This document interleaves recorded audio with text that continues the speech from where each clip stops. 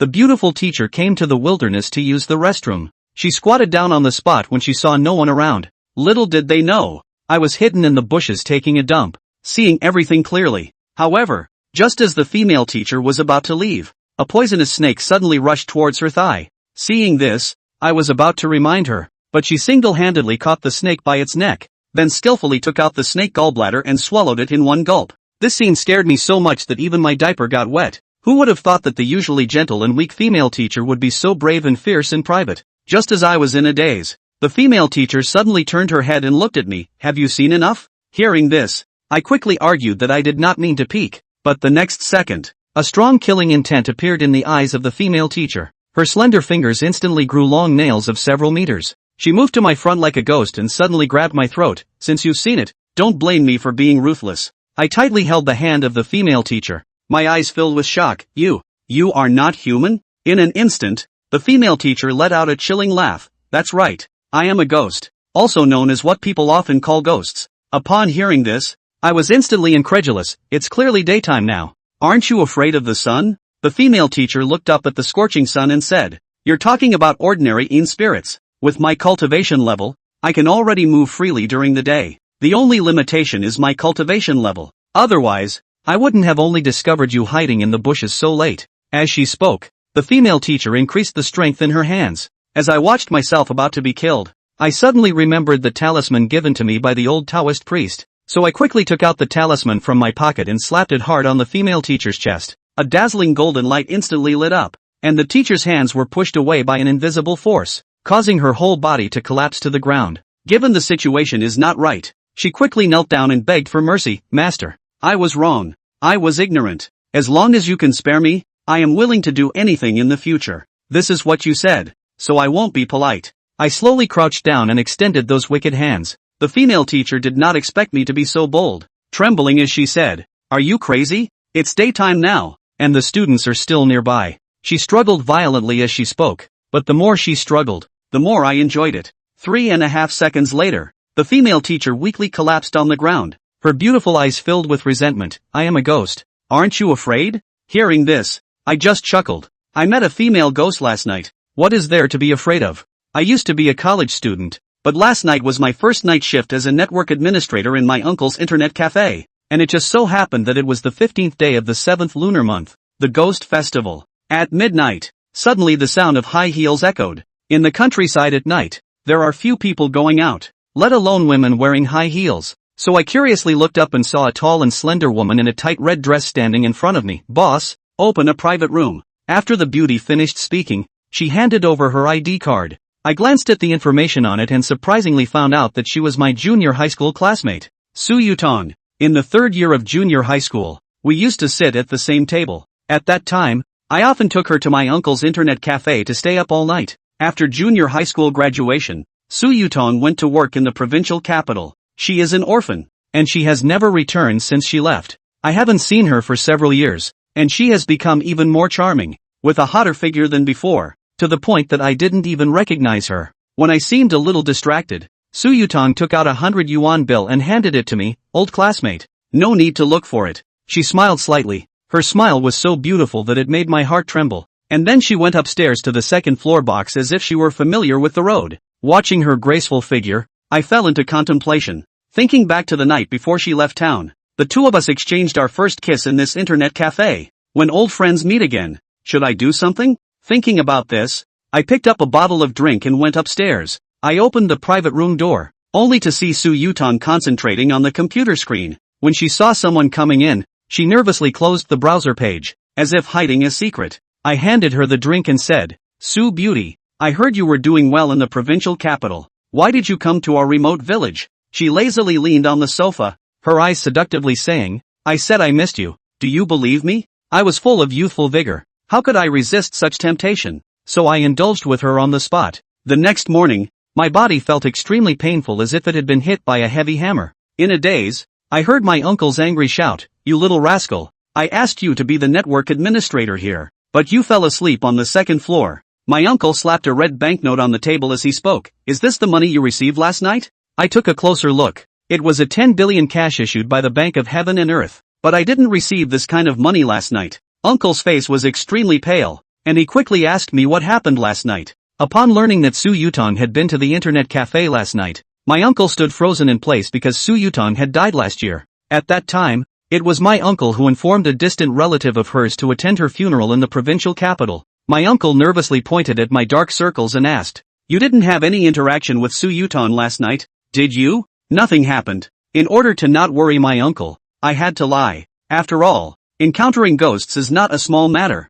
Alright, I'll give you a few days off to rest well. Don't dwell on this matter. Remember, if you do no wrong, you need not fear ghosts knocking on your door. Hearing this, I nodded and walked back home. Suddenly, a scruffy old Taoist with disheveled hair appeared in front of me. "Young man, it seems like your recent romantic luck is quite good." I naturally had no intention of paying attention to this kind of charlatan in the martial world. Seeing me remain silent, the old Taoist shook his head. "Although you have good romantic luck, you are entangled by evil spirits. If I'm not mistaken, you must have encountered a ghost last night, right?" I looked at the old Taoist in surprise and asked, "How did you know?" The old Taoist smiled slightly and said, "You don't have to be afraid. For ordinary people, encountering ghosts is a bad omen, but I can see that you are different. Can you tell me your date of birth?" Upon hearing this, I revealed my date of birth. The old Taoist priest calculated with a pinch of his fingers. "Your birth chart is pure Yang, born in the summer at noon. You can be considered the purest of the pure Yang. People with this kind of birth chart benefit greatly from cultivating Yin spirits. It seems that you have caught the eye of a female ghost." Saying this, the old Taoist priest took out a white porcelain bottle and a talisman. "Young man, keep these two things safe. They can save your life when necessary. If you encounter troubles you can't solve, you can find me at the Baiyun temple." With that, the old Taoist priest turned and left. My friend Fatty called and said that the school is organizing a trip to Luohua village for sketching today. He asked me to wait for him by the roadside at noon. Due to the temporary absence of the leading teacher, this time the leading teacher has been changed to Bai Wenxin. When I heard this, I almost burst out laughing.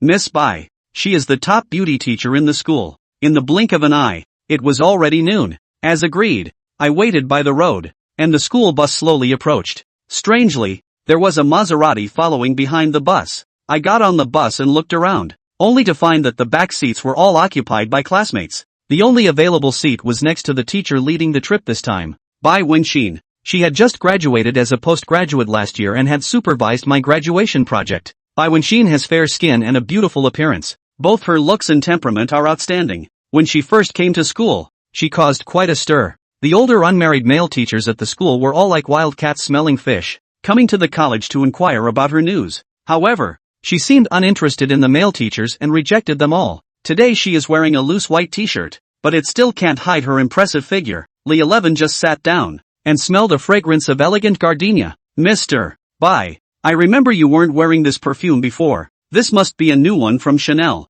Yo, haven't seen you in a few months. I didn't realize your nose was still this good." She smiled. Those watery eyes were extraordinarily pretty. The driver was about to close the door and start the vehicle when a man barged in. "Wenxin, wait for me." Bai Wenxin saw the man and showed a surprised expression. "Zhou Feiyang, why are you here? I heard that you were going to the village of La Cafe, and I wanted to accompany you, both to protect you and to. It also takes care of the students." He pointed to the Maserati in the back of the bus. "The bus is uncomfortable to sit in and take my car to the village." Bai Wenxin, however, had a stern face. "I'm responsible for the safety of the students. I can't take your car." The bus driver was certainly not happy when he heard Zhou Feiyang say that his car was not good. He said, "This bus can't hold a Buddha like you, so don't let me turn you upside down. Why don't you go down and keep driving that limo of yours?" Zhou Feiyang could only get out of the car resentfully. Li 11 turned his head and asked the fat man who he really was. According to Fatty's explanation, Zhou Feiyang has been pursuing Bai Wenxin recently.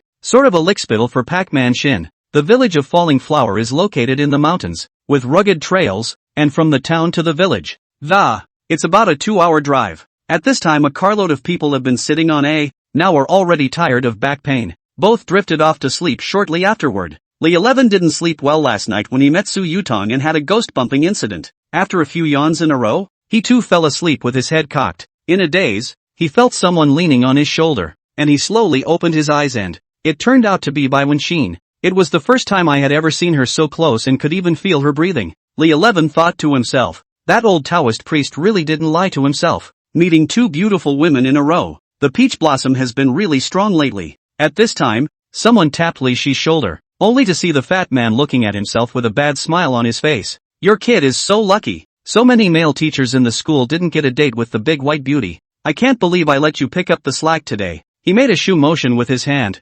signaling him not to speak too loudly. In case I woke up by Wenxin, there would be no such benefit. As if he didn't see it, Fatty continued. Eat. You must treat me to dinner when you go back. Li 11 nodded and told him to sit down quickly, but the fat man took out his cell phone and took a picture of it before it subsided. I don't know how long it took, but by Wenxin woke up and, when she saw herself leaning on Li Shi's shoulder, her face flushed red for a moment. No. Sorry. No. Didn't press against you. You can lie down a little longer if you're comfortable falling asleep like this. Bai Wenxin was flustered and organized her hair, not knowing what to say. Suddenly, the bus braked sharply. Master? What's wrong? Bai Wenxin stood up, trying to get rid of the embarrassment from earlier. The car's engine may have failed. I'll go down and have a look. Shortly thereafter, the driver brought bad news that the all the way uphill made the car's engine burn a cylinder. The bus definitely won't make it into the village. It's still a few kilometers from the village. It may be necessary to walk to the village next. Zhou Feiyang walked over from the Maserati and cursed at the bus driver.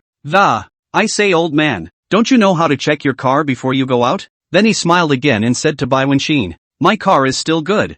I can send the students into the village by the busload. The bus driver didn't take kindly to him. There's a dirt road up the mountain ahead. Your precious car can't afford to be tossed around. Of course Zhou Feiyang won't lose face. Just kidding, my multi-million-dollar car isn't for show. I'm dragging you to see it. When he finished, he took the driver up to scout the road. It was 2 o'clock in the afternoon, the time of day when the temperature is at its highest. The sun shone unbearably. The temperature inside the car gradually came up, and sweat soaked Bai Wenxin's clothes. Li 11, a native who grew up in the area, thought of a stream running water not far away. It was proposed that the crowd wait for their return in the shade by the stream. When they heard that they could play in the water, the students got off the bus happily. But then, his stomach suddenly hurt. Walk me through a big one. He pulled the fat man who was about to get out of the car. It was his and Fatty's code word for Ting when they were growing up. The fat man, seeing the pained expression on his face, would have agreed. But then a fat girl sitting in the back row came over.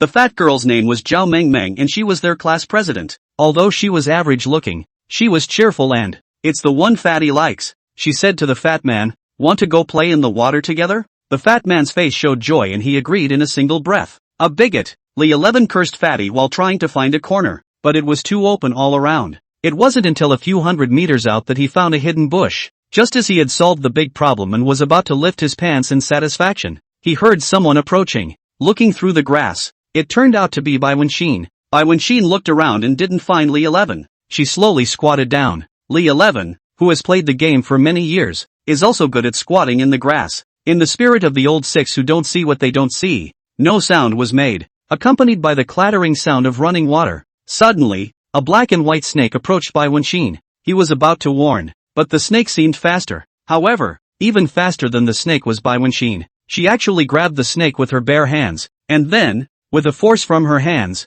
the snake was split in two. Then she took out the snake's bile and swallowed it directly. Li 11 couldn't believe his eyes. The ostensibly well-mannered beauty that. It's surprising how violent it is in private. You've seen enough. Bai Wenxin turned back and leisurely looked in the direction of Li Shi's crouching bushes. Chapter 3, The Mountain Spirit Receives the Marriage. Mr. Bai, I really didn't mean to peek at you. Li 11 hurriedly stood up and, trying to explain, now that you've seen it, don't blame me for being merciless. Bai Wenxin's originally gentle eyes violently revealed a strong killing intent, only to see a dozen centimeters long nails grow instantly on her slender fingers. She formed her right hand into a claw, her body flashed like a ghost, and, in the blink of an eye, he directly grabbed Li Shi's throat. The two of them were more than 10 meters away from each other, but she drifted to them in just an instant. You're not human? In extreme shock, Li 11 clutched Bai Wenxin's right hand tightly and tried his best to break free. Bai Wenxin let out a creepy laugh. That's right, I'm a Yin spirit. The spirits she spoke of are what people often call ghosts. Li Shi's head buzzed. The hairs on his body instantly stood upright. How is it possible? It is now broad daylight. How can a ghost show up? Bai Wenxin looked up at the blazing sun. You're talking about an ordinary Yin spirit, with my cultivation, already able to move freely during the day, only that your cultivation is limited during the day. Otherwise you wouldn't have realized you were hiding in the bushes so late. Li 11 felt that he was already on the verge of suffocating. Suddenly, he remembered the talisman that the old Taoist priest had given him. Maybe that would save his life. Fortunately, he had put the talisman in his pocket. and he could only gamble on whether he would live or die. With his last ounce of strength, he pulled out a talisman and slammed it on Bai Wenxin's chest. Just then, the talisman suddenly shone with a bright and dazzling golden light. The light contained an endless pressure. At the same time, Bai Wenxin's hand seemed like it was bounced off by an invisible force. The whole thing seemed to have lost its support as it snapped loose and instantly collapsed to the ground. Her face was as pale as paper, and beads of sweat continued to roll down her forehead. The eyes revealing disbelief and horror. She trembled her body and painfully said, "How did you get the talisman?" Bai Wenxin's originally stern eyes gradually became softer. "As long as you let me go, I'll promise you anything you ask me to do from now on." Looking at her endearing gaze and moving body, Li Shi's lust instantly surged. Now that she was so weak, he had even more to fall back on. Granted, the great beauty in front of me is not human, but having already bumped heads with a female ghost last night, how could he miss a great beauty like Bai Wenxin? "That's what you said. Oh, then I'm welcome." He slowly crouched down and stretched out those wicked hands. She hadn't expected the other party to be so bold, and looked at Li 11 in shock. "I am a Yin spirit. Aren't you afraid?" Li 11 heatedly laughed. "If you're bold enough, female ghosts take maternity leave too. You're crazy. It's daytime. The students are still over there." But when faced with the flustered Bai Wenxin, Li 11 in turn became more energized. Half an hour later, Bai Wenxin was paralyzed on the ground, and only then did Li 11 remove the talisman affixed to her body. "You'd better be honest, or else watch out for me to use the talisman against you again." Like a little sheep, she nodded obediently. Soon, the two returned to the creek. Fatty came over with a bad smile on his face. "I see that you came back together with the white beauty. Honestly, what did you just do?" Li 11 naturally wouldn't say anything about Bai Wenxin being a female ghost. Let's not talk about whether Fatty believed it or not. If he really believed it, he would be scared to death. "What can we do? Just came back from taking A and happened to run into it." Fatty said. "Have you been constipated lately? It takes so long to take A. Too much chili." "No." At that moment, the driver walked back alone, and with a few gloating looks he said, "Mr. White, that kid didn't listen to me and the car got stuck in a puddle. Now, you will have to enter the village on foot." The several kilometers of mountain road were far more difficult to navigate than the concrete road, and the crowd had been walking for 3 hours. Finally, we're in the village. The area is famous for its ancient architecture and has gradually developed into a tourist village. The village has also built a special agro hotel. Li 11 and Fatty used to be neighbors with the village chief, who watched them grow up. At that time, the two of them often went to the village headman's house to dine, so the headman treated them like his own children. Under the arrangement of the village headman, the students were unified into the best lodging in the village. Li 11 and Fatty, on the other hand, stayed at the village chief's house. The original plan was to schedule a sketching assignment in the afternoon, but because of a vehicle breakdown, everyone had been walking all afternoon again, so after they checked in, Bai Wenxin let everyone free. Li 11 and Fatty stayed after dinner to casually sneak around the mountainside outside the village, trying to find childhood memories. Unconsciously, it was getting dark, and the two of them were ready to go back, but strangely enough, I clearly remembered the way back, but after walking for a long time, I never saw the village. The fat man grew fearful. Li 11 heart also flooded with mutterings. Even if it is lost, should not be two people remember wrong. Not to mention that this was the village they grew up in, and as children they could find their way home with their eyes closed. At that moment, a festive sham came through. They followed the sound up a hill, only to see a procession to receive their bride. One by one, dressed in red, ink and green, with a red sedan chair right in the center, came banging on a gong and drums. It would have been weird to receive a bride at night, and as far as the duo could remember, it wasn't even a custom here. But what's even stranger is that those who received the relatives were probably only about a meter tall. This is by no means a normal human height. Fatty, however, foolishly said, "We are so lucky, we actually bumped into a marriage. Why don't we go down and get together?" "You nerd, look closely at what those are." Fatty fixed his eyes again and immediately pissed his pants. Those really weren't people. Instead, it's a receiving party of toads, weasels, monkeys, and other mountain spirits. At this moment, they were staring at Li 11 and Fatty in unison. Li 11 pulled Fatty and tried to run, but he was instantly surrounded by mountain spirits. Chapter 4, The Unlucky Fat Man. Toads, weasels, and monkeys and other mountain spirits surrounded them, beating gongs and drums. A creepy laugh escaped his lips. Fatty had never seen such a scene before.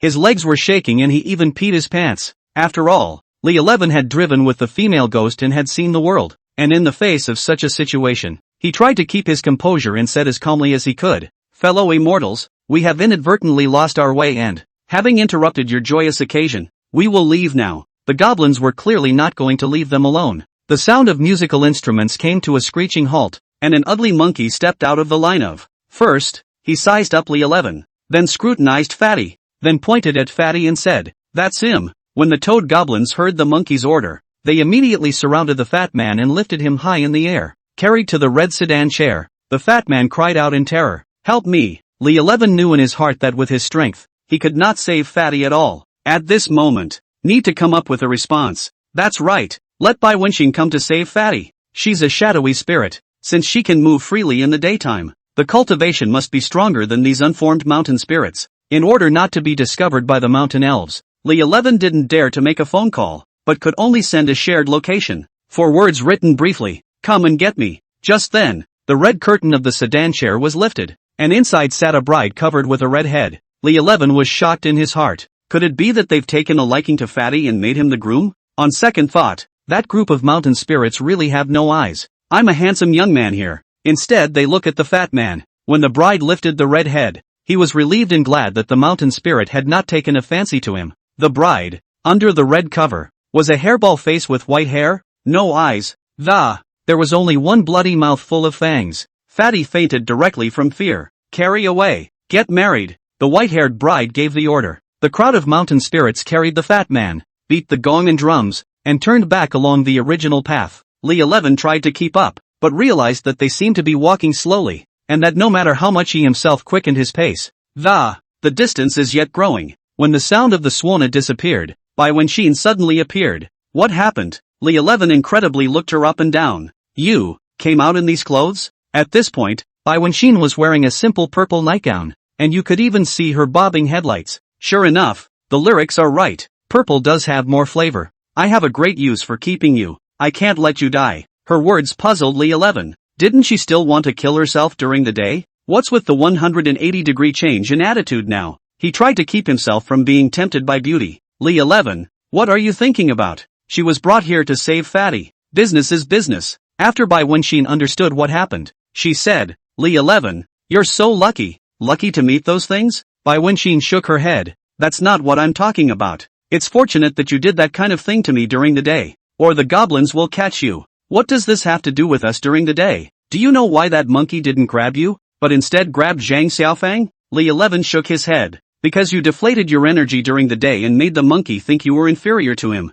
We're just going to drive once? I'm not as good as Fatty? Who are you looking down on?" Bai Wenxin snorted. "If you drive with a mortal, it's naturally nothing. However, I'm a Yin spirit. There is a difference between Yin and Yang. If it were someone else, you wouldn't be able to stand up for at least a week." Lee-11 couldn't help but worry about Fatty. That bride was so scary just now. He's not in danger, is he? It's not dangerous. It's only a week of not being able to get out of bed. Lee-11 couldn't help but sympathize with the fat man. As the saying goes, if you die under a peony flower, you can be a ghost. But if you can't get out of bed because of a goblin, that's a big loss. Is he still saved? Bai Wenxin nodded. I'm his counselor. After all, in case something goes wrong, I can't escape responsibility. Save or be saved. After saying that, she twisted her fingers and closed her eyes slightly, probing the location of the group of mountain spirits. Found it. Bai Wenxin pulled Lee-11 and ran deeper into the mountain. Shortly afterward, they came to a cave. The outside of the cave was decorated with lights and colors,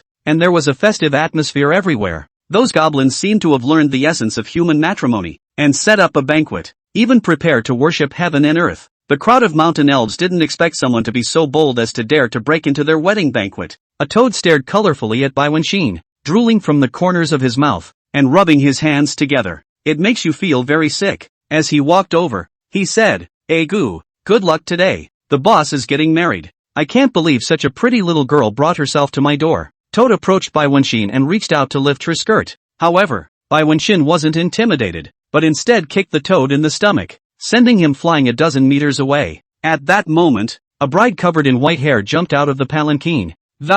Opening its bloody mouth, revealing sharp teeth, it said to Bai Wenxin, You're not human. Bai Wenxin pointed at the fat man lying on the ground. Her tone was very harsh. That's my student. I advise you that you'd better release him, or I'll make this joyous feast of yours a funeral feast. The white-haired bride circled her and thought for a moment. You take him. A mountain spirit said hurriedly. Boss, we can't let that kid go so easily. Together, We're still afraid of a little girl. The white-haired bride turned helplessly and walked into the cave, leaving behind the words, I told you to let them go. On the way back to the village, Li 11 asked, what kind of strength do you really have? How dare you make them afraid of you? You'll find out later. And as for that wild bunch, it's just a matter of me lifting a finger. Li 11 smiled. Hey, so what if you're more powerful? You're still being made to wail by me. Bai Wenxin kicked over. I think you're tired of living. Chapter 5, Poor Licking Dog. By the time we got back to the village, it was late at night. The nights in the village always seemed to be particularly silent,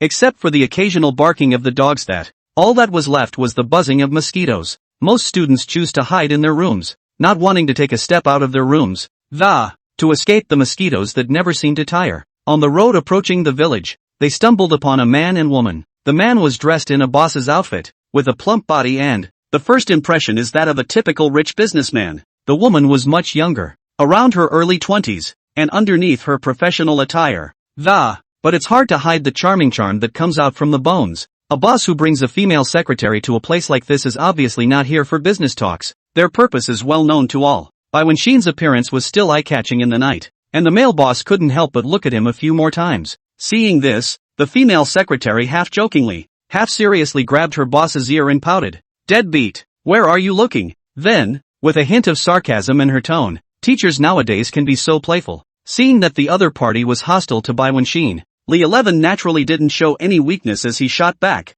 And, nowadays, secretaries not only have to serve their bosses at work during the day, but also continue to serve their bosses in their lives at night. The female secretary glared at him. Brat, what do you mean? Li 11 just hemmed and hawed and said meaningfully, you got it. The female secretary became even more angry as she turned to her rich boss and pouted. Brother Long, he bullied me. The rich boss swept her up into his arms and said in that poorly spoken southern Mandarin, well, don't bother with the youngsters. Then he gave a thumbs up to Li 11. Pretty boy, you're really something. I'm better than I was when I was young. Go for it. They walked to a bed and breakfast and walked in. Seeing that no one was around, Bai Wenxin also followed the example of the female secretary who had just mentioned Li Shi's ear. Softly but sternly issued a warning. I tell you that what we do during the day is known to heaven and earth, to you and to me. If a third person finds out, I'll castrate you. Li 11 was carrying the fat man on his back at this time, and was powerless to resist, so he could only pretend to beg for mercy.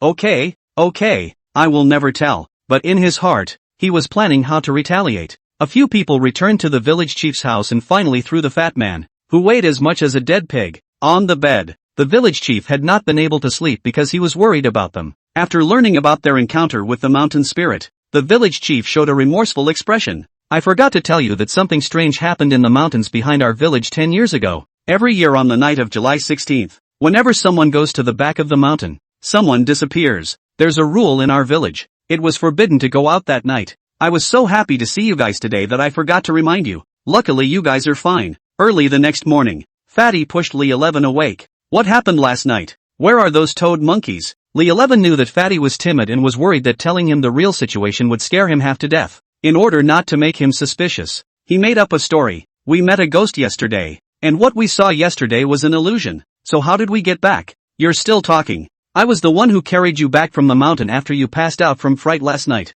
Say, how to thank me? Fatty wrapped his arm around Li Shi's neck. Hey, what are we brothers talking about thanking or not thanking? This way, if there's a next time, it's my turn to carry you. You'd better hope for the best. Not to say there won't be a next time, but even if there is a next time, you've got the guts, or I'll carry you. Dang. Knock. There was a knock on the door of the room. Fatty opened the door to the room and saw that it was the little fat sister Zhao Mengmeng. Why don't you guys get up? Look what time it is. Everyone is waiting for you. They then realized that it was now 9 o'clock. I was tired all day yesterday and slept right through today. We'll be right there. By the time the duo had simply finished packing, everyone had arrived, including Zhou Fian. He was helping Bai Wenxin with his parasol. Vince White announced today's event. Falling Flower Village has two parts, the new village and the old village. We're in the new village now. The old village is 3 kilometers away, where there are ancestral shrines and ancient buildings that will be useful for you to learn about ancient architecture. Today's assignment is to choose a building to sketch.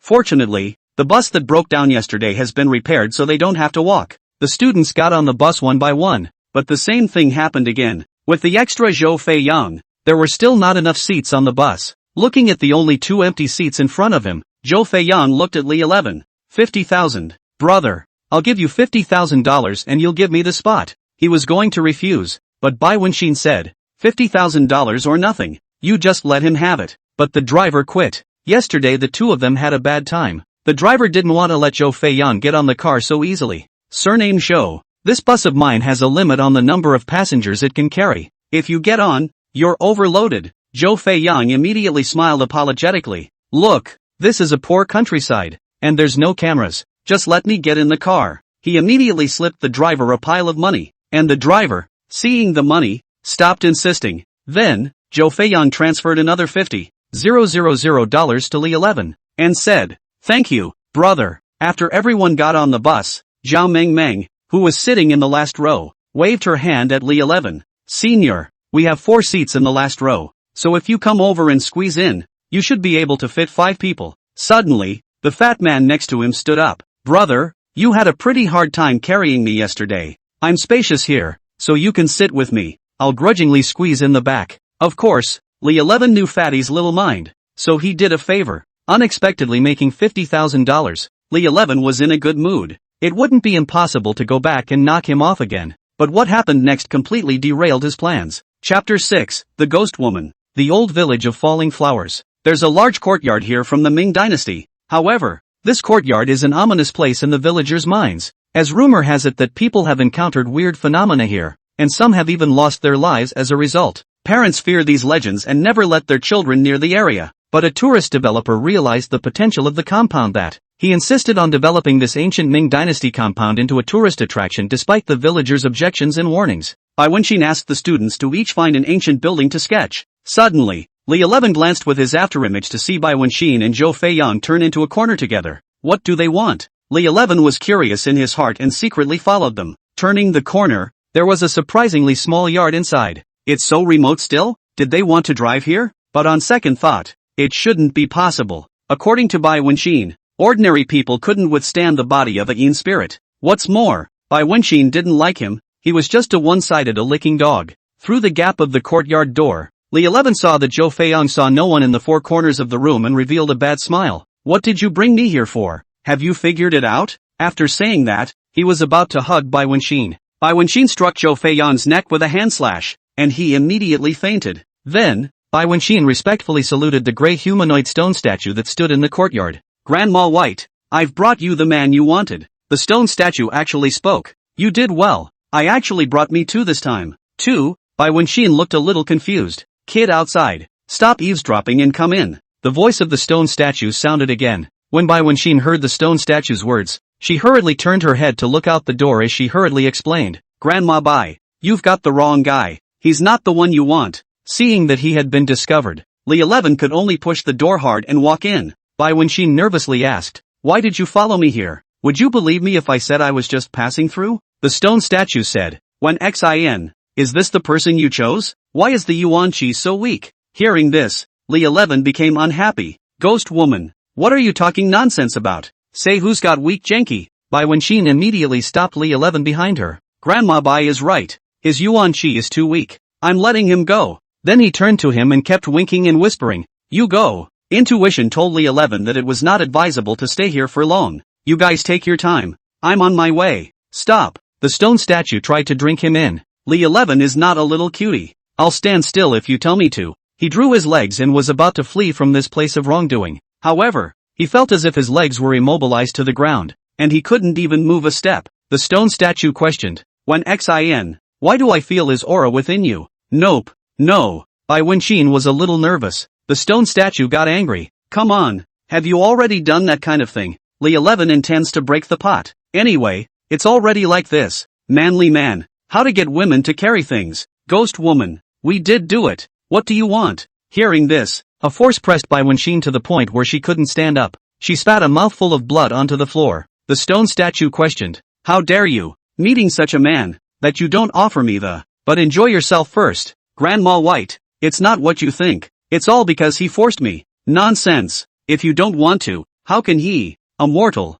possibly force you? Li 11 planned to go out on a limb. Indeed it was all forced by me. What? Ghost woman, do you want to try Master Li's power? The stone statue laughed out loud. Kid, quite a bit of guts, yes. I've been sealed for decades. It's been a long time since I've tasted your kind of meat. Keep me company when I get out. Li 11 thought to himself. Asterisk asterisk. Since she's called a grandmother, even if she's not hundreds of years old, it's 60 or 70 years old. 2. Let me accompany her. Is it the flowers that the Yin spirit plays with? Or am I just too short-sighted? Suddenly, he only felt a chill in his lower body, and he lost consciousness down there. Asterisk asterisk. What the hell? He subconsciously touched. Well, it's still where it belongs, the stone statue said. Alright, go first. Don't delay my cultivation. Li 11 felt that his legs could move, and thought, just let me go? In that case, what are you waiting for? Li 11 sat alone outside the shrine, digesting everything that had just happened.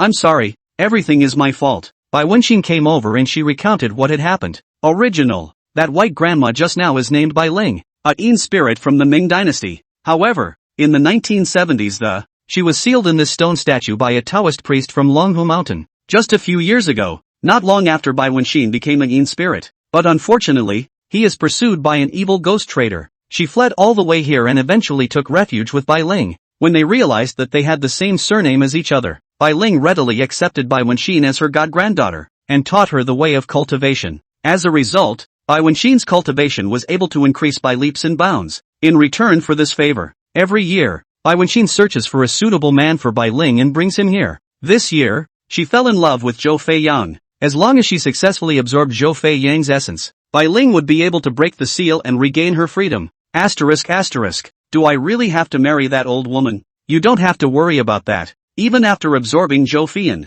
it will take another year for her to fully recover. Li 11 let out a long sigh of relief. Looks like I still have a year to figure out a way to deal with this. I don't want to accompany an old woman. Bai Wenxin snorted. Looks like you don't want to be with Grandma Bai. Aren't you bull asterisk asterisk asterisk asterisk ting me? Who wants to do that with an old lady? Bai Wenxin smiled mysteriously. Don't regret it when you get there. Whoever regrets it is a grandson. Chapter 7, Watching Less Literary Movies. Bai Wenxin toned down inside the shrine for a while before slowing down. You call the police now? Ha? Li 11 didn't understand how she could make such a request. Those students could still be outside, but did as he was told and hugged her tightly. What are you doing? Bai Wenxin pushed Li 11 away. Weren't you the one who told me to hold on tight? You. Bai Wenxin was speechless with anger. I told you to call the police. Call the cops for what? She explained. Everyone knows that Zhou Feiyan came with us, that he died here. We want to get out of our relationship. We have to do it first. Die? You mean he's going to die?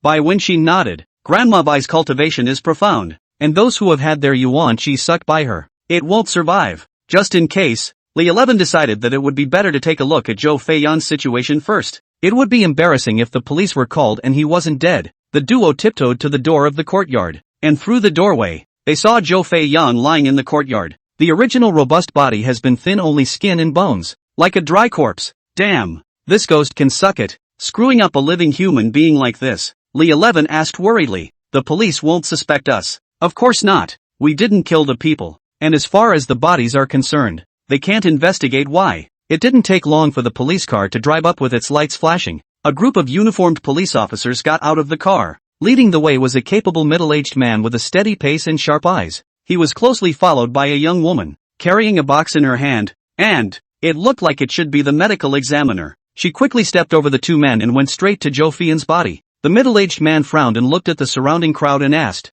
"Who reported the case?" Students have heard the news of Zhou Feiyan's murder and everyone gathered. However, when they saw Zhou Feiyan's miserable appearance, some timid students turned pale with fear and backed away. It's me. Li 11 walked out from the crowd. The two had matched confessions before the police arrived. I'm Zhang Yong from the city's criminal police detachment. How did you find him? I was just hanging out here, and I saw another yard tucked away in the corner, so I pushed my way in and I didn't expect to find him dead. White Wenxin added. I was there. Zhang Yang asked again. What is his relationship with you guys? I see that you are all students, but he doesn't seem to be. He's my suitor, and knows I bring students in for internships, said Bai Wenxin. Just follow it. The female forensic pathologist finished her examination and walked over. Team Zhang, I've examined the deceased was drained of blood and flesh. As for what means were used, it can't be found out yet. Zhang Yong nodded. In that case, bring the deceased back to the station and notify the family. At the same time, he didn't completely believe the duo's side of the story. Since you found the body, just please go to the village council in a while and help us make a statement. Li 11 came out from the village committee and saw that the female forensic pathologist was sitting inside the village compound thinking about something. Since she was just wearing a white coat, Li 11 didn't get a good look at her figure. Now she was wearing only a short-sleeved shirt, and her front and back were in full view. "Hello, officer. What are you thinking?" Li 11 walked over to strike up a conversation. She turned her head to look over. "I remember correctly. You're the one who found the body. Li 11, right?" She took a closer look at Li 11 and sensed a hint of something wrong. "Do you have a girlfriend?" Li 11 was confused by her sudden question. "Why is she asking me this? Is it hard to look at me?" He shook his head. "No." The female coroner laughed. "Young man, watch less literature in the future. It's not good for your health." Li 11 was puzzled by this statement. "Although I usually watch a bit of literature once in a while, but it's also kept to 3 or 4 times a week. I'm young enough to handle that frequency.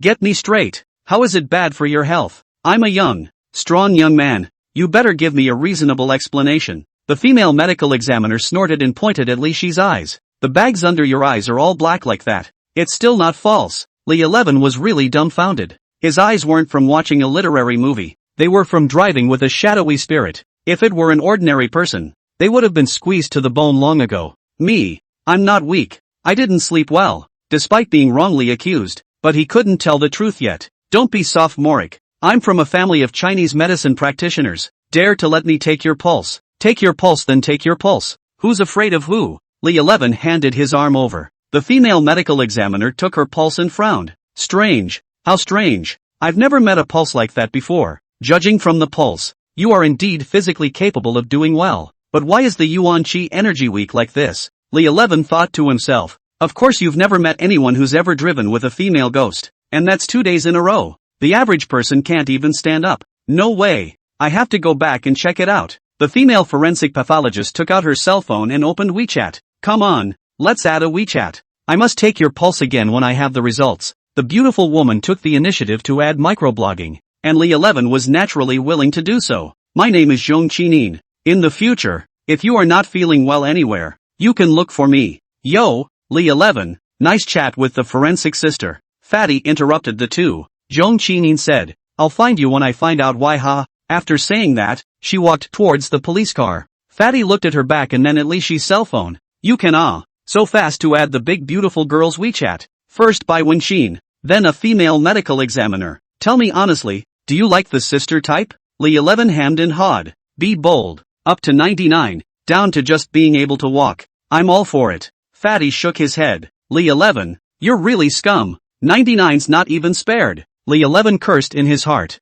"Damn, it's not just 99. The old woman of the Ming dynasty won't even let me go." Chapter 8, The Taoist Master Saved My Big Baby. With this kind of thing happening in Falling Flower Village, the students naturally could no longer stay here. Upon returning to the new village, some students were so frightened that they crouched in their rooms, afraid to go out, afraid that he would become the next Zhou Feiyang. Pleased that things weren't going right, White Man had the crowd pack up and head back to school in the afternoon. It was already evening when Li 11 returned to town. At the moment, there was lightning and thunder outside wrapped in pouring rain. He was looking at his computer, was enjoying a literary movie from Sakura Nation. ****. Why isn't my big baby responding? Thinking back to the previous encounters, could it be the ghost woman's doing? No matter how hard the teachers of Sakura Nation tried, there was just no response from below. Dang. Knock. A knock on the door interrupted his viewing rhythm. "Hello, your takeout has arrived." A petulant voice came from outside the room. "Takeout?" Li 11 didn't order takeout,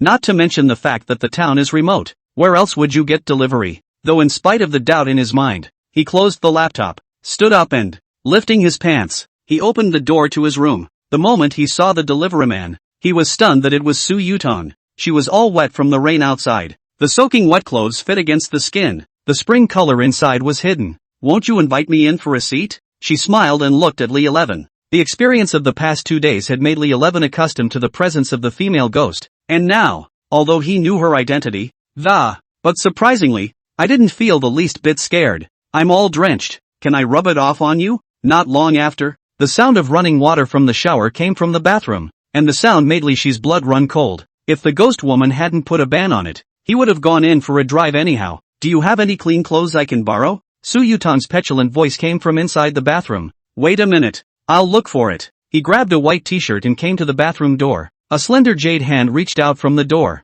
and then those hands pulled him in. The two of them looked at each other, and the air was quiet around them. The only sound was the running water from the shower hitting the floor. Seeing that the other party did not take any action, Su Yutang looked at Li 11 suspiciously. Then he touched him down there again and was surprised. "What's wrong with you? It was fine the day before yesterday." Like a movie star possessed, Li 11 hugged him. "You have to save me. I'm being targeted by a ghostly woman." "A ghost woman? Tell me what's going on." Li 11 then added to the story of meeting the ghost woman in La Cafe village. When she heard that the ghost woman had put some kind of restraint on him, she squatted down and studied it carefully. "Do you have a solution?" Li 11 still held a hint of fantasy. "Maybe it's not exciting enough." Su Yutang took a bite, but there was still no response. "That ghostly woman's ban is really powerful." Suddenly, she seemed to think of something. "Have you already found out who I am?" Li 11 took out the cash issued by the Bank of Heaven and Earth. "It seems hard not to notice." "You're not scared at all?" Knock, knock. Another knock came from outside the room. "Li 11, are you there?" "Holy, it's Bai Wenxin. Didn't she go back to school? Why is she here again?" Su Yutang asked. "Who's here?" "It's a teacher from my previous school." Li Shi's heart was in turmoil and, "I'm really worried about what's going to happen when the two of them meet." "In that case, I'll leave first. I'll find a way to help you remove the restraints." After saying that, he turned into a green smoke and disappeared into the bathroom. "What are you doing? What took you so long to open the door?" Bai Wenxin complained. "I was just taking a..." Bai Wenxin handed over a bag. "This is the roasted chicken I brought from the back streets of the school. You eat it while it's hot. It's about 300 kilometers from the school, and I'm surprised the roast chicken is still hot." She looked up and down the room and, suddenly, saw a white porcelain vase by the computer. "Where did you get that porcelain vase on your desk?" "It was given to me by a Taoist priest." She opened the porcelain vial and sniffed it carefully. "Try taking the pills in there." After swallowing it, Li 11 only felt warmth in his body. From the small stomach there was a constant surge of powerful force, and the prohibition was surprisingly lifted. He then realized that the Taoist priest was not a fraud. This pill can also only lift the ban for a while, and if you want to lift it completely, and you're going to that Taoist priest. Now that he's back to normal, he certainly can't pass up this opportunity to. Completely ignored her comment about finding a dowser. Dang. Knock. There was another knock on the door of the room. Asterisk asterisk asterisk asterisk. "It's not over yet. Are you asleep?" Uncle's voice came from outside the room. Hearing that someone was coming, Bai Wenxin turned into a white smoke and disappeared into the room as well. Li 11 while cursing. "Today can be really unlucky. 2 cooked ducks have flown away." While looking at the porcelain vase on the table, the old Taoist priest said to go to him when you meet troubles you can't solve. Bai Wenxin also let go to him. It seems that in order to completely lift the ban and deal with the ghost woman, still have to go to the White Cloud Temple. But Li 11 hadn't heard of any White Cloud view in our area. Thinking that my uncle knows a lot,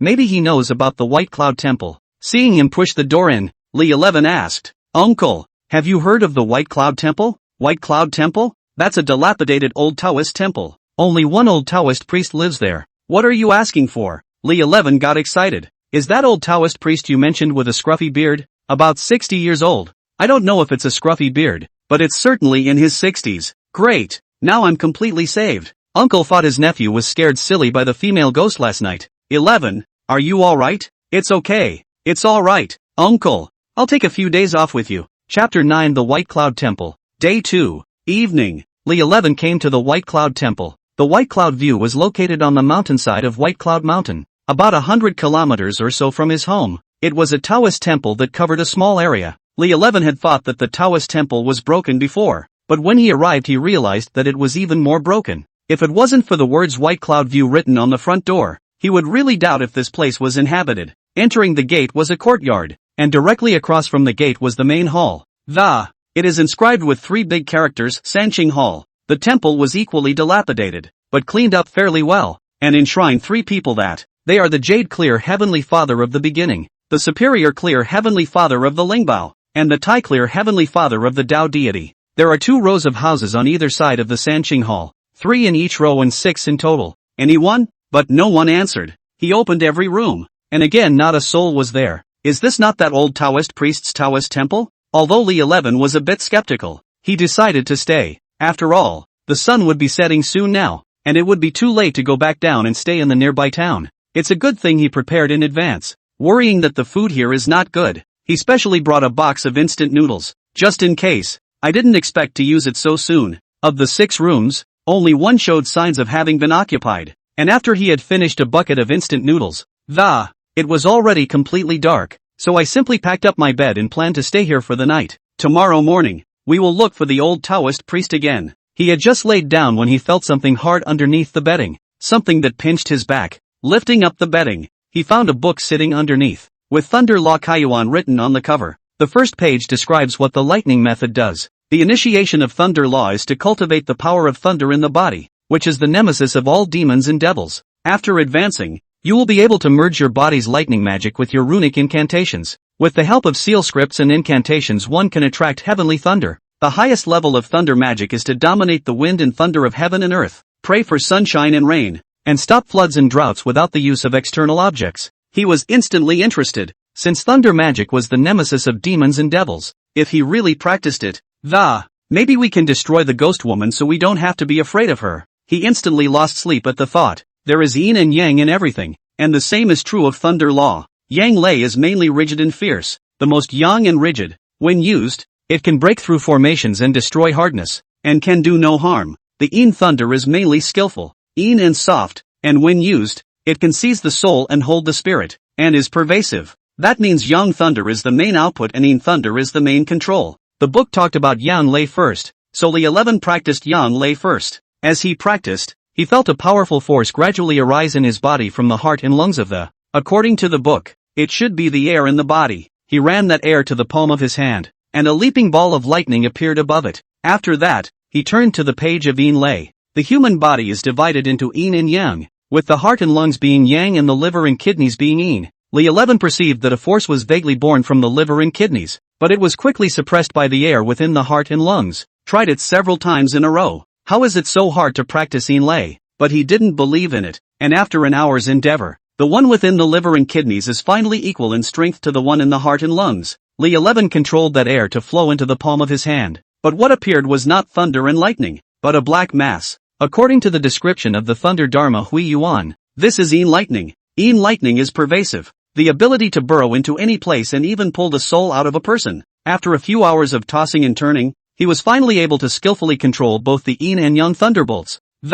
He was also considered to be in the door to the thunder method, and if he wanted to improve, he could only keep practicing every day to improve the power of the thunder method. The exertion of practicing cultivation made Li 11 sleep until noon before waking up. After a brief cleanup, I made a bucket of instant noodles and then prepared to go down the mountain for some daily necessities. He thought about it last night. He was going to just guard the White Cloud Temple, whether the owner of this place is that old Taoist priest or not. May I ask if Taoist Master Ching Wei is in? He was about to go out. A woman's voice came from outside the Taoist temple. Li 11 looked in search of the sound, and saw that it was a young woman with big permed waves standing outside the Taoist temple. It looked to be about 27 or 28 years old, and it was covered in designer labels. She was about the same age as Bai Wenxin, but Bai Wenxin looked more innocent. She was significantly more mature and must have married someone. May I ask if you are Taoist Master Ching Wei? Li 11 shook his head. That's Taoist Ching Wei's disciple? He was going to say no, but on second thought, this woman must be looking for Taoist Master Ching Wei for something.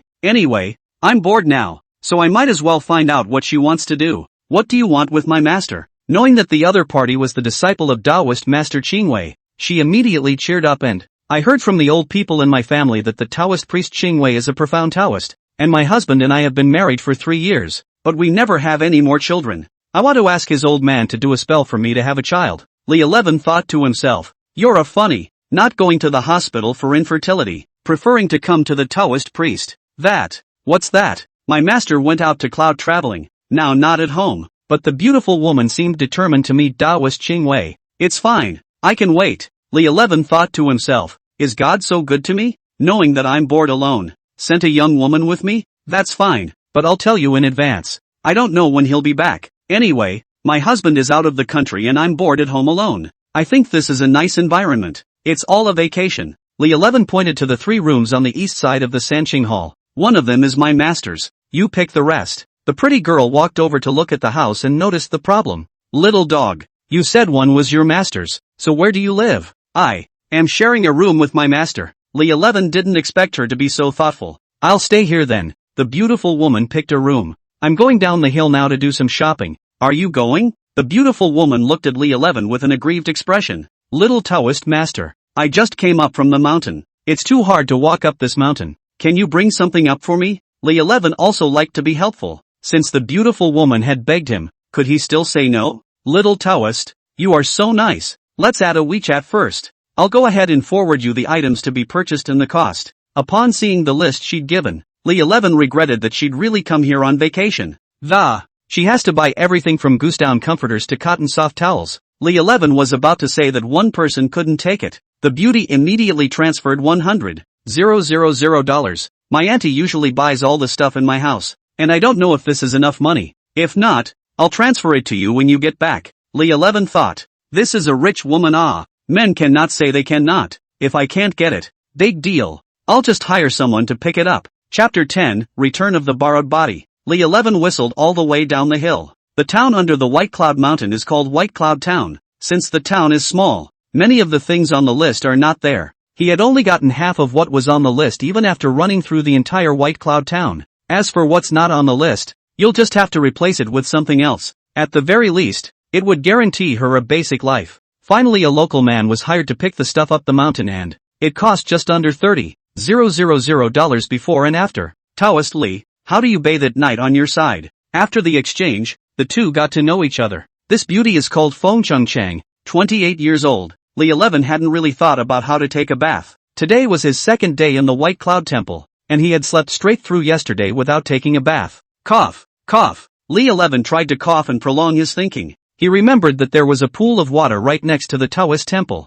It's like this. Normally, Master and I bathe during the day in the waterhole next to the Taoist temple. I can understand the warm weather now, but what about winter? Feng Chang asked. Li 11 thought to himself, your damn mind is quite diffuse, and you can still think about winter. In winter, it's just boiling water. He could only answer stiffly. Feng Chang looked at Li 11 alone with a pitiful look and pouted. Taoist Li, I'm sweaty from climbing today and I want to take a bath. I'm a girl. I can't use cold water. Can you boil a bucket for me? Yesterday, Li 11 probably figured out the situation of Baiyun, although the place is electrified. But I don't know if Taoist Master Qingwei is stingy, or for some other reason. But the only electrical appliance here is a worn-out kettle that boils water. And the kettle still looks like it was dropped and picked up. He makes his instant noodles out of that stuff. If that was used to boil water for Feng Chang to take a bath, it wouldn't burn until the monkey's age. The only way to do this now is to boil water for her on the kitchen's clay stove. Although he grew up in the countryside, he followed his uncle to the town after he was 12 years old, and I was so young that I had only seen fires being built, but never moved my own hands. It wouldn't be revealing if I said I wouldn't. Okay, I'll boil water for you. He finally agreed stiffly. Li 11 came to the kitchen, not expecting Feng Chang to follow him. What are you doing here? I've only seen rural fires on TV. But today is the first time I've seen one, and I want to see one. Li 11 had a hard time saying, damn, it's my first time too. All he could do was try to remember how he had watched adults operate as a child. He went to the earthen stove, filled the pot with water, then added wood to the fire, picked up the lighter but the firewood wouldn't light. Taoist Li, can you do it? Why hasn't the firewood been lit yet? Okay, why not me? He decided to use his final killing move, a thunderbolt pulsed in Li Shi's palm.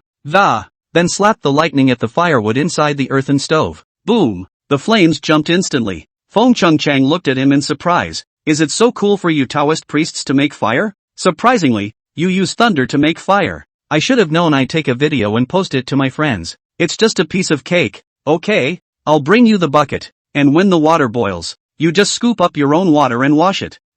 It's right here. This kitchen doesn't even have a door. What are you afraid of? It's the middle of nowhere and no one's looking at you. Feng Chang's face reddened and she pointed at Li 11. You doubt me? This Taoist master is a righteous man. What do you think I am? She quickly apologized. No, it's just my first night in a place like this. Some fear. If Li 11 before, he would have said, since you're scared, I'll accompany you, but he was a Taoist priest now, so of course he had to look like a righteous man. Don't worry, I'll just keep watch in the next room, and if there's any problem, you just yell for me. Half an hour later, the water was almost boiling, and seeing Feng Chang ready to take a bath, he had the good sense to go back to his room. Suddenly, the sky, which had been a moon and stars, changed. Large dark clouds obscured the moon from view at all. Hey! A woman's eerie laughter came into the air. Anyone who regularly bumps into ghosts knows that it's a female ghost coming. That's a pretty good skin. Just as soon as the voice of these words fell, the sound of Feng Chang yelling came from within the kitchen.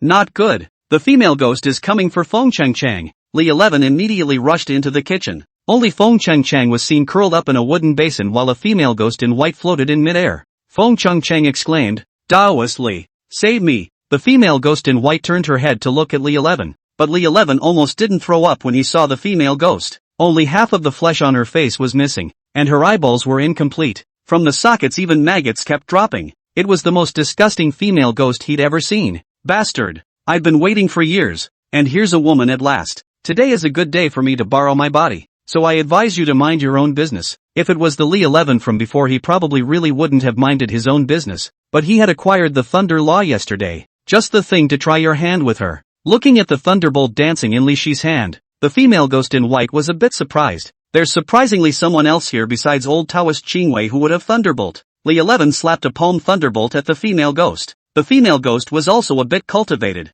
and when she saw the thunder and lightning coming, she wanted to turn into green smoke to escape. Li 11 immediately summoned Yin Lei, and several channels of viscous black liquid rushed towards the green smoke. Keep her under tight control. She looked at Li 11 in horror. Even old man Chang Wei only knows Yan Lei. How do you know the Yin-Yang double thunder? 11 Li thought to himself, is this hard? If the other party is a beautiful Yin spirit like Bai Wenxin or Su Yutang, Li 11 might even spare her life. After all, driving with a shadowy spirit is still pretty cool, and there's no legal liability. But no one should be able to lay their hands on such a disgusting female ghost. A palm lightning struck the female ghost and she immediately went up in smoke. Li 11 and Feng Chang looked at each other. She squealed, then excitedly said that, "You turn around. LOL. Who told people they are girls and are protected by the law? That's why it's better to have Bai Wenxin and Su Yutang. Now if either of them, Li 11 would never let it go." Li 11 turned around and was about to leave. Feng Chang hurriedly said, "You stand still.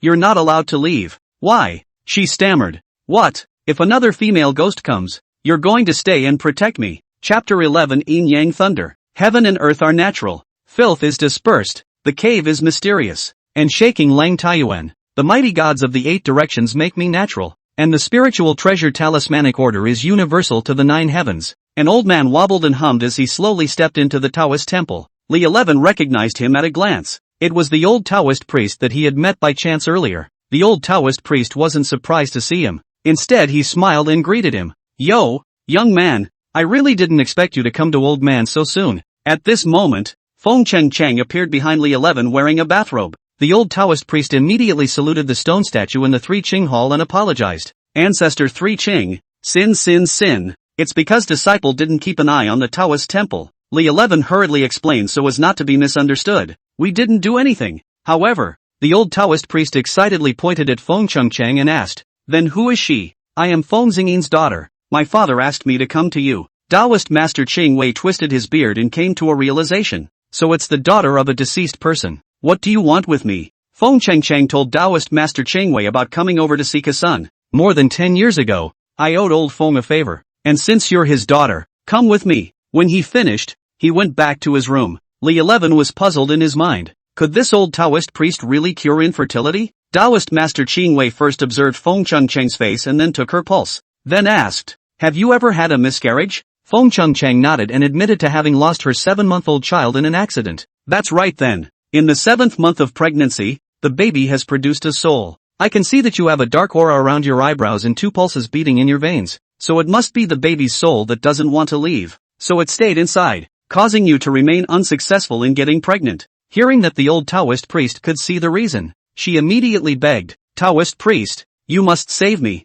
I'll give you any amount of money you want." Taoist Master Ching Wei shook his head. "It's not a matter of money. If it's an ordinary Yin spirit, you can naturally remove it with the lightning method, but that baby Yin spirit is inside you. So if you use the lightning method, you won't be able to withstand it. Unless what? Unless there is someone who practiced both Yin and Yang thunderbolts at the same time, and used the Yin thunderbolts to pull out the baby's soul, then use Yang thunder to destroy their souls. But the poor Taoist has only practiced Yang thunder and is unable to do so." Feng Chang looked at Taoist Master Chingwei in confusion, and then pointed at Li 11. "Doesn't your disciple know the twin thunder of Yin and Yang? He just used the twin thunder to destroy a female ghost." Oops. Revealed. Li 11 intended to leave this place of wrongdoing, but he was stopped by Taoist Chingwei. "You're coming with me." The two came to the courtyard, and Taoist Chingwei asked, "Tell me, what exactly is the situation?" When he learned that he had cultivated the Yin-Yang dual thunder in one night, Taoist Master Chingwei was surprised and said,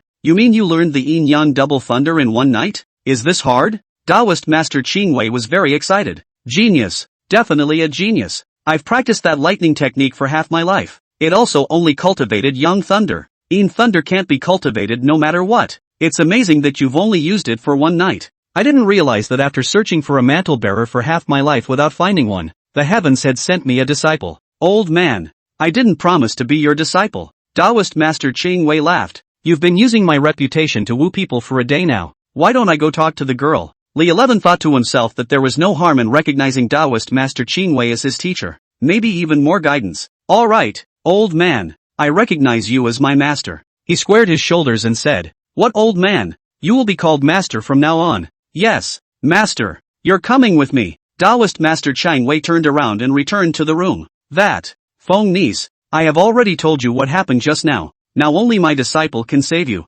Depending on your willingness. Feng Chang saw hope. Willing. Of course I'm willing. Taoist Master Qingwei continued. As I said just now, it will take the Yin thunder to pull that baby's soul out, but in a way that I'm afraid you won't be able to accept. I'll take anything if it means I can have a baby. In that case, I'll be blunt. Baby souls are unusual. It requires this disciple of mine to enter you and then use the Yin 5 thunders to pull him out. Feng Chang's face reddened. What you said about entering the body, it shouldn't be. She was too embarrassed to say any more. Taoist Master Qingwei nodded. It's what you think. It all depends on your own will. I know this makes it a bit difficult for you. Anyway, you're already living here and there's no rush. So just give us your answer then. Feng Chang stood up. Good. I'll go back and think about it. Seeing her return to her room, Taoist Master Qingwei turned to the closet and seemed to rummage for something. Shortly after, he threw a worn-out Tao robe over. Since you've become my disciple, from now on, you should have the appearance of a Taoist priest. Looking at the tattered Tao robe, Li 11 was a bit disgusted. This is too old. This is what I wore when I was young. So make do with it. When we come down from the mountain someday, I'll get some fabric and make you another one. When he finished, he lay down on the bed. Master, you sleep on the bed. So where do I sleep? Since Li 11 slept in Taoist Master Qingwei's room last night, he did not prepare his own bed. You'll have to figure that out on your own. Either go to the woodshed or see if the girl will take you in. The words came out snoring. It is impossible to let Li 11 sleep in the woodshed. As for Feng Chang's place, it's a good idea to give it a try. Dang. Knock. Li 11 gently knocked on the door of her room. Miss Feng, are you asleep? Feng Chang opened the door to her room, and at this time, she had already changed her bathrobe into her pajamas. Taoist Li, you come in, Li 11 asked. Can you take me in for the night? Ha? She looked at Li 11 in surprise. It's not appropriate to be alone. It's like this. My master is back and I don't have a place to sleep, but I only have a bed here too, Li 11 said. You have a bigger bed. Why don't we squeeze in? You, she said with a red face. Taoist Li, I didn't think you were like that. It seemed that she was unwilling, so Li 11 could only try the method of trying to catch her. Okay, I'll sleep in the woodshed tonight. Wait, Feng Chang called out to him. You saved me in the kitchen just now, and I have nothing to repay you for that. You're staying here tonight, but in advance. You can't get your hands dirty. That's of course it is. This Taoist master is a righteous man. Chapter 12, Emptying a Crab. Li 11 was lying on the bed. Feng Chang's soft breathing sound lingering in his ears. He tossed and turned and, it's hard to sleep. What cat doesn't eat fish? Not to mention Feng Chang, this tantalizing big fish is close at hand. It made Li Shi's heart itch. Couldn't care less. Li 11 slowly put his hand out. Taoist Li. Feng Chang suddenly spoke. Can I help you? 11 Li's hand hung in midair and, I've thought it over. All for the sake of the child. Just do what your master says. Since she volunteered, what are we waiting for? Humans and shadowy spirits are different internally. The inside of a shadowy spirit is cold, while the inside of a human is warm. Li 11 just went in and realized that it wasn't normal because the deeper he went in, he could feel the more chilly it got inside. It felt like countless icy blades slicing at him, and he immediately summoned the Yin thunder that, trying to counteract that cold. At the same time, he controlled the Yin thunder to follow the passage, searching for the Yin spirit inside her. Found it. Due to the narrow space, there wasn't much room for the shadowy spirits to move around. Yin Lei immediately brought it under control. Li 11 pulled it outward with all his might, and just a dozen centimeters. But the Yin spirit suddenly increased its resistance and pulled back. The violent impact caused Feng Chang to scream out. Taoist Li, can you be gentle? I'll try. Li 11 plucked back and forth with the Yin spirit like he was gutting a crab for about half an hour. The shadowy spirit finally ran out of strength. come out of me. He pushed hard, and a small Yin spirit was pulled out. This spirit is only the size of a baby,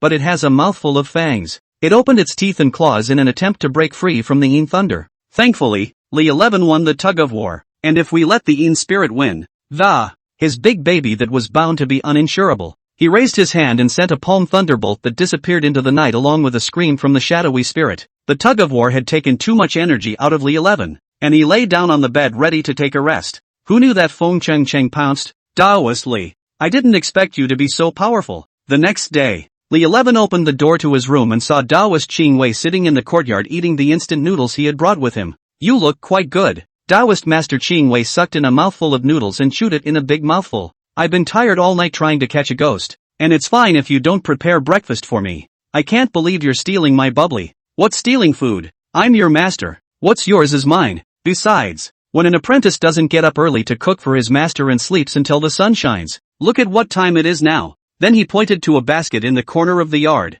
You go to the vegetable garden and get some greens and beans and such. Get ready to make lunch. You made me make lunch. What's wrong with making lunch? From now on, you'll do all the sweeping and water carrying. At this moment, Li 11 now has some regrets. Nothing I worship what teacher. That's not getting yourself into trouble. At that moment, his cell phone rang, and it was a call from Bai Wenxin. Li 11, where have you been? I'm at the White Cloud Temple right now. It's not because of you. I'm fixing the matter of the ghost woman putting a ban on me. Taoist Master Ching Wei asked. Forbidden? What kind of prohibition? Li 11 only told him yesterday what happened after he came, and as to why he came. Not yet. It was only now that he told the story of what happened when he met the ghostly woman. One by one, he asked, Master, do you have any more of that elixir of yours? I feel like it really works. Taoist Master Ching Wei slapped him on the head. Pills. Elixir. Do you think pills are that easy to make? That's a dozen rare medicinal herbs I spent 3 years collecting. It took 3 whole months to refine it.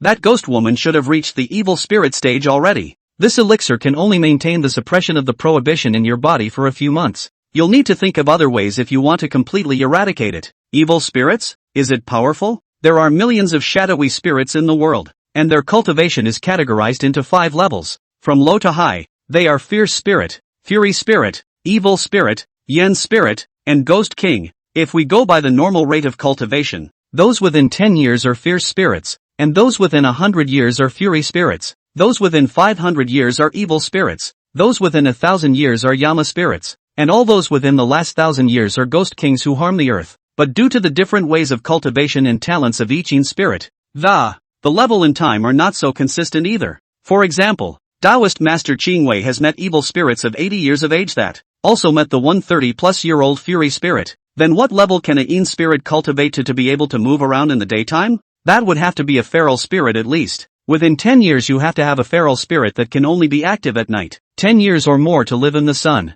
Li 11 nodded. It seems that Bai Wenxin should be the fury spirit. As for Su Yutang, I haven't really seen her in the daylight, so maybe it's just a foul spirit. He asked, Master, since you can refine pills to resist evil spirits, they must be very powerful. Why don't you just step in and help me destroy that ghost woman? Ching Wei Taoist had dryly coughed a few times, revealing an embarrassed expression. This, disciple listening to you that evil spirit is from the Ming dynasty period, at least 400 years from now. How many years has Master only lived? Li 11 disdainfully said. Che, I thought how powerful you were. I didn't realize that I couldn't even defeat the evil spirits in the district. Seeing that his disciple was a bit unable to look at himself, Taoist Master Ching Wei became anxious. What do you mean? You can't even beat the evil spirits in the district. I think I destroyed a 200-year-old evil spirit with one palm back then. It's just that I've traveled all over the world and neglected my cultivation. Plus this year you've met is too long. I'm not entirely sure. Then do you have a way to completely control the forbidden system or not?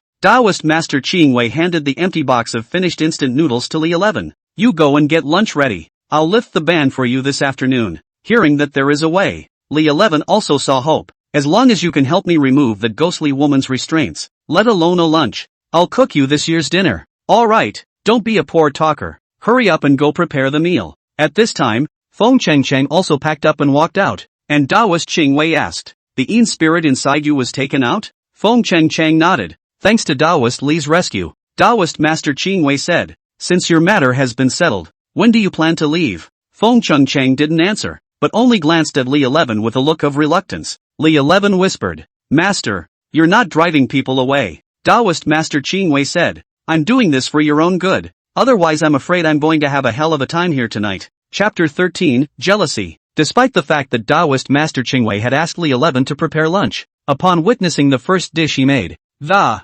Taoist Master was completely speechless. Apprentice, tell me honestly, have you ever cooked before? Indeed not. Then you'd better get out. It's a miracle I've survived this long with these dishes. You just don't ruin them all. By the time they tasted Master Qingwei's meal, they knew that from now on, such work as cooking can only be left to him. Simple homemade dishes such as eggplant and bean curd are under the skillful hands of Taoist Master Qingwei. It actually rivals the cuisine of five-star hotels. After lunch, Taoist Master Qingwei called Li 11 to the courtyard, where a cool mat had already been laid out. Lie down and take off all your clothes, Li 11 asked in surprise. Master, you don't have a special fetish, do you? Even if you do, there are other people here. Take it off when I tell you to. What's with all the nonsense? Although he wasn't sure of Taoist Master Qingwei's intentions, Li 11 did as he was told. When he saw that Feng Chang had no intention of avoiding it, he said, "Ms. Feng, do you want to evade it? I didn't expect Taoist Master Qingwei to be unimpressed.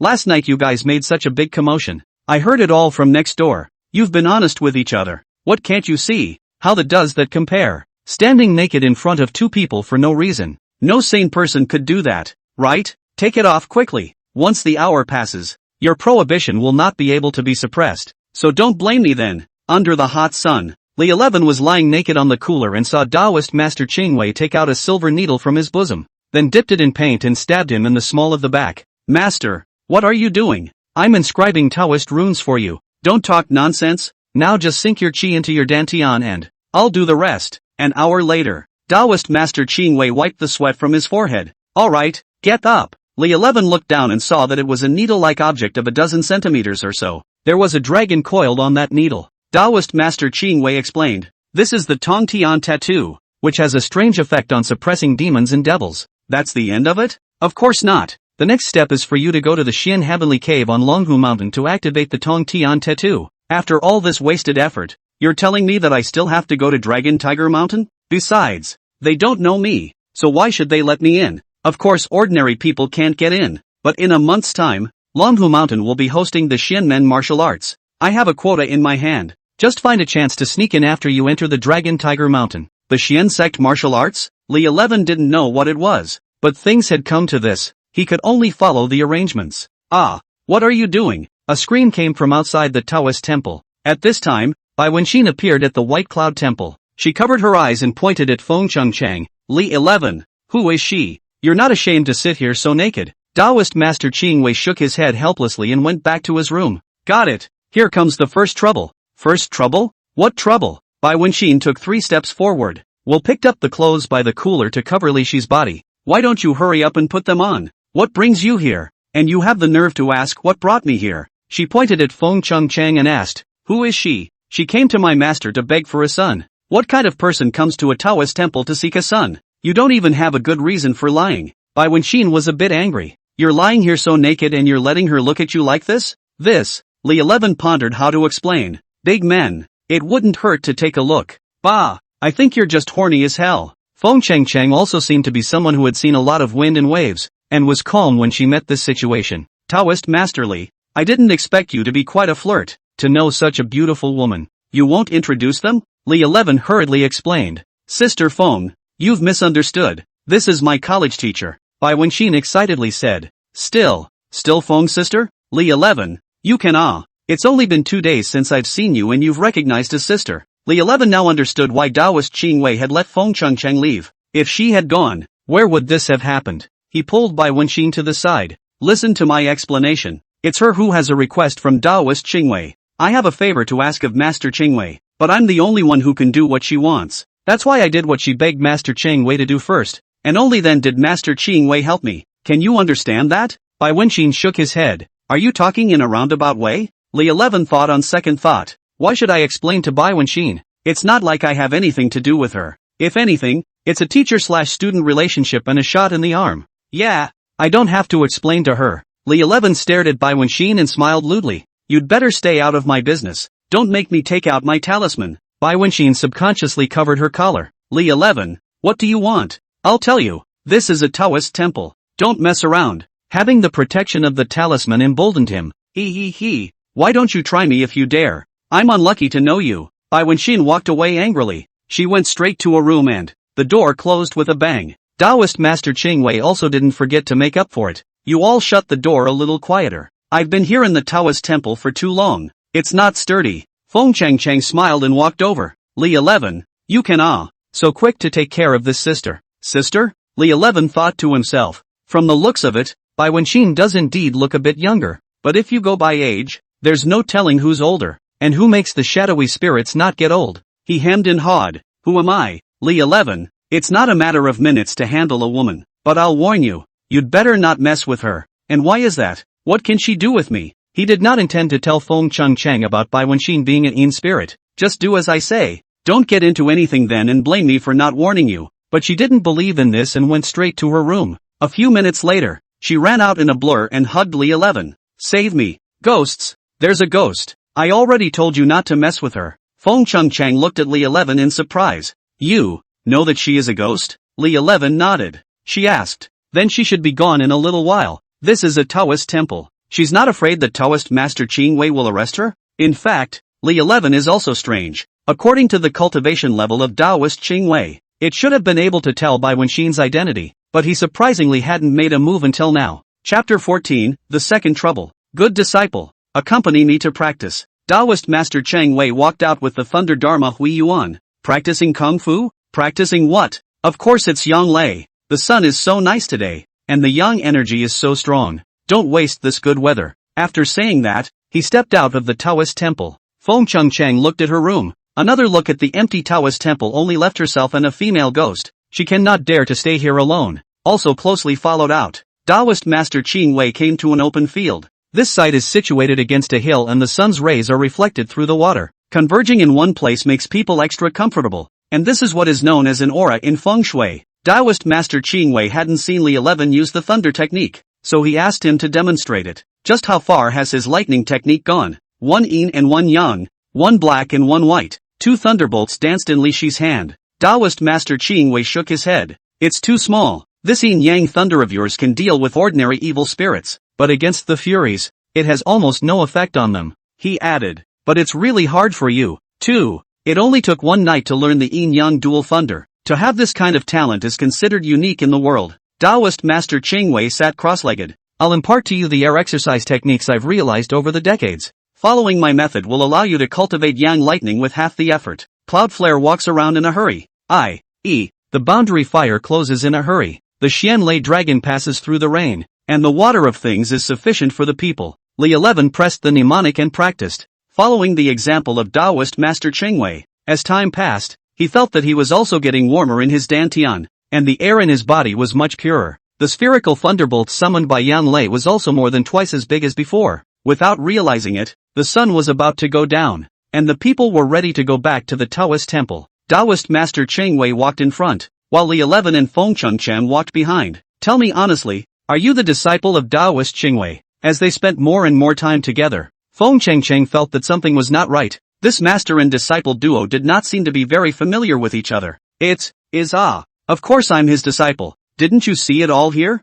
Li 11 was worried that the lie he had told was hardly discovered. Bah, Li 11, I realized something was wrong this morning. If you really are his disciple, why can't you cook? And it seems like he's never seen you make lightning spells. Taoist Master Qingwei heard the conversation between the two behind him and deliberately quickened his pace. He didn't want to get himself involved. After all, a cheated woman can be scary when she gets angry. Li 11 wanted to ask for help, but when he turned his eyes, he couldn't see the figure of Taoist Qingwei. He cursed this old man in his heart, but he was not righteous. He ran away by himself at the critical time. Right now he could only say stiffly, "Good sister, just forgive me for. I didn't mean to lie to you either. Would you have stayed if I hadn't said I was his disciple at the time?" She puffed. "Little Taoist, you're too thoughtful." Then taking his arm, honestly, did you like your sister the moment we met?" The change of address from Taoist Masterly to Little Taoist let Li 11 know that this wave is stable. "Sister is so pretty. Of course I like it. I'm a family man.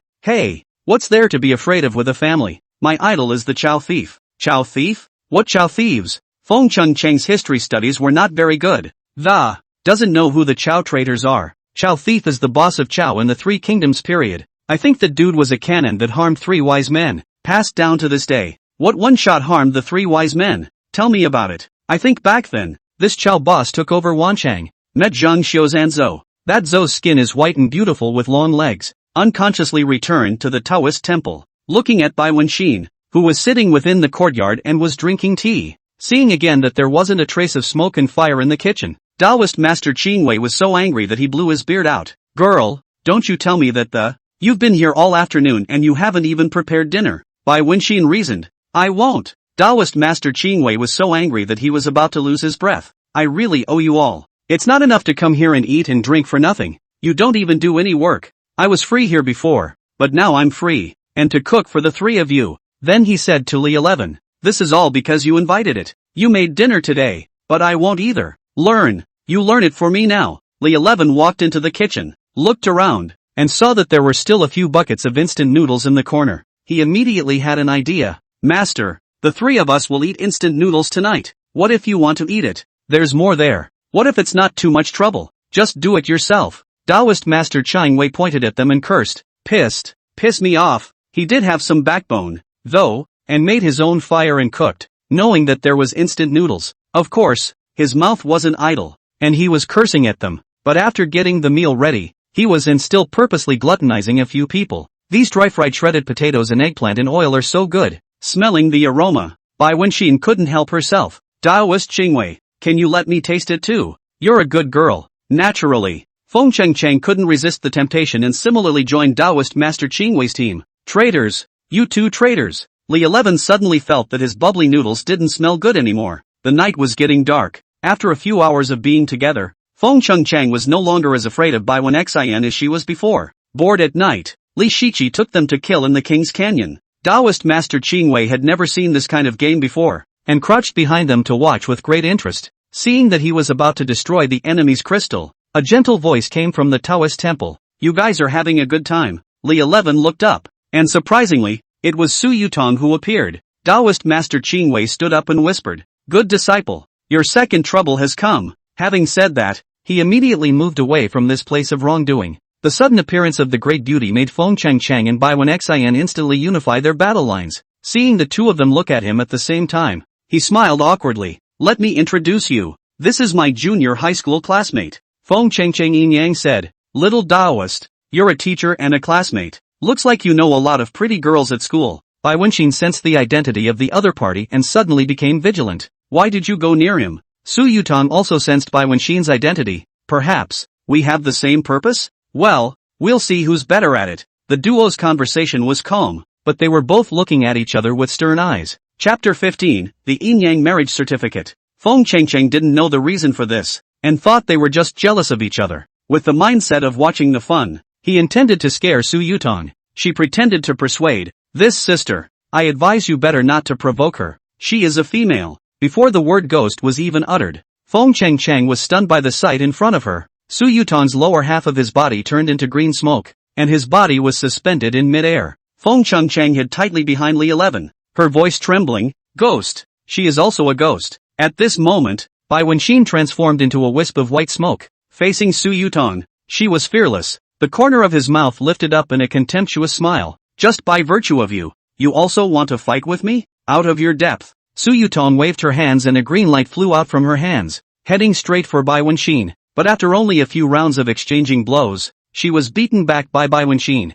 Damn it! Su Yutang glared angrily at Bai Wenxin, her eyes filled with resentment and anger. Suddenly, her expression became resigned, and she looked at Li 11 with tearful eyes, pouting. Hubby, she's bullying me, you have to help me. Honey, everyone in the room was stunned by those 2 words. Their eyes widened in disbelief as they looked at Li 11 and Su Yutang. In the face of this sudden turn of events, Li 11 hurriedly denied it. Don't be ridiculous. When did I become your husband? Su Yutang, however, laughed. We have signed a marriage certificate. Oh, when she had finished speaking, she took from her pocket a white satin that. There were 2 big words written on it, marriage certificate. The specifics are written below. Li and Su are joined in marriage, and a contract is concluded. A good match is forever. A match made in heaven. To heaven and earth. A marriage contract. The upper table is in heaven, and the lower is sounding in hell. If I fail my beloved, I'll be deceiving heaven. For the crime of deceiving the heavens, the body dies. It's against God's will for a beautiful woman to lose her, removed from the three worlds, never to be reincarnated. On the penultimate line of the marriage certificate, it says the date of the wedding, the 10th day of the 10th month of the lunar calendar. On the last line of the marriage certificate, the names of two people were written, Li 11, Su Yutang, and both had a drop of blood on their names. Bai Wenxin grabbed the marriage certificate and looked at Li 11 incredulously. You bastard, to sign a marriage contract with someone else behind my back. But Feng Chang was not impressed. Are you guys playing house? Two people get married by going to the Civil Affairs Bureau to get a license. The stamped kind. Li 11 didn't know exactly what had happened, and he had never signed such a thing in the first place. Su Yutang hemmed and hawed. Remember that night we were at the internet cafe? It was that night. I took a drop of your blood and signed this Yin-Yang marriage contract. What is a Yin and Yang marriage certificate? Feng Chang asked. Bai Wenxin explains. A person is incomplete if they have not been married before they die.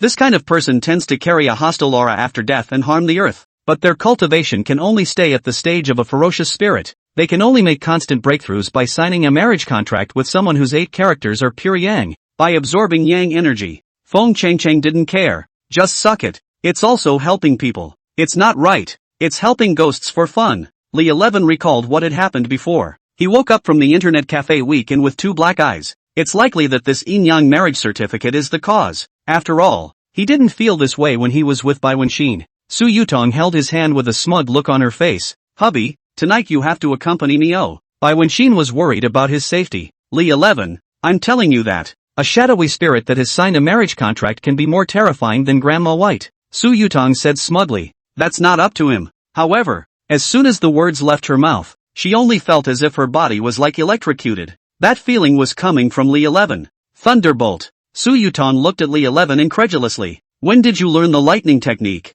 Of course I taught you. Taoist Master Qingwei's mellow voice came from within the room. You little goblin. I don't care what kind of Yin-Yang marriage contract you signed. If you dare to hurt my disciple, I'll break your spirit. Su Yutang immediately became respectful. I didn't know that there was a high-ranking person here. The little woman is much offended. Alright, it's getting late. Let's all rest. No sooner had the words fallen from the house than there came the sound of snoring. Feng Chang instantly hardened when she saw someone backing her up. All of you go to sleep. I was sleepy a long time ago. Su Yutang and Bai Wenxin said in unison. Then where will I sleep tonight? That's kinda a good question. The Taoist temple has been adding people too fast in the past 2 days. Li 11 had originally planned to squeeze in with Bai Wenxin and Feng Chang today, but now there's another Su Yutang. Good disciple. You'll squeeze in with me tonight. Those 3 little ninnies sleep in one room. Taoist Master Qingwei's voice came out again. Are you asleep or not? How come you know everything? Although Li 11 complained, he still obeyed the arrangement. Then he commanded. You 3 sleep well together. Don't make a mess. Su Yutang and Bai Wenxin blankly glanced at each other, but still walked towards the room. But Feng Chang didn't dare to be with the 2 female ghosts. In the end, it was under the comfort of Li 11 that he trembled and went back. Qingwei Taoist Master's room. 11 Li asked. Why can't I huddle with them tonight? I still don't know what kind of virtue you kid has. I wouldn't care if it was 3 normal people. After all, normal women can't affect you much. But there's 2 of them, and one of them signed a marriage contract. I'm afraid I can't save you even if I have a potion. Li 11 was unimpressed. It's just 2 Yin spirits. Is it that exaggerated? Taoist Master Qingwei patted his crotch. Before you were hit with the ban, you could barely stand it. Now that you've been hit by the ban, it's good enough to let you recover temporarily. And you're still thinking about that. Don't blame me for not reminding you. You can't be doing that kind of thing with the Yin spirit until the ban is lifted. Alright, I'll listen to you. Late night. Taoist Master Qingwei's snoring could be described as earth-shattering, causing Li 11 to toss and turn, unable to sleep. At least you're called Qingwei. What a waste of a name. You should really be called Hulu Taoist. I might as well sleep in the woodshed. At that thought, he got dressed and tiptoed out of the room. Passing by Feng Chang's room, he planned to see how the 3 of them were doing. Through the window, by the light of the moon, he saw the 3 of them hugging each other and sleeping very sweetly. I have to admit, women's emotions are really strange. Just now, they were fighting in the heat of the moment, and now they get to sleep huddled together. Suddenly, a dark shadow flashed past the doorway of the Taoist temple. Who could it be at this late hour? Curiosity filled his mind, so he quietly followed. The black shadow's speed was as fast as lightning, and it chased him for several miles before he came within a mountain forest. The dark figure suddenly disappeared without a trace after turning into a large tree. At that moment, a fog suddenly rose within the mountain forest. Li 11 turned around within the mountain forest, but surprisingly, he couldn't find his way back. Is it the same as the last time I met a mountain spirit in the village of fallen flowers?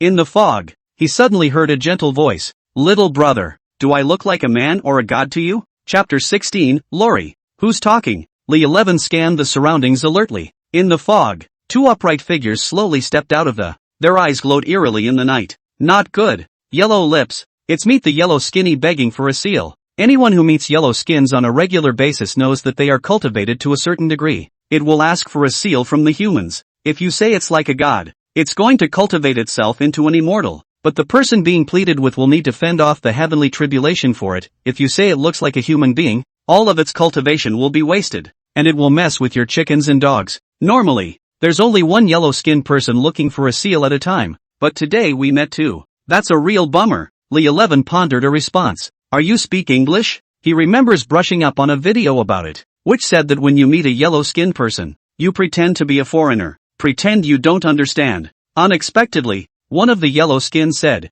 Little brother, it looks like you haven't passed English 4, right? Can you speak English? Holy, are all yellow skins so cultured nowadays? The other yellow-skinned one said, There's nothing we can do about it. Several of our kind have been duped by you humans, forcing us to learn several languages before we can ask for a seal. If you play dumb, we also know sign language. It seems that the yellow skins have had to keep up with the times as well. Don't think about it, little brother. Tell me if I look like a man or a god. A yellow-skinned man couldn't wait. You look like a fur coat to me. Bang. That yellow skinny really turned into a yellow skinny coat. The other yellow-skinned looked at Li 11 in shock. There can still be this kind of operation. Little brother, I'm wrong. I'll leave now. Li 11 hammed and hawed. Don't leave if you're here. Seeing that yellow skin wanted to run away, he hurriedly said, I see that you look like you're 6 meters tall and weight 90 pounds of blonde, animal-eared lowly. There was another thud. That yellow skin really did turn into a little blonde animal-eared lowly, possibly due to the fact that she had just become human and couldn't walk yet. She tripped over herself and fell to the ground. Li 11 was amused by her clumsiness, and looking at the naked little lowly, it instantly tickled his fancy. The little lowly's face was horrified. You, what do you want? You stinking Taoist. 11 Li rubbed his hands together. Hey, guess what I want? Taoist Master Ching Wei told him that he couldn't be doing that kind of thing with the Yin spirit until the restraints were lifted. But it doesn't say you can't do that kind of thing with yellow skins. Nighttime. Lori kept struggling. An hour later, Li 11 put that fur coat over her. Little sister, why don't you go back to the Taoist temple with your brother? There are 3 other sisters there who are very nice. Taoist temple? You're from the White Cloud temple? Why haven't I seen you before? Brother has been here for a few days too. Lori pouted and muttered. What bad luck that. It was not easy for my sister and I to cultivate to the point where we could beg for a seal, but we met the big pervert from the White Cloud temple. Holy, she's your sister. Li 11 somewhat regretted. If I had known, I would not have said the words that turned into a fur coat. If it's two little Lolitas, hey. Lori stood up and cursed. Stinking Taoist, wait for me. I'll tell the eldest in my family right now to come over and kill you. Kill me? Li 11 forced her under a tree. Little sister, I advise you to think about it. You're not escaping me now. She nervously and immediately admitted her mistake. Little brother, I am wrong. I won't kill you. Li 11 wrapped his arm around her waist. Little sister, good girl, tomorrow night or this time. I'm at the White Cloud temple. Come alone. Don't bring anyone else. You know how powerful old man Chang Wei is, right? He's my master. I'll be there. So can I go now? Li 11 nodded and made way. As she was leaving, she didn't forget to take the fur coat with her. Being unskilled at walking, he stumbled and disappeared into the night. At this time, the fog also dispersed, and Li 11 finally found his way home in the mountain forest. Returning to the White Cloud temple, he heard the sound of Taoist Master Ching Wei snoring, and had no choice but to, lying asleep on the straw inside the woodshed. In a daze, he felt someone kicking him. Good apprentice, get up and out working with me. Work? What kind of work? Someone in town called me today and said they'd met something evil. Wanted me to go and take a look. Since you're my disciple, come with me to see more. Thinking that going to town would at least improve the food. Some big fish or something. So a quick yes. By when Xin and Feng Chengcheng knew the news and wanted to follow them there. After all, it was boring to stay in the view. As for Su Yutang, she couldn't move around outdoors during the day since she was still a fierce spirit. Only stay inside the Taoist temple. A group of 4, out of the Taoist temple toward the mountains, at a 3-way intersection. But went the other way. Master, Going to town isn't that way. We're not going to town. Has anyone in town met something evil? It's the town. No doubt. But it's his family's ancestral grave that's in trouble. We're going to visit his family's ancestral tomb. Li 11 thought to himself. If you said you were going to the cemetery, you should have said so earlier. If I had known, I would not have come. Doesn't it smell good to get some more sleep? Cemetery. At this time, beside the graveyard has been surrounded by people. They all know the Qing Wei Taoist priest today to visit the grave. They all came over and wanted to see what he could do. Taoist master, you finally come. You must save me. A middle-aged man knelt down in front of Taoist master Qing Wei and begged bitterly. Tell me exactly what's going on. The family's been wicked lately. 2. My wife always says she can see my dead grandfather. My dad was paralyzed with fear one night. And my son, who was a few months old, cried all night long. The neighbors said that there is something wrong with my family's in-house. So they wanted to let the Taoist master take a look. Taoist master Qing Wei twirled his beard and pondered for a moment. All of you disperse first. 11. You come here. He took 5 copper coins out of his bosom and commanded. This is the 5 emperors' money that. You'll put them in a circle around the tomb in a moment. Then bite your finger and put a drop of your blood on each copper coin. Li 11 thought to himself. You bad old man. Just now said quite good. Let me come to know more. It turns out that I was asked to come over to donate blood for free. As the saying goes, 1 blood, 10 sperms, looks like a big loss this time. In front of so many people, he couldn't afford to dismiss Taoist master Qing Wei's face, so he did as he was told. When everything was ready, all that could be heard was Taoist master Qing Wei chanting around the grave. Suddenly, from within the money holes inside each of the 5 emperor's coins, a red-headed centipede was drilled out of each. The people who had originally gathered around were scared and took a few steps back. Taoist master Qing Wei took out 5 more yellow talismans and pasted them onto each of the 5 red-headed centipedes. That red-headed centipede transformed into 5 streaks of black smoke. Chapter 17, Is Lori really here? Open the coffin. With an order from Taoist master Qing Wei, a few bold villagers took hoes and shovels and start digging that grave. Soil tumbled and weeds were removed one by one from around the headstones, revealing the yellow soil beneath. Just halfway through digging, one red-headed centipede after another crawled out of the cracks in the yellow soil. Master, what's wrong with this tomb? Taoist master Qing Wei frowned. This was originally a feng shui treasure, but unfortunately, it was taken in by a demonic creature. Bad feng shui. The demonic creature tried to replace the tomb owner and practiced here. Just now that man said that his grandfather came out to scare people. It should be that the owner of the tomb had been robbed of his netherworld and had no place to go, which is why he found his own children and grandchildren. So we are now? Open the coffin to get rid of the demon. Taoist master Qing Wei's voice was firm and strong. Taoist master Qing Wei instructed the middle-aged man to prepare a large rooster. It must be over 5 years old. Make sure you deliver it before the sun goes down. 5-year-old roosters are hard to find. As the saying goes, a chicken doesn't last 3 years. A dog doesn't last 6. That means you can't keep chickens in the house for more than 3 years and dogs for more than 6 years. This is because chickens and dogs spend a lot of time with humans and are easily humanized into sperm. That's why it's usually hard to see anyone keeping a chicken for more than 3 years. Now the Taoist master Qing Wei wanted a large rooster that was over 5 years old. It was a problem for the middle-aged man. But even if it was hard, he had to find a way to get it. After all, it was a matter of his family's future peace. While he was out looking for the chicken, the crowd dug up the coffin. Taoist master Qing Wei took out another yellow talisman and stuck it on the 4 corners of the coffin. Everything was ready, just waiting for the big rooster. As the sun was about to set, someone finally delivered the big rooster. As the sky grew dark, Taoist master Qing Wei asked Li 11 to fetch the big rooster and cut its neck. Sprinkle the rooster's blood around the coffin. Bang bang! When the rooster's blood was just about to form a circle, all of a sudden, the coffin began to shake violently, and a strange sound came from inside. Hearing this strange sound, everyone's face changed, and they all stepped back and, trying to get away from that coffin. And at that moment, the lid of that coffin unexpectedly began to slowly rise. The crowd couldn't help but suck in a breath of cool air, a wave of fear welling up in their hearts. Suddenly, a huge red-headed centipede burst out of the coffin. This centipede was more than 2 people tall and exuded a bizarre aura. Its appearance scared the hell out of everyone in the room,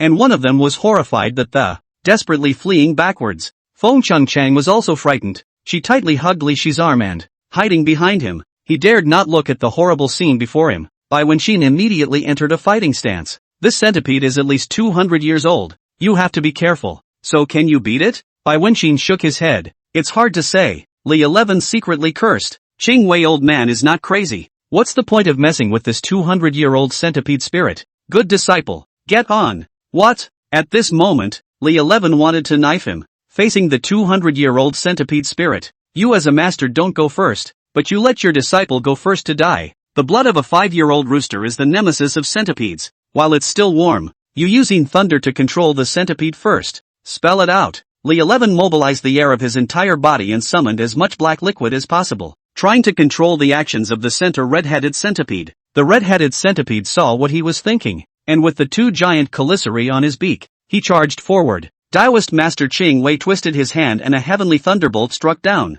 stopping it and, you go ahead and use the Yin thunder. Leave the rest to me. The red-headed centipede tried to escape, but no matter which way it went, Taoist Master Ching Wei could always use heavenly thunder to limit the direction of his escape. Li 11 still kept mobilizing the Yin lei in his body, and soon, the Yin thunder wove a huge black net that surrounded it. The red-headed centipede twisted its body inside the net, trying to break free. Its strength was simply too great. Li 11 knew he wouldn't last much longer. Help me, buy me a minute. Taoist Master Ching Wei recited under his breath, and gradually, a mass of dark clouds rose above the red-headed centipede. Dozens of lightning bolts crackled and pulsed within the dark clouds, and those lightning bolts gradually converged together. The centipede seemed to see what they intended, and it knew that if all the lightnings converged on he himself will surely die. Master, hurry up. I can't hold on much longer. The centipede had already torn several gaps in the black net. Seeing this, Bai Wenxin turned into a white smoke and rushed towards the red-headed centipede. As he was worried about Bai Wenxin's safety, Li 11 urged Taoist Ching Wei to hurry up. Beads of sweat oozed from Taoist Master Ching Wei's forehead. White girl, get out of the way. Only to see those lightning bolts in the sky quickly converge into a huge and bright sword. The body of the sword flashed with a dazzling light, carrying a heaven-destroying aura as it plunged straight into the centipede's massive body. There was a loud boom and the whole world seemed to be shaken by it. The rapier easily penetrated the centipede's hard shell, piercing deep into its body. There was a strong odor of burning in the air. The centipede, which was originally majestic and unbeatable, had lost its vitality at this moment and fell heavily to the ground, raising a cloud of dust. The armor on its body was burned black and gave off a sickening odor. And in the midst of this burning smell, there was a strange fragrance. Hey, demon pills. The scent was emanating precisely from the demonic elixir. Taoist Master Ching Wei gasped for air and exhaustedly bent down, picking up the demonic elixir. The centipede's body was then kicked to confirm that it was completely dead. The people who had just scattered and fled out of fear were slowly gathering around. Tall man. What a tall man. The middle-aged man's face showed joy. Taoist Master Ching Wei pointed at the coffin. Find someone to choose a Yin residence and rebury your grandfather. Yes, the middle-aged man said. Taoist Master, you look so hard for my family's sake. I'll have a good table prepared now and treat you all well. When they arrived at the man's house, they saw a table full of good food. It wasn't a mountain of food, but for the hungry it's simply a delicacy on earth. Taoist Master Ching Wei took out 2 yellow talismans and handed them to the middle-aged man. Put these 2 talismans on your father and your son respectively, and tomorrow your father will be able to get out of bed and your son will stop crying. The middle-aged man hurriedly thanked him. After eating and drinking their fill, they burped contentedly. It was already after 12 o'clock at night when I returned to the White Cloud Temple. Inside the White Cloud Temple, Su Yutang seemed to be talking to someone. Don't worry, when Li 11 comes back, I'll break his legs. Li 11 thought to himself, holy, how did I offend her? The remaining 3 also looked at Li 11 in unison. What are you looking all at me for? We're all together today. I don't know what happened. Entering the Bai Yunguan room, he immediately understood what was happening. What kind of brain am I in? How could you forget about her? The one who spoke to Su Yutang was none other than the little loli who transformed last night. Chapter 18, Little Sister. After a few people entered the house, Su Yutang immediately flirted in a conspiratorial manner. Yo, our family's philanderer is back. Didn't mess with any little girls this time out, did you? Bai Wenxin saw the soft little loli and asked curiously, what happened? You let him tell himself what he's done. Su Yutang replied without a trace of humor. Li 11 smiled awkwardly. I just met the weasel last night to ask for a seal. Turned her into a little blonde animal-eared loli. Then I didn't hold back. Taoist Master Ching Wei slapped him on the head. I'm not reminding you not to do that kind of thing with the Yin spirits. Why can't you control yourself? Master, you are wronging me. She is not a Yin spirit. Li 11 defended. You're still being tough. Mountain spirits, like Yin spirits, have extremely heavy Yin chi. I see you don't want that thing of yours anymore. Alright, Master, I was wrong. I won't dare to do it again. Li 11 hastily admitted his mistake.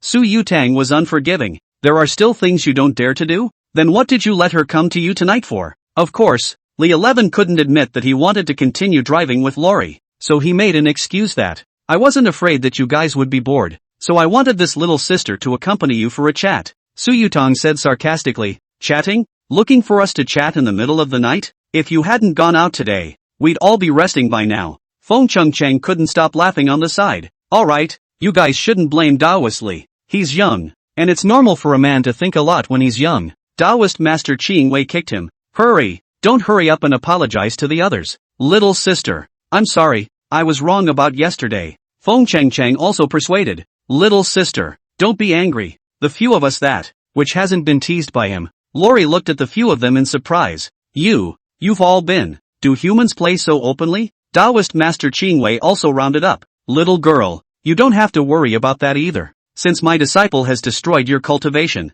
I, as a master, can't do anything to ignore it. You yellow skins have a deep spirit. If you don't mind me as an old man, follow me in the future and I'll take you to cultivate. Lori was a little excited. Really? Li 11 wrapped his arm around Lori's shoulders. Hey, when my master speaks, a word is a word. A team of horses. From now on you are my little sister. Bai Wenqing peeled his arm off the little lowly's shoulder. Li 11, you watch your behavior. She's just your senior sister. Taoist Master Ching Wei yawned. Since the misunderstanding has been cleared, I'll go back to sleep. Tonight, the four of you will huddle. Good apprentice, you come with me to my room. Master, you snore too loudly. Can I not come to your place? I'll just settle in this room for the night. Everyone looked at Li 11 in unison. No, Taoist Master Ching Wei said. You'd better sleep in the firewood room. The next day, early morning, senior brother, Master told us to go cultivate. Li 11 opened his eyes and saw that it was Lori who had appeared in the woodshed. What time is it? Let me sleep more.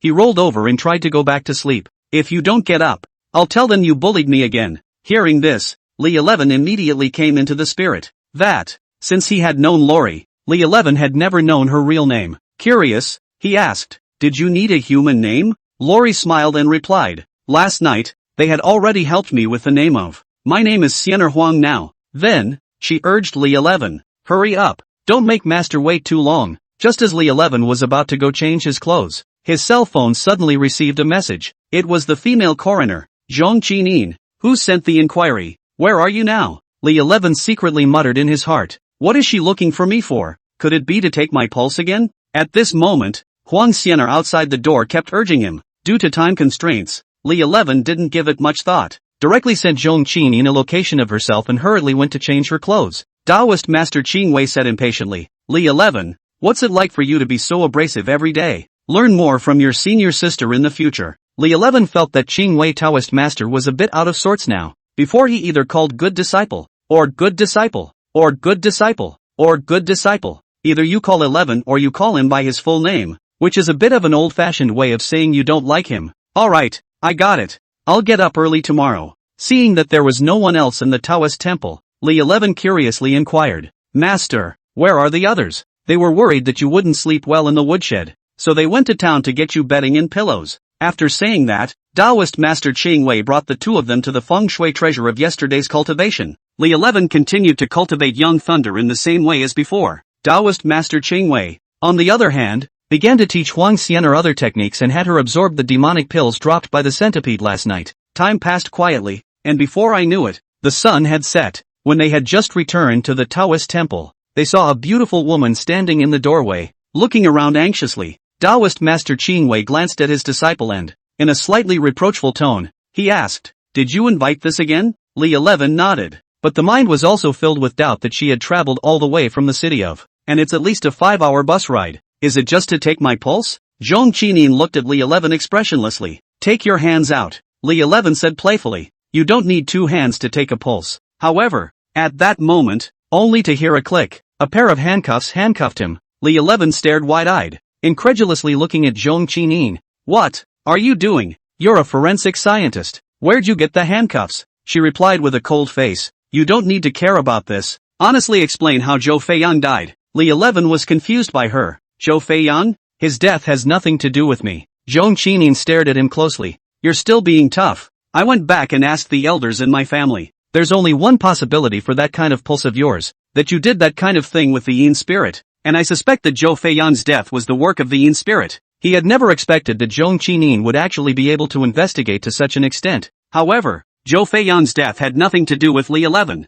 and he could never take the responsibility. So, he hastily argued, "Don't you dare make confusing labels. Zhou Feiyan's death really has nothing to do with me. I'm not taking the blame for this." Chapter 19, The Sex Ghost. Seeing that things weren't right, Taoist Master Qing Wei hurriedly explained for him, "Miss, this is my disciple. He is kind and would never do anything to harm anyone." Huang Xianer also helped out at the side. "Apart from being a bit horny, my senior brother's heart is not bad," Li 11 thought to himself. Huang Xianer, don't add to the confusion now. At this time, Bai Wenxin and his party also returned from the town. Feng Chang was surprised. "Qin Yin, why are you here?" Zhong Qinin was also surprised. "This is where you said you were seeking a son." Seeing that they originally knew each other, Li Yi instantly grabbed a life-saving straw. "Sister Feng, you'd better help talk them out of the handcuffs first." Feng Chang looked at the handcuffs in confusion. "This is? I suspect that he is related to a murder case." Zhong Qinin pointed at Bai Wen Xin again.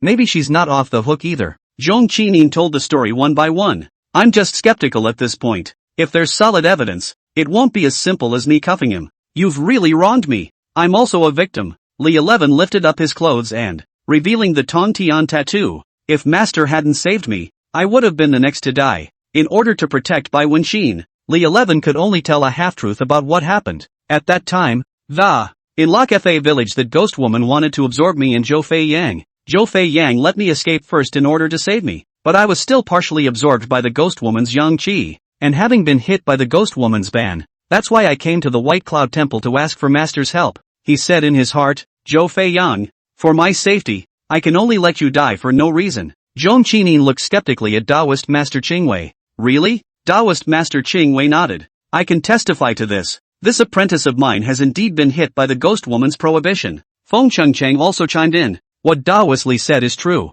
That tontine tattoo was tattooed on me as I watched. Since the human evidence and material evidence are all there." Zhong Qinin was embarrassed instead.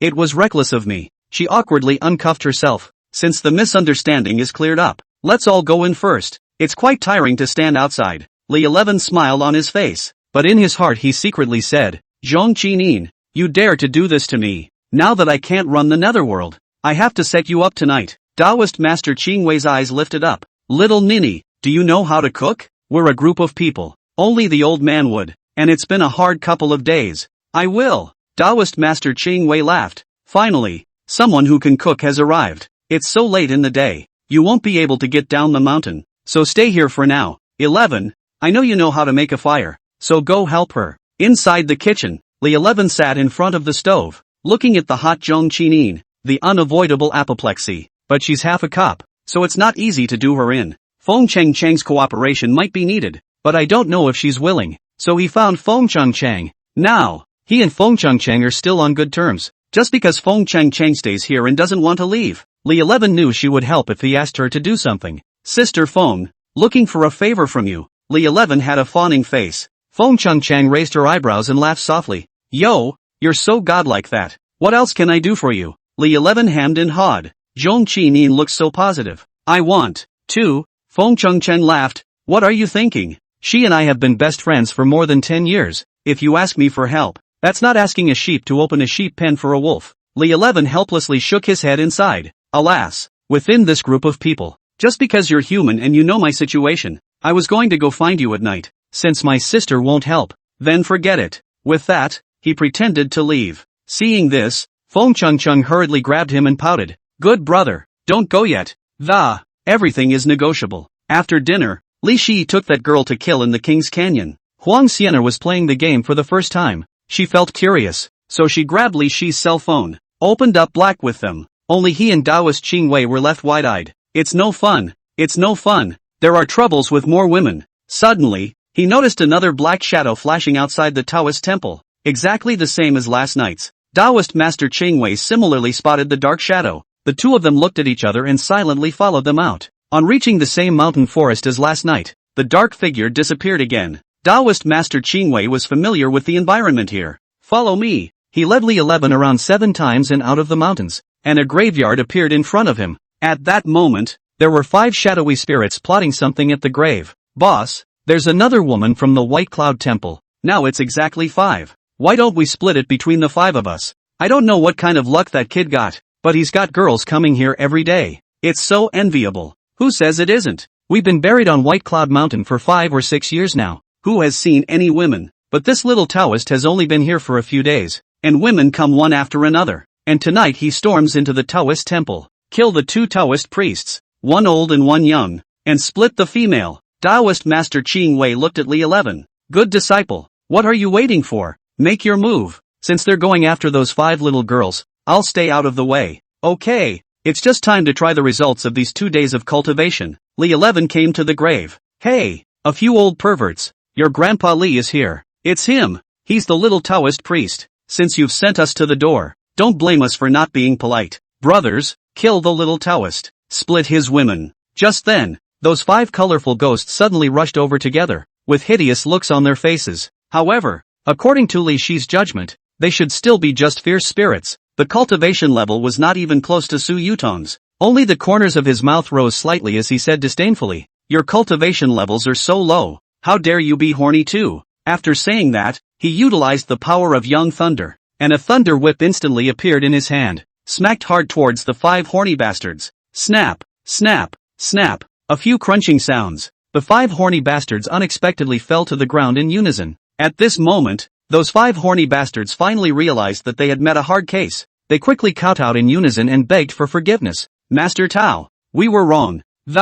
You are a generous man, so spare us." However, Li 11 was unmoved. "You know you're wrong now? It's too late." When he finished speaking, he once again swung the thunder whip in his hand, and with a few more snappings, the 5 colorful ghosts immediately turned into green smoke and dissipated into the air. Taoist Master Chang Wei applauded with satisfaction. "Your kid really has talent. It's only been 3 days. It will be possible to transform the lightning into form. It looks like you might even be able to take a place in the Xian sect martial arts at Luohua Mountain in a month's time. You're underestimating me, too, and I'll bring you back a championship when the time comes. Practicing for a month and you want to get a ranking? You'll die if you don't brag." Chapter 20, Master takes me to a sister? When the 2 of them returned to the Taoist temple, the 5 beautiful women had already divided their rooms, but there was obviously no extra room set aside for Li 11. Taoist Master Ching Wei looked at him with a smirking look. "I had thought you could sleep in your room today. Looks like you'll have to keep sleeping in the woodshed." Li 11 couldn't help the corner of his mouth. "It's fine. I'm used to it." When Taoist Master Ching Wei returned to his room, Li 11 sneaked into Feng Cheng's room. They had already discussed it before. Among the 5 beauties, only Feng Chang and Zhang Qinin were human, and knew each other, so it was natural for the 2 of them to share a room. He pushed open the door to his room and saw that Feng Chang was not asleep. Coming to the side of the bed, Feng Chang hugged him and said petulantly, "Good brother, I've missed my sister the last 2 days." 10 minutes later, Feng Chang deliberately made a seductive sound, a sound that was enough to make anyone's heart flutter. Even if it's a woman. Zhang Qinin was awakened. Chang, what are you doing?" When she saw that there was a man, she said incredulously, 11 Li, how dare you?" In order not to startle the others, Feng Chang immediately covered her mouth, explaining, "Don't you say anything, I volunteered, you even in this he." Zhang Qinin pushed away Feng Chang's hand, but Li 11 smiled. "Say, Officer Zhong, you don't have to mind us, we'll move less and won't disturb you." After that, the duo started again. 10 minutes later, Zhang Qinin, who had been single for several years, really didn't hold back. Early the next morning, Bai Wenqing took a stick and kicked the door open, roaring, "Li 11, you bastard." Zhang Qinin was so ashamed that she covered her head with the quilt, while Feng Chang watched the whole show and, it's like it has nothing to do with her. Li 11 jumped out from under the covers, dodging the stick as he got dressed and ran out. He hid out there for half a day, until the noon meal. It was only then that he tiptoed around the doorway of the Taoist temple, observing what was going on inside. "Come in," Taoist Master Ching Wei said. He saw that everyone was eating and things seemed to be going okay, so he walked in. Taoist Master Ching Wei said, "As we discussed earlier, you can't stay here anymore." "Why is that?" Li 11 asked in disbelief. "I'm doing this for your own good. In this situation now, you'd die of exhaustion even if you were an ox. I've decided that you'll come down with me this afternoon. For one thing, it will keep you from meeting them. For two, reading 10,000 books is better than traveling 10,000 miles. You going out with me will help your cultivation greatly," Taoist Ching Wei explained. Li 11 asked, "You all agree?" Although Feng Chang was reluctant, she couldn't say anything. She shouldn't have stayed here in the first place. Joan Chinin had also failed to hold back for a moment last night, and now she was like a child who had done something wrong, not saying a word. By when Xin gave him a big blank stare, only Huang Xianer said, "Senior brother, just listen to master. I know everything about you. As long as you activate the Tong Tian tattoo and lift the restraints, I'll be the first to accompany you." "Okay." Li 11 stroked her head. "It's still little sister who treats me the best. The rest of you, how heartless." Taoist Master Qingwei said, "In that case, you should pack up. We'll leave in a while." When Su Yutang, who couldn't go out during the day, realized the news, she called Li 11 into the room. She took an antique Huten jade pendant from around her neck and, "This is a hangtag that I spent tens of millions of dollars to collect at an antique store when I was alive. I can't use it now that I'm a Yin spirit, and since we've signed a Yin-Yang marriage contract, I'll give it to you." Li 11 thought to himself, tens of millions of Huten jade, this marriage contract is not a loss. In the afternoon, the master and apprentice boarded a bus for the field. It was getting dark, with about a dozen kilometers to go to their destination. The Taoist Master Qingwei told the driver to stop. The driver was full of doubts. "Taoist Master, are you sure it's here? This is the middle of nowhere. You couldn't even find a place to live if you wanted to." The two of them stood on the side of the road and stood there. But Tao Master Qingwei had no intention of leaving. "Master, what are we doing here? Drinking the northwest wind? Or stopping to rob a female ghost? You'll see in a moment." It didn't take long for a black jeep to slowly pull up. When the car door opens, a tall, beautiful woman with short shoulder-length hair and skin as fair as snow stepped out of the car. She was wearing a slim-fitting leather jacket, looking exceptionally competent. Li 11 couldn't help but think a little. Could it be that old man Qingwei's request for me to come down the mountain was a lie, and he was actually trying to introduce me to this sister? Thinking of this, he hastily straightened his hair, and then walked quickly forward, and held out his hand to try to shake hers. "Hi, my name is Li." However, before he could finish his sentence, that beautiful woman simply bypassed him and he walked straight to Tao Master Chengwei. "Tao Master, my grandfather asked me to pick you up. Please get on the bus." Jeep. Li 11 tried to communicate with the beautiful woman, but she remained aloof. Nonetheless, he didn't give up looking for topics. However, the beautiful woman didn't seem inclined to respond to him and continued to remain silent.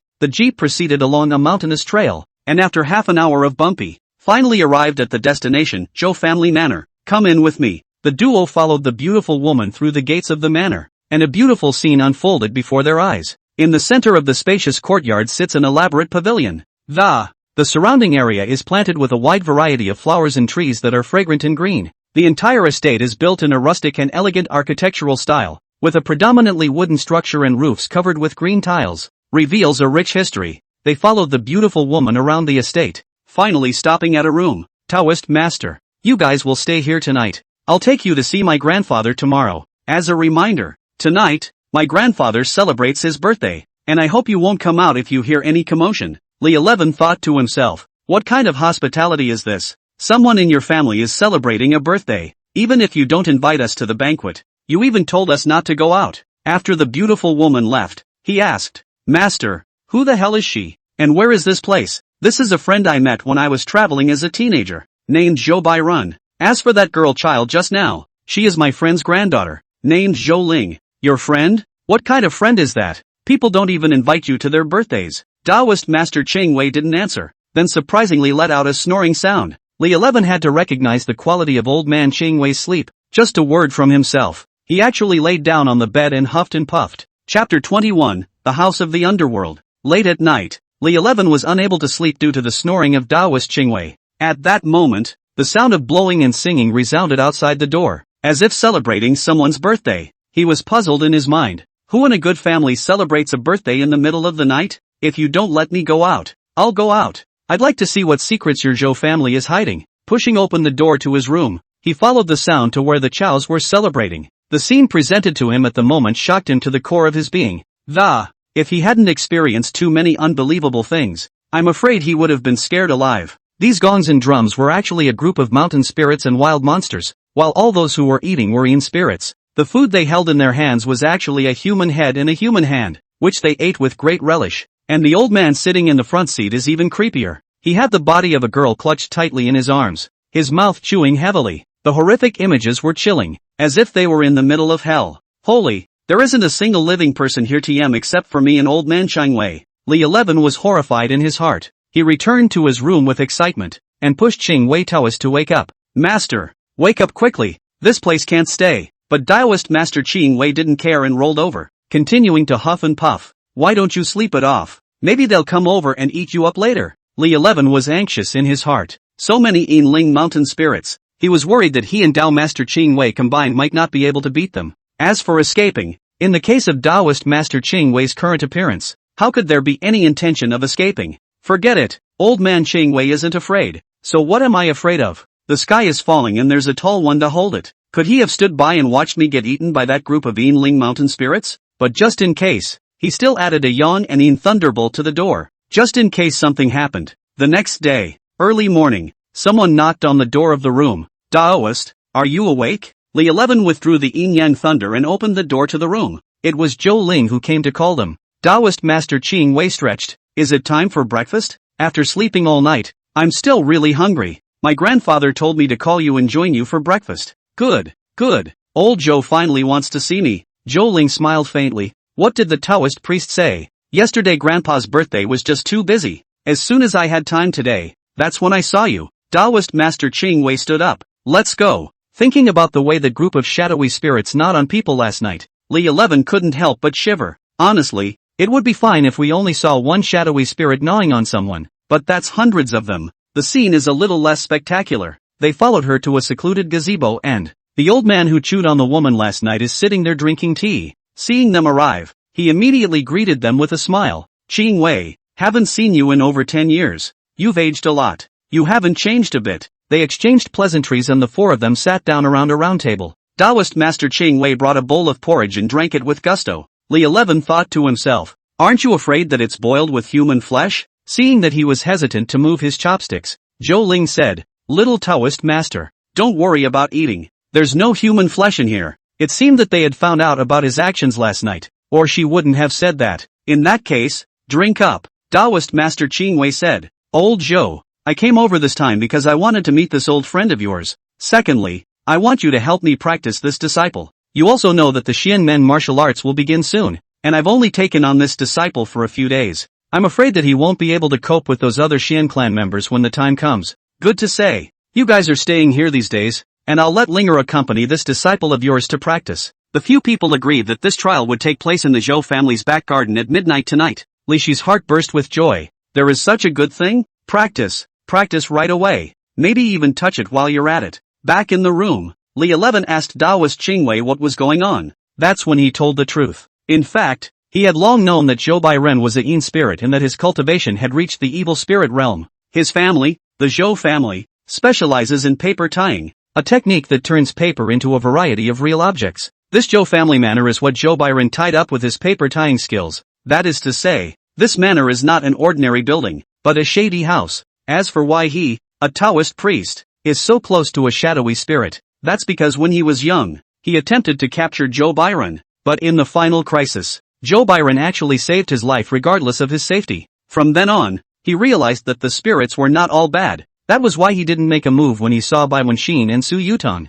He even accepted Huang Xianer as his disciple. As for last night's cannibalism by Zhou Bairen, that's the tradition of their shadowy spirits. After all, they only have a big birthday once in 60 years. It also ate the corpses of people already buried in the neighborhood and did no harm. After telling him everything, Taoist Master Ching Wei instructed Li 11 that this time, when he practiced against Zhou Ling, never use Yin or Yang thunder and take out a bunch of yellow paper. Before this Xian sect martial arts, one must hide one's strength. This is how you can win the competition by surprise. Therefore, you can only cultivate the thunder technique in an unoccupied place during this period of time. Taoist Master Ching Wei stroked his beard and continued, during this month out there, you can only use the method of talismans. If you really want to use lightning methods, you can't let anyone find out. I will now teach you how to draw talismans. Li 11 had seen such a talisman twice before. The first time was the day after he met Yutang. Ching Wei gave it to him, and he used the talisman to subdue Bai Wenxin, who tried to kill himself. The second time was the talisman Ching Wei gave to the middle-aged man the night he eliminated the red-headed centipede.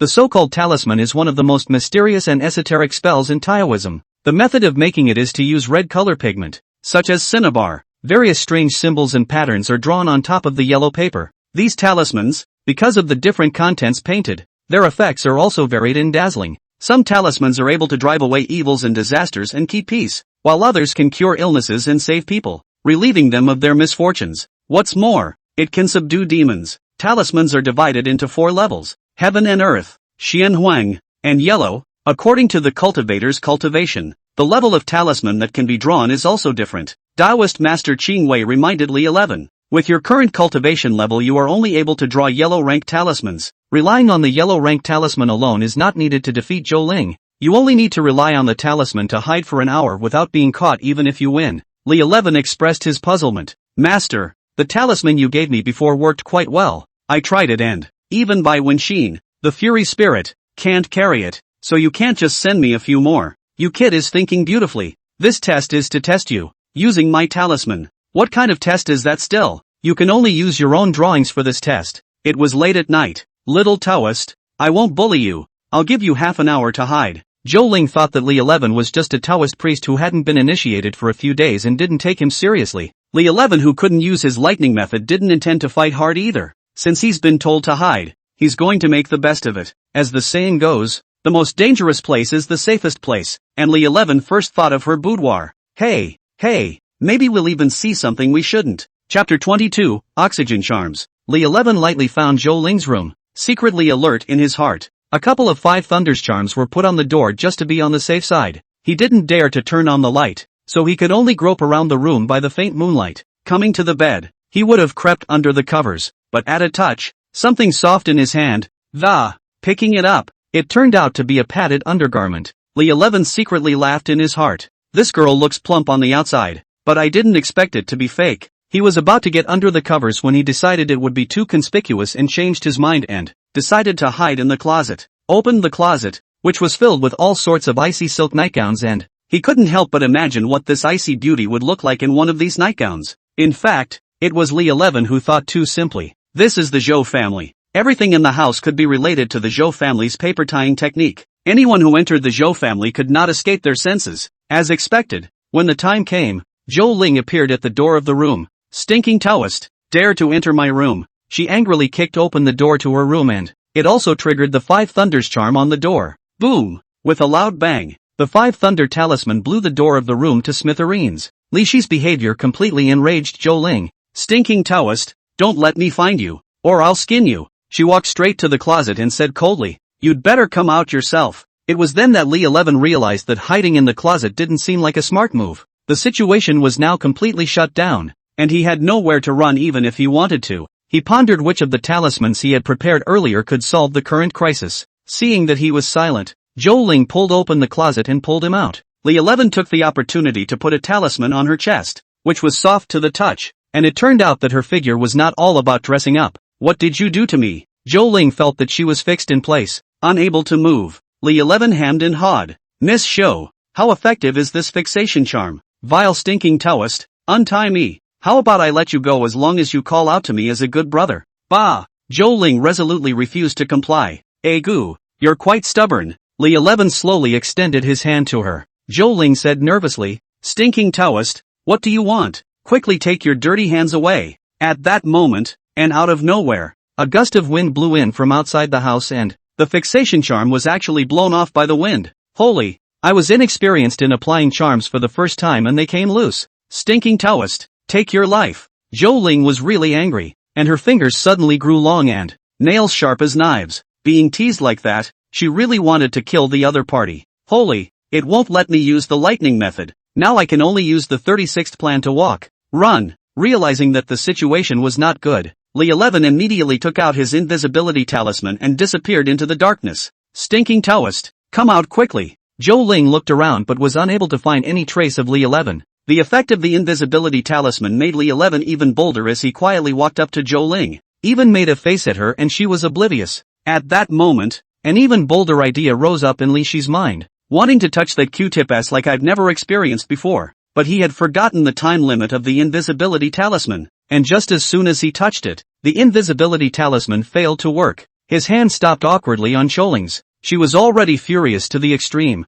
and a strong killing intent came over her. Run! Li 11 felt extremely cold behind him. At this time, Zhou Ling only had one purpose, to kill him. She turned into a black gas and pounced on Li 11. He was going to put on another invisibility charm, but the powerful black aura of the It actually carried a gale of 8 or 9 winds, making it difficult to stick the talisman to the body. Facing Zhou Ling, who was going all out, Li 11 knew that his little trick was no longer able to cope with it. He could only take out his last card, the Heavenly Dipper Breaking Fury Talisman, which was a Xian rank talisman that took him an hour to learn. When Taoist Master Qingwei saw that with his current cultivation level, he was able to produce Xian rank talismans, immediately, he exclaimed that this disciple was truly a genius, for he himself had spent a full 5 years to. Only then did he learn to make Xian rank talismans. Li 11 flung the Big Dipper Breaking Talisman into the air, only to see a flash of light that a huge golden transparent light shield was instantly formed, tightly protecting his entire person. As if enraged,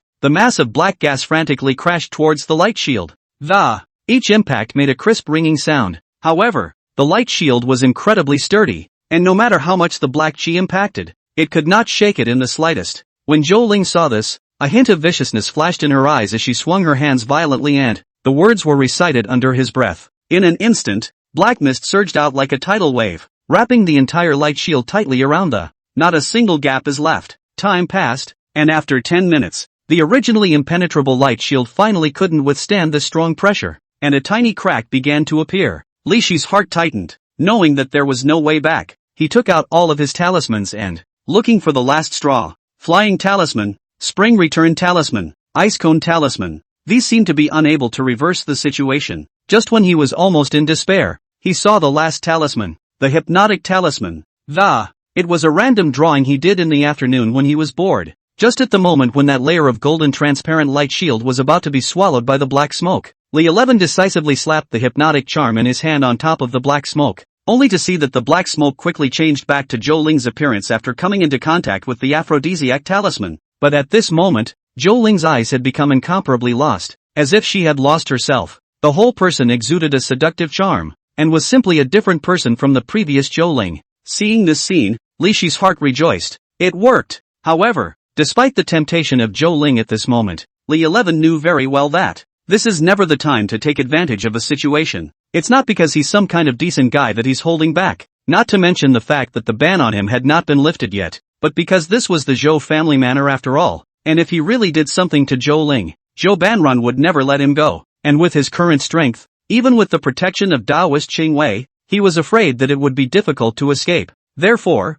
Li 11 decided to endure for the time being. Anyway, he still had an aphrodisiac talisman in his hand. There will naturally be more opportunities in the future. Facts proved that Li Shi's guess was not wrong. When Zhou Ling was hit by the oxygen charm, Taoist Master Qingwei and Zhou Bairen both stepped out from the shadows. Zhou Ling also kept teasing Li 11 with her eyes. Taoist Master Qingwei removed the hypnotic talisman, then cursed, "And, how can you be so unmartial? How dare you use such tactics on her?" But then he secretly kept winking as if he was complimenting him. Zhou Ling, who had her hypnotic talisman removed, regained her senses. "Stinking Taoist, I'm going to kill you." Zhou Bairen, who was on the side, pulled her back. "Linger, we lost this competition." She still wanted to retort, but she was pulled away by Zhou Banran. Seeing that no one was around, Taoist Master Qingwei laughed loudly. "Good disciple. Not bad," he said. "Not only can you just learn talismans to draw Xian rank talismans, but you can also improvise against the enemy. You disciple. I didn't confiscate the wrong one." Chapter 23, Can a Taoist also watch a beautiful woman live? Early the next morning, the atmosphere at the table was unusually tense. Zhou Ling glared angrily at Li 11, obviously full of hostility towards him. He could feel her gaze piercing him like a sharp blade. Zhou Bairen made a request. "Qingwei, someone reported to me last night. The city seems to be haunted by a shadowy spirit. Normally I'd let Ling handle this kind of thing. This time I want your disciple to participate as well. I don't know what you think." Taoist Master Qingwei laughed aloud. "This disciple of mine is in need of training, and to be able to give him this opportunity to, naturally, it's a good thing." Zhou Ling retorted in dissatisfaction. "I'm enough on my own. Don't need the help of this stinking Taoist priest." "Linger, listen to me. The Yin spirit this time is a bit odd. It's not something you can handle alone." Zhou Ling pondered for a moment and made a condition. "It's not impossible to let him join me, but he has to apologize to me first." Zhou Bairen chided. "Linger, don't fool around.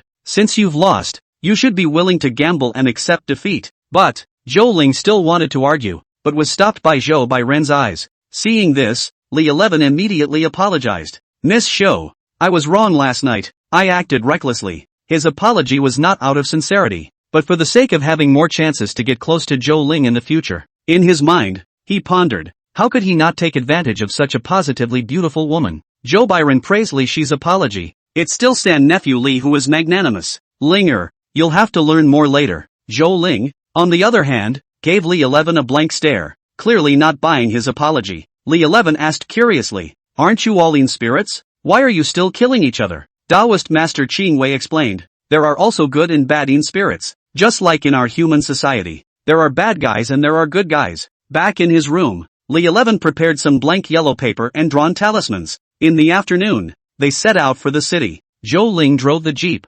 Stinky Taoist, when you meet your client, you have to listen to me in everything. Although I agreed to Grandpa's request, there's no need for you to meddle in the affairs of our Zhou family. Seeing that her attitude had eased, Li 11 leaned back in the passenger seat and, with a look of indifference, everything is at your disposal. If you meet a problem that can't be solved at that time, you don't beg me. Bah! I won't beg you even if I die, Zhou Ling said firmly. They arrived at the place the client had told them about, a bustling apartment that, because this is a centralized place for Netflix live broadcasts, they followed the address and found room 1103. Zhou Ling knocked on the door of her room, and the one who opened the door was a beautiful woman in a bunny suit. She was dressed very sexy. She asked, who are you looking for? Are you Shin Fei Fei? I'm Zhou Ling. It was you who commissioned the Zhou family. Right.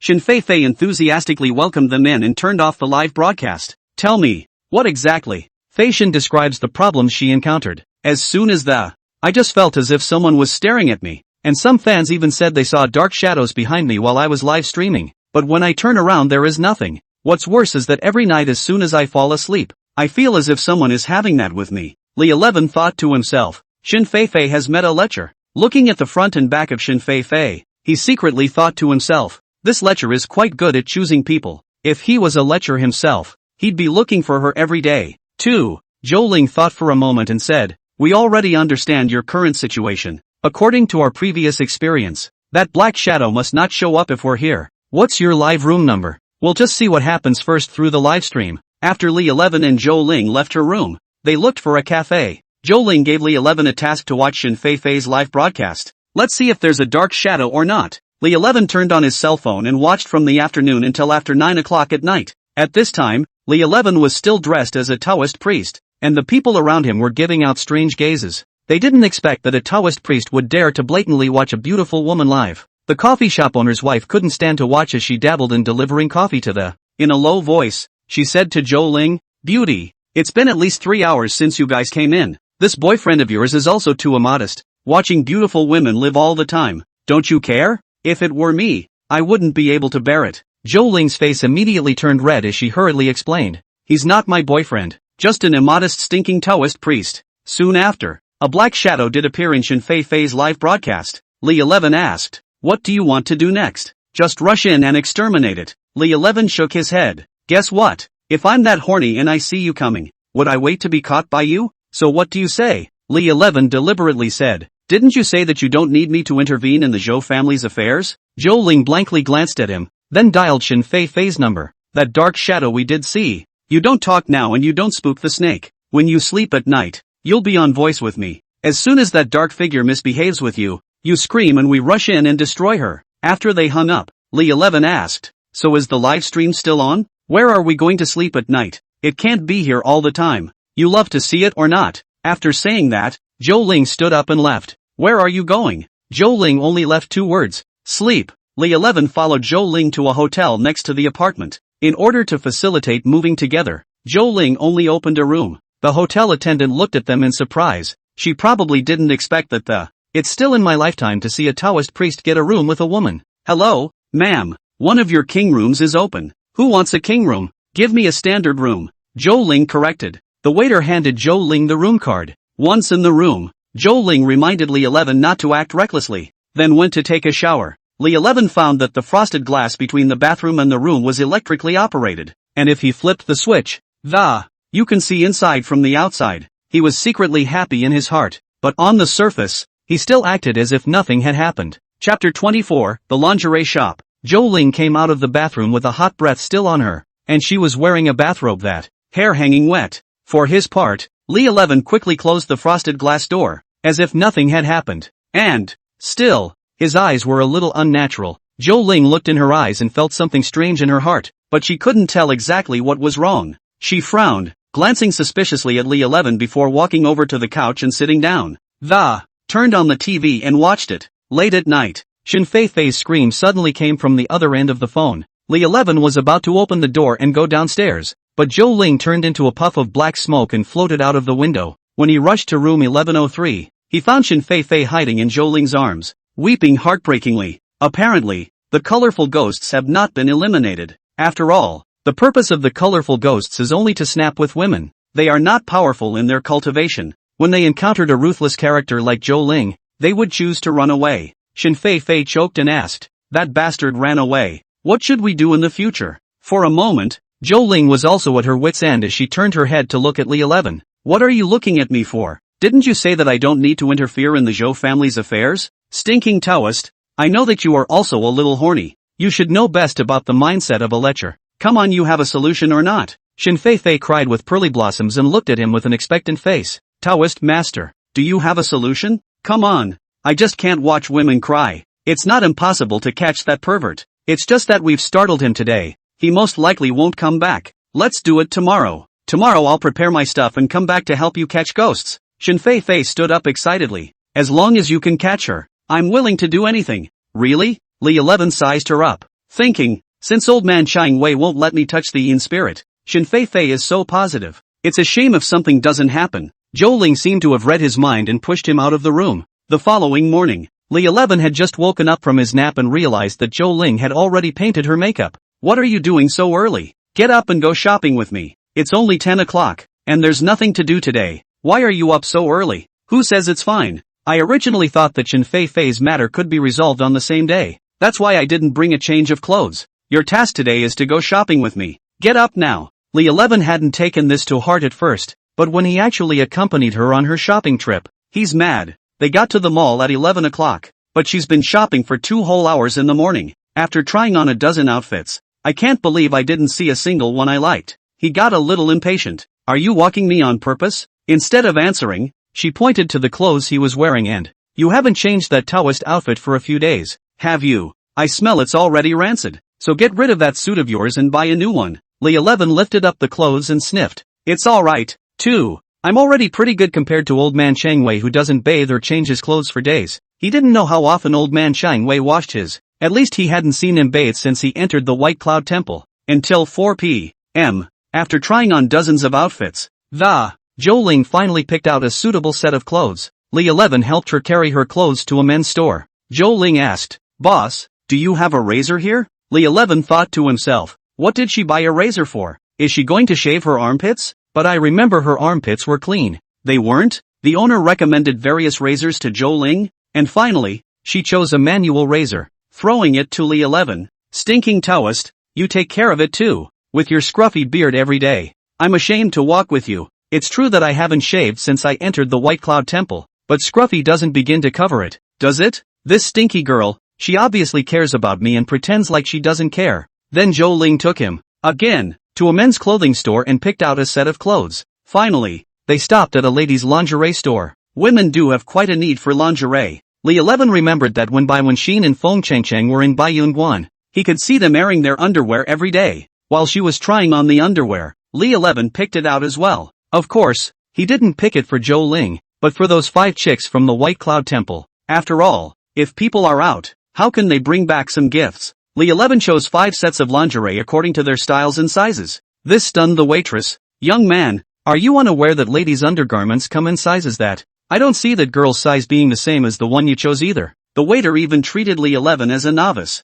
He was a veteran driver. "Okay, as long as it's a woman, he'll know the size by looking at it. What are you wasting your words for? Those 5 pieces just now.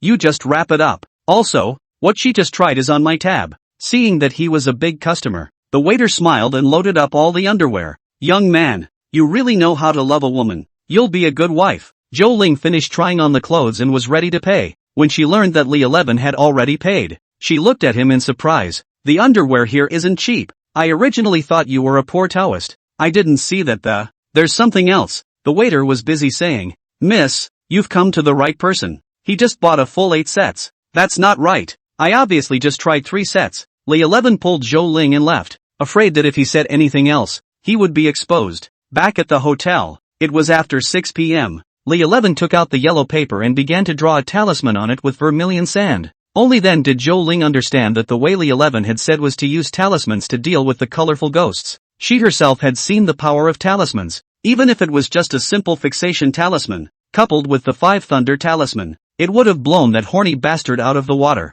While he was in the process of drawing the talisman, Zhou Ling seemed to be unable to bear the feeling of not changing her clothes for 2 days. She took her clothes with her and went into the restroom. Li 11 certainly didn't miss the opportunity to see the show again. He thought to himself, Zhou Ling, weren't you cold when you first met him? Aren't you being honest with me now? She walked out of the bathroom and saw that Li 11 hadn't finished drawing, so she asked if it was that hard to draw a few charms. Of course, Li 11 would not say that he had just watched the show and forgot to draw the talisman, and could only say, you've seen this Taoist spell before. It's not that easy. 10 o'clock at night, after Shen Fei Fei went off the air, they found her. Taoist master, what exactly is your way of catching the colorful ghost? Li 11 took out a few pieces of talisman paper from his pocket. You will put them on your body when you go to bed tonight, and then you will definitely restrain the colorful ghosts. She asked, where is it posted? Stick it on, of course, where the horny guy enters your body. That way it's a surprise. Chapter 25, Naked Li 11. Shen Fei Fei took the talisman,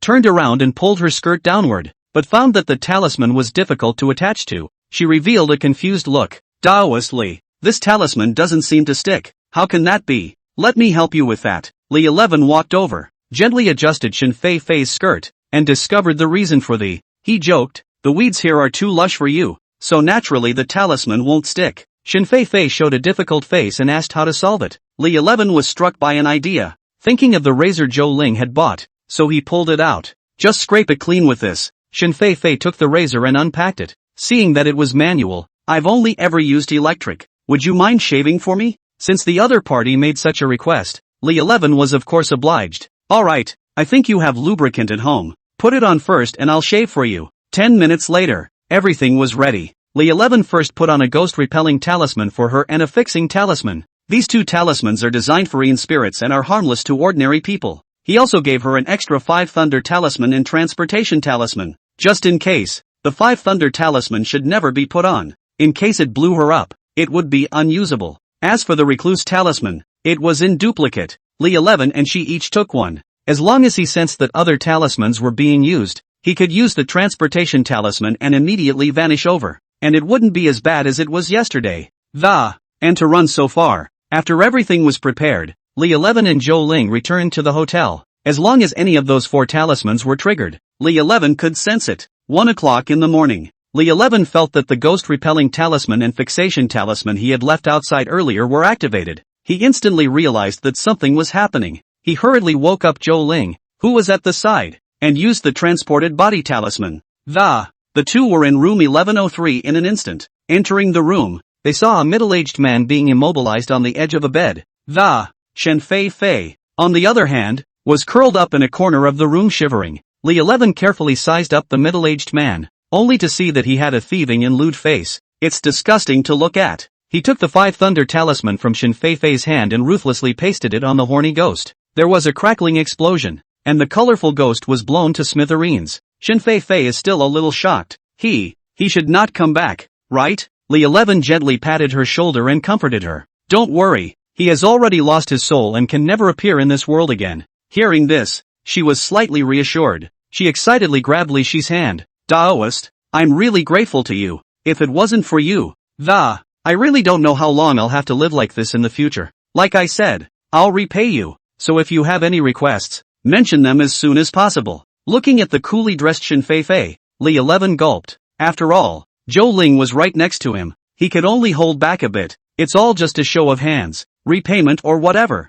Forget it. Noticing a flash of disappointment in Shen Fei Fei's eyes, Li 11 thought to himself, little girl, don't be disappointed yet. I'll let you repay me properly when Zhou Ling is not around. Then I'll treat you guys to a karaoke tomorrow. Hey, isn't this your chance? Zhou Ling's so cold and icy. Shouldn't like places like KTV. If she doesn't go, I'll just have me and Sun Fei Fei. What do you want to do then? Just do what? Li 11 thought quite beautifully in his heart, but unexpectedly, Zhou Ling said, good, we have all day tomorrow, so you can ask us out then. Asterisk asterisk asterisk asterisk. You're not spoiling my fun. Late at night, Li 11 and Zhou Ling returned to the hotel. Originally, they shared the same room to deal with Sun Feifei's affairs. Now that the matter has come to an end, continuing to live together seems to have become unnecessary. Li 11 understands in his heart that it is only a matter of time before the two of them share a room, but now Zhou Ling did not mention it. He didn't have to mention it either. The events of the last few days had left him physically exhausted, and he decided to take the opportunity to take a nice, hot bath, change into newly purchased clothing. While he was humming softly in the bathroom, enjoying the hot water rushing over him, Zhou Ling suddenly pushed the door in and it took him by surprise. He was secretly delighted. Could it be that the time spent together had made her take a liking to him? No need to be in such a hurry if you need it. I'll be done washing in a minute. But Zhou Ling was not impressed by his jokes, and with a cold face she, pulling him out of the bathroom by his ear. Zhou Ling pointed to the glass door of the bathroom and, did you already know that this glass can be controlled to become transparent? Of course, Li 11 couldn't admit it, or else let Zhou Ling know what he had done before. Wouldn't it be a good idea to skin him? He feigned surprise. Are all hotels so fancy these days? How did you find out? You're still pretending. Zhou Ling pulled him to the door and kicked him out. Li 11 looked to his left and right in panic. Now he was still naked. Good sister, open the door. If someone sees me, I'm going to lose my ass. But the only response in the room was a cold one. Don't you like looking at people? Then let the others get a good look at you too. Li 11 he knocked on the door again, but there was no response. It was a good thing it was early in the morning and there was no one else in the hallway. He cautiously made his way to the lobby and asked the attendant on duty for help. The waitress in the lobby immediately covered her eyes when she saw him naked, exclaiming that what do you want? I'm going to call the police if you keep this up. He hurriedly explained, it's me. Take a good look. The waitress recognized him and a blush spread across her face. Why aren't you dressed? Let's not explain this right now. Can I have a bath towel? After the attendant found him a bath towel, he quickly wrapped it around him and requested another room. I'm sorry, but our hotel is full tonight. The waiter's answer made Li 11 feel desperate. He thought to himself that even if the attendant opened the door for him, the end result would be no better than it was now, so he decided to go to Sun Feifei, who had expressed her willingness to repay him anyway. Wrapped in a bath towel, as if he were a thief, Li 11 crossed the street and, come to Sun Feifei's apartment. He knocked on the door of the room. Who? Sun Feifei was wary. It's me. Sun Feifei heard his voice. Taoist Li, why are you here? Li 11 pushed the door in and pushed her inside, against the wall. Didn't you want to repay me? Today this Taoist master will give you this opportunity. He had to admit that Sun Feifei was the most playful of the women he had seen. Even Feng Chang was not as good as her. So it seemed that the anchor woman did have some tricks up her sleeve. Chapter 26, KTV. Early the next morning, Sun Feifei woke up in Li Shi's arms as she asked softly, Taoist, do you want Zhou Ling badly? Am I that obvious? She shook her head. That's not true. Zhou Ling is pretty and has a good figure. Any man would be moved. I guess. Could it be that you have an idea? Sun Feifei smiled. Before I became an anchor woman, having worked for a while at the neighborhood karaoke, where the bad guys who want a woman don't always do it under the guise of a drink. Get them drunk. I can see you trying that too. Li 11 thought about it and said, it's not impossible. But after what happened yesterday, is she still coming over? I'll try it for you. Li 11 touched her face. I didn't expect you to have quite a lot of heart. Then is Taoist Li going to reward me? Noon. Sun Feifei dialed Zhou Ling's phone. Sister Zhou, I promised to treat you guys to a song today. I've booked the private room. It's just downstairs from the apartment. You'll have to be there on time at 7 p.m.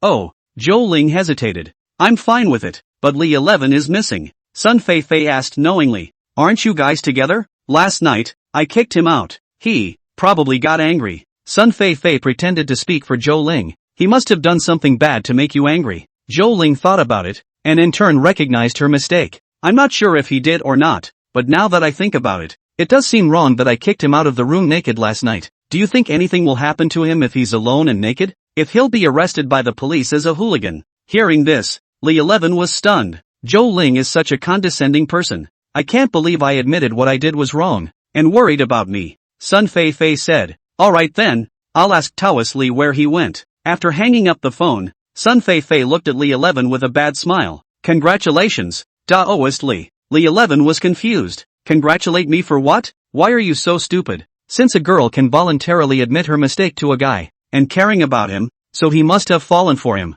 Are you saying that Zhou Ling likes me? Sun Feifei nodded. I didn't realize there was a windfall to being kicked out. No wonder she's buying me clothes. Again. Buy me razors again. Li 11 suddenly realized a problem. Not good. My cell phone is still with Zhou Ling. You said find me. And how are you supposed to find me? That's an easy one. Just say you had no way out. Didn't hurry back. And found your way to me this afternoon. Look at my brain. It's usually pretty sharp, but today it's so slow. I think you're overwhelmed with joy. Sun Feifei went downstairs to help Li 11 buy a set of clothes, and in the evening, they came to the KTV together. Sun Feifei said that she had worked in a KTV. That was not true at all. From the time she entered the door to the private room, the people who said hello to her didn't stop. Soon, Zhou Ling also came, still carrying Li Shi's clothes. It seemed like she was genuinely concerned if he didn't have any clothes to wear. 11 Li, I'm sorry, I shouldn't have thrown you out of the room. Seeing how guilty she was, Li 11 also told the truth. Actually, I did peek at you in the shower. Snap, a slap slapped Li Shi's face. Stinking rascal. After saying that, she turned around and was about to leave. This isn't what Li 11 imagined. This happens in dramas. It shouldn't be the heroine falling into the hero's arms and saying nasty. How it was a slap in the face when it came to him. Sun Feifei pulled Zhou Ling. Alright, Sister Zhou, don't be angry. I know you like Taoist Li, and Taoist Li likes you. In that case, we'll be a family from now on. It's okay to peek in your shower. Who likes him? Who wants to become family with him? Although Zhou Ling did not admit it on her lips, but still sat on the couch. Sun Feifei picked up the wine cup and advised Zhou Ling to drink wine, 1 cup at a time. Soon both of them were drinking about the same amount. Zhou Ling is unconscious. Li 11 thought to himself, this Sun Feifei people not only looks positive, people also righteous. It's a friend you can make deeper. At that point, a bout of urination hit him and he went to the restroom. When he came back, he heard what looked like an argument in their private room. He pushed his way through the crowd and saw a man with a scar on his face making a move on Sun Feifei, and it's about to make a move on Zhou Ling. Sun Feifei was controlled but still said not to touch Zhou Ling. Stop! Li 11 chided the scarred man. I'm playing with a woman here. Who are you to stop me? Li 11 isn't even afraid of ghosts. How can he be afraid of a punk like him? Who am I? I'm your grandpa Li. The scarred man laughed and wasn't angry. Kid, I think you're tired of living. He raised his hand and was about to hit Li 11. Li Shi's body and reflexes had been greatly improved since he practiced the thunder method. The speed of ordinary humans was like slow motion in his eyes. The muscular man in front of me, though he looked strong but it was nothing more than a paper tiger in Li Shi's eyes. His attack was no threat to Li 11, who easily dodged his punches and launched a counterattack with lightning speed. An elbow strike sent him back a few steps. All of you. The muscular man saw that he was outmatched and he hurriedly ordered a dozen or so minions to surround Li 11 together. However, even if they were outnumbered, they were no match for Li 11. These punks are okay with bullying the weak on a regular basis, but when faced with the really strong, they would appear powerless. At this moment, even if there were 100 of these punks attacking Li 11 at the same time, they couldn't defeat Li 11 either. Li Shi's heart was filled with disdain as he looked at these punks who didn't know what they were doing. He decided not to tangle with them using his fists and feet, as it would only get his hands dirty. He pulled out a dozen talismans from his bosom. These talismans were specially prepared by him too. There were mysterious runes drawn on it that could cast various spells. He pasted the talismans on the heads of then recited the spell. Those punks who were labeled with talismans instantly lost their self-consciousness and become like a zombie. Their eyes were vacant and lifeless. Their bodies rigid and automatically lined up in a row started bouncing from one to the other. Li 11 looked at his masterpiece with satisfaction and he knew that these punks had completely lost their ability to resist. Next, he only needed to wait for the arrival of the police and hand these criminals over to them. This was a jumping charm that Li 11 had learned when he was bored,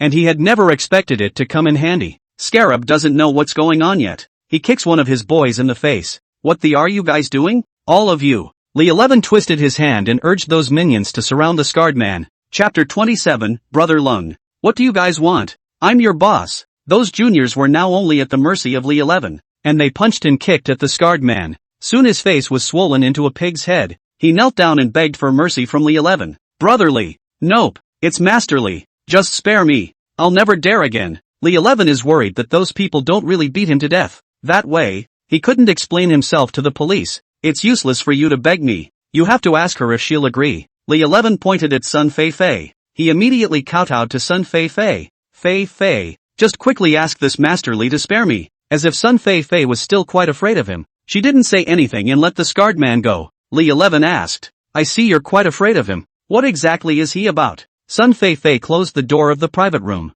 That guy just now. We all call him Brother Scar. It's Lung's men. The KTVs and bars in this area are all his properties. I think you'd better leave now. If you offend him, I'm afraid he'll come after you. Li 11 wasn't worried that this kind of punk could pose any threat to him. Instead, worrying that Sun Fei Fei might not have a good time after she left, she asked, "And who is Brother Long?" Brother Long is the chairman of the Tianjiang group. He has one hand in the whole Tianjiang city, black and white all the way. Then what if I don't leave? The corners of Li Shi's mouth rose in a smile. Sun Fei Fei's eyes widened as she looked at him incredulously. You're crazy. Do you know what you're talking about? Li 11 gently patted her shoulder. Don't worry. With me here, no one can harm you. Sun Fei Fei's heart warmed, but she still shook her head. You don't understand Brother Long's power. He won't leave you alone. Then let him try. I'd like to see how capable he is. After saying that, he gently picked up the drunken Zhou Ling and went back to the hotel. Although the opportunity was rare, Li 11 also recalled Taoist Qingwei's warning, before the prohibition was lifted. There shall be no overly intimate contact with the spirits of the netherworld. He was attracted to Zhou Ling's alluring figure, but he tried to suppress his urges. However, when desire overcomes reason, he decides to do whatever it takes. He put Qingwei Taoist's warning behind him and began their intimate moment. Just as they were getting intimate, Zhou Ling suddenly woke up. Under the effect of alcohol, Zhou Ling became active and it was a stark contrast to the coldness he had shown to Li 11 before. Early the next morning, Li 11 was kicked out of bed by Zhou Ling. Zhou Ling tightly wrapped the quilt and questioned, Stinking Taoist, what have you done to me? 11 Li stood up with his bare ass. Hey, of course I did something that was enjoyable. And you said you were going to be a good sister to me. Have you forgotten? She froze for a moment, her face reddening, then righted herself. Stinking Taoist, if anyone else finds out about last night, I'll skin you. Li 11 couldn't get enough of it and planned to get under the covers to continue. Zhou Ling tried to resist, but after being hugged,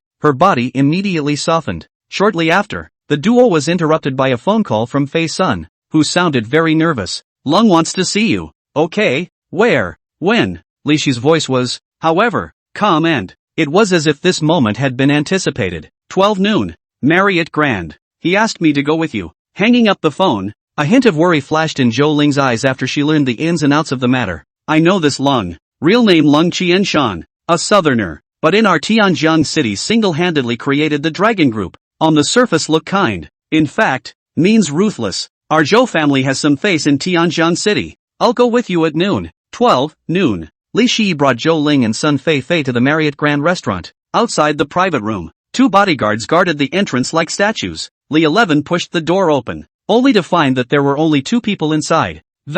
Surprisingly, it was the rich boss and his female secretary whom he had met in Falling Flower Village. He remembered that night in the village. The secretary called him Brother Lung. What's with the coincidence? When Long Qianshan saw Li 11, he revealed a meaningful smile. In his substandard southern Mandarin, he said, Pretty boy, I didn't think it was me. Last night, after I saw the surveillance, I was surprised too. Li 11 didn't say much and directly cut to the chase. Since we're all old acquaintances, I won't beat around the bush. You didn't come looking for me to avenge your little brother's death, did you? Long Qianshan waved his hand and let his female secretary light a cigarette for him. If I want to take revenge, wouldn't have invited you so formally. I know about Scar, and it's true that he was in the wrong. The female secretary twisted her small waist and came to Li Shi's side, also intending to light a cigarette for him. After seeing his refusal, he said, Brother Long sees that you are good with talismans and wants to ask you for a favor. I didn't say anything, calculating in my mind whether it was true or not. Long Qianshan said, Pretty boy, if you're still angry because of what happened yesterday, I can take the heat for you. He passed a look to the female secretary. The female secretary made a phone call, and a minute later, 2 men brought the scarred man over. Long Qianshan said to Scar, what happened last night was indeed your fault. Today both beauties are present, so I'll make the call, and the family law will be served. When he finished, he punched Scar in the face, and 2 teeth landed in response. The female secretary picked up the teeth and placed them in front of Zhou Ling and Sun Fei Fei. These 2 teeth are an apology to the 2 beauties. Are you guys satisfied? Sun Fei Fei was shocked and nodded her head in a hurry. Zhou Ling, on the other hand, was unmoved. What do I need his teeth for? Long Qianshan laughed. Right.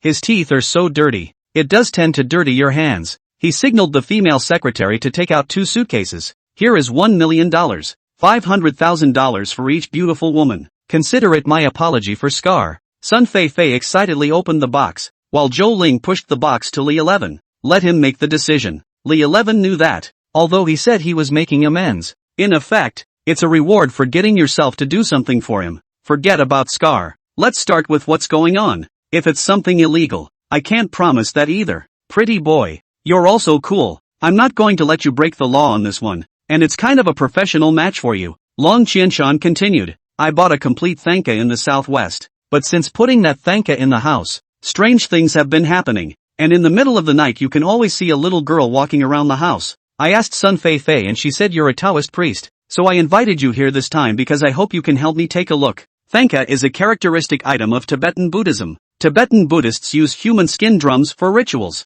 and they are a kind of religious artifact, and during the sacrifice, the purest must be used to please the heavens. And what is something pure? It's a drum made of the skin of a girl under 16. In addition to being made into human skin drums, human skin is sometimes made into human skin thankas. After being framed in colored satin, scriptures are written on them. In accordance with the Tibetan Buddhist ideology, they think this kind can satisfy the Buddha. Knowing Long Qianshan's true purpose, Li 11, with the mindset of taking money for nothing, accepted his request. Long Qianshan happily poured me a glass of wine. Pretty boy, I saw you as an unusual person when I was in Xianghua village. Then he added a lewd expression. You and that teacher are going well, aren't you? I see that the two pretty girls around here are not bad either. It seems that your kid has really good luck with peach blossoms. He picked up his glass. Pretty boy, without saying anything, this glass of wine brother toasts you. Chapter 28, The Human Skin Thanka. The crowd followed Long Qianshan to his house. It was a luxury villa worth hundreds of millions of dollars in the city.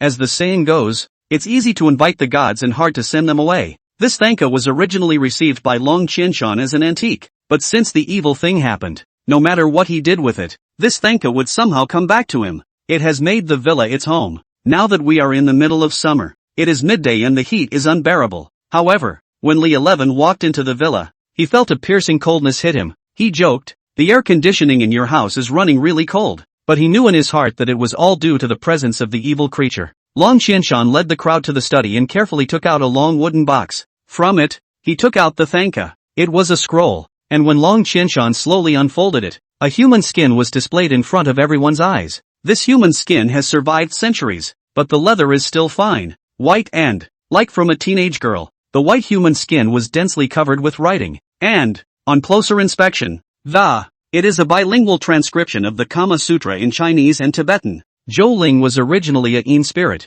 and she had a sensitive perception of her own kind. After the thanka was opened, she whispered, there's a baneful spirit attached to this, and its cultivation level isn't low. Give it a few more years and it should be able to break through to evil spirit. Li 11 inquired, do you have a way to force her out? Zhou Ling shook her head. Tankas are inherently Yin and evil, and if there is a Yin spirit hiding in them, not to mention me, even the evil spirit and Yin spirit can't do anything with what's inside. Li 11 told Long Qianshan to put the thanka away and called him outside. I've already observed that there is indeed an evil object in your human skin tanka. It's just that it doesn't come out and there's nothing we can do about it. Now it's just me staying here, and when it comes out, wipe it out again. Hearing this, Long Qianshan was very happy. It is best that you are willing to live here. This villa of mine is still empty anyway. Why don't we do this? I'll let Wan live here too. She's in charge of all the decorations here. She's familiar with the place and can help you guys cook. So if there's any problems then, you can just look for her. Wan is the lady secretary. Hearing that she was going to live here, she was immediately frightened and immediately pulled Long Qianshan's hand. Brother Long, I don't want to live in this haunted house. Long Qianshan, however, didn't care about him. Shaowan, Taoist Li and the others are capable people. You'll be fine with them protecting you. Seeing that Long Qianshan insisted that she stay here, she didn't dare to say anything more. He just said to Li 11 in a charming voice, Taoist Li, you have to protect people well. Things had been explained clearly. Long Qianshan casually found an excuse and left the villa. Of all these people, the happiest one is going to be Sun Fei Fei. Despite the fact that this place is haunted, but it was the best house she had ever lived in her life. Zhou Ling's family already had an estate, so he didn't care too much about it. After everyone had chosen their rooms, Wan's seductive eyes stared straight at Li 11. In a delicate voice, she said, Taoist Li, can I share a room with you? Li 11 secretly thought. Before, when she was in the village of falling flowers, she was not this kind of attitude at all.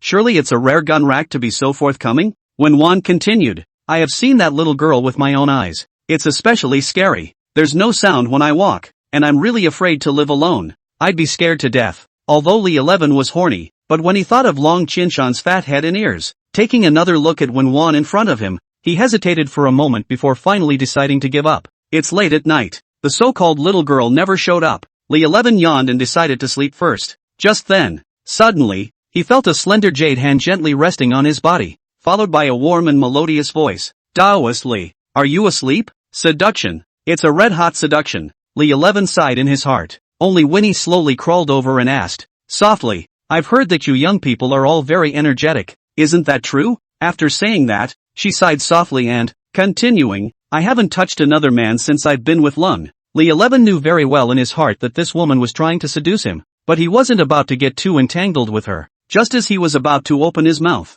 suddenly an eerie hee laugh was heard from outside the room. Wenwan suddenly turned pale with fear and hid tightly into his arms, trembling and saying, coming, she's coming. Li 11 didn't have time to pay attention to her panic and quickly took out the pre-prepared talisman from his backpack, then carefully opening the door to the room. With his eyes fixed on the darkness beyond, he finally saw the legendary little girl. By the light of the moon, he saw that the little girl wasn't very tall, probably only about 1 meter 5 or so, draped in black hair and dressed in Tibetan garb. Her eyes had a strange gleam in them that, it sends a chill down the spine. Li 11 put the fixation talisman in his hand and was secretly alert in his heart. As long as she dared to come over, just put it on her right away. Little brother, are you looking for me? The little girl suddenly turned her head and, a wry smile was flashed at him. That smile made Li 11 feel a chill come over him. Li 11 took a deep breath and tried to keep his composure as he walked out of the room. Little sister, what are you doing out of bed so late? He tried to sound as calm as he could,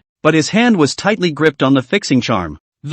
Always be prepared for possible dangers. He hid the fixing charm behind his back, trying to get close enough to hit her afterward. Little brother, what are you holding behind your back? The little girl found the talisman he had hidden. Little sister, this is good stuff. Would you like to see it? Little brother, do you take me for a 3-year-old? That's clearly a talisman used by a Taoist priest. I didn't realize that old man wasn't dead yet. It's the 3rd Taoist priest he's hired. You're so young. The meat must be better than the first 2 old dogs. I'll rub it in. This shadowy spirit is eating human flesh. Li 11 hammed and hawed. Brother's meat isn't tasty, but his yang energy is still quite strong. Why don't you try? Oily mouth. A cold light flashed in the little girl's eyes as she formed her hands into claws and lunged at him. Chapter 29, Zhou Ling's Gift. Li 11 quickly pulled out a fixing charm and met him. The little girl had met other Taoist priests using talismans before this and knew quite a bit about them. She knew that the fixing charm Li was powerful, and when she saw the fixing charm, she just dodged, always keeping a certain distance from Li 11.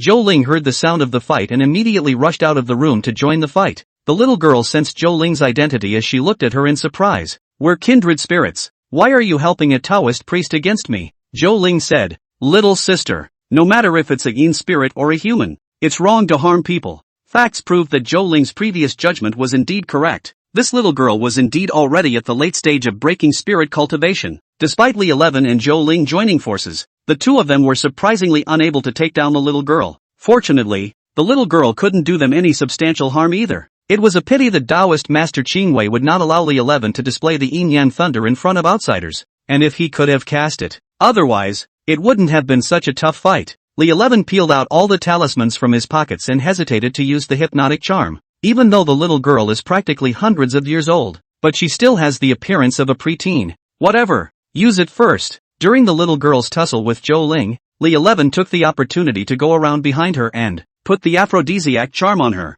I have to admit that although the hypnotic talisman is only a yellow order talisman, when it comes to dealing with female ghosts, it was better than the heavenly dipper breaking fury talisman of the Xian rank talisman. The little girl who had been labeled with an aphrodisiac charm immediately became weak, and just now she was still showing a fierce face. Now it's turned into a gentle neighborhood girl. What have you done to me? The little girl tried to resist the hypnotic charm, but it didn't seem to do much. Li 11 heatedly smiled. Then I want to see what you do to me. However, as soon as he had said this, he felt a blazing, ferocious light coming from beside him. The fierce light looked like it was going to swallow him. Li 11 turned his head to look at the owner of the fierce light, Zhou Ling. That what? I was just teasing her. How could I possibly lay my hands on a little underage girl? After saying that, he put a fixation charm on the little girl's body and removed the hypnotic charm. Just in case, he put on 2 more fixing charms. Otherwise, there would be a repeat of what happened last time when the fixation charm came off. And that would not end well.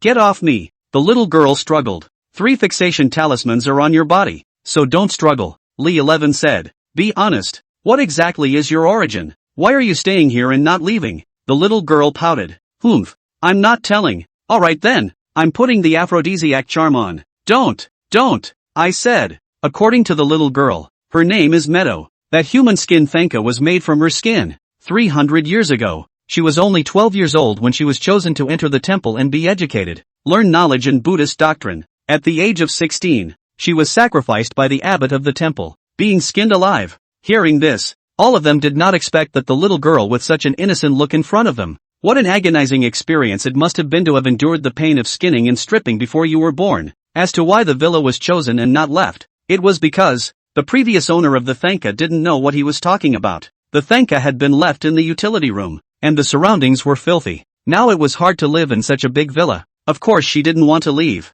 After hearing Meadow's story, Zhou Ling's heart softened and she asked Li 11 to remove the fixation charm from her. You're not afraid she'll eat me? Zhou Ling said. I see that her heart is not bad, so let her go. After thinking about it, Li 11 said, Miss Mei Duo, since someone is pleading for you, you have to promise me that if I let you go, you can't hurt us, or I'll put another hypnotic charm on you. With the threat of the aphrodisiac talisman, Meadow quickly revealed a pitiful expression. Little brother, I promise you, I will never hurt you if you let us go. After the talisman on her body was torn off, she hurriedly hid behind Zhou Ling with a resigned look. You stinking Taoist priest. I don't know where I got the evil talisman from. You just know how to bully me. Then she also pulled Zhou Ling and tried to backtrack. This sister, were you also threatened by her hypnotic charm? Or else let's join forces and finish him off. Zhou Ling was amused by her words. Don't worry, as long as you don't harm anyone, this stinking Taoist won't give anyone a hard time. She pouted and complained. Where did I harm anyone? It was those 2 Taoist priests who tried to capture me earlier.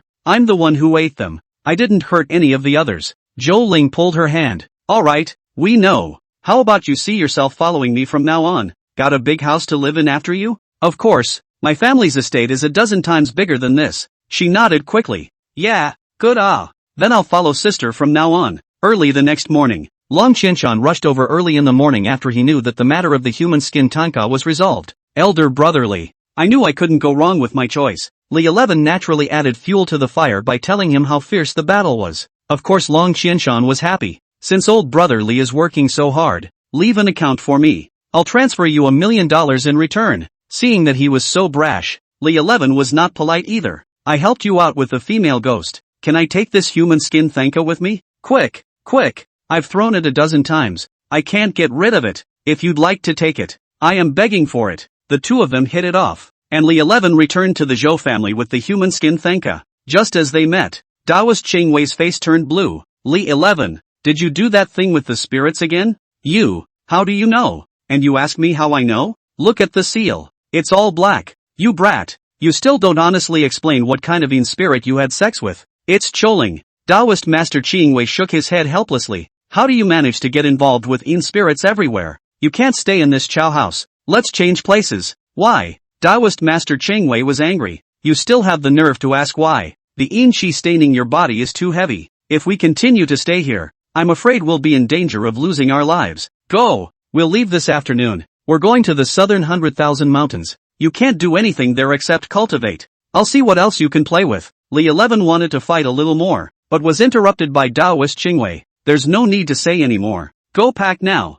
Looking at Taoist Master Qingwei's back, Li 11 secretly sighed in his heart. It's a pity that Zhou Ling is such a positive girl. Upon learning that they were leaving, Zhou Paknin expressed his incomprehension that but Qingwei Taoist priest cannot say that his disciple slept with your granddaughter. Right. So he found another reason to excuse it. Zhou Ling knew that they were leaving, and a look of reluctance even showed in her eyes. She drove them to the railroad station and handed Li 11 something that, this is what I prepared for you. You might use it since you're going to participate in the Xian sect martial arts. Chapter 30, The 100,000 Mountains. The southern tip of western Hunan, 100,000 mountains loomed large. It became a natural barrier dividing western Hunan from the southwestern part of the country. The mountain range stretches for more than 100 kilometers and is about 30 to 40 miles wide, covering a total area of up to 300 square kilometers. The mountains in between were undulating and cloudy, with countless peaks hidden in a sea of fog that was hard to count. The limited technology of ancient times, coupled with the fact that this area is far from the central plains, has led to This vast mountainous area was collectively known as the 100,000 Great Mountains, a name that has been used to this day. Li 11 and Taoist Master Qingwei got off at the train station and changed buses to go deeper into the mountains, until the end of the concrete road. Taoist Master Qingwei told Li 11 that their destination was a place called Chicken Cage Village. Curious, Li 11 asked why he chose there. Taoist Master Qingwei explained that the 100,000 Great Mountains were covered in fog all year round. The Chicken Cage Village was the area with the thickest fog, with a few rare days of sunshine in a year, and an extremely heavy Yin Qi, which was very suitable for practicing Yin Lei. What's more, although Chicken Cage Village is heavy with Yin Qi and has many Yin spirits, however, due to its remote location and the fact that it was once the site of ancient battles, most of the spirits here are male. The probability of meeting a female shadowy spirit is slim to none. Taoist Master Qingwei also reminded Li 11 that in the Great Mountains of 100,000, for Taoist priests, Yin spirits are not scary. The most scary thing is those snakes, insects, rats and ants. This is a tropical monsoon rainforest climate, with a wide variety of snakes, insects, rats and ants, and in the event of an encounter with a venomous creature, the pain can be severe or life-threatening. They trudged through the rainforest for 2 hours and still no sign of the village of Chicken Cage. Exhausted, they rested under a fallen dead tree. Suddenly, Taoist Master Qingwei said nervously, 11, don't move. Li 11 looked at him nervously, asking what had happened. Following Taoist Master Qingwei's gaze, he saw a greenish-green snake standing up and spitting snakes right under his own ass. Li 11 did not recognize the green snake, but seeing its triangular head, it was known that this was definitely not an ordinary snake, and most likely contained a high level of venom. At that moment his movements had startled the green snake, and in the next moment it suddenly opened its mouth and a bite on his ass. Li 11 screamed miserably and jumped straight up, covering his buttocks with both hands and the pain was wah wah wah. Taoist Master Qingwei rushed over to check his injuries, and when he saw the wound on his buttocks, his face instantly became somber. Done. That's a green-branded ironhead, a venomous snake that contains a very high level of venom. As long as the bite is left untreated for 10 minutes, symptoms such as a drop in blood pressure and cardiac arrhythmia can occur, and in severe cases, death can even occur. Li 11 panicked and said, what then? This is a deserted mountain. It's impossible to find a doctor to treat it. He felt like his entire ass had gone numb and he was completely out of it. Taoist Master Qingwei sighed deeply. Disciple, this time you really owe me. Hurry up and take your pants off. Although Li 11 didn't know why Taoist Master Qingwei told him to take off his pants, he still did so. All he felt was a warmth in his ass and Taoist Master Qingwei actually stuck his bearded mouth on his ass. He only felt a tightness in his buttocks, and it turned out to be Taoist Master Qingwei sucking out the poisonous blood for himself. The blood that Taoist Master Qingwei spat on the ground was already black. After a dozen or so mouthfuls, the blood spat out finally gradually returned to normal. Hey, what are you doing? A voice came from the distance. Li 11 looked up and, see, it's two hunters. The two men looked formidable in a tiger suit, carrying bows and arrows and hunting knives.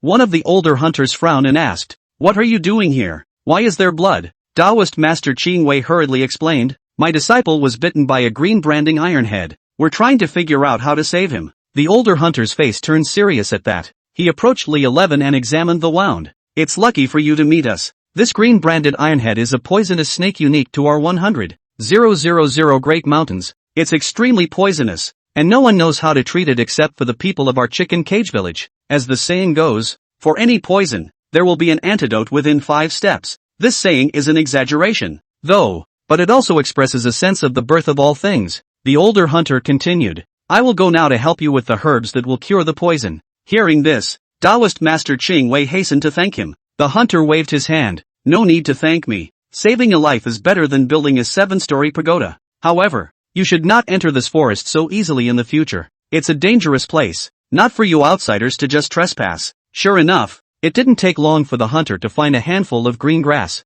He put the herbs in his mouth and chewed them, then put the chewed herbs on Li Shi's wound and tied a cloth. The hunter said, this herb is the nemesis of the green branding ironhead. Put it on now and you will be fine tomorrow. But remember, don't let the wound touch the water or there will be consequences. The young hunter asked, I see you're not from around here. What are you doing here? Poor Taoist Qingwei is here to find your village chief. Qingwei? You are Taoist Master Qingwei? An incredulous expression appeared on the two's faces. Taoist Master Qingwei twisted his beard. You guys know me? The young hunter said, the village chief is my grandfather.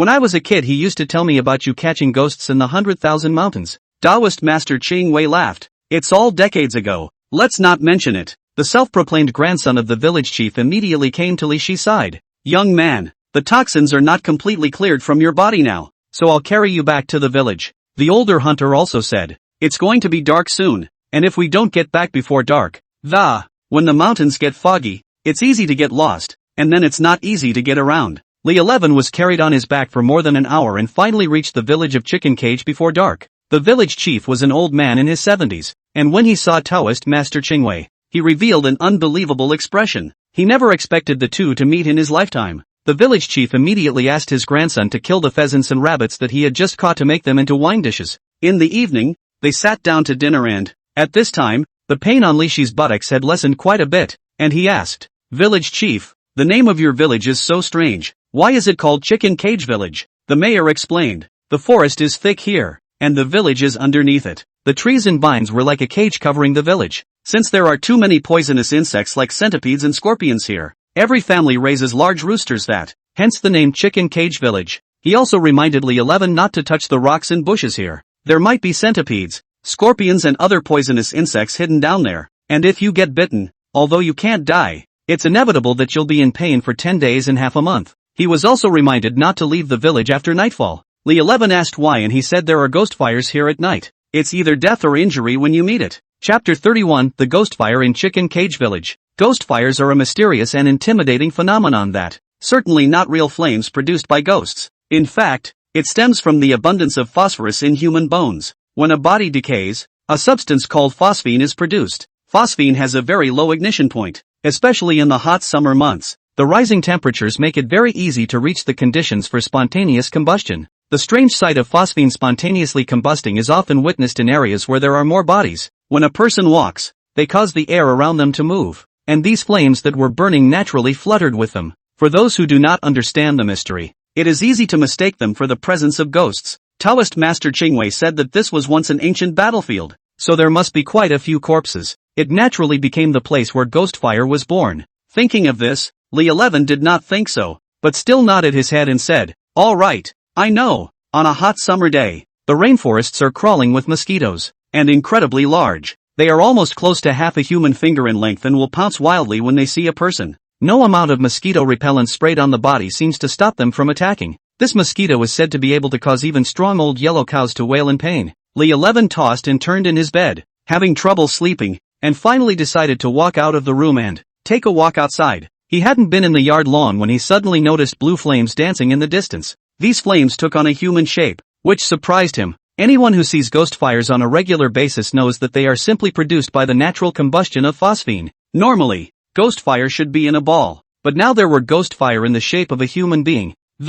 This was clearly not common sense. Intense curiosity prompted him to decide to get closer to find out. As he got closer, something even more incredible happened. In the midst of that blue ghostly fire, there were actually two red ghostly lights those were bloodshot eyes. Li 11 felt very shocked, and he realized that he might not be dealing with an ordinary ghost fire instead, they met a real ghost. The humanoid flame was 2 meters tall, and it had also sensed Li Shi's presence. Turning his head to stare at him with those bloodshot eyes, Li 11 touched his pockets and realized that he didn't have any talismans with him. In the back of his mind, he thought that if this ghost did charge at him, he might have to use his thunder spell to protect himself. Just then, the human-shaped flame suddenly lunged at him. You're pretty damn fast. Li 11 himself thought that his speed was already significantly different from normal people after practicing the thunder method. But now this flame was the fastest one of the ghosts he had met so far. He took a few steps back in a hurry, thinking, what the hell is this thing? You say he's like a ghost fire, but he's not like a normal ghost fire.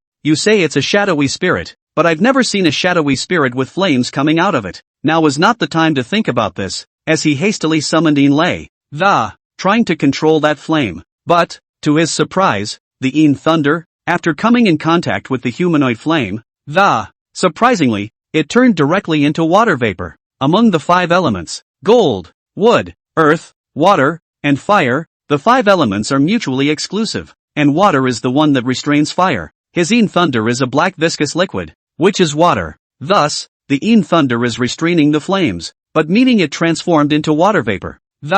It was conceivable that its flammability was too much higher than Li Shi's Yin thunder. He couldn't be blamed for this. Ever since Li 11 had practiced the thunder law, he had always focused on the cultivation of young thunder, and neglected the practice of Yin Lei. Plus even Taoist Ching Wei had not practiced Yin Lei. As a result, his mastery of Yin thunder was far inferior to young thunder. Faced with the current situation, he had no choice but to use young thunder. He concentrated on mobilizing the young thunder air in his body and it caused it to converge into a lightning whip that shone with light. The thunder whip carried a powerful force towards the blazing flame and lashed it fiercely. Ka-ching! There was a loud bang. Thunder whip and flame clashed violently together. The massive impact caused the silent night sky to hum. Sparks from the impact flew in all directions, igniting the trees around them. The fire spread quickly. The young thunder displayed an even greater power than the Yin thunder. Thunder whip managed to bind the humanoid flame tightly so that it could not move. Just then, a yellow talisman suddenly drifted to the. It was accurately affixed on top of the humanoid flame. The humanoid flame immediately let out a howl of pain. Taoist Master Ching Wei flew over and recited under his breath as a bolt of lightning struck down from the sky. But that flame split into dozens of flames, not only breaking free from the lightning whip, but also ignoring the talisman. After the lightning struck the air, it produced a deep crater on the ground with a radius of 2 to 3 meters. Knowing it was no match for them, flame drifted deeper into the jungle and never came back out. Li 11 asked, "What the hell is this?" He should be the fire essence, produced by the Yin spirit in the mountain gathering many scattered ghost fires. Its cultivation shouldn't be high, it's at the level of a fury spirit. But this thing is too evil. It doesn't have a solid body, and it's hard to catch it. Li 11 asked again, "So are we still catching?" "Catch? Of course we have to catch it. This thing isn't harming anyone right now, but once it's about to break through the cultivation, if you want to advance from a fury spirit to an evil spirit, you will inevitably have to devour humans. At that time, I'm afraid there will be no survivors in the entire chicken cage village." Just then, the villagers within the village heard the commotion and went out to check the situation. Taoist Master Chang Wei looked at the crowd that had gathered around him, asked, "Have you guys ever seen this humanoid ghost fire before?" At this point, one of the villagers spoke up. "A few years ago, the son of the old Lutu family in our village went out hunting and was late returning until late at night. The next morning, someone found his body outside the village. The body has been charred, leaving only white bones. I think this is probably caused by that ghost fire." Taoist Master Chang Wei pondered for a moment, and then continued to ask, "What's happening to that ancient tomb dozens of miles away from your village?" The village chief replied, "Since you reinforced the seal of the ancient tomb last time, that ancient tomb had always been peaceful, without any abnormalities. However, about 10 years ago, a thunderbolt suddenly split the tomb, left a big hole." Taoist Master Ching Wei nodded slightly. "According to my judgment, that human-shaped ghost fire most likely ran out of the ancient tomb. Tomorrow I'll go with my disciple to take a look. Then it's hard work for you, but there are fewer people in our village who go to the ancient tombs, and gradually the original roads are all deserted too. If you guys want to go, let Young take you there tomorrow. He hunts in that area occasionally. Know the way to the tomb." Chapter 32, The Yin Soldier Borrows a Road. Early the next morning, a dark-skinned man found them. He is Young. According to Young, from the village to the tomb, it's about a 60-mile hike up the mountain. You can't get there in a day. That's why you need to prepare a few days' worth of dry food. But be sure to reach a temple 40 miles away by sundown today, and after resting there for the night, you can't reach the tomb until the next day. They never thought that a trip to the tomb would be so troublesome, but since they've already put out the word, they had to go again. After getting everything ready, the three of them set off for the tomb. The village was right, and as the path was only occasionally traveled by, so the weeds on both sides of the road had already almost covered the originally not wide path to a strict, if not Ion familiar with the road conditions. Li 11 and Taoist Master Ching Wei were not really able to find the ancient tomb. In this way, the three of them walked around and finally, at sunset, they saw the temple that Young had talked about. It was a modest temple, its ancient walls crawling with moss. The roof tiles also appeared to be patchy. Weeds covered the temple door tightly, and the inside of the temple was deserted beyond recognition. The weeds grew half a man high. Young took out his scythe and cleared an open space inside the temple hall. Then a campfire was lit. They were sitting around a campfire and Li 11 couldn't help but ask curiously, how could there be such a temple in this deserted and untouched deep forest? More than 200 years ago, this was not a temple, but a murderous grave. Murderous grave? Li 11 was curious about the place. Then is there a female ghost here? Taoist Master Ching Wei kicked him in anger. Female ghosts? You know nothing but female ghosts every day. Sooner or later you'll die a female ghost. He hemmed and hawed. When you die under the peony flower, you become a ghost and fly down the stream. After dying on a female ghost, wouldn't it be easier to become a male ghost? Taoist Ching Wei sighed. expressing speechlessness. Isamu didn't understand what the duo was talking about. He just told them the origin of this temple and the murderous grave. 200 years ago, this area is still in the wilderness. The court did not send too many troops to defend this place. Over time, the locals gradually turned against them. So they gathered a crowd of 10,000 people and rise up against the court. The court, of course, would not sit idly by and quickly mobilized an army of 30,000 men and heavy fighting with local insurgents in the area of 100,000 mountains. The war was extremely brutal, and according to rumors, both sides suffered heavy casualties and corpses. After the defeat of the natives, thousands of them were made prisoners of war for refusing to surrender. The court then buried the prisoners alive at this site. As a result, the place turned into a huge graveyard. Those soldiers who were buried alive died in peace. With resentment in his heart, he eventually coalesced into a resentful spirit and wandered around in the depths of the 100,000 mountains.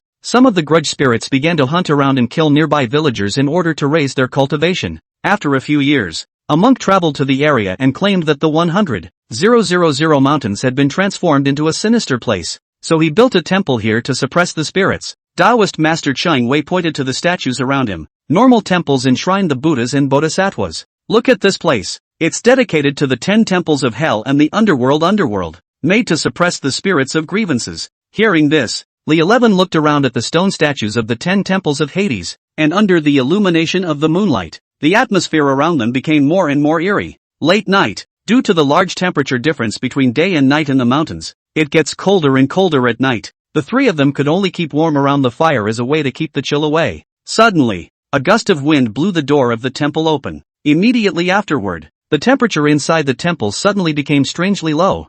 A cold wind blew in from outside the main door, and that wind made it feel even more biting than the cold winds of winter. Li 11, who often bumped into ghosts, knew that something evil must be happening again. Sure enough, he heard the faint sound of horses' hoofs in the distance, and that, as the sound of the horses' hooves got closer and closer, it was accompanied by a rumbling sound. The sound was powerful, and the momentum of the neat and tidy, like the squares you walk in during military training. The sound woke the other two. The three of them walked out of the temple together, wanting to check out what was going on, only to see that not far away, an army dressed in ethnic minority costumes gradually came over. They were mounted on horses, armed, and looked very formidable. This army was very numerous but not a sound was made, only the sound of hoofbeats and footsteps echoed in the air. Taoist Master Ching Wei looked at the scene in front of him, frowned, and whispered, "Yin soldiers borrowing the road." The so-called Netherworld is an ancient or modern army that, after being defeated on the battlefield,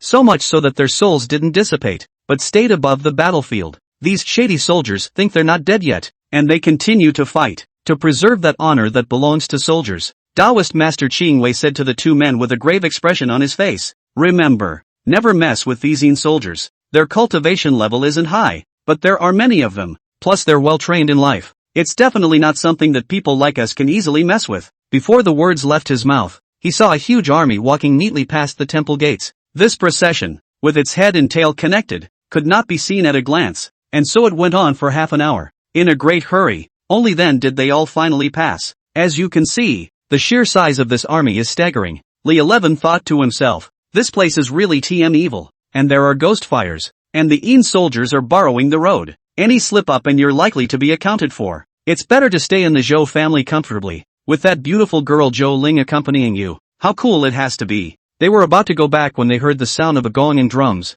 This voice Li 11 familiar. Is not he and the fat man in the village of Falling Flowers met the mountain spirit to marry? Only now the situation of getting is again different from the village of Falling Flowers. The marriage procession in Falling Blossom village is full of toads and stuff. Instead, the marriage procession in front of them was a sight to behold, clear of beautiful women, who wore tulle, exposed their thighs, and had shapely figures. Taking a look at just can't take your eyes off it. The wedding party is so beautiful. Wouldn't the bride be a heavenly fairy? I'll rub it in. Welfare, this is not coming. Taoist Master Ching Wei knew what kind of virtue Li 11 had, and he said with a straight face, "I'll tell you, you better get it under control." Li 11's mouth said though, "I know, I'll control myself, but the heart still itches for it. I really want to see if this bride's is a national color or not." Chapter 33, Illusion. The welcoming party came to the front of the temple, and Li 11 was able to see their appearance thoroughly. The crowds in the marriage procession were shapely but had tails in the back. The number varies from 1 to 5.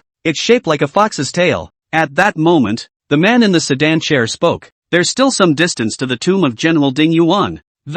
It's still early. Let's rest in the temple first. Hearing this, the three of them looked at each other. If they came in, wouldn't the three of them be discovered? Li 11 asked. Master, what do we do? Taoist Master Chang Wei thought for a moment and said, quickly go put out the fire and let's hide behind the stone statue. Master, you're also too timid. It's just a bunch of fox demon cultivators. What's there to be afraid of? Brat, what do you know? A fox demon cultivated into human form means that it has developed spiritual wisdom. One tail is equal to the strength of a ferocious spirit, and this is a spirit-opening demon. The 3 tails are equal to the strength of a fury spirit. This is the phoenix primordial demon. The 5 tails are equal to the strength of an evil spirit, and this is a conjured demon. The 7 tails are equal to the strength of Yin-Yang, and this is a Mahayana demon. The 9 tails are equivalent to the Demon King. For the Demon King, right here in front of me, there are a dozen or so triple tails alone, and Taoist Qingwei could feel that the fox demon in the sedan chair has at least conjugated Dan in strength.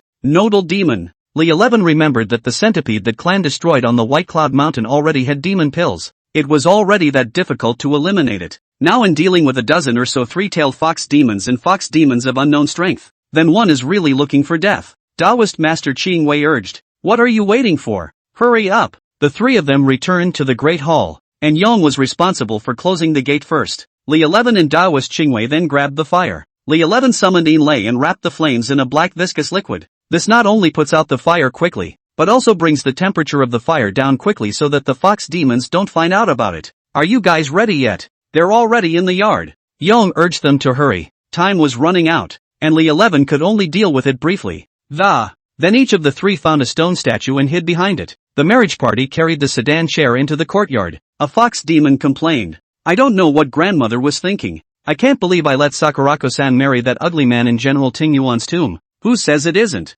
I've heard that the man only had half a face and you could see the brains in his head. So disgusting. It really hurts Sakurako-san to have to spend her life with that kind of man. Just then, the door to the Great Hall was slowly pushed open and a strange fragrance instantly drifted into the hall. Li 11 nervously hid behind the stone statue, cautiously poking out half of his head and eyes fixed unblinkingly on the doorway. I saw a beautiful and attractive woman walk in, dressed in a pink hanbok that, showing off her slender figure to perfection. Her skin was as white as snow, and her legs were long and straight, as if they were carved from white jade. Surprisingly, she was dragging 5 white as snow tails behind her, gently swaying. Li 11 secretly marveled in his heart. This is too beautiful. Achoo! Yang, hiding behind another stone statue, sneezed. When the 5-tailed fox demon heard the voice, its gaze was sharp as a knife, quickly sweeping in the direction where Ayon was. Her eyes were fixed on the stone statue with murderous intent. Seeing that they had been exposed, Taoist Master Qingwei jumped out from behind the stone statue without hesitation. In his hand, he simultaneously activated Yang Lei and fiercely slapped at the 5-tailed fox demon, while in his other hand, he tightly gripped a talisman, prepared to attack at any time. Seek death. The 5-tailed fox demon shouted angrily, a ferocious light flashing in its eyes. She quickly lucked out, and a scarlet light flew out of her hand, meeting Qingwei Taoist's young thunder straight on. The fox demons outside the main hall heard the situation and rushed in. Although he had the talisman in his hand, facing a dozen or so 3-tailed fox demons as well as a 5-tailed fox demon, the Taoist Master Qingwei was still struggling to fight alone. Seeing that the situation was not good, Li 11 hastily took out a talisman and rushed out. Taoist Master Qingwei and the 5-tailed fox demon fought fiercely. However, even though he used several talismans, they had no effect on the 5-tailed fox demon, and even the stabilizing talisman was unable to restrict her movements. Meanwhile, on Li Shi's side, the dozen or so 3-tailed fox demons made him tired and looked a bit overwhelmed. He did his best to use the fixing charm to fix a few of the fox demons, but the remaining ones had already surrounded him. Li Shi's heart raced as he cried out, Master, if you have any other talismans, hurry up and use them. If you don't use them now, you won't be able to take them with you when you die. Hearing this, Taoist Master Qingwei was so angry that he stomped his feet and cursed, You unfilial disciple, how can you curse your own master like that? As soon as the words left his mouth, he only saw a burst of golden light emanating from the surroundings of Taoist Master Qingwei. These golden lights were like substance, slowly flowing in the air. A talisman stopped in mid-air, as if it were a giant vortex that, it sucked all those golden lights over. Immediately afterward, a dozen golden chains rushed out from the talisman. These chains were like golden dragons that, it flew through the air, emitting a powerful aura. Li 11 recognized it as the holy gold shackle charm. This talisman contained endless mysteries and power, and could lock up all evil spirits, and even had the chance to control a yin spirit. The sacred gold shackle talisman was an earth-rank talisman, and the limit of what Taoist Qingwei could use. Taoist Master Qingwei's face was pale, but his eyes were firm. He made seals with both hands and, reciting words under his breath, he urged the sacred gold shackle talisman with all his might. Those dozen or so golden chains quickly flew towards the five-tailed fox demon at an extremely high speed. The five-tailed fox demon sensed the terrifying nature of the sacred gold shackle talisman, and she didn't dare to take it easily and hard. One can only keep dodging. However, there were too many golden chains and they were too fast, making it somewhat difficult for her to dodge them. Just then, a strange red light flashed in the eyes of the five-tailed fox demon. It was as if Liax had fallen into a bottomless abyss after accidentally locking eyes with her. All he felt was lightheadedness, and he ended up falling on his butt. He looked around, but realized that he was somehow within a peach blossom forest. The melodious sound of a guqin came from the depths of the peach blossom forest. Following the sound, he saw that it was the five-tailed fox demon that was stroking the zither with its back to him. Could this be an illusion? Hey, it's not so bad. It was crowded. Now it's just the two of us. Wouldn't I be able to do whatever I want? But the truth is, he's overthinking it. The five-tailed fox demon turned violently as a group of petals surrounded her, and she pointed with her hand at those petals rushed towards Li 11. She's still gonna kill me. Li 11 did not dare to be slow and tried to summon Yin Lei, but he could not feel a single trace of air in his body. In my illusion, the spells of you stinking Taoists are useless. Okay, you're the best. A good man refuses to do so. Since he can't fight, Li 11 decided to just count. Beautiful sister. I was wrong. Don't kill me. Chapter 34, Su Yutang's plot. The fox demon was stunned at first, probably not expecting Li 11 to suddenly come up with this. She had expected this little Taoist to continue to confront her, but his reaction was unexpected. The corners of the fox demon's mouth rose slightly with a hint of teasing. You little Taoist are really interesting. That's begging for mercy? Seeing the peach blossoms around him stop, Li 11 heatedly smiled and slowly approached the fox demon. His expression became fawning and pleasing, as if he had completely forgotten the tense atmosphere from earlier. Sister fox demon, what are you talking about? Look at your national color. How could I bear to take a shot at you? The fox demon looked at Li Shi's appearance and couldn't help but frown, feeling a bit strange. However, she was still attracted by Li Shi's words and temporarily let her guard down. Oily mouth. Although she said this, her heart had dropped its guard. Li 11 guessed that she was dissatisfied with the man she was about to marry, and might as well say something more favorable now. Distracting her. Really? You misunderstand me. A heavenly fairy like you should be kept at home. Good food and drink are served. The fox demon's eyes flashed with a hint of emotion when she heard these words. A pang of sadness welled up in her heart as she remembered that she was about to marry an ugly man, and Li Shi's words gave her a warm feeling. Is what you say true? The fox demon's voice softened and the eyes were no longer so sharp. That's natural. If a beautiful woman like you were placed with us humans, absolutely all of them are held in the hand for fear of falling, and in the mouth for fear of melting. The more Li 11 talked, the more energized, intending to impress the fox demon with more sweet words. At this point, the duo was already very close to the fox demon. Li 11 violently took out a yellow talisman paper from behind his back. Quickly, he attached this talisman to the fox demon's body. Ha ha, let's see how arrogant you still are. Li 11 laughed triumphantly. What he had just used was precisely an aphrodisiac talisman, which could cause a person to fall into a state of amorous confusion. He hemmed and hawed. Sister fox demon, how do you feel now? Li 11 thought he had gotten his hands on it, and naturally he could do whatever he wanted next. Unexpectedly, the fox demon smiled back at him, slowly uncovered the hypnotic talisman, and tore it to shreds. Don't you know that yellow-ranked talismans like the hypnotic talisman are ineffective against Jiedan demons? She stretched out her right hand and pinched Li Shi's neck, and with a force in her hand, Li 11 immediately felt out of breath. The fox demon said, You little Taoist, you've got a lot of heart. Otherwise, my cultivation level is too much higher than yours and I would have really fallen for your trick. Come on, let go. He uttered the words with all the force he could muster.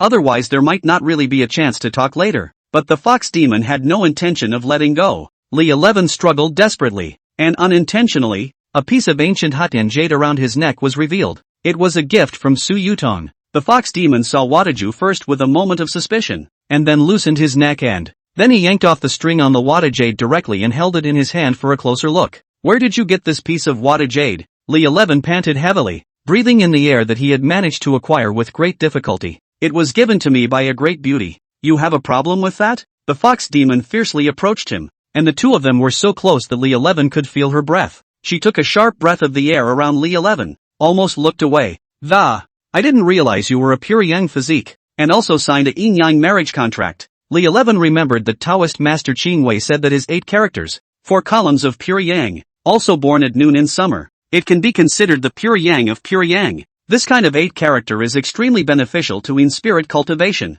How do you know? That Hatian jade of yours is a supreme treasure, the product of a Yin spirit's lifetime of cultivation. If I'm not mistaken, her owner should be a Yen spirit. Yen Ling? But that was clearly given to me by Su Yutang. Li 11 expressed curiosity in his heart. Then he said, but the one who sent me was only a fierce spirit who could not appear during the day. She explained, that she was previously deprived of her Tao, in order to recultivate. So she attached her life's cultivation to this piece of Hatian jade, and once she breaks through to the faithful spirit, she can find a place of supreme Yang that, through a person with a pure Yang physique, they can reactivate the cultivation on the Hatian jade and become a Yin spirit. So I'm not going to die, am I? What do you say? No one told you that even with an evil spirit, you can't live more than a year, let alone a Yen spirit. Li 11 remembered the ghost woman in the village of fallen flowers. I'll rub it in. I didn't realize Su Yutang gave me Hatian jade for this, but then a second thought revealed the problem. According to my uncle, Su Yutang had obviously only been dead for a year.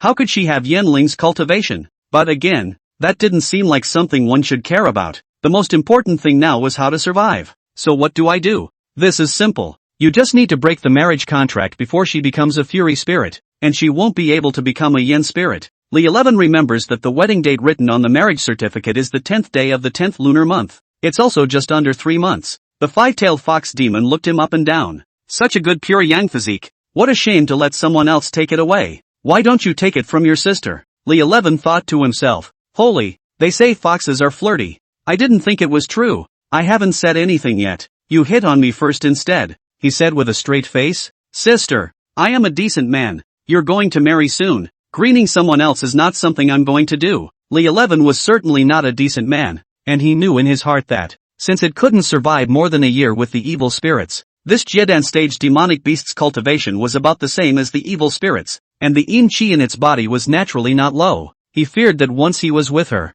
that little life wouldn't be much longer. What's more, the restriction in one's body hadn't been lifted yet. It's just a one-night stand with Zhou Ling. He was already blackening his seal. Wouldn't it be looking for death with a Jedan stage demonic beast? He was horny, but he knew the fine line. The fox demon said to him in a seductive voice, Yo, little brother. I didn't expect you to be quite decent. Then her demeanor changed and she laughed. Don't think I don't know that bit of your mind. It's true that you'll die when you're with a spirit beast of the Jedan stage, but I have a method to keep you alive. Are you willing to do it? You're not going to lie to me, are you? Lying to you? It's so hard to meet someone with a pure young physique. I still want to rely on you to help me break through the Jedan and enter the Mahayana stage. Where else would I look if you died? Looking at such a tantalizing fox demon, it was indeed a bit heavenly not to do something. If she can really find a way to keep me alive, maybe won't I be okay with evil spirits in the future? Thinking of this, Li 11 immediately said, Okay, I agree. Chapter 35 Tomb of General Ding Yuan.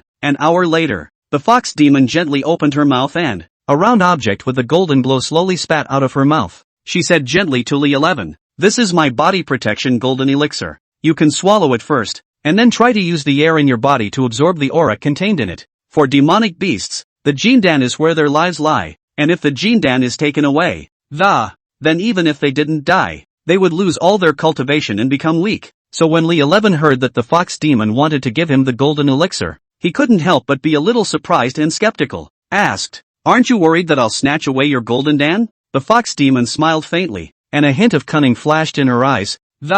Gently wrapping her arms around Li Shi's neck, she whispered, You're still in the middle of an illusion, and there's no way you can escape this predicament at all. Li 11 hesitated for a while, but finally decided to trust the fox demon and swallowed the golden elixir into his stomach. Instantly, he felt a powerful flow of air emerge from his dantian. The source spreads throughout the body. The energy that was previously lost due to communicating with the Yin spirit was now being restored. He felt as if he had been given a new lease on life and was filled with strength. He said excitedly to the fox demon, This feels fantastic. Said, he couldn't help but kiss the fox demon. The fox demon looked at Li 11 with a pleading face. Can you do me a favor? The helpful Li 11 naturally wouldn't refuse. Speak up. There's something I can help you with. I don't want to marry the ugly man in General Ding Yuan's tomb. can you get rid of him for me? The purpose of their trip was supposed to be to the tomb of General Ding Yuan, and Li 11 immediately agreed to the, "You're my man now. He's nothing. I'll get out and get rid of him for you." The fox demon looked at Li 11 with a smile.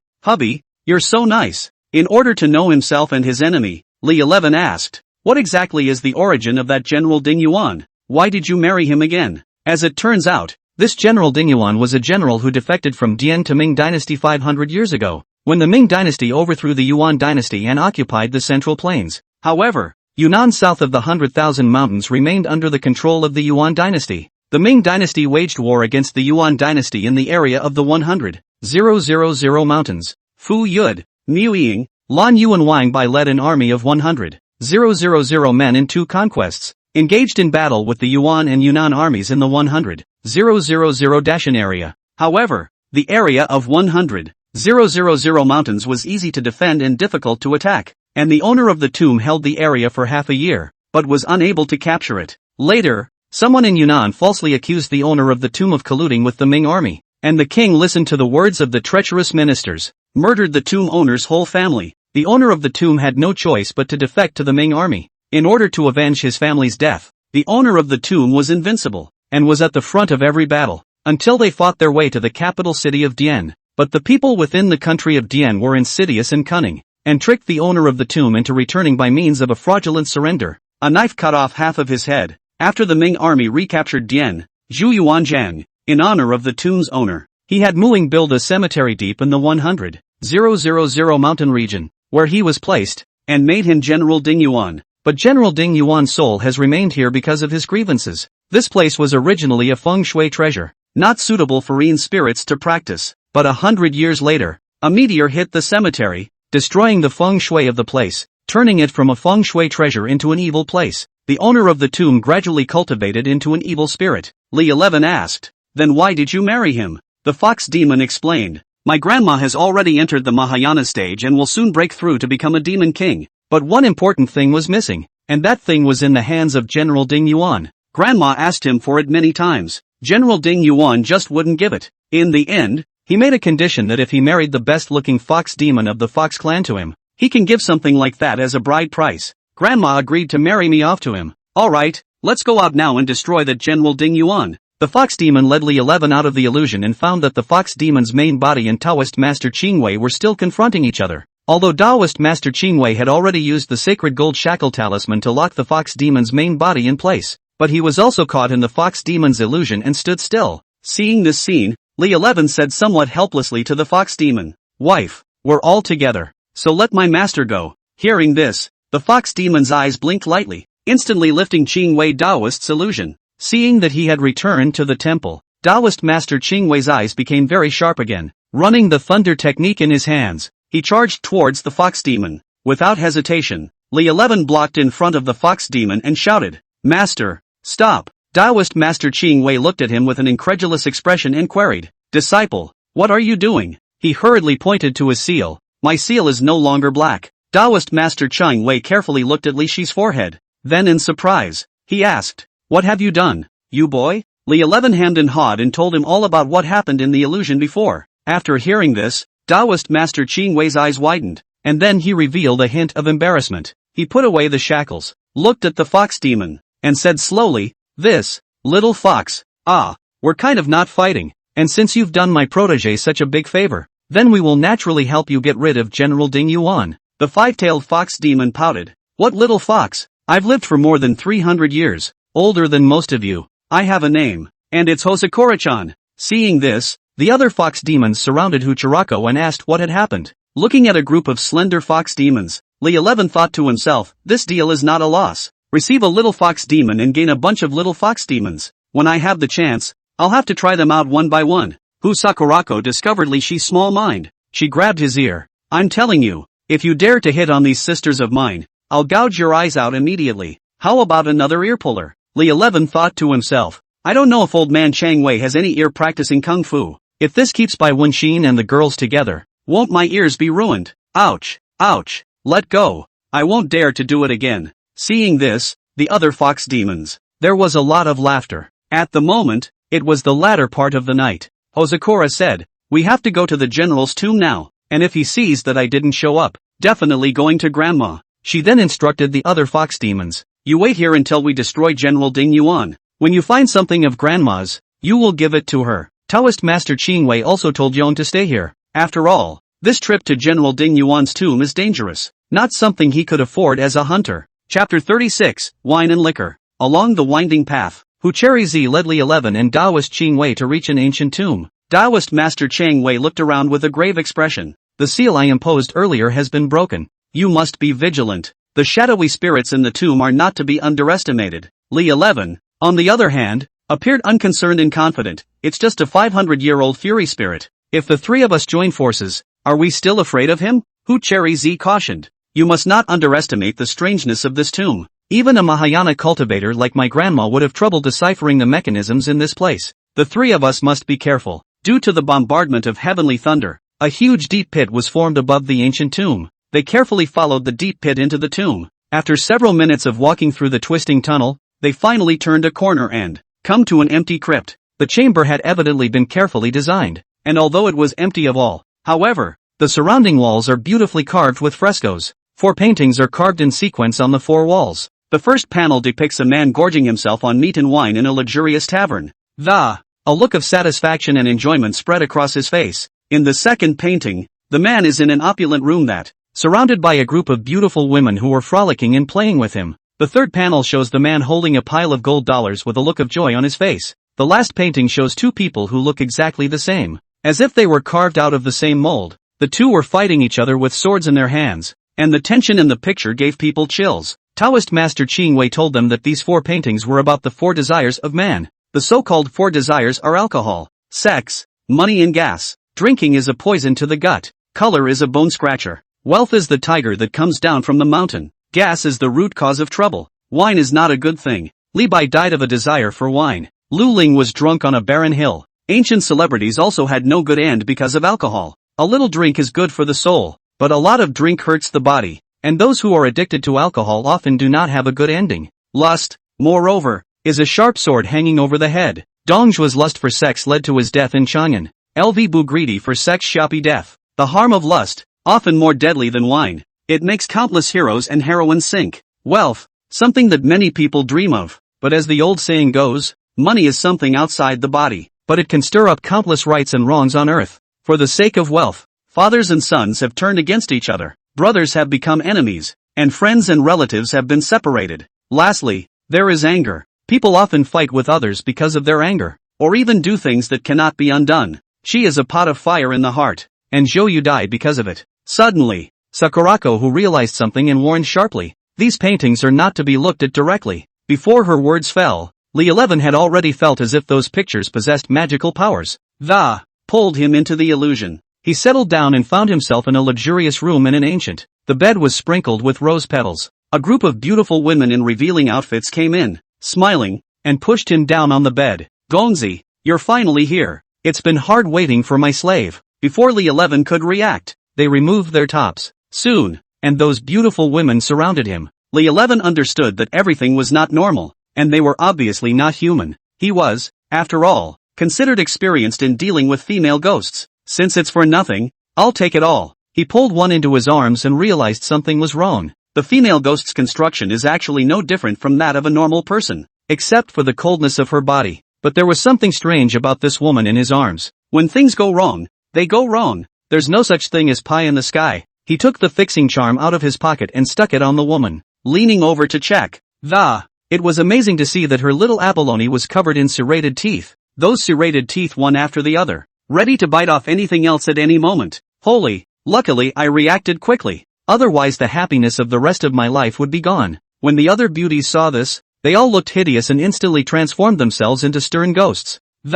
With open teeth and claws, he lunged towards Li 11, looking for death. Li 11 snorted coldly, mobilized the young thunder in his body, and with a wave of his hands, a thunder light flashed and transformed into a thick thunder whip, ruthlessly lashing out at these stern ghosts. The female ghosts let out a sudden, miserable shriek as their bodies were struck by the lightning whip and wisps of black smoke emerged and the figure gradually dissipated. However, right at this moment, Li 11 suddenly felt a powerful force coming from behind him. It was as if a pair of invisible hands clutched at him, violently pulling him backward. In the blink of an eye, he found himself back in the middle of the crypt, and Huchurako was standing beside him. There was a look of relief on his face. "You're finally back," Husakurako said with a sigh of relief. Li 11 frowned and asked with a puzzled expression, "What exactly is this situation? Why did those women suddenly turn into stern ghosts and attack me? Also, what about that power just now? This is the evil organ of the ancient tomb, the wine and the sex. This organ can pull you into different illusions according to each person's own desires. When my grandma was first trapped in the organ of gas,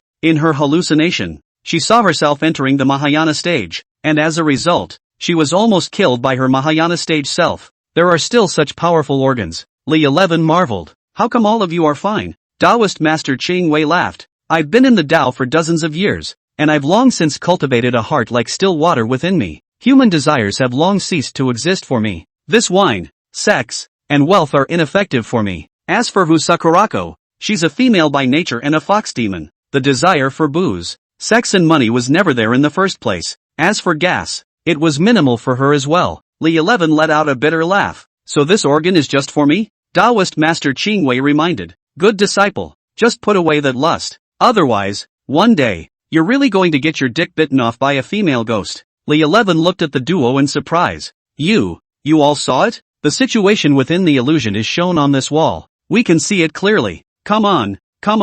What the hell is this?" Li 11 awkwardly urged them to leave this humiliating place. "After leaving the room and walking down the tunnel for 10 minutes, I was surprised to end up back where I was." Taoist Master Ching Wei realized the problem. "There's only one road in all the places we've just passed through. It's impossible to go the wrong way. There's only one explanation now. We've met a ghostly wall. There are two ways of trying to form a ghostly wall. Either through physical means that forming a Penrose steps or a Mobius strip makes one think they have been going forward when they are actually spinning in place. The other is what ghosts and goblins specialize in, by controlling the brain waves of humans. Let them find their way." Taoist Master Ching Wei and Hucheri's cultivation levels aren't low. Trying to control both of their brainwaves at the same time without being detected is impossible. The only explanation is that the person who built the chamber, a mechanism set up to prevent grave robbers. One has to recognize the wisdom of the ancients. At a time when technology was undeveloped, it's amazing that they were able to build such an organ. Taoist Master Ching Wei kept fiddling with his fingers, supposedly measuring something.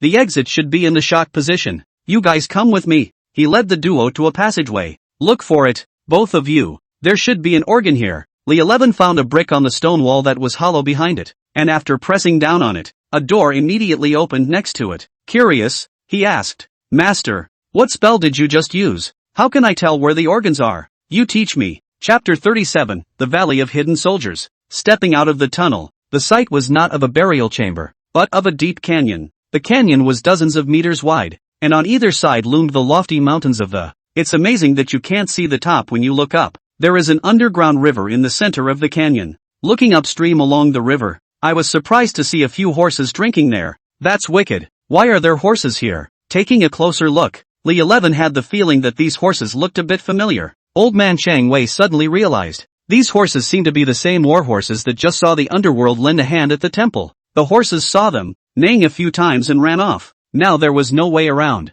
so they had to march upwards. Soon they came to an area surrounded by a circle of fencing. The fence was more than 3 meters high, and on the gate stood a flag with the word Yuan written on it. Hu Cherry said, "I heard the general's last name is Yuan, and by the looks of it, it looks like a military camp. Could this be the army he lived in?" Seeing that there was no movement in the barracks, they assumed that the shadowy soldiers had not returned. Then he cautiously sneaked in, only to see tired white bones piled up inside the barracks. Those white bones wore helmets and armor, exactly like the Yin soldiers they had seen before. It is thought that after the death of this general, the grave builders built tombs for his soldiers in this canyon. 2. Let them continue to follow the guardian general after they die. Taoist Master Ching Wei said, "Before these Yin soldiers return, let's grab that general and clean him up. Otherwise, when his army comes back, we won't be able to take advantage. Since the army is here, the general's crypt must not be far away." Suddenly, the three saw a group of green eyes staring at them from the darkness in the distance.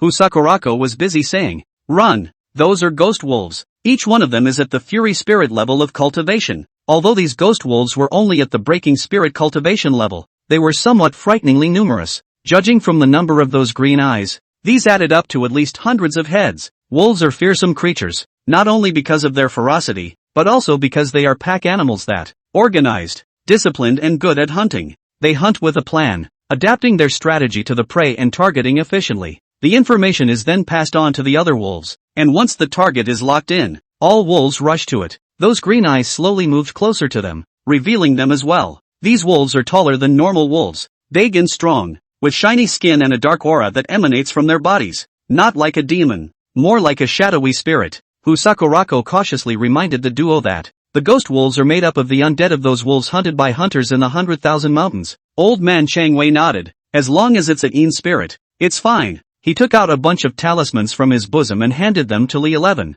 These are the spirit-suppressing talismans I've recently accumulated. It's an Xian rank talisman. It should be enough to deal with these ghost wolves. The spectral wolves approached slowly, emitting low growls, as if communicating with each other.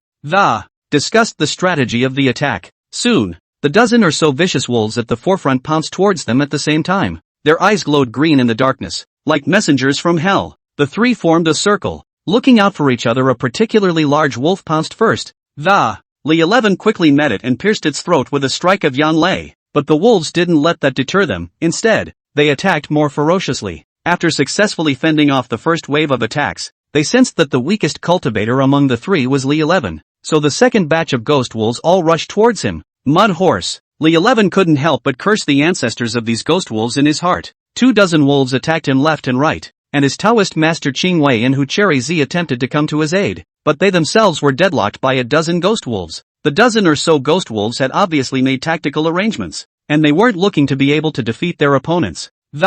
It was just a constant harassment that kept them from freeing up their hands to save 11. But 11 wasn't a soft touch either, as he swung his thunder whip and lashed at the wolves that surrounded him. Put a spirit suppressor talisman on them. Eventually, after eliminating a dozen or so ghost wolves, the wolves stopped attacking and retreated back. As the three were converging, Li 11 gasped and said, "Master, do you still have the holy gold shackle talisman you used at the temple? Don't fool around with Xian rank talismans, otherwise I'll be worn out by them. Are your local rank talismans a cabbage? Use it when you say you will. Now that you've used it, what if we meet General Ding Yuan behind us? You take care of the immediate danger first. This pack of spectral wolves can't be wiped out. What else are we talking about against General Ding Yuan?" Taoist Master Qing Wei hemmed and hawed. "Good disciple, it's really hard for you too. Just now, one person was able to resist the attacks of more than 24 spectral wolves, so I won't tease you anymore. I will strike now and destroy them. I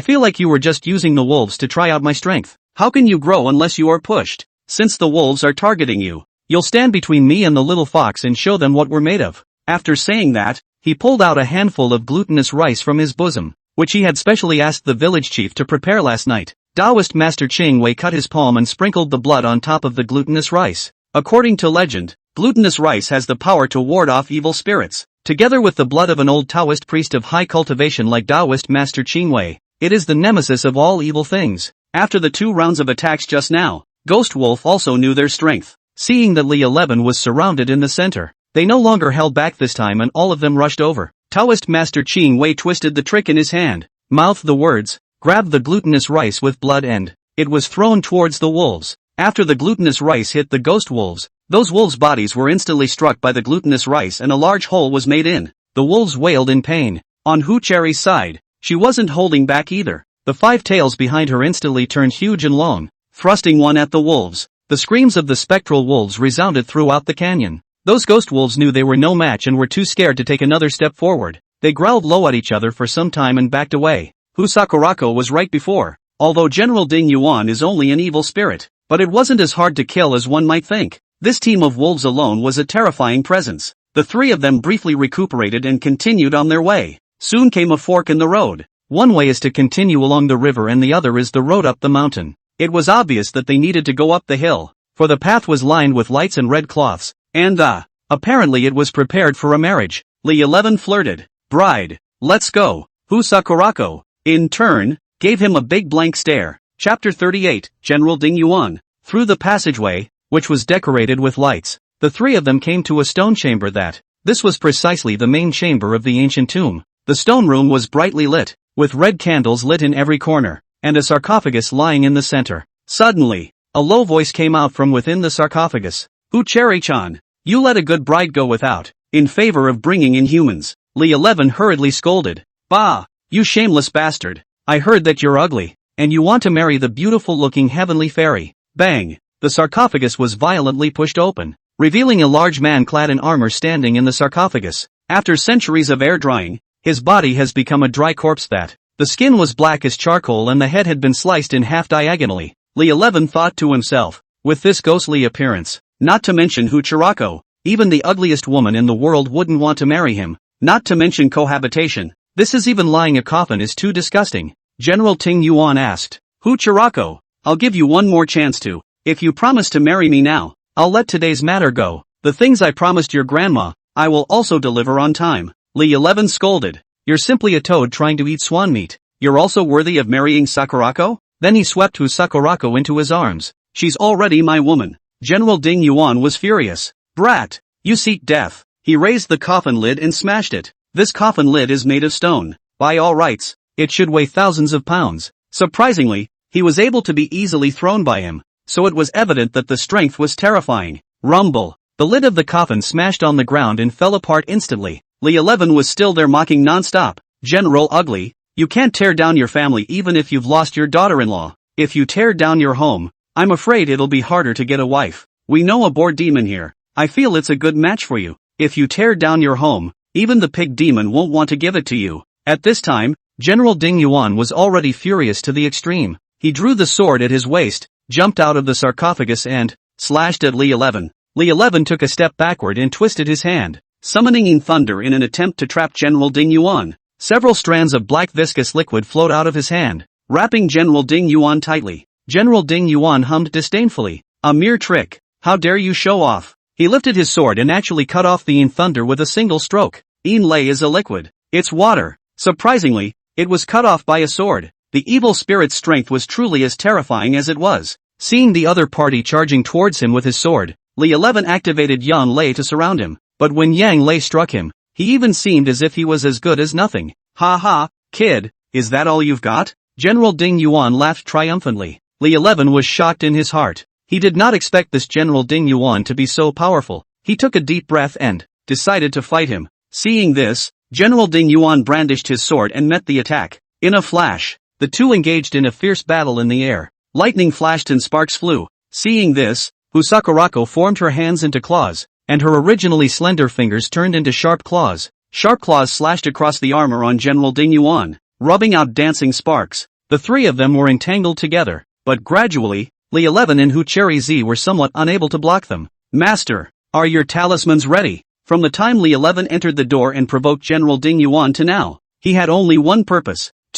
That was to attract General Ding Yuan's attention and give Taoist Ching Wei time to prepare. Taoist Master Ching Wei also used an Earth-rank talisman this time, the Dragon Vein Spirit Suppressing Talisman. This is a talisman that specializes in dealing with zombies in ancient tombs, like General Ding Yuan. Generally, ancient tombs are built in the place of dragon veins with excellent feng shui, and the dragon veins are concerned with the circulation of sentient beings, born without a second thought. But once the dragon vein is destroyed, the chi there will become dead chi, which in turn will become the bogey. Those dirty things in the ancient tomb will then absorb the fury and slowly become demons that will harm the party. The purpose of the Dragon Vein Suppression Amulet is to draw out the fury within those filthy things, nullify their cultivation. I've prepared the talisman. You guys get out of the way right now. Upon hearing this, Li 11 and Hucheri Z immediately dodged away. Just then, the crowd saw a dazzling golden light shoot out from the yellow talisman. This golden light struck General Ding Yuan's body as quickly as lightning. General Ding Yuan's body trembled violently,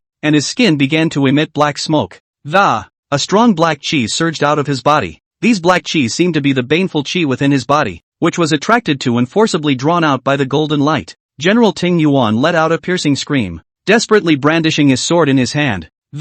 Attempts were made to sever the connection with the talisman, but it was futile. Along with the increasing amount of black gas, the yellow talisman gradually became black. At that moment, Taoist Master Ching Wei stopped his attack on General Ding Yuan. To Li 11, he said, now that his cultivation has been cut in half, only the strength of a fury spirit remains, so you can use the thunder law to destroy him completely. Hearing Taoist Master Ching Wei's instructions, Li 11 focused his mind and, condensing the young thunder into a conical thunderbolt, like a sharp spear, it plunged straight into General Ding Yuan's heart. Ka-ching! The lightning mercilessly pierced through General Ding Yuan's armor and deeply penetrated his heart. General Ding Yuan's body froze. his eyes filled with despair and resignation. Immediately afterward, with a thud, his body fell heavily to the ground. A joyful smile appeared on Sakurako's face. She exclaimed excitedly. We've finally managed to destroy the demons of this. Li 11 looked at Taoist Master Qingwei. Master, although this talisman of yours is powerful, but the forward swing is too long. Without us, you're a completely useless talisman. At this time, Taoist Master Qingwei was still controlling this talisman that was bubbling with black gas. You quickly absorb the fury now. What do you want? I am your disciple. Are you trying to turn me into a zombie? Cut the crap. I've been helping you study the cultivation method of Yin lightning for the past few days. Although the dragon vein chi in his body is baneful, all of it is indeed extremely helpful to your Yin thunder. Li 11 thought to himself. Taoist Master Qingwei is quite attached to me, and he doesn't know how to use Yin lei, but he helped me to study the cultivation method of Yin lei. It seems that he didn't die a lot of brain cells in the past few days. Since this was the case, one could not let down old man Qingwei's good intentions. He sat cross-legged, refining the fury from within the talisman. Sakurako wasn't idle as she ran over to the sarcophagus and rummaged around inside it for what her grandma wanted.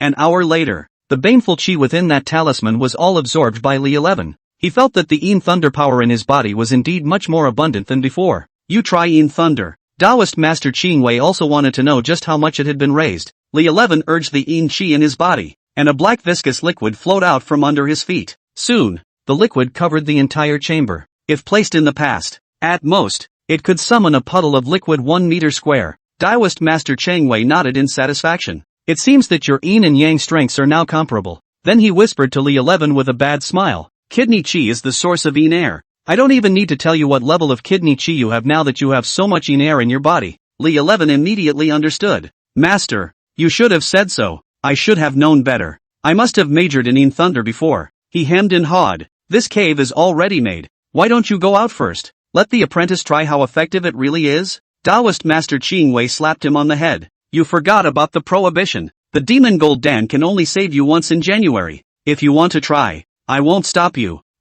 It's going to be a month. However, on second thought, not the White Cloud Temple is not there are 5 little ni. Go back and ask them to join you and give them a taste of their own medicine. Chapter 39, Subduing the Little Follower. Hosakura-chan had found what she wanted, too, and seeing that it was almost dawn, they decided to return to the temple. Walking over to the place where he had just fought the ghostly wolf, he saw a flame not far away from. It was hovering over the corpse of the ghost wolf, as if sucking on something. Li 11 see that the flame looks very familiar. That is not the human-shaped ghost fire met in the chicken cage village. Hey, what are you doing? When the humanoid ghost fire saw someone coming, it immediately floated up, trying to escape. Since you're here, stay. Li 11 summoned the Yin thunder and trapped the ghost fire in place. Before, its flames were able to vaporize the Yin lei. That was because Li 11 Yin lei's cultivation was insufficient. Now that he's absorbed General Ding Yuan's fury, Yin lei's strength was already stronger than ghost fire's flames. He drew his thunder whip and approached it slowly,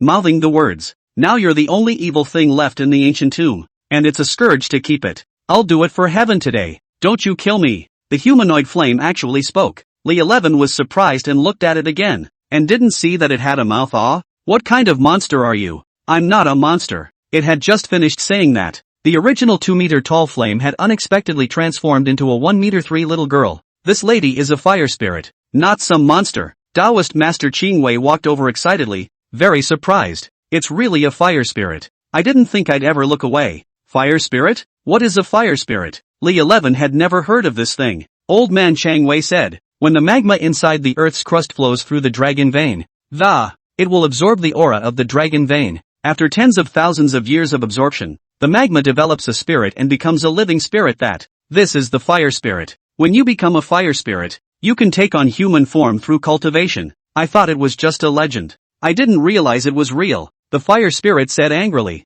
Hear that? Your master has said it all. Don't let go of me yet. Li 11 retrieved Yin lei. Then why did you turn into a monster and hide in Chicken Cage Village to scare us? She crossed her arms and said angrily. Humph. There are so many Yin spirits and mountain spirits in this 100,000 mountains. If I don't turn scary, I'll be swallowed by them before long. Sakurazi said. What she said is true. A fire spirit like this that has cultivated for tens of thousands of years to produce spiritual wisdom. It's a rare and good thing for me, our demon race. If I can swallow her now, I'll definitely be able to break through to the Jedan stage. Enter the Mahayana stage. The fire spirit was a little nervous. What? Do you want? I'm very powerful. If you swallow me, I'll burn you. Looking at her nervous and adorable appearance, Taoist Master Ching Wei laughed. I think you should just accept this fire spirit. She will be very helpful to your cultivation in the future. What's more, this time, the Xian sect martial arts. You take her with you, it might help you out quite a bit. Li 11 nodded. Little sister, are you willing to follow brother Ah? The fire spirit pointed at Huchurako. As long as this fox demon doesn't eat me, I promise to follow you. Husakurako was still there to scare fire spirit. If you dare to follow him, I'll even eat him. The fire spirit was scared and hurriedly hid behind Li 11. Master, you quickly kill this fox demon. All three of them laughed at her cuteness. Suddenly, they heard a familiar sound. It was the sound of a neatly organized pace. It's the Undertaker coming. Although they had eliminated General Ding Yuan, the thousands of Yin soldiers were not something to be dealt with. Listening to the direction of the sound, they're approaching from the lower reaches of the river. If they found out that General Ding Yuan had been wiped out and exterminated, they definitely wouldn't be able to leave. But if you want to return the same way, you are bound to meet up with the Yin soldiers. Li 11 asked the fire spirit, do you know any other way out of here? I've been practicing here for hundreds of years. I know this place like the back of my hand. You guys come with me. She led us all along the upper reaches of the river, and after reaching a path up the hill, after another hour or so of walking, we finally got out of the canyon. Standing at the top of the hill, it was also misty at this point. Back at the temple, it was noon. Upon seeing the crowd return safely, the temple was overjoyed. Looking at the things Sakurako brought back, those fox demons were very excited. Sister Sakurako, you really killed that ugly general. Sakurako who said, you guys take your stuff back quickly. But about the things here. But don't tell grandma. A three-tailed fox demon said. Don't worry, Sakurako-san. We won't talk nonsense when we get back. But you're kind of free now. The fox demons leave the temple. But they see Yang still looking at the fox demons back in fascination. Li 11 pushed Yang. Hey, the people are gone. You're still looking. Yang's entire body looked like it had been seduced. Beautiful. They are just so beautiful. Alright. They have nothing to do with you even if they are beautiful. You, a mortal, can't bear them. For the rest of the time, Taoist head Qingwei led Li 11 to cultivate everywhere within the 100,000 mountains. 10 days later, Taoist Master Qingwei said, the day of the Xian sect martial arts will be here soon. It's about time we got out of here. Hearing this news, Li 11 was overjoyed. Here, despite having Hosakura-chan with me every day. However, it would take a month before her golden elixir could be used again. He is only able to watch, not to do. The last 10 days have been hard on him. As for the fire spirit, although she had lived for tens of thousands of years, she was still a child in appearance and was not able to understand things. Li 11 is also a person with a bottom line, and he can't do anything to hurt a minor. They left the 100,000 mountains and came to the train station. Taoist Master Qingwei said, it's been decades since this lineage of the White Cloud One has participated in the Xian sect martial arts. You've got to fight for me. Don't worry, master. I'll definitely take a first place back. Sakurazi said, old man, don't worry. With me here, I can definitely make my husband invincible. Taoist Master Qingwei said, no way, you can't go. Li 11 and Huchurako said in unison, why, what is Luohua Mountain? The holy land of Taoism. You, a fox demon going over there. I'm afraid that just as I reach the foot of the mountain, I'll be exterminated by those Taoist priests from Luohua Mountain. Fire spirit was busy saying, then can I go? Taoist Master Qingwei nodded. You are a fire spirit, and you are considered a heavenly treasure in heaven and earth. Those Taoist priests won't do anything to you. Fire spirit happily made a face at Sakurako, humming a self-composed tune. La la la, what I go for, bad women can't. Sakurako didn't get on her bad side, but just asked, what about me? You'd better go back to the White Cloud Temple with Master. You won't be bored if you go there anyway. I'm not going. How can I not be bored with an old man every day? Taoist Master Qingwei hemmed and hawed. I'm not the only old man in my White Cloud Temple. There are 4 or 5 other girls. Sakurako looked at them in surprise. How can there be a girl in a Taoist temple? Are you guys proper Taoist priests or not? Qingwei coughed dryly. I'm naturally a proper Taoist priest. As for him, you'll find out when you come back with me. Sakurako seemed to have guessed what was going on. I'd like to see that. Just what kind of unsavory girls is he hiding in the White Cloud Temple? What misfits? They're good girls. Chapter 40, Xianmen Martial Arts. Lungfu Shan. It is located in western Hunan. It is the ancestral home of Taoism. Taoist Master Zhang Daoling once made pills here, and legend has it that the pills were made and the dragons and tigers appeared, and the mountain got its name because of that. Li 11 brought Fire Spirit to the foot of the mountain. Fire Spirit is the name Li 11 gave her. After all, she is going to follow him in the future.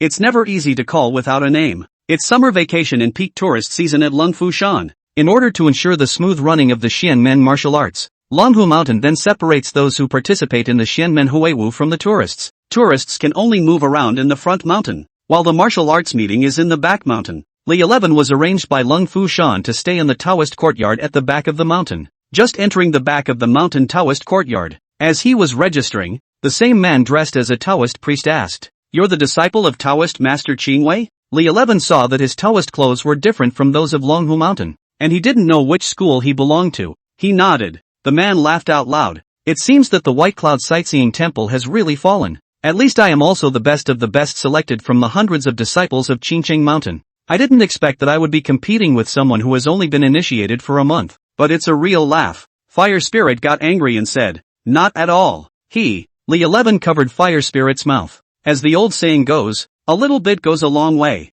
and he's in this race to win the title. In order to hide his strength, Taoist Master Qingwei had told him a month ago that he couldn't use his lightning technique in front of outsiders. After working so hard to hide it for a month, he couldn't let the Fire Spirit give it away. He was going to let the Fire Spirit stay in the Wada Jade for a while. But it was also the first time she left the 100,000 mountains, and she was curious about everything, just not into the jade pendant. The man looked at the Fire Spirit child, who was only 1 meter 3. "Who is this little girl?" Taoist Master Qingwei wouldn't have taken in another little girl. "Are you here to bring her to grow in knowledge?" Li 11 glanced at the man's registered name. "Your name is Razor, isn't it? It's true that I've only been initiated for a month, and I haven't learned much in the way of skills. I've learned some face reading from my master. I see that your seal is black. I'm afraid there's a plague of blood. I advise you to withdraw from the race. Don't spill someone else's blood then." Razor was a bit angry. "You seek death." He drew his sword and tried to strike, but there was a clank. A silver needle of more than 10 centimeters flicked the sword in Razor's hand away.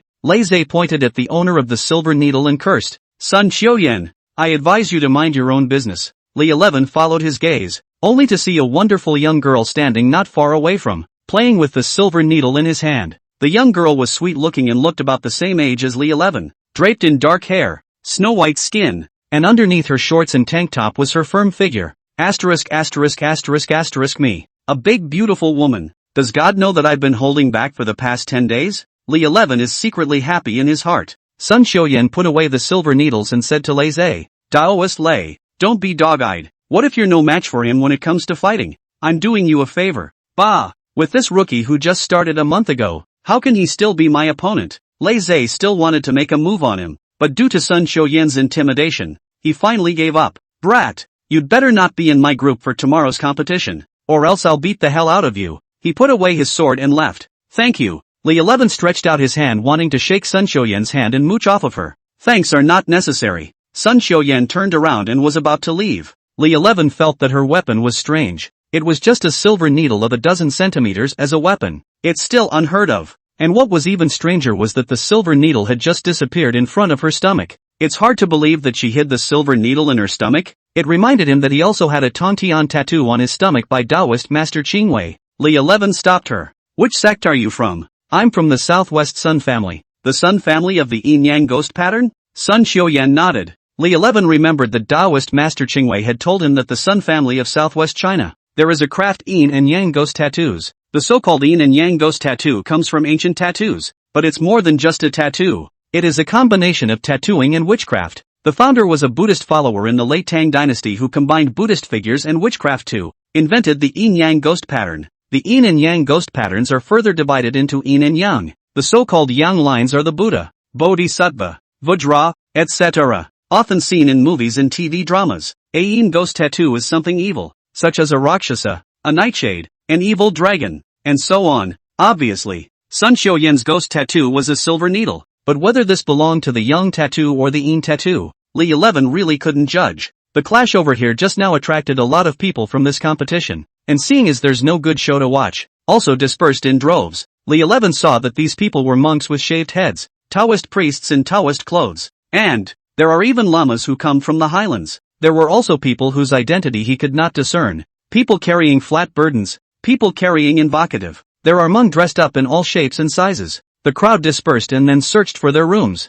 Li 11 was assigned to the Qian character room, and in the room with him was a monk. He's packing up his bed. He's not very old. He's a little younger than me. Li 11. Should only be 17 or 18 years old. Hello, my name is Li 11. May I ask what your name is? Li 11 took the initiative to greet forward. Amitabha Buddha. The name of the young monk is Wu Tian, a disciple of the Zen sect. Zen is the best-known Buddhist sect in the southeastern region, and it is said that the entire temple, up and down several hundred people, is, for him to be able to represent the young disciples of such a large sect to participate in the meeting martial arts. It was evident that the power was not trivial. I'm going to meditate, so please make yourself at home. Monk Li. After saying that, Wu Tian crossed his legs on the bed and, chanting the sutras, vaguely, Li 11 could feel a golden light flooding out behind him. That golden light gave off a pure feeling. Fire Spirit Child looked at the little monk in surprise. This little monk's cultivation level is too high. Then he looked at Li 11 again.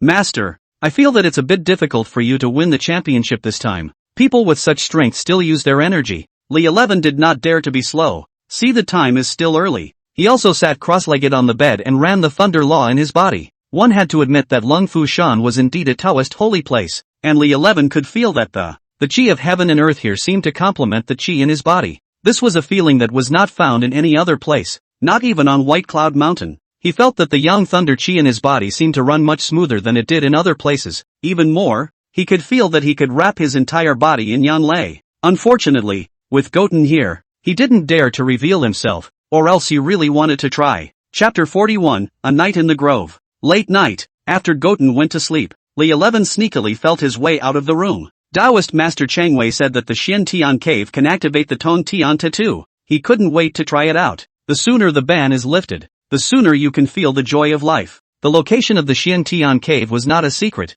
It could even be searched on satellite maps. The usual people just think it's a tourist attraction, but because it is located in the back of Luohua Mountain, so, ordinary people, even if they know that, there was also no chance to get close to the Xian Tian cave. Lung Fu Shan at night is extraordinarily quiet. In the moonlight, there was only the sound of the wind and the rustling of the leaves. Borrowing the moonlight, Li 11 followed the tips of the navigation and gradually approached his destination. He saw that he was about to arrive, but he saw a surprising figure in front of him. That figure looked very slim, but it was the Sun Xiushan that I met during the day. If it's really her, what is she doing here? Could it be that she's also been hit by the ban? I wonder if two people who have been hit with a ban will be negative. Li 11 carefully followed her all the way to the Xian Tian cave. Approaching the Xian Tian cave mansion, Sun Xiuyan did not push the door in directly. Instead, he looked left and right at a stone statue, as if looking for something. After about 10 minutes or so, she muttered to herself, strange, that's how the machine is set up. Why can't you open it? Jingle, jingle, Li Shi's cell phone suddenly rang. I'll rub it in. I forgot to turn off my cell phone when I left the house. Who calls me at night? It turned out that Taoist Master Qingwei had already arrived at the White Cloud Temple with Hucheri Zi. Seeing that he had brought back a great beauty, someone is jealous, and this caller is raising hell. Who? Sun Xiuyan looked around warily. Seeing Li 11, she said suspiciously, why are you here? Of course he wouldn't tell Sun Xiuyan what he really thought, so he decided to turn the tables. Good you Sun Xiuyan. I went to the toilet at night and saw the sneak out of the. Just wanted to see what you do. I didn't expect that you would try to sneak into the Xian Tian cave, without the consent of the old heavenly master of Lungfu Mountain. You can't just come into this cave. I'm going to tell the old heavenly master. She smiled awkwardly and looked at Li 11 with pitiful eyes. Taoist Li, I know I'm wrong. Can you not tell Lung Fu Shan about this? Otherwise they'll disqualify this entry. Li 11 pretended to think there, but in his heart, he was secretly laughing. This little girl is quite good at pampering. He deliberately showed a difficult face. Miss Sun, you're making it very difficult for me. I didn't expect Sun Xiuyan to suddenly pull up Li Shi's hand and said in a delicate voice, Taoist Li, just let me off the hook. I promise you, as long as you don't tell the Dragon Tiger Mountain about this, I'll do anything you want me to do. Li 11 sniffed and smiled, revealing an impish expression. Really? Anything? Sun Xiuyan subconsciously covered herself when she saw his impish smile. Vigilantly, he said, Taoist Li, there are some things that are not allowed. Li 11 was instantly speechless and hurriedly explained. What do you take me for? Am I the kind of guy who sees color? I can keep your business to myself, but tell me that in the middle of the night when you're not sleeping. What are you doing here? Sun Xiuyan looked around and felt that it wasn't too safe here, so he pulled Li 11 into the nearby grove, and then lifted up his clothes. Li 11 thought to himself, what does she want? Didn't she just say that she is not a casual person? Why are you lifting your shirt? Did you figure it out so quickly? Since the other girl had taken the initiative, Li 11 was also nonchalant and lifted his clothes. Taoist Li, what are you doing? Sun Xiuyan looked at the other party in surprise. Don't you have to undress? You. Sun Xiuyan saw the Tongtian tattoo on Li Shi's stomach and wanted to say something, and Li 11 saw the silver needle tattoo on her belly. The scene was a bit awkward at this point. Apparently, Sun Xiuyan simply wanted to lift the clothes on her stomach to show me her tattoos. Li 11 hurriedly put the clothes down. Slow down. Sun Xiuyan squatted down his body, lifted his clothes, and looked at the tattoo on his stomach. The scene couldn't help but make Li 11 think about it. She asked, "Is this the Tontine tattoo?" Li 11 nodded. She suddenly understood something. Exasperated, she looked at Li 11. "Good, you stinking Taoist. How dare you lie to me? Quickly say, did you come here to try to enter the Xian Heavenly Cave as well?" Li 11 was going to fight back a little, but when he saw the cute and angry look in her eyes, he couldn't resist. "Fine, I'll be honest." So he told her about meeting the ghost woman and the Tongtian tattoo. Taoist Master Chang Wei actually knows the Tongtian tattoo? Sun Xiuyan was very surprised. Is that weird? It's more than strange. The Tongtian tattoo is the most powerful of the Yin and Yang ghost tattoos. That was a ghost tattoo that was only tattooed by the patriarchs in the Yin-Yang ghost tattoo lineage, and it required a specific tool, the transformation needle, in order to be tattooed. Ever since the last patriarch disappeared for no apparent reason, no one in the Sun family has been able to tattoo the Tongtian tattoo. How did Taoist Chang Wei learn how to do it? Suddenly, she said viciously, "Speak quickly. Was it your master who victimized our matriarch?" Li 11 stated that he was wrongly accused. Heaven and earth. It's also the first time I've learned of the origin of the Tongtian tattoo. Seeing that he didn't look like he was lying, Sun Xiuyan was only able to spare him. Li 11 asked, "I'm here to lift the ban. What are you here for? Stinking Taoist. Who am I to tell you?" Li 11 had wanted to swindle her again. "You're not afraid that I'll tell Luohua Mountain?" Instead, she said arrogantly, "Humph, if you have the ability, you go. I'll see you tell Luohua Mountain that. The big deal is not even going in. I'll see who will activate the Tongtian tattoo for you." Good, good. You're tough. Thinking about how she just cracked the mechanism, it seems like there's a way to get in there. Li 11 could only smile and ask, "Ms. Son, since we all have the same purpose, you can tell me how to get in, so that we can take care of each other?" I did understand the organs for entering the Xian Heavenly Cave before, but when I tried it just now, it was useless. Someone should have reset the mechanism. At that moment, a group of Taoist priests rushed up with flashlights in a hurry. "Someone moved the organs here just now. Quickly see if anyone has broken into the Xian Heavenly Cave." I didn't expect this group of Taoist priests to come so quickly. When Li 11 turned his head, he found that Sun Xiuyan had already disappeared without a trace. "Are you a ghost? Why don't you make any noise when you run away? And you didn't take me with you." He looked around, saw a small pathway next to him, and dug in. Chapter 42 The Kung Fu Tabloid. Early the next morning, Luohua Mountain, martial arts arena. At this time, quite a few people had already gathered here. "Hey, little brother, how about a Kaiwu tabloid?" A sharp-tongued lad came up to Li 11. "A kaiju tabloid? That's something." The boy took a bunch of newspapers out of his backpack. "This is good stuff. It contains information about all the participants of this contestant.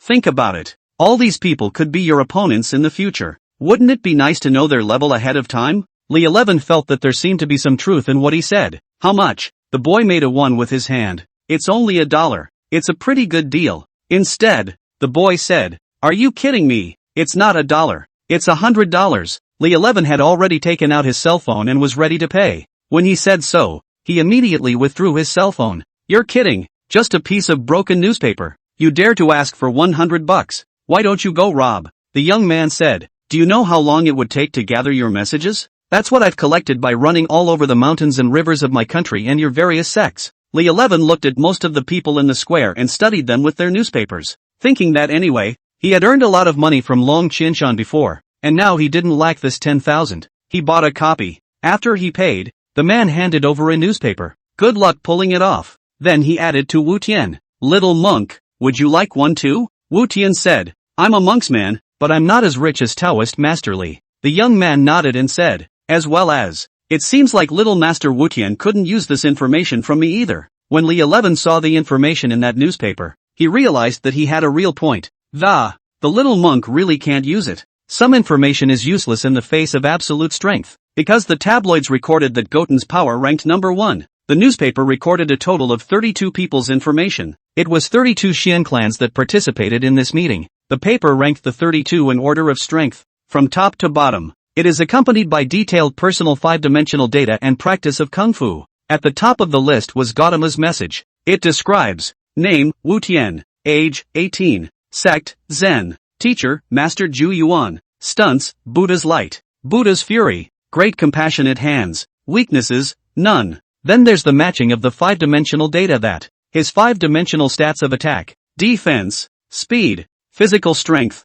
and spells were pulled full, all 10 points, and his overall strength was judged at 50 points. In second place was Zhang Jiling of Lungfushan, with 5 dimensions of 9, 8, 8, 7, 8, with a combined strength of only 40. This kind of breakneck-like crushing can't be compensated for by a difference in information. The rest of them all the way up to 10th place are in the 35 to 40 range. Combined, there are strengths and weaknesses in each of the 5 dimensions. For example, there are those with an attack of 10, but only a defense of 5. There are also those with an attack of 5, 2 as if it could be pulled full circle, the strength of which can only be determined by the prowess. Li 11 sees 20 and hasn't seen his message yet. It wasn't until he got to the last line that he finally was seeing his name. Name, Li 11. Age, 18. Sect, White Cloud Temple. Teacher, Cheng Wei. Technique, specializing in talismans. Weaknesses, 1 month after initiation. Not yet practiced the air. Then seeing his 5-dimensional data, he smiled helplessly. 3, 3, 3, 3, 3. Combined strength of 15 points. Li 11 thought to himself. It seems that old man Chang Wei's request for me not to use the Thunder Law in front of outsiders was effective. The news that I know the Thunder Law is all but unknown to them. From the time I left Baiyunguan until now, he had only used talismans openly in the Zhou family in Tianjin City and when catching the colorful ghosts. As for in the 100,000 mountains, he had only ever cast them in front of Hu Cherry Z and the others. They are not going to give that away. Then Li 11 heard someone whispering next to him. This meeting of the martial arts. The champion is definitely Wu Tian. We can only strive for the top 4. And it's rumored that the top 4 will all receive rewards from Dragon Tiger Mountain this time. Look at this one called Li 11. Is he here for a joke? A rating of only 15 points. Not even air. Has the nerve to come and participate in the Xianmen clan tournament. That is, those talismans of his are just barely able to deal with Yin spirits. They're ineffective against us humans.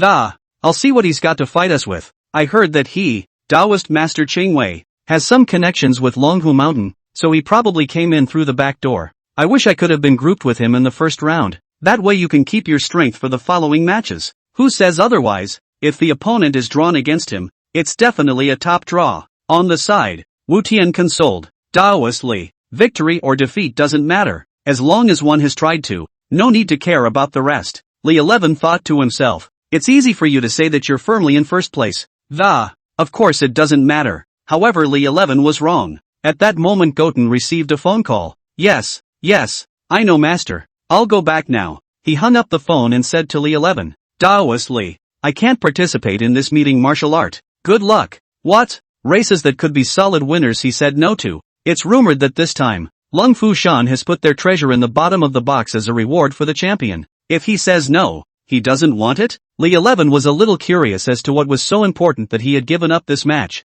Goten said, Master just told me that a senior monk from Southeast Asia is coming to the clan soon to participate in a Zen discussion with the abbot, and I felt that this experience would be rare, and that I might be able to gain some insight into the Buddha's meaning, so I decided to go back. Poof! Li 11 spat out a mouthful of old blood in his heart. I don't know if he's just stupid from studying Buddhism or if he's just not on the same level as his own mind. He saluted Li 11 and left the martial arts arena. Why is he gone? Sun Xiuyan had just arrived at the martial arts arena and looked at Wu Tian's back. Li 11 told Sun Xiuyan what happened. She not only exclaimed, High monk, this is definitely a real high monk. What's that newspaper you're holding? After Li 11 handed it to her, she said seriously, the information in here is objective. However, when she saw Li Shi's message, she laughed and said, your ranking is really hard to explain, but they don't know what you're really capable of, so you have to work hard. Now that the little monk is gone, you work hard and maybe you can take first place. Li 11 knew she was joking and smiled back.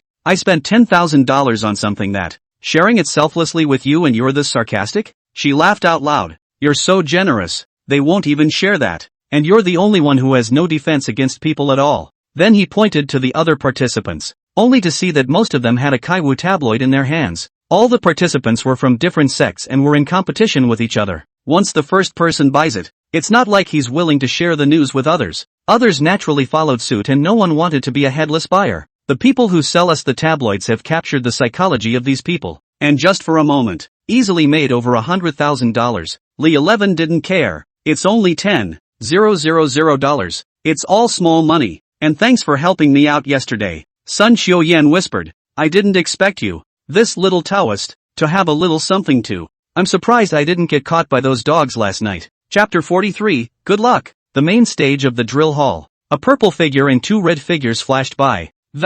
Three old white-bearded men appeared on the main stage. They were all dressed as Lung Fu Shan Taoist priests, but from the style of their robes, they are not lowly. According to the color of the Lung Fu Shan Taoist robes are divided into 7 levels according to the grade. They are purple robe, red robe, yellow robe, green robe, white robe, and black robe. Among them, the purple robe is the most honored, representing supreme authority and status. The red robe is the second most honored, usually worn only by senior managers and senior dowsers. The one at the head, wearing a purple robe, should be the 99th Heavenly Master of Longhu Mountain, Zhang Yuanchu. The two beside him, dressed in red robes and somewhat lower in status than him, were his 2 senior brothers. Heavenly Master Zhang said, Gentlemen, you are all the best of the younger generation of the Xian sect today. 60 years ago, the Xian sect established a rule to organize a martial arts competition every 4 years, with the purpose of motivating and promoting young disciples. It is now the 16th edition. In order to stimulate the enthusiasm of everyone,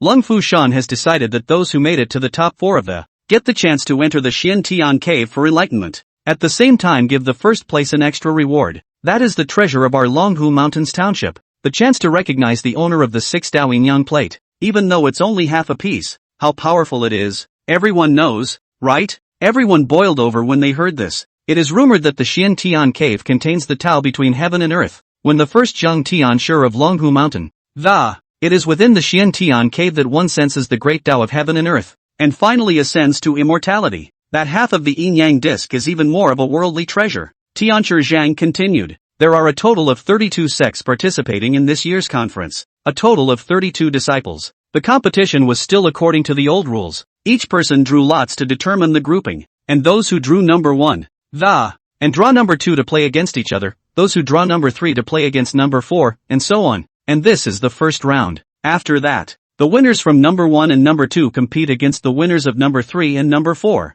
This is the second round. The latter will not be explained too much. He pointed to a black wooden box on the west side of the martial arts arena. Within that black wooden box, there are a total of 32 wooden tiles. You take the wooden tiles and hang them on the wooden rack next to you. There will be someone special to count the order in which you play against each other. Do you all understand? Heavenly Master Zhang looked around and saw that no one had spoken. So he said, in that case, let's all go and draw lots. Li 11 followed the crowd to the wooden box and drew a wooden sign, number 2. He looked at Sun Xiuyan's wooden sign, number 26. Looks like they're meeting no one before the final. If they make it to the final. The crowd had hung their signs on the wooden racks, but there was only one sign that was slow to go up. The little Taoist priest in charge of tallying the order of battle asked, who else hasn't drawn lots? For a long time, no one answered. Tianshur Zhang asked, when you counted the occupants yesterday, didn't you say that everyone had come? How come there's one less today? The little Taoist priest replied, reporting to the Heavenly Master, all of them did come yesterday. What happened today? We don't know, Li 11 said aloud. Old Celestial Master. Just now Wutian said that he gave up the match and returned to the Zen sect. Heavenly Master Zhang nodded. In that case, the following is the announcement of the order of the matchups. The little Taoist priest said, no one drew the vacancy for card number 1. Everyone is looking forward to see who is the lucky one on number 2. When Li Shi's name was read, the stage erupted. Isn't Li 11 the one from the White Cloud Temple? That kid really got lucky. Being at the bottom of the power rankings, I can't believe he was allowed to advance to the next round. The young Taoist continued to read the order of battle. Number 3, Razor. Razor looked at Li 11 viciously. Don't be too happy. This round is empty though. I'll beat you to your knees in the next round. And no one will help you in the ring. From yesterday's clash, Li 11 could sense that Lei Zhe's cultivation was not as good as his own, so it didn't matter to him. I'll be waiting for you then. After the young Taoist priest finished reading the list, the old Heavenly Master said, this martial arts stage is the venue for the final and semi-final rounds of the competition. In order to ensure fairness and impartiality, we opened up 4 divisions for the tournament. The This also allows everyone to have the same amount of rest time after the tournament. And the first round will be completed this morning. Now 1 to 8 go to the sky field. 9 to 16 go to the earth field. 17 to 24 go to the metaphysical field. And 25 to 32 go to the yellow field. Seeing Sun Xiuyan walking towards the yellow character field, Li 11 also followed. Shouldn't you go to the heavenly character field? What are you doing here in our yellow character field? I didn't miss my first round, and I didn't have much to do in the morning, so I went to help you get some gas. You have a big heart, not going to look at the strength of your opponent in the next round, and instead caring about me. For a straw man like Razor, I'll destroy him with the lift of my hand. Watching him play? That would be a waste of my time. On the contrary, I'll have to look for your weaknesses, in case we meet in the finals. Sun Xiuyan snorted a laugh. Okay, Ro, borrow your advice. I hope we can all make it to the finals. Sun Xiuyan drew number 26, so the first match was between her and number 27 Northeast Exodus Fairy Willow Silver Ring. Willow Silver Ring's ranked 7th. Ability to possess a Willow Fairy with 200 years of cultivation. Summon the Willow Fairy to fight your opponent. He is not on a par with Sun Xiuyan, who is ranked 6th. The referee determined the identity of the two, and the contest officially began. According to the tabloid, Sun Xiuyan practiced the Yin-Yang ghost pattern. The body is tattooed with the spirit-breaking needle and the rite of the dragon goddess of mercy. The spirit-breaking needle is the silver needle tattooed on your stomach. As for the rite of the dragon goddess of mercy, Li 11, however, didn't know exactly what it was like. Only Lu Yinhuan's hands strangled the spell and recited a mysterious incantation under his breath. In an instant, the clear sky was enveloped in a thick, dark cloud that rolled over the. It was as if invisible forces were stirring. In the midst of the dark clouds, 2 huge red lanterns loomed, emitting a scarlet glow that. These are the eyes of the Willow Fairy. As the dark clouds gradually dispersed, Willow Fairy's main body was revealed. It was a black python that was 5 or 6 meters long, with a body as thick as a tree trunk, and scales that shimmered with a dark light. It had a huge head that. The sharp fangs were chilling and the eyes were like burning flames. Sun Xiuyan didn't dare to be slow, and from behind, he offered up a goddess of mercy riding a golden dragon. Legend has it that Guanyin, the bodhisattva who saves the suffering of the world, possesses 33 phases. Each phase represents a different kind of compassion and wisdom. It is said in the Buddhist scriptures that the bodhisattva, who originally had no fixed form and was colorless and formless, in order to broaden the reach of all sentient beings, he often manifests a variety of images, which are called universal manifestations, and there are 33 incarnations in total. Sun Xiuyan tattooed on the body of the dragon goddess of mercy, is one of them, for riding the dragon's head. Therefore, it is known as the dragon riding goddess of mercy. Chapter 44, KO Razor. Lu Yinhuan softly shouted, "Go!" The giant python immediately twisted its huge body and rushed towards Sun Xiuyan. Of course, multiplying dragon goddess couldn't let Sun Xiuyan be harmed. The giant dragon under Guanyin's seat was 7 or 8 meters long, and at that moment, it also danced its huge body, blocking the python's attack route. The crowd in the stands was shocked by the scene before them.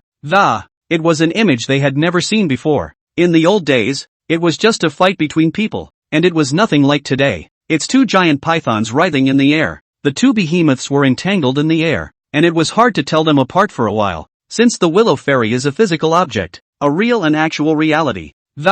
So it doesn't need to consume much air for its control. But not so with the dragon Guanyin. It is maintained by Sun Xiuyan by using his own cultivation to maintain the form of the multiplying dragon for a long period of time. The consumption of one's own air is very high. If this continues, even if one wins the opponent, the afternoon fight will likely only be at 50 or 60% of its usual level. She had to make it quick, only to see Sun Xiuyan offer up the spirit-breaking needle again. The 10 centimeters or so of spirit-breaking needles looked minuscule between the 2 behemoths, but sometimes the smaller something is, the bigger the threat it may be. Everyone's attention was on the giant object, not realizing in the least that the Sun Xiuyan had already secretly hidden the spirit-breaking needle under the dragon's head. Just at the moment when the dragon and the python collided again, a cold light flashed and the spirit-breaking needle directly penetrated the snake's head. The python twisted its body in pain, and Lu Yinhuan said nervously, "Master Lu, are you alright?" The python let out a thick voice. "Silver Ring, admit defeat. I had my meridians broken by that cold needle. It's no match for a giant dragon for the time being. This wasn't a life and death battle, after all." And Lu Yinhuan was worried about the python's well-being. Taking back the Willow Fairy. Admit defeat. Yellow character game 1. Sun Xiuyan wins. Sun Xiuyan retrieved the ghost pattern and happily came to Li Shi's side. The duo continued to watch the game from the stands. After all, Watching a game is the best means of learning about your opponent. Next up is the bout between number 28 and number 29. Number 28 is a lama. From Guru Nyingchen. Lama also originated from Buddhism, belonging to Tibetan Buddhism, which was introduced to Tubo in the 7th century AD. It is said that when Princess Wencheng first entered Tibet, she played a considerable role in the development of local Buddhism. The young lama who attended this meeting was only 17 years old, but he had a muscular body. The weapon used was a Vajra mortar and pestle that weighed 100 pounds. Number 29 is a body stitcher and uses a compact body stitching needle. Corpse stitchers are a small sect that has been popular in the Central Plains for millennia. His lineage originated in the Song dynasty. At that time, there appeared a marvelous corpse stitcher in Dianjing. He had fused the corpse sewing technique with the metaphysical techniques, and was surprisingly able to revive people who had been dead for no more than half an hour. It is said that the corpse sewing needles in their hands are able to pass through the Yin and Yang realms. On the racecourse, the lama danced his Vajra and charged at the body stitcher. The corpse stitcher sidestepped and stabbed the lama with the stitcher's needle in his hand. Lama blocks it with his Vajra. The two of them went back and forth, and it was hard to tell the difference. Suddenly, the corpse stitcher pulled off a stunt, throwing the stitcher's needle into the air and mouthing the words. The corpse sewing needle spun rapidly in the air, transforming into countless fine needles that shot at the lama like a rainstorm. The lama was startled and quickly waved his Vajra pestle in defense, but he was still hit by a few stitched corpse needles. He felt the power in his body rapidly draining away, and his movements became sluggish. The corpse sewer took the opportunity to bully his way in and stabbed the lama several times in his acupuncture points with the corpse sewer's needle. The lama wasn't bleeding, but he was losing consciousness. Sun Xiaoyan revealed a look of sadness. The stitching needle in the corpse stitcher's hand is too weird and too fast. My spirit-breaking needle can't even keep up with his speed. Even at lunchtime, Sun Xiaoyan was still thinking about ways to break the enemy. Both Sun Xiaoyan and the corpse stitcher's means were on the attack side, but it was clear that the corpse stitcher's attack was even more surreptitious. Li 11 also tried to help him think of ways. Through the morning's sparring, he noticed something. Your needles seem to be different. That's for sure. His is smaller and mine is bigger, so he's faster. Li 11 shook his head. No, that's not the difference I'm talking about. Have you noticed that those roots of his needles seem to be controlled by a very thin thread? That line should have been brought together with its own air, and yours didn't. Sun Xiaoyan nodded. My spirit-breaking needle is controlled with my mind. Naturally, there is no such thing as that line. If you can sever the connection between the stitchers and the stitching needle, won't you have a chance to defeat him? Sun Xiaoyan thought for a moment. It's not impossible if we're taken by surprise. It's just that I don't have any means of severing that line. For chopping air, thunder is the best means. Thunder is the most rigid in nature. It can split mountains and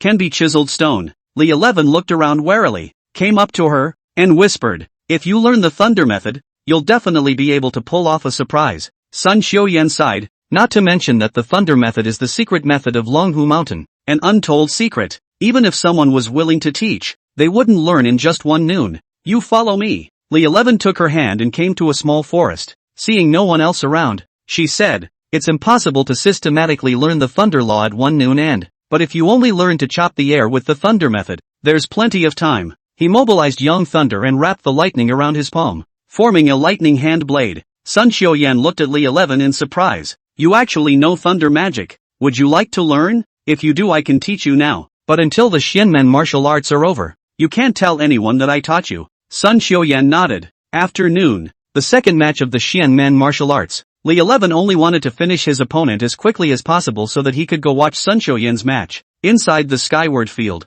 Lei Zhe couldn't wait to get his hands dirty. Li 11, don't worry, I'll torture you and won't let you lose anytime soon. Oh, is that so? But I have things to do, and I don't have time to dilly-dally with you. Li 11 was completely dismissive. Then it's up to you. Razor drew his saber and stabbed it in a flying manner. Too slow. Li 11 felt that his opponent's speed was a bit too slow. He dodged the attack with just a slight sidestep, and then his hands secretly activated a palm thunderbolt that hits Razor in the chest. After a month of cultivation, his control of the lightning method had been perfected. This palm lightning of his was only emitted from his palm when it touched his chest. Unless one was an expert in the use of thunder, one would never realize that he was using thunder magic. Put! A mouthful of blood spurted out of Razor and he fell to the ground in pain. The people in the stands were in an uproar. Hasn't he just entered the White Cloud View for a month? Just one move to kill Qingcheng Mountain's Razor? Li 11 leaned down to look at the severely injured Razor. I said yesterday that you have a bloodbath.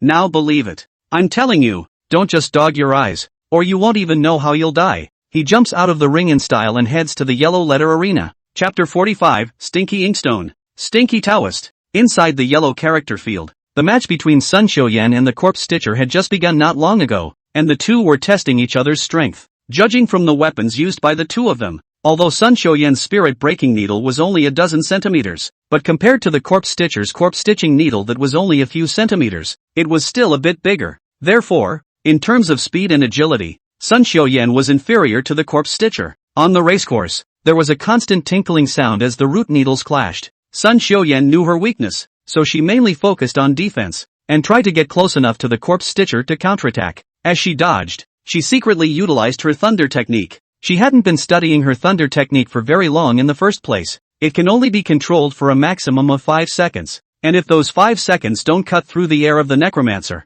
when the opponent has another defense, it wouldn't work if she tried to use the thunder method again. When the two of them were only about 3 meters away, Sun Xiaoyan deliberately revealed a break. The body stitches went straight for her face with lightning speed. Sun Xiaoyan knew in her heart that this might be her only chance. She took a deep breath and focused her mind, converging her entire body's air onto the thunder spell in her hands. Just then, Sun Xiaoyan saw an opportunity to, with the corpse sewing needle only a few centimeters away from her, she drew and transported her hand knife and chopped at the silk thread controlling the needle. Someone in the stands was surprised. Look, Sun Xiaoyan actually knows how to use thunder magic. The Corpse Stitcher also didn't expect Sun Xiaoyan to suddenly come this way. At this point, it was too late for him to retrieve the corpse sewing needle. Without the control of the silk thread, the corpse sewing needle was like a bird that had lost its wings and was not under control. Sun Xiaoyan didn't intend to give the other party a chance to react, as she made a turn and control the spirit breaker needle to stab at the Corpse Stitcher. I lost.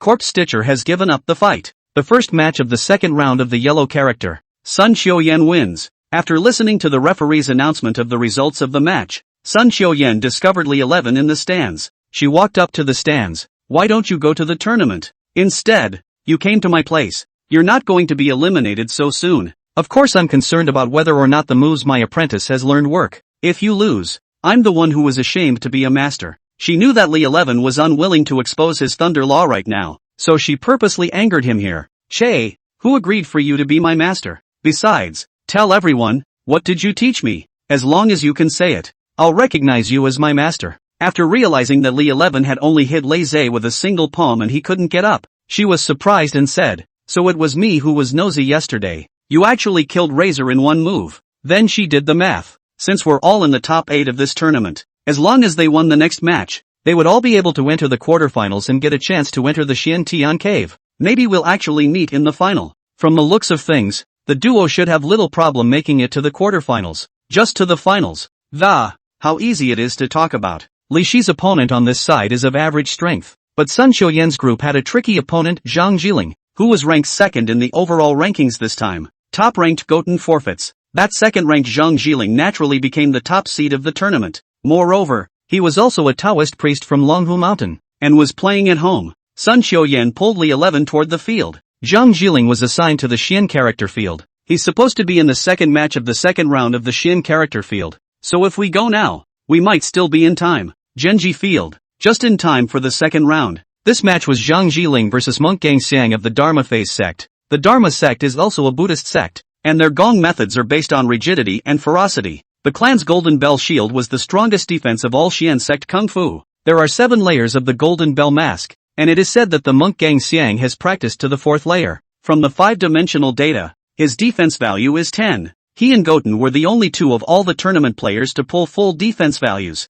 The match had just begun when Li 11 saw a familiar technique in Zhang Jiling's hand, Palm Thunder. He guessed that the Thunder Dharma of Luohua Mountain was very similar to the book he had seen in the White Cloud Guan before. The Thunder Dharma Hui Yuan. Judging from the signs of lightning pulsing in Zhang Jiling's hands, the power was stronger than his own. After all, Li 11 had only been practicing the Thunder Dharma Hui Yuan for just a month, and Zhang Jiling has grown up on Luohua Mountain since childhood. Even if he is more talented, the gap of 10 years is not so easy to make up. The two of them are close in rankings, and they each have their own tricks. This fight was destined to be a close one, because the Dharma sect, in addition to the Golden Bell, there was also a tremendously powerful attack type technique, the 18 demon subduing styles. It was a powerful set of stick techniques. Both knew that the other's strength was not to be underestimated, and they used their full strength right from the start. For a while, Sand flew in the center of the originally calm field. The field was smashed into a dozen craters by the duo's sparring. Although it was now outside the arena,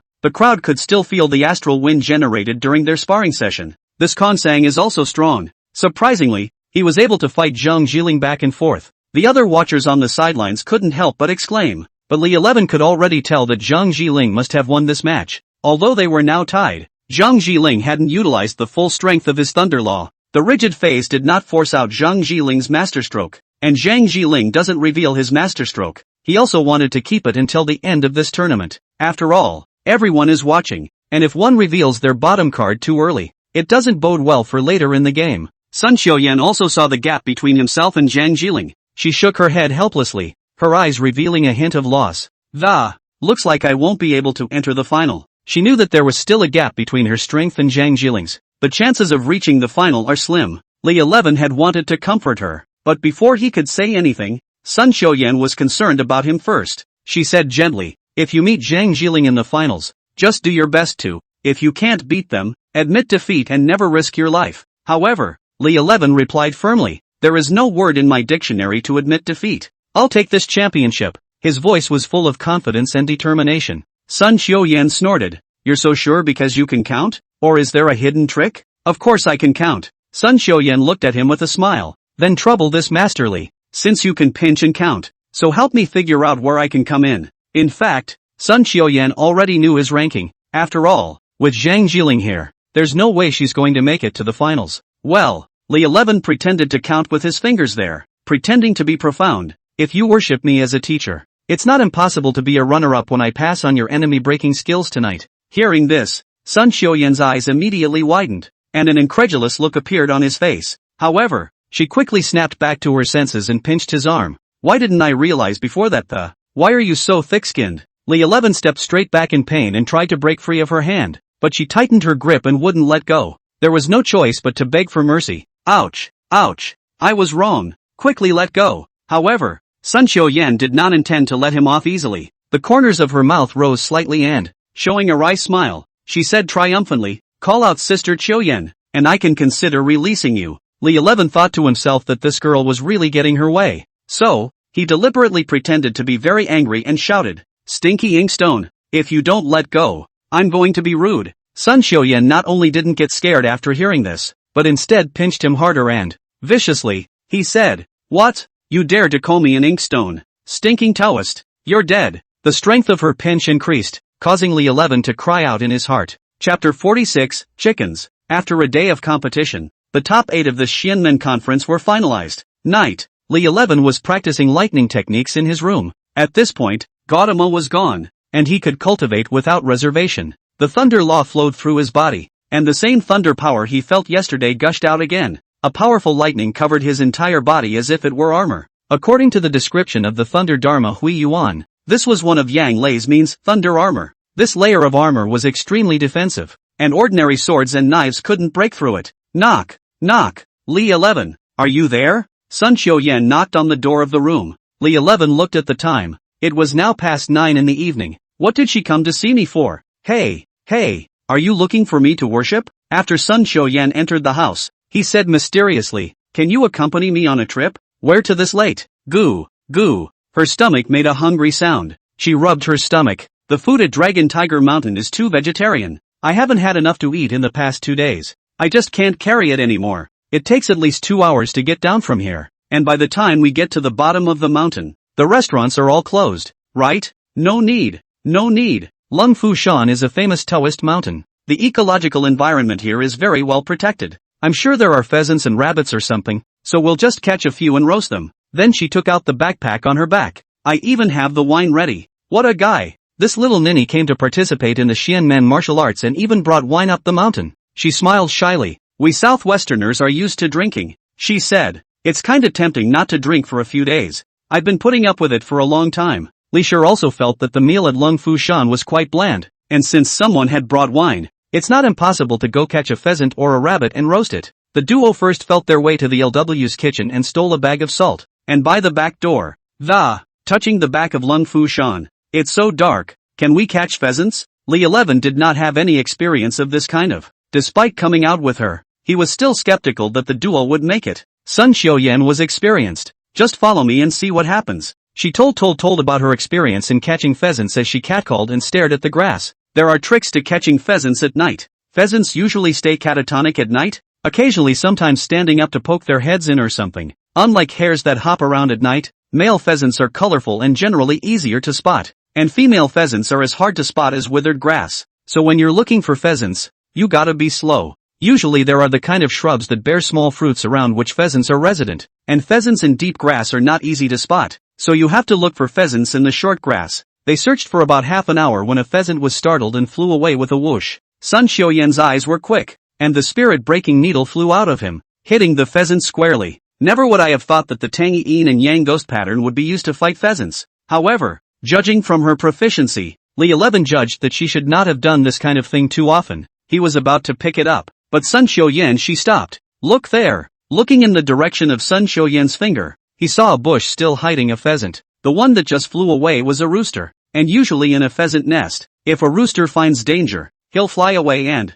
attract the attention of natural enemies. The hen, on the other hand, hides in the shadows. She suddenly looked at Li 11, her eyes full of anticipation. How about, let me see the power of your lightning method chant. Looking at Sun Xiaoyan's expectant look, Li 11 gently raised his hand and a palm thunderbolt shot towards the pheasant, only to see that pheasant instantly struck and fall to the ground unresistingly. Looking at the scene in front of him, Sun Xiaoyan couldn't help but sigh. These two pheasants really died a good death today. One died under the Yin-Yang ghost pattern, and the other died under the thunder law. After the two of them found a clearing with the pheasant, they began to look for dry wood to prepare for the barbecue. In no time at all, they set the pheasants on the roaring fire and began roasting them. Sun Xiaoyan took out the salt he had taken from the kitchen and sprinkled it on the pheasants. Soon the aroma was mouth-watering. They both took a roasted pheasant each, and a bottle of wine that start enjoying the good times. Just as they were eating their food, Li 11 suddenly asked curiously, how did you become so skilled at catching pheasants?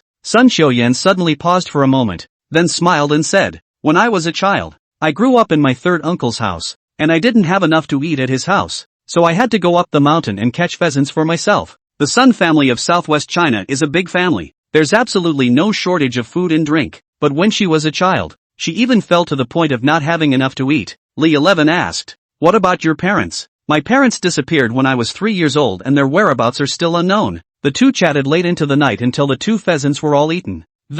She brought the wine with her and drank it all too. Early the next morning, Li 11 woke up with a scream. You stinking rascal! He opened his eyes and saw that he and Sun Xiaoyan were lying on a bed. Sun Xiaoyan kicked him away and wrapped herself tightly in the quilt. What you did to me last night. Li 11 tried hard to recall everything that happened last night, but couldn't remember anything. He only vaguely recalled feeling a little dizzy after drinking the wine. So they helped each other back to the Dao courtyard. Li 11 looked at his clothes, which were a bit disheveled but still on him. In his heart, he was very chagrined. Li 11 such a good opportunity you didn't even cherish it. After lying together all night, I can't believe I didn't do anything. The wine and the drink is really not a good thing. It's a damn delay. If I could turn back time, I would definitely not drink so much at the latest. Sun Xiaoyan said to Li 11 after looking at his clothes which were also still there. Stinky god stick. What happened last night? You can't say it. Otherwise, I'll skin you. The sun was streaming in through the window and she suddenly tensed.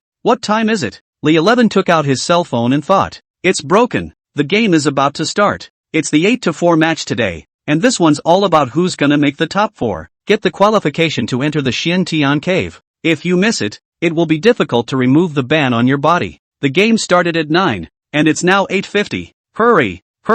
The two of them couldn't care much about it. They simply packed up and rushed out of the room in a hurry. Thinking of today's opponent, he turned back to his room to get the things that Sharon had delivered at the train station.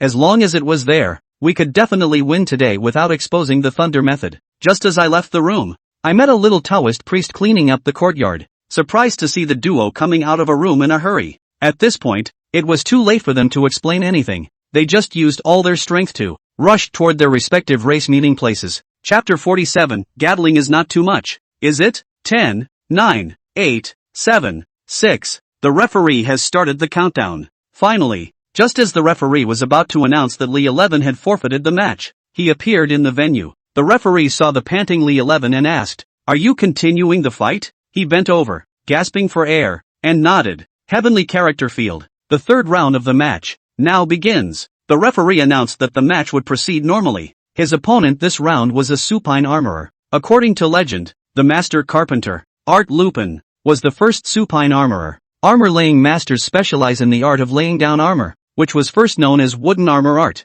It's something that is made from wood, and then something like a mechanical principle is added to give those pieces of wood an operational function. For example, the wooden oxen and horses made by Zhuge Liang during the Three Kingdoms period were made using the wood armor technique. Afterwards, an able man with the surname Gong to combine the art of wooden armor with the Taoist art of Xianmen, created the cease armor technique. Practitioners are able to control their armor through their own air. The name of the supine armor master who fought against Li 11 today was Gongtu Jinyu. It was a young man of about 19, fifth in overall strength, as recorded in the conference tabloids. He was controlling a humanoid supine armor. This humanoid supine armor had 3 heads and 6 arms, much like Nija's 3 heads and 6 arms. Each arm held a scimitar, totaling 6. These aren't the most intimidating. The biggest threat to the humanoid supine armor is his 3 heads. There are 3 colors. Blue heads can spit dark weapons, yellow heads can spit poisons, and red heads can spit flames. It could be said that this humanoid supine armor could attack from afar or up close,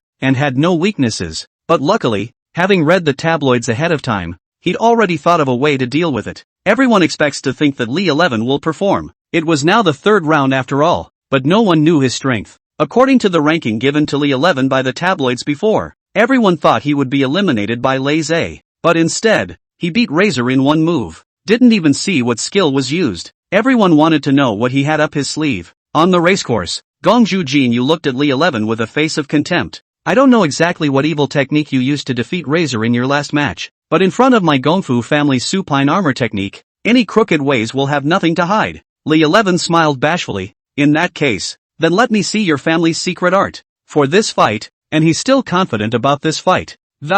After all, the response strategy was thought out ahead of time. Gongju Jinyu controlled the humanoid supine armor and swung the 6 curved swords like lightning as he rushed towards Li 11. Li 11 did not choose to go head-to-head with the supine armor. At first, he could barely keep up with the speed of the supine armor, constantly dodging its attacks. But as time went on, the supine armor became faster and faster, and he gradually lost his strength. In order not to be detected by others, he had to secretly transport Yin Lei on the soles of his shoes.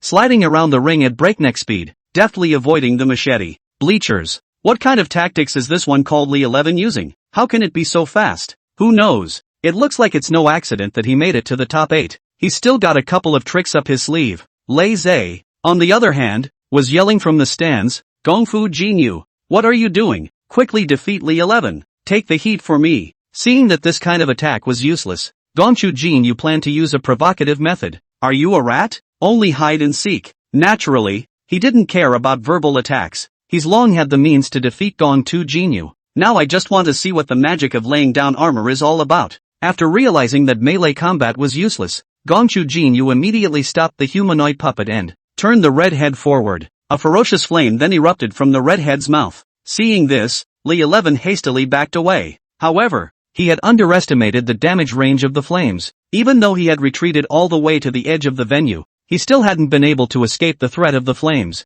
He had no choice but to dodge the flames along one side of the edge of the venue. While charging towards Gongtu Jinyu, he attempted to directly eliminate Gongtu Jinyu, who was controlling the supine armor. Gongju Jinyu gained insight into his opponent's intentions. When Li 11 was not far away from him, he skillfully used the puppet to block his opponent's path. The 6 sharp curved swords slashed at Li 11 in a neat manner. Li 11 hastily dodged to avoid it. Gongchu Jinyu said, "You surrender. This is just a match, and I don't want to hurt you." Li 11 responded, "But you seem to be helpless against me now." "Yes?" Right at this moment, the yellow head of Gongtu Jinyu's control supine armor turned to the front. He planned to use poison next. It was recorded on the tabloid that the poison on top of the humanoid golem was ranged damage, with an effective range of 20 meters. Coincidentally, the radius of the venue happened to be 20 meters, so if once he was allowed to cast it in the center of the ring, Li 11 had absolutely no chance of winning. You should know the power of the poisonous mist. It's not too late to surrender. Li 11 thought to himself, this man is quite a kind man, and in this case, and to be kind to myself. However, to be merciful to your enemy is to be cruel to yourself. If he didn't come up with a killer move, he would really have to explain himself here. Li 11 retreated to the furthest distance from the golem and took the secret weapon out of his pocket, a Gatling machine gun given to him by Choling. Of course, It's not a real Gatling, but a paper-folded Gatling. It's only the size of a palm now. But, soon, it will be a real Gatling. This is the secret technique of the Zhou family, tying paper into a spirit. Tying paper into a spirit can tie up all things. And since Zhou Bairen was able to tie up a manor with this art, naturally, you can also zap a Gatling with this technique. Only Zhou Ling's cultivation was limited, and this Gatling was disposable. Li 11 followed the method taught to him by Zhou Ling and mouthed the words that a real Gatling machine gun appeared in his hand. Paper tying technique. This is the Zhou family's paper tying technique. What's his relationship with the Zhou family? Someone in the stands saw Li Shi's tactics. Rubbing his head before it could spew its poisonous mist, he set up his Gatling machine gun and hit at Gongsun Jinyu. The people in the stands all ducked to the side in fear. How powerful Gatling was. Gongsun Jinyu immediately mobilized his puppet and blocked the front. The bullets hit the golem, the floor, the wall behind him, splattering dust that drowned Gongsun Jinyu out. 1 minute later, all 200 rounds were fired. The smoke cleared, revealing a humanoid supine armor. The supine armor was broken and tattered, but it still stood straight up. It blocked Gatling's attack for Gongsun Jinyu. Li 11 had to admit that the Gongsun family's supine armor technique was indeed something. He's planning on another 200 rounds. Admit defeat. I concede, Gongsun Jinyu said to the referee. The others didn't understand why he admitted defeat when he had clearly carried down Li Shi's attack. Chapter 48, a genius rarely seen in 1,000 years. Gongsun Jinyu put away his supine armor. Li 11, you do have some tricks up your sleeve. I admit defeat, not that I am afraid of you. This supine armor is a 12th birthday gift from my father, and I don't want it to be damaged. If we fight a lose-lose situation, it's not something that Dragon Tiger Mountain would like to see. Li 11 nodded. In that case, I'll take it. I should thank you for fighting you. It made me realize that my supine armor still has room for improvement. Next time I have the chance, I will definitely defeat you. As Gongsun Jinyu left the ring, the referee said, for the third match of the heavenly character, Li 11 won. Make it to the final four. The people on stage looked dumbfounded, not realizing that the person who was ranked last in the tabloid rankings had made it to the final four. Li 11, good job. Sun Xiuyan shouted happily from the ring. Seeing that she was unharmed, Li 11 knew that it was obvious that she had won the match as well. That's them. Quickly escort them to the sect leader. A small Taoist priest with a middle-aged Taoist priest surrounded Li 11. What do you want? Li 11 asked. You know what you've done yourself. Quickly go with me to see the sect leader. Seeing the little Taoist's anger, Li 11 expressed his disbelief. Little Taoist, even if you arrest me, there has to be a reason for that. 2. The little Taoist took out a pheasant feather. Did you do this? Li 11 recognized the chicken feather. It was from the pheasant he ate last night. Are they so up in arms to arrest me for 2 pheasants? At the same time, Sun Xiuyan was surrounded by several Taoist priests. Inside the Hall of Heavenly Masters, Zhang Tianshi held the chicken feather in his hand, and when he saw the duo being escorted here, haha laughed out loud. I didn't expect it. I didn't expect it. The top 4 contestants of the hallowed Shinmen Club martial arts. 2 of them went so far as to steal chickens from the back of the mountain in the middle of the night. Sun Xiuyan sophistically said, Old Celestial Master, you can't accuse us wrongly. We really didn't do anything. Hearing this, the little Taoist priest who had just been there was so angry that his face turned red, and he exclaimed, that's the little yellow and the little flower that I raised. They were eaten by you roasting them on the fire. What is this not stealing? Sun Xiuyan still had a stiff upper lip.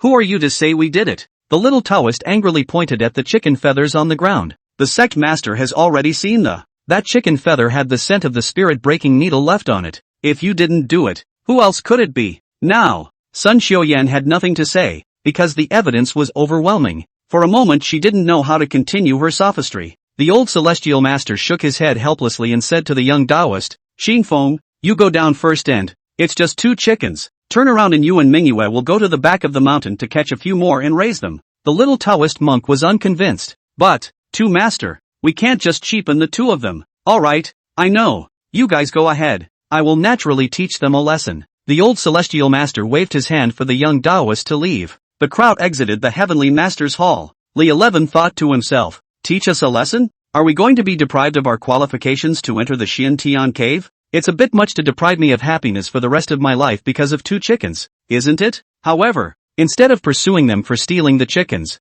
the old celestial master simply asked, to what extent have you practiced your thunder law? When these words came out, Li 11 was taken aback. Since entering the Dragon Tiger Mountain, he had only fought against Lei Zhe and Gongsun Jinyu.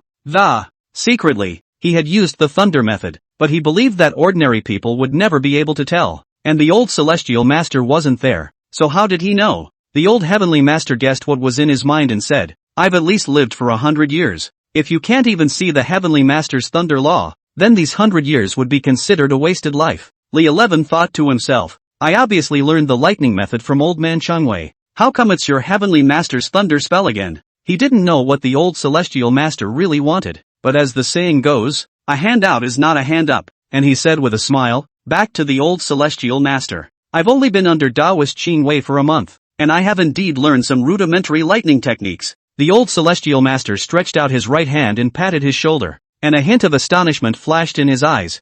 Are you sure you've only been studying for a month? 1,000 times over. 1 month. Only a short month. You have actually cultivated the Yin-Yang dual thunder to such a degree. Li 11. You're a genius I've seen that's hard to come across in 1,000 years. Tianchi Zhang's face showed joy. A genius rarely encountered in 1,000 years? Am I that good? Tianchi Zhang said. When I first practiced thunder law, I first practiced young thunder. Until 30 years later.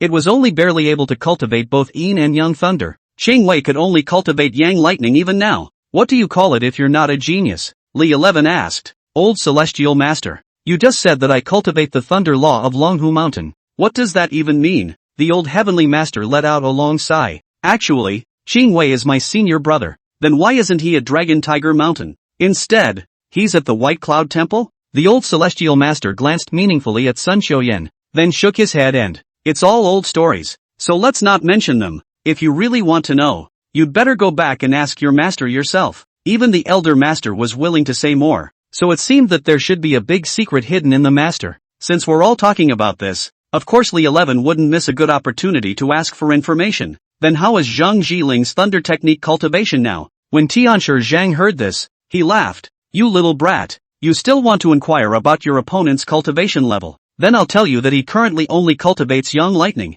but in terms of using yang lightning, he is far superior to you. Li 11 was not at all surprised by this. After all, Zhang Jiling had cultivated at Luohua Mountain for more than 10 years. Luohua Mountain was full of spiritual energy. If he really let him cultivate here for more than 10 years, he's definitely better than Zhang Jiling. Seeing that he didn't say anything, Tianchi Zhang asked, What? Scared? He pretended not to care. Scared? I have nothing to be afraid of. It's just that he's studied more than me for more than 10 years. I'll still beat him up when I make it to the finals. It's good for young people to be a little confident. So I'll wait for your good news. Li 11 asked. Old celestial master. The secret that I know thunder magic. You won't tell Zhang Jiling, right? I've been hiding it for so long, and you're too virtuous to sell me out. Tianchi Zhang laughed. Don't worry, I won't get involved in your juniors' battles. I won't tell anyone about you. That's good. Li 11 saluted him and prepared to leave. When he reached the door, Tianchi Zhang spoke. Li 11, you must remember that goodness is like water.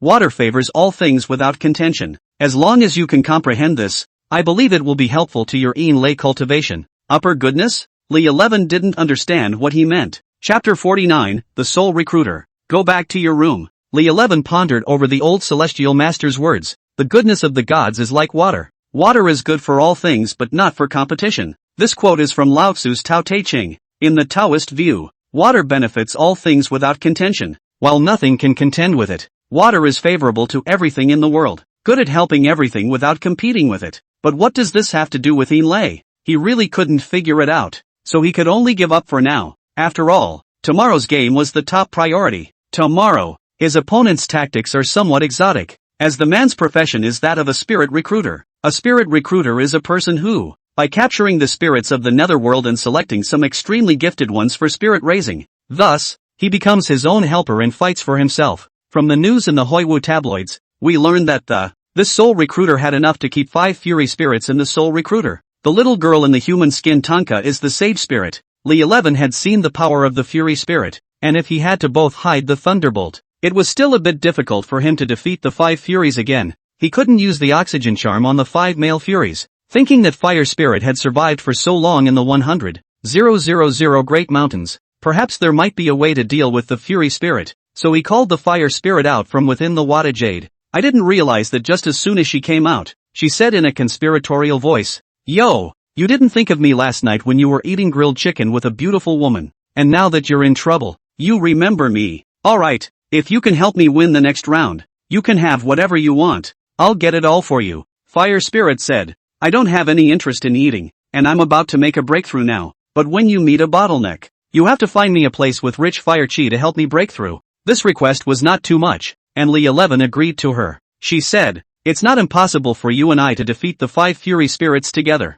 It's just that in that case, it's too much of a drain on me. So now the source of the problem needs to be found. So what's the root cause? Li 11 asked. Of course it's a soul invocation. If he doesn't have a soul invocation, what else is he going to fight you with? Li 11 understood what she meant. You're not asking me to steal his soul invocation. Fire Spirit said with a pout. You guys stole all the chickens. Are you still afraid of stealing another streamer? This seems to be the only way that's easier right now. Okay. Li 11 agreed to her proposal. Fire Spirit heatedly smiled. I suggest you go find Sun Xiuyan. I think she's pretty good at these chicken stealing jobs. Li 11 and Fire Spirit's thoughts coincided, and he also felt that Sun Xiuyan was quite suitable as well. Speak of the devil. Sun Xiuyan came to Li Shi's room, frowning and rubbing his nose while wondering to himself, strange, and I don't know what happened, but I just sneezed twice in a row. Is someone bad-mouthing me behind my back? Li 11 smiled and said, maybe someone missed you. Sun Xiuyan looked at Li 11 skeptically.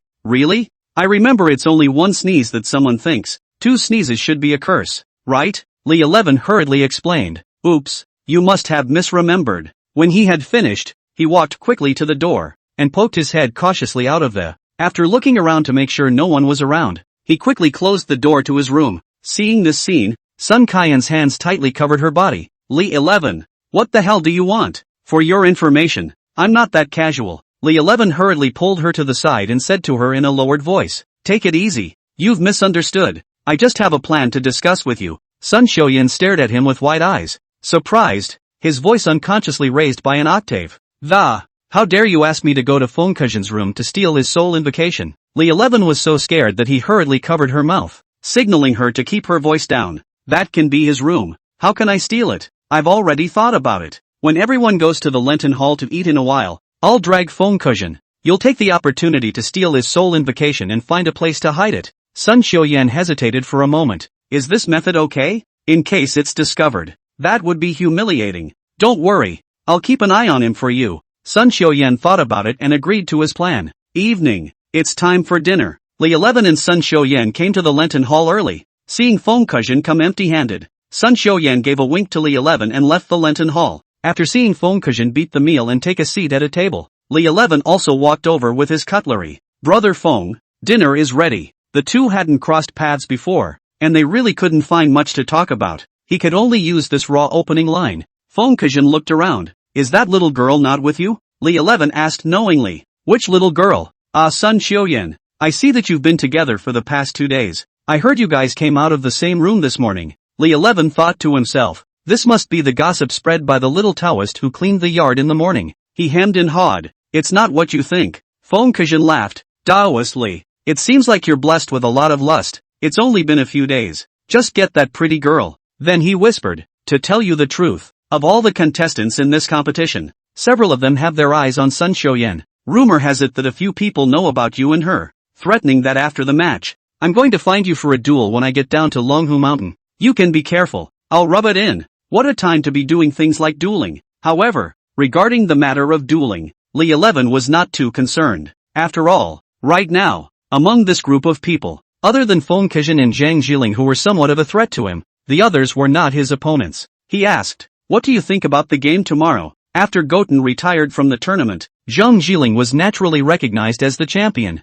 I think it's a bit hard for Sun Xiuyan to win tomorrow. It's not them I'm talking about. It's the two of us. Feng Kujan smiled. You're sitting here just to trap me? Feng Kujan had also studied Li 11 for a long time. To be honest, I've seen your previous matches. It is written in the tabloids that you can use talismans. My invocations are filled with shadowy spirits. I admit that. Your talisman restrains my soul invocation, but you should also know that my soul invocation has a fury spirit within it. With your cultivation level, you should only be able to use yellow rank talismans. Even if you can barely use Xian rank talismans, you're no match for them. Soon after, Sun Xiuyan smiled and came over. She secretly used her hand to make an OK gesture. Looks like she got her way. Chapter 50, the first semifinal. The next day, Lung Fushan Martial Arts Stadium. The semifinals of this year's Xian Men Martial Arts had finally begun. Tianchi Zhang and the senior Taoist priests from Luohua Mountain all came to the venue. Almost all of those eliminated contestants didn't leave either. First semi-final. It was the match between Li 11 and Feng. Taoist Li, I'll spare you yesterday's words, and I hope you have other means, or else, you can't win against me. Seeing him so calm, Li 11 was puzzled in his heart. Didn't Sun Xiaoyan get it? Why does he act like it's nothing? He offered up his soul invoker. I forgot to tell you, the soul invoker, as long as it doesn't leave me for 100 miles. I do sense where he is. Li 11 smiled awkwardly and thought to himself, looks like he knows. Now it's just a matter of fighting the good fight. Feng stuck the soul invoker on the ground, recited an incantation under her breath, and then waved the soul invoker that. The sky over the martial arts arena gradually darkened. The sound of ghostly cries filled the air. Someone in the stands said, that's what he used to beat his opponent yesterday. A dozen fierce spirits were summoned then. It was good that it was only the fierce spirit, and Li 11 did not intend to expose his bottom card, so the fire spirit was summoned. At this moment, the fire spirit child entered the battle state, and was no longer in the appearance of a little girl. Instead, it was a 2-meter-tall humanoid ghost fire. Li 11 had all discussed with her to turn into the appearance of a ghost fire to scare Feng.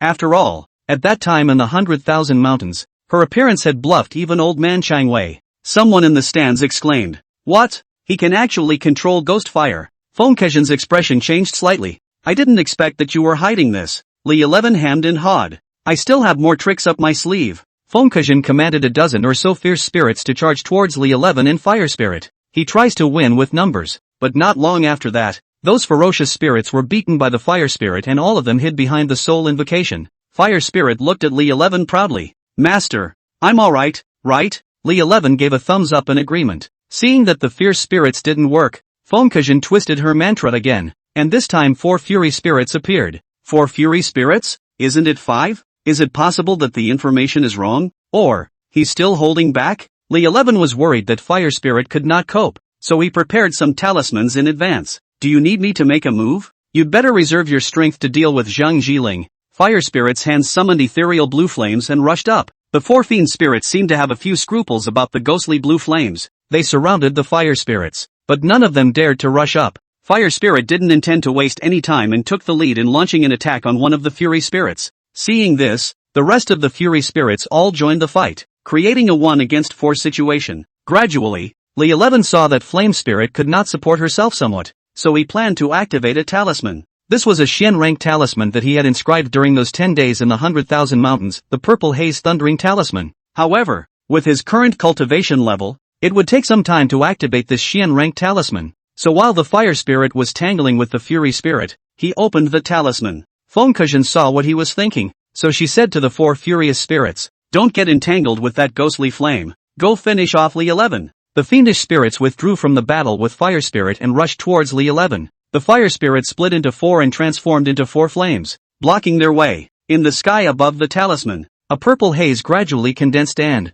the haze of light split and pulsed with this purple lightning. The talisman had become a success. He said to Fire Spirit, quickly retreat to me. Li 11 controlled the talisman and those purple lightning bolts coalesced around him. The Furies feared those lightning bolts and didn't dare to take a step forward. Feng said, Taoist Li, it seems that you do have some tricks up your sleeve. I didn't want to invite the last one out, but you forced me to. Feng twisted her mouth and urged the soul recruiter, revealing a pained expression. Li 11 could feel that he was clearly a little out of his depth this time when he summoned this time. Now, it's not just as simple as the skies getting dark. There was even a strong smell of blood in the air. Someone on stage exclaimed, evil spirit. He's actually able to control evil spirits. He really does have a backhand. At that moment, a man dressed as an ancient scholar appeared in the sky above the invocation, surrounded by a bloody aura of, Feng kid, met something tricky? Why did you summon me out? Feng spat out a mouthful of blood with a wow, but still forced herself to say, Mr. Wei, and I ask you to step in and help me for once. I promised your family's old man to keep you safe, and since you begged me, I'll help you this once. The evil spirit turned to Li 11 and Fire Spirit. At this time, Fire Spirit child retreated back to her little girl appearance, with an excited expression on her face. Mr. Wei. The evil spirit was also very surprised. Fire Spirit, Li 11 and Feng asked in unison. You know each other? Fire Spirit nodded. 100 years ago, when Mr. Wei was still a Fury Spirit, falling prey to the cunning plans of the ghost peddlers, he fled to the 100,000 mountains. and it was only because I hid him within the lava that he escaped pursuit. The evil spirit revealed a look of concern. How have you been doing these 100 years? Fire spirit nodded, then recounted the encounters of these 100 years to the evil spirit. After hearing this, the evil spirit looked at Li 11. Kid, thank you for being able to bring her out from within the 100,000 mountains. The man on stage couldn't look away. Hey, this isn't the place for you guys to catch up on old times. Are you guys still fighting? Feng was also gasping for air. Mr. Wei, please make your move quickly. I can't hold out for too much longer. Unexpectedly, the evil spirit came to Feng's side. Feng boy, I am not allowed to take action against them. With that, he returned to the invocation. Everyone didn't think this match could take such a turn for the worse. Feng's killer weapon has failed just like that? Still fighting? Li 11 asked. Without the help of the evil spirits, Feng knew that she was no match for Li 11. He sat paralyzed. Admit defeat. I admit defeat. Semi-final game 1. Li 11 wins and advances to the final. The referee announced the outcome of the fight. This kid is so damn lucky. Some people on stage let out envious exclamations. Li 11 returned to the stands and came to Sun Xiuyan's side. She smiled and said, "Congratulations on making it to the finals." Being able to make it to the finals, Li 11 was of course very happy. But when he thought that the next match was between Sun Xiuyan and Zhang Jiling, he couldn't help but worry again. Just do your best in a while. It's just a match. Sun Xiuyan knew that he was no match for Zhang Jiling, but he still said firmly, "I'll try my best to make Zhang Jiling reveal his bottom card as much as possible to give you more chances to win." Chapter 51, the second semifinal. Inside the martial arts arena, Sun Xiuyan and Zhang Jiling stood on either side. Zhang Jiling, the close disciple of the old heavenly master, is a recognized genius of Luohua Mountain. Sun Xiuyan imperialized the riding dragon Guanyin on her back. Guanyin rode the giant dragon and charged towards Zhang Jiling. Zhang Jiling didn't dare to be slow, dodging and dodging at the same time, while activating the Young Thunder, intending to find an opportunity to be able to attack Sun Xiuyan. However, with the gargoyle in the way, he never had a good chance. After the two of them had tangled a bit, Zhang Jiling had something extra in his hand. Thunder Sword. It was very similar to the Thunder Whip that Li 11 had used before. Liver is wood, and wood is curved and straight, with the characteristics of growth and ascension. So by invoking the body's liver air with the thunder method, able to take on the appearance of thunder and lightning, the weapons such as the Thunder Stick, Thunder Sword, Thunder Gun and Thunder Whip were evolved. Zhang Jiling battled the giant dragon with his Thunder Sword. Although the multiplying dragon goddess of mercy was huge, it seemed to be restrained when faced with the sharp Thunder Sword. Sun Xiuyan imperialized the spirit-breaking needle again. The spirit-breaking needle was mainly small and handy, and it was more effective in dealing with the Thunder Sword in a surprising manner. In less than a moment's time, Zhang Jiling was beaten to the point where he only had the power of defense. He was even hit in the arm by a spirit-breaking needle during that time. Seeing that the spirit-breaking needle had forced the opponent to the edge of the martial arts arena, an accident happened. Zhang Jiling roared, his body covered in lightning. Lightning formed a layer of armor on his body. Thunder armor. With the protection of the thunder armor, Zhang Jiling was no longer worried about the attack of the spirit-breaking needle. A sword slashed at Sun Xiuyan. Li 11 could tell that each of Zhang Jiling's sword slashes were knotted. There was no defense in the slightest. It was evident that he was confident enough in his Rikai. Each impact between his sword and the spirit-breaking needle caused the spirit-breaking needle to emit a slight tremor. Apparently, Sun Xiuyan was a bit overwhelmed. Sun Xiuyan glanced back at Li 11, his eyes showing a look of determination. She summoned the spirit-breaking needle to her side and mouthed the words. A few moments later, the spirit-breaking needle actually slowly grew larger. It ended up being a silver needle several meters long. Then, the dragon viewer picked up the silver needle and used it as her weapon of choice, charged towards Zhang Jiling. Everyone had their eyes on Zhang Jiling, but Li 11 was focused on Sun Qian. This was because he realized that after making the spirit-breaking needle bigger, she seemed to be a bit unable to withstand it, and blood had already flowed out from the corner of her mouth. Boom! The silver needle and the thunder sword clashed together and a strong explosion occurred. There was a glare so strong that everyone couldn't open their eyes. After the strong light, there was an additional huge crater in the ring with a radius of 1 meter large. Zhang Jiling was lying on the ground. The clothes on his arms had been scorched by the blast. Blood also oozed out from the corners of his mouth, and his thunder armor and thunder sword disappeared, presumably due to the waves of the explosion just now. Powerless to maintain their form. Sun Xiuyan also breathed heavily. Sun Xiuyan didn't intend to waste any time and prepared for the final charge. And at that moment, Zhang Jiling slowly stood up and twisted the spell in his hand. I didn't expect you to be able to push me to this extent. I was also going to save this move for Li 11. As he spoke, a griffin, cloaked in lightning, appeared in front of him. Thunder Unicorn. Transform all things by thunder. This was clearly a Yin Thunder skill, but he only knew how to use Young Thunder. So how could he use this move? At this moment Li 11 understood the words of the old heavenly master. The old master told me, goodness is like water. The goodness of water is like that of water, which nourishes all things without contention means that water nourishes all things. Water nourishes plants, which is why there are forests. And water nourishes all kinds of animals, which is why there is an active world. It's what makes the multitudes. Therefore, water favors all things and produces all things. That's what Yin Thunder is water. That's the essence of Yin Thunder. Zhang Jiling was indeed a genius, surprisingly using Young Thunder to make use of Yin Thunder. Li 11 looked at Sun Qiuyan on the stage and exclaimed, quickly get out of the way. You can't carry his move. However, Sun Qiuyan wiped the blood from the corner of his mouth and ignored his prompting. She doesn't want to die. Someone on the stage exclaimed. Only Li 11 knew that this was so that he could see Zhang Jiling's attack. At this time, the Thunder Qilin had already taken shape. It was a divine beast that was more than a person tall. Go! Accompanied by Zhang Jiling's loud shout, the Thunder Qilin charged towards Sun Qiuyan. Sun Qiuyan also held the mindset of certain death as he controlled the multiplying Dragon Guanyin to meet it. Rumble! A loud bang shook the stands and made heads spin. This time the explosion directly blew the martial arts arena to pieces. The boards from the fence were flying everywhere too. On the martial arts field, there was nothing left but a mess, including the duo who were fighting each other. Sky above, the old celestial master was suspended in mid-air, lifting one person in each of his left and right hands. If it wasn't for the old celestial master saving them,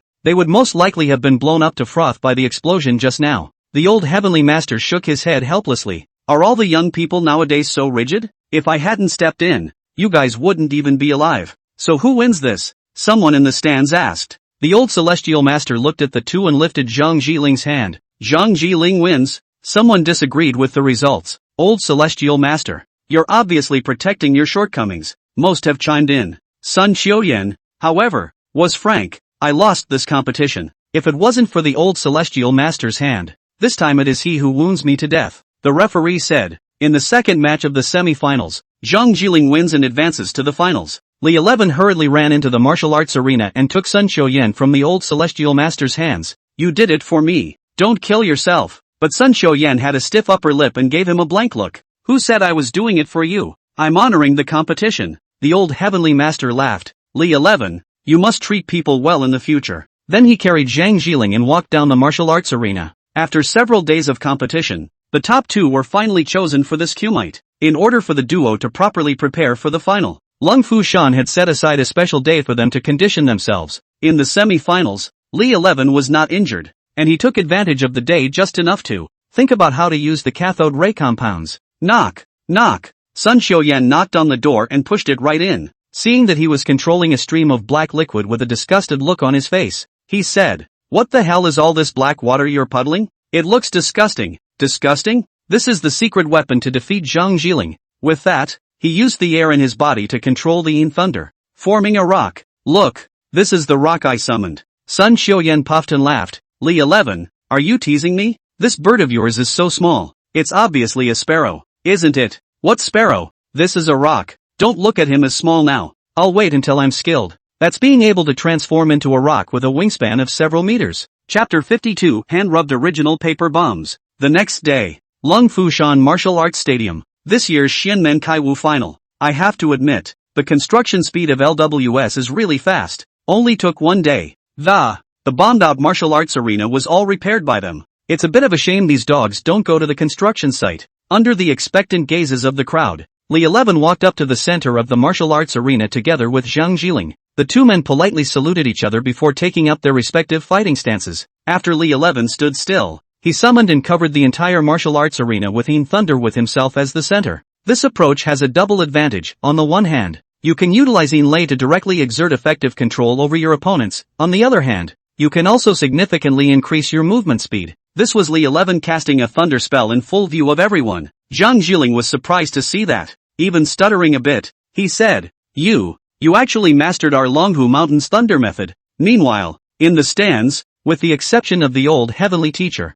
a look of disbelief spread across the faces of the rest of the crowd, and someone couldn't help but exclaim in a low voice, Yin Thunder! He was actually able to utilize the Yin Thunder of our Longhu Mountain. Ha ha! There are more things you didn't expect. He controls the Yin Thunder. It rapped toward Zhang Jiling. Zhang Jiling wanted to jump into midair, but his feet had already been tightly controlled by the spread of black liquid. Couldn't get free. Seeing that he was about to successfully wrap him up, Zhang Jiling directly exploded the air, and his whole body was wrapped in thunder armor. Even the feet have a layer of armor on them. Lightning severed the connection between Yin Lei and Zhang Jiling, who activated his palm lightning and charged towards Li 11. Li 11 had to admit that his young Lei was indeed bullish. This was the gap in cultivation of 10 years. He didn't dare to be slow, and also made use of the thunder armor as a defense, while using his advantage on the Yin Thunder. See the moves. The stage was shocked. Yin-Yang dual thunder. How old is he to know the Yin-Yang dual thunder? Looks like it wasn't luck that he made it to the finals. I wonder what other tricks he hasn't used yet.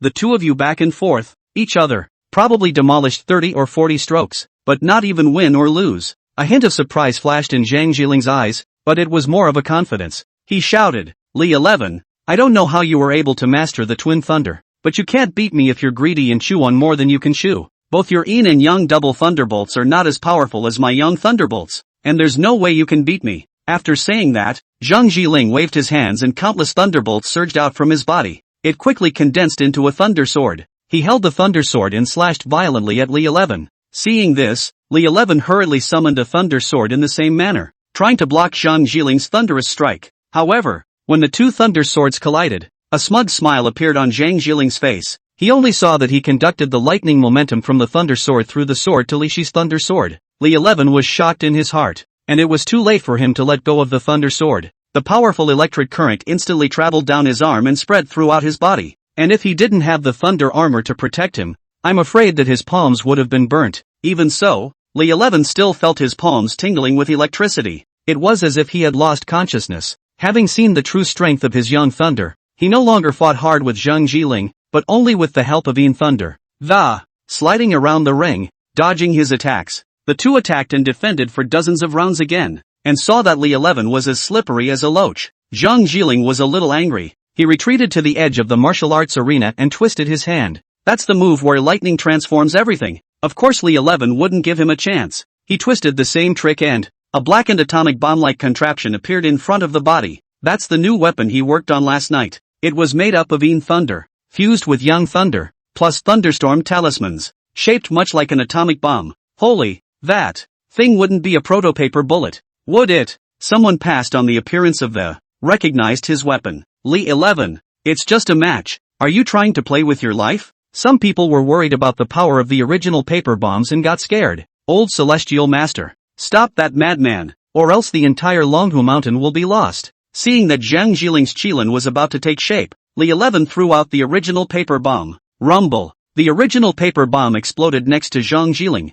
A small mushroom cloud interspersed with thunder and lightning rose above the ring. A dozen spherical thunderbolts jumped out of the blasted protopaper projectile and a dozen thunderstorm talismans created a secondary explosion in place. The side of the martial arts arena was blown to pieces, and even the spectators in the stands received a ripple effect. However, the old Celestial Master made a timely move and used a light shield to protect the stands. Otherwise those people would not have been spared. Wait for the smoke to clear. Zhang Jiling was clad in thunder armor, spitting blood from his mouth, and some parts of his body were scorched by the blast. What kind of move are you doing? He didn't expect that with Li Shi's strength he could create a contraption with this much power. Hey, it's the newly invented original paper bullet. How's that? It's not good, is it? After that, he summoned two more. Holy, how many of these lunatics are there? The people in the stands were stunned. Li 11 threw one of the atomic bombs, and although Zhang Jiling tried to dodge it, but that's certainly not as fast as the explosion. Rumble.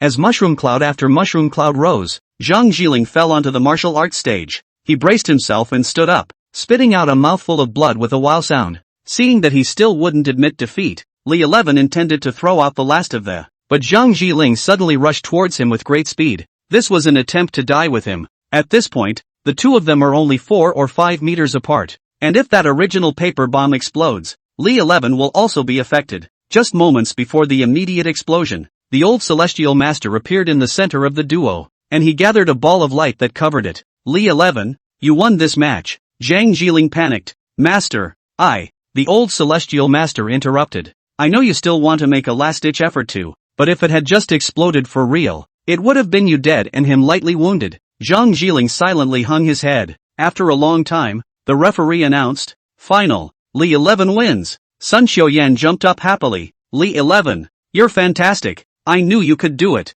the old celestial master said aloud to all of them. The first 4 winners of this competition will enter the Yin-Yang cave mansion for enlightenment in the afternoon. And as for the reward for the first place, the old heavenly master looked at Li 11. Come with me. Chapter 53, Yin-Yang cave. Li 11 and the old celestial master arrived at a shrine. Here, the successive generations of heavenly masters of Lung Fushan are worshipped. After the old celestial master had paid homage to the tablets of the successive celestial masters, leading Li 11 to the secret room inside the shrine, there was only a mahogany table in the chamber. A box was placed on the table. After opening the box, Li 11 saw the legendary 6 paths Yin-Yang disc. The old celestial master described the 6 paths Yin-Yang disc in detail. The 6 Dao Yin-Yang plate is a supreme treasure that everyone aspires to. Legend has it that it was left behind when Pangu opened the sky and split the earth, and after that, for some unknown reason, it was split in 2, and one of the pieces came into the hands of Zhang Daoling, the founding ancestor of Luohua Mountain. The other piece is nowhere to be found, although half of the 6 Yin-Yang discs were left at Lung Fushan, but none of the successive generations of celestial masters have been able to open it. It was said that only those with a heavenly destiny could be recognized by the 6 paths Yin-Yang plate and be given the opportunity to open it. After all, in the past 2,000 years, apart from Zhang Daoling's success, no one had been able to succeed after that. So although it is a supreme treasure, whether or not it can be harnessed all depends on chance. Rumor has it that the complete Yin and Yang disc is like the 8 trigrams. There are 2 Yin and Yang fish dividing the Yin and Yang disc into 2 areas. The white Yin and Yang areas are called Yang discs and the black Yin and Yang areas are called Yin discs. The Yang disc is further divided into 3 regions, namely the heavenly path, the Azura path, and the human path. The nether disc is also divided into 3 regions, namely the hell path, the hungry ghost path, and the path. Together, they become the 6 paths. This is the reason it is called the 6 paths Yin-Yang disc. At the same time, the Yin-Yang disc and the 6 paths each have their own functions. The Yang disc can help one to cultivate. The heavenly path helps one to realize the way, the Azura path helps one to cultivate the Dharma, and the human path is the art of counting. You can see the future for people. The Yin disc, on the other hand, helps the group of demons, gods and ghosts to cultivate themselves. The hungry ghost path, on the other hand, can help the nether spirits of the world to cultivate themselves. The Tao can help various demonic beasts in the world to cultivate. The Tao of Hell can connect to the underworld and channel various Yin spirits and ghosts in the hell. Allow demons and devils to travel to and from the realm of Yin and Yang without hindrance. Try dropping a drop of blood on it. Tianshi Zhang handed half of the Yin-Yang disc to Li 11. He took it, bit through his right index finger, and dripped a drop of blood onto it. For a long time, the Yin-Yang disc didn't react much. The old heavenly master shook his head. It seems that you don't have that chance either. Just when the duo was ready to give up, the white Yang disc of the Yin and Yang disc actually turned. A look of joy also appeared on the old heavenly master's face. It's done. It's been 2,000 years. The Yin-Yang disc has finally recognized its owner. Li 11 asked, "What should I do with this?" The old celestial master shook his head.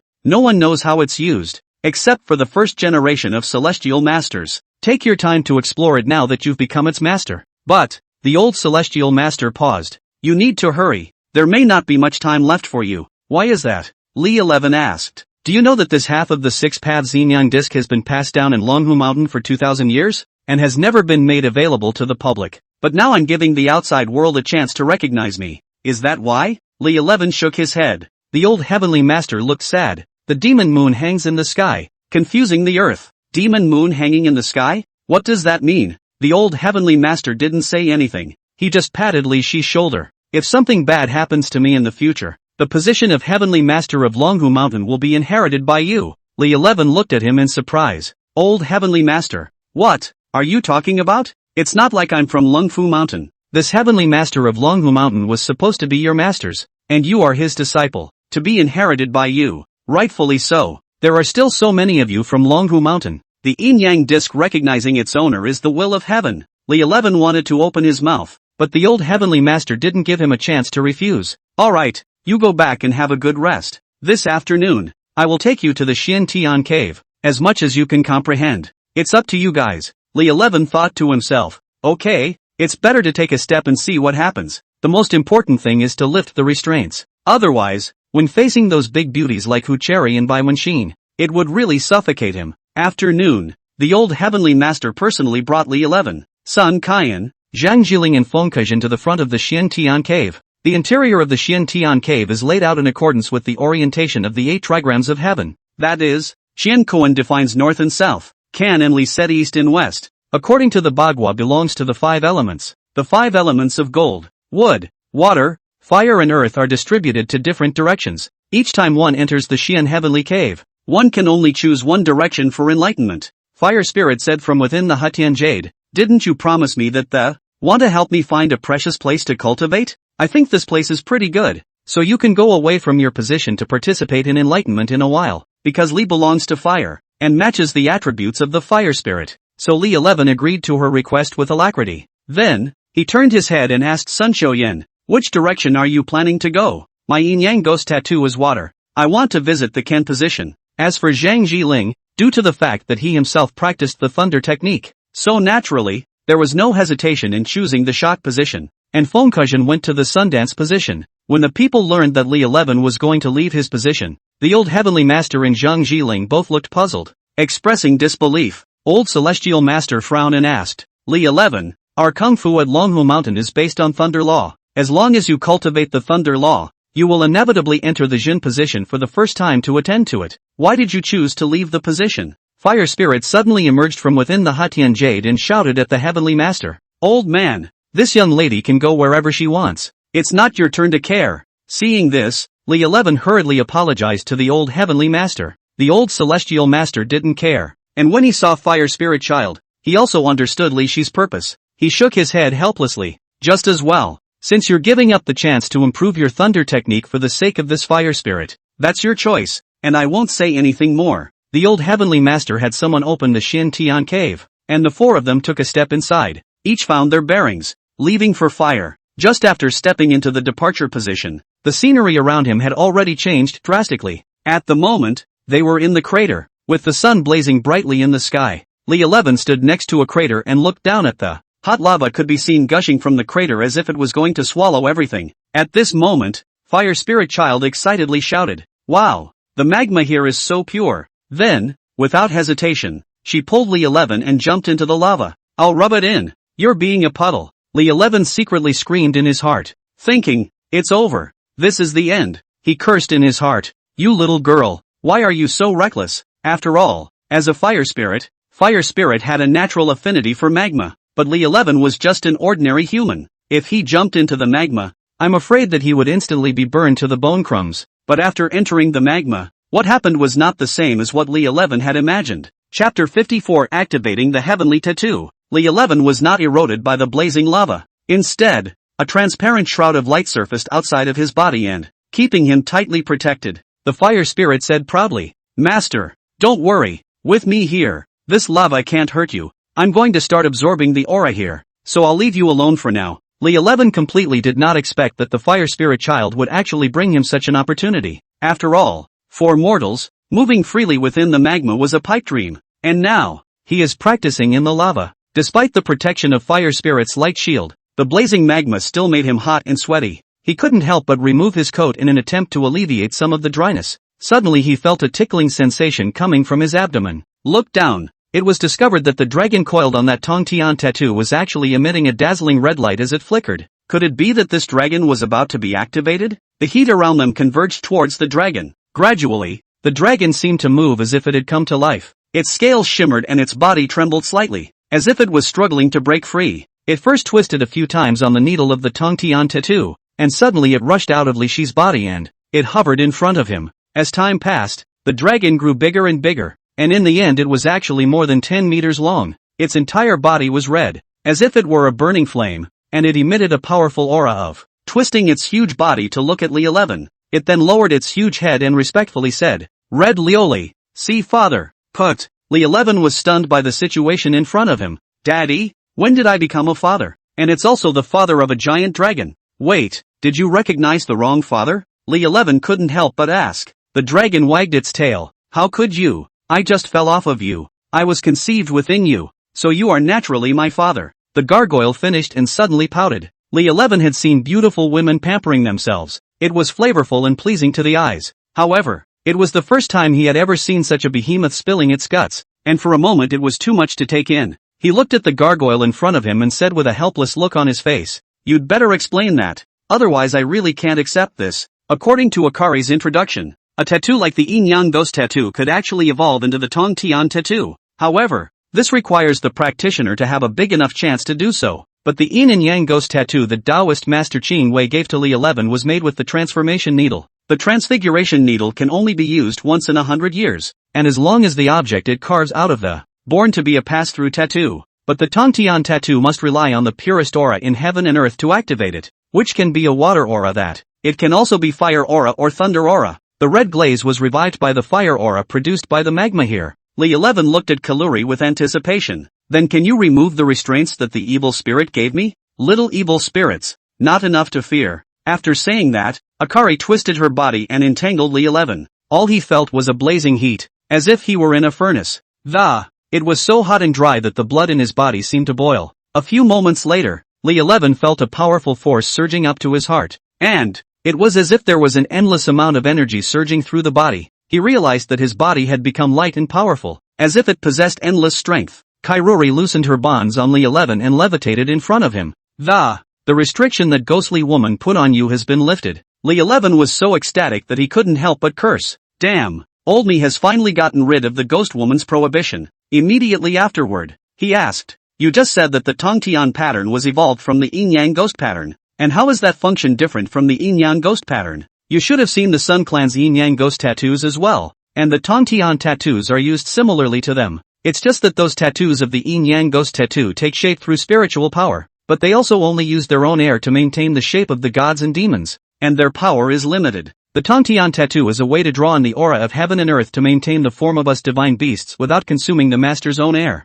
Judging from Akali's previous description, this Tong Tian tattoo seemed to be very practical, being able to be a capable weapon in your own right. Not only can the Tong Tian tattoo be used as a means of attack, but it also allows me to enter your body and let our airs connect, and you can use my power to enhance yourself. Kairuri continued, "Try summoning Yang Lei." When Li 11 heard this, he immediately operated the air in his body and cast Palm Thunder. Only a dazzling thunderbolt flashed in his hand, and the original white thunderbolt that, at this moment, it had unexpectedly turned into magma-eyed red lightning, even more powerful than before. Li 11 was overjoyed. "Isn't this equivalent to having a tailed beast inside me? Wouldn't that be similar to Naruto?" "Father, what else do you have to ask? This is me, this is my first incarnation.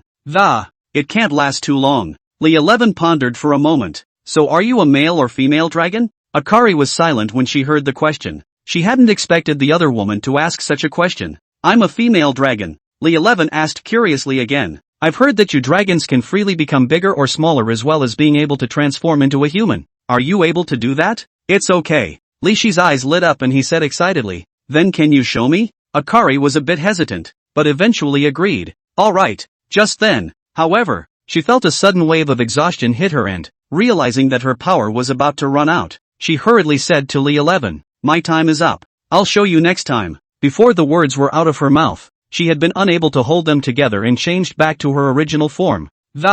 Hovering above the silver needle of the Tong Tian pattern on Li Shi's stomach, Li 11 thought to himself, "Since the Tong Tian pattern and the Yin-Yang ghost pattern are from the same family and origin, I really need to ask Sun Shoyan how exactly this Tong Tian tattoo works sometime. At the very least, I still don't know exactly what the pin that the divine dragon is attached to can do right now." Soon after, Fire Spirit returned to Li Shi's side and, "Just now I felt a powerful spiritual energy here in you. Is it the Tong Tian tattoo activated?" Li 11 nodded. "Let's go back then." Li 11 felt that she was different from before, like a little girl who had developed. "Are you growing up?" She laughed and smiled. "That's for sure. After all, I've already made a breakthrough. So what's your strength now?" She thought for a moment. "I think it's about the same as Sister Who Sakurako." "Then wouldn't your cultivation level be higher than mine?" Fire Spirit Child pouted her little mouth proudly. "Humph, let's see if she dares to bully me in the future." Outside the Xian Tian cave, Li 11 was the first one out. When she saw that Sun Shoyan had also walked out happily,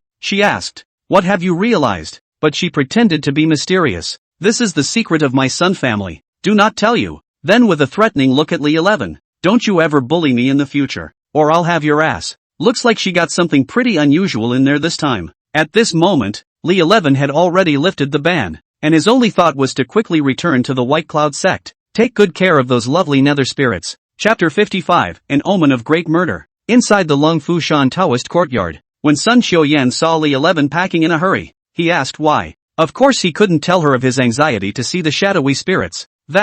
What? The list of meals here is too long. I want to go down to the mountains and eat good food as soon as possible. Wait for me then. I'll go with you. Hearing this, Li Shi's heart burst with joy. Last time I drank too much. I missed my chance. Now that you're down the mountain with me, all alone, don't I get to do whatever I want? This trip to Longhu Mountain, harvested a lot. Sun Xiuyan mood, down the mountain. She pulled Li 11 and kept taking pictures. And the two of them were like boyfriend and girlfriend. Suddenly, Li 11 noticed on the photo that a black aura was floating on his seal of, didn't I lift the ban? And I haven't done anything with the Yin spirit lately, so how come the Hall of Seals is black again? Is something big and bad about to happen? He was a bit apprehensive, so he called up Taoist Master Qingwei. Taoist Master Qingwei immediately gave him a fortune. Apprentice, after you come down from the mountain, make sure you don't leave the Dragon Tiger Mountain, and stay right at the foot of the mountain, or there will be a death in a car accident. Is it that mysterious? According to Taoist Master Qingwei's explanation, his trigram was the wandering soul trigram changing into the returning soul trigram. If we keep going, it really is all about the soul. Moreover, the line representing Li 11 in the hexagram is also attacked by Dawood. The White Cloud Temple that we went back to this time is exactly in the eastern part of Longhu Mountain. The east is wood. You can't go there. However, the line of the world is in the presence of Chen Earth, and Earth represents the current position of the measurer. So this time,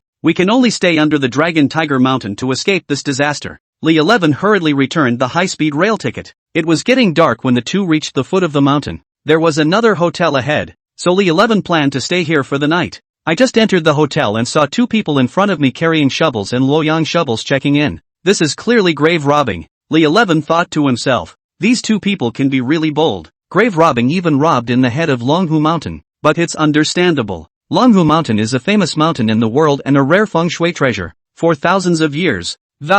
I wonder how many dignitaries are buried in this place. Li 11 took out his ID card. Hello, 2 rooms, the lobby boy said. You've come at a bad time. Those 2 guests booked a room just now. We only have 1 king room left in the hotel. Sun Xiuyan held back her red face. Let's go somewhere else. The lobby boy went on to say. It's the peak tourist season, and the nearby hotels have long been full. If someone hadn't just pushed for 2 rooms, you wouldn't have any if you wanted them. Sun Xiuyan thought about it. That's fine. Li 11 thought to himself. This lobby boy really has some eyes. Be sure to give it a 5-star review. The duo went upstairs and saw that the grave robber who had just been downstairs lived across the street from them. Closing the door to the room, Sun Xiuyan said, I can tell you, although we're staying in the same room tonight, don't you make a move or my lady will castrate you.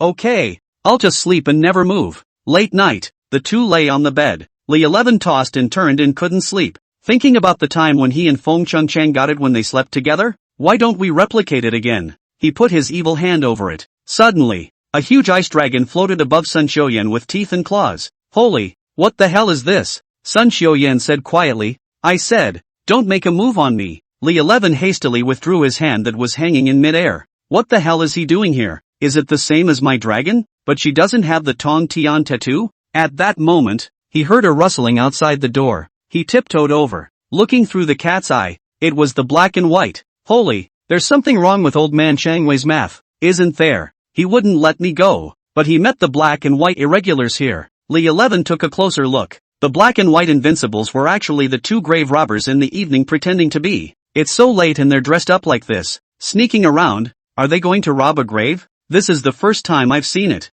I don't know if they're trying to go for a scare or if they want to get down to the evil spirits in the crypt. Seeing that the 2 men had snuck out with the grave robbers, he decided to see what was going on. Sun Xiuyan asked, what are you doing without sleeping? There's a good show. Are you going? The 2 of them followed the black and white irregulars to a graveyard at the foot of Longhu Mountain. Obviously, this is a fresh grave, but right next to the graveyard, there stood the same pair of black and white invincibles. There's just something strange about this pair of black and whites. They're not men. Instead, it's a pair of girls dressed as black and white, and with very good figures. Li 11 thought to himself, today is the day I stabbed the black and white's nest? The black and white irregulars who came out of the hotel also seemed surprised by the situation in front of them. They had originally thought that the black and white invincibles in front of the graveyard were also peers who had come to rob the graves. When they saw, however, that the other party had not made a move to dig the grave, a trace of doubt couldn't help but well up in his heart. Anyway, in the dark of the night, They definitely weren't here to loiter.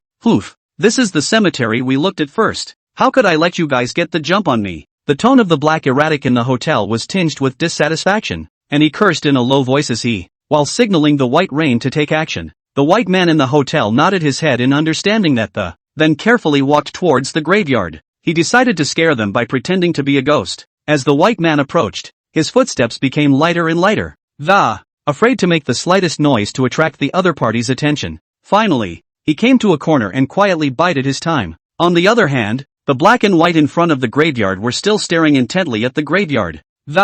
It seemed completely oblivious to the fact that someone was approaching. Just then, the white impermanence in the hotel saw the right moment to jump out from the corner and, there was also a sharp cry from his mouth. He expected to scare the other into fleeing, but the result was unexpected. The black and white in front of the graveyard was surprisingly unresponsive and didn't even raise their heads. They continued to stand motionless in their original positions. The white impermanence in the hotel froze, and he stared at the other with wide eyes, full of puzzlement. Why didn't his own performance do any good? Were these people not afraid of ghosts at all? Just when he didn't know what to do, the white impermanence in front of the graveyard suddenly turned his head and, a glance was exchanged with him. Upon seeing her miserable face, the white impermanence in the hotel felt a chill surge through his heart. Next, the white impermanence in front of the graveyard pulled out a long chain and a thick rod from his arms. All those present realized that something was not right, that the black and white invincibles in front of them were not pretending to be. Rather, they are the true messengers of hell. That chain is the hook lock, and the rod is the wailing rod. Chapter 56, The Nerdy Duo. Li 11 frowned with some confusion. In his heart, he secretly wondered, shouldn't the black and white irregulars in folklore be Master Xie and Master Fanba? How come there are two sisters? However, at this time, the fake white erratic could not have the time to consider such a problem. He had been so scared lest that he had even wet his pants. His legs kept trembling, as if he had lost the power to support his body.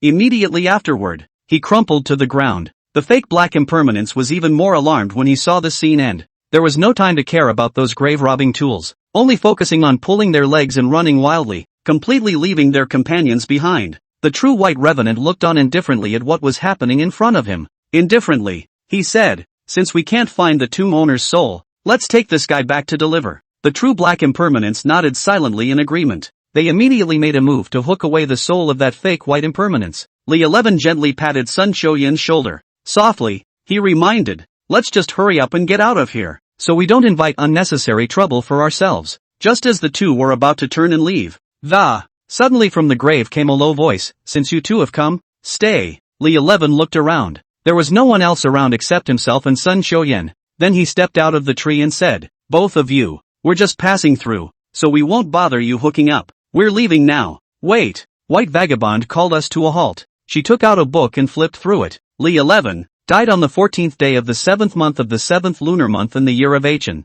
at the hour of the 12th day of the 7th month of the 7th lunar month. Cause of death, car accident. Location Castle Peak Township. Then she scrutinized Li 11. Are you Li 11? Me. Is today really the day I die? It's the middle of the night. It's a small forest. There's not even a road. Where's the crash? By the way, if old man Chang Wei hadn't given me a fortune, I wouldn't be in the car right now. Before Li 11 could say anything, Black Impermanence said, Sister, are you mistaken? Where does it look like there's a car accident here? And this is Longhu Mountain, not Castle Peak Town. White Impermanence scratched his head dully. Yeah, the location doesn't match. She smiled awkwardly. I'm sorry, I was mistaken. Looking at her stupid appearance, Li 11 thought to himself, what's wrong with the underworld? Letting her, a nerdy beauty, be the White Impermanence? White Impermanence said to Black Impermanence, Sister, what to do then? We got lost just now. Having been delayed here for quite some time, it's definitely too late to get to Castle Peak, and if we don't fulfill our targets, going back will disqualify you from turning. Well, it turned out to be two trainee black and whites. Being black and white and still able to get lost, I really don't know how the two of them got mixed into the ranks of the underworld. Black Impermanence also looked like a dull girl. She thought for a moment, then looked at Li 11. He's called Li 11 anyway, so we might as well hook his soul away to deliver the goods. I'll rub it in. You guys, you're random? Li 11 hurriedly said. You've mistaken me for someone else. My name is not Li 11. Humph, don't you lie to us. We, the black and white irregulars, can see information about humans in the Yang world. After saying that, she waved her hand and rows of small characters appeared above Li Shi's head. Look, your name is Li 11. Born on the 4th day of the 4th month of the year December. She looked at her life and death book again. That's not right. Your information matches the life and death book perfectly. You're the one we're looking for. Li 11 thought to himself. Curiosity really kills the cat. If I stay in the hotel properly. No, there is no such thing. He pulled Sun Xiuyan and turned to run. Suddenly, he only felt a chill on his back and looked back to see that a hook lock had rushed over. Li 11 sidestepped his body and dodged the hook lock. The white impermanent sister first froze, then laughed. A mere mortal, still wanting to arrest? Hades tells you to die on the 3rd night. Who dares to keep a man until the 5th night? Then her eyes became stern. I advise you to come back with us honestly. Of course, Li 11 would not be a sitting duck, and his body exploded with the armor of thunder around him, intending to fight them to the death. Sun Xiuyan also summoned the ice dragon that was just in the hotel. Faced with this situation, the white impermanence was a bit scared, and she moved in the direction of the black impermanence. Sister, they seem to be very powerful. We may not be able to beat them. Black impermanence thought about it and said it seems so, but if we just let him go, isn't that too embarrassing? Li 11 thought to himself. Are you two sent by the underworld to be funny? You don't have any backing at all when it comes to whispering? But, since they've said they probably can't beat us, can I? An evil idea was born in my mind. I mobilized young thunder and summoned a thunder whip. Two sisters, I advise you to tie your hands. They unconsciously took a few steps back. What do you want? Shortly after, Li 11 used the thunder whip to trap them together. Li 11 interrogated the two. Tell me about yourselves. And, why did I lose my life so soon? White Vagabond didn't answer as she said angrily. You'd better let us go. Otherwise Lord Yama will not let you go when he finds out. Li Shi's eyes stared fiercely at White Impermanence. A wicked smile hung at the corner of his mouth. Really? White Impermanence's heart tightened and he looked at him with a face full of terror. What do you want? Li 11 slowly stretched out those evil hands and approached the other party step by step. If you refuse to say it, then don't blame me for being rude. The white erratic's face turned even whiter with fear, and tears welled up in his eyes. Voice trembling, if I'd known, I shouldn't have become this undertaker. White Impermanence was so frightened by himself that he cried, and Li 11 was at a loss for words, froze in place. At this time, Sun Xiuyan rushed forward and yanked back Li Shi's hand, reproaching that. How can you bully a little girl? Li 11 looked innocent. How did I bully her? I'm just trying to figure out what the hell is going on. Sun Xiuyan turned his head to White Impermanence and said, I apologize to you on behalf of Li 11. But he did wonder why his lifespan was so short. The white erratic girl wiped the tears from the corners of her eyes with her sleeve and, choking back a sob, she said, who told him he was a big lecher? Don't you talk nonsense. Where do I look like a lecher? Don't you deny it. White Impermanence took out the Book of Life and Death and read. On the 8th day of the 6th month of the lunar calendar, having intercourse with the furious spirit for one time, lose 2 years of life. On the 11th day of the 6th month of the lunar calendar, if you have intercourse with a weasel once, you lose 1 year of life. Li 11 immediately covered her mouth and told her not to say anything.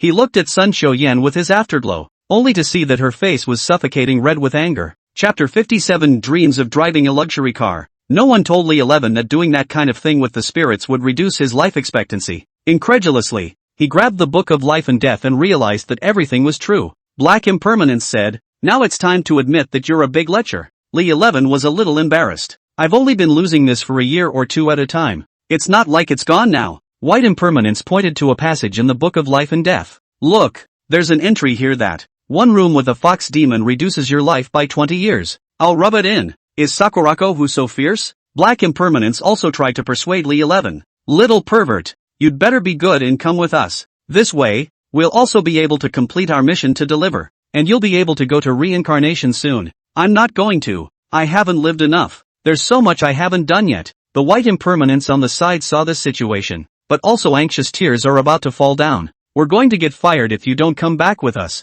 Woohoo! Hearing this, that Li 11 asked suspiciously. Aren't you the black and white irregulars? Wouldn't you still be fired? Yes. White impermanence cried. Now that the population is exploding and too many humans are dying every day, the former black and white irregulars were simply too busy, so the underworld recruited a group of Yin spirits as trainee black and white irregulars. My sister and I were both shoved in as interns because our dad wanted us to get into the underworld system and have a good job, so he put in a few favors to get us both in as interns, but we're both road warriors, and every time we go out to catch someone, we either catch the wrong person or get lost. Ha! Li Shi's eyes widened, somewhat incredulous. There's even such a thing? Right. Black Vagabond continued. Now that our KPIs are completely out of whack, If we don't get the job done again, we'll really be fired. Li 11 looked at the dumbfounded two sisters and said, don't you turn around and, if you do become a converted employee, in the case of that grabbing someone to replace the bag just now, then the underworld isn't letting you guys wreak havoc. White Impermanence said,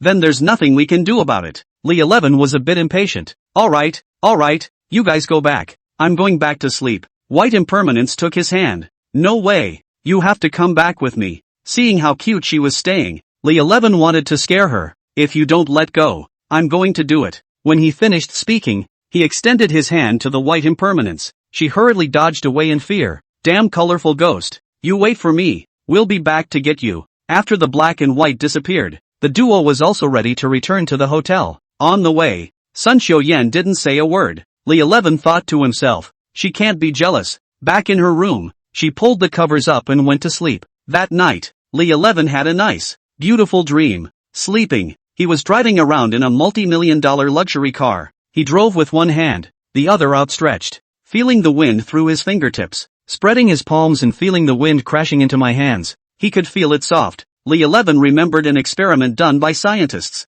When the wind speed is 10 kilometers per hour, the A cup is felt in the spread palm. When the wind speed is 20 kilometers per hour, what you feel in your spread palm is A B cup. When the wind speed is 40 kilometers per hour, what you feel in your spread palm is a C cup. When the wind speed is 80 kilometers per hour, what you feel in your spread palm is a D cup. At this time the speed of the car has reached 80 kilometers per hour when Li 11 pinched the wind. It felt pretty soft and the size was about what the test said it would be. It seems that scientists really don't lie. He rubbed it again, feeling the wind as if it were real and quite comfortable. Stinking hooligans. Sun Xiuyan appeared on the passenger side at an unknown time and punched her in the eye. He felt his eyes burning and hurting. Li 11 then woke up in pain. At that moment, he found himself hugging Sun Xiuyan while one hand was resting on her D cup. Sun Xiuyan glared angrily and punched Li Shi's other eye again. He covered his eyes and screamed in pain. You don't have to hit so hard. Sun Xiuyan sat up from the bed. Damn colorful ghost. What are you touching in your sleep? Li 11 remembered that someone had said that sometimes the feelings in the dream world came from the real feelings in reality. Anyone who has ever owned a cat should have had the experience that if you go to bed and your cat is on top of you, and you're ghosting in your half-sleep, sometimes your house cat presses down on your neck and you have dreams of being choked. That feeling I just had, did I really rub it in? Li 11 explained. I fell asleep and didn't do it on purpose. She picked up the pillow and threw it over. It seems that White Impermanence was right. You're just a lecher. See if I don't beat you to death. Li 11 jumped out of bed and ran out of the room. He was going to hide in the dining room for a while and go back when breakfast was served, so maybe her anger would subside. Passing the lobby, he saw the police rush in and surround the lobby. The lobby manager immediately came forward and asked what was happening. The police officer leading the team said with a serious look on his face, we just received a report of a case of a man died at a cemetery in Luohua Mountain, and after investigation, he checked in with you yesterday. Hearing this news, Li 11 couldn't help but be shocked in his heart and secretly pondered, graveyard? Could it be that the body of the false white erratic was found? The police officer continued, it's in the middle of nowhere, and there's no surveillance along the way. We'd like to take a look at the surveillance you have here and see if we can find a suspect. The receptionist, however, grimaced and replied, excuse me, it's a bad time for you guys to be here. Our surveillance here shorted out yesterday and we can't get it fixed until today. The policeman frowned, seemingly a little disappointed, but still insisted on seeing the deceased's rooming information, even though the false impermanence did not die at their hands. In order to avoid unnecessary trouble, Li 11 decided to quickly return to the room to discuss the countermeasures with Sun Xiuyan and to make sure that the two of them said the same thing. After all, the fake black and white used to live across the street from them. It is highly likely that the police will ask them about the situation. When Li 11 returned to his room, Sun Xiuyan saw him and, immediately, she shouted angrily, how dare you come back? With that, she grabbed a pillow in her hand and smashed it towards Li 11. Li 11 caught the pillow and said with a straight face, stop it, we're in trouble. Seeing that he didn't look like he was joking, Sun Xiuyan asked, what happened? Chapter 58, The Woman at the Crossroads. The police are here to investigate the cause of death of the fake irregulars. Sun Xiuyan was unimpressed. It's not like we killed them. What are you afraid of? Although we didn't kill the people, what do we say? Being hooked by the black and white irregulars? Do you think they'll believe it? By then the truth will be a lie. So what do we do? Li 11 thought for a moment and said, just say we were sleeping last night and didn't know anything. Will that work? The surveillance is down here anyway. Just say you don't know. No problem. Sun Xiaoyan nodded. I'll listen to you in everything. Knock knock. The police knocked on the door of the room. Li 11 opened the door to his room. Saws just led the captain saw Li 11 was beaten. Two black eyes first shocked, then immediately calmed down. Young man, we are the Luohua Mountain Police Station. Want to ask you something? Do you think it's convenient? The policeman, after carefully surveying their room, and seeing nothing suspicious, asked, did you hear any movement across the street last night? Li 11 said, yesterday, my girlfriend and I came down from the Dragon Tiger Mountain. We were too tired. Then he rested early. Didn't hear anything. What? What happened across the street? The police didn't say anything, probably because they didn't want them to be afraid of the innocent people. He nodded. It's nothing, just an investigation. You guys get some rest. He looked at Sun Xiaoyan again and saw that she also had an expression of not knowing anything. Just as he reached the door, he turned back and pointed to the pillow on the floor and the dark circles under Li Shi's eyes. To Sun Xiaoyan, she said, little girl, although you two have had a conflict, it's not right to hit someone with your hands. Lighten up a bit in the future. I see the lad man. He's quite nice. Sun Xiaoyan was about to speak. In order to prevent her from revealing herself, Li 11 immediately said, yes, thank you, Uncle Policeman, for your concern. After sending the police away, Sun Xiaoyan came over in a hurry and pinched his arm. Dead pervert. Who is your girlfriend? Look at the police getting the wrong idea. Li 11 covered her mouth and told him to keep his voice down. After all, the police hadn't gone far. This place had become a place of wrongdoing, and Li 11 was not willing to stay here for much longer. I'm going back to the White Clouds. Where are you going? I'm going to the White Cloud Temple too. Li 11 never expected her to be this answer. He said with a bad smile, could it be that you don't want to part with me? Sun Xiaoyan blanked him, don't be so self-absorbed. I'm trying to go to White Cloud Temple to find your master. Ask him how he knows the Tongtian tattoo that has been lost in our Sun family. There is no direct high-speed train from Lungfushan to Baiyunguan, and the duo decided to spend a night in the province first. We'll go back to Baiyunguan tomorrow. Handong Province, provincial cities. Now it was during the summer vacation, yet the fat man did not go home, but chose to stay in school. When Li 11 and Sun Xiaoyan had just stepped out of the high-speed train station, their cell phones suddenly rang. The caller ID was none other than Fatty. Fatty shouted excitedly, bro, you're finally back. Hurry up and come out and get high. How did you know I was back? Didn't you just send out a friend post? Li 11 slapped his head. Look at my memory. Okay, where are we going tonight? Just go to that bar across the street from the school. It's my treat tonight. You'll be satisfied. Hearing this, Li 11 curiously asked, why is this Iron Rooster so generous today? In the end, what happy event deserves your treat? Fatty pretended to be mysterious and sold a secret. You'll know when you come. As night fell, Li 11 led Sun Xiaoyan into the bar. As soon as he entered the door, he saw the fat man in the distance with his arm around a little fat girl, and, on closer inspection, discovering that the girl was actually Zhao Mengmeng, this kid is actually really with her. No wonder he wants to buy me a drink. Look at the body type. They're quite a pair. Upon seeing Li 11 appear in front of him in his Taoist priest outfit, the fat man was surprised and said, are you trying to get out of the house? Or are you cosplaying? Seeing him with Sun Xiaoyan, the fat man laughed and said, you can I can't believe I brought a girlfriend back. Sun Xiaoyan was about to explain, being swept up into Li Shi's arms. He whispered, give me face, just pretend to be my girlfriend for a bit. Sun Xiaoyan didn't refuse. A few people were drinking a little too much to the blaring music. Feeling a little bloated, Li 11 was ready to go to the bathroom to let out some water. Just entering the bathroom, he was stunned by what he saw. All that could be seen was a cloaked, hideous-looking man crouching on the ground eating someone else's vomit, but he was completely invisible to the others. Apparently, he's a Yin spirit. Li 11 remembered that Taoist master Qingwei had previously told him about this kind of Yin spirit, the vomit-eating ghost. He can only eat what others spit out, even if it's a mountain of food, as long as it's not something someone spits out and puts in front of him. He couldn't get a mouthful either. As for why, that's because this kind of shadowy spirit, after entering the underworld because it wasted food in its previous life, the king of hell then condemned them to be vomit-eating ghosts. Only after eating a certain amount of vomit can they be reincarnated as human beings,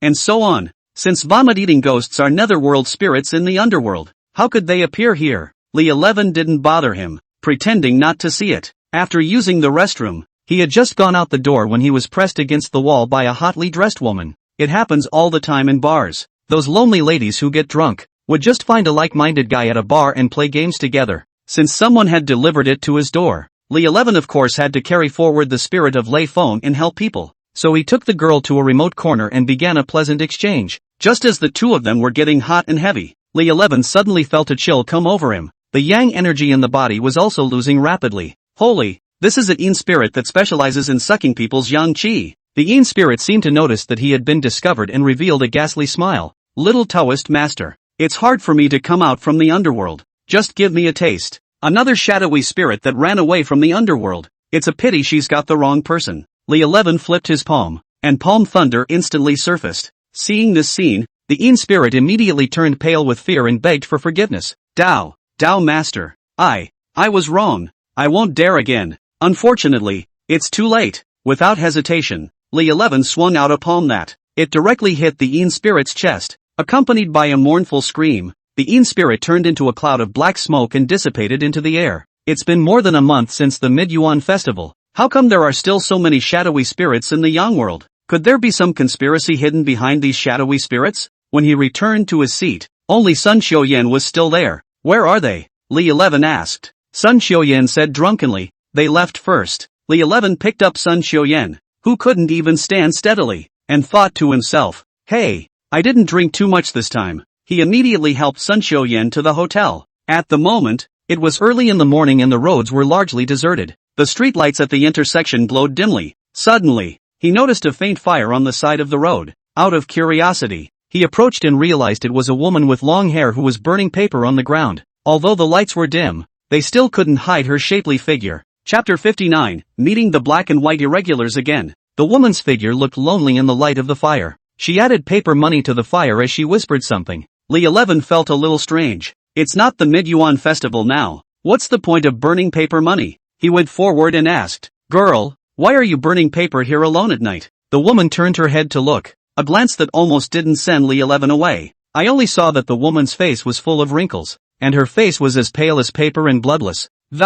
It's like an old lady in her 80s. That's a devil's body and a devil's face. She looked queer, smiled softly, and said, in a pale voice, I'm burning paper for myself. Burning paper for yourself? Only the dead use. Li 11 felt bad at once, and was about to cast a thunder spell, but he realized that his body was unable to move, only to see the woman slowly floating towards him, getting closer and closer. Young people, don't just hang out at night, especially at intersections. The woman's voice was a little hoarse, but it carried a kind of irresistible intimidation. Come out and help me. Li 11 called out to the fire spirit within the Hutian Jade. Unexpectedly, the woman smiled kindly. Young man, it's not like I'm going to hurt you. She took out a bright red scented pouch from her pocket with the word Meng displayed on it. I made this with my own hands, and it contains herbs to ward off evil spirits. It's fate that you met me tonight. Carrying it will keep you safe. After saying that, the force controlling Li 11 suddenly disappeared. The woman in front of her also disappeared into a wisp of smoke,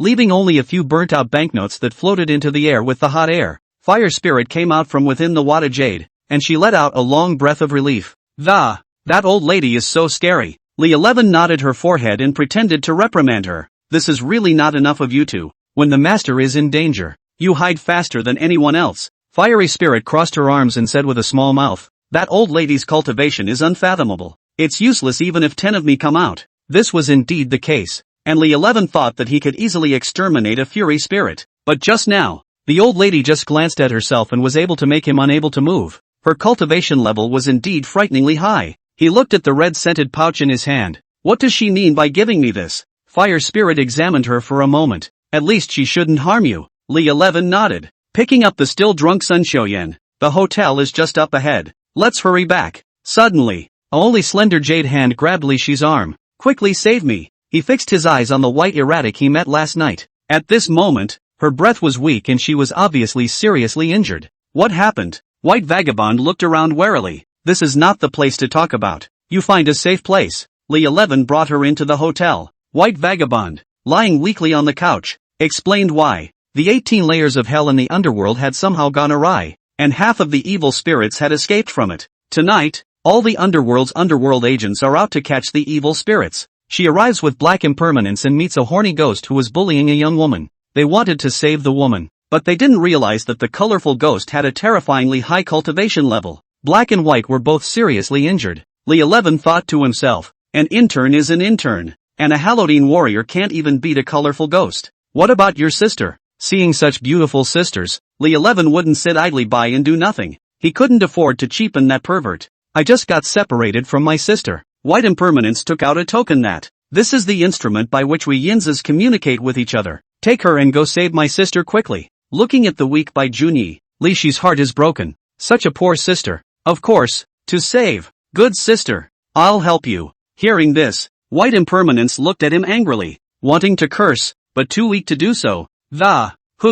Who is your good boy? Look, see me tear your mouth. Li 11 took the token from her hand. Wait until you've recovered. Then do it. According to the hints on the token, Li 11 arrived at an abandoned factory in the suburbs. In the darkness of the night, an eerie laugh came. Haha, when I was in the 18 layers of hell, I heard about the new pair of black and white impermanent sisters that recently arrived in the underworld. They are really coveted. Unfortunately, it let that sister get away. Immediately after, came the nervous voice of Black Impermanence. You, don't come over. Hey, it's nice to enjoy a beauty like you. Even if I were to stay in the 18 layers of hell for another 10,000 years, I would still be willing. Li 11 followed the sound and found that Black Impermanence was being cornered in a corner of her hands clenched over her already torn dress, her eyes filled with fear and helplessness. Seeing this scene, Li 11 was furious and shouted, "Evil ghost, stop it!" Black Impermanence raised his head, and a glimmer of hope flashed in his eyes, as if he had seen a savior.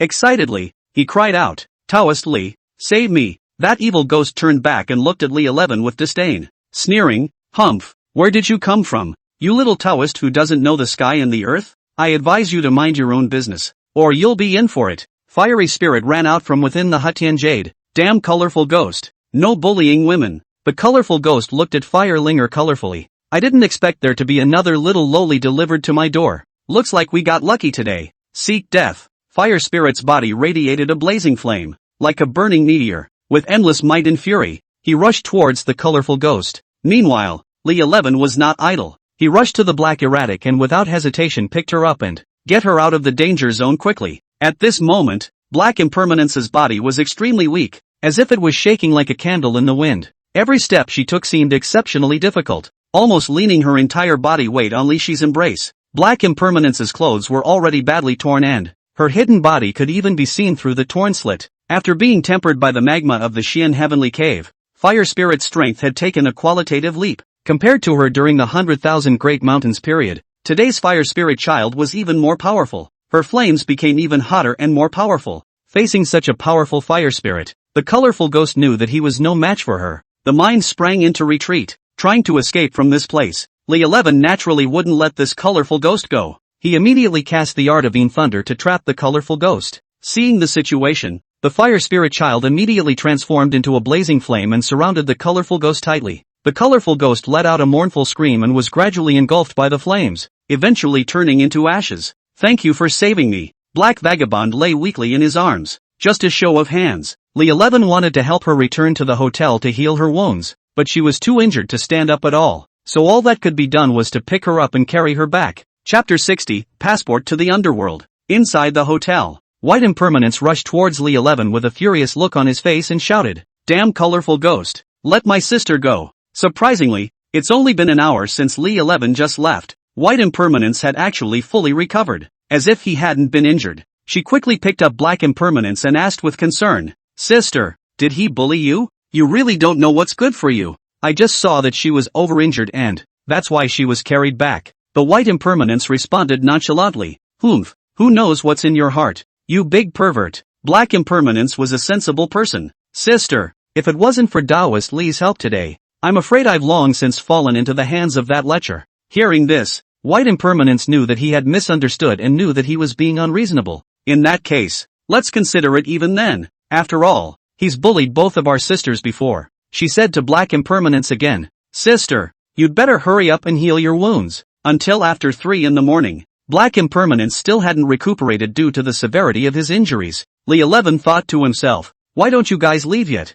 Aren't you delaying me and Sun Shoyin's good deed? It's summer now, and it would have dawned early. Once Sun Shoyin sobered up, that will have to wait for the next opportunity." Just after 5 in the morning, the sky was getting cloudy. Black Impermanence is back to normal. She took out a piece of talisman paper from her bosom and handed it to Li 11. "This is a pass to enter the underworld. You put it away. In a month's time, find a land temple, burn the talisman, and you can enter the underworld." What's the point of letting me go to the underworld? It can't be that my young life is over and you guys can't catch me, trying to trick me into a trap, I guess. The white impermanence looked at him angrily. How many people want this talisman paper? Don't you know what's good for you? Li 11 muttered in his heart. As far as the two of them were concerned, they were dull-witted. Shouldn't be lying to myself either. Black Vagabond explained. We went back last night and so he told the king of the underworld about meeting you at the cemetery. And the king of the underworld was very interested in you, and thought you might be suitable for the job of a Yin warrior. So let's give you this pass and invite you to next month's selection of the Undertaker. Going to work as a netherworlder? Isn't that like working in the underworld? I'm not going. I'm so free now. Why go to work? Seeing his unwillingness, White Impermanence agitatedly said, Don't be ungrateful. This is a chance for you from the king of Hades. Your lifespan is gone. If you don't want to go to Hades for the selection, then I'll have Master Xieqi and Master Fan Bao come over personally. Thank you, 7th Master and 8th Master Fan. They've been the black and white irregulars for almost 2,000 years. Let them hook their own souls. That's a little less fun. It's not every day you have to commute to work on time like we do when you're a Black Impermanence looked at Li 11 who was still a bit hesitant, rushing to strike while the iron is hot. He continued to persuade. I'll tell you secretly, this time, the selection of the Underworlder is not unusual. If we can become the Underworlder with the identity of the first two, then you'll have the chance to go on a business trip to Sakura country, and you can freely choose your position in the underworld. Sakura Nation. Hearing this word, Li 11 couldn't help but be moved in his heart. That's a place that's teeming with all you teachers. It's been over a month since I met the first female ghost. He hadn't warmed up in a while, and inside he still missed his teachers. If we can really get to Sakura country through the underworld, maybe we can even communicate with all the teachers face to face. Thinking of this, Li 11 couldn't help but get excited. So, he curiously asked Black Impermanence, You guys in the underworld still care about the Sakura kingdom? Black Impermanence laughed and explained, It's not really like that law. Every country has its own underworld organization just like the real world, and Sakura country's underworld institution is known as the Yellow Springs Realm. So what's the point of going to the Yellow Springs Realm? That's where I heard about this by accident. What exactly it does? I don't know. Okay. I promise you that in a month's time, I'll be on time for the selection in the underworld. After saying this, as if he remembered something, he added, Don't get me wrong, guys. I didn't promise you guys so that I could go to the Sakura country, but for the sake of Master Xieqi and Master Fan Bao. Hearing this, White Impermanence immediately made a face at him. Humph, you little pervert. I see you just want to go to Sakura country. As the sky brightened, Black Impermanence spoke. Our cultivation is still shallow right now. Can't stay in the daylight for long. Gotta get out of here. We'll be in touch by phone if anything happens later. Phone? You guys still have phones? White Impermanence proudly said. What? Can't we in the underworld develop our own technology? For your information, the life and death books are electronic now. When she finished, she took out a cell phone and, this is the iPhone 20 that Underworld has configured for us. The latest model from the foreign underworld. 11 Li thought to himself. Old Joe's got a little something, all the way down there. It can also continue to develop new phones. 1383678XX, said the Black Impermanent, that's my cell phone number, contact later. After saying that, the two of them disappeared into the room with a flash of their figures. Looking at the empty room, Li 11 was a little lost in his heart, but when he saw that Sun Xiuyan was still sleeping soundly, a glimmer of hope flared up in his heart. He secretly thought to himself that he must hurry up, or else he really wouldn't have a chance. Just then, Sun Xiuyan suddenly woke up, probably because of thirst. She sat up from the bed in a daze. Seeing Li 11 standing in the house fully dressed, with a puzzled face, she asked, Are you awake or just getting up? When Li 11 heard this, he immediately felt that his plan was going to fall through again. What? I just got up and was on my way to get breakfast. Sun Xiuyan smiled sweetly. I was drunk yesterday, and you didn't do anything. It's still quite honest. Looks like I misunderstood you yesterday. Li 11 was bitter in his heart, hardened his head, and went downstairs to buy breakfast. The sun had just risen at this time, and the rising sun stretched the silhouettes. Boss, 2 donuts and 2 cups of soy milk. Li 11 came to a breakfast stall. Okay, the owner is a middle-aged man with a gentle smile on his face.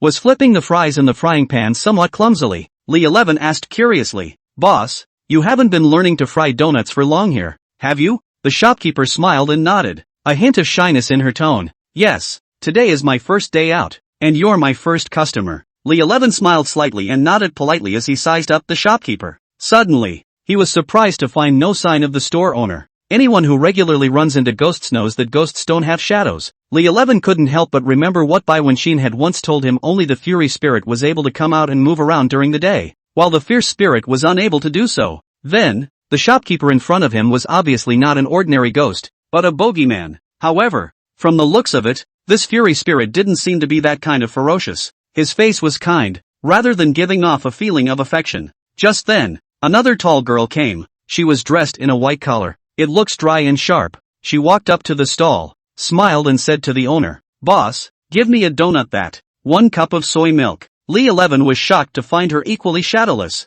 Chapter 61, News of Death. Returning from Luohua Mountain in less than a day, it was surprising that he had consecutively bumped into ghosts, and Li 11 was filled with doubts. Could it be that the law and order in the provincial capital of Hanong province is also too bad? Are the Yin-Yang here too irresponsible? His eyes were fixed on the taller girl and the store owner. After the girl got the donut and soy milk, she smiled and thanked the owner before turning around and getting ready to leave. Li 11 stared intently at the sister's back.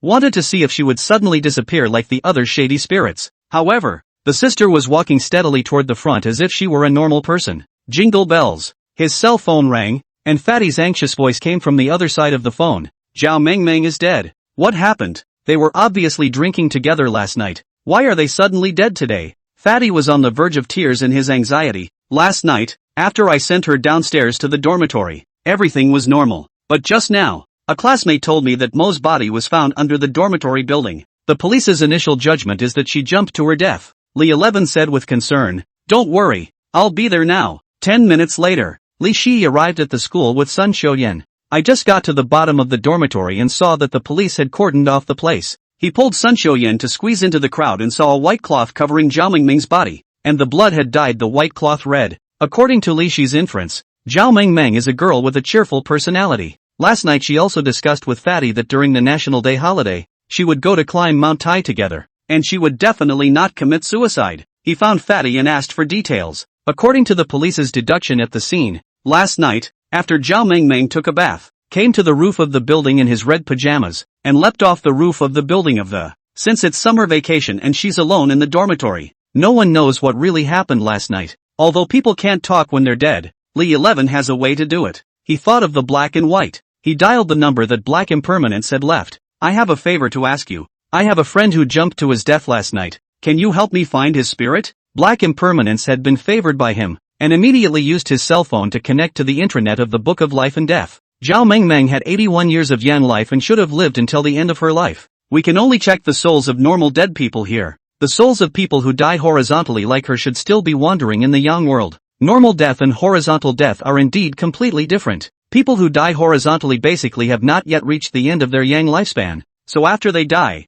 they cannot enter the cycle of reincarnation. At this time it is the hell does not accept. The soul can only drift around and become a lonely ghost. Then how do I find her soul?" Li 11 asked. Under normal circumstances, this kind of freshly dead person wouldn't even qualify as a murderous spirit. They can only often be found in shady places during the day, usually places where they often live by themselves. "Okay." Li Shi took Sun Xiuyan and Fatty and prepared to go to her dormitory to take a look. Since it's a place where you live on a regular basis, it must be a dormitory. But at this time, Zhao Mengmeng's dormitory has been sealed by the police. They simply cannot go in. "Fire Spirit, go and take a look for me." Li 11 instructed Fire Spirit to transform into a spirit body and enter the dormitory so that he wouldn't be discovered by the police. Shortly, Fire Spirit did indeed bring Zhao Mengmeng's soul out. Normally, humans are invisible to soul bodies. At this time, except for Li 11 and Zhao Mengmeng, everyone else couldn't look at Zhao Mengmeng. They came to a deserted place, and Li 11 asked, "What the hell happened?"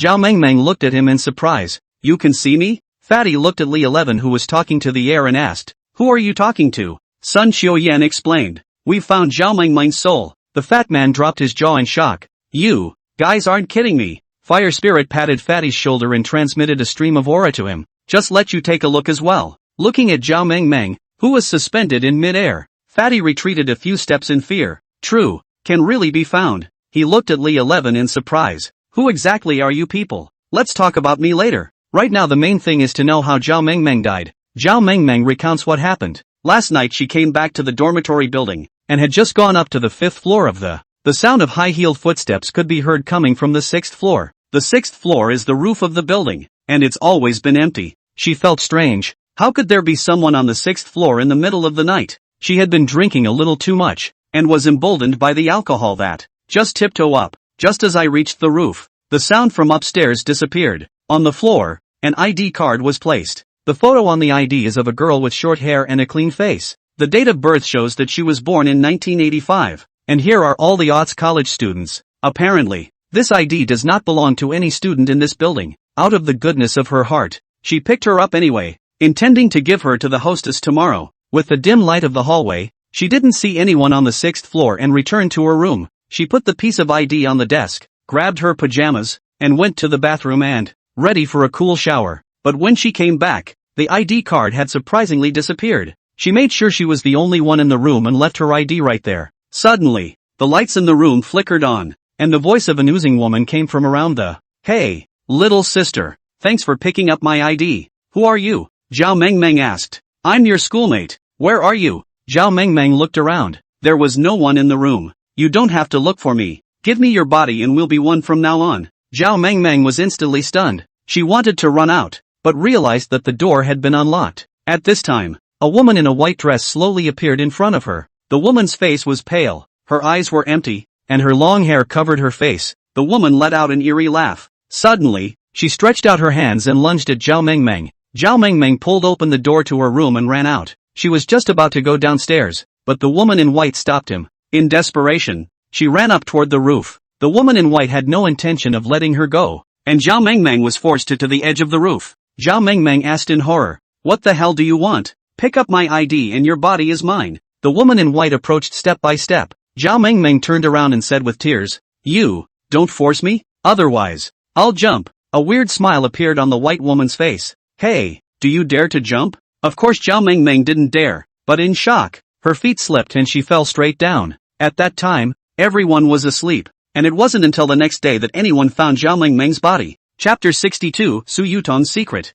After listening to Zhao Mengmeng's story, Fire Spirit said, "This is a ghost coming to the Yang world to find a double." Thinking that Bai Wenxin and Su Yutang are both female ghosts, but they're alive and well. There wasn't any double. Li 11 asked, "Isn't it possible for a Yin spirit to become a Fury spirit through cultivation? Free to move about in the Yang world? What is she looking for a double for?" Of course it helps with cultivation. If the Yin spirit can find a suitable human to possess, the speed of cultivation will increase dozens of times. Of course the one being attached needs to agree, or else they will be rejected. Li 11 said, "No normal person would agree to it. Who would want to be possessed by a shadowy spirit?" Fire Spirit shook her head. "That's not necessarily true. The possessed person will share the cultivation of the Yin spirit. Don't you want to fly and do whatever you want? Indeed. Imagine if a robber possessed the cultivation of the Furies. What a horrible thing that would have to be." Fatty asked. "So what now?" Fire Spirit thought for a moment. "People can't come back from the dead, and she has a young lifespan of 81 years.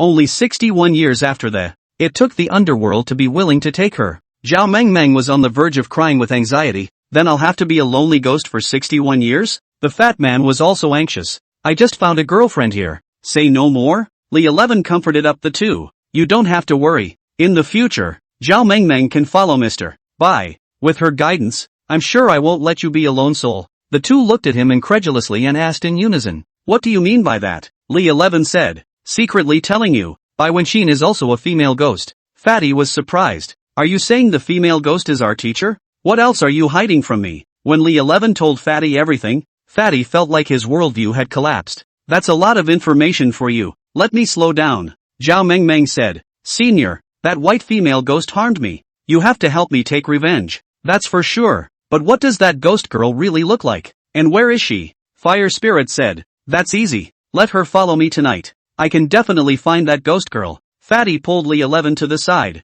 "Bro, let me ask you something. Do you think Zhao Mengmeng is still considered my girlfriend? You guys broke up?" Fatty said, "That's not true. It's just that I'm sort of in a relationship with a female ghost from now on." Li 11 nodded. "Of course." Fatty hemmed and hawed. "I have no experience in this area. Can you teach me?" As night fell, Fire Spirit brought Zhao Mengmeng to look for the white female ghost in the school. There was silence all around. Only the rustle of the breeze blowing through the leaves. Suddenly, a white figure appeared in front of them. The man was dressed in white and the whole body revealed an eerie aura. Fire Spirit asked, "Is it her?" Zhao Mengmeng was so frightened that she clutched onto Fire Spirit's arm and nodded. "I'll avenge you right here." Fire Spirit roared. her body radiating a fiery aura of, instantly transforming into a brilliant flame. He rushed towards the white-clothed female ghost at an astonishing speed. The female ghost felt a strong threat, and she sidestepped her body, nimbly dodging the flame's attack. When she turned her head, she saw Zhao Mengmeng, who was hiding. Phew, who did I think this was? I didn't expect you to come to me for revenge so soon. The corner of the female ghost's mouth hooked into a mocking smile as her gaze fell on Zhao Mengmeng. Zhao Mengmeng was trembling with fear. She bit her lips tightly and looked at the female ghost in front of her timidly. Not a single word could be said. Such a reaction made the female ghost even more brazen. Now everyone has become a Yin spirit, but if you behave yourself, now come over here and squeeze my shoulders, and I'll consider taking you on as a little follower. Ha ha. The female ghost laughed triumphantly. When Fire Spirit Air heard these words, the anger in her heart grew stronger. The flames in her body burned even more fiercely, transforming once again into a blazing fire that, rushing towards the female ghost like a burning meteor. The female ghost's face instantly became shocked beyond belief, and she stared wide-eyed. Unbelievably, she looked at the fire spirit in front of her. You managed to find such a powerful helper. Fire spirit's flames blazed and completely surrounded the female ghost. The heat of the flames caused the air around them to twist and distort, as if they were going to burn everything to the ground. The female ghost was so terrified that she struggled desperately to escape the terrible fire that, however, Fire Spirit's flames were too powerful for her to escape. As time passed, the female ghost's figure was gradually engulfed by the flames that, it eventually disappeared completely into the endless flames. Zhao Mengmeng looked at all this, and the fear in her heart gradually dissipated. In its place was gratitude for Fire Spirit. Thank you, Fire Spirit, Zhao Mengmeng said. Fire Spirit smiled and said, it's alright, this female ghost isn't anything powerful. Don't be afraid if it happens again in the future. The next day, early morning, Li 11 was ready to take Sun Xiuyan to the White Cloud Temple. At this moment, Li 11 had long been impatient to go back. If it wasn't for Zhao Mengmeng's delay yesterday, maybe he would have been hugging people left and right by now. After noon, the two arrived at the White Cloud Temple. Just as he reached the door, he heard Huang Xianer's voice. Why hasn't seen your brother come yet? It's been a month and I miss him so much. Li 11 thought to himself. It's still this little blonde animal-eared loli that is better behaved. Bai Wenxin said. What are you thinking about her for? I still don't know that she's fooling around with that woman right now. Come in. Don't eavesdrop. Hu Sakurako's voice came from inside the Taoist temple. When Li Shi arrived at the Taoist temple with Sun Xiuyan, Bai Wenxin immediately said, I'll say it. She did bring back another woman. Huang Xianer, on the other hand, happily ran over and stopped him by the neck. Senior brother, you're finally back. He immediately hid behind Hu Chirako. First wife, quickly save me. Hearing me say this, Su Yutang chimed. What first wife? I'm the one you're married to. Hu Sakurazi puffed and laughed. Sister Linger, I don't admit that I'm her wife. Do what you want, as you wish. Li 11 thought to himself. Marriage contract? That's a death wish you signed for me. Li 11 pulled Su Yutang to a room as he coldly said. I already know about the Yin and Yang marriage certificate as well as the Hetian Jade. Tell me, what do you really want? Su Yutang was calm. She lit a cigarette and took a sharp drag on it, then took out a business card. Remember to look for me the next time you go to the provincial city. You'll know by then. Li 11 took the business card, only to see that it read, Su Yutang, assistant to the chairman of Tianrun Group. Tianrun Group, that's the biggest real estate company in the whole Handong province. She was actually the assistant to the chairman of Tianrun Group. When he first graduated, he submitted his resume to TRC, so know some of the rumors about Skyrun Group. He vaguely remembers the inexplicable death of the chairman of the Tianrun Group last year. The chairmanship was succeeded by his 30-year-old granddaughter. This woman is not ordinary. I heard that she kills and kills. Black and White. Chapter 63, Feng Cheng's engagement. My disciple has returned? The voice of Taoist Master Cheng Wei came from outside the courtyard. At this time, Sun Xiuyan walked over and looked at Taoist Master Cheng Wei and said, You are Taoist Master Cheng Wei?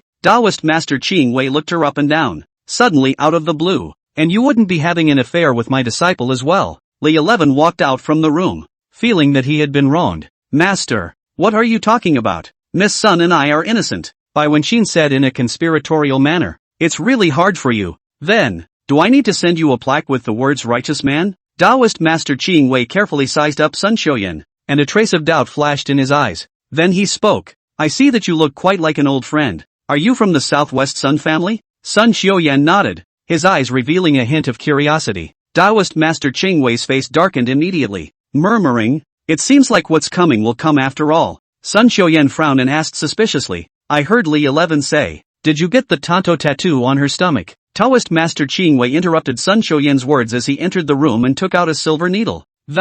This transformation needle originally belonged to your Sun family, and handing it over to you today is considered returning it to its rightful owner. Then, he told Sun Xiuyan how he got the transformation needle. 40 years ago, Taoist Master Qingwei was still just a small Taoist priest of the Heavenly Master sect of Luohua Mountain. In that year, he honored the orders of his master, the last Heavenly Master. He embarked on a journey to the southwest region to subdue demons and eliminate devils. It was in this land that he befriended Sun Yi, the matriarch of the Sun family at the time. Sun Yi was the younger sister of Sun Xiuyan's grandfather, although she was young at the time, only in her 20s. However, due to his exceptional talent and brilliance, he was able to inherit the position of patriarch of the Sun family. After meeting and getting to know Taoist Master Qingwei, the two fall in love. However, this love was not favored by God. When Taoist Master Qingwei returned to his master's school, he was severely chastised by his master, and was put in the brig for 10 years. During these 10 long years, Sun Yi had come to visit Taoist Master Qingwei many times. She ascended Mount Lungfu 3 times,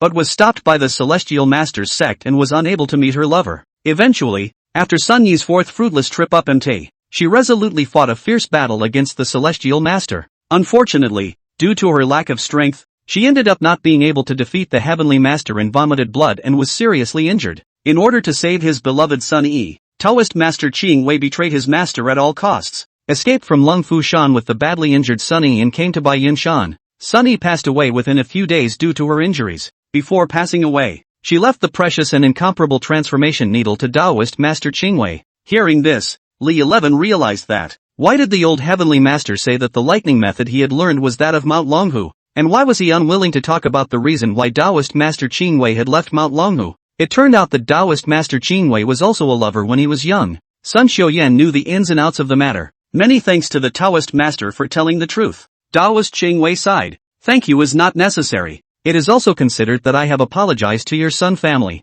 It's just that in order to save my disciple, I used the Sun family's transformation needle, which can only be used once in 100 years. So you won't blame me, right? Won't. If it wasn't for Li 11, I wouldn't have made it to the top 4. Nor can you enter the Yin-Yang cave. Li 11 thought of the ice dragon at the hotel and asked, what exactly did you enter the Yin-Yang cave for? Sun Xiuyan thought about it. Forget it, tell you the truth. She lifted up the back of her shirt, which was a tattoo of the dragon goddess of mercy. It was just that the dragon was already obviously different from the one when he was on the Dragon Tiger Mountain, but it was very similar to the one in the hotel. It was an ice dragon that gave off a cold aura. Bai Wenqin was surprised. I've seen a lot of tattoos. It's the first time I've seen a tattoo that can emit a cold aura. Sun Xiuyan explained. Wanting to obtain the Tongtian pattern isn't just a way of using the transformation needle either. As long as there's a chance, the Yin-Yang ghost pattern can also evolve into a Tongtian pattern. And that's what I'm going to do this time in the Yin-Yang cave. Li 11 then realized that no wonder she was sneaking around that night trying to sneak into the Yin-Yang cave. So that's what this is about. He hemmed and hawed. We're still quite destined to be together. One ice and one fire through the sky tattoo. Bai Wenqin grabbed his ears. Fated? Are you destined to be with any girl? Ouch.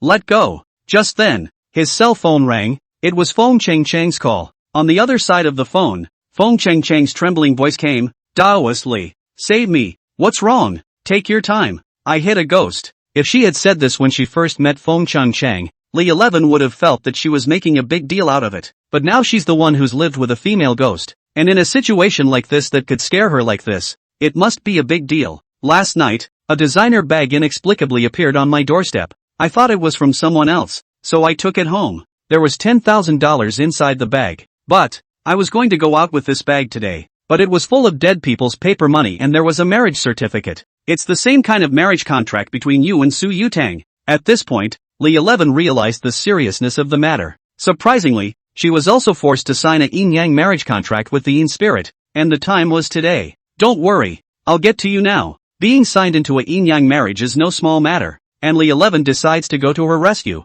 After hanging up the phone, Li 11 asked Su Yutang, you heard what happened just now. Why is a Yin-Yang marriage contracted even after just receiving a bag? Su Yutang said that there are 2 ways to sign a Yin-Yang marriage contract. One is the blood signing, the kind of way she and Li 11 signed the marriage contract. The second is by way of a bride price. If you accept the bride price from the spirits, even if you agree to be matched with a shadowy spirit, the money in that bag is the bride price. At this time, Feng Chang sent the location. From here to her home taxi will take 4 hours. Li 11 quickly said, I won't be here tonight. Hearing this, other than Taoist Master Qing Wei and Sun Qian, everyone else disagreed. Huang Xian'er hugged him. Senior brother, don't leave. Her tone was so full of petulance and reluctance that you couldn't help but feel sorry for her. White Sakurako also showed an expression of reluctance. Hubby, you have to accompany me tonight. Her voice was gentle and delicate, as if it could touch the softest parts of the heart. In the face of the crowd's retention, Li 11 smiled helplessly and explained,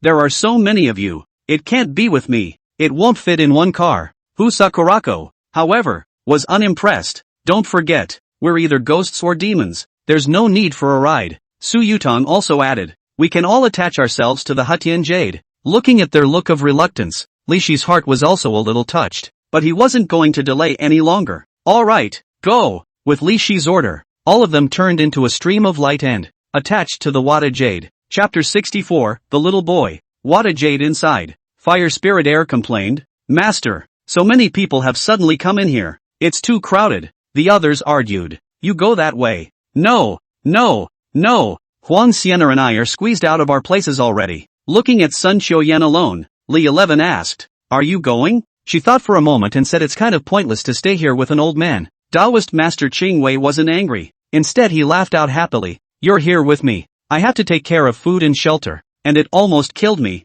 so take them away. He pulled out a book from within the room. This is the Spirit Seeker's art of. No matter what the Yin spirits and demons manifest into after you acquire it, you will be able to see it. Late at night, after 10 o'clock, they arrived at Feng Cheng's home, which was a villa in the city. They say a villa here is worth hundreds of millions of dollars. Feng Cheng was wearing a silk nightgown and eagerly waiting for them. When she saw Li 11 standing at the door, a trace of joy flashed in her eyes, and she hurriedly opened the door and one embraced him. Taoist Li, you're finally here. At this time, Sun Qiuyan coughed lightly, reminding the two to pay attention to the occasion. Only then did Feng Cheng notice that there was another person following behind Li 11. Puzzled, he asked, is this? Sun Qiuyan smiled and introduced himself. Hello, Miss Feng, my name is Sun Qiuyan. Then, taking Li Shi's hand, I'm her girlfriend, I'll rub it in. Li 11 did not expect happiness to come so suddenly. Is it because she saw how good I was with women and thought it was too late to make a move?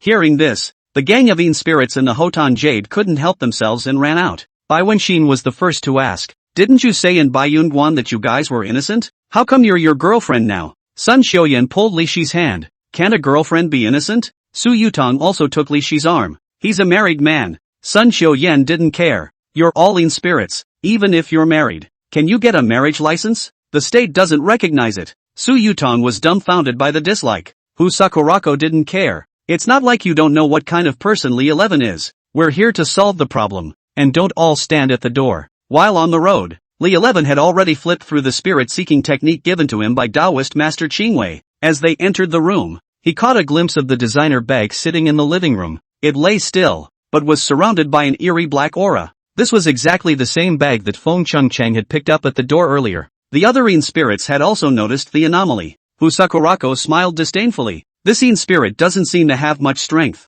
He's probably just a fury spirit cultivator. Any one of us here could easily beat him to death. Looks like he's going to suffer this year. Huang Xian'er jumped at the chance. After practicing with Master for so long, it's time to test the results. Let me meet this siren today. But, at that, she suddenly paused. She frowned, but now there's another problem. So many of us are here. If that fury spirit notices, he definitely won't dare to come in easily. At that moment, Feng Cheng opened her closet. You're hiding here. Li 11 had once seen Zhou Ling's closet, which was full of all kinds of clothes, but compared to Feng Cheng's closet, it was nothing. I only saw Feng Cheng's closet hanging with a wide range of clothes, not only a large number of. The styles are even more varied and dazzling. It had to be said that the inside of Feng Cheng's closet was really rich. Not only did she have a lot of pajamas, but she had one of those sexy little sets. It looks like she's usually playing around with her husband. Li 11 thought to himself, I really want to see her in those little suits. How eye-catching it would be to give one of these girls a set of these clothes. Everyone hid inside the closet and waited for the furies to get to come. Soon after, Li 11 felt as if the air around him had suddenly cooled down and a chill came over him. It's a precursor to the imminent appearance of the shadowy spirit. Wife, I'm coming. The crowd heard the bogeyman come in and, just a hint of childishness in that voice. Huang Xian'er had been impatient for a long time, and when she heard the voice, she stormed out of the closet. However, when she looked at the fury spirit in front of her, everyone was stunned and dumbfounded. What stood in front of them was actually just a young boy who looked no more than 8 or 9 years old. The little boy, too, was evidently very much surprised at their appearance, and his eyes widened as he, puzzled, he asked, "Who are you?" After a short silence, he seemed to realize that their cultivation wasn't simple.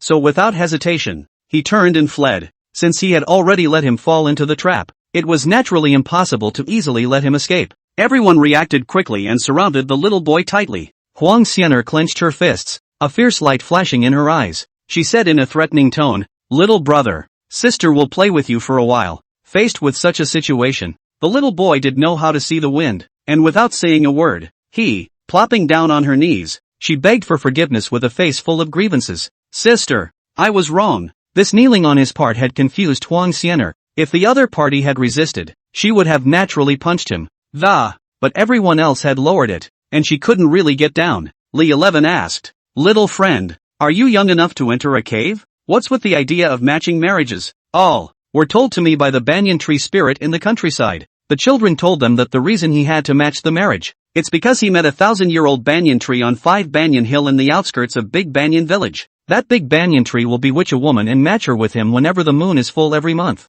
Enhancement of cultivation. The young boy was told this method by the 1,000-year-old banyan tree after he met him. "So is this your first time?" Li 11 asked. He nodded hastily. "Brother, I swear, it's definitely my first time." Li 11 originally wanted to destroy him, but then Huang Xian'er pleaded for him. He's a kid and it's his first time, so let him go. Li 11 looked at Feng Chang. After all, she was the victim. It was better to consult her. Feng Chang nodded. "As long as he doesn't harm anyone in the future, let him go." The kid immediately said, "Sisters, I promise, I've never done any harm before, and definitely no harm in the future." "All right, off you go." The children kowtowed to them 3 times. "Thank you, brother and sister." The people agreed to visit the village of Big Banyan tomorrow. After all, they were to be matched with a woman every month. How many people would have to die? Feng Chang said, "I suggest it's best to contact Zhong Qinyin." Chapter 65, Taoist Li, please turn over your cards. Zhong Qinyin is investigating the matter of the Big Banyan Village.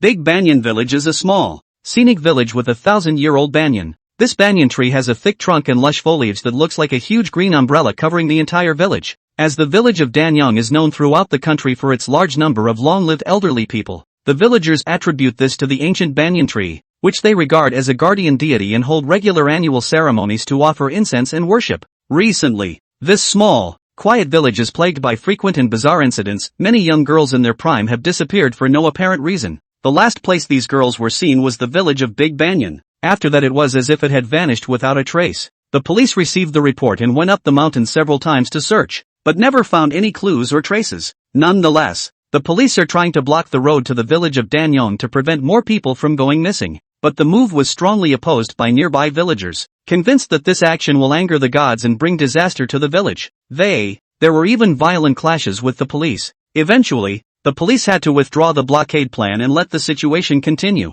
It's the wee hours of the morning. Li 11 thought that it wasn't appropriate to bother Zhong Qinyin at this time, so he decided to take a break and wait until tomorrow to contact her. Just then, Feng Chang pulled his hand and said in a delicate voice, "Taoist Li, I'm so scared. Will you stay with me tonight?" Seeing this, Huang Xian'er, who was on the side, hurriedly broke Feng Chang's hand away and said eagerly, No, I haven't seen elder brother for a long time either. I should let elder brother accompany me tonight." Sakurako was also not willing to show weakness and quickly said, What are you guys doing here? I'm the oldest, so you all have to listen to me. Let Li 11 accompany me first tonight." Bai Wenxin and Su Yutang naturally wouldn't be willing to give in. Sun Xiuyan looked at the scene in front of him and was so surprised that he couldn't close his mouth, muttering in a low voice, "What a surprise! So you're so popular? Does it seem like I missed something before?" For a while, the people were at odds with each other, and no one refused to give in, all of them tightly pulling on Li 11 and not letting go. Li 11 only felt that his head was buzzing from the noise they were making, and it was about to explode. It turns out that more women can cause such and such trouble. "All right, you guys stop arguing, draw lots. Whoever I catch tonight is who." Feng Chang immediately said, "All right, then I will go and prepare now." Soon, she was seen coming with 6 balls of paper in her hand. "And, here are the names of the 6 of us. Pick one at random." Under their expectant gazes, Li 11 casually picked up a ball of paper. opened it and there were 3 large, eye-catching words written on it, Feng Chang. She couldn't help but laugh. Ha ha, it seems this is the will of heaven. It's going to be a hard night for Taoist Li. She looked at the others again and said gently, anyway, I've got plenty of room here and you guys just stay here tonight and get some rest. When the crowd heard this, they all hung their heads and sulked as they picked their rooms. When everyone had left, Li 11 asked suspiciously, how could it be such a coincidence? Feng Changcheng heatedly smiled mischievously, then opened another ball of paper and it turned out that her name was actually on it again. Li 11 came to a realization and said with a smile, so that's how it is, you're really a little witty. Feng Changcheng pouted, humph, who let people miss you? Suddenly, her face turned serious and she said earnestly to Li 11, Taoist Li, I've got good news for you. I'm having a baby. Holy, it should not be mine. Li 11 didn't expect to be so careless. And does your family know? She grinned. My husband came back once about half a month ago, and then went out of the country again about a week ago. He was so happy yesterday when he found out I was pregnant, and he even told me to go and thank Taoist Qingwei. She stroked Li Shi's chest. But, Taoist Li, you're the one I should be thanking the most. The following morning, Li 11 dialed Zhong Qinyan's phone. Zhong Qinyan was a little angry when she heard his voice and remembered what happened before. What do you want with me? Li 11 hurriedly explained. Last night, I met a little boy that, he told me something about the Big Banyan village. Hearing this, Zhong Qinyan's tone eased a little. Asked, you're going to Big Banyan village? Right. I heard you guys were investigating this case too, so I wanted to ask, would it be convenient for you to come with us? Zhong Qinyan hesitated and said, but, I am just a forensic scientist. Why don't I call up Captain Zhang of the Criminal Police Detachment? No need. This time, we're going to solve the problem of the demons, not to arrest anyone. Moreover, I don't want too many people to know about this. Zhong Qinyan thought about it and finally agreed. When the group learned that they were going to Big Banyan village, several other people expressed their desire to go along. However, Li 11 thought that the cultivation of a 1,000-year-old banyan tree would not be too high, because plants can't practice as fast as animals. Animals are naturally psychic, and a 1,000-year-old fox demon may have conjured up a spirit, but a banyan tree that wants to produce a spirit may take a few hundred years, and to make a dan, it's even harder. So there's no need to raise a big fuss over a mere 1,000-year-old banyan tree. It was finally decided to take only Sun Xiuyan along. Outside the Big Banyan village, Li 11 saw Zhong Qinyan, who was still so charming. When she saw Sun Xiuyan beside him, she got a little angry and said coldly that, where did this hook up with the little girl again? Sun Xiuyan took his hand. Hello, introduce yourself. I'm Li Shi's girlfriend, Sun Xiuyan. Sun Xiuyan has also learned to be smart. She knows that she can't be the boss inside the Yin spirit, but it's still possible to grab a girlfriend spot in front of a human. Zhong Qinyan wasn't a vegetarian either. Snapping an ear slap on his face, Li 11. You asshole. I'm having your baby and you're looking for another woman. Holy, so you won the lottery twice in one night? Is the winning rate that high? No wonder you were so angry when you got my call last night. But if you're pregnant, you're pregnant. What are you hitting me for? Sun Xiuyan's face was suffocating red with anger. You scum. Just then, Zhong Qinyan, who was on the side, suddenly took Li Shi's hand. Petulantly, he said, oops, husband, we haven't met the parents yet. When we've dealt with Big Banyan village, you'll just come home with me. After saying that, he didn't forget to glare at Sun Xiuyan. Upon hearing this, Sun Xiuyan was so angry that he walked in the direction of Big Banyan village without looking back. Looking at Sun Xiuyan's distant back, Zhong Qinyan suddenly let go of Li Shi's hand. Pointing his finger at him, he said viciously, you wait for me. I'm not done with you. With an innocent look on his face, Li 11 asked suspiciously, aren't you going to meet your parents? Zhong Qinyan rolled her eyes and said, meet your grandpa's parents? I'm pissed off at her. Don't you see? With that, he turned and left, leaving Li 11 alone in the wind. Chapter 66, The 1,000-Year-Old Banyan, Big Banyan Village. In order not to make the villagers suspicious, Li 11 could only tell the villagers that say you're here for an outing and photography. Zhong Qinyan has been here before. She knows her way around. She led the pair toward the hills behind the village. Soon they found the 1,000-year-old banyan tree. Li 11 used his spirit-seeing technique and realized that this banyan tree was surrounded by a powerful and black aura. Zhong Qinyan said, Team Chang and I have come to see it a few times, and we didn't find anything strange. Li 11 summoned Fire Spirit from the Hutyuan Jade and said,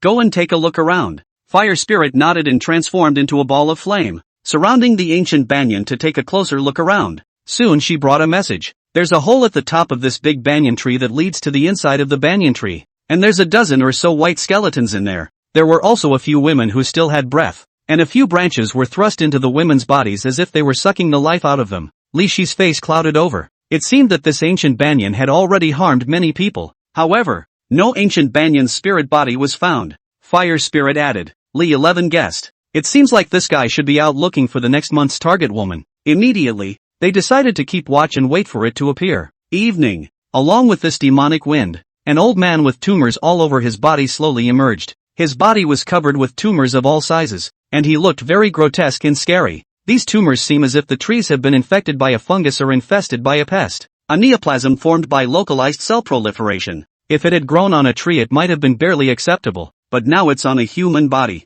It's just incredibly disgusting. Li 11 did not hesitate to run the power of Yin thunder in his body and quietly flowed towards the old man. As the shadowy thunder approached to just a few centimeters from him, suddenly, those Yin thunder rapidly transformed into a dozen long tentacles and grabbed violently towards the old man. However, just then, the old man unexpectedly disappeared into thin air without a trace. Immediately afterward, an old voice came out of the air. How dare you little dolls try to sneak up on me? Don't you know that the root system of an ordinary banyan tree can extend for tens of meters? I've survived for 1,000 years, and my root system has even covered an entire half of a mountain. Wherever you are, I can easily detect it. The words have not yet been spoken. A bull-thick banyan branch lashed at them as hard as a bolt of lightning. Facing such a ferocious attack, Li 11 hurriedly mobilized the young thunder power within his body, split it hard in half, but immediately afterward, more banyan branches came pouring over like snakes in a steady stream. The cultivation of several people are not low. Facing the tide of branches,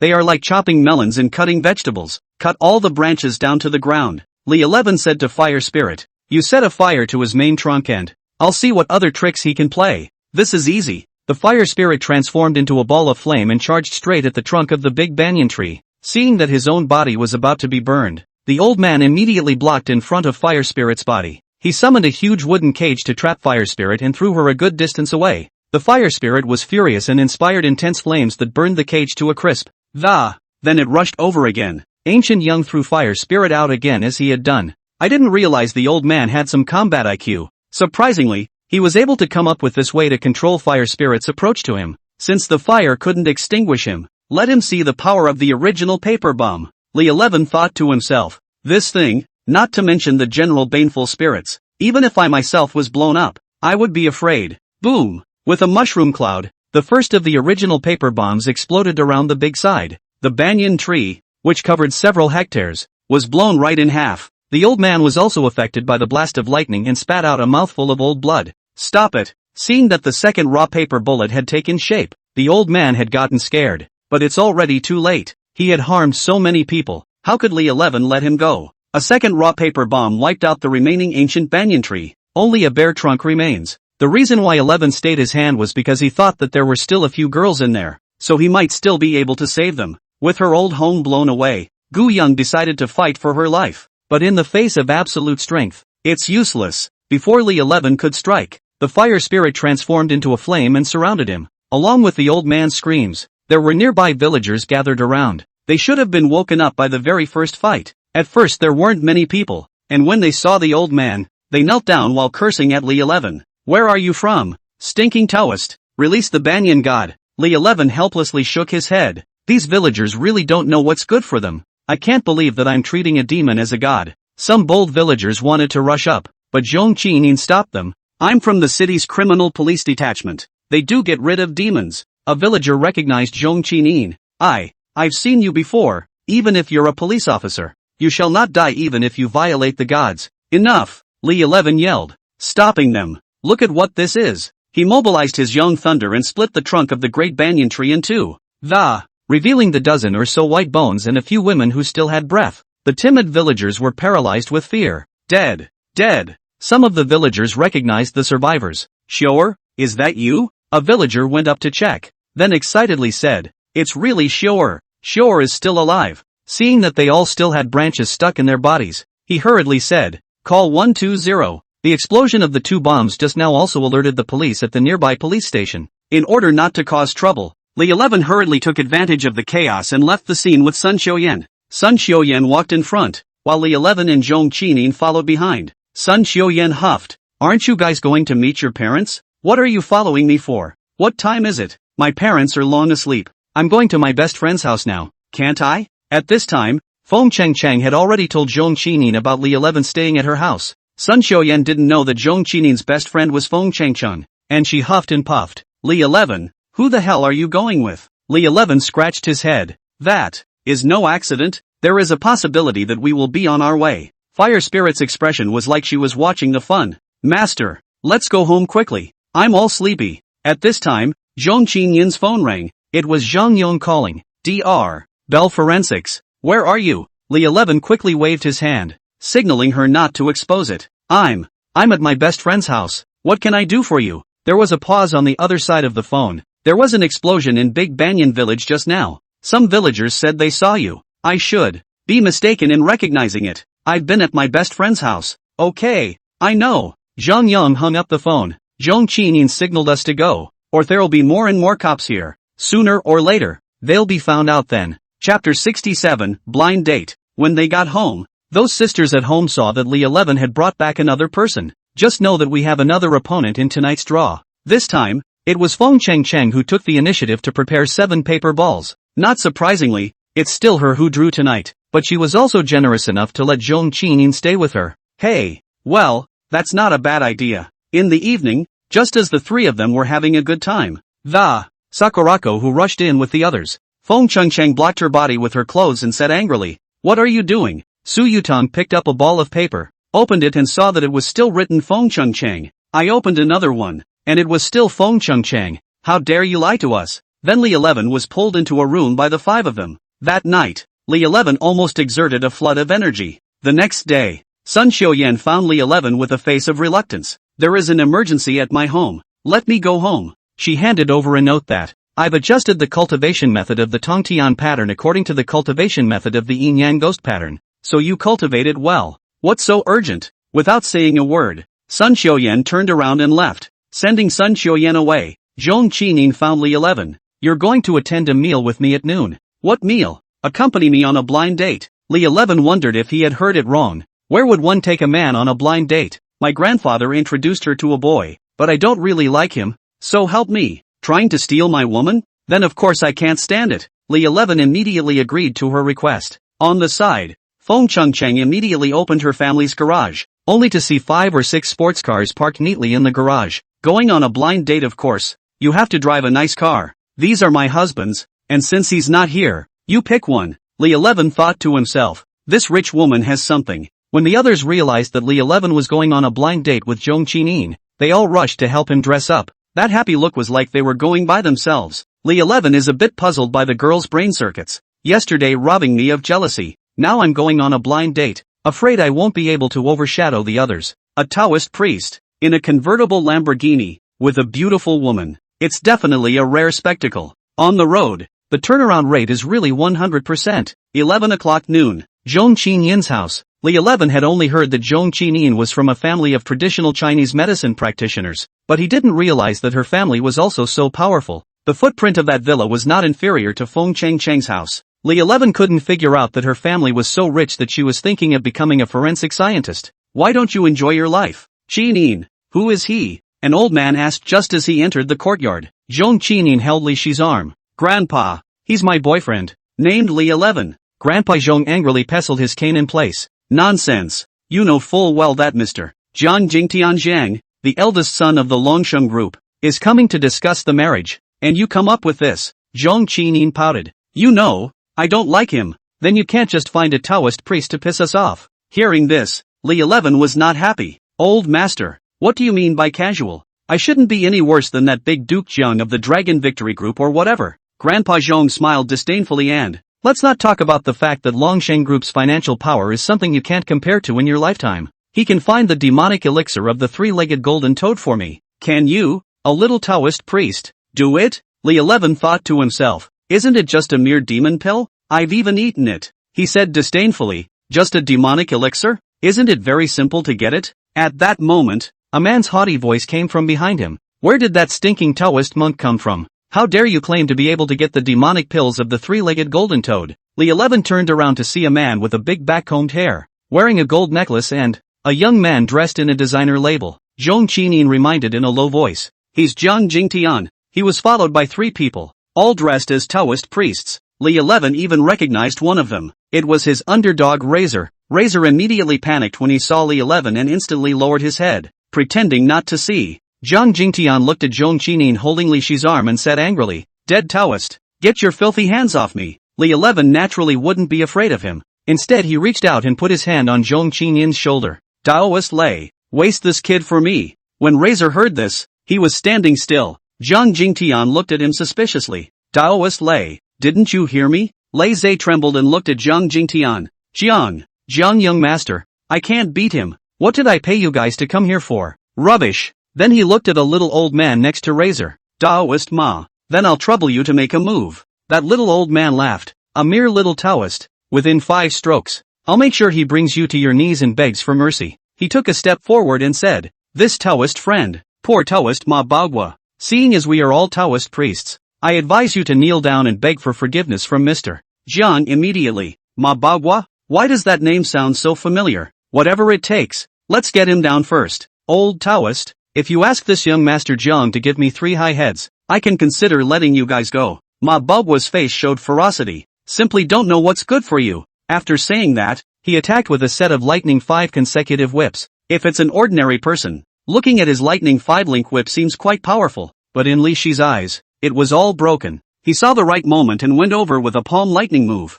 hitting Ma Bagua on the ground and twitching. Zhang Jingtian revealed an incredulous expression. "How can that be? Taoist Master Ma is a high-ranking person of the mixed Taiji sect. How come he was killed by you in one move? Quickly tell me, what kind of evil kung fu was this?" Li 11 snorted. "Is that all, or a high-ranking person? If you're capable, you'd better go together." Zhang Jingtian looked at the last person, an older Taoist nun.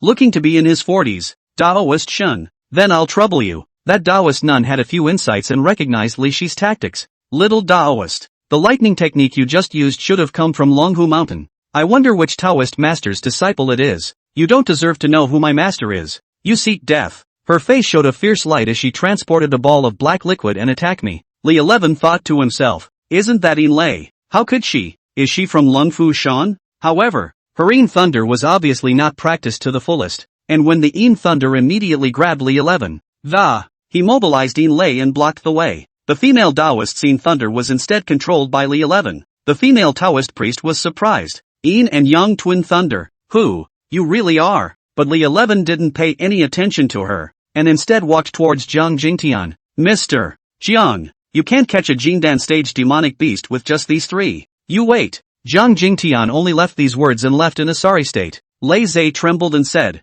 Li Taoist, today's matter has nothing to do with me. I'll just go ahead. Get lost. Don't let me see you again." Chapter 68, A Pair of Embroidered Shoes. Grandpa Zhong looked at Li 11 with a warm smile on his face. "Little Taoist master, I wonder if you have the time. How about we move inside and have a cup of tea and a chat together?" Li 11 heard this and was secretly pleased with himself. He deliberately raised his voice and said, "It's really a bit hot this day, and I'm really thirsty." However, Zhong Qining peeled his hand away from his shoulder without mercy. Then he walked into the house without looking back. Li 11 was puzzled in his mind. He couldn't help but complain. "Didn't you hug him well in front of Zhang Jingtian just now? How come you won't let me hug him once he's gone? This is not breaking the bridge." Inside the villa, sandalwood incense curled up. Grandpa Zhong asked curiously as he made tea, "I wonder where the young Taoist master comes from. Is it really a disciple of Dragon Tiger Mountain?" Li 11 gently waved his hand. "That master of mine is nameless and faceless, so it's fine not to mention it." Zhong Qining quietly approached Grandpa Zhong's ear and muttered something in a low voice. He couldn't help but be taken aback by what he heard, and looked at Li 11 with a face full of surprise. "I wonder if the young Taoist master would allow me to take your pulse." Li 11 was secretly puzzled in his heart, but seeing that Grandpa Zhong did not mean any harm, he extended his right hand. Grandpa Zhong put his finger on Li Shi's pulse, and after a moment, he marveled. "Strange. It's really strange. After spending a night with foreign spirits, the vital energy is still so strong." Hearing this, Li Shi's heart tightened. Why did this Zhong Qining guy say everything? Grandpa Zhong said seriously to Li 11. "Taoist Li, I have an idea. I would like to betroth my granddaughter to you. What do you think?" Zhong Qining completely did not expect her grandfather to suddenly say something like this. Her face instantly turned red and she pouted. "Grandpa, what are you talking about?" Grandpa Zhong said with a straight face. "Don't think I don't know. Are you pregnant with his child?" "Grandpa, how do you know?" Do you think I learned Chinese medicine for nothing for more than 50 years? I happened to rest on your wrist the other day and just realized something was wrong. Elder Zhong, if you can betroth your granddaughter to me, I am naturally willing. But there must be some conditions, right? People like them surely won't do a losing deal. Grandpa Zhong laughed. Talking to smart people is refreshing. My condition is to help me find the demonic elixir of the three-legged golden toad within 3 months. Demon pills are easy to find, but three-legged golden toads are not easy to find, let alone for 3 months. I've already inquired about the recent appearance of a three-legged golden toad in the Sakura country. You can go there and see. I wonder what you're looking for the demonic pills of the three-legged golden toad for. Grandpa Zhong smiled mysteriously. You only need to find the demonic pills for me. As for what to use them for, that's my old man's own business. Li 11 thought to himself. Anyway, I'm going to participate in the Underworld Zine Messenger selection in a month's time. If I could get the top 2 places, I would go to Sakura country, and since it was a passing favor, I agreed to do it. Grandpa Zhong added, remember, you only have 3 months. If you don't find it in 3 months, you can't keep the baby in Qinyan's belly. Okay, in 3 months, I promise to do it. After noon, Li 11 returned to Feng Chang's house alone. Just as I walked in the door, I was surrounded by the girls asking how the blind date went. After he told them everything, his gaze went to Huang Xianer, senior sister. I remember you said that you studied foreign languages. So do you know the language of the Sakura country? Don't talk about the language of the Sakura country. When my sister and I were trying to get a seal, we learned 8 languages. Then, for the next month, you will teach me the language of the Sakura country. Evening. It's time to draw lots again. With the previous experience, they had completely distrusted Feng Chang, and this time the paper ball that, they all wrote their own names. Upon seeing that Li 11 was holding Huang Xianer's name in his hand, she wrapped her arms around Li Shi's neck at once. Senior brother, you're mine tonight. They came to the room. Senior sister, you will teach me the language of the Sakura country tonight. After saying that, he opened the small video of Sakura country that Fatty had sent to him. Huang Xianer looked at the small video sheepishly and said, this is too shameful. Li 11 hammed and hawed. Only by practicing. Can you learn fast? Hearing Huang Xianer's standard pronunciation, it was really a bit of a Sakura Nation girl's flavor. Late night, the crowd had gone to bed. Suddenly, a knock could be heard from outside the door. Li 11 opened the door to see that outside the door was actually a pair of red embroidered shoes with a pair of mandarin ducks. He didn't care. Back in bed, Xianer Huang asked, what's wrong? Who's knocking on the door? No one, just a pair of embroidered shoes. The two were getting ready for bed when there was another knock. Knock on the door. Who doesn't sleep at night? Li 11 opened the door of the room again, and this time there was even another red cover. Who's so bored on a big night and isn't here to play God? Li 11 was so sleepy that he yawned, but then he looked down. The embroidered shoes and red head surprisingly disappeared. I'll rub it in. It's a hell of a thing, although he sees ghosts every day. At this time, Bai Wenxin opened the door to her room. Li 11, run, Grandma Bai is coming. What? Grandma White? The ghost woman? At that moment, a familiar voice came from the surroundings. Bai Wenxin, you've been quite happy these past few days. It's the ghost woman. She's looking for it. Didn't you say before that it would be a year before she broke through the seal? Bai Wenxin looked around nervously. Grandma Bai, I was wrong. Just spare me. Splat. Although no one was in sight, he was slapped out of nowhere. For this man, to have betrayed me. Damn it. Of course, Li 11 couldn't just sit back and wait for death, and immediately summoned that fire dragon from the Tong Tian tattoo. Due to the limitations of space, this fire dragon was far from being as huge as it was inside the Xin Tian cave. The ghostly woman said, good boy, that's what you used to break my ban. Then, a woman in a red wedding dress appeared in the room. She was covered with a red head and wearing the pair of embroidered shoes just now, although it is difficult to see the appearance. But look at the body like a young girl. Li 11 thought to himself, was I wrong in thinking before? Is the ghost woman not an old lady, but a little girl? But on second thought, you can't trust a female ghost with your body. After all, the old lady's waist that I had seen at the crossroads in the first place was also very attractive. Bai Wenxin said, Grandma Bai, just let Li 11 go. The ghost woman said, this kid, I'll take him today. After saying that, she summoned a red light and rushed towards Li 11. The fire dragon immediately blocked the front. The two forces collided, shaking the entire room. Where did the evil spirits come from? Sakurako and the others heard the commotion and came into the room. The ghost woman heatedly smiled. Young man, you have good luck with the peach blossoms. It's amazing how many little girls there are around. Li 11 laughed. If you're a little girl, I wouldn't mind having one more of you. Sakurako pretended to be angry. Hubby, you're a womanizer. After saying that, she rushed towards the ghost woman and snatched off her red cover. It was Li 11 who thought wrong. That's not the old lady. The ghost woman turned out to be a young girl with a clear face. Chapter 69. The house is haunted. Li 11 remembered that Bai Wenxin had said her name before, Bai Ling. The name suits her temperament. She's very good looking, especially those eyes that are particularly soulful. She must have been a sensible and gentle lady in life. Hey, if it's such a beautiful woman marrying me, it's not impossible. Just as he was rambling, Bai Ling suddenly spoke. You're a Jindan stage fox demon? Hu Cherry Z immediately threw the red head to the ground and glared at Bai Ling. What? Are you scared? I advise you to mind your own business. Hu Cherry Z tightly wrapped her arms around Li Shi's neck and said in a petulant manner. He's my husband. You want to marry him, so of course I can't just sit back and watch. Shucks. What husband? I see that you also want to use his body to raise your cultivation. Since we have the same objective, we might as well make a deal. How about we share the boy? Hu Sakurako laughed. Are you tired of her not dying fast enough? An evil spirit. A Jindan stage. If we split him up, can he carry it for more than a month? The ghost woman said. 1 month is enough for us to further our cultivation. Li 11 interrupted their conversation. Hey, hello, two big beauties. I'm still here. Can you guys get my opinion? Hu Sakurako stroked his face. Do I still need to consult you? Philanderer? I see your soul is being seduced by her. As soon as she spoke, her eyes blazed at the ghostly woman. 5 long tails swept toward the ghostly woman, clearly unwilling to share. Seeing the situation, Bai Ling didn't dare to easily take the strike hard, only to see her lightly leap up, easily dodging the attack. At the same time, she had a small and exquisite red folding fan in her hand at some point. With a flick of the wrist, an eerie, cold, shadowy wind whistled out, carrying a powerful force that it forced the crowd back a few steps. Seeing this, Li 11 hurriedly urged the fire dragon to. A mouthful of burning flames erupted from his mouth, aggressively attacking towards Bai Ling. However, Bai Ling's body was as agile as a swallow and flashed past. Bai Ling secretly screamed in her heart. She never expected that this time, when he broke through the seal in advance to search for the young god's body, he would unexpectedly encounter a great demon at the Jindan stage. What was even more unexpected to her was that Li Shi's cultivation level had surprisingly increased greatly in a short period of time. She knew that it was not advisable to stay here for a long time, so without hesitation, she turned around and darted towards the outside of the room. Li 11 was not willing to watch such a great beauty slip away from his eyes. He made a snap decision and led the crowd in hot pursuit. Immediately afterward, he worked the true chi in his body and released a Yin thunderbolt that, with unerring precision, he blocked Bai Ling's path.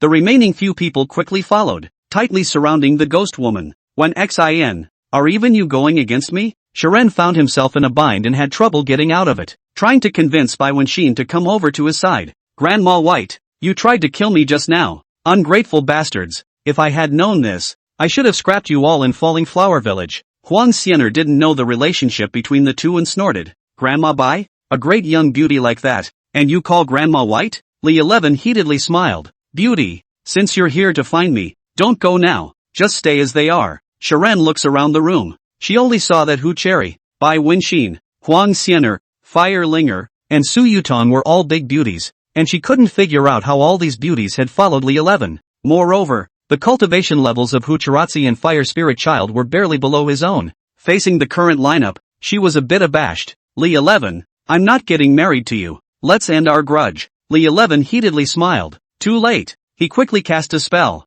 summoning a Yin thunder and attempting to bind the white spirit's hands and feet with it. However, Bai Ling clenched the spell in her hands and shouted under her breath, divide. As her words fell, a shocking scene occurred. She violently split into 7. The 7 identical white spirits fled away in different directions. Go after them. The crowd was stunned by the sudden change in they had never expected Bai Ling to hide such a stance. Despite everyone's quick reaction, they ended up defeating only 5 of these doppelgangers.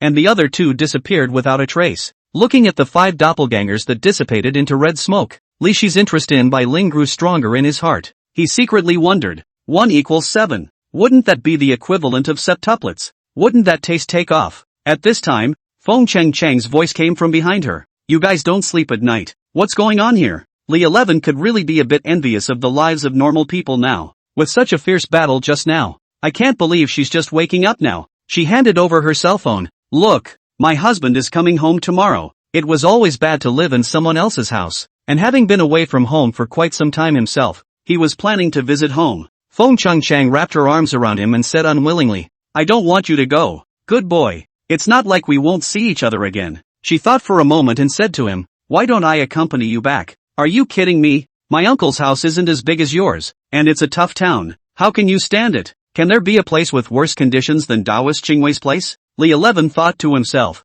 This is reasonable. On the Qingwei old man that living environment, you can't really find a place worse than his place in general. He doesn't want to bring back a married man, or his uncle might really break his legs. Stop it. You're pregnant with a child now, so you'd better rest assured that you'll be able to raise your baby here. That's fine, but you have to stay with me tonight. Several others scrambled. Early the next morning, Li 11 didn't want to go home with a bunch of shadowy spirits and mountain spirits, so alone, I set out on the road home. Su Yutang and Bai Wenxin lived in the provincial city, and the two of them went back together. Huang Xianer and Hu Cherry Zi, on the other hand, went back to the White Cloud Temple. Li 11 had just returned to town when he saw the door of his house crowded. When the neighbors saw him coming back, they quickly said, Li 11, you're finally back. Your uncle's house was haunted last night. Chapter 70, The Hundred-Eyed Lady Ghost. What the hell happened? Li 11 asked. The neighbor, Granny Li, said in horror, the Hundred-Eyed Lady Ghost. It's the Hundred Eyes female ghost coming. There has been a horrifying legend circulating in this town about a 100-eyed female ghost.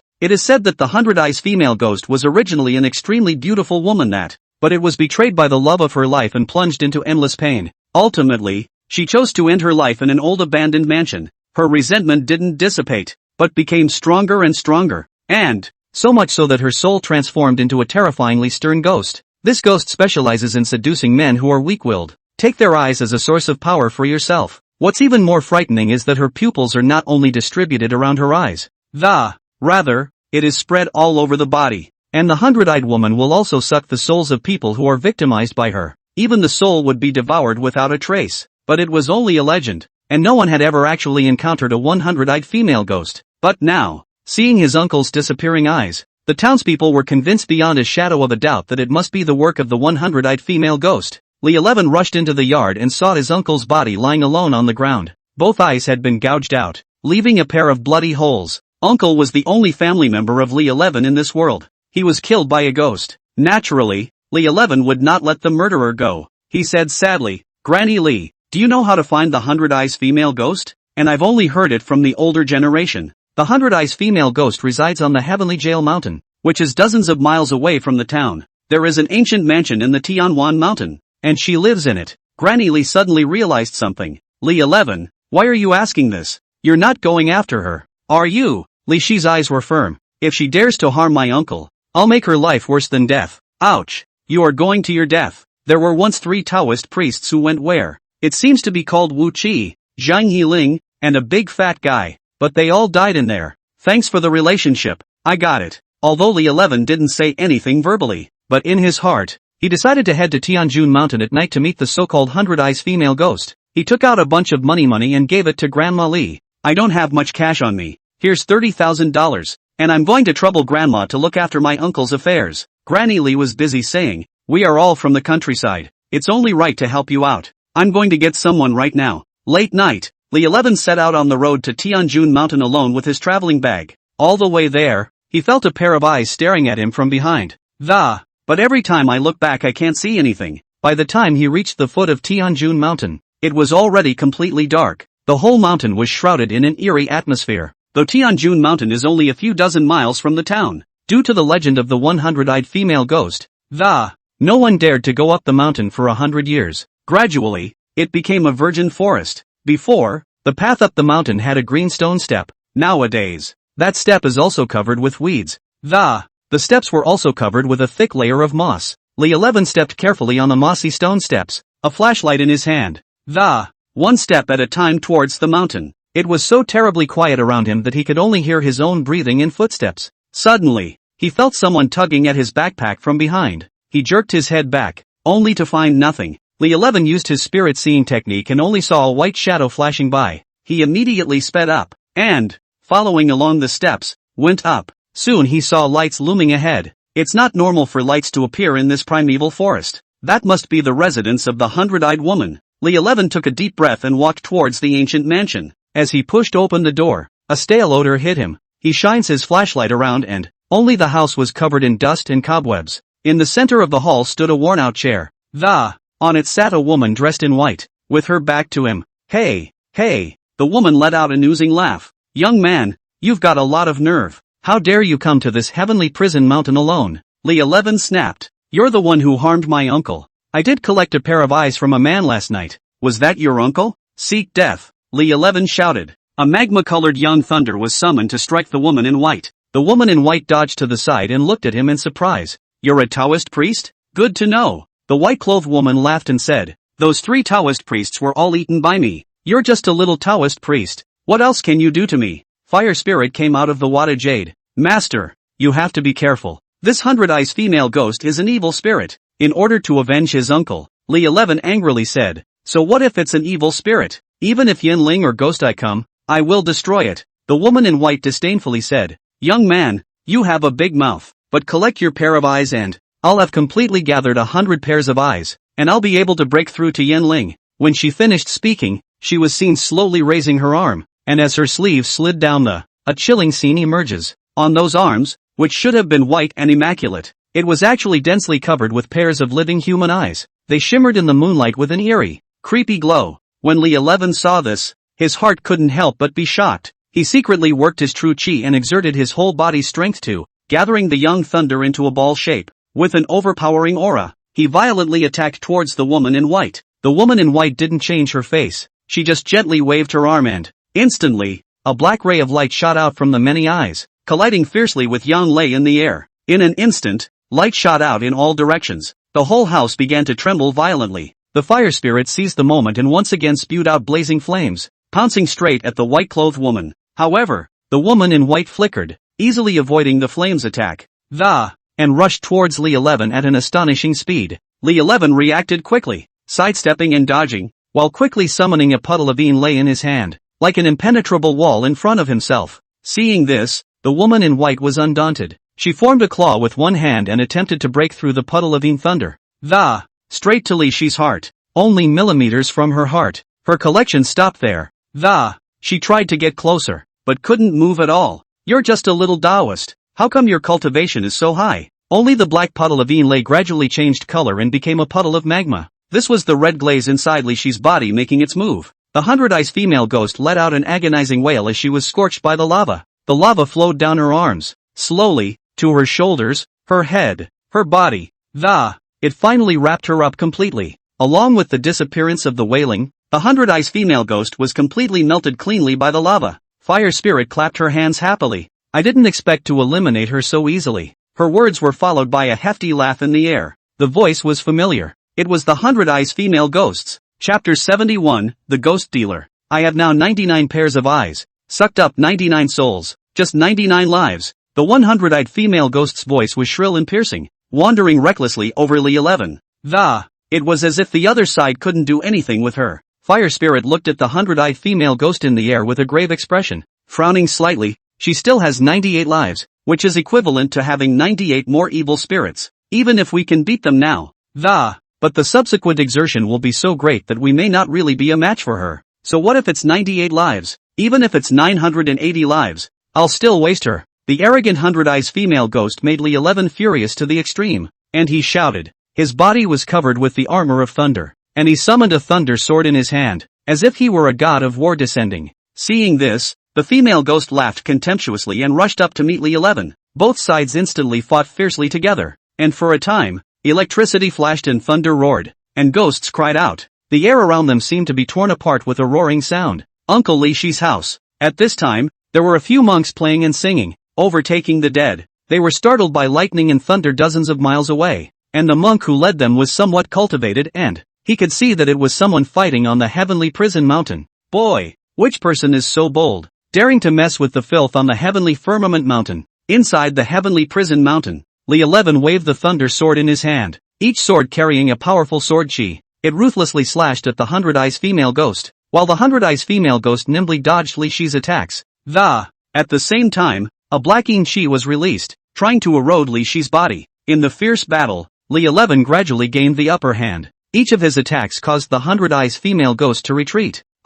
Accompanied by a miserable scream, Li 11 directly clawed through the female ghost's heart. 98 lives, gone. 97 lives, 96 lives. As the pair of eyes on the 100-eyed female ghost's arm disappeared, her life became less and less. Eventually, her arm, which had been so densely packed, became bare and, not a pair of eyes left. The 100 eyes female ghost was completely enraged. You're the first one who can push me to such a point. She took off her coat, revealed the eyes of the whole body. Li 11 had been counting how many he had exterminated, and not surprisingly, it's the 70 or so lives she has left. At this time, Li Shi's air was almost depleted, and he was also hit by the female ghost's attack earlier. He gasped and wiped the blood from the corner of his mouth, ready to charge up again. Just then, Fire Spirit said with concern, "Master, leave the rest to me. It's better if I do it." A young girl dressed in red floated out from Li Shi's stomach. Akari Lioli took a light step forward, but it created a gale, her red coat hunting in the wind,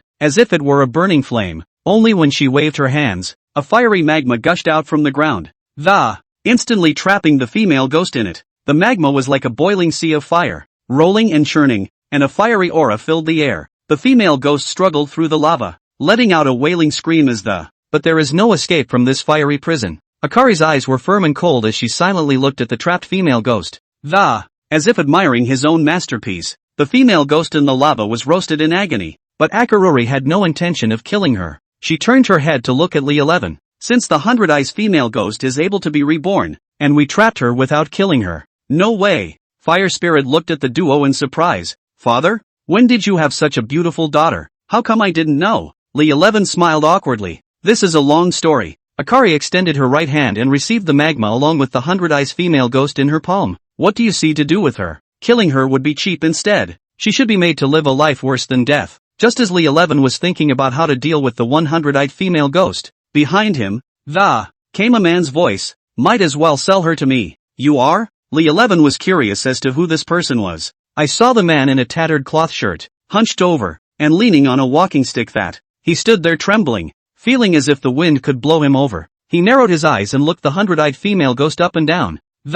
A greedy smile appeared at the corner of his mouth. My name is Qian Busan, known as Money-Selling Ghost. Fire Spirit whispered to Li 11. He should be the ghost peddler. Ghost peddler? Li 11 frowned. He had heard this word before but it's not clear exactly what the so-called ghost dealers do. Money Seller Ghost laughed, revealing a mouthful of yellow teeth. You Fire Spirit. That's quite a bit of insight. Not bad. I am indeed a ghost trafficker. The so-called ghost traffickers are similar to human traffickers. Is dependent on selling ghosts for a living? After he finished speaking, his gaze once again fell on the 100 eyes female ghost, a hint of excitement flashing in his eyes. What do you want her for? Li 11 asked coldly as he stared at the money-selling ghost. The money-seller ghost looked at the 100 eyes female ghost with colorful eyes, licking his lips. This female ghost is also considered a beauty, and it's not easy to find a female ghost with this kind of peculiar appearance. If we sell her to the Li Ghost Academy, it's sure to sell for a good price. Li 11 had heard of Li Chuan Yuan, but it was the first time he had heard of Li Gue Yuan. But judging from the name,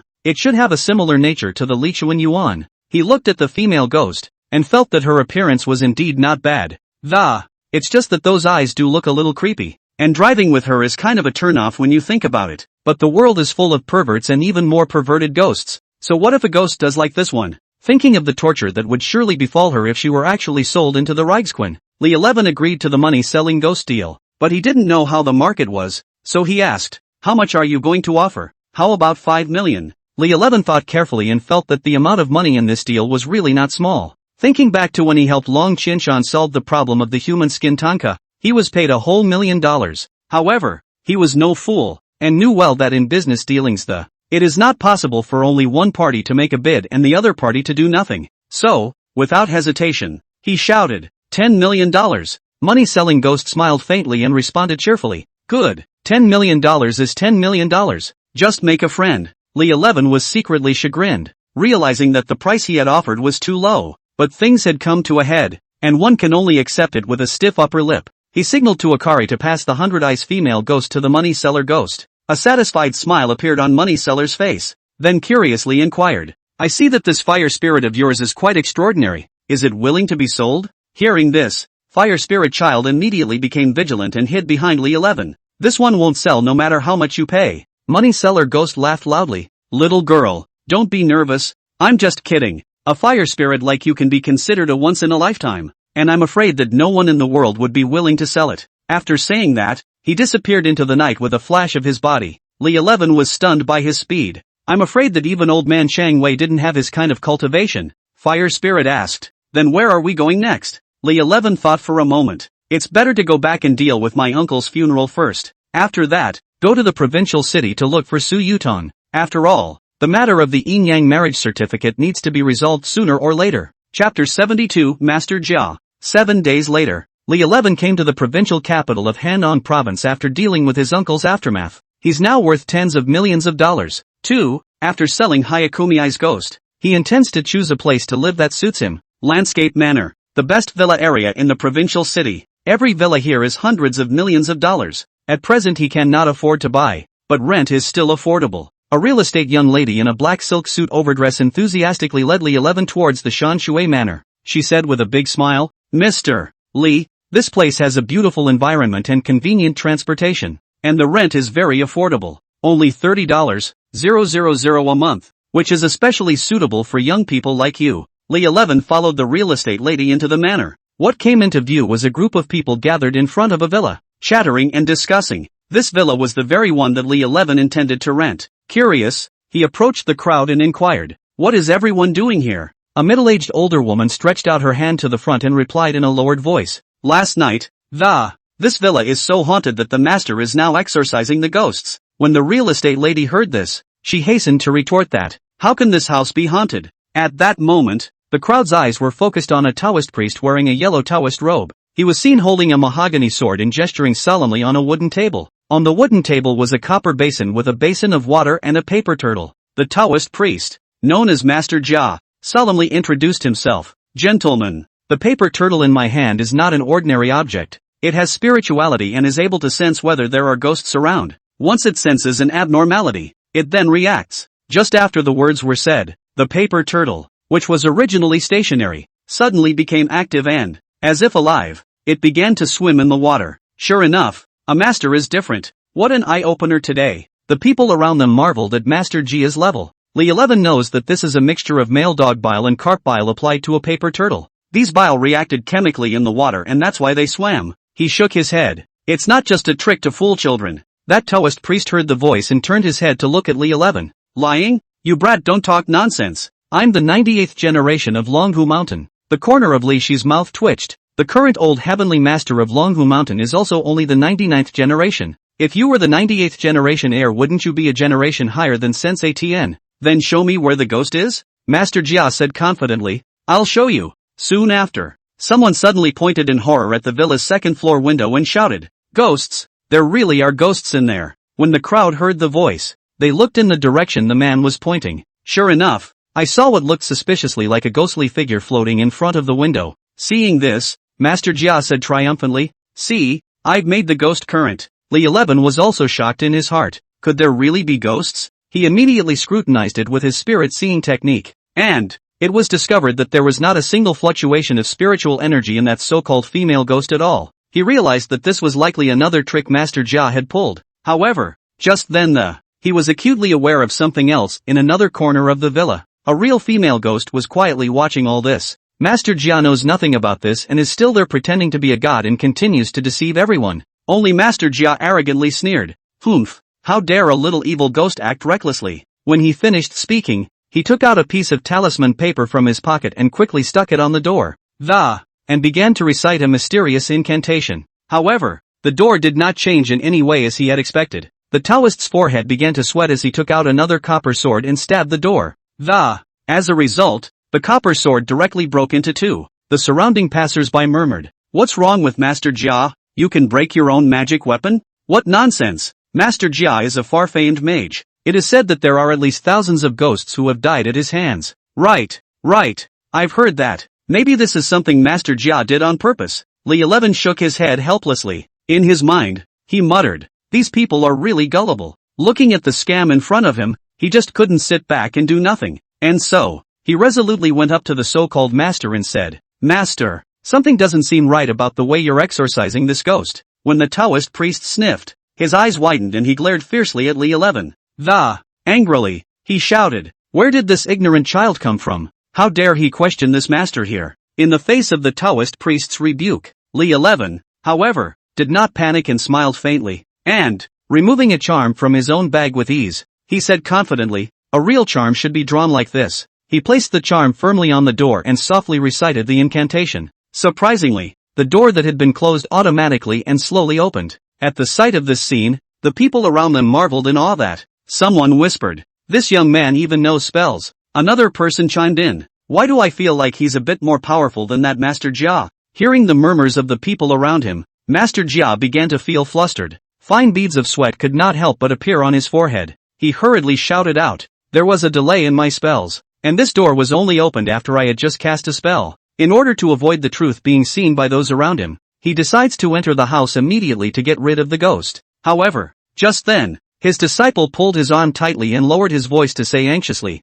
"Master, that door didn't open just now, so maybe there really is a ghost here." Master Jia was unimpressed. "What are you babbling about? How can there be ghosts in broad daylight? There must have been a problem with the mechanism we set up just now that made that kid crooked." The apprentice thought about it. He and his master had been waving around for a few years now, and he really hadn't met any ghosts. When the organ occasionally went wrong then, he said, "Master, be safe then." The crowd watched Master Jia enter the villa. The surrounding people stared nervously at the villa's gate, silently praying in their hearts that the master would be able to successfully decapitate the ghost. Their eyes revealed a sense of anticipation and hope that, after all, you don't just see things like decapitating ghosts. Time passes by. Suddenly, a terrified scream came from inside the villa. "There's a ghost!" Immediately afterward, only to see Master Jia rushing out of the villa in a panic. His face was as pale as paper and his eyes were filled with fear. As he ran, he shouted at the top of his lungs. His disciple wanted to inquire about the situation inside, but Master Jia couldn't care less. Straight through the crowd, gray and fleeing. Chapter 73, The Adorable Female Ghost. The onlookers were bewildered, and they exchanged. The talk was, "What the hell is going on here? What was that? There are still ghosts that Master Jia can't handle?" Everyone seemed very nervous. At that moment, someone turned his attention to Li 11 and proposed, "Young man, why don't you go in and take a look?" The others followed suit. Right. Don't you know spells too? Go see what's going on." The real estate young lady was so frightened that she hid tightly behind Li 11. Warily, he said, "Mr. Li, you'd better go and take a look." Li 11 frowned and looked at her with dissatisfaction. Questioning, "I thought you said this villa wasn't haunted?" The real estate lady, pale and full of horror, stammered out a reply. "I'm sorry, it was I who lied to you. There was indeed a murder in this villa before." Li 11 sighed helplessly and thought, "These people are really troublesome." But then he felt a little curious because he could sense that it should be a female ghost inside. It had been some time since he had made the acquaintance of a new female ghost, and a twinge of anticipation welled up in Li Shi's heart. Decides to walk into the villa to become friends with this mysterious ghostess. As a matter of fact, the moment he stepped into the villa, he was acutely aware of the presence of the female ghost.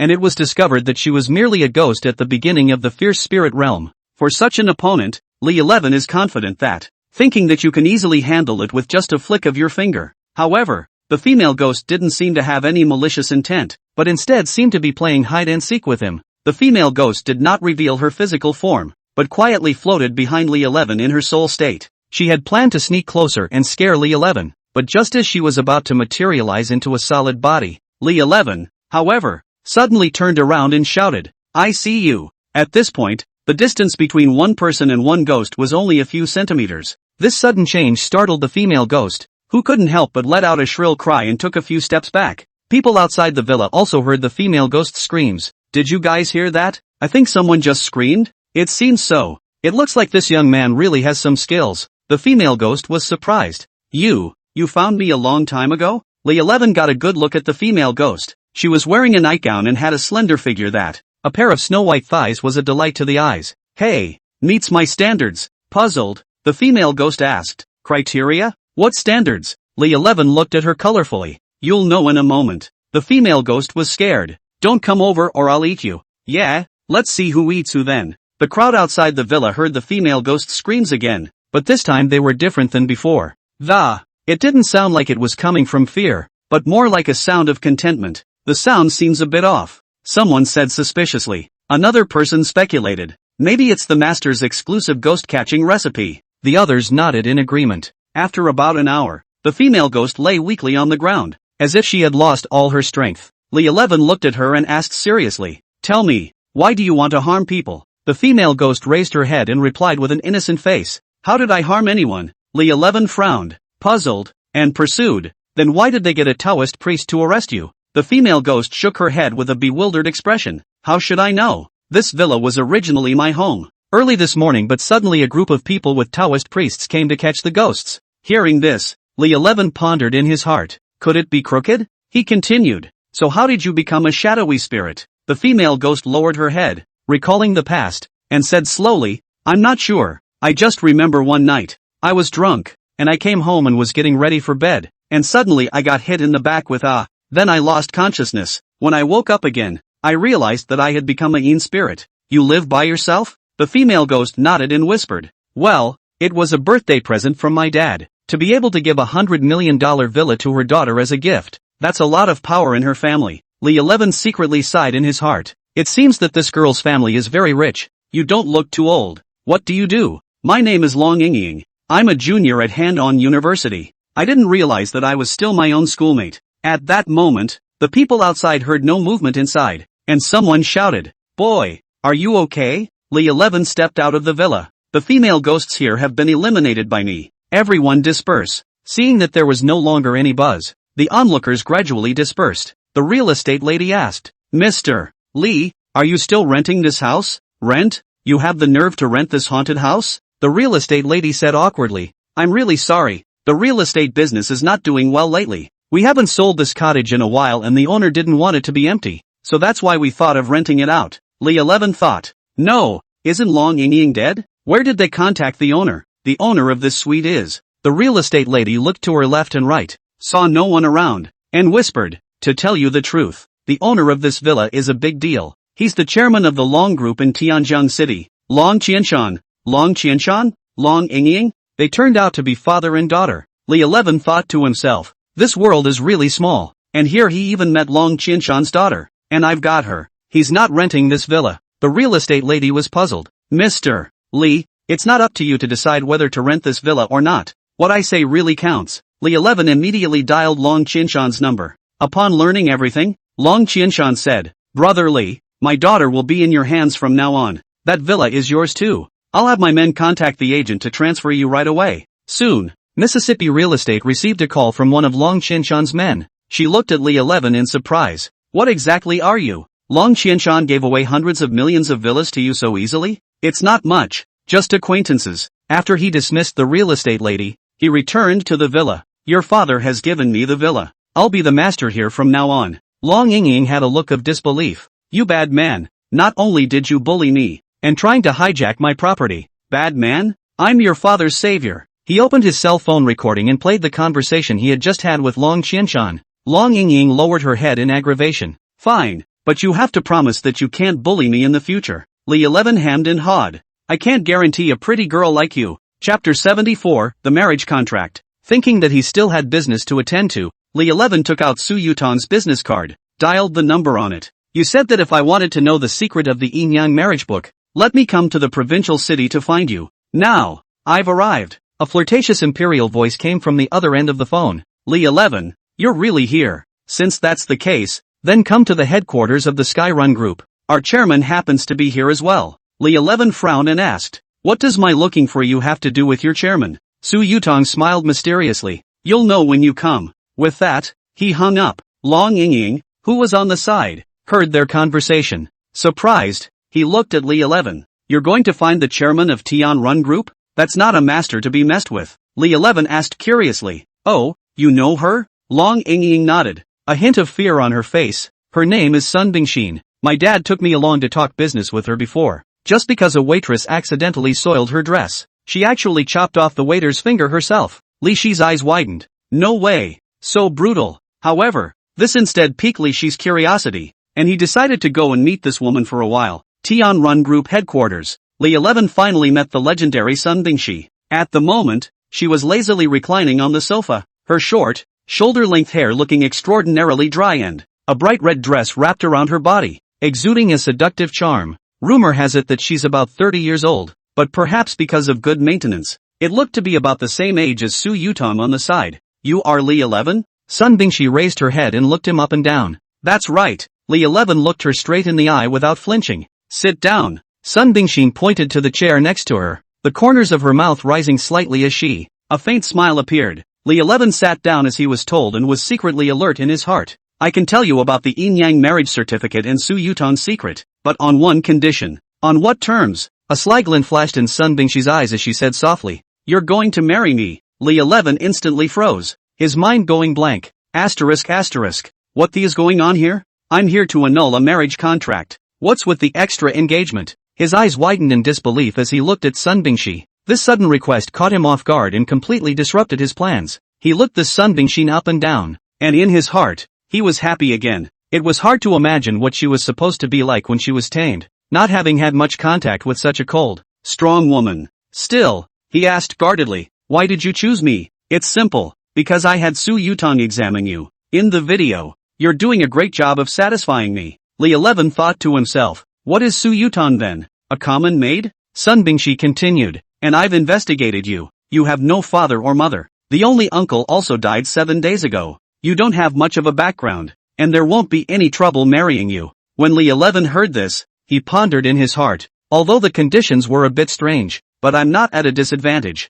and it wouldn't be a bad idea if I could unlock the secrets of the Yin-Yang marriage book and Su Yutang. Okay, I promise you, but I have one request. I need to set the time for the wedding. 11 Li decided to take the deal first. The corner of Sun Bingxi's mouth rose slightly. Yes, I hope you won't let me down. Now, you can ask what you want to know now. You should know that Su Yutang is a ferocious spirit, so why let her work for you? And what does her Hatan Jade have to do with Yanling? Sun Bingxi told him everything. Yanling is the ancestor of the Sun family. A year ago, she was hunted down by the Taoist priests of Luohua mountain and almost lost her soul. In order to save her life, she sealed all her cultivation within the Hatan Jade. Only a trace of spiritual energy was left behind to attach itself to the soul of the recently deceased Su Yutang. To come back to life again, you need to use a Yin-Yang marriage certificate and a person with the body of a young god. Su Yutang remembered Li Shi's birthday and verified it through the 8 characters. He's the one who has the body of the Yang god, which led to Su Yutang going to the internet cafe late at night.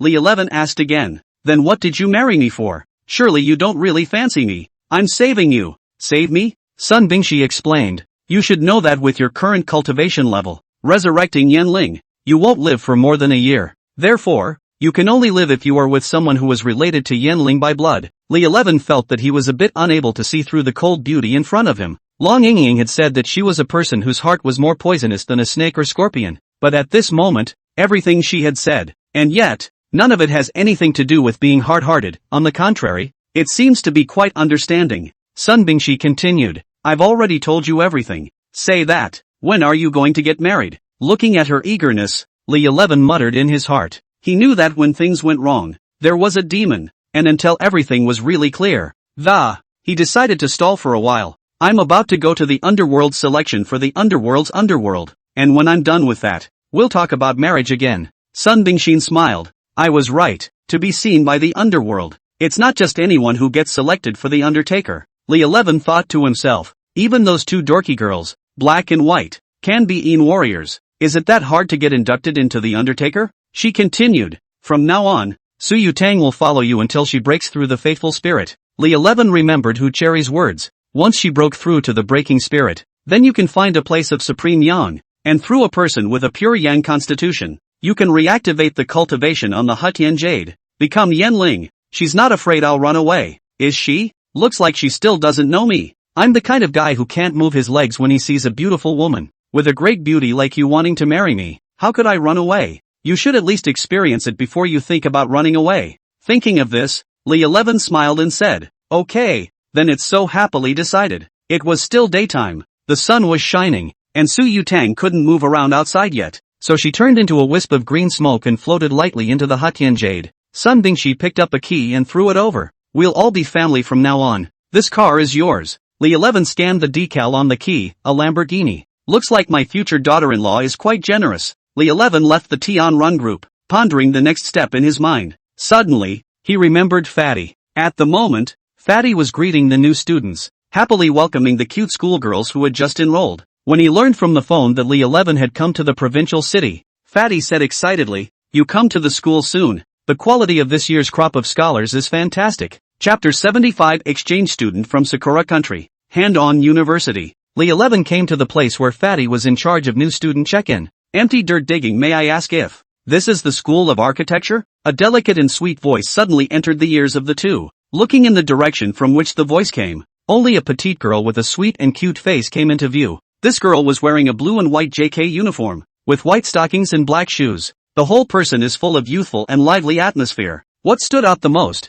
however, was her long, shiny black hair that, it fell like a waterfall over her shoulders and gave off a charming shine. Wow! Fatty's eyes widened and he couldn't help but let out a gasp. They just noticed that the girl spoke with a thick, exotic accent that, and the Mandarin is extremely poor. Looking at her dress again, she was obviously a cute girl from the Sakura country. Ha! There are foreign students starting to come to the school? Lee 11 curiously asked Fatty in a low voice. Fatty shook his head, a blank look on his face. I don't know. The two looked at each other and instantly understood each other's minds. Immediately afterward, they simultaneously caught a hint of impishness in each other's eyes. Just then, Lee 11 reacted quickly and didn't hesitate to come up to the conversation. That's right. This is the School of Architecture. Just as the fat man was feeling lost because he was moving a step slower, the Zhao Mingming's roommate, Li Man, came from not far away. Fatty greeted him with a smile on his face. Man, what brings you here? I just got a message from my counselor. She said that an exchange student from Sakura country is coming to our class this year. She's afraid you guys don't know Sakura language, so she sent me over to pick it up. Lee 11 hurriedly said, schoolmate, so I won't trouble you. Actually learned the Sakura language. Then he pointed to the JK girl, and she's already here. When Lee Man saw Lee 11, a look of surprise appeared on her face. Senior, what are you doing here? Lee 11 smiled and patted Fatty's shoulder. Replied, I was worried about the hard work of the underclassmen and came to help with orientation. Hearing this, Lee Manmu thoughtfully remembered when she first enrolled in school. Right, when I enrolled in school, it was the senior who received me too. She turned her head to look at Lee 11 and said with a smile, since senior has come in person, then I'm relieved. After that, he talked happily with the JK girl. The fat man on the side gently touched Lee 11 with his elbow and asked in a lowered voice, dude, tell me honestly, did you learn this cherry blossom language from a movie? Lee 11 looked at him with a puzzled look on his face. Rhetorically, he asked, have you ever heard such pure words from the land of cherry blossoms in a movie?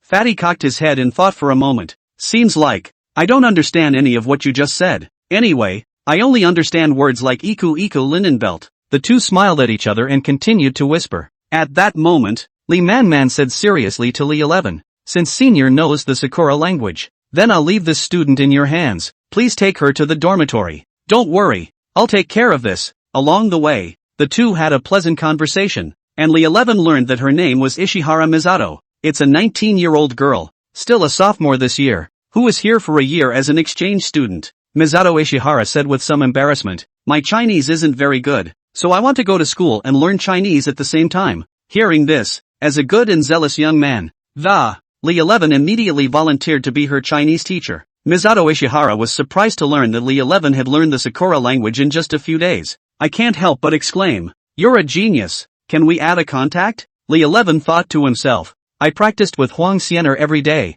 so of course I learned fast. You'd learn faster if you practiced with me every day. I have to admit that the school does take very good care of exchange students. The best dormitories at Han-On University are usually quadruple occupancy. Exchange students, however, are treated to double occupancy, the same as PhD students. After helping Misato Ishihara move her things, she said gratefully, let me buy you dinner tonight. Lee 11 was secretly pleased in his heart, thinking that the sister of the Sakura country really knew how to repay her kindness, merely helping to carry luggage and actually thinking of buying dinner. He took Misato Ishihara to a Japanese restaurant, a foreign country after all. It's still a blessing to be able to eat hometown food. She kept praising the authenticity of the cooking here, and kept pouring wine for Lee 11 as she did so. I don't realize it's late at night. Ishihara Misato's voice was so soft that it seemed as if it could drip water. Senior, it's a little too dark too. I kind of don't remember the way, so why don't you take me back to my dorm? Lee 11 looked at the staggeringly drunk girl in front of him and couldn't help but feel a trace of pity in his heart. It was hard to say no when she so passionately requested that he escort her home. Lee 11 reached out his hand and gently supported Ishihara Misato. However, when his fingers touched her arm, a strange sensation instantly traveled through his body. It was a strange and powerful force that made Leishi's nerves immediately tense up. She's not human. He was secretly shocked, and immediately mobilized the spiritual energy in his body, casting the spirit-seeing technique. Trying to see Misato Ishihara's true colors. Just then, Ishihara Misato's figure changed in Lishi's eyes. The original image of a beautiful and lovely young girl has disappeared. In its place was a cat-headed loli with 2 tails. Her eyes twinkled with cunning and a mysterious smile hung at the corners of her mouth. Lee 11 was shocked in his heart, but he did not immediately reveal Ishihara Misato's identity. Instead, he decided to remain silent and secretly observe her every move. After all, the purpose of a cat demon disguised as an exchange student from the Sakura country was bound to be uncomplicated. Together they turned into a dark alley, and Misato Ishihara pretended to take advantage of her drink too. Staggering to Lee 11, she looked at him with drunken eyes and asked softly, "Senior, do you like me?" Her voice was as melodious as heavenly music, with the characteristic softness and gentleness of a sister from the Sakura country. Enchanting. Lee 11 nodded silently, his eyes revealing a hint of tenderness. Misato Ishihara's face blossomed into a wide smile when she saw this and, continuing, "I like Senior too. Can you be my boyfriend?" If it was an ordinary person who was faced with a confession from a girl like that, he would definitely fall for it. But Lee 11 is also a person who has eaten and seen, although he verbally agreed to. But there's a heartbeat left. Misato Ishihara stood on her tiptoes and wrapped her arms around his neck. Although Lee 11 cooperated, he secretly summoned Yin thunder around him. Chapter 76, The Two-Tailed Cat Again. I have to admit, Misato Ishihara is soft and sweet. Suddenly, Lishi's heart tightened as he clearly felt a cold killing intent. Almost instantly, he did not hesitate to cast Yin Lei, putting Ishihara Misato firmly under control. Then he quickly took a step back, his eyes locked on his opponent. It was only in Misato Ishihara's originally rosy cherry mouth that it actually revealed 2 long, sharp tiger teeth that flashed with a cold light. The corner of Lishi's mouth rose slightly, and a hint of teasing flashed in his eyes. "Kitten, how does it feel to be caught by me?" Ishihara Misato stared at Lee 11 with wide eyes and a face full of shock. The drunkenness on his face instantly dissipated to nothing. She gritted her teeth and said viciously, "Who the hell are you? Why did you find out my identity?" She fought and struggled, trying to get out of the Yin Lei's grip, but it was all in vain. Lee 11 gently pinched her lovely face and said in a flirtatious tone, "Don't be in a hurry. Let's start with yourself. What exactly is the purpose of coming here under the guise of an exchange student?" "Humph, who's pretending? I was originally an exchange student." Misato Ishihara glared angrily at. No weak rebuttal. Lee 11 hammed and hawed, his eyes filled with cunning and menace. "It's come to this, still refusing to tell the truth. It seems you must be taught a little lesson before you can do so." With that, he reached out his hand and grabbed at Misato Ishihara's clothes. She panicked and said with a sobbing voice, "Don't you strip me of my clothes?" I'll tell you everything. It's true that I'm an exchange student sent by the Sakura country, but I actually have another identity. I'm a cat again." Lee 11 had heard about the legend of Cat Again. It was a cat demon with 2 tails unique to the Sakura country. "So what exactly is your purpose here?" "It was Lord Demon King who ordered us to come. He asked us to collect the souls of the humans in your country." "The Demon King dispatched you? And more than one?" Misato Ishihara nodded. "I'm not sure exactly how many, but our mission this time is for each of us to collect 100 souls in a year." "And how much have you already collected?" She pouted with an aggrieved look. "You were my first target for that, but you caught me just as I made my move." Then she looked at the other party pitifully. "Senior brother, can you let me go?" Who let Lee 11 have no resistance to pretty girls? He sighed, thought for a moment, and said, "It's okay to release you, but you can't harm anyone in the future." She nodded vigorously. "I promise." After Lee 11 retrieved the Yin thunder, he looked at her in a bad way. "Elementary school sister, what did you just say about being my girlfriend?" Ishihara Misato subconsciously covered her body. "What do you want?" "Doing what boyfriends and girlfriends do, of course." She hesitated and looked around. "It's not good that it's still out here." Lee 11 heatedly smiled. "Anyway, it's dark here and there's no one. That's what makes it exciting." Half an hour later, it was at this moment that the sound of a fierce fight reached Lishi's ears. It also caught Misato Ishihara's attention. She frowned and said, "What's that noise? It sounds like someone is fighting." Lee 11 was immediately alert. Go check it out." However, Ishihara Misato was a little reluctant to leave, and she gently took Lishi's hand and, pouting, she said, "Gee, wait until we're done." Lee 11, however, had an uneasy feeling welling up in his heart, and he felt that the fight seemed to be related to him. "No, I have to go check it out." The 2 men hurried to the scene, and, as he had expected, only to see that a fierce monk was entangled with a woman who turned out to be Baiwen Shin. Lee 11 was instantly enraged and cursed in his heart. "Damn! How dare you touch my woman?" Without hesitation, he drew out his thunder whip and charged towards the monk. Seeing this, the monk cursed. "Where did that brat come from? How dare he spoil my good deed? Evil monk, You dare to touch my wife. I think you're tired of living. The monk laughed out loud. Kid, daring to take a Yin spirit as your wife. I think you're the one who's had enough of living. Bai Wenqin said beside him. This monk is a ghost trader. Don't talk nonsense with him. Just destroy him. A ghost dealer? Isn't that the same as the old man we met at Tianjun Mountain? Li 11 was shocked in his heart. If Bai Wenqin really fell into their hands, the consequences would be unimaginable. Thinking of this, Li 11 did not hesitate to rush into the battle circle and fight alongside Bai Wenqin. Bai Wenqin warned with concern. His cultivation isn't low. You have to be careful. Li 11 nodded his head slightly and without saying anything more, he operated the Yin-Yang thunder with both hands at the same time. An attack was launched towards the evil monk. When the evil monk saw this, a hint of surprise appeared on his face.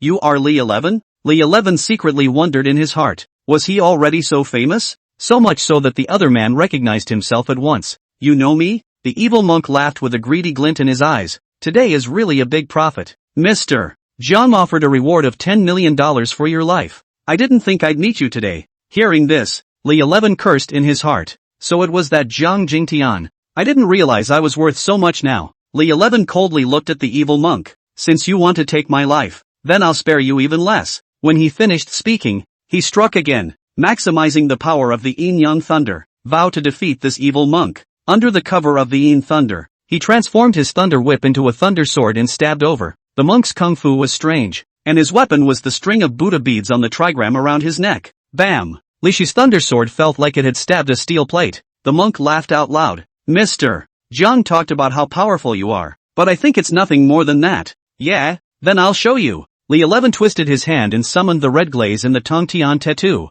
The monk was surprised. Tong Tian tattoo. He already knew he was no match for the fire dragon, and pulled his legs out to run. But how could Li 11 give him a chance? The fire dragon quickly flew towards him. How could he, a human, carry the scorching heat of the magma flames? Soon, amidst the screams, it was reduced to ashes. Bai Wenqin took Li Shi's hand. Thanks to you tonight. Misato Ishihara also ran over. So you're that good. Luckily I was quick to beg for mercy. Otherwise wouldn't you end up with him? Bai Wenqin secretly pinched his arm and gritted her teeth. And where did you meet this sister from? Ouch. Ouch. Let me explain. Chapter 77, Bombing the Kitchen. Late night, Li 11 returned to the villa alone. He was acutely aware of several pairs of eyes peering at him from behind. In the dark, it felt like being stared at by a poisonous snake. However, he pretended to be oblivious and continued to walk unhurriedly. As it turned a corner, it suddenly disappeared like a ghost into the night. The three men who had been following him frowned as the one in the lead frowned when he realized that his target was missing. Cursing in a low voice,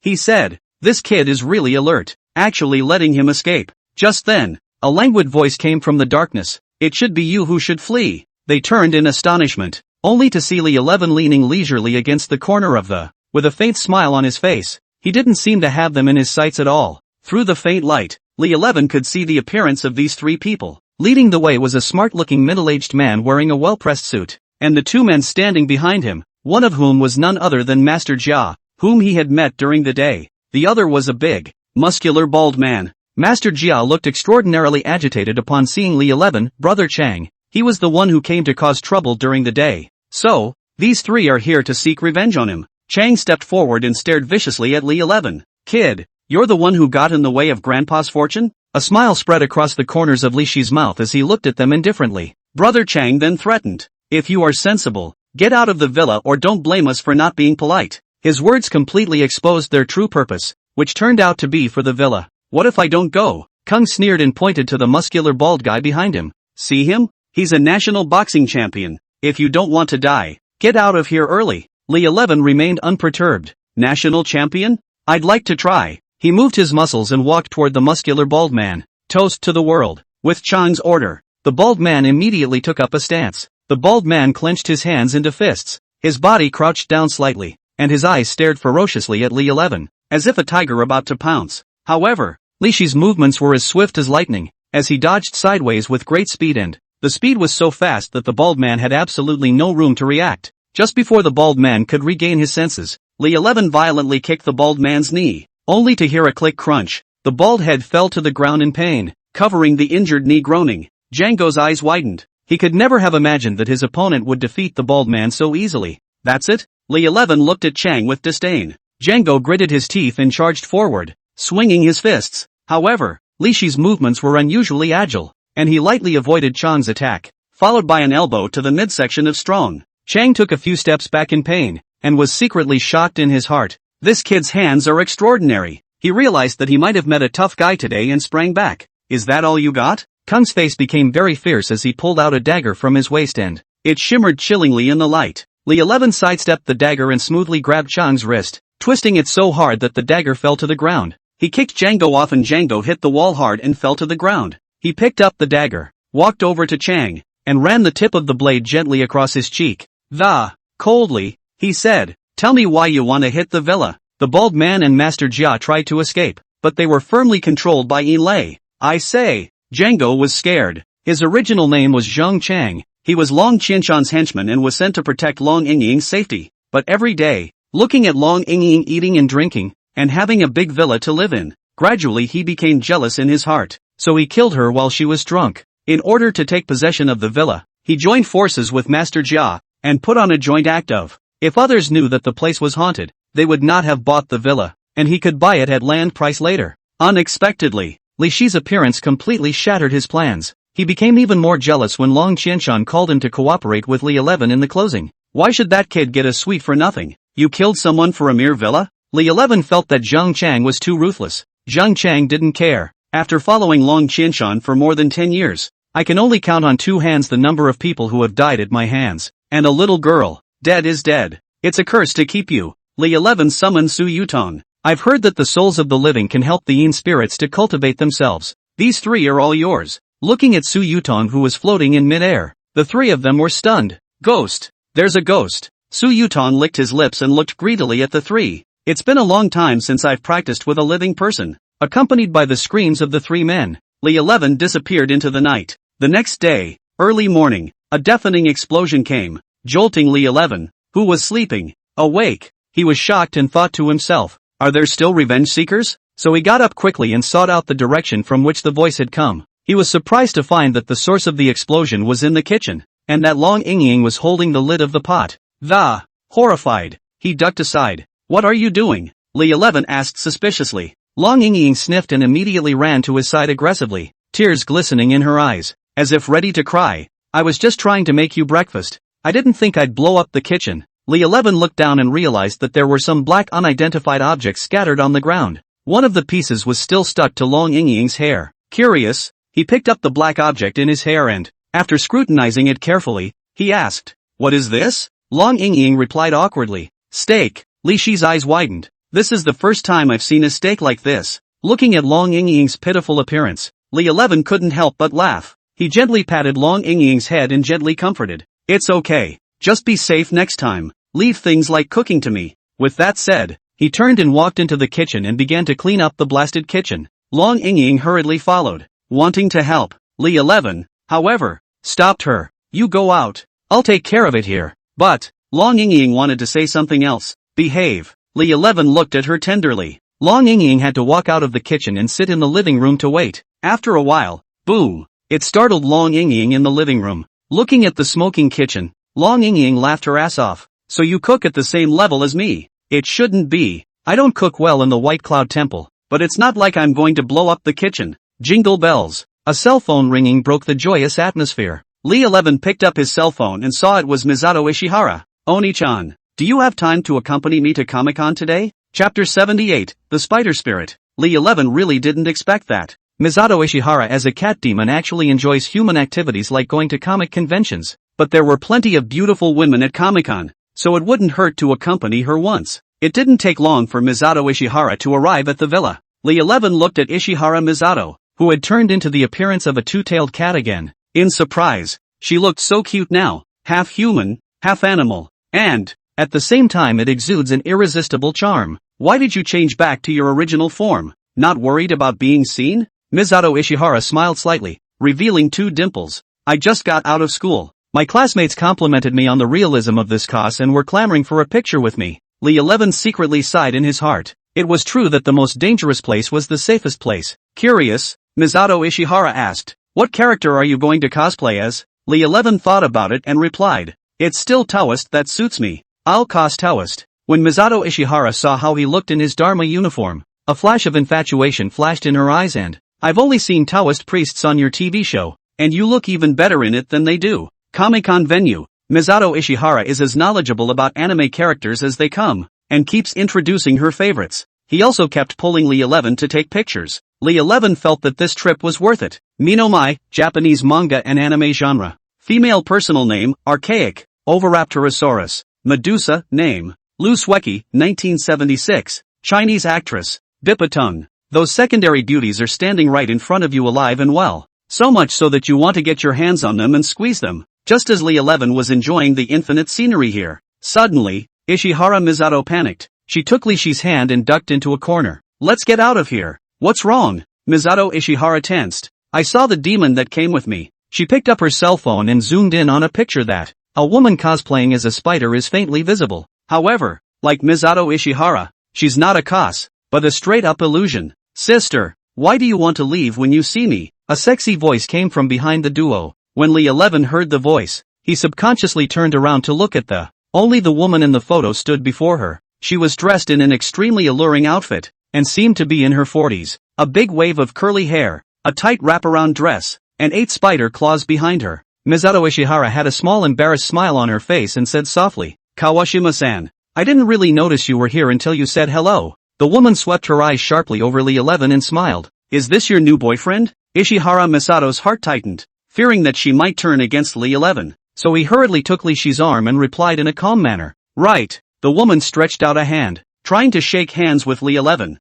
And introduced herself. My name is Aoi Kawashima. Please teach me more. However, Lee 11 had no intention of shaking her hand and just responded faintly. My name is Lee 11. When Aoi Kawashima saw this, the corners of her mouth rose slightly. You guys have fun. Before she left, she made a point of throwing a wink. Looking at Kawashima Aoi's back as she left, Lee 11 couldn't help but frown. In a low voice, she cursed, what an old woman in her 40s. What a disgrace to old age. After she walked away, Lee 11 turned his head to look at Misato Ishihara. Why are you so afraid of her? Ishihara Misato said. I'm still worried about you. She's a Jindan stage spider spirit. She's already killed a lot of men in the Sakura Kingdom. I'm afraid she'll take your life. A mere Jindan stage. If she dares to cause trouble here, I'll let her die without a burial place. Misato Ishihara tensed. She's not just any spider spirit. She's from the Lorelei clan. A Lorax? What's that? Misato Ishihara explains that a lorikeet is a poisonous spider. They like to seduce young men during the day, and usually have fun for 3 days before reverting to their original form as spider spirits at the stroke of midnight on the night of the full moon. Sucks human blood and takes the man's head for consumption. Today is the 15th day of the lunar calendar. Then won't she be harming people? Misato Ishihara said. She must be looking for young men right now. Just stay out of her business. We'd better get going. Lee 11 looked back, and she was indeed striking up a conversation with a young man. However, he thought to himself, at her age, is there really a man who isn't a picky eater? Suddenly, a question occurred to him, since there were 2 demons here, Misato Ishihara and Aoi Kawashima. Could there be other demons? He immediately activated the spirit looking technique. This look was not to be taken lightly. A quarter of those cosplayers present were demons turned. They say the cosplayer scene is messed up, but it turns out it's this kind of messed up. 11 Lee took Misato Ishihara on a long stroll around the rest of the city. I didn't get home until after 11 o'clock at night. He just opened the door and saw Bai Wenxin sitting on the sofa. Not good. Misato Ishihara and I have more than likely been found out. He turned his head and tried to leave, but he was pushed back onto the couch by Bai Wenxin. Not only did she not get angry, she instead looked at Lee 11 flirtatiously. Did you have fun today? Lee 11 thought to himself. How did he become so gentle? Could it be that he is possessed by Su Yutang?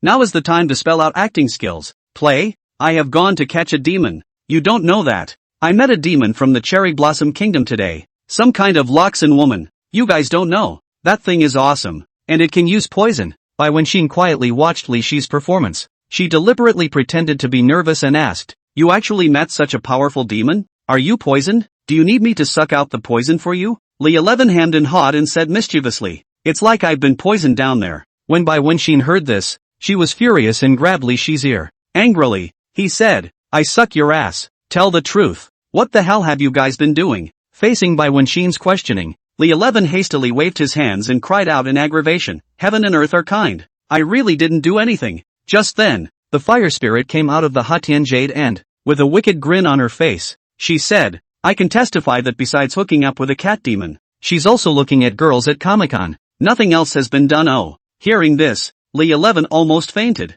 secretly screaming in his heart, oops, what 1,000 plans, but I forgot that the fire spirit was still hidden inside the Hutian jade. Li 11 hurriedly explained, listen to me, I went to the Comic-Con solely to do God's will. Hearing this, even fire spirit was baffled. Were the two related? Chapter 79, The Spider Spirit Does It. The Cherry Blossom Kingdom has sent hundreds of Yin spirits and demonic beasts. There should be a big move in the near future. Li 11 sent the photographed spider spirit to Bai Wenxin. Bai Wenxin looked at the photo. His brows furrowed as he fell into deep thought. This reminds me, it's rare for the Yin spirits of various countries to cross borders in such large numbers. Could it be that the Sakura country is really up to some kind of conspiracy? Seeing her reaction, Li Shi's heart rejoiced and, hastily, he said, now you should believe me. Bai Wenxin glanced at him and said helplessly, alright, count me as having wronged you. You take an early rest. After saying that, she was ready to leave the villa, but was left behind by Li 11. Early the next morning, Li 11 was still immersed in dreamland, suddenly awakened by a sharp knock on the door. He rubbed his sleepy eyes and walked impatiently to the door, opening it to see that it froze. What stood before her eyes was surprisingly a young woman in her 20s. She was tall, fair-skinned, with long, shiny black hair that fell over her shoulders and, it gives off a charming aroma. At this time, she was wearing a muslin nightgown, and the spring light inside was hidden from view. It makes your heart beat faster. Her face was filled with horror, her big beautiful eyes filled with helplessness and fear. Li 11 couldn't take his eyes off her as he looked at her. Just then, the young woman violently grabbed Li Shi's hand and said in a trembling voice, Master Li, help me. Li 11 came back to his senses and said, do we know each other? The young woman said anxiously, the day before yesterday, the master came here to get rid of the ghosts, and I was standing right next to him. I know that master's magic is limitless, and that's why I've come to find master. Li 11 nodded. Oh, so that's how it is. Then what is it that you are looking for me for? Master, something has happened to my family. Please do help me. What's the matter? Come inside. At this time, Bai Wenxin also walked down in her pajamas, and seeing the young woman dressed in such a sexy, her face sank and she secretly pinched Li Shi's arm. You'd better explain. Li 11 grimaced in pain. You've wronged me. She's here to do something for me. Who wears pajamas in the middle of the day to find someone to do their business? Bai Wenxin glared at him. Seeing Bai Wenxin's misunderstanding, the young woman hurriedly explained. Sister, don't misunderstand. I was afraid because of that's why I didn't have time to change. Her name is Yin-Yang and she also lives in this villa area. Last night, when he saw that his husband didn't come home, he went to bed early thinking that he was out socializing. During the night, she heard a rustling downstairs and went downstairs to check out Instead, he saw a huge black spider. The spider took up half the living room and its legs alone were several meters long, and it was nibbling on her husband's body. Yin-Yang fainted at the sight before her. Until just now, it was a wake-up call. She immediately thought of Li 11 as a ghost removal master, which led her to look for him without stopping. Go! Let's go check it out. According to Yin-Yang's description, that black spider from last night was more than likely the new complex woman from Sakura Nation. Yin-Yang led the way while staying close to Li 11, afraid that the big spider would suddenly run out. When he entered Yin-Yang's house, a strong smell of blood came straight to him. A man is lying on a couch in the living room while his head has been chewed off. This Misato Ishihara describes the new complex woman victimizing people exactly the same. Li 11 looked at Yin-Yang, then at his husband, and muttered in his heart that, it doesn't make sense. I've seen that new Lu woman before, although she's got a few good looks, but the outward appearance is also that of an old woman in her 40s, and her husband let go of this flower in the house to go to an old wildflower outside? Yin-Yang subconsciously covered her chest when she saw that Li 11 was sizing herself up. How old is your husband? Li 11 asked. It's 50 already. Li 11 cursed. Asterisk. So it's an old cow eating young grass. With that old man's age, it would explain why you can look at a new 40-something lovelorn woman. Dead man walking. A sharp cry came through the door, and it turned out to be a neighbor who saw several men standing in the doorway and, curious, he came over to join in the fun, but ended up losing his voice at the body in front of him. Soon, the surrounding area was filled with people watching. Someone recognized Li 11 at a glance and asked in surprise, isn't this Master Li? Why are you here too? Is this place haunted again? Yin-Yang nervously explained, it's a spider. A spider spirit came to my house last night. Hearing this, someone couldn't help but be taken aback, and hurriedly asked after him, was that a spider spirit last night? Yin-Yang nodded. The man continued, I came home late last night and, I vaguely saw something huge with multiple legs in her house. I thought at the time that it was a shadow spreading from the light shining on the wall. I didn't realize it was a spider spirit. At this point, someone anxiously shouted, "Then don't call the police." Another person said in disbelief, "What are you afraid of? It's not that Master Li is here." However, just then, a sudden commotion came from the crowd. It turned out that those onlookers were feeling dizzy and nauseous and their bodies began to shake. Their faces were pale. Beads of sweat broke out on their foreheads. It seemed to have been affected by some unknown force. Some people even fainted directly to the ground. Unconscious. Not good. It's the spider's toxin. Li 11 immediately took out a yellow talisman and a spell was recited and then it was attached to the body. In an instant, the yellow talisman actually burned and emitted a green flame. This is, when Xiang looked at the scene in surprise, this is removing the toxins from the corpse. Li 11 said with a serious expression. That spider is so poisonous that the toxin evaporates into the air. And if you don't get rid of it, you won't be able to have this villa at all. The onlookers then felt much more comfortable. It's true that they are masters. Once they make a move, it's different. Soon the police came. After questioning them, they felt it was a bit tricky, but they had to take the body away. The matter had been dealt with and Li 11 was ready to go back, but he was pulled back by Wen Xiang. Master Li, can I stay at your place first? I'm scared. Looking at Wen Xiang's charming appearance, Li 11 immediately softened his heart. It really isn't safe for you to be alone.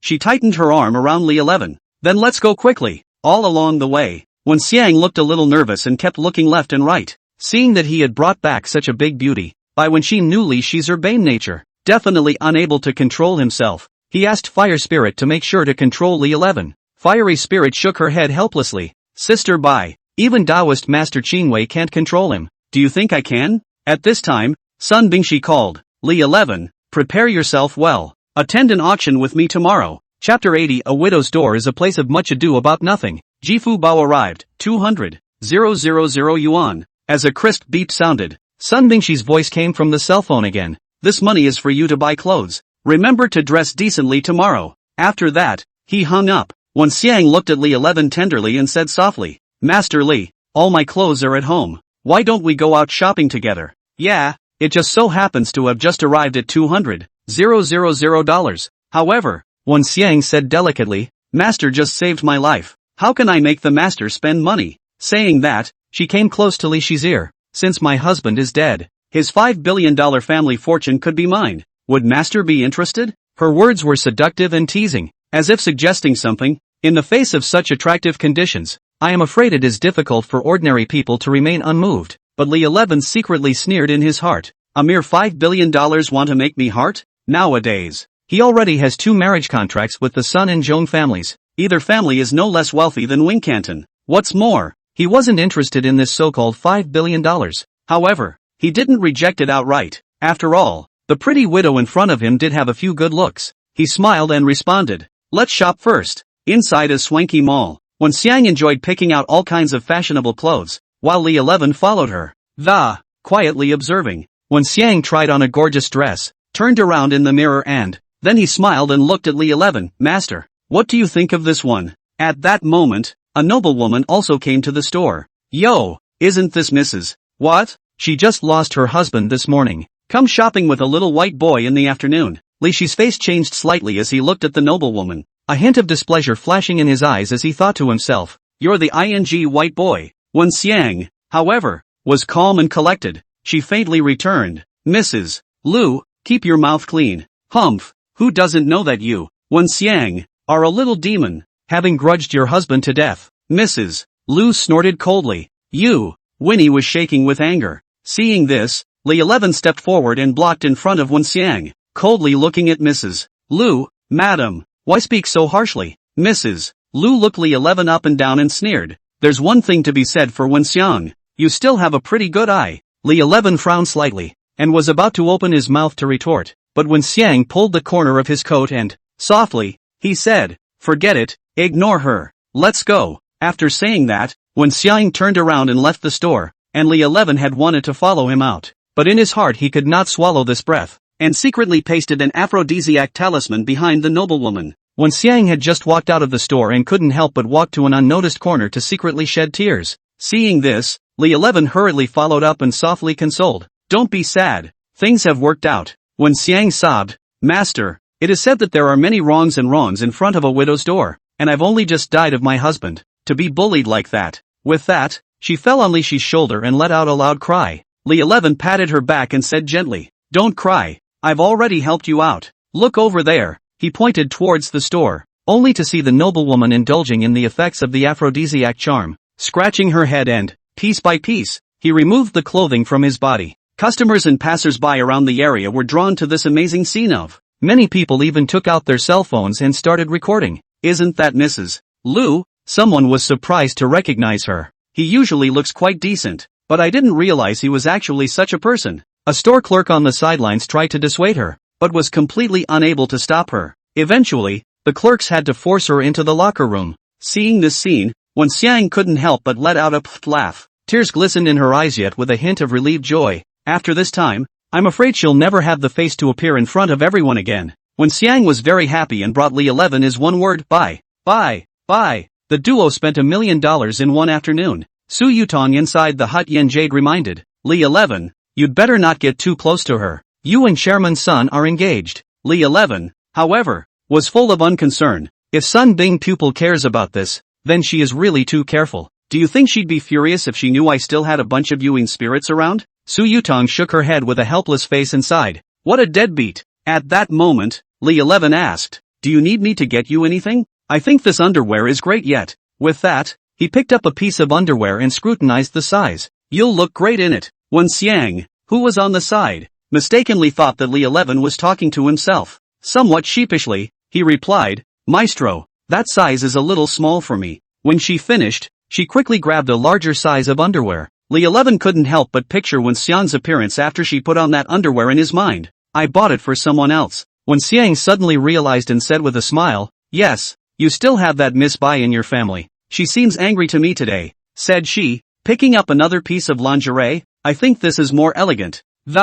It should suit her well." Li 11 then remembered Bai Wenxin. He had almost forgotten about her and Long Yingying. Hastily picked out two more. He asked secretly into the jade pendant, "Fire Spirit, do you need me to buy you one as well?" "I see you've grown up and need to wear it." Fire Spirit's face reddened in shame. "You big lecher. I don't want it. The dog bites Lu Dongbin. Doesn't know what's good for him. Don't pull back." Inside the villa, Li 11 packed up a room to vacate for Wen Xiang. The night was deep and the whole city was immersed in tranquility. However, Wen Xiang was disturbed in her sleep by a strange sound. It was a subtle, disturbing rustling, as if something was moving in the shadows. She jolted awake, her body trembling slightly, but there was silence all around her. No one in sight. She rubbed her eyes and wondered if she had heard wrong. Am I hallucinating? But soon, she realized the feeling was all too real and familiar. Wen Xiang felt a chill rise up her spine and her heart began to beat faster.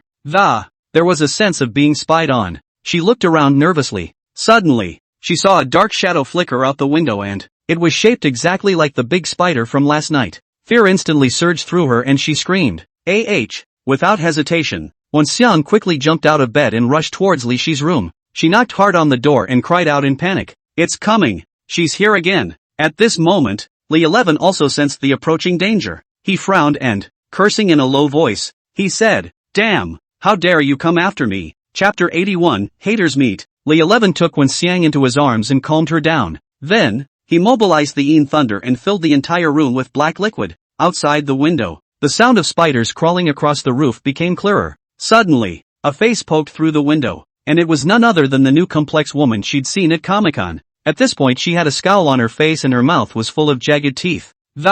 The body was also in the shape of a giant spider. The new complexion woman opened her mouth wide and spewed out a stream of green venom. Li 11 hurriedly dodged away with Wen Xiang in his arms, and the venom shot at the wall wrapped with yin lei. It makes a corrosive sound. He picked up a nearby chair in his hand and threw it at the window. The new Lorax nimbly dodged and crawled down the wall to the floor. Li 11 took the opportunity to pull Wen Xiang and ran out of the room to the living room. However, they found that the door was locked and they could not get out. At this point, the new complexion woman hung upside down from the ceiling, malice glinting in her eyes. Li 11 didn't want to let this villa become ruins, so he quickly executed a palm thunderbolt that, easily breaking through the gate, his body then flashed, instantly arriving outside the villa. At this moment, the new complexion woman stood at the door of the villa, full of scorn and, the voice cried out shrilly, "Little Taoist, this madam sees that your cultivation is good. As long as you obediently submit to me, this madam will treat you well." Hearing this, Li 11 immediately felt a chill of evil and couldn't help but curse. Bah! Disgusting! Having said that, he didn't hesitate to turn the Yin Lei into boiling hot magma.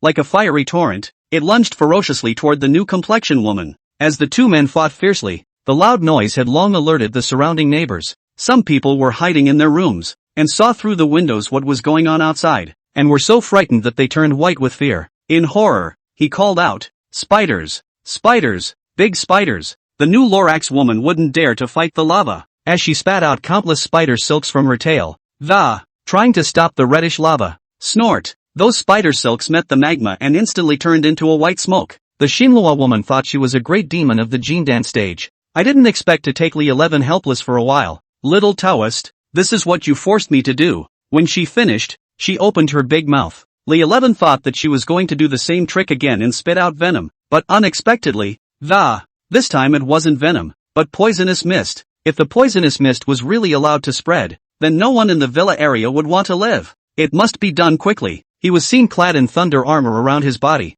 holding a thunder sword and slashing at the head of the new complexion woman. Clunk! The Neolothian woman raised one foot and blocked the thunder sword. He felt as if the sword had cut into hard steel. Akari, help me. I've been ready for this for a long time. Li 11 only felt a powerful warm current emerge within his dantian, and the warm current flowed through his entire body. The thunder sword in his hand also turned into a thunder sword made of magma. He slashed at the new complexion woman again. The new love's wife lifted a leg, thinking she could still block the attack, but this sword directly chopped off that big foot of hers, and the thunder sword didn't stop, but directly split her head in two. A stream of green blood, from her body, which flowed on the ground.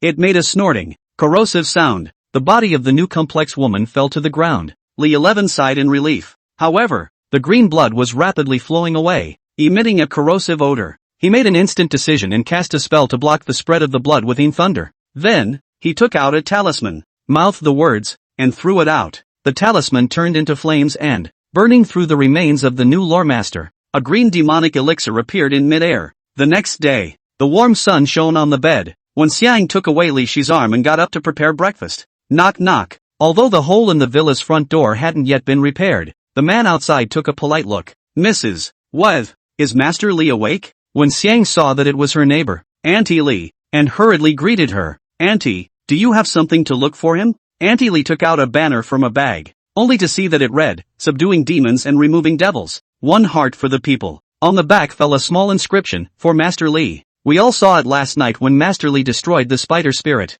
It was Master Li who saved us. This banner is our gift to Master. He's still sleeping, so I'll take it for him." Auntie Li quickly lowered her voice. "Master Li must have been very tired last night. I'll leave him to rest," sending Auntie Li away. When Xiang came to the bedside as she jokingly said, "Master Li, the sun is on your ass, and you're still not getting up for dinner? You can't really be tired from last night's several great battles." Li 11 opened his eyes and hemmed and hawed. "Are you kidding? I can still fight dozens of rounds more." After saying that, she pounced on Wen Xiang. An hour later, Sun Bingshi called, "Li 11, I've arrived. Where are you?" "Bad. The auction." Li 11 looked at the time. It was now 9:30. "There's only half an hour until the 10 o'clock auction." He got up in a hurry, got dressed and headed for the auction house, leaving behind the warm scent of his intentions. Outside the auction house. "Yo, isn't this the Sun family's eldest miss? You're the only one who came to such an important auction?" A young man in a suit with scuffed leather shoes approached. Sun Bingshi glanced at the man disdainfully. "Zhang Shihao, aren't you also a person?" That's when a stretch Lincoln drove up and, from above came down an old man dressed as a Taoist priest. He was immortal, a look of a man of the world. Zhang Shihao arrogantly said, "This is the Yunhe Taoist priest I invited from Qingqing Mountain." With him holding down the scene, my Zhang family will definitely be able to be in the net wind. At this time, Li 11 panted and ran over. "Let you wait for a long time." Sun Bingshin swept a glance at Li 11. Seeing that he was still dressed appropriately and didn't let himself lose face, his heart was also secretly happy, but he still said icily, "What took you so long? It's not even these leather shoes. It's a real pain in the ass to run." Zhang Shihao smiled and laughed. "Miss Sun, this can't be the helper you hired." Li 11 looked at Zhang Shihao's complacent appearance. He secretly muttered, "It's just a stinking rich guy. What's so great about it?" He secretly took out a haha charm and pasted it on Zhang Shihao's back. "Don't you love to laugh? Just let you laugh. Ha ha." Zhang Shihao's laughter was getting louder and louder, and he wanted to stop and, instead, he found that he couldn't control his body at all. He was wide-eyed, looking at Li 11 with a face full of horror. "You, what have you done to me? Ha ha." It was only at this moment that Taoist Yunha noticed the talisman on Zhang Shihao's back and was secretly amazed. He thought that his talismanic means had already reached the top 5 levels in the world. However, surprisingly, he didn't notice that the young man in front of him had used a talisman in front of him. Taoist Yunha frowned and asked, "Who exactly are you?" "I'm Li 11. And who are you?" A hint of surprise flashed in Taoist Yunha's eyes. "You are Li 11 who won the top prize in the Xianmen martial arts?" Li 11 raised his eyebrows, a hint of provocation in his tone. "So what if it is?" Taoist Cloud Crane glared at him fiercely. "I'm Lei Zhe's master." Chapter 82 Yin-Yang Auction. Looking at the distant backs of the two, Li 11 couldn't help the curiosity in his heart. What kind of auction is this? How dare even the old Taoist priest from Qingcheng Mountain come? It's time to tell you, this is no ordinary auction today. It's called the Yin-Yang auction. Li Shi's eyes widened in disbelief. Yin-Yang auction? What does that mean? The so-called Yin-Yang auction is a special auction that's only held once every 10 years. It spans the realms of Yin and Yang, bringing together exotic treasures from all walks of life. Here, not only can you auction off unusual treasures, but there will also be some psychic items. Even ghosts, demons and other supernatural beings. Therefore, every time it is held, it attracts many people from both the Yin and Yang worlds. Another difference between this Yin-Yang auction and other auctions is that everyone didn't know what was in the auction beforehand, because each lot is not provided by the organizers of the. Instead, it is brought in by each participant in the bidding itself. In this way, everyone has the potential to become a lot provider. Li 11 asked, "Then what did you bring me here for?" Sun Bingxia gave him a cold look. "Naturally, I'm bringing you to see more." After saying that, she walked straight towards the auction house without looking back, leaving behind only one sentence. Keep up. The location of the Yin-Yang auction is located at the Hotel Universal. Li 11 had heard about it when he was in school. It was a super 5-star hotel. According to it costs tens of thousands of dollars to stay here for one night. He hadn't thought that such a high-end hotel would still have a relationship with the Yin realm. When the lobby manager saw Sun Bingxi, he immediately said respectfully, "Sun Dong, follow me this way." Entering the elevator, Li 11 was stunned by what the lobby manager did. The elevator has a hidden mechanism. There's a row of floor buttons inside. -4 to -18 floors shown above. -18 floors? Who builds houses like this? It should not be the -18th floor of hell, the lobby manager said. The official auction hasn't started yet. Why don't we go to the old place and have some fun first? Sun Bingxiao nodded. The elevator goes straight to the -10th floor. This is a huge underground casino. The casino is as big as you can see at a glance. The place is so lavishly decorated that even the walls are encrusted with gold and gems. The casino was full of people, with all kinds of yelling and shouting,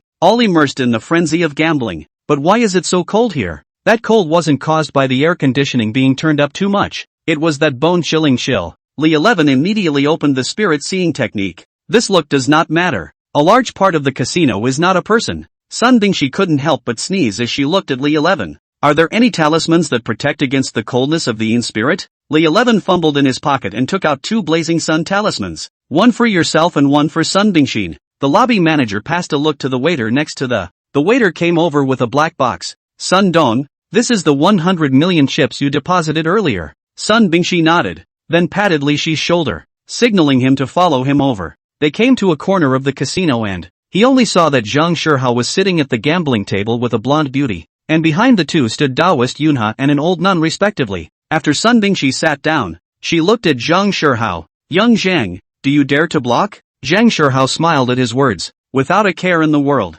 he replied, "You lost tens of millions of dollars to me last month. What? Still want to send me some more pocket money?" The blonde next to her held Zhang Shihao's arm and sneered. "Sister Sun, if you think it's too much money to spend, I'd be happy to help you spend it." Sun Bingxia ignored her words, but directly signaled the waiter to open the box she brought. Then she divided the chips in the box into 2 parts, one for herself. The other copy was handed to Li 11 beside him. Li 11 was a bit surprised, not realizing that there was something about himself in this. "Do I have to be involved?" Sun Bingxi said blandly, "Just playing casually, but I haven't played the amount." Hearing these words, Zhang Shihao, who had just lost face outside decided to regain his lost dignity at the gambling table. He provocatively said to Li 11, "Kid, I think you don't dare." Hearing this, Li 11 sneered and responded, "Come as you are. I'm just afraid you're going to lose your pants." Zhang Shihao arrogantly said, "Playing cards relies on your craft, not your mouth." Each of the 4 men came to their places, and the dealer dealt the cards individually. They play Texas Hold'em, Li Truong Hens AA. Sun Bing pupil starting QK. Zhang Shihao starts with 44. Blondie starts 68. 11 Li asked. AA should be big, right? The blonde laughed. Little dudes, AA is the biggest hand. Oh, then I'll call. However, when the dealer dealt the last card, Zhang Shihao's 4 of a kind. A 4 of a kind. 1 over Sun Bing she's straight. Li she's gored. Zhang Shihao looked at the 10 million plus chips and smiled smugly. Excuse me, gentlemen. The hand is too good. After a dozen or so rounds, Li 11 and Sun Bingshi lost more than they won, and their chips were immediately gone. The blonde stood up and squeezed Li Shi's shoulder. Pretty boy. In the future, it's better to follow sister. Sister will teach you how to play cards. Zhang Shihao mocked. You guys only have the last 3 million left. If you lose again, you'll lose it all. Then he hemmed and hawed. I don't mind if you guys get out of here naked. Sun Bingshi remained calm and collected. Do you dare to bet on a big one? Oh, what's the bet? Just bet on the shares of the Hotel Universal. Zhang Shihao hesitated for a moment. This Universal Hotel was opened by a joint effort of 4 major families in Handong province, with each family taking 25% of the shares. The Sun family and the Zhang family were among them. What? Don't dare? Sun Bingshi forced the question. Zhang Shihao was a bit flustered. What wouldn't I dare to? It's just that my family's shares are in the hands of the old man. The corners of Sun Bingshi's mouth smiled slightly. As far as I know, your family's old man doesn't have a few days left to live, right? It'll all be yours in time. Zhang Shihao thought about it. Fine, I'll bet with you today. The dealer has dealt the cards. When the last card was lifted, Zhang Shihao smiled, and laughed exceptionally loud. The 9, 10, J, Q, K, flush. Sun Bing had told me you're going to lose. Sun Bingshi lifted her card, and there were only 4 tens. Then thank you, Mr. Sun, for the shares. At that moment, Li 11 said, wait, I haven't lifted my card yet. Zhang Shihao said disdainfully, what other good cards can you kid have? Li 11 just slowly revealed one of his hands, and Zhang Shihao panicked. It's just the ace of hearts, though, but it happens to form a 10. J, Q, K, with the community cards, a flush. Sun Bingshi smiled faintly. Young Zhang, I'm waiting for your family's shares. Zhang Shihao looked at Li 11 in surprise. Kid, didn't you say you've never played before? How dare you follow through to the end with only an ace in your hand? Yeah, oh, I did say I hadn't played it, but just because you haven't played doesn't mean you won't. I forgot to tell you that when I was a kid I used to watch my uncle play poker with people online. He earned his internet cafe from that. You're too young to play cards with me. Asterisk asterisk asterisk asterisk. I can't believe I've been tricked by your kid. At that moment, a waiter came over. The auction will start soon. Please also move to the auction house. Then several people were given a mask each. Chapter 83. I'll take this lot. Hotel Universal. -18 floors. This is where this Yin-Yang auction will be held. Unlike the opulent underground casino, here, except for a few lights shining on the auction table, the rest of the place is dimly lit, especially with the mask on again. It's even harder to see who's around you. With a host in a sexy long dress on stage, this auction officially began. Everyone, next up is the first lot of this auction, the 100 Eyes Banshee. The starting bid is $1 million. Hearing this price, everyone in the room sucked in a breath of cold air. It's not a small amount of money. After all, Li 11 was shocked. 100 Eyes Demonis? It can't be the one I caught. Only a few burly men were seen pushing an iron cage onto the auction stage. The cage held a fair-skinned female ghost, who looked around in horror as the eyes were filled with fear and despair. Li 11 immediately recognized that this was the same 100 Eyes female demon that he had previously subdued in the Heavenly Jail Mountain. For her arms are smooth, while her body is full of eyes. Didn't that ghost trader say he was going to sell her to the Li Ghost Yard? Why did he send her here? I'm sorry, Li 11 muttered in his mind. He couldn't help but think of the battle he had with the 100-eyed Demonis back in the day. That thrilling scene is still fresh in my mind. I didn't realize that now. She's being put on the auction block as a commodity. It became a subject of contention. However, as the following people shouted their prices, Li 11 also understood the reason. 15 million, 2 million, 25 million. Time passes. The price goes up like a rocket. It has come to a staggering 66 million in the blink of an eye. Definitely much more to auction here than to sell to the reggae yard. Li 11 thought to himself. Sure enough, the asking price was going to be low at that time. Prices continue to rise. At that moment, Li 11 felt sure that some pervert would like this one. Judging by the intense bidding on the floor, there seems to be no shortage of such perverts. When the price was set at $8 million, the auctioneer excitedly announced, "Congratulations to the gentleman that successfully shot the 100 Eyes Banshee." In the darkness, Li 11 couldn't see which pervert had taken the shot. Please welcome the next lot, black and white. The starting bid is $3 million. The people on the stage exploded into a frenzy of chatter. Someone asked curiously, black and white? Can even the black and white be put up for auction these days? The other replied, what are you thinking? Of course it can't be Master Xiechi and Master Fanba, who dares to auction them off. Wouldn't that be asking for trouble? And who would that be? You're alone in this, aren't you? Recently, the underworld has introduced a new group of black and white irregulars, both interns, probably one of the pair. Li 11 thought to himself, it can't be that pair of dorky sisters. As an iron cage was lifted up, Li 11 shook his head helplessly. It's really them. I don't know who their old man is. He makes them work as messengers. First, they meet a lecherous ghost. Again, they were captured for auction, and Li 11 seriously suspected that they were not biological. LOL. Looks like it's still me to the rescue. You know them? On the side, Sun Bingshi heard what Li 11 had just said. Can't help but be a little curious. Li 11 nodded, a hint of smugness in his tone. They've seduced my soul. It just got away from me. Sun Bingshi sniffed and couldn't help but snort a laugh. Teasing, the black and white invincibles who were scared away by it's still unheard of. I'm going to shoot them. Can you help me? The smile on Sun Bingshi's face instantly disappeared, and she resumed her usual ice-cold state. You still owe me over $40 million, and you want me to spend money to save them? Li Shi's eyes widened in disbelief as he asked, when did I owe you more than $40 million? Just at the gambling table. Li 11 was completely speechless. That wasn't to help you take the shares of the Universal Hotel. However, Sun Bingshi was unmoved and insisted, one size fits all. You did lose over $40 million. Faced with Sun Bingshi's resolute attitude, Li 11 sighed helplessly. Knowing that her character was such that she would not say anything, he could only take out the piece of Hutian jade.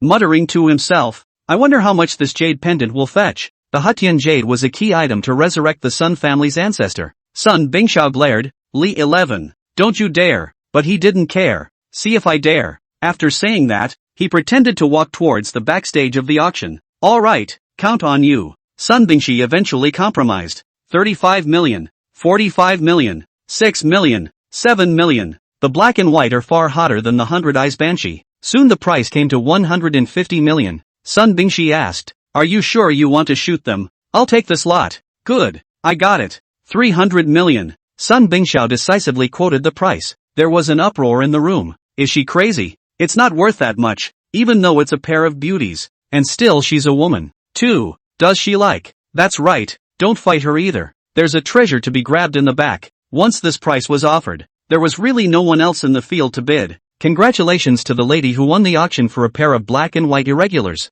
The host dropped the hammer and the deal was made. Next, the auction continued. But what made Li 11 curious was that Sun Bingshi was not even interested in all the lots. Then what is she doing here? It can't really be just to bring me up to speed. Ladies and gentlemen, please welcome the next lot, the unknown iron plate. The starting bid is $100,000. Li 11 was puzzled in his mind. The lowest starting price of the previous lot was several $million.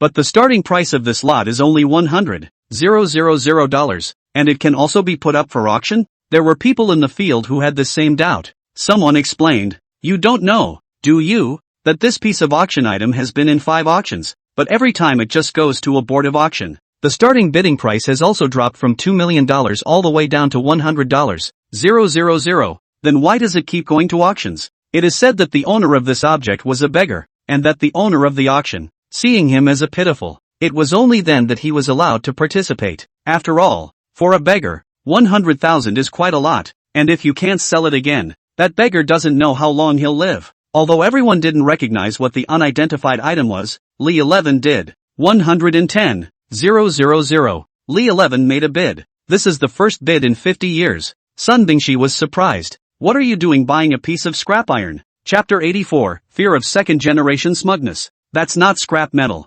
Instead, it was the other half of the 6-paths Yin-Yang disc. The reason why Li 11 recognized it was because this half of the piece, apart from being pitch black in color, the rest of the piece was identical to the half he was holding. It's no wonder why no one recognized it. Since the first Tianshi Zhang Daoling, the half Yin and Yang disc in Lungfu Shan has been kept by successive generations of Tianshis. It has never been out of Longhu Mountain, so people in the outside world never knew what the so-called Yin-Yang disc actually looked like. The host said, $110,000. Someone has bid $110,000. Anyone else raise the bid? Someone on the stage murmured, Is there something wrong with this guy? Spending $110,000 on this piece of crap? Maybe he was kind-hearted and took pity on the old beggar. For a long time, still no one bid. Congratulations to the gentleman who won the auction for the nameless iron plate. With a single hammer blow, Li 11 ended up obtaining the other half of the 6-pads Yin-Yang disc. The moderator announced that the first half of the auction was over.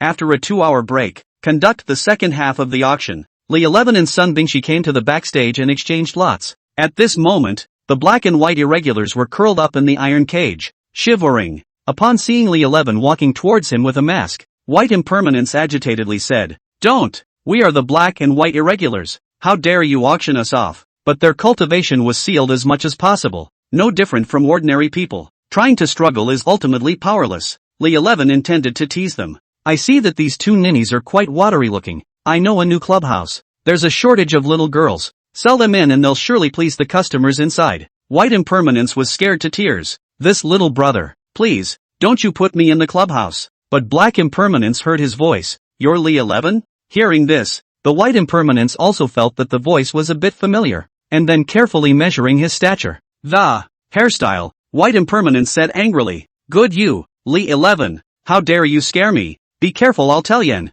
Li 11 took off his mask and pretended to be angry. "But I spent $300 million to save you guys. You're even gracious enough to return the favor. And in that case, I'd better sell you all into the society instead." White Impermanence immediately changed his attitude. "Taoist Li, Master Li, you're the best. Surely you'll let us go, won't you? What about my $300 million? White Impermanence thought for a moment. "Isn't it just $300 million? I'll have my father just give it to you." Li 11 was curious. "Who exactly is your father?" White Impermanence proudly said, "My father is the Wheel King, one of the 10 temples of hell." Hearing this, Li 11 almost dropped his jaw in shock. 10 Temple Yama? Your father is the 10 temples of hell? You're scared. My father is in charge of classifying good and evil and ranking the various Ghostbusters. If you bully me, I'll have my dad convict you as an evil person, so that you'll be reincarnated as a cockroach in your next life. And everyone will scream at you. I didn't realize their backgrounds were so big. No wonder they're dorky, though,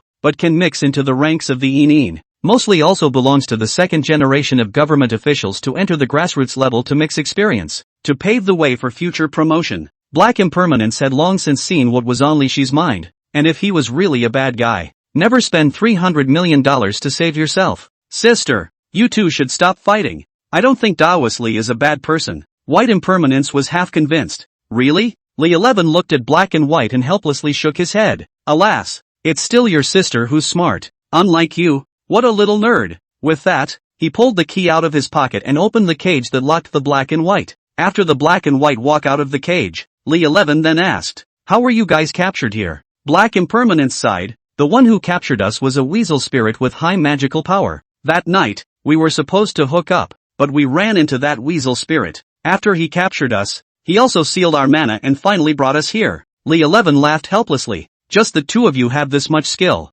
You'd better hurry up and quit. Go back to the underworld and enjoy your life." Hearing this, White Impermanence said with a haughty face, "Humph, we're not going to be one of those official second-generation people who are just waiting to die." Li 11 thought to himself, "I am really not afraid of the second generation to play with things, but I am afraid of the second generation to be hesitant." He turned his head and asked the staff member next to him, "Can I unseal these two?" The staff quickly nodded. "Of course, Mr. Li, after all, they're your auction items. You can do with it whatever you want." After the staff lifted the seal, Black Impermanence said, "Taoist Li, thank you for saving us. When you go to the underworld, we will repay you." Soon after, another staff member came over with a nameless iron plate. "Mr. Li, here's your lot." Li 11 broke out into a happy smile and hastily took the plate, surveying it repeatedly. Seeing him so excited, on the side, Sun Bingxin couldn't help but ask curiously, "What exactly is so special about this item that makes you so happy?" Li 11 smiled mysteriously and whispered, "You come with me." When they finished,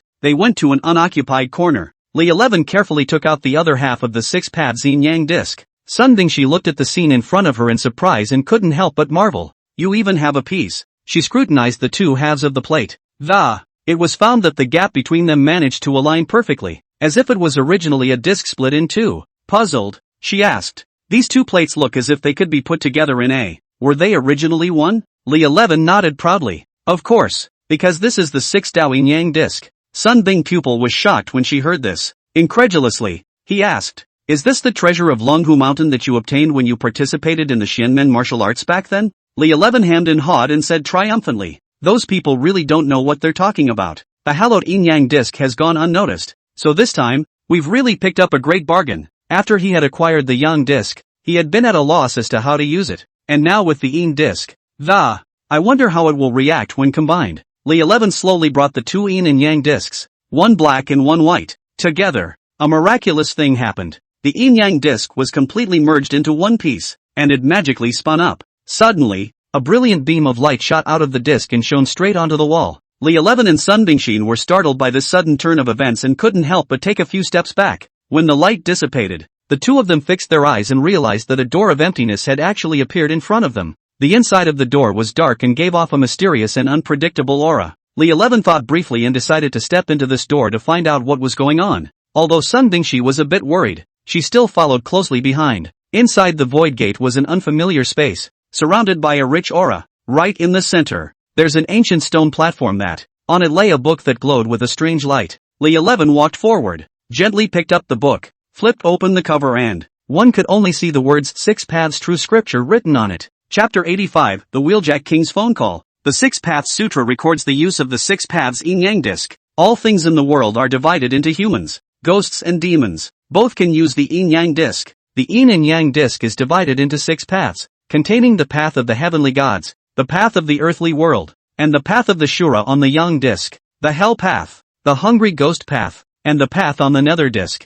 Humans can practice the Tao of heavenly god, the Tao of earthly man, and the Tao of Shura on the Yang disc. The celestial god's way cultivates methods such as thunder law. The earthly way cultivates arts such as seeing the future and determining yin and yang. Shirado cultivates weapons, such as all types of sword weapons. Ghosts and demons can cultivate the path of hungry ghosts and the path of with the help of the yin disc. The spirits are the path of hungry ghosts, and the demonic beasts are the path of. As for the hell road, it connects to the 18 layers of hell in the underworld. If the hell road on the yin-yang disc was utilized, it could directly send people, ghosts, and demons to the 18 layers of hell. Li 11 happily looked at the 6 Paths True Scripture. The rumors are indeed true. This 6 Yin and Yang disc is a treasure that includes everything under the sun. No wonder Zhang Daoling was able to use only half of the Yang disc to create 1,000 years of the foundation of Luohua Mountain. He became the head of Taoism. He secretly calculated in his heart that he must study the 6 true scriptures thoroughly when he had time. Sun Bingxi reminded, "The second half of the auction will begin soon.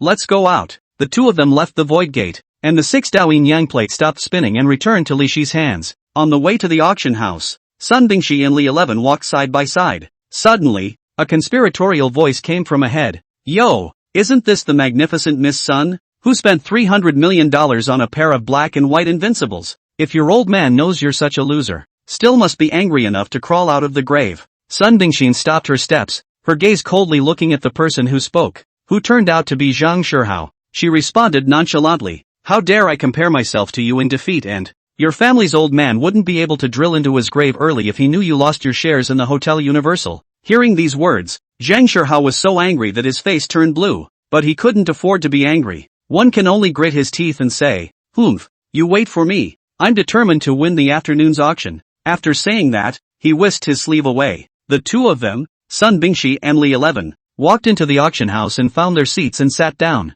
At this time, the second half of the auction had officially begun. As each lot was bought, the atmosphere became more and more enthusiastic. The last lot of the finale is finally coming up. This is the only auction item in the room that everyone knows about. It was also the most anticipated lot, a USB flash drive, as presented by the facilitator. This USB flash drive is a backup copy of the life and death book system that was secretly copied from the underworld by a ghostbuster who risked his life, which means that whoever obtains it will be able to view everyone's lifespan and biography. On this flash drive, all will have no more secrets. Of course, he's just a backup after all. He can only read it, not rewrite it. If it could really be rewritten, even if you give as much as you want, no one will make a move. The flash drive starts at $1 billion. Zhang Shihao immediately raised his sign. $2 billion. Those present were enthusiastic. $3 billion. $4 billion. Until after shouting $10 billion, only the duo of Zhang Shihao and Sun Bingxi kept raising the price. As Zhang Shihao shouted to $20 billion,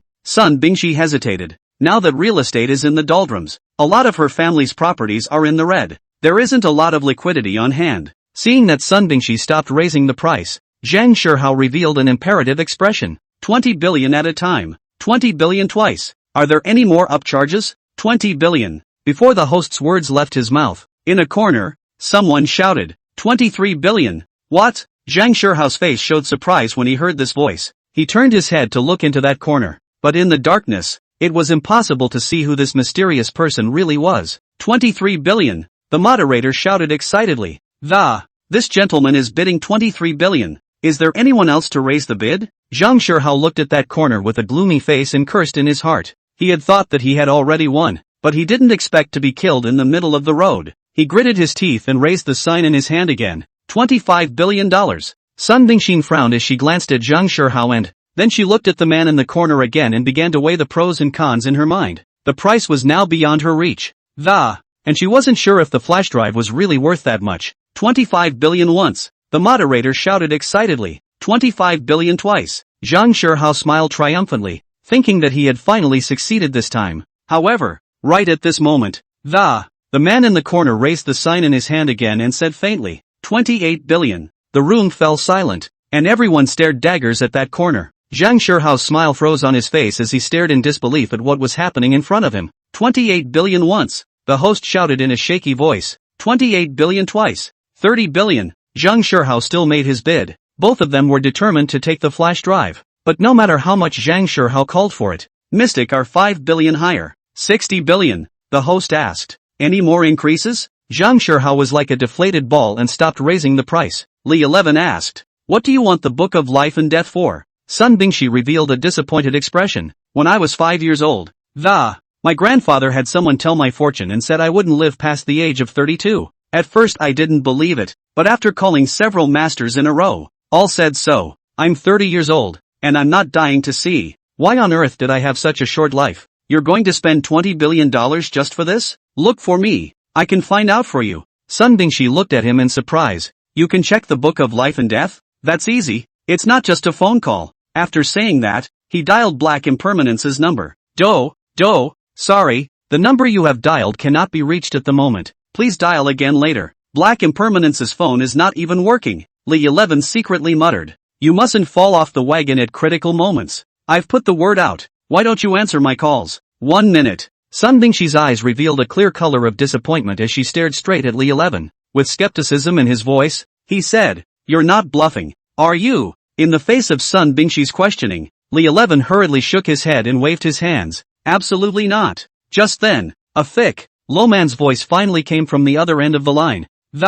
As if with a sense of majesty, the man asked indifferently, Hey, who are you? Li 11 hurriedly glanced at the cell phone screen to confirm that he hadn't dialed the wrong number. Then suspiciously, he asked the other person back, Isn't this the phone number of the Black Impermanence? And who are you? I'm her father. These two ungrateful fellows have been causing trouble all over the place. I've locked them up, so don't call them again. With that, the man hung up unceremoniously. When Li 11 heard this, his heart shook violently. Isn't the father of the Black and White Impermanent sister the Wheel King? Chapter 86 Sun Bingxi's Secret. Sun Bingxi also heard the conversation between the two. A hint of surprise appeared on his face. There's a phone in the underworld too? Now believe me. Sun Bingxi was a bit disappointed, but now I still can't find out the information I want to know. A wave of compassion welled up in Li Shi's heart and he comforted. It's alright. I'm going to take part in the underworld's underworld selection in a few days, so I'll just ask for you then. Hearing these words, Sun Bingxi's eyes rekindled hope and she hurriedly said, Thank you, then I'll trouble you. Li 11 was slightly stunned. He didn't expect this always strong woman to say the word thank you so politely. He decided to tease her a bit. If I ask for you, can I have the 20 billion? Sun Bingxin glared fiercely at Li 11 and replied in a bad humor. Dream on. After saying that, she left the auction house without looking back, leaving only one sentence. Follow me. Li 11 suspiciously followed Sun Bingxi out. Both were silent on the way. Li 11 couldn't help but speak up and ask, Where are we going? Go to my house. At this moment, night had fallen, and Li 11 was secretly happy in his heart. Couldn't help but think, bringing me home this late, is it going to be? It's no wonder. They say women are like wolves in their 30s and tigers in their 40s. Having never married at her wolfish age, she must have been holding back as well. Not long after, the two arrived at a luxurious villa. Sun Bingxi led Li 11 into the spacious and bright living room and gestured for him to sit on the sofa. Then he came to the window, looked around warily, and drew the curtains all the way up. Li 11 secretly muttered in his heart. It seems I guessed correctly. Just what is she so nervous about? It wouldn't be the first time, would it? Sun Bingxin took a deep breath, as if she had made some sort of determination. Then softly, actually, I asked you to come here because there's something I need your help with. Li 11 heatedly smiled and easily replied. We'll all be family in the future. It's just a show of hands. I'll make a flood. When he finished, he put his hand out. Unexpectedly, Sun Bingxia sighed softly, her eyes gazing ahead of her, whispering, my dad disappeared when I was 6. Li 11 secretly wondered, what's she doing talking about dad now? Sun Bingxin continued, he didn't like business, and after graduating from college, he became a famous archaeologist, but 24 years ago, he was strangely disappeared in an expedition without any clues. My grandfather was also seriously ill at that time. I suspect that there is a huge conspiracy hidden behind this. Can you help me find the answer when you go to the underworld? Li 11 was a bit disappointed, thinking, so it's not about that. Just looking for someone. You're closing the door and pulling the curtains. There's no need to be so uptight about it. Sun Bingxin whispered. Ever since my grandfather died, the other 3 families, Zhan Wang and Li, have been coveting my family's properties in Handong province, and I feel that I have no reliable people around me now except for you and Su Yutang. No way. You, a chairman of a listed company, are so miserable? She shook her head helplessly. It's rumored in the outside world that I'm hard-hearted. That's all just me pretending. How else could you resist the threat of the Zhang, Wang, and Li families? Li 11 began to sympathize with her a little. She was a sister alone and, it's amazing how much you have to take on. I understand, Miss Sun. It's not easy for you either. Li 11 patted his chest and, don't worry, I'll take care of this. A trace of gratitude flashed in Sun Bingxin's eyes. Thank you. If you can find my father's whereabouts, I'm willing to give you half of Tianrun Group's shares. Ding ding ding ding ding ding ding ding ding ding. Just then, Li Shi's cell phone suddenly rang with a pleasant ringtone. Only the screen showed a call from Wen Xiang. Hello? Li 11 picked up the phone, and before he had a chance to speak, Wen Xiang's gentle voice came from the opposite side. Master Li, it's already more than 10 o'clock. When are you coming back? People are waiting so hard. Hearing this, Li Shi's face changed. How just accidentally hit the speakerphone button? Wen Xiang's voice had clearly traveled into Sun Bingxia's ears. Well, why don't you say anything? Wen Xiang saw that Li 11 was silent for a long time. I can't help but wonder a bit. Master Li, can you hear me? Sun Bingxin's eyes widened as she stared at Li 11, anger burning in her eyes. How could she not expect that Li 11 would be on the phone with another woman and be so intimate? No, I'm not angry. Li 11 smiled awkwardly. I've got a few more things that. Hang up first. He hung up the phone in a hurry, screaming in his heart. Is this what you mean by something is wrong? Sun Bingxin snorted coldly and looked coldly at Li 11.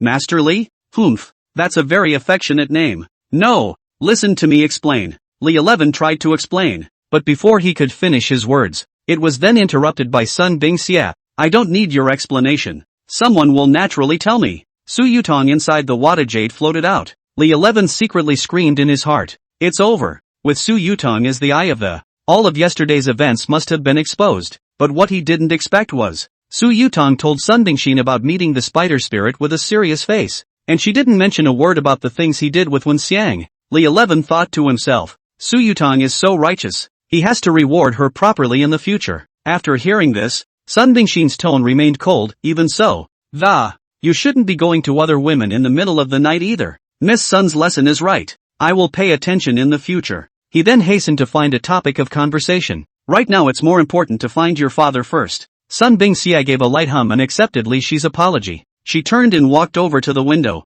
pulling back the curtains and looking out at the night in contemplation. Suddenly, she thought of something. She came to a safe and took a letter out of it this was left at home by my father before he left. Look at it. Li 11 took the already yellowed paper and realized from the text that his father seemed to have known that there would be danger involved in this outing, going so far as to even arrange for his own afterlife. It seems the only thing to do is to go to the underworld and ask if he's dead or alive, and what he's really done. The underworld will naturally have the answer. Li 11 looked at the time, then said, it's getting late, then I won't disturb your rest. After saying that, he turned around and was about to leave. However, just as he turned around, he heard an angry shout from behind him. Stop! Li 11 was slightly stunned and looked back, only to see Sun Bingxi looking at himself with a face full of anger. Her eyes were filled with anger and dissatisfaction, as if she was very unhappy with Li Shi's behavior. You have something else? Li 11 asked suspiciously. Don't think I don't know what you're trying to do. Is it because you want to go back to that little goblin called Yin-Yang? You stay here honestly tonight. But, you don't have my pajamas or change of clothes here either. Li 11 tried to continue to find a reason to leave. Isn't there still Yutang? I'll have her go and move your things over now. This will be your home from now on. If you're here, you're here. Li 11 was a little impatient.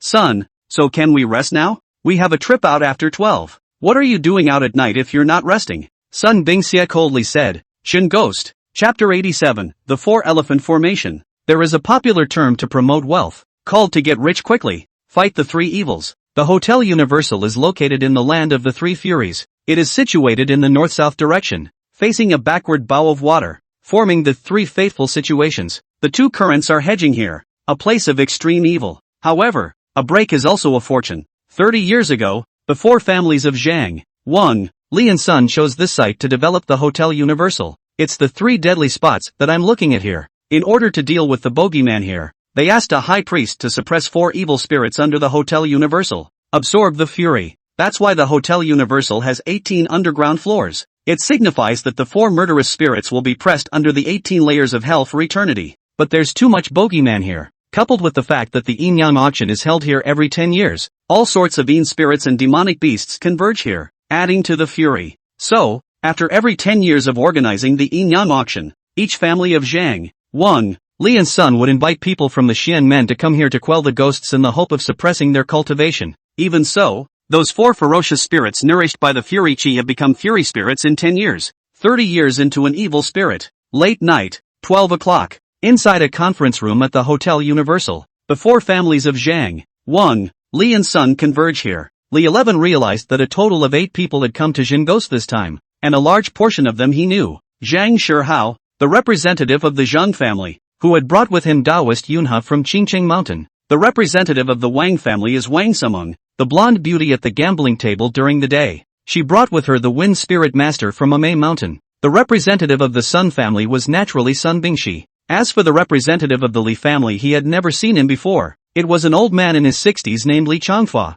Take Taoist Master Cheng Shan of Wudong Mountain. Among the four families, Li Changfa was the oldest, and he was the first to speak. Wise nephews, this ghost suppression is not a small matter, so please take more care. The cultivation level of these evil spirits is not what it used to be. If we let them escape, the consequences are unimaginable. Then he glanced at Li 11 beside Sun Bingxin, revealing a skeptical expression. Bingxin, I see that this Taoist master you invited looks a bit strange. Would you introduce everyone? Obviously, this was doubting Li Shi's ability. Sun Bingxi still had a cold expression. This one is specially invited by me. The first place winner of this Xian sect martial arts is also the next headmaster of Luohua Mountain Tianxia Dao, Li 11. As soon as her words fell, everyone present couldn't help but look surprised. Li 11 was secretly puzzled in his heart. When did he become the next sect leader of Luohua Mountain? He knew in his heart that although Tianxia Zhang intended for him to take over as the next Tianxia, he himself had not agreed to it.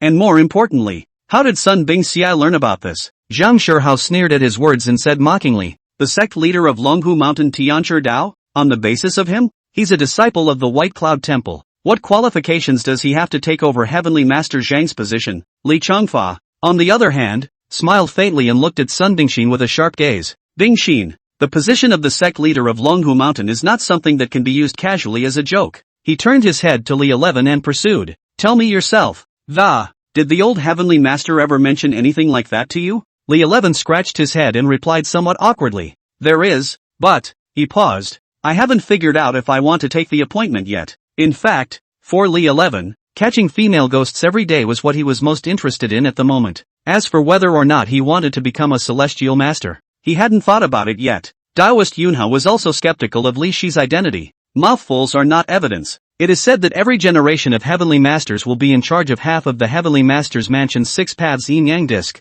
And I'm afraid that you haven't even seen what a Yin-Yang disc looks like. Sun Bing pupil questioned. Then Cloud Crane Taoist Master has seen Minion? He laughed. The Yin-Yang disc is the treasure of Dragon Tiger Mountain. It's not like Poverty Road is from Luohua Mountain. So naturally I haven't seen it. Then I'll let you guys open your eyes today. Sun Bingxin handed Li 11 a wink and, gesturing for him to take it out and look at it. Li 11 thought to himself that he indeed had to make these unseen people grow up, though they've never seen what a Yin-Yang disc looks like. But he also heard rumors of only a few words about it. and upon taking out the entire Yin-Yang disc, Zhang Shihao was shocked. Nameless iron disc. That nameless iron disc is actually the other half of the 6 paths Yin-Yang disc. Taoist Cloud Crane let out a long sigh. Could it really be the will of heaven? 5 auctions for the nameless iron disc. I was there, but I didn't recognize that even the other half of the Yin-Yang disc. Li Changfa instantly changed his attitude. Since Taoist Li's identity is true, let's get started. He led the crowd to the 18th floor of the basement of the Universal Hotel. At this time, the auction house had long since lost the hustle and bustle of the daytime. In its place was a deathly void, where there was once a crowd of people. Now all that remains is that eerie atmosphere. Li 11 wandered into this empty hall and, instead, there was a sudden ghostly sound in his ears. Looking along the source of the sound, he realized that there was actually an ancient formation on the ground. This formation exudes a mysterious aura, and in accordance with the orientation of the silhouettes of the 4 divine beasts, the green dragon, the white tiger, the vermilion bird, and the xuanwu, emerged in each of the 4 directions, east, west, south, and north. These shadows were lifelike, as if they would fly out of the formation at any moment. Li Changfa said seriously to the crowd, I'm sure you've heard the elders in your family talk about how to open the 4 elephant formation. Please keep in mind, Tao masters, that you only need to suppress them, never kill them. After saying that, Zhang Wang, Li and Sun each took up a position. At the same time, he took out a sharp dagger and cut his palm without hesitation. Their blood flowed down the ground and onto the divine beasts of the great array. The originally dull and lifeless divine beast was instantly lit up, radiating a dazzling golden light. The 4 great divine beasts floated up in midair like living creatures. Their roars shook the hearts of the people. One can't help but feel intimidated. Right at this moment, Sun Bingshi turned around and shouted, quickly grab my shoulders. Li 11 didn't dare to slow down and hurriedly reached out to grab her shoulders. Immediately afterward, he felt a blackout before his eyes and a powerful force brought them into a mysterious space. He only felt a cloudy wind coming from his back, and he subconsciously pulled Sun Bingshin to hide to the side. Only a black-clad female ghost was seen hovering in midair as she combed her long hair and, on one side, charming voice said, Yo, why is there a young Taoist master this year? That old Taoist priest before had his arm broken by me. Is he alright now? Sun Bingshao coldly said, It won't trouble you to worry about it. The female ghost carefully sized up Li 11. Little brother, I see that you're quite handsome. I'm still a little reluctant to do it. Li Shi's heart sank. He had already used his spirit seeing technique to see the female ghost's cultivation level. He secretly operated the thunder technique, and a magma-colored palm lightning appeared in his hand. Humph, toast to toast. The female ghost's eyes went cold and, waving his hand, he shot a black light at Li 11. Li 11 sidestepped and dodged, and a palm thunderbolt shot out from his hand, striking the female ghost directly. The female ghost easily dodged the palm thunderbolt and scoffed. You're not good enough for this. Yet that palm thunderbolt was held together by a hidden line of black liquid that, Li 11 controlled the black liquid and pulled it backward. And the palm thunderbolt surprisingly came back. In the dimly lit space, the female ghost didn't notice the difference. When the palm lightning was no more than a meter away from her, her face changed drastically. She scrambled to dodge, but the palm lightning still cut across her arm, leaving a deep scar. How dare you hurt me? The female ghost stared angrily at Li 11, black smoke rising from her wounds. But in the blink of an eye it was back to normal. Sun Bingshin reminded, the fury here is so heavy that it's able to nourish the Yin spirits. A simple bruise won't help her. Fury heavy? Li 11 thought of General Dingyuan within the 100,000 mountains. Back then, old man Shangwei was the one who let me absorb the fury to make my Yin Lei soar. Wouldn't this be a good place to cultivate and use Yin Lei? Chapter 88 Bad Ghosts. Li 11 exerted Yin thunder with all his might. With him as the center, a 50-meter radius was covered with black liquid. The female ghost had not seen such things before, but it seemed to her that these things were full of fury and, it wasn't like a Taoist spell, but was somewhat similar to his own gongfu. Hey, little brother, are you a Taoist priest or not? I see that your gong method is a bit evil, like a fake Taoist gongfu. Eat my strike of thunder. Li 11 controlled Yin Lei to pounce on the female ghost. The shadowy thunder was like a big net that quickly covered the female ghost. To his delight, the normal use of the nether mines when he could feel the air in his body as a constant drain. However, in such a place of extremely heavy fury,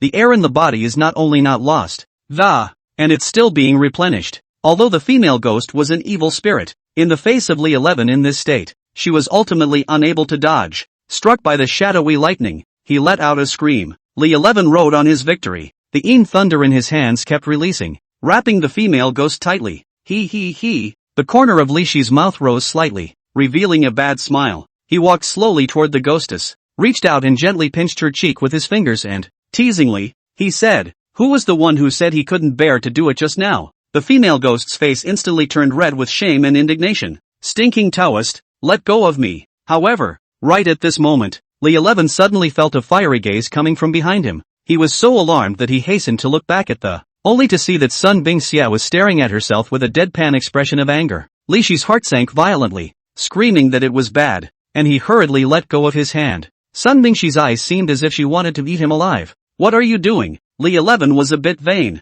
I was just trying to subdue her." "Humph." Sun Bingxi snorted coldly. "You're clearly making light of her." "I didn't," Li 11 hastily defended. "I really just wanted to catch her." Sun Bingxi pointed at the trapped female ghost. "Look at what you've done to her." Through the black net laid out by Yin Lei, only the clothes on the female ghost's body were in shreds and exposed white skin. Seeing this, the female ghost obediently pretended to cry. You bully me." "Never in a million years." The female ghost who had just fought herself to death. "I can't believe I pulled this stunt." "What are you doing?" Li 11 asked suspiciously. The female ghost snickered, then whispered, "Since you've captured me, I won't let you have a good time either. That woman just now must be your girlfriend. I'll say you molested me later." Li 11 didn't care. "She's watching. I'm not doing anything right now." However, the female ghost smiled deviously. "Is that so?" Immediately afterward, she surprisingly made an indescribable, evocative sound. After Sun Bingxi heard this voice,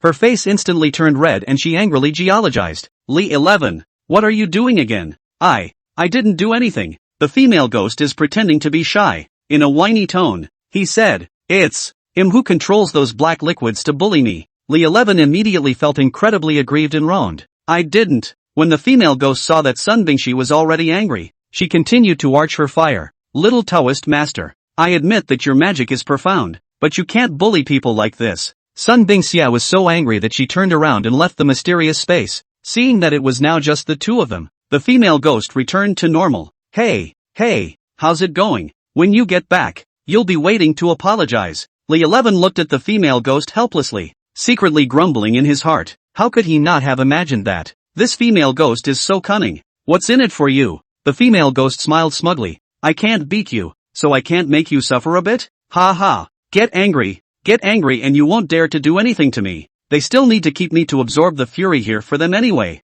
Looking at her smug look, Li 11 gritted his teeth in anger, but there was nothing he could do. Just then, the female ghost suddenly noticed the strange look in Li Shi's eyes. She stared at Li 11 warily. "What do you want?" The corners of Li Shi's mouth rose slightly, showing a sinister smile. "Don't you like that look? I'll let you feel good and comfortable today." The female ghost froze. Her eyes widened as she looked at Li 11 with a face full of horror. An hour later, Li 11 also left the mysterious space. At this moment, other than Zhang Shihao and Taoist Yunhe, everyone else came out as well. He came to Sun Bingxia's side wanting to explain, but Sun Bingxi just grunted and turned away. Not intending to bother with him, Li Changfa asked, "Taoist Li, what took you so long to come out?" Li 11 scratched his head awkwardly. "This is a long story." At this time, Sun Bingxia stepped on Li 11 so hard that he grinned in pain. "Humph, let you be a hooligan." Li 11 heart that bitter all because of that cunning female ghost. She should be punished a few more times. Li Changfa looked at the Xuanwu divine beast again, but there was not even a trace of spiritual power fluctuation. Why haven't they finished with the evil spirits inside? Taoist Master Qing Shan comforted. Taoist Master Yunhe has a high level of cultivation. He should be fine. Master Wind Spirit also comforted at the side. Just as everyone was waiting anxiously, Taoist Yunhe and Zhang Shihao finally walked out from the mysterious space. The crowd rushed forward to inquire about the situation. Taoist Master Yunhe said with a grave expression, "That evil spirit was very powerful, and it took us a great deal of effort to subdue it." Zhang Shihao also chimed in. "Yes, thanks to Taoist Yunhe this time. Otherwise I'm afraid none of us will be able to get out in one piece." Li Changfa was a bit puzzled. "It's not just an evil spirit. How could you?" Before his words fell, cracks unexpectedly appeared on the surface of the Xuanwu divine beast, and those cracks grew larger and larger. Suddenly, a white light broke through the Xuanwu divine beast and a Yin spirit ran out of it. Yan Ling. The crowd realized why they had gone for so long,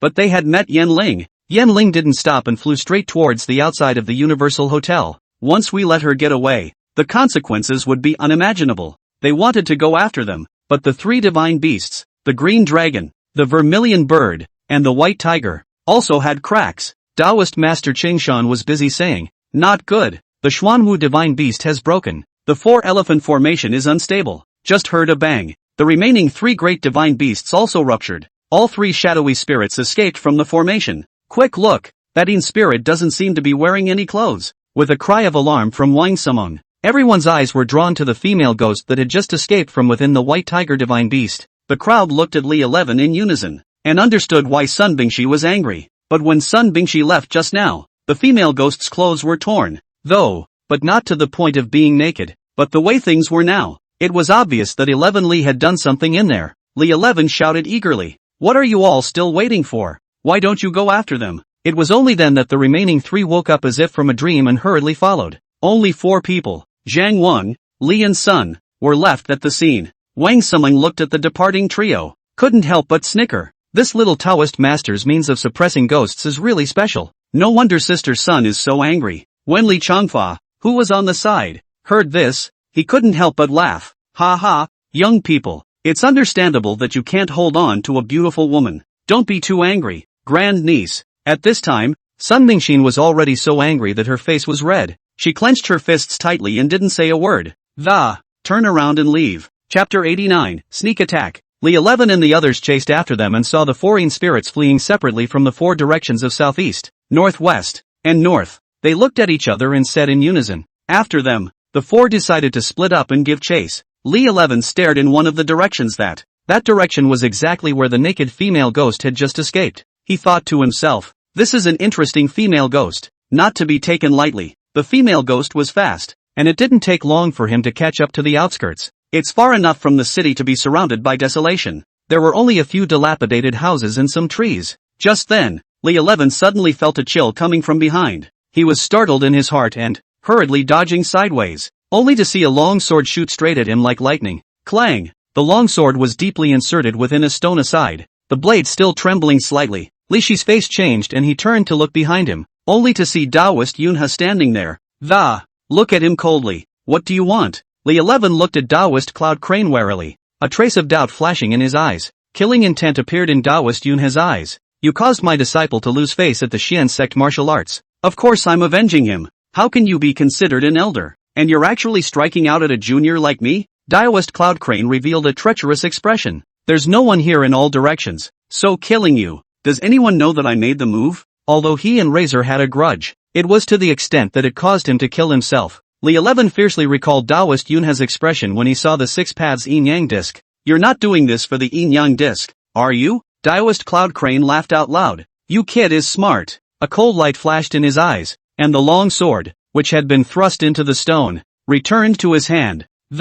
Next year today is the anniversary of your death." When it was too late, Li 11 quickly donned his thunder armor and summoned his thunder sword, lay a shadowy thunderbolt around it. It was the first time Taoist Cloud Crane had seen him use lightning, and his face revealed a look of shock. "Good boy, you actually know the Yin-Yang double thunder." After saying that, he pulled out a yellow talisman paper from his pocket and mouthed the words, only to see the talisman paper instantly burning up. The talisman paper turned into a fire dragon rushing towards Li 11. Li 11 recognized that it was the fire dragon talisman, a Xian-ranked talisman, and watching him move, obviously a talisman expert, his techniques were not inferior to the old man Chang Wei. He hastily summoned Yin Lei to form a wall in front of him. However, the fire dragon was like a spiritual snake that bypassed the black wall and charged straight over. "Classy, dare to play with fire in front of me?" The fire spirit rushed out from within the Hutian Jade, only to see her figure turn. That fire dragon was collected by her as much as possible. Taoist Cloud Crane said incredulously,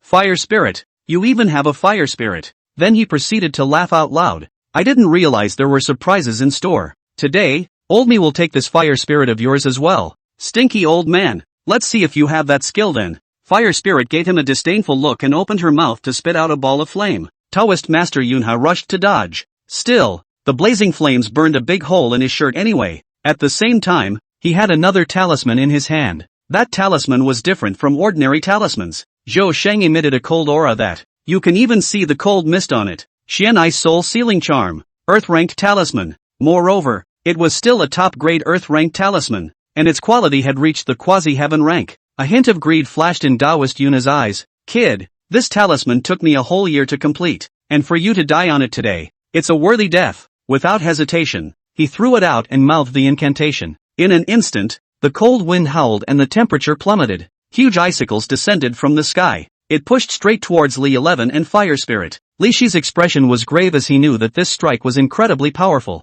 He drove his thunder armor with all his might, trying to fend off the icicles. However, the power of the icicle far exceeded his expectations. The Raikai gradually shattered under the impact of the icicles. At the critical moment, Fire Spirit stepped forward. With flames blazing around her, she pounced on the icicle. The flame met the ice, making a click sound. Despite Fire Spirit's best efforts to resist, it was difficult to stop the approaching icicles. Seeing that the icicles were about to hit them, Li 11 could only summon the red Lioli. At that moment, Akira was sleeping, and she sensed something was wrong, and her eyes fluttered open and, I was surprised to find hundreds of icicles shooting out. Daddy, you're punking me. After saying that, she transformed into a huge fire dragon and blocked the front. The icicle impacted on the fire dragon's body and instantly turned into water vapor. At this moment, Taoist Yunha panicked. He didn't know what the hell it was. He subconsciously took a step back. Fellow Taoist Li, everything is a misunderstanding. Li 11 coldly said,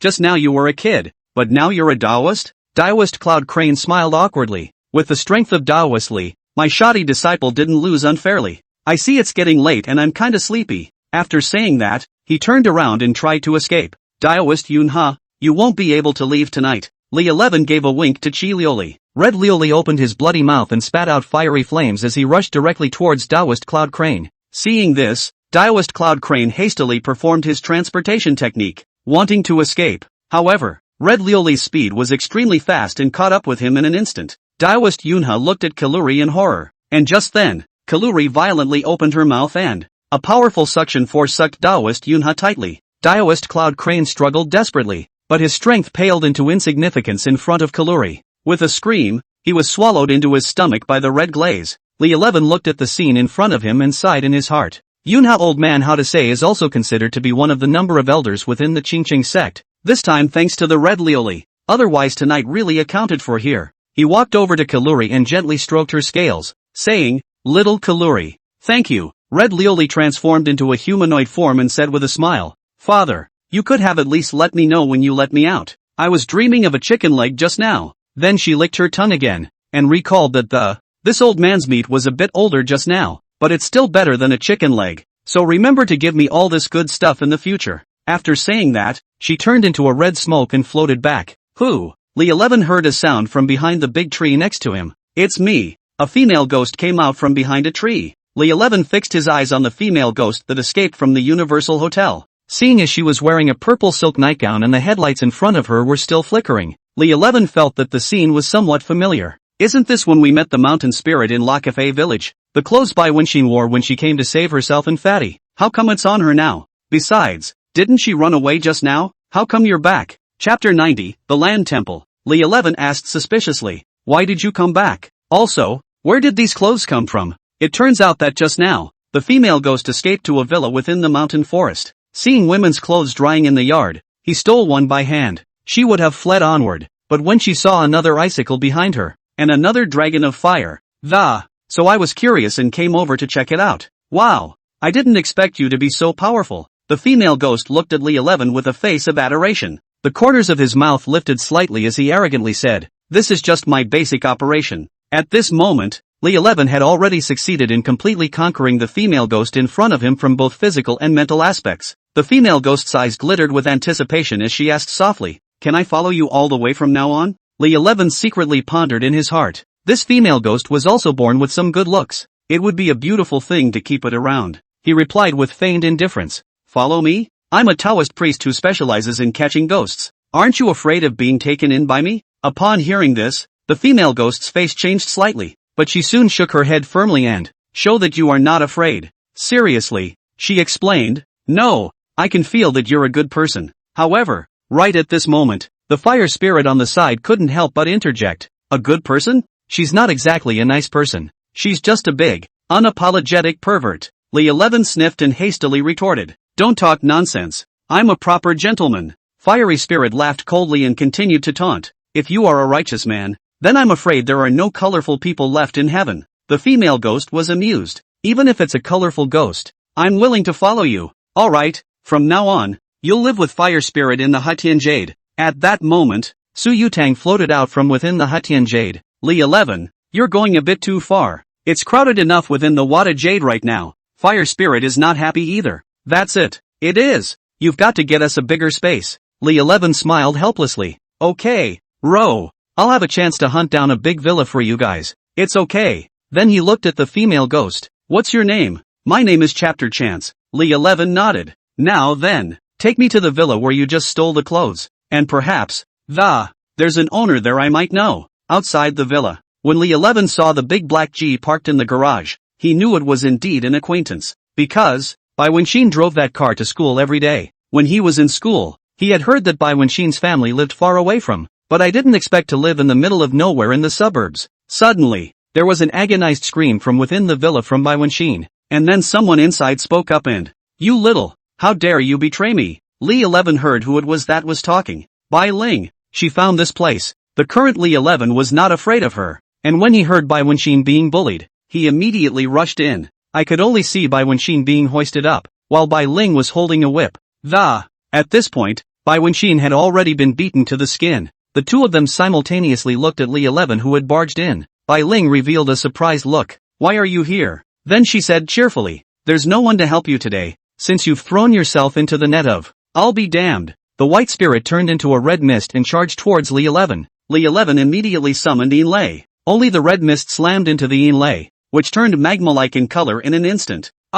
Accompanied by a mournful scream, the white spirit once again changed back to its human form. She was shocked. "How did your cultivation progress so fast?" Li 11 sneered. "What? You're scared, aren't you? If you beg for mercy now, maybe I'll consider being gentle with you for a while." However, right at this moment, the white spirit suddenly split into 7, a change that caught Li 11 off guard. In his heart, he screamed, "Oh no, I actually forgot that she had this move." Li 11, wait for me. I will definitely come back to take revenge on you. After the white spirit left behind a vicious sentence, the 7 figures fled in different directions. Chang anxiously asked, "Aren't you going after them?" Li 11 shook his head helplessly. "When the 5 of us went after her together, none of them have succeeded. Now in this situation, she can only be allowed to escape." Li 11 quickly untied the ropes, picked up Bai Wenxin, and gently placed her on the sofa. Looking at the tired scars on Bai Wenxin's body, he was heartbroken. Bai Wenxin's tears instantly came out of her eyes.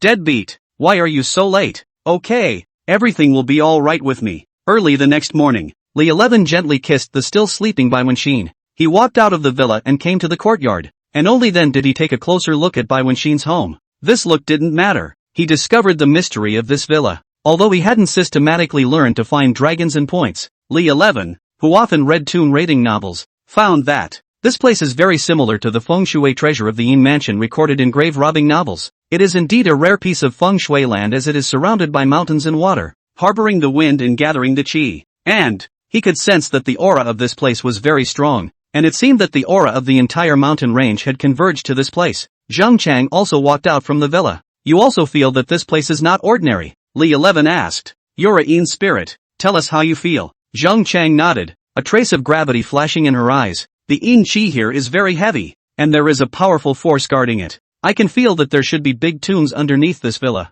"You guys are right. This is exactly the grave of my white family's ancestor." Bai Wenxin dragged his weak body out. Li 11 and Chang glanced at each other, their hearts secretly shocked. Bai Wenxin continued, "The reason I live here, on the one hand, he wanted to cultivate with the help of this precious place, and on the other hand, he also wanted to guard his ancestor's tomb. After all, grave robbers are too rampant now." Chang nodded. "Although the fury here is not as good as the 3 fury bureaus of the Universal Hotel, but for cultivation, it can also be twice as effective." Passing through the 100,000 mountains and the Hotel of the Nations, Li 11 found that the fury seemed to be very helpful to his Yin Thunder. Seeing as there was still half a month left before he had to go to the underworld, he had to properly upgrade his Yin Thunder again. By the way, he studied the cultivation method of the 6 paths Yin-Yang disc. Moreover, Bai Wenxin's body hadn't recovered yet, so she could take care of her by staying here herself. One late night half a month later, the moon was high in the sky, and bright moonlight poured over the earth.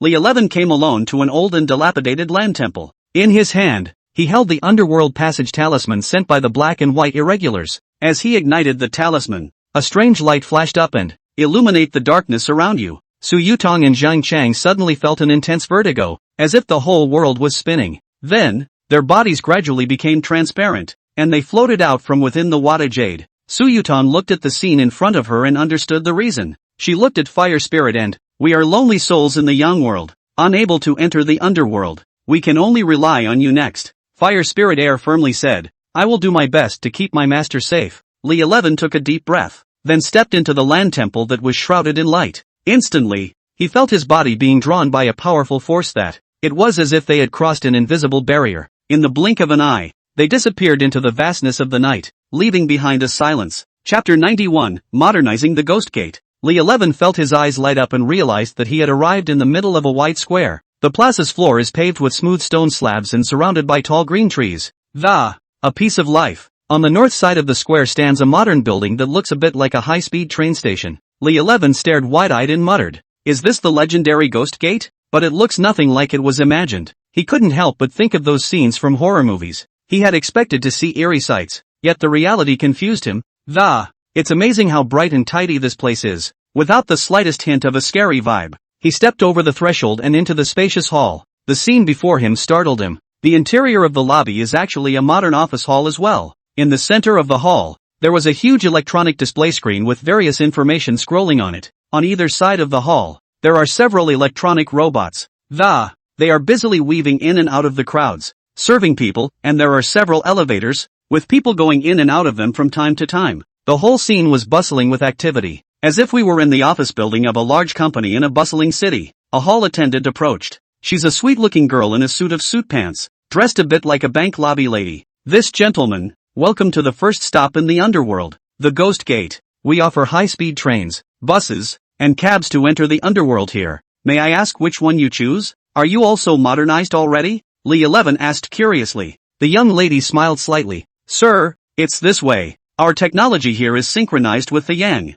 Li 11 thought about it. This also explains it. After all, after the death of those bulls in the Yang world, when you come to the underworld, it's natural to bring the technology from above. So what's the charge for all that? The buses are cheaper, requiring 200,000 plutonium, and of course the slowest. High-speed railroads require 1 million medallions, and cabs cost up to 5 million medallions. Hearing this price, Li 11 was a bit surprised. "You guys don't think I'm new here? It's a deliberate rip-off." The young lady took out a pad. "Look, our prices here have all been recognized through the Underworld Price Bureau. They are all open and transparent, and there is absolutely no rip-off. But how am I supposed to pay for it?" The young lady pulled out a cell phone and marketed it. "As long as you buy this latest iPhone 30, download the Office of the Underground app. Once the account is successfully opened, you can take the high-speed rail for free into the underworld." iPhone 30. The underworld is renewing itself so quickly? Open an account? The Underworld Office app? Li 11 was confused. "You better explain." The so-called opening of an account is the first thing a ghost needs to do to enter the underworld, and the only way to. It is only paper money burned by loved ones in the sunny world that can be received by the deceased, and if there is no account, the paper money burned by those in the sunny world is burned in vain. As for the Underworld Office app, it's the same as the apps for the various cities in the sunny side of the world, able to provide the underworld a variety of health insurance query, provident fund query, car shakedown, and various other services. No wonder some programmers die early in the Yang world. Were they not imported by the underworld talents? Would you like to buy one, sir? Li 11 took out his own cell phone. "Sorry, I have my own." The young lady immediately slammed her face down, losing her previous good attitude. "So you're not a ghost?" Li 11 scratched his cell phone and, preparing to ask in which app store you can download the Underworld Office app. The young lady coldly said, "Go to the information desk and ask yourself." Then, with a smile on her face, she went to sell a cell phone to another new ghost. Turns out it's a salesman. Li 11 came to the counseling desk, and was about to open his mouth to inquire about. Instead, he finds himself encountering an old acquaintance, the black and white irregulars. However, at this moment, they are not dressed as black and white. Instead, he changed into the attire of a hall attendant. White impermanence recognized Li 11 at a glance, and a bright smile immediately bloomed on his face. Excitedly, he said, "Stinking Taoist, you're finally dead." The black impermanence on the side hurriedly interrupted her. "What are you babbling about? Taoist Li is here to participate in the selection of the underworlders." As white impermanence came to a realization upon hearing this, a look of disappointment appeared on his face and he muttered, "Yes, oh, how could I have forgotten about this?" Lee 11 looked at the black and white irregulars curiously. Aren't you the black and white irregulars? How did you become a hall attendant? White Vagabond pouted a bit unhappily and, complaining, it's not because father is afraid that we'll cause trouble in the young world, so he's arranged for us to do these boring things here. When she finished, she sighed softly. Lee 11 thought to himself, with your little skill, you're just adding to the chaos in the world of the living. Might as well be comfortable in a cup of tea and air conditioning. Black Impermanence thoughtfully asked, you're here to inquire about the underworld, aren't you? Well, I heard you guys have some kind of underworld office app here. How do I download it? Only to see Black Impermanence take out a QR code. Just scan it. Then she took out her cell phone. After you sign up, there's a MedPay on that homepage. You downloaded it too. I'll transfer some plutonium to you. You're alive. There's no one up there to burn you paper. You won't survive in this underworld. Lee 11 asked curiously. You can transfer the medieval coins to me. But what about the other contestants? They don't all know everyone here. We support the exchange of currencies between the Yin and Yang realms here, with an exchange ratio of 1:10,000. So expensive. Black Impermanence sighed helplessly and explained. This is all the fault of you people in the Yang world. Every year, they keep burning paper money over, causing inflation to be so bad on our side. We were able to buy a square meter house in the underworld last year with 1 month's salary, and because of inflation, we can only buy half a square meter this year. What about the ghosts here? They don't even have any money in the Yang world. Black Impermanence explained. The Underworld Affairs Office can provide loan services, and ghosts can take out loans in advance. Just pay it back when your loved ones in the sunny side burn the money. Then, as if she suddenly remembered something, hastily, he reminded, your cell phone should still be able to pick up the signal from the Yang world here, right? Lee 10 together with his cell phone, looking at the screen showing a pathetic 2 gig signal, nodded his head and, well, it could work. Then you should hurry up and download some of the questions for the public exam. It may come in handy later. Why do you need to download these? I'm here to take part in the selection of the Undertaker. It's not like you're here to take a civil service exam. White Vagabond came over, interjected. Do you think it's that easy to become a Yin warrior in the underworld? No matter what, this is at least considered the civil service team of the underworld. Surely you need to go through a written test. Hearing this, Lee 11 was so surprised that he couldn't close his mouth, staring at the 2 people in front of him with wide eyes. Incredulously, he asked, are you going to take the test too? White Vagabond raised his chin in triumph. Proudly, she said, my sister and I are taking the talent introduction route, so we don't need to take a written test. Lee 11 secretly muttered in his heart, it's not because you have a powerful old man. Chapter 92, High-Speed Rail in the Underworld. Attention, travelers. The G44 train from Ghost Gate Pass to Fengdu City will depart in 20 minutes soon. Please go to the waiting hall as soon as possible if you have not yet entered the waiting hall. Hearing the train about to happen, Black Impermanence said, Taoist Lee, you should go wait for the train. It's the last high-speed train of the day. Okay, you guys just wait for my good news. Lee 11 came to the high-speed rail security check. There are not many people here, but the security checks are unusually strict. Just a horse-headed man standing next to a security instrument. First, he swept his entire body at a ghost, then said, open your meddling office. When the ghost heard this, he hastened to do as requested, and the horse-headed man then took out his own cell phone and scanned it at the ghost, a puzzled look on his face as he asked, how did you die? The ghost answered honestly, drowned. The horse-headed man frowned. I told you it wasn't right. This book of life and death clearly shows that you should have died of disease, the wrong way to die. You can't enter the underworld. So what should I do now? The horse-headed man said faintly, go back and die again. Next time. When the ghost heard this, it immediately became anxious, but my body has already been cremated. How can you die all over again? The horse-headed man shook his head helplessly. Then there's nothing to be done. Then you'll have to go back to the sunny side to be a lonely ghost. Ghost is looking to keep the fight on the feet, but was immediately escorted out by a nearby security officer. Then the horse-headed man shouted. Next, another ghost walked up to the security apparatus. The horse-headed man said, the instruments show that your body is still in the hospital for resuscitation, and that you are not yet dead. You wait off to the side for now. Come back when you're dead through. That ghost sighed helplessly and could only obediently wait on the sidelines. Next, this time it was Li Shi's turn. I'm not a ghost. I'm here to take part in the selection of the Undertaker. The horse-headed man was slightly stunned, and looked Lee 11 up and down. Then he said, first, open the Undertaker's office for me. Lee 11 showed the Underworld office interface in his cell phone to the horse-headed man. The horse's head scanned it with a scanner to make sure it was correct, then nodded and said, okay, you go inside. Lee 11 walked into the carriage and found a seat. He looked around and it was discovered that the passengers around them were all ghosts. At that moment, a man in a black uniform approached. "Hello, I am the conductor of this train." The man introduced himself. "Hello, I'm here for the selection of the Undertaker," Lee 11 said. "Oh, so that's it." The conductor nodded. "But this train of ours is going to be a lot more than just a trip to the underworld. It will pass through some special places, so be prepared." "Special place?" The conductor smiled mysteriously and didn't answer. At that moment, the train started slowly and driving down a dark tunnel. After about 10 minutes, the train finally broke through the tunnel and came into view. It's a sea of red flowers. The other side of the flower. Lee 11 recognized those flowers. If these are the flowers of the other shore, then this is the Yellow Springs Road. Sure enough, in the midst of a sea of flowers there was a goat path that couldn't be seen at first glance.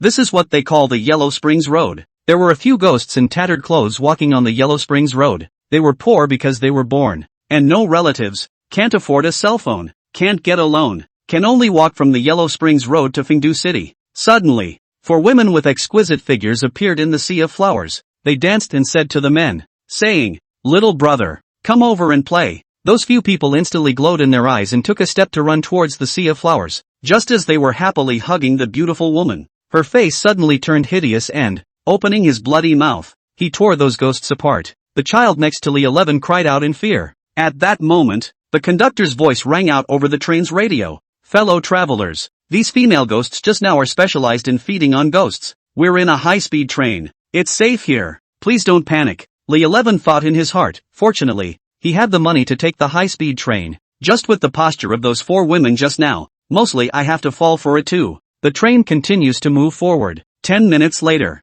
suddenly, Lee 11 felt as if something hit the high wire hard. He rushed back to check on the situation and, instead, he stared in shock at the scene in front of him only to see that the window behind him had become a bloody mess. Before he could react, immediately afterward, he saw a pair of scarlet eyes outside the window. These eyes were chillingly full of greed and desire. Those eyes were extremely similar to the spectral wolves that they had met in General Ding Yuan's tomb earlier. At the moment, these gruesome creatures are staring intently at the ghosts of the highways. As if they had been hungry for a long time, they couldn't wait to salivate at the sight of food. The conductor's voice sounded over the train's radio again. "Fellow travelers, we are now passing through what is called Bad Dog Ridge, so please don't be afraid. Our high-speed train is very safe." As soon as the words fell, those vicious dogs rushed towards the high-speed train like a tidal wave. The high-speed speeding train knocked those vicious dogs all over the place. Looking at the scene in front of him, Lee 11 thought to himself, "This 1 million medieval coins is really worth spending. It's a house of horrors." But a house of horrors in the Yang world doesn't have this kind of real experience.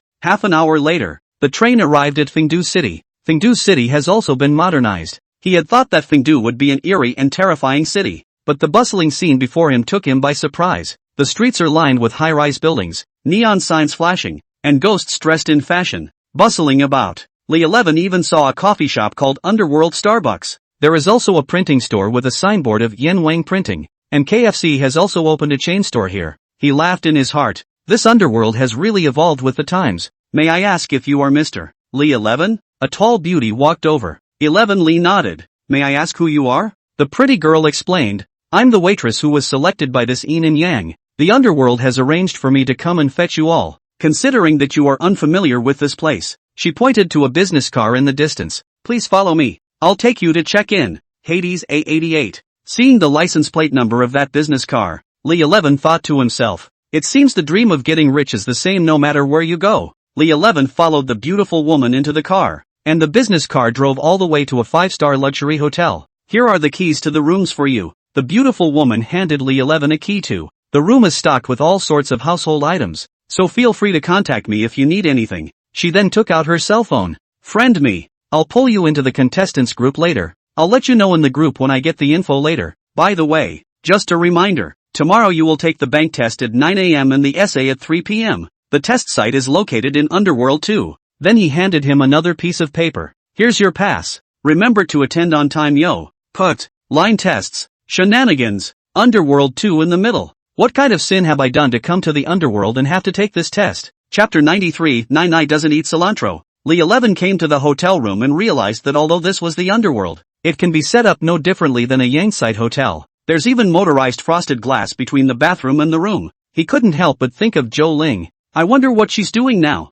He lay down on his bed, opened his phone, and saw the friend request from the beautiful woman. Within moments, he was pulled into the group of contestants. The screen shows that the group has a mutual friend, Zhou Ling. It's so hard to find the right place to get it. It's amazing that she's in this shady selection as well. The group was buzzing. Everyone was talking about the exam. A man with the screen name Old Man's Poop Stinks said, "It's really a knife pulling on the ass opening the eyes. To come and select the Yin warriors even have to take a written test." Another replied, "Stop complaining and read the book. It's not too soon to be on the prowl. It's good to learn a little. But I've been a monk since I graduated from elementary school." Says I've been a monk since I graduated from elementary school. It's fine for me to catch ghosts, but it's better to kill me if I have to read a book. Lee 11 looked at these messages and felt as if he had returned to his school days. At that time, a person with the screen name Kai Kai does not eat cilantro posted some information in the group. "I happen to be preparing for the public examination recently, and this is some information I collected before, so you can take a look at it." That person's avatar is a girl. Lee 11 clicked in to take a look at it, and immediately brightened up. It's a sweet-looking girl. She clicked into her friend's circle to see that it was still a white-skinned, long-limbed woman. He returned the group chat message, feeling uninterested, intending to click in to see what was going on, but then his hand slipped and, surprisingly, it shows, the womanizer slapped no cilantro for the vegetables. Hand slipped. "Vegetables don't eat cilantro," also asked in the group. "Little Prince, what are you doing photographing me?" Lee 11 hastily typed a line. "Thank you for sharing the information. Hashtag carrot. Carrot hashtag, he. You're welcome." Knock knock. Lee 11 was in the middle of reading when there was suddenly a knock on the door. Through the cat's eye, he saw Zhou Ling wearing a black silk camisole nightgown, holding a book that stand outside the door. How did she know I was here? Curious, Lee 11 opened the door to the room. The two hadn't seen each other for a long time, and Zhou Ling looked at Lee 11 fondly. "How have you been lately?" Lee 11 nodded. Suddenly he thought of something. "That's not right. Isn't it true that Yang-Yin spirits can't just enter the underworld? How did you get here?" "And campaigning for the Undertaker. My show family is not an ordinary Yin spirit. You can understand it as the underworld's office in the Yang world. Of course you can freely enter and leave the underworld." Lee 11 looked at her hand was actually a copy of the declaration, and asked in disbelief, "They sell test materials here?" Zhou Ling didn't answer directly, but pushed Lee 11 away and went straight into his room, crossing his legs on the bed. "My family is more or less connected in the underworld, so I prepared ahead of time." Hearing this, Li Shi's eyes lit up. "You know tomorrow's topic?" The corner of Zhou Ling's mouth lifted slightly. "Guess? So there is one? Don't share. Unexpectedly, Zhou Ling grabbed him by the collar and, "What do you mean you just slapped the dish for not eating cilantro?" Looking at her jealous look, Lee 11 hurriedly explained, "Didn't I say it in the group? I was thanking people." "Bah, I don't know you deadbeat." Lee 11 hammed and hawed, and looking at Zhou Ling's hidden figure, he immediately couldn't help himself and, "It's been so long, you sure don't know any better." Half an hour later, a sharp knock on the door broke the pair's rhythm. "Who?" Lee 11, who was disturbed, asked with some displeasure. "It's me. I live next door in 606. A clear, pleasant voice came from the door. A girl's voice? What's the girl next door doing coming to see me at night?" Lee 11 was puzzled in his mind, but he quickly dressed and got up to open the door. When the door opens, a cute girl in pink cute pajamas with a double ponytail appeared in front of her, and she said slightly shyly, "Hello there, I live next door. I'm in the middle of a book. Could you please turn it down a little?" Lee 11 cursed in his heart. This hotel looks quite upscale. The decoration is also good. How come the soundproofing is so bad? Just then, he suddenly realized that the girl looked familiar, and a flash of light went through his mind. Immediately remembering, he exclaimed in surprise, "You're a vegetable not eating cilantro?" Hearing this, the girl also froze, and then asked back, "You know me?" Realizing that his current image might be a bit of a mess, Lee 11 subconsciously straightened his hair, and then pretended to be handsome and replied, "I am the little prince who dabbles in the womanizer. So you live here too? What a coincidence. Let's get acquainted. My name is Lin Miao Miao. What about you?" Lee 11.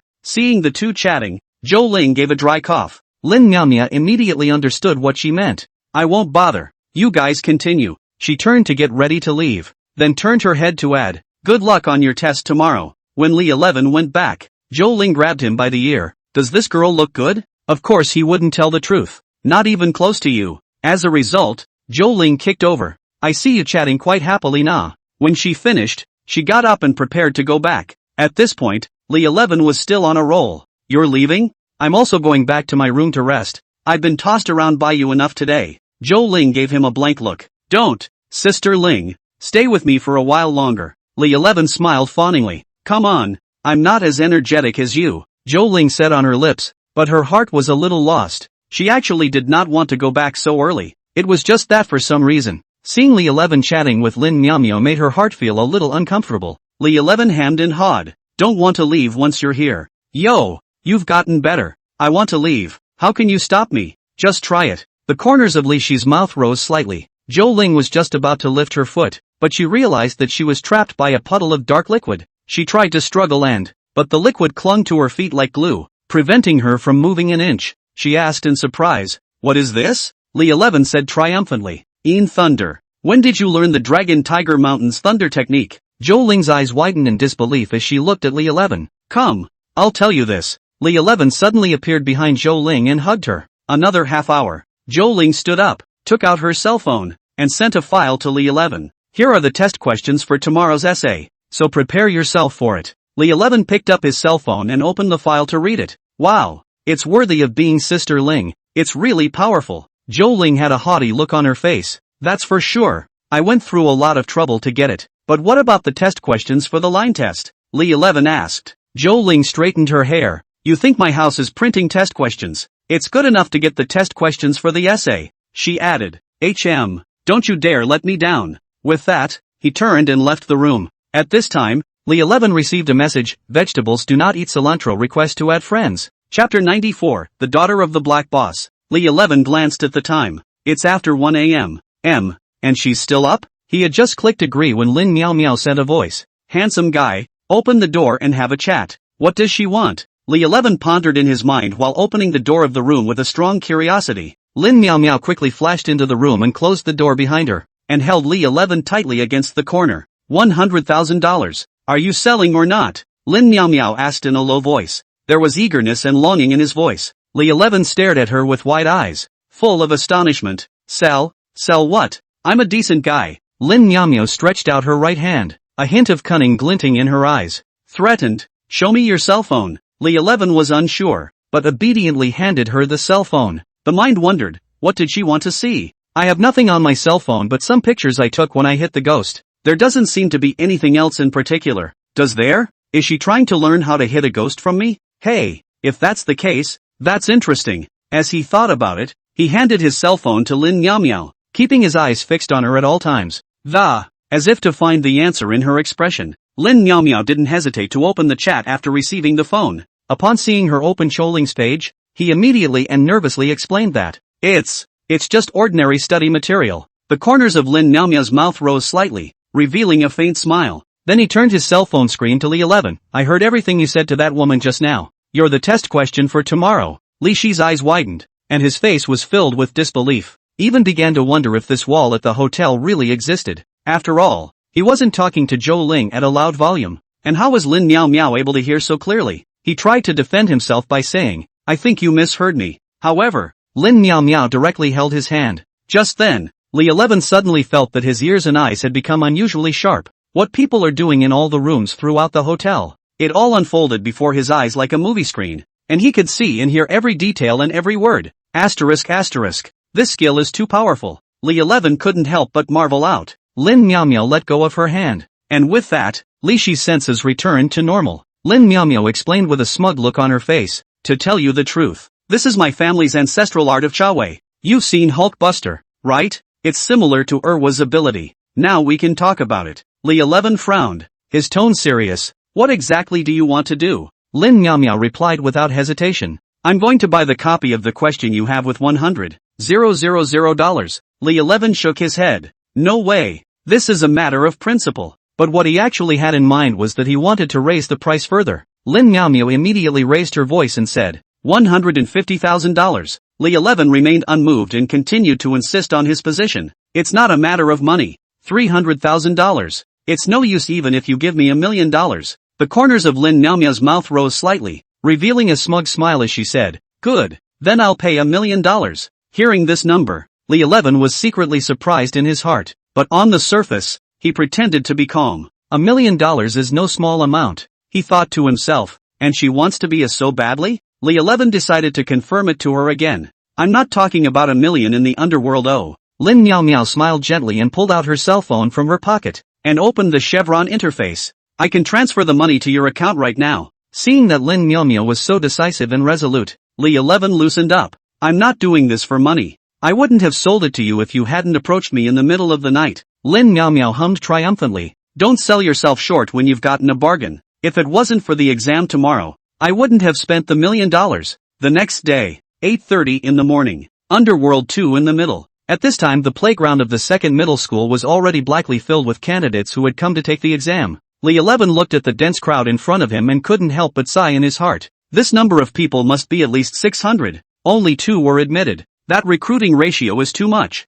Just then, a familiar figure appeared in his line of sight, only to see Lin Miao Miao walk over, casually scanning the pass in Li Shi's hand. Smiling, he said, "It's quite a coincidence that we are seated in front and behind each other." After saying that, he walked towards his own examination room. However, an even more coincidental thing happened. Not far away, Zhou Ling also glared at Li 11 after. Straightly, she walked towards her examination room. Her seat, however, happened to be adjacent to Li 11. When Li 11 came to his seat, he found Zhou Ling sitting in his front seat, so he gently patted Zhou Ling's shoulder and, puzzled, he asked, "Why did you leave as soon as you saw me?" Zhou Ling, however, just coldly returned, "Taoist Li, are we familiar?" Hearing this, Lin Miao Miao, who was sitting behind Li 11, couldn't help but snort out a laugh. Then he gently patted Li Shi's shoulder and flirted. "Looks like you've pissed her off." Li 11 looked puzzled, scratched his head and, muttering to myself, "Wasn't I fine when I left last night? How come today it's suddenly like this?" 9 o'clock. The two invigilators distributed the question papers on time. When he saw the test questions, Li 11 gasped and laughed. "You've completely inherited this test question from the Yang world, haven't you? First question. Find the pattern in the graph below and infer what the last graph is. ACFJO? Li 11 thought. Alright, the first question will not have the back of the topic. I try hard will certainly be quantitative relationship questions. It is known that there are 1.4 billion people in the sun and 1.3 billion ghosts in the underworld. If 1 million people die every day in the sun, with 500,000 reincarnations per day in the netherworld, how long will it take to achieve population balance between the two sessions? A. 100 days. B. 150 days. C. 200 days. D. 250 days. This question is simple, not just elementary school math. Li 11 took a pen and did some math. Asterisk asterisk. Why is the answer I figured out not in the options? Forget it, I'll just do the general knowledge judgment. This kind of question won't be hard for me. General knowledge questions. The underworld is governed by the 10 Hades. They are King Qin Guang, King Chu Jiang, King Song Di, King Wu Guan, King Yama, King Diansheng, King Taishan, King of the City, King of Equality and King of the Wheel. What is the last name of the King of the Wheel, please? A. Chang. B. Residual. C. Dong. D. Shui. Isn't the Wheel King the father of that pair of black and white irregulars? Who knows what his last name is? I forgot to ask those two girls what their names were. Forget it. I'll just give up. Just as Li 11 was planning to lie down, he only felt Lin Miao Miao kicked his ass from behind, and that foot wouldn't leave. Then a familiar feeling returned. He could see everyone's papers in the exam room. This is like a cheating artifact. He did a quick scan of everyone's answers, tallying the probability of each question option coming up. Soon, he landed on his answer card with the options appearing the most. Outside the exam room, Li 11 caught up with Lin Miao Miao. "Sister Lin, your skills are divine." Lin Miao Miao had a haughty look on her face. "Say it, how can you thank me? Big meal. I must treat you to a big meal." Lin Miao Miao stopped in front of a Michelin restaurant. "Alright, this is the one." Li 11 had never been to this kind of restaurant before, and seeing Lin Miao Miao skillfully looking at the menu, this made him very curious about her identity. $1 million just to say give. Who the hell is she? While waiting for his food, Li 11 eventually didn't hold back from raising this query. Lin Miao Miao said, "Do you know Lin Dongsheng?" Li 11 nodded. "Of course, I heard that he is the boss of the entire mob world in the south." He paused. "You're not her daughter by any chance?" Lin Miao Miao smiled faintly. "Bingo, you guessed right." Li 11 was so surprised that he couldn't keep his mouth shut. He didn't realize that the lovely girl in front of him was the daughter of a gangster. "Then why did you help me this morning?" he asked suspiciously. Lin Miao Miao smiled. "Because you're funny. I like to make friends with funny people." "Then why would someone like you want to take the public exams in BA? Chapter 95, News of Parents. I took the public exam because my dad saw that I was too idle and wanted me to have a class. By the way, I also applied for this year's national examination. As for the Yin-Yang, I think it's quite interesting to be a Yin-Yang, so I came here. So, Li 11 nodded thoughtfully. However, being a Yin-Yang is not an easy thing to do. As far as I know, there are 2 black and white irregulars who have been bullied by colorful ghosts in the Yang world. Lin Miao laughed out loud. I've heard. There are 2 black and white irregulars being pulled into the auction. It can't be the same person. At this time, Zhou Ling came to the restaurant alone. In the morning in the examination room, there were many people. Zhou Ling did not take care of himself. He could not say anything. Now that the opportunity had come, he could ask why. Li 11 jogged over. Sister Ling, let's go together. Zhou Ling looked at Lin Miao, who was not far away, and became even more angry. Yo, Taoist Li, you guys are moving pretty fast. You've got a dinner date. Seeing the gloomy Zhou Ling, Li 11 asked. Last night was fine. What's wrong with you? And you have the nerve to mention last night? What did you do last night after I left? Li 11 was confused. What did you do? Last night, I left my headband in your room, and when I went back to look for it, that little girl was seen going into your room. He then realized why Zhou Ling was angry. Misunderstanding. You misunderstood. Li 11 looked around warily and leaned close to her ear. She's looking for me to buy questions. Zhou Ling looked skeptical. Really? You see the transfer records are still there. Zhou Ling half-heartedly looked at her cell phone, and sure enough, there was a transfer record. The face eased up a bit. Alright, don't be angry. Come over and sit down. Li 11 pulled Zhou Ling to his table. Lin Miao looked like she was familiar with herself. What is this sister's name? Choling. At that moment, the dishes they ordered were served. Seeing this, Li 11 hurriedly gave her some food and smiled. Sister Ling, you're a generous man. Just don't bother with me. Besides, Lin Miao and I are just friends, so don't think too much. If it isn't Miss Lin, making new friends in the underworld so soon? Only to see a young man with dyed yellow hair approaching with a teasing face, and the look was as if he had found something interesting. Lin Miao sniffed and looked over, her face instantly becoming gloomy. She gave the young man a fierce blank look and asked in an icy tone, Li Hongwei, what are you doing here? Li Hongwei, however, shrugged his shoulders innocently and laughed. Of course I came to eat. There's no rule about not letting people come and eat here, is there? Lin Miao sniffed, and a hint of impatience appeared on her face. Waving his hand, he said, it's fine for you to come to dinner, but please stay away from us. After saying that, she turned her head away from Li Hongwei. However, Li Hongwei walked straight to the dining table as if he hadn't heard her and, but sat on the empty seat next to Lin Miao. His eyes were locked on Zhou Ling, the corners of his mouth slightly upturned as a wry smile appeared. Who is this pretty girl? Introduce it. Li Hongwei spoke while extending his right hand, he attempted to shake hands with Zhou Ling. Li 11 suddenly got up and blocked in front of Zhou Ling with great speed, eyes locked tightly on Li Hongwei. Hey, what do you want? The corner of Li Hongwei's mouth spread a cold smile, his tone frivolous. What can I do? Just making friends with this beautiful woman. Li Shi's eyes became more and more stern. The voice was low and stern. Do you need to move your hands like this to make friends? Get out of my face immediately. Li Hongwei likewise stood up and glared sharply at Li 11. Viciously, he roared. Kid, how dare you speak to me so rudely? A trace of contempt and disdain flashed across Li Shi's face as he stared dead in the face of Li Hongwei in front of him. His eyes were cold to the core, and he said coldly, word for word, I let you get out. Hearing these words, Li Hongwei's face instantly became gloomy, and his veins rippled on his forehead. Fiercely grabbing the knife and fork on the table, he used all his strength to stab fiercely towards Li 11. However, just at that moment, a shadowy thunderbolt suddenly appeared and tightly bound his arm.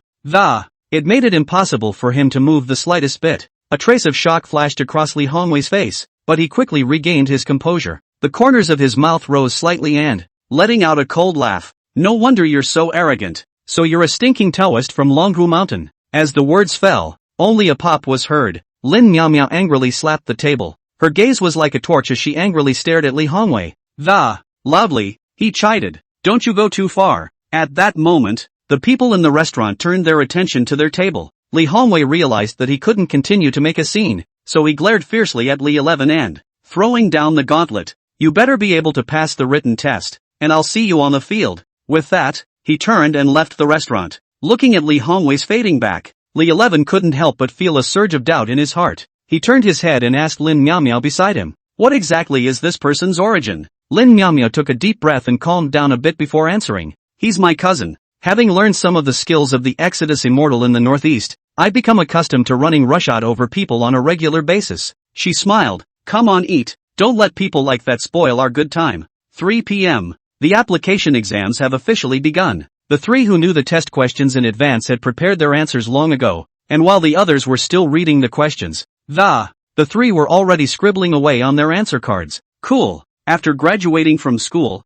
Li 11 hadn't felt the thrill of copying answers for a long time. Soon the exam was over. The invigilator informed the crowd that the results of the written exam would be announced the morning after, when the top 64 candidates get to proceed to the next round of interviews. Of course, an interview here would be different than in the sunny side of the world. The interviews here are ringers. At that time, one of the 10 great Yamas, Yama King Baoxiang, will act as a referee for the later interviews. This arrangement was just what Li 11 wanted. He had thought about it long ago when he entered the underworld. 10 years ago, due to a landslide, of the family, only he and his uncle survived. He just happened to use this opportunity to come to the underworld to see his parents. Moreover, he had also promised Sun Bingxin that he would come to the underworld to investigate her father's affairs for her. Early the next morning, Li Shi took Zhou Ling and Lin Miaomio to the Underworld Administrative Service Center, the public security office window. A sweet smiling young lady asked gently, "Hello, may I ask what business you need to conduct?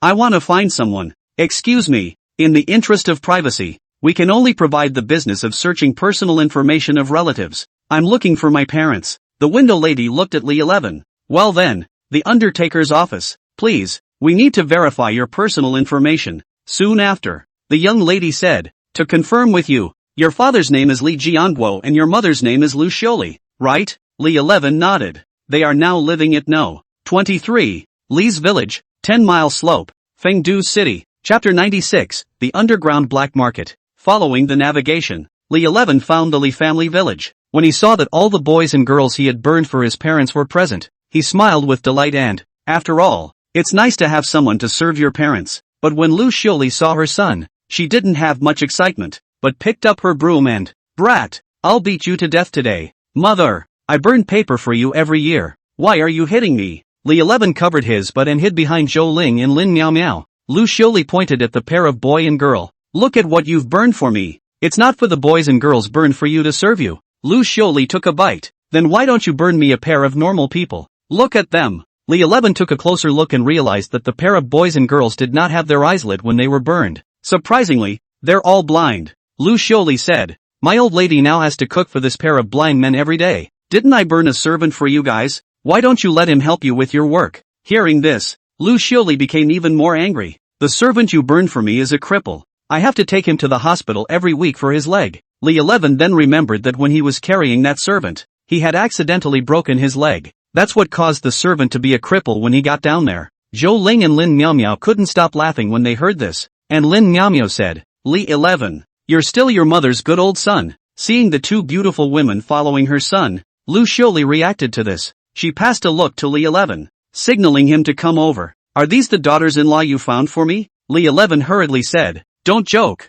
There is no such thing as a daughter-in-law. The state is advocating monogamy." Lu Xiuli gently patted his head and said with a smile, "Is it possible to be a fool as a human being? Here in the underworld, it's permissible for a man to have multiple concubines in one marriage." Li 11 looked helpless. "But I'm human." When Lu Xiuli heard this, she froze and asked suspiciously, "People? How can you be considered human when you've come to the underworld?" Li 11 hurriedly explained, "This time I came to the underworld. In fact, I'm only participating in the selection of Yin messengers. I'll have to come back to Earth when it's over." After hearing this, Lu Xiuli couldn't help but to laugh out. "Flirting, Yoho. You kid, you're teasing me on purpose, aren't you?" At this time, Lin Miao Miao also came over and said seriously to Lu Xiuli, "Auntie, he's right, we're really not dead, we're all alive." Lu Xiuli's eyes widened, revealing an expression of disbelief. She looked carefully at Lin Miao Miao and then turned her head to look at Li 11, still unable to accept this fact.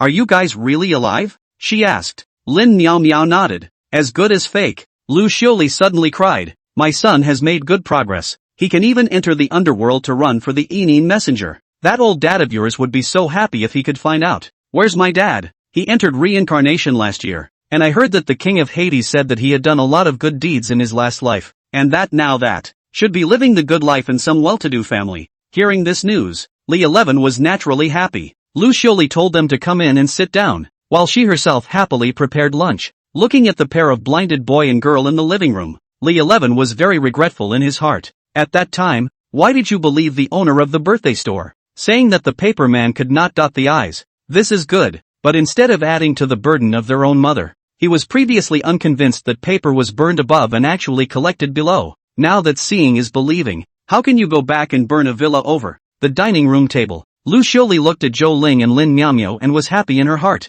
How old are you all? Got a family? Lu Xiuli started to gossip. Li 11 understood that she was in a hurry. Mom, what are you prying about? What's there not to ask? Lu Xiuli scolded with a laugh. And, look, you're old enough to get a date. Li 11 was a bit embarrassed, thinking, I have a bit too many objects, so I'm afraid of scaring you when I say it. He looked at Zhou Ling and then at Lin Miaomio for a moment, not knowing how to answer. At this time, Zhou Ling spoke up. Auntie, we are just friends with 11. Lin Miaomio chimed in. Yes, Auntie, we're all in good company for the shady selection together. Lu Xiuli was slightly disappointed when she heard this, but she still smiled and said, that's right, but it's okay. There will be plenty of opportunities later. I see you're not so young, so hurry up. Li 11 hurriedly changed the topic and inquired about the underworld. Lu Xiuli then told them about the various rules and anecdotes of the underworld. Li 11 remembered Sun Bing pupil's request to look for news of his father for him, and he asked, the administration hall only provides the business of searching personal information of relatives. What if I want to find someone? Of course I'm going to go to the master of all trades. Master of all trades? Who is he? 10 years ago, Lu Xiuli and Masterpiece were ghosts who entered the underworld together. At that time, they also arrived at Fengdu City together by bus. However, since the Marvelous One had no one to burn paper to him in the Yang world, he was left penniless in the underworld. During those hard times, he was so hungry that he borrowed Lu Xiuli's house for a while, despite being strapped for cash. Somehow instead, Marvelous got his hands on a beat-up laptop and spends all day tinkering with it in his room. During this time, the two had made small talk, and Marvel claimed to be a hacker. At first, Lu Xiuli didn't know much about the specifics of hacking. Later, Marvelous left her residence. But one day, Lu Xiuli happened to hear others talk about Marvelous had actually succeeded in hacking into the Book of Life and Death system. Li Shi's eyes lit up, and he immediately asked, then how can I find Master of all trades? The Omnipotent is usually so far away that it's hard to run into, but he's often at a tavern in the underground black market. Hearing this, Li 11 decided to go to the black market at night to try his luck. Underworld Black Market. Located underneath Fengdu City, it's a dark, damp place it's full of eeriness. This black market can be described as a vacuum in the legal jurisdiction of the underworld. With no underworld patrols, there are no laws governing it, only endless darkness and chaos. Illegal activities such as smuggling, contraband and underground money laundering are everywhere in the black market. Smugglers have been sneaking all sorts of contraband into the underworld, then sell them at a premium to those who need them. The trio arrived at the underground black market. Lin Miaomio covered her mouth and nose with her hand in disgust. It stinks too much here. Looking at the ghosts who lined the streets with their stalls, most of them dressed in tattered clothes, skinny and bony. Li 11 thought to himself, I didn't think that they would have to live such a hard life when they are all ghosts. Heavenly spirit, earthly spirit, I'm the best at fortune telling in the underworld. This little brother, do you want to have your fortune told? A fortune teller stopped the trio in their tracks. The man was dressed in a loose Taoist robe, and in his hand he held an 8 trigrams disc wearing a pair of black sunglasses. Lin Miaomio stretched out her hand and waved it in front of the fortune teller, wanting to see if he really couldn't see. However, the fortune teller suddenly spoke up and said, little girl, don't try. I'm truly blind. Lin Miaomio's eyes widened in surprise and questioned, if you're blind, how do you know I'm a little girl and that I wave? The fortune teller smiled, you're faintly scented, and I can smell it is supposed to be an Armani perfume. This perfume has top notes of orange blossom, middle notes of jasmine, and a cedar finish. It's hard not to know you're a little girl with such a unique scent, and you just waved your hand, driving the air around you to flow. I can naturally sense what you've done. Li 11 listened to his explanation and thought that it made sense. So curiously, I asked, how do you do the math here? The fortune teller took out a pair of tortoise shells and 3 copper coins. Put 3 copper coins into the tortoise shells and shake it 6 times in a row and meditate in your mind on what you are seeking to measure, and I will naturally be able to see the results. Li 11 thought for a moment before deciding to give it a try. The first 5 times went very well, but on the 6th time, the turtle armor cracked. Chapter 97, The Know-It-All. The fortune teller's face changed dramatically. You measured something. Rumor has it that tortoise shells have spiritual properties. Turtles have 3 rings of turtle armor on their backs. In the center, there are 3 tortoises, representing heaven, earth and man. In the center circle there are 10 tortoises, representing the 10 celestial trunks, respectively, A B C D E H G S N D. The outermost circle has 24 small tortoise shells representing the 24 seasons. There are 12 compartments at the bottom of the tortoise shell, representing the 12 earthly branches. Therefore, the ancients believed that the whole tortoise shell concealed the I Ching theory, so it was the best tool for divination. The fortune teller's tortoise shell is an ancestral artifact, hundreds of years old. He had taken a huge risk to bring it from the young world to the underworld, and now, it had cracked. Li 11 said, I just measured my future fortune. The so-called heavenly chances cannot be divulged, and the ancient people invented the art of divination in order to spy on heavenly chances. Fortunately, the art of divination has been passed down for thousands of years, proving that the methods of the ancients are not problematic. However, the cracking of the tortoise armor meant that the heavens did not want Li 11 to pry into the mysteries of the heavens. Suddenly, with a look of consternation on his face, the fortune teller, with trembling lips, he said, You are not human. Lin Nyamyo, who was on the side, was immediately upset when she heard that. Frowning petulantly, she said, How do you talk like that? The fortune teller hastily explained, No, the little girl has misunderstood me. I do not mean to offend. What I am trying to say is that this little brother is neither a ghost nor an ordinary living person. Rather, it's a rare dead or alive person. Li 11 couldn't help but be dumbfounded upon hearing this. Master, do you know how to count or not? Isn't it absurd to say that I am a living man standing right here alive? And you insist that I am a dead living man? The fortune teller shook his head back and forth, looking serious and determined. No, I am absolutely not mistaken. For from what I have observed, your yang life has indeed run out. It was only then that Li 11 realized that. The scene when he met the black and white irregulars at the foot of Longhu Mountain came to his mind. Those two sisters told him that his life expectancy had run out. It was only when he fought back and managed to break free from their bonds that he managed to escape being hooked. When you think about it that way, you're a real deadbeat. So, once again, he turned his attention to the fortune teller before him, and pondered in his mind that, maybe this person really has some skills. Then why can't you predict my future? The fortune teller flicked up his fingers and pinched without panic. Suddenly, his body was stunned and a mouthful of blood spurted out. Lin Nyamya was startled and hurriedly stepped back. We didn't do anything. Don't you touch the porcelain. The fortune teller wiped the blood from the corner of his mouth with his hand and said weakly, What a bumper. I'm prying into the heavens and getting backlash. Li 11 rushed forward to support him and asked with concern, So what did you figure out? The fortune teller nodded and, however, a look of horror appeared on his face. It's just that heaven's secrets can't be divulged. I'll only send you 8 words. Demon moon hangs in the sky, wreaking havoc on the earth. When he finished, he coughed a few more times and staggered slowly toward the darkness, looking at the fortune teller's fading back. Li 11 froze for a moment. Demon moon hanging in the sky? The old heavenly master also said these 8 words to me in the heavenly master hall in the beginning. What exactly will happen in the future? Lin Nyamyo, however, was unimpressed. Playing God. I think he's just a liar. Forget it. Whatever. Let's just get a hold of Marvelous. According to Lu Xioli, the tavern where Marvelous occasionally appeared was located at the end of an alley. It was a dimly lit alley, surrounded by nothing but wet walls. The trio cautiously stepped into the alleyway, a cold wind blowing that sent shivers down their spines. Lin Namya couldn't help but complain. What the hell is this place? Why does it feel eerie? Walking to the end of the alley, they finally saw the tavern. Normally, since a tavern is a business, it should naturally be open for business. At the very least, there should be a sign, but the tavern before us, with no sign, and its doorway half covered with, only a faint light filtered through it. Li 11 gently pushed open the door and walked in. The tavern smelled stale, with a few worn-out tables and chairs on the floor. There was no one else in the store, just an old man and a young guy sitting in the corner pushing a glass of wine. Seeing someone come in, the old man slowly got up from his seat, supported himself with his crutches and, slowly, he came toward them. His movements looked a little strained. What would a few of you like to drink? We're actually here to find someone. The old man didn't seem surprised to hear that he glanced at the lad he was drinking with, then turned his head again. I'm afraid I'm also here to see the wannabe. A pity. He hasn't been here for half a month. Hearing this news, Li 11 couldn't help but feel a loss welling up in his heart. He had thought he could find some clues here, but now it seemed his hopes were dashed. He sighed helplessly. That's a real bother. After saying that, he turned around and prepared to leave. Just then, the young man who had been sitting next to the old man drinking suddenly called out to them.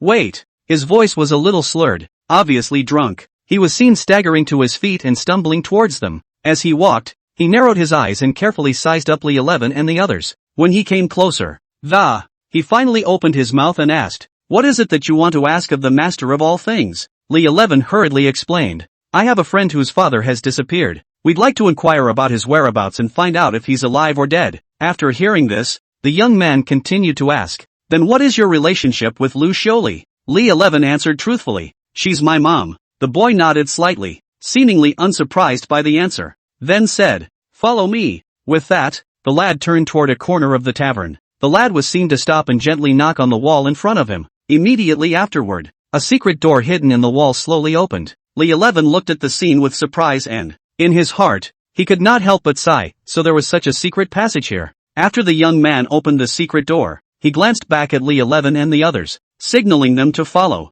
Soon they entered a room. The room was filled with all sorts of clutter. For a moment he rummaged through a trunk and take out a broken laptop. The underworld has been checking hard lately, and I had planned to call it quits and hide for a while, but Auntie Lu was kind to me. I saw his son's photo in the Book of Life and Death. You look familiar. Just to confirm it, since you're his son, I'll check for you. As he spoke, he turned on his computer. After some operations, the 5 big words Life and Death book system appeared on the computer screen. What is the name of the person to be checked? Sun Guodong. Tens of thousands of people named Sun Guodong appeared in the system. Any other information? Li 11 replied, "He's an archaeologist with a daughter named Sun Dingxi." Marvel identified the person to check out after entering key information into the computer. According to the information, in the year 200, Sun Guodong's lifespan was exhausted and he died in an ancient tomb in the Tang dynasty. The cause of death was infection with an unnamed virus inside the tomb. But the Undertaker didn't find his soul in the Yang world. That is to say, although he is dead, his soul is still wandering in the Yang world. Li 11 thought to himself, this doesn't make sense. Since Sun has become a Yin spirit, then why don't you go back to your own daughter? Was there something else that limited his activities after becoming a shade? You're helping me to find out why her daughter, Sun Bingxiao, only has 32 years of young life. Suddenly, outside the room, there was a commotion. Marvelous immediately closed his laptop and instantly ran out through another dark passage. At that moment, one of the underworlders kicked open the door of the room. "Come on people, search for me." Before Li 11 could understand what was happening, he was controlled by a few underworlders. He asked, "What are you doing?" The leader of the Inzai looked like a nightjar, and he snapped. "Just now the system detected someone hacking into the life and death book system here. Quickly say, you're not accomplices of the omnipotent." Chapter 98, The Mona. "We're just here to do some work for Master of all trades," Li 11 hurriedly explained. Nightfork looked Li 11 up and down. A hint of skepticism flashed in his eyes. "An errand? What kind of job requires hacking into the Book of Life and Death system? I think you're an accomplice." With that, Nightcrawler waved his hand to signal his men to take Li 11 away. "I'm really not," Li 11 shouted, struggling desperately to break free of his bonds but the underdogs held on to his arms so tightly that he couldn't move. "How dare you resist arrest?" The Night Stalker shouted angrily and there was a spark of anger in his eyes. Just in the gap between Li 11 and the Undertaker's tugging, a red scented pouch fell off of him. The scented capsule gave off a faint aroma that wafted through the air. Nightcrawler's face was shocked and he shouted, "Stop it all." He quickly bent down to pick up the scented pouch and sniffed it carefully, his brow furrowing slightly. His eyes became glazed over, as if he had discovered some important clue. Nightcrawler stared at Li 11 and asked, with a hint of urgency in his tone, "Where did you get this bomb?" "An old lady gave it to me." Nightfork's attitude immediately became respectful. "It's because I have the eyes to recognize MT. Since you are a friend of her old man, naturally you will not be a prisoner." He instructed his underlings, the underworld, to release Zhou Ling and Lin Miao Miao, and then evacuated the tavern. All 3 of them looked at each other with a blank expression, never expecting a scented bag to be so intimidating. Zhou Ling couldn't help but open her mouth to inquire, "You actually know important people in the underworld?" Li 11 shook his head suspiciously, indicating that he was not sure of the situation either. He explained, "When I first came to the province, I met an old lady who was burning paper at an intersection. That old lady inexplicably gave me this bomb." Zhou Ling curiously pursued, "What kind of an old lady was that?" Li 11 tried to recall the scene. "Well, how do I put it? From behind, she has a very attractive figure, but her face is like that of an aged man." Hearing this, Zhou Ling suddenly showed a surprised expression. "Is she still wearing a red hairpin on her head?" Li 11 thought carefully. "It does seem like it." Zhou Ling came in leisurely. "She's Meng." Hearing these words, Li Shi's eyes widened in shock. "Meng? That's the Mona who gives people Mona soup?" Lin Miao Miao was a bit puzzled. What is she doing in the Yang world if she doesn't work on the Naiha bridge?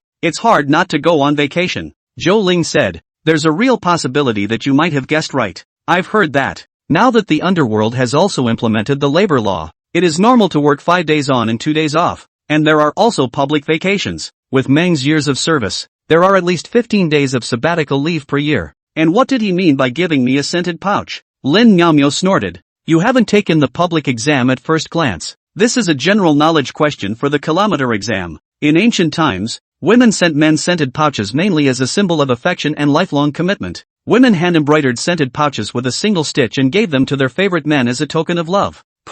After listening to Lin Miaomiao's science, Li Shi's chest flooded with a mouthful of old blood. That was an old lady that. What's wrong with looking at me? Li 11 felt both embarrassed and helpless. He couldn't accept being adored by an old lady. He reassured himself, maybe it's just a misunderstanding, or maybe Mona has some other agenda? Zhou Ling said, anyway, we've already come to the underworld, so when we're done taking part in the selection of the underworld, just go to the Nayat Bridge and ask her. Lin Miaomio was amused. In case she catches you and forces a marriage, I'll see what you'll do. The next day, Valley of Blood. It's a valley stained red with blood. It is said that Jizo Bodhisattva and the last Ghost King fought a fierce battle here. In that battle, the earthly Bodhisattva slapped a palm. Surprisingly, it left a deep crater the size of a soccer field in the ground. The deep pit still exists today, as if to tell of the tragedy of those days. The air in the Valley of Blood smelled of blood and sent shivers down one's spine. And in the center of this blood-red land was the huge deep pit. The river of blood from the underworld flowed through the pit,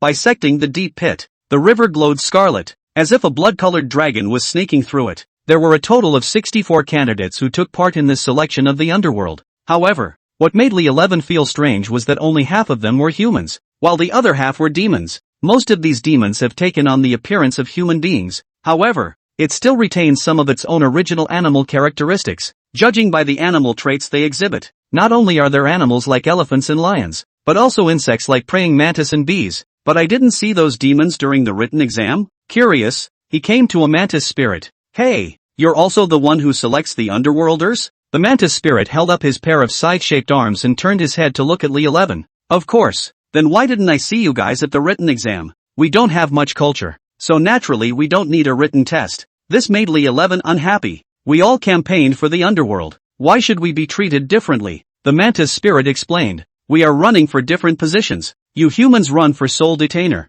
We animals run for demon undertaker. What's the difference? You humans have yin and yang maintained by yin and yang. Animals naturally also need the yin man to maintain their yin and yang. And the demon underworld ambassadors are the ones who go to the yang world to hook animal souls. At that moment, it was accompanied by a loud bang in the sky. A man in a suit appeared over Blood Valley. The man was born with a black face and a crescent moon on his head. No need to guess. It was King of Hell, Bao Zhang. Then, his loud voice resounded in mid-air. Congratulations to all of you for making it to the elimination rounds of this shady selection. The elimination round is divided into two groups. One group was the Soul Detaining Envoy group, and the other was the Demon Underworld Envoy group. The two groups were separated by the Blood River. In the end, the top two in the Soul Detainer group will be the Soul Detainers of this Undertaker selection. They will be treated at the level of a full section. The top two of the Demon Underworld Envoys group will become Demon Underworld Envoys, also enjoying the treatment of the regular section grade. It should be noted that after eventually becoming a Soul Detainer and Demon Undertaker,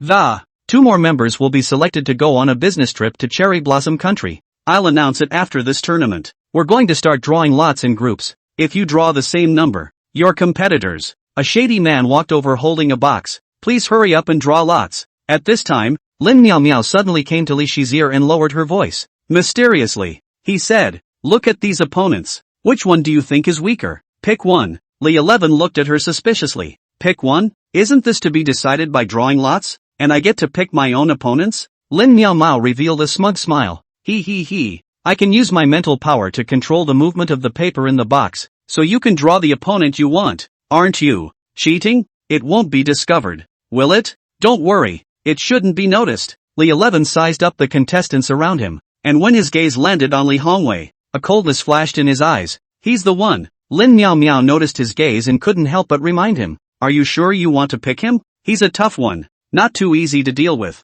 The corner of Li Shi's mouth raised in disdain. Humph. I just want to teach this kind of person a lesson. All right, then I'll fulfill your request. At that moment, Pao's voice came from mid-air. I know there are extraordinary tactics amongst you people, and if attempts are made to control the game with petty tricks, The king will not be spared. Lin Miao spat out her tongue and hurriedly stopped her small movements in fear. Chapter 99, Harnessing Things with Thoughts. After the crowd drew their lots, the order of the matchups came out. Li 11 smiled faintly, his gaze locking onto Li Hongwei. Although Lin Miao didn't manipulate the draw, the heavens followed her wishes. Li 11 is still up against Li Hongwei. Li Hongwei likewise looked at Li 11, who, with a hand on his neck, had. A threatening gesture was made. The referee announces the official start of the match with the sound of a gong. North side of the deep pit in Blood Valley. Li Hongwei revealed an evil smile. Brat, weren't you very bullish yesterday? I'll beat the out of you today. The corner of Li Shi's mouth lifted slightly. The last person who said something like that to me. Now when you see me,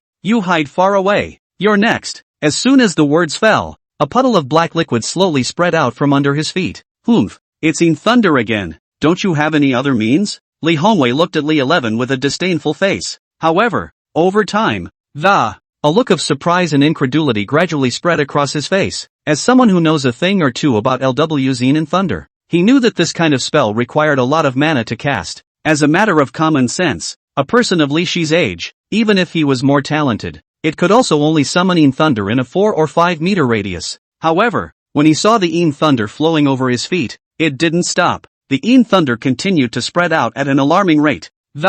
It quickly covered the entire area north of the deep pit in Blood Valley. The people present were shocked by this, and murmurs rose up. Someone whispered, I heard that he is the first place winner of the Xian sect martial arts, so it seems that powerful indeed. Another man chimed in, I've heard about him, too. I really hope we don't meet him in the later matches, or we'll definitely suffer a big loss. Someone else gloated, it looks like Li Hongwei is going to suffer this time. And at this moment, the face of Li Hongwei, who was standing opposite Li 11, became extremely ugly. He had thought he could easily defeat this opponent, but now it seemed that the situation seemed to be worse than he had imagined. Faced with such a powerful Yin thunder, he could only harden his head. He only bellowed, come out, Master Lu. As soon as the words left his mouth, a black cloud appeared over the Blood Valley. A giant python over 10 meters long appeared in front of the crowd. This was not the first time Li 11 had seen the Exodus Immortal summoning the Great Immortal. When at Longhu Mountain, the Luin Huan who fought against Sun Xiuyan was likewise an Exodus Immortal.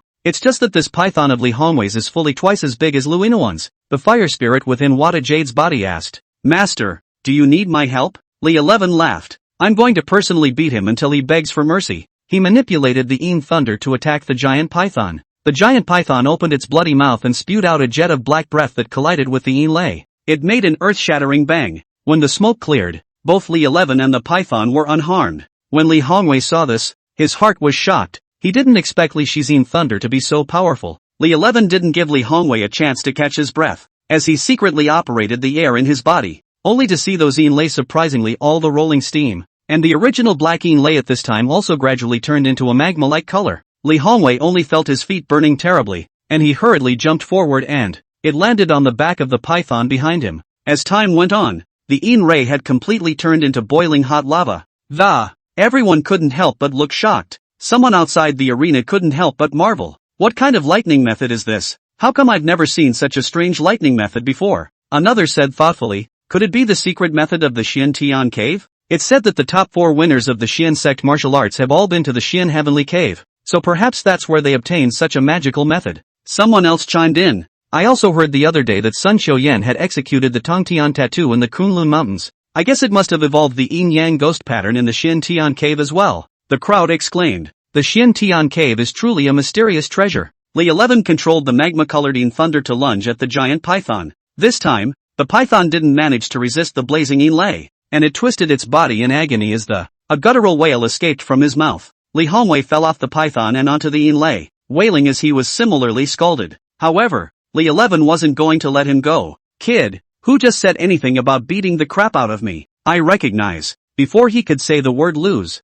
Li 11 blocked his mouth with Yin lei. Want to admit defeat? I don't agree. Only Li Hongwei could be seen thrashing about in pain on the shadowy thunder. Although everyone knew that he had lost, he had neither personally said that he had admitted defeat. It wasn't knocked unconscious either. And according to the rules, the match had to continue. 10 minutes later, Pao finally looks on and declares Li 11 the winner. Li Hongwei was lying on the ground. His whole body's skin was burned black. He looked at Li 11 and there was fear in his eyes. At this time, the south side of the Blood Valley, The competition in the Demon Underworld Envoy group also ended. Bam! A gong sounds and the referee announces, the second game of the 32-16 match between the two groups has officially begun. Unfortunately, the sole detainer group for the second match was Zhou Ling and Lin Miaomiao. They also didn't expect to encounter it so soon, though the two were strangers yesterday morning. After a day of, both feel that the other person is still nice. Li 11 knew how powerful Zhou Ling was. When he was in the Zhou family, although he relied on the talisman to win over Zhou Ling, he understood that was because Zhou Ling hadn't utilized the paper tie into a spirit. In the Xian sect martial arts, simply by relying on a Gatling given by Zhou Ling, he had beaten his opponent into admitting defeat. It's not yet known if Zhou Ling has any other means. Perhaps it's not impossible for her to zap an original paper bullet. Instead, Li 11 wondered what exactly Lin Miaomiao had in terms of battle tactics. After 2 days of contact, he only knew that Lin Miaomiao had the art of checking the micro, combined with trying to control the draw just now. Her mental power seemed good. Could it be that her means of combat is also mental power? On the racecourse, Zhou Ling and Lin Miaomiao didn't have much to say as they both took out their respective means. Zhou Ling took out 1,000 paper cranes from her pocket, only to see her mouth recite an incantation that, the 1,000 paper cranes instantly turned into a white crane with a wingspan of more than 3 meters. She lightly jumped onto the back of the white crane, and at the same time, a barret was in her hand at some point. At the sight of this scene, a gasp rang out from the field. Female sniper.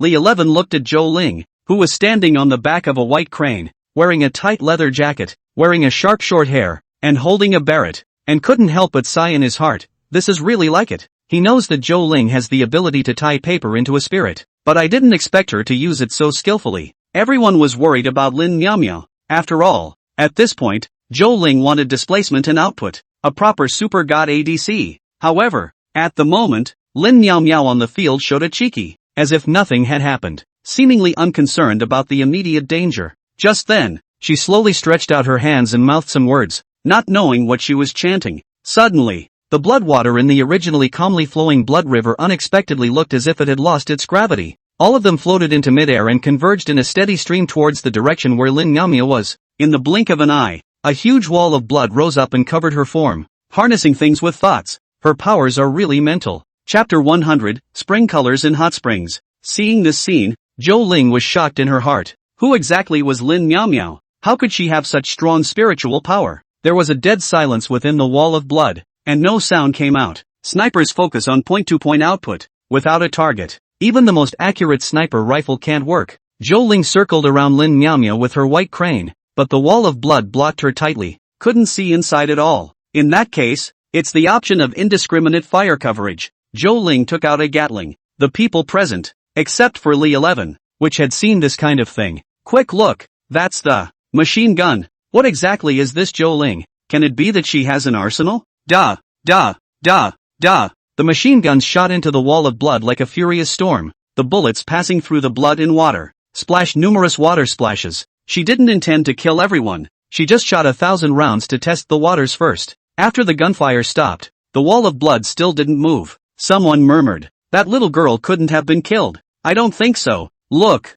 she's still maintaining the wall of blood. Just then, the wall of blood suddenly burst into countless bubbles of. It was as if something was going to come rushing out. Zhou Ling's heart rejoiced. It seemed to have an effect. She was finally going to make a move, only to see the 1,000 rounds that had just been fired all floating on the wall of blood. And then the bullets arranged themselves like a big net and shot at Zhou Ling. Zhou Ling's face changed, and she secretly chagrined in her heart. Damn, since she is able to harness objects, and of course able to harness bullets, she immediately hid behind the white crane, hoping to use it to ward off the bullets. However, that white crane was unable to withstand such powerful firepower and was instantly shot into a sieve. At this moment, a mouth opened within the wall of blood, and Lin Miaomiao walked out of it with a smile on her face. Looking at Zhou Ling, she said, Sister Zhou, my level of harnessing objects is not bad, right? Zhou Ling sighed and came to the ground, smiling faintly. Sister Lin, I underestimated you before, but it's useless to just rely on the wall of blood next.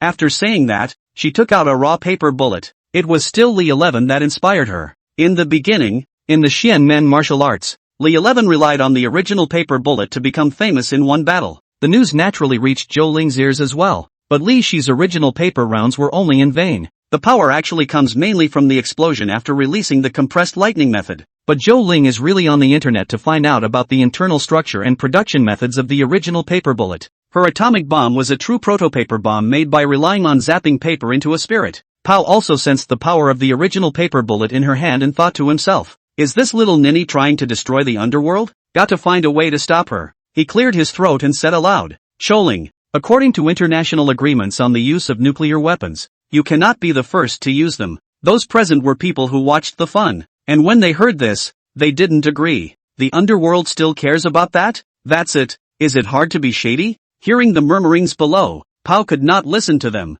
and he got angry and said, if the original paper bomb really blows up, all of you here, one by one, will be exposed to nuclear radiation. When they heard this, they immediately shut up. Still, some people don't understand the reason and mutter in a low voice that, didn't Li 11 also use raw paper bullets at Lung Fu Shan? For Lin Miaomiao, this would have been good news, but she was not willing to do it anymore. That's not fair, Pao asked. What's not fair? If people can build it, why don't they want others to use it? Pao was speechless with dislike at its words, and, helpless, left only one sentence. The final interpretation of this contest belongs to the underworld. In that case, Lin Miaomiao put away the wall of blood. I admit defeat. What? She actually conceded defeat. Those present did not understand her move. Pao asked, are you sure? Lin Miaomiao nodded. You don't allow the use of raw paper bullets, though. This being that it's a contest between me and her, I'll admit that I can't carry that proto-paper bomb. Never in a million years.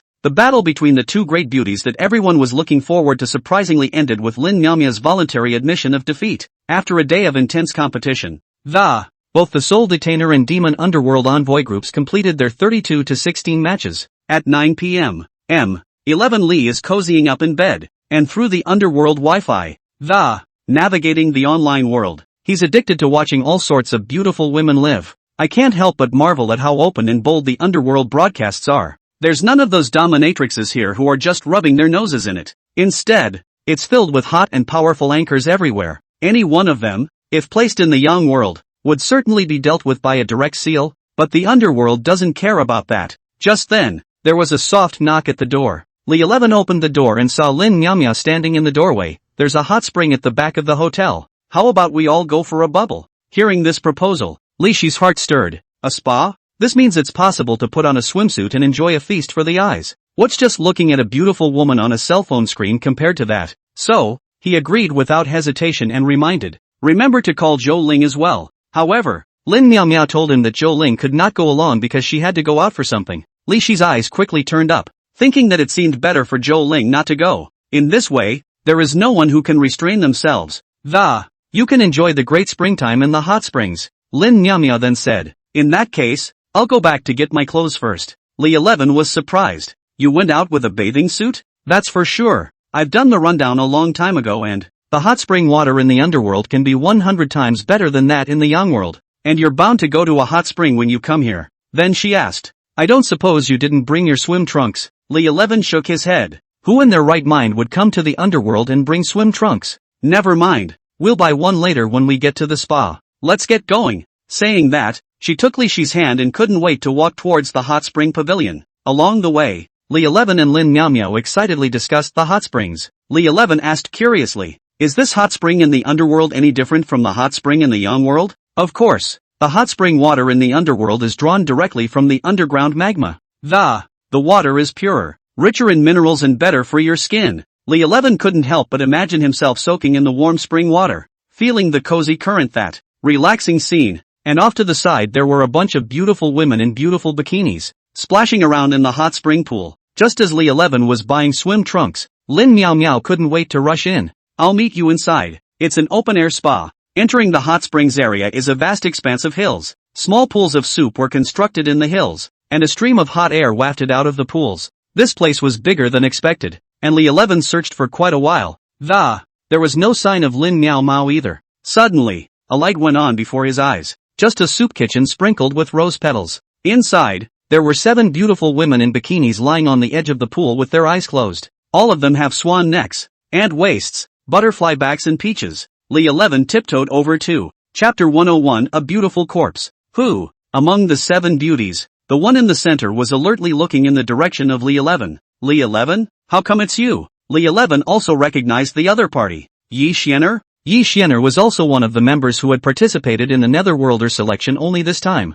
and the two of them had already met in Blood Valley. She is fair-skinned and beautiful, with an outstanding temperament, but her occupation is a corpse chaser, catching corpses, also known as moving spirits, originated in western Hunan. According to legend, the profession was born from the time when the Yellow Emperor fought Qiyu. Yi Xianer is an ancestral zombie catcher, and by her generation it is already the 80th generation. The other 6 beauties heard someone speak and immediately opened their eyes vigilantly, except that unlike normal people, they have dull eyes and move a little stiffly. Li 11 pointed at the beautiful women beside Yi Xianer. They can't be your zombies. Yi Xianer cupped a bit of water and wiped it on the shoulder of a female zombie next to her. Of course, it wasn't easy to collect these 6 zombies of mine. They mustn't be taken care of. This is true. These 6 female zombies are all schoolgirl level looks, and after becoming a zombie, her skin is still glowing and white as gelatin. So it's obvious that she did put some effort into it. But I see that it wasn't them that you used during the daytime games. Instead, it's a little 7 or 8-year-old zombie.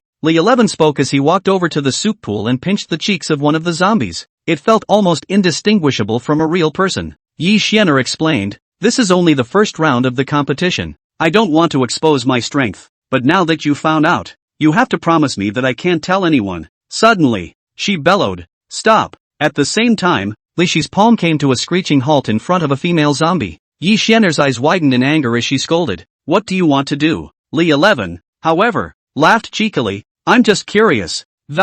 Wanted to see if the rest of the female zombie was no different than normal." Saying that, his gaze scanned over the female zombie recklessly. Yi Xianer was instantly furious and her face turned red. Gritting her teeth, she cursed, You stinking rascal." Just then, Lin Miao slinkily walked over. At a glance, she saw that Li 11 was taking a dip in the hot spring pool with 7 beautiful women. A wry smile appeared on his face. She quickly pulled her cell phone out of her pocket and snapped a shot at Li 11. Seeing this, Li 11 was startled and shouted in a panic, "Lin Miao, what do you want?" "Oh, __intersection. Oh haha, I'm going to send it to Sister Joe so she knows what you're doing." In order not to invite trouble, Li 11 immediately stood up and tried to snatch the cell phone.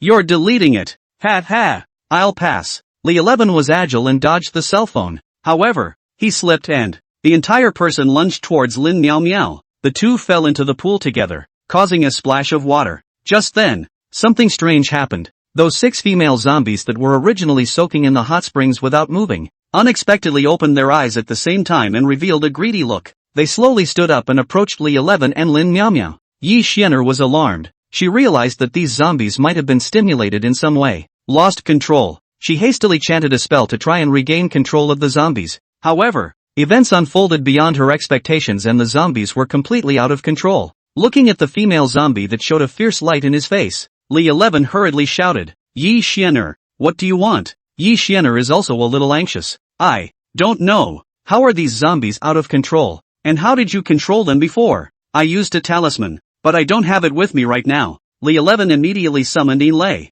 "I've already got them under control. Go get the talisman." I also don't know how Yi Xianer cultivated these zombies. Li 11 felt that they were terribly strong. 5 minutes later, he's kind of holding out. Why isn't she here yet? Suddenly, a female zombie breaks free of the Yin thunder. She stretched out her snow-white hands and lunged at Li 11, and she was extremely fast. Lin Miao tried to control her with a harness, but her strength was too great. Harnesses couldn't stop her either. At this moment, Li 11 focused all his spirit on controlling Yin Lei. Facing the female zombie that lunged at great speed, it was completely too late to dodge. But the female zombie suddenly knelt down in front of Li Shui. At the same time, his pants were peeled down. Then the female zombie took a bite. In the face of the sudden change, Lin Miao let out a loud cry and covered her eyes in shame. Yi Xianer took the talisman and came to the soup pool and was stunned by the scene before her. "What are you waiting for?" It was only after Li Shi's reminder that Yi Xianer reacted. The female zombie that had been labeled with the talisman was then brought back under control. Li 11 lifted his pants and said excitedly, "Crazy. These zombies of yours are crazy." Lin Miao quizzed, "What the hell is going on here?" Yi Xianer thought for a moment and said slowly, "Normal zombies like shade. Usually they cultivate in extremely in places, but these zombies of mine cultivate differently. They cultivate in places of extreme young. Judging from that situation just now, they seem to have come into contact with something extremely young." Li 11 was surprised. "It can't be me." Yi Xianer nodded. "Hot spring water comes from magma. The yang energy would have been heavy enough. Plus the fact that you just fell into the water. You should have broken the zombie threshold. When he thought about it, the fact that he was the body of a young god mostly had something to do with it. Li 11 came to a female zombie and lifted the talisman affixed to her face. They should be under control. Yi Xian'er said. Now you can rest assured. With the talisman in they can't make any waves. Lin Miao Miao suddenly laughed out. Pity, oh, why didn't I film it just now? After this mess, the number of people watching around gradually increased. For the sake of unnecessary trouble, the three rushed back to the hotel. The next day, the 16-8 match started on time. Unlike other promotions, this underdog selection is a redraw for each round of the tournament. After everyone had drawn their lots, there were still 2 lots left empty. Li 11 anxiously dialed Zhou Ling's phone, but there was still no one on the other end. Lin Miaomiao is still concerned about this competition, even though she's been eliminated. She rushed to Blood Valley with a gasp. The hotel still doesn't have Sister Zhou. Where the hell did she go? Although Li 11 was in a hurry, there was nothing he could do. Fortunately, once everyone had opened their draws, the referee realized that Zhou Ling was surprisingly placed in a group with another latecomer. At this moment, the referee announced, Zhou Ling advances. Although the others didn't know why, they remembered that Pao had said, the final explanation of this competition belongs to him, and they can't say anything else. Li 11 looked at his opponent. It's amazing that you can get a little bit of a ride with yourself as well. The man said coldly, Li 11, how did you bully my brother? I'll give it back for him any way I can. Chapter 102 Bronze Spider. Inside the Valley of Blood, I only saw a beautiful woman standing in front of Li 11. She had a slender and graceful figure and the skin was as white as snow, as delicate and smooth as sheep's fat white jade, under the straight and beautiful nose. With a pair of tantalizingly pale red lips, she had no makeup on, but that fresh, natural beauty made her, even without powder, still glowing too. Li 11 asked, is your brother? The beautiful woman said coldly with an expressionless face, Gongsun Jinyu, so it's the Gongsun family. This beauty's name was Gongsun Yubing, and she was likewise a supine armor master. Yesterday, she had that game scheduled,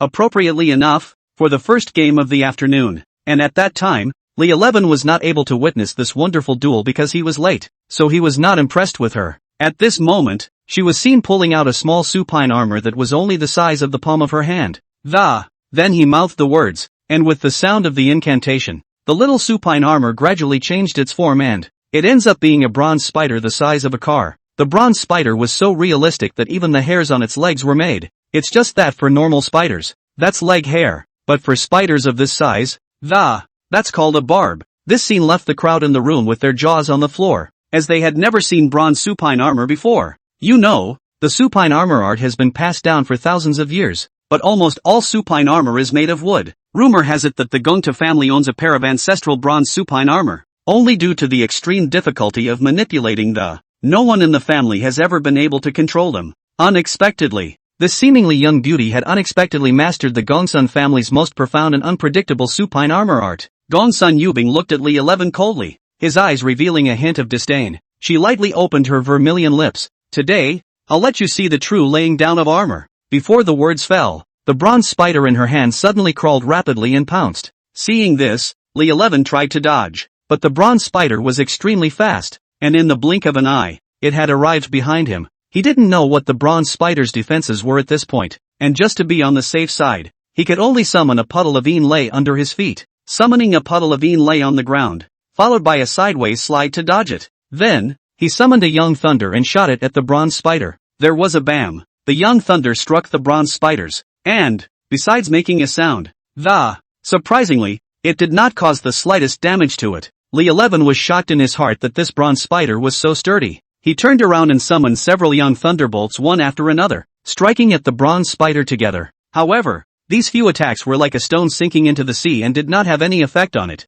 That's a bit of a tough one. The corners of Gongsun Yubing's mouth rose slightly, as if he had already anticipated all of this. With a thought of her mind, the tail of the bronze spider suddenly opened up and a stream of white silk was sprayed out and shot towards Li 11. Li 11 had a plan in mind. Forcing an attack would not work, so he might as well use it as a plan. The spider silk wrapped Li 11 into a big dumpling. A disdainful smile spread across Gongsun Yubing's mouth. Contemptuously, he said, "This is the so-called Xian Men martial arts champion? Oh, it's nothing more than that." At this moment, Li 11 was tightly bound by countless spider silks, unable to move at all. However, an elusive, cunning glint crept into his eyes. Gongsun Yubing reached out and violently pulled out the sharp barbs on one of the bronze spider's legs. I hope you won't admit defeat so easily, or else I'll be very disappointed. As soon as the words left her mouth, she quickly wrapped Li Shi's mouth tightly with her spider silk again, just in case he opens his mouth. The crowd outside the arena shook their heads and sighed, all thinking that Li 11 will definitely lose this time. Gongsun Yubing held a barb and leisurely wandered back and forth in front of Li Shi's body. The mouth also muttered, "Let me think about it. Where is the best place to start? Should I cut your handsome face first, or should I slash your legs first?" After a moment's careful reflection, she said to herself immediately afterward, "Such a handsome face that it's a bit of a shame to cut it up. Well, let's leave a little mark on your leg for now." Then, she was about to do it when the unexpected happened. Li 11, who was bundled into a dumpling, unexpectedly became a puddle of black liquid. Immediately after, Gongsun Yubing suddenly felt a warmth coming from her neck and a strong, powerful arm came from behind at some point and tightened around her neck. At the same time, a cold and familiar voice rang in his ears. "You lost." Gongsun Yubing was horrified and stared in disbelief at what was happening in front of her. The crowd outside the arena was also stunned by the sudden turn of events. Substitution. Someone outside the arena said, "This is a great skill of the Dragon Tiger Mountain Heavenly Master's house. I didn't expect Li 11 to be able to perform it at such a young age." It is said that even back then, when the old Heavenly Master of Luohua Mountain was 70 years old, to have only cultivated Yin Thunder to this level, Li 11 is truly worthy of being a genius among geniuses. Just then, Li 11 noticed the bronze spider beside him tremble slightly. There seems to be movement. He tightened his hand around Gongsun Yubing's neck a little more. Gongsun Yubing immediately felt difficulty in breathing, and her body began to tremble. She tried to struggle, but to no avail. In the end, she had to give up her resistance and gasped, "I admit defeat." After the referee announced the result, Gongsun Yubing viciously left behind a vicious sentence that, "Although I lost, I'm not convinced. Li 11, you wait for me." She left the arena in a rage. After another day of intense competition, the 16-8 matches of the Soul Restraint Envoy and Demon Underworld Envoy groups were also successfully completed. Li 11 and Zhou Ling both managed to make it to the final 8. Back at the hotel, Li 11 knocked on Zhou Ling's room and called again. "But I still can't get in touch. Where did people go?" And not a word. He went back to his room, and he lay down on his bed and swiped on the beauty broadcast. Soon after, it was time to fall asleep. In a daze, Li 11 vaguely heard a rustling sound coming from his ears. It was as if a million little things were crawling around their room. "What is this sound? Are there cockroaches in the underworld?" he muttered inwardly, rubbing his sleepy eyes as he fumbled to turn on the light. However, as he reached for the bedside light switch, but suddenly he felt his hand touch a grape-sized log. What's even stranger is that the piece of wood seems to move. Immediately afterward, he felt a stinging pain hit him, and it turned out to be that the wood had actually bitten him. What the hell? He jerked his hand back, yelping in pain. Li 11 was shocked in his heart, and immediately threw the wood in his hand ruthlessly to the ground. And quickly turned on the lights in the room. He couldn't help but suck in a breath of cold air when he took in the sight before him, only to see his room densely crawling with a spider made of wood. The spiders varied in size, but without exception, they exuded a bizarre aura. Just then, a disgruntled voice came from the window. "Li 11, compete again if you can." Chapter 103, Mona wants to watch the game? You're still a ghost. Through the light, Li 11 saw Gongsun Yubing surprisingly levitating outside the window. But this is the 6th floor. She's not a shadowy spirit. How did she do it? Just compare. Am I still afraid of a little girl like you? The corners of Gongsun Yubing's mouth rose slightly as she smiled faintly. "Follow me." When she finished, she turned and landed lightly back on the ground. It was as if those wooden spiders of various sizes had been summoned by some mysterious force that they moved in a neat and orderly fashion, like a tidal wave, and quickly retreated from the window. A man and a woman were walking in silence under the streetlight, no one talking, and their figures gradually blended into the darkness in the distance. "Where exactly are you taking me to compete?" Li 11 was a bit impatient. Gongsun Yubing stopped and looked back at him, revealing a wry smile that's it up ahead. With that, she turned and continued on her way. Li 11 looked at her slender back and couldn't help but feel some curiosity in his heart, but he still followed. The two continued on until they came to a dimly lit grove. "Come on, light up that bronze spider of yours." Gongsun Yubing hemmed and hawed, a hint of smugness flashing in his eyes. "Now dealing with you. There's no need for bronze supine armor." Li 11 frowned, not understanding why she suddenly said that. Does she have some secret weapon? He looked at Gongsun Yubing vigilantly, trying to find some clues from her expression and movements. Li 11 secretly mobilized Yan Lei, ready to deal with possible attacks at any time. However, As he was about to cast his thunder spell, he suddenly felt a wave of dizziness hit him. His eyes became blurry and his body lost its balance. With an unsteady stand, Li 11 sat down heavily on the grass. His head buzzed with thoughts also became confused. Gongsun Yubing laughed out triumphantly. How about it? I told you. I don't use bronze spiders. Li 11 lifted his head breathlessly and looked at Gongsun Yubing.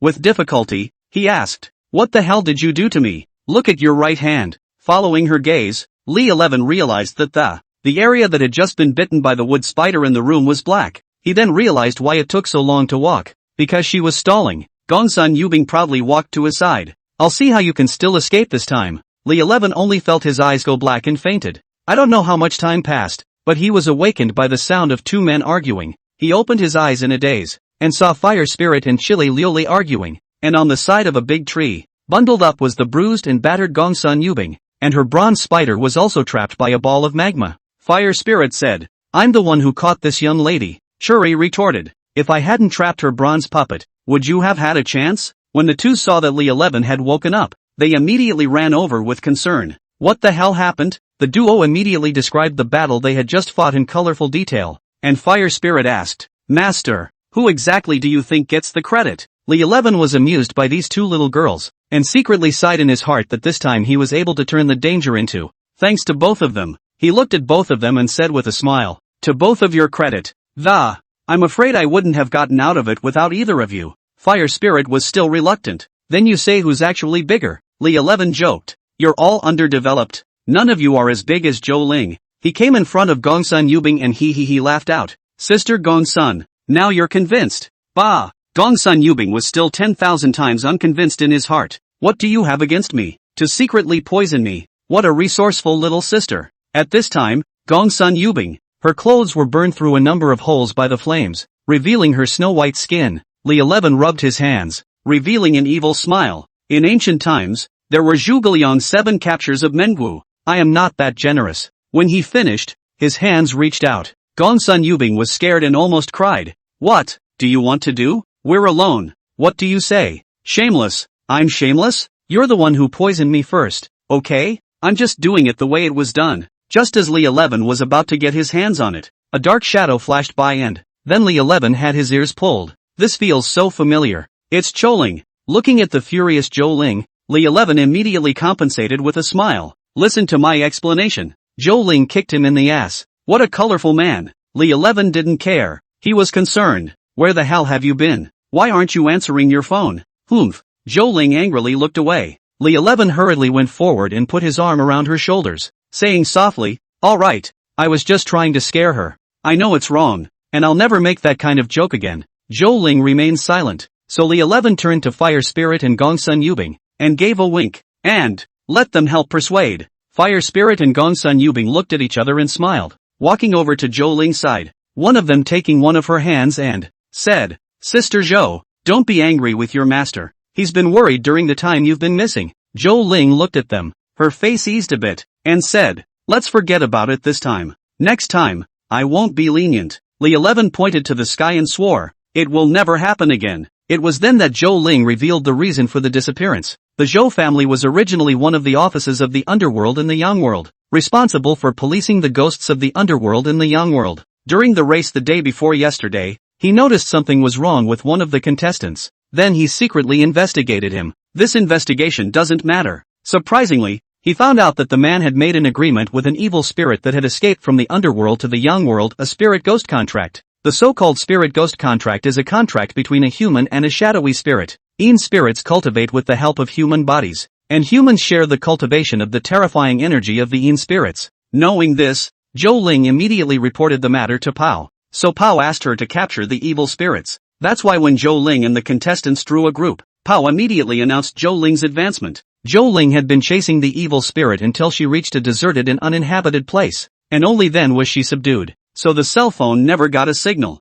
Li 11 took a long breath. You scared me to death. I thought something had happened to you. Zhou Ling asked. You didn't fool around outside while I was gone, did you? Which is not. I've been preparing for the game. Hearing this, Fire Spirit Air and Chi Lioli kept snickering on the side. Zhou Ling came to Gongsun Yubing's side and asked Chili Lioli to release both her and the bronze puppet. Gongsun Yubing thanked Zhou Ling before disappearing into the night. Let's get back to resting. We have an 8-in-4 game tomorrow. Zhou Ling was about to leave when she turned back and added, I hear Mona's going to the game tomorrow. Chapter 104. Meng Zi? What's she doing here? After hearing the news that Meng was coming to watch the match, Li 11 couldn't help but be shocked in his heart. On the other hand, the fire spirit on the side looked very excited as she said with a smile, He, I've sent you a scented sachet myself. So, this time it must be specifically to see how her future husband is going to shine and wow the world in the competition. Li 11 was completely speechless. Please, don't talk nonsense, okay? She's nothing but a senile old woman,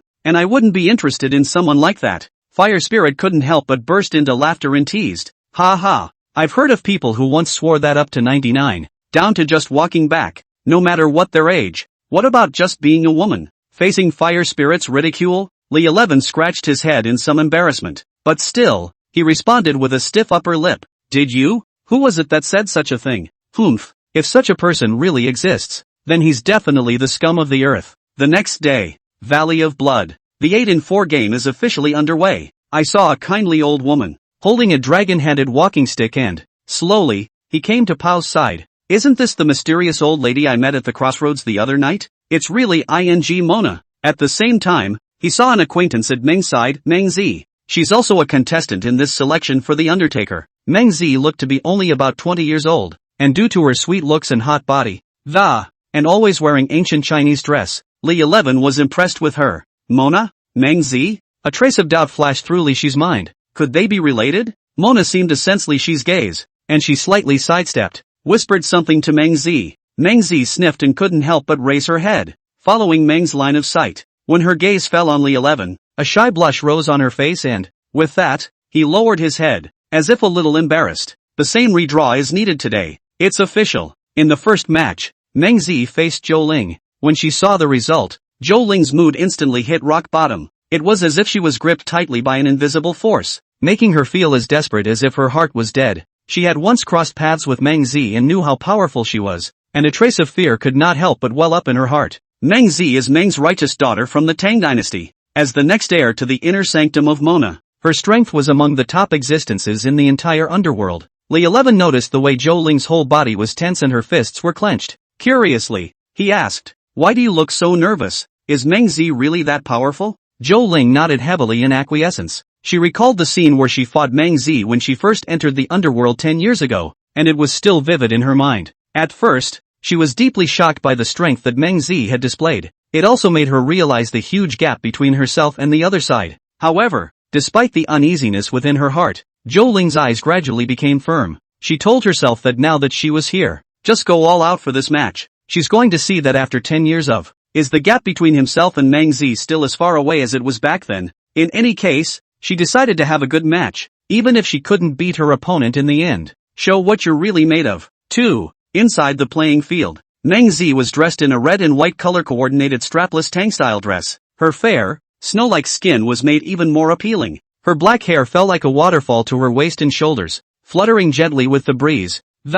As if dancing elves, she was like a fairy descending from the sky, and people couldn't help but fall in love with her. We shouldn't have seen each other for 10 years. Meng Zi's voice was soft and gentle. Like heavenly music. Zhou Ling nodded. 10 whole years. Then let's compare again. Let's see if you've grown in the last 10 years. The corners of Zhou Ling's mouth rose slightly, revealing a frank smile. That's exactly what I want. As soon as the words fell, Zhou Ling instantly transformed into a black mist and rushed over at an extremely fast speed. Meng Zi, on the other hand, unhurriedly transformed into a red mist and flew lightly into midair. She has a beautiful posture, as if she were a fluttering butterfly. Red mist and black mist collided in the air, emitting a series of crisp ding, ding, ding sound. It was the sound of weapons clashing, full of speed and passion. But just now they were empty-handed, and the crowd didn't know where their weapons came from. For a while, the wind and clouds changed, and the electricity flashed and thundered. The crowd was shocked that these two were so powerful. The red mist and black mist dispersed, revealing Zhou Ling and Meng Zi's real bodies. Only Meng Zi was holding a curved dagger in her hand, small and delicate. The end of the dagger was also inlaid with a red gemstone.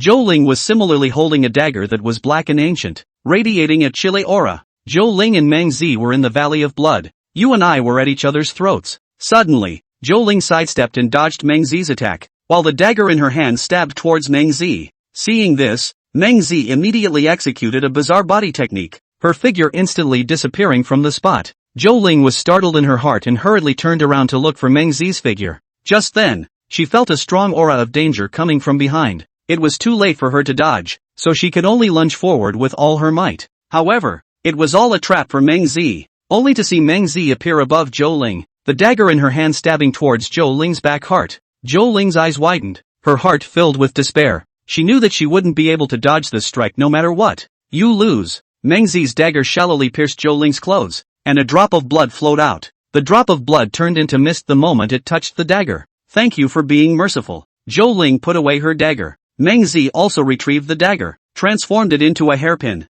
and inserted it back into her head. I didn't expect that after not seeing you for 10 years, your cultivation has actually caught up. The referee calls the first match and Meng Zi advances. Next up is the second game, Li 11 vs Yi Xianer. Only Yi Xianer appeared in the arena with her 6 beautiful zombies. 7 beautiful women in shorts and tank tops formed a bright landscape in Blood Valley. Those men outside the arena stared wide-eyed, afraid of missing a beautiful woman. Yi Xianer remembered the scene in the hot springs earlier, and hemmed and hawed. Li 11, you admit defeat. How do you know I'm going to lose before we even compete? Have you forgotten how a group of 6 female zombies, swarmed you at the hot tub? She walked over to Li 11 and whispered, I can't guarantee that I'll be able to control them. I'm not responsible if my pants get ripped off by then. Chapter 105, The Mona marries her daughter. Li 11 looked around awkwardly. Stop it. It was an accident. Yi Xianer smiled mysteriously. Last time it was an accident, but not this time. What do you want? Hey, you're about to find out. Only Yi Xianer tore off the talismans on the brains of the 6 female zombies and shook the corpse control bell in her hand.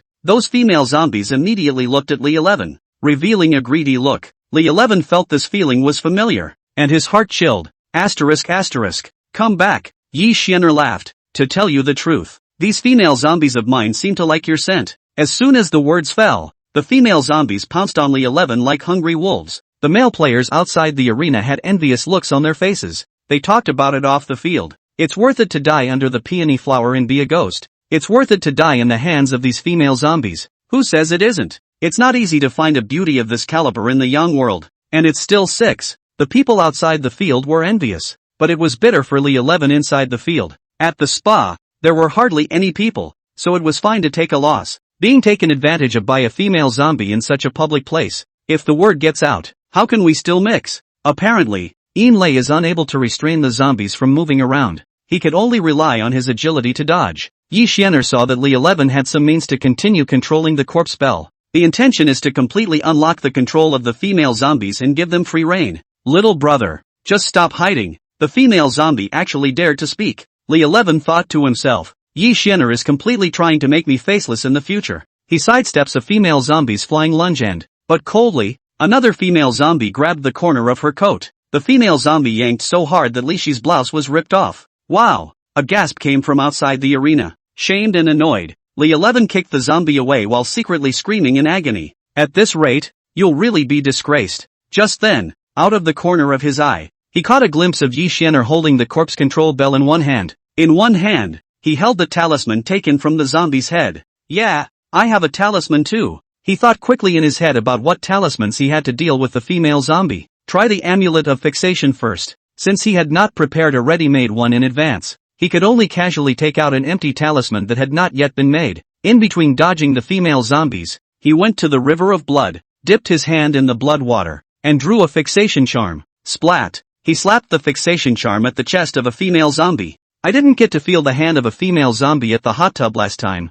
but this time I finally got my wish. That touch was really no different from a living person. But this fixation talisman unexpectedly has no effect on the female zombie. Li 11 was shocked in his heart, and as he watched the other female zombies gradually gather around him, he decided to try the other talismans again. Aphrodisiac charms. Right, just use an aphrodisiac charm. Aren't you guys here for my breath of yang? I'll help you guys rush again. He dipped once more into the blood and drew a talisman. Hey, it worked! Only to see a female zombie hit with the aphrodisiac charm. She first froze, and then her face instantly reddened. Her eyes were mesmerized, and she no longer chased after Li 11, but instead lay on the ground, twisting her body and making tantalizing sounds. The arena was instantly abuzz with some whistling. Cow ***.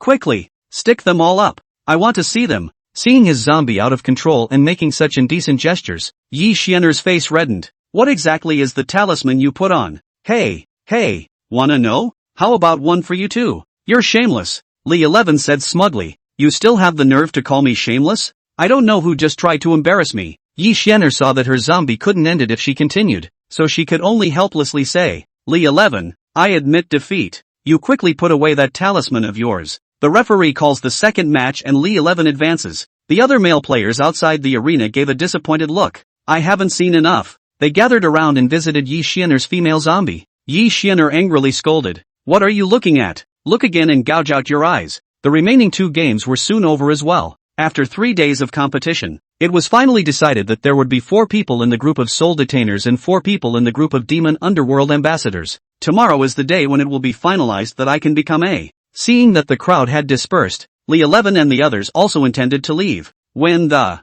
sweet voice said, Mr. Li, Granny is looking for you. Looking at the slender Meng Zi in front of him, and then at the not-too-distant Meng, Li 11 really panicked, thinking, what kind of sins did I create in my past life? Lin Miao Miao snickered in a whisper. Come on, you can do it. Although Li 11 was 10,000 times reluctant in his heart, he still hardened his heart and walked to Meng's side.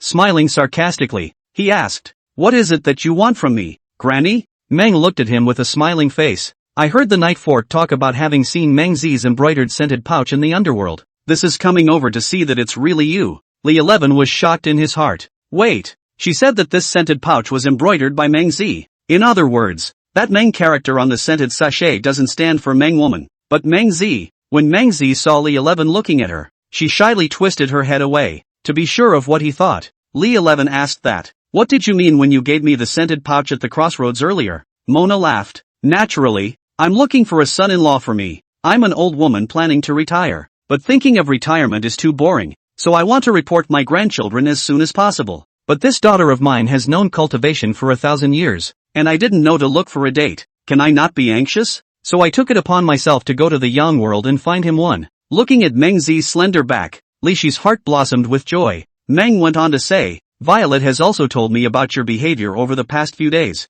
I've also read your life and death book. Although you're a womanizing Taoist priest, you're still not a bad person. The underworld is not about monogamy, either. Just let her be the boss. Li 11 thought to himself. Boss. Definitely the boss. She's a Yin spirit from the Tang dynasty. Definitely the oldest by age. That's the way things are. No problem on my Violet side. Do you have a problem? Li 11 was excited. Nope. I don't have any problems at all. Meng Pa nodded. Alright, then this marriage is finalized. If you're all inducted into the underworld tomorrow, I'll talk to Old Bag about letting you all go to Sakura country together. Li 11 was puzzled. That's not right. Isn't Meng Zi going to take your place? What's she inducted into the Undertaker for? Meng woman leisurely said. Don't look at me feeding people soup on the Naiha bridge, but at least I'm in a proper place. How can she take over my office if she doesn't raise a regular section first? I have long urged her to join the organization quickly, but just do not listen, otherwise it wouldn't be 1,000 years without any position.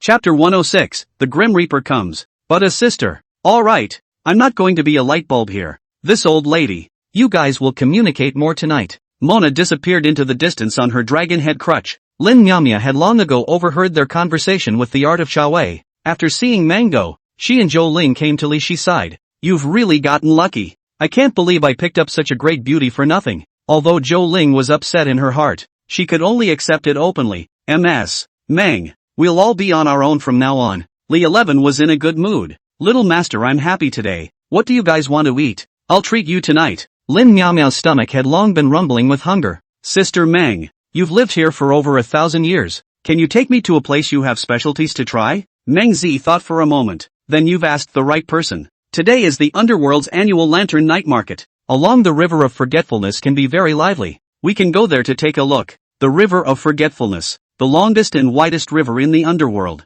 It can be divided into 3 sections, each with a different view. The River of Forgetfulness originates from the underground river in the deep foothills of Mount Tai in the Yang Dynasty, and flows through the earth, into the Ghost Gate, cross the Yellow Springs Road and the Golden Rooster Ridge to Fengdu Ghost Town. This is the first section of the most beautiful part of the River of Forgetfulness. The Underworld has spent a lot of money on this section of the city to remove orphan ghosts and black water treatment work in the urban part of the Fengdu Ghost City. Underworld funded the creation of dozens of parks and a riverfront commercial strip. This is one of the top 10 livelihood projects in the underworld. Last year, the project won the World Underworld Gold Medal for Ecological and Environmental Management. Foreign countries of the underworld come to study and visit. The second section is to flow out of the Fengdu ghost town, reach the underworld temple, and then to the 18 levels of hell. Finally to the Naiku Bridge. This section is so dark and horrible that the water is blood yellow and filled with ghosts that cannot be reincarnated. It's full of insects and snakes, and fishy. The third paragraph is the part that comes after flowing out of the Neho Bridge.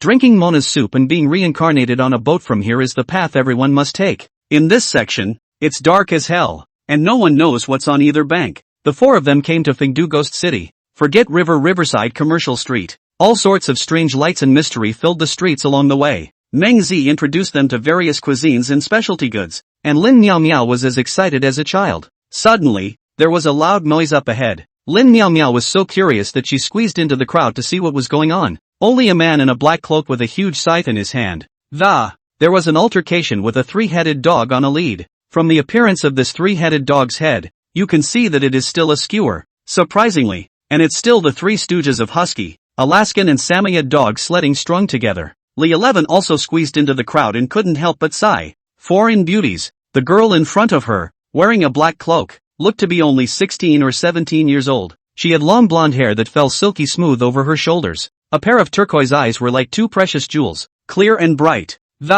Exudes a unique charm. The whole person gives off a fresh and clean look. However, this beauty's dress made Li 11 feel somewhat familiar. Isn't this the Western god of death? How did she get here? The altercation with death was with an older middle-aged woman who was lying on the ground and she kept wailing, "Come and see, everyone in the neighborhood. The foreigner is bullying me. Her dog bit me on the leg, but she tried to run away." The Reaper looked around at the crowd with a panicked look on his face and a foreign language that kept coming out of his mouth.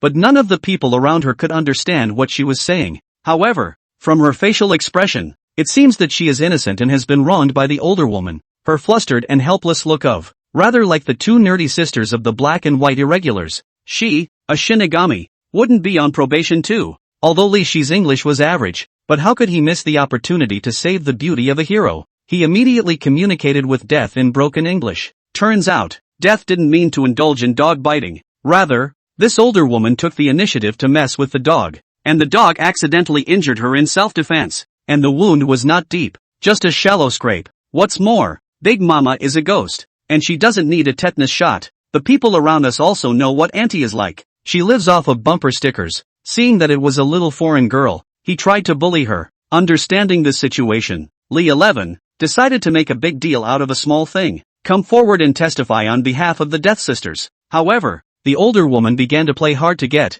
crying and demanding compensation from the sister. At this moment, Meng Zi stepped forward. She gently waved her finger, and a ray of light flashed through then a little bit on the big mom's head and she immediately stopped crying. The older woman scratched her head as if she had lost her memory. What happened? Why am I here? Upon seeing Meng Zi, she immediately fled in fear. The surrounding people gave thumbs up and kept praising. It's still Lord Meng Zi, Li 11 asked curiously. What spell did you use? And why do they call you Lord Meng Zi? Meng Zi laughed. A small spell. Not worth mentioning. As for Lord Meng Zi, it's not even in my mother-in-law's favor. Seeing that Li 11 and the others had helped her, the Reaper girl immediately kept thanking her. The crowd looked curiously at the shady man from a foreign land. The mind is filled with doubt. Why is she here? As it turns out, the Shinigami girl is named Alice and is actually a Shinigami trainee. This time she came to the underworld with her master. The purpose was to invite Pao to participate in the International Underworld Academic Conference. However, while shopping, she accidentally gets lost with her master and encounters a bumper sticker. At this point, Alice looked at the time, realized that it was getting late, and spoke. It's getting late. It's time for me to go back and thank you for stepping up to the plate. After saying that, Alice said goodbye to the crowd and her figure faded away around the corner. Looking at Li Shi's fond look, Zhou Ling flirted conspiratorially. Why don't you go deliver it again? Li 11 immediately answered. Right. She's a foreigner, and she's not familiar with this place. It's easy to get into danger. So let's just escort her for a ride. Zhou Ling sniffed and immediately grabbed his ears. I'm saying the opposite. Didn't you hear it? Ouch. Quickly let go. There are so many other people here. On the way back, Li 11 approached Meng Zi with a bad smile. Granny told us to socialize more tonight. Why don't you come sit at my place? Meng Zi immediately understood what he meant, and she shyly lowered her head and, "Not if you can win tomorrow's game." Li 11 was overjoyed. Hey, that means it's agreed. The next day, the final round of the underdog selection begins. Li 11 was a bit nervous instead. 4 people drew lots. It shouldn't be drawn together with Meng Zi, right? That way only one of us can become a Yinzaku, and we won't be able to go to the Sakura country together. Meng Zi read his mind and whispered in his ear, "Just don't worry about it. Granny had already taken care of that. We'll never be in a group." Chapter 107, this is the reincarnation of Goku. Sure enough, the two were not assigned to a group. In the final round of the tournament, the one who fought against Li 11 was a monk named Wuneng. He came from the Zen sect and was a senior brother to Goten, who participated in the Xian Men martial arts. He looked to be in his late 30s or so, wielding a water and fire relentless stick with a bearded face. 9 orange-sized skulls hung around his neck. Looking menacing, Li 11 thought to himself, did this person read too many Journey to the West? Carrying the weapon of the eldest brother, calling the second brother by his name, and looking like a sandy brother. Zhou Ling reminded, this monk is not ordinary. He won the championship of that realm's Xian sect martial arts 20 years ago, so you should be careful. On the racecourse, Wuneng looked down on Li 11 in the slightest. I've heard of your exploits, little Taoist. If it wasn't for my senior brother Goten not having the heart to fight and withdrawing from the tournament, you wouldn't have won the championship. Great monk, times are different now. I'm not the same person I was a month ago. Wuneng laughed out loud. Just a month's time. How far can your cultivation improve? He dared to say that. It's because it really didn't look like there was anything special about 11 Li in the first few rounds. Whether it's a substitution technique or a talisman, it's just some speculative skill. I only saw him thrusting the water and fire reluctant stick into the ground, clasping his hands together, and reciting the Buddhist scriptures under his breath. A golden light wrapped around the entire body. Buddha's wrathful Vajra. Someone off the field recognized his move. Li 11 didn't dare to be slow. This was, after all, a match that concerned whether or not he and Meng Zi could go to Sakura country for their honeymoon in the future. But thinking that he might have another big fight with Meng Zi tonight, so he wanted to retain his strength for the time being. Thus, he summoned Fire Spirit and Kaluri. The players outside the arena had only heard that Li 11 had these, but had not seen them with their own eyes. Quick look, that's the Tongtian tattoo and the Fire Spirit. It's kind of an insightful day. Why 2 little girls? Can they do it? Fire Spirit stretched and moved her muscles a bit, muttering under his breath. It's been so boring lately. Finally I've come across an opponent I can fight. After saying that, her whole body turned into a flame that, like a burning meteor, he rushed towards the great monk Gohanen. At the same time, the red glaze wasn't willing to show any weakness, as it quickly changed its form and, turning into a huge fire dragon, it roared and rushed towards Gohan. At this time, Li 11, on the other hand, summoned Yin Thunder, wanting to use it to restrict Go Nang's movements. Although Go Nang sneered at Li 11 with his mouth, he didn't dare to belittle him in his heart. After all, he had already witnessed the terrifying power of Yin Lei transforming magma before. He made a snap decision and immediately took dozens of steps backward to avoid being struck by the Yin lightning. However, Gonan still underestimated Li 11. One must realize that this was the underworld, and that the place they were in was none other than Blood Valley. The fury here is extremely thick for casting Yin Lei. It can be said that it occupies the right place at the right time. Li Shi's Yin Thunder instantly became more powerful and soon covered half of the competition field. The spectators outside the arena were all stunned when they saw this scene. Someone couldn't help but marvel. This skill is too heaven-defying. Only the ground was filled with hot lava, and there were 2 ferocious fire dragons hovering in the sky. Li 11 launched a fierce attack on Gnosis from both land and air directions at the same time. Yi Xian'er and Gongsun Yubing were also outside the arena watching the match. Previously, the 2 of them had not been convinced of their failure to. All thought it was Li 11 playing smart. But today, when I saw his means, I was completely convinced from the bottom of my heart. Everyone was looking forward to how Go Nang should respond to Li Shi's attack. In the face of such a powerful attack, Gohanen was not alarmed. He recited Buddhist scriptures under his breath, and the golden light on his body suddenly became dazzling. As the light grew brighter and brighter, it eventually formed a huge golden bell that covered Gohanen in it. The Yin Thunder and the Fire Dragon crashed into the golden bell, emitting a loud, but it was never able to break through the defense of the golden bell. When Li 11 saw this, he was shocked. He didn't expect Go Nang's golden bell shield to be practiced to such an extent.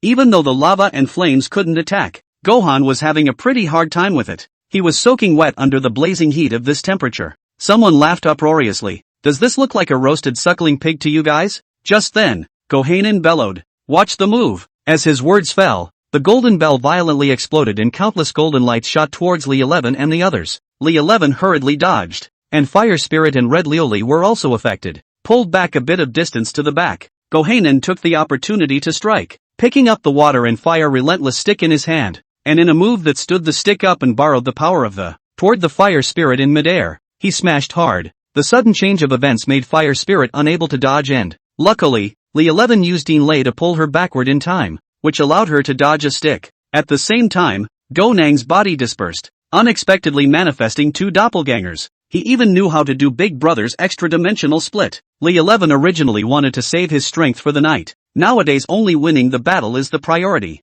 As for the night, you can only buy some goji berries after the game to replenish more, she said to Fire Spirit and Kaluri. You guys help me stall for a minute. After saying that, he took out a talisman from his pocket. 9 Heavenly Ice Charms, Earth-ranked talisman. When he was fighting against Taoist Cloud Crane, Li 11 saw Taoist Cloud Crane using the Xian Ice Soul Sealing Talisman. From this, he was inspired. The 9 Heavens Xian Ice Talisman that he had not been able to make before had actually allowed him to make it. Looking at the talisman that emanated a cold aura from Zhou Shang, Gonang was stunned. At your age, surprisingly, he can use an Earth-ranked talisman. Li 11 smiled. Today, I'll let you experience the feeling of fire and ice. Gohan won't dare let him cast it out. The 3 Gohanan swung their water and fire relentless sticks hard at him. Li 11 was not yet skilled in using the Earth-ranked talisman, and there was a period of skill forward swing that, seeing the big monk attacking, Fire Spirit and Kaluri immediately blocked in front. 1 minute later, just then, Li 11 prepared the 9 Heavenly Xian Ice Talisman as he shouted,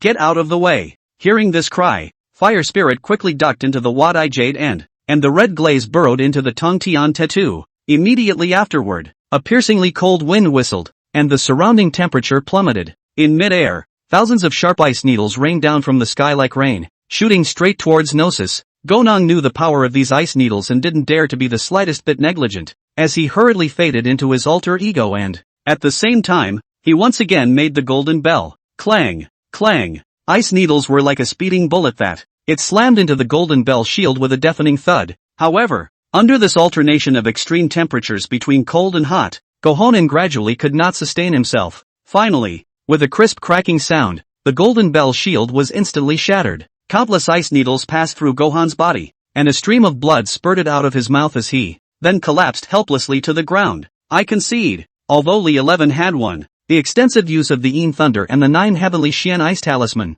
Exhausted, he panted. Looks like it really needs to be patched up. I also wonder what the quality of goji berries in the underworld is like. Chapter 108. It's time for you to make up. The Soul Detainer group was left with Meng Zi's match. Her final opponent's name was Tang Yu. Tang Yu was born in the Tang clan and, at the same time, was a Yin spirit. The underworld sees his family's influence in the southwest. Similarly, an office of the underworld in the sunny side was set up in his house. The Tang clan was originally a family of concealed weapons, with secretive and mysterious methods. With the Yin spirit's speed and stance, it allowed Tang Yu to easily enter the final match. The match began with Meng Zi and Tang Yu standing opposite each other. Although Tang Yu was empty-handed, this was what made the Tang clan so terrifying. Although you know he'll use a concealed weapon on you, but you don't know exactly where his hidden weapons are hidden. It could be in your hair, it could be in your shoes, even in your ears. A concealed weapon could come out. As the referee barks out a command, Tang Yu instantly unleashes an attack. It was unknown where he took out a steel needle from.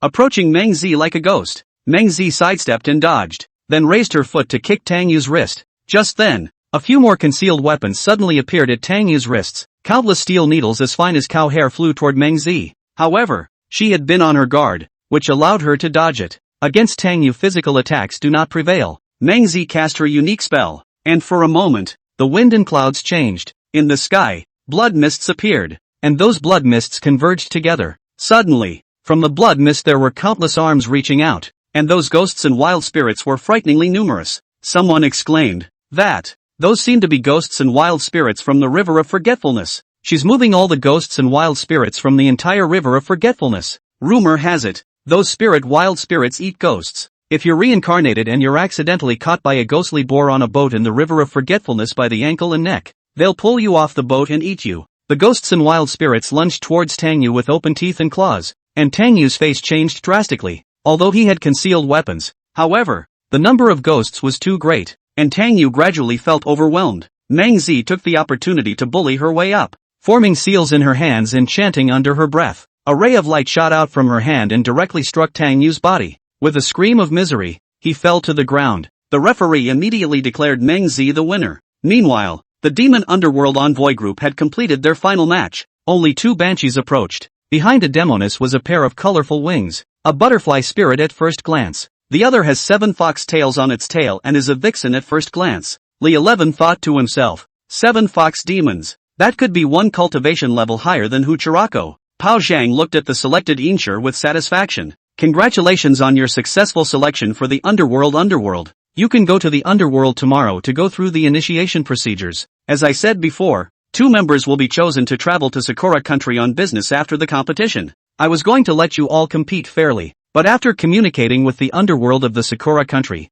I learned that I would have to go to their young world this time, in order not to invite unnecessary trouble. I've decided it's better to send humans. After saying that, he looked at the 2 demonesses. Do you have any objections? The banshees do understand, and they know, deep down, that he himself was able to join the civil service of the underworld from the demons was considered a success on the shore. Although they know that things went well in the Sakura country, and they may come back to be promoted to the deputy department, but they didn't dare to compete with Meng Zi for this spot. Pao nodded. In that case, you guys should go back and rest. Li 11 and the others were going to find a place to celebrate, but Meng Zi brought them to a medicine store. Lin Miaomyu worriedly said, Sister Meng, are you uncomfortable somewhere? Meng Zi shook her head. I was grabbing medicine for him. Lin Miaomyu looked Li 11 up and down. I see that he can jump and dance. There's nothing wrong with him? Before I became a Yin spirit, my family practiced medicine. I also know a little bit about looking and sniffing. I can tell that in recent times he should not have messed with female Yin spirits. I am afraid. Meng Zi smiled and didn't continue. Lin Miaomyu smiled and laughed. Sister Meng is right. He should make up for it. How can a normal man tolerate someone else's skepticism about his abilities? And a woman at that. Although he felt that the last 2 days were a bit less than before, he still talked tough and said, that's mostly because of the recent use of Yin Thunder, which consumed too much kidney chi. Meng Zi saw that he wasn't telling the truth yet. Really? Forget it, then. Anyway, I've heard that the black goji berries here are the best quality in the world. In that case, forget it. When she finished, she deliberately turned away. Li Shi's eyes immediately glowed. So that's how it is. I have a friend who's been failing in health. So since I'm here anyway, why don't I bring some souvenirs back for him? After saying that, he immediately dug into the medicine store. Boss, come 10 pounds of black goji berries. The owner of the pharmacy was an old man, and he was baffled when he heard this and, I've had this pharmacy for hundreds of years, and it's the first time I've heard of buying this much. Can't you just buy it as a gift? The old man looked Li 11 up and down and shook his head helplessly. How can a nice young man be so vain? Lin Miaomyu sniffed and laughed out loud. Li 11 thought to himself that it had been almost a month since he parted from Huchurako. Her demonic elixir's cooling off period was almost over, so it was time to find her to replenish it when she returned. The underworld likewise has bars, flashing lights, manic music. A few people got drunk at the bar. Without realizing it, Li 11 returned to his hotel room, and with him was Meng Zi. Meng Zi also honored her promise. 10 minutes past 8 the following day, Meng Zi woke up, saw Li 11 next to her, and recalled last night's scene again. It hadn't been this wonderful feeling in 1,000 years, and she couldn't help but lean in again. 8:40. Ding, ding, ding, a sharp alarm clock sounded, breaking the world of 2. Li 11 sat up violently. Asterisk asterisk. He was shocked. Today was the day to report to the underworld. Last night, Lord Pao had clearly informed him to go over at 9 o'clock, and now he was already about to be late. However, Meng Zi above was still intoxicated, not realizing the urgency of time in the slightest. She smiled cheekily and said, Aya, and Lord Pao are old acquaintances. It's okay to be late. With that, he reached out and pressed Li 11 back down. Time ticked by before Meng Zi slowly began to put on her makeup and dress up. It wasn't until 9:30 that the two hurried to the underworld. Pao Zhang said with a dark face, Why are you two so unpunctual? Then he looked at Meng Zi and asked in a stern tone, Was it you who took the lead? Meng Zi spat out her tongue mischievously and smiled as she pouted. Alright, Lord Bao. I know I'm wrong. It won't happen again. Pao shook his head helplessly and sighed, saying, 400 of years. That's what you say every time. If you can be punctual for once, that would be a good thing to know. Meng Zi pouted and said poutingly, Oops, I'm a girl. Makeup takes time ya. Pao looked at her helplessly, speechless. He picked up 2 papers from his desk, handed them to them and said, Okay, you guys go to personnel for the onboarding process. Li 11 took the document and was about to leave when he suddenly remembered something. Lord Pao, can I check the Book of Life and Death? Chapter 109, 320 years old. You've got a lot of nerve to change. Knowing that almost all of his relatives were gone, Pao asked curiously, whose life or death do you want to see? Sun Bingxie. Pao nodded. I can promise you, but I can say in advance that normally, the Book of Life and Death is top secret. You can only check the life and death of this one person. Okay. Pao sat back down at his desk and opened the Book of Life and Death system. Not to be outdone, it's the official and genuine birth and death book system. The operation was much smoother than the previous invasion by Masterpiece. And soon, Sun Bingxian's information was found. The truth was the same as what Sun Bingxia had gotten a master to calculate. She was indeed only 32 years old. I want you to look at her life. Pao handed him the mouse and told him to flip through it on his own. It didn't matter what this look was. She had a really fierce red. 4 years old. Interested in martial arts and learning taekwondo. 5 years old. Dominating kindergarten. Leaving female classmates to block male classmates from coming out of the restroom.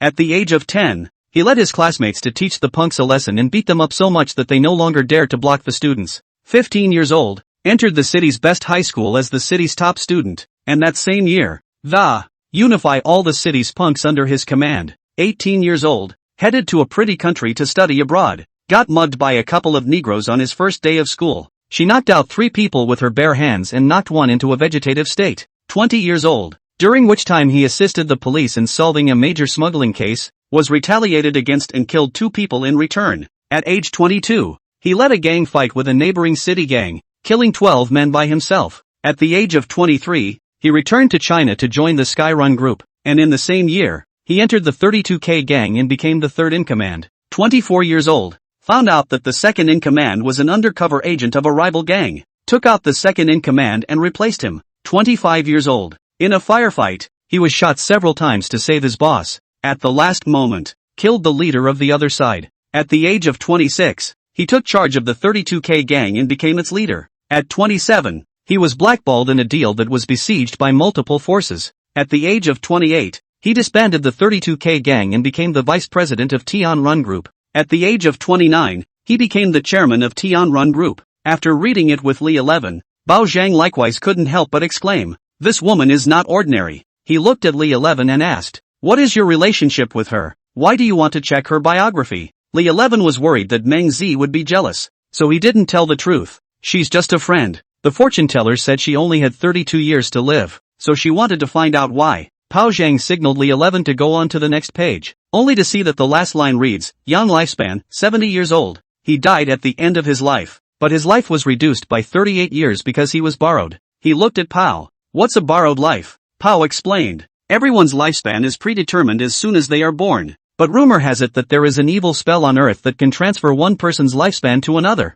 This is called borrowed life. So you guys don't care?" Pao shook his head. The underworld is only responsible for coordinating the total amount of lifespan of living people in the young world, and at the time of reincarnation, will determine a person's longevity as far as what happens to that person after birth that affects longevity. We couldn't care less. Can't you help change it back? Not in principle. Meng Zi walked over, snatched the mouse and returned the message to the top of the page as soon as she add a 0 after 32. What's not in principle? That doesn't change. Li Shi's mouth opened wide in surprise. 320 years old. You're really willing to do it. Pao Zhang was furious and cursed. Meng Zi, you're getting more and more lawless. The lifespan of a young man is not to be changed indiscriminately. Meng Zi looked unconcerned. Anyway, this is your account. In the life and death book system, you have supreme access. No one will find out. Hearing this, Pao only slapped the table. Wife Meng has spoiled you the more lawless you are. Meng Zi smiled smugly. Alright,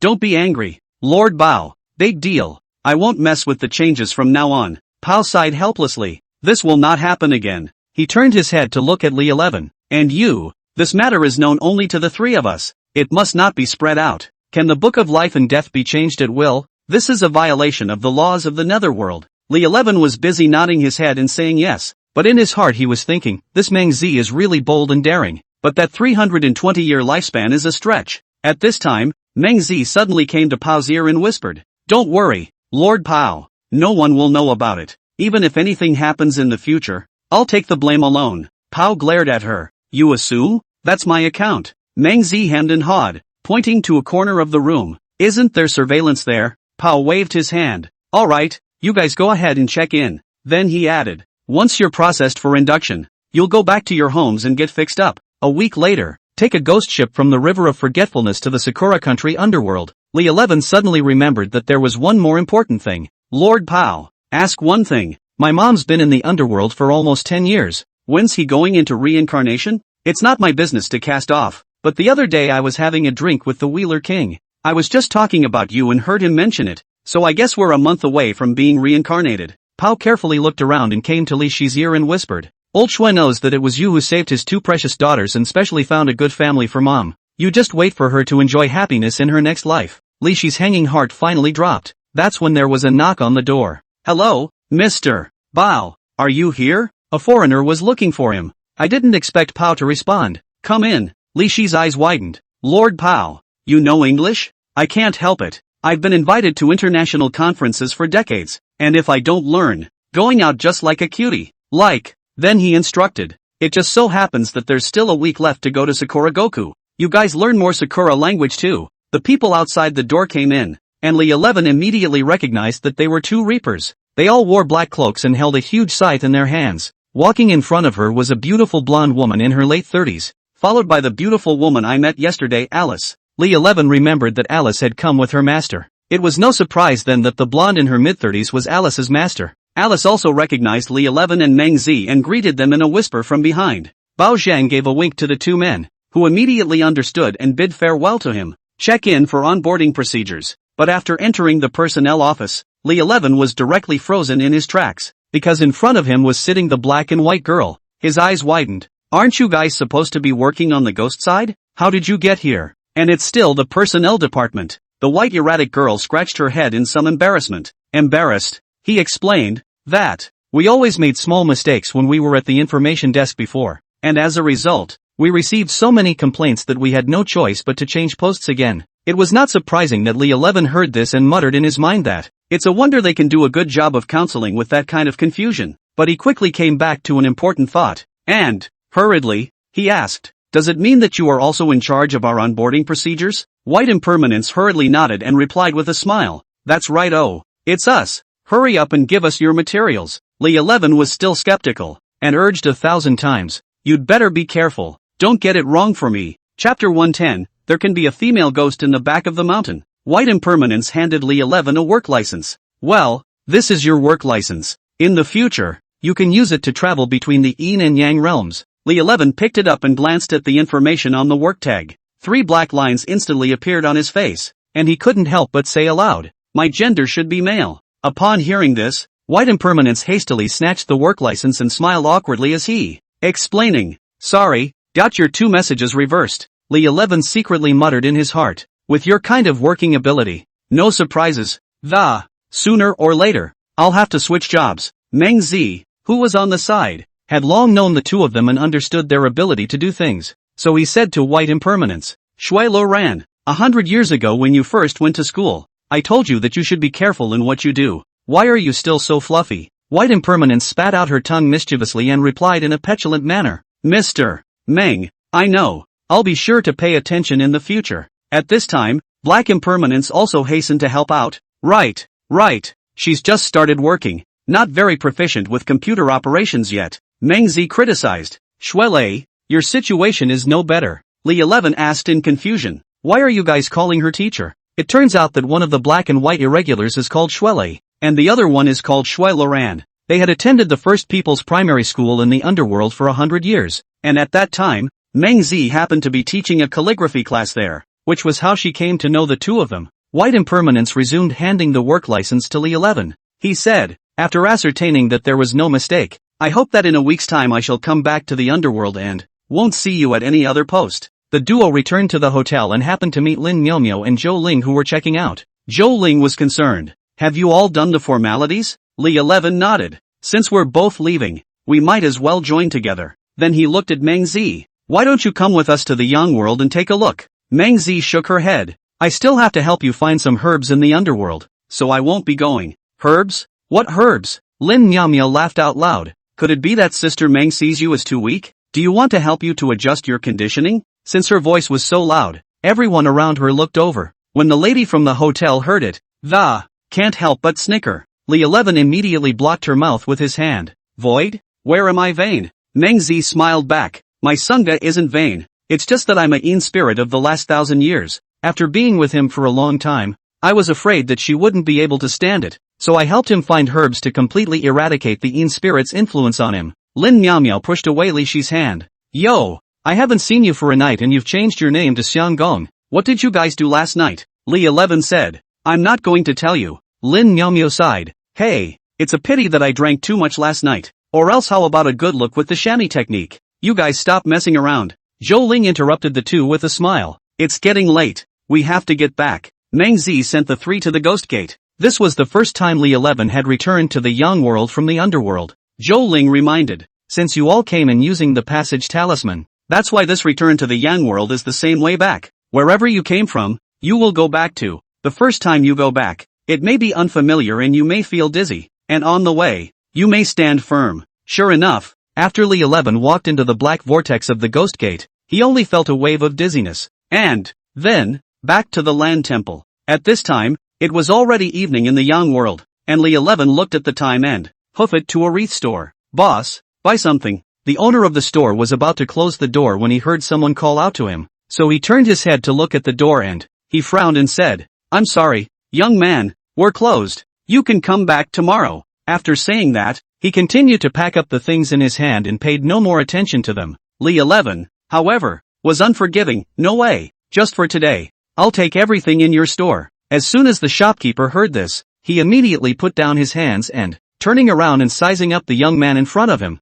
he thought this would be the time to meet a big customer. His attitude immediately took a 180-degree turn and, with a smile on his face, he greeted them. Come, young man, inside please. The store owner said as he enthusiastically brought Li Shi inside the store, and pointing to the room full of paper cars, paper people, paper houses, gold dollars, birthday suits and other items, he introduced, look, these are the best goods in our store, top quality and affordable. Then he asked, these things don't add up cheaply, are you sure you want them all? Li 11 nodded without hesitation. Just name a number. How many? The shopkeeper was secretly pleased that, but still put on a difficult look and said, I'll have to do some careful math on this one, then picked up the calculator and began to crackle and press it. 5 minutes later, the shopkeeper said loudly, 100,000 300,000, erase a zero for you, totaling $100,000. Without the slightest hesitation, Li 11 quickly took out his cell phone and opened the payment interface. Scan the code to complete the payment. He asked,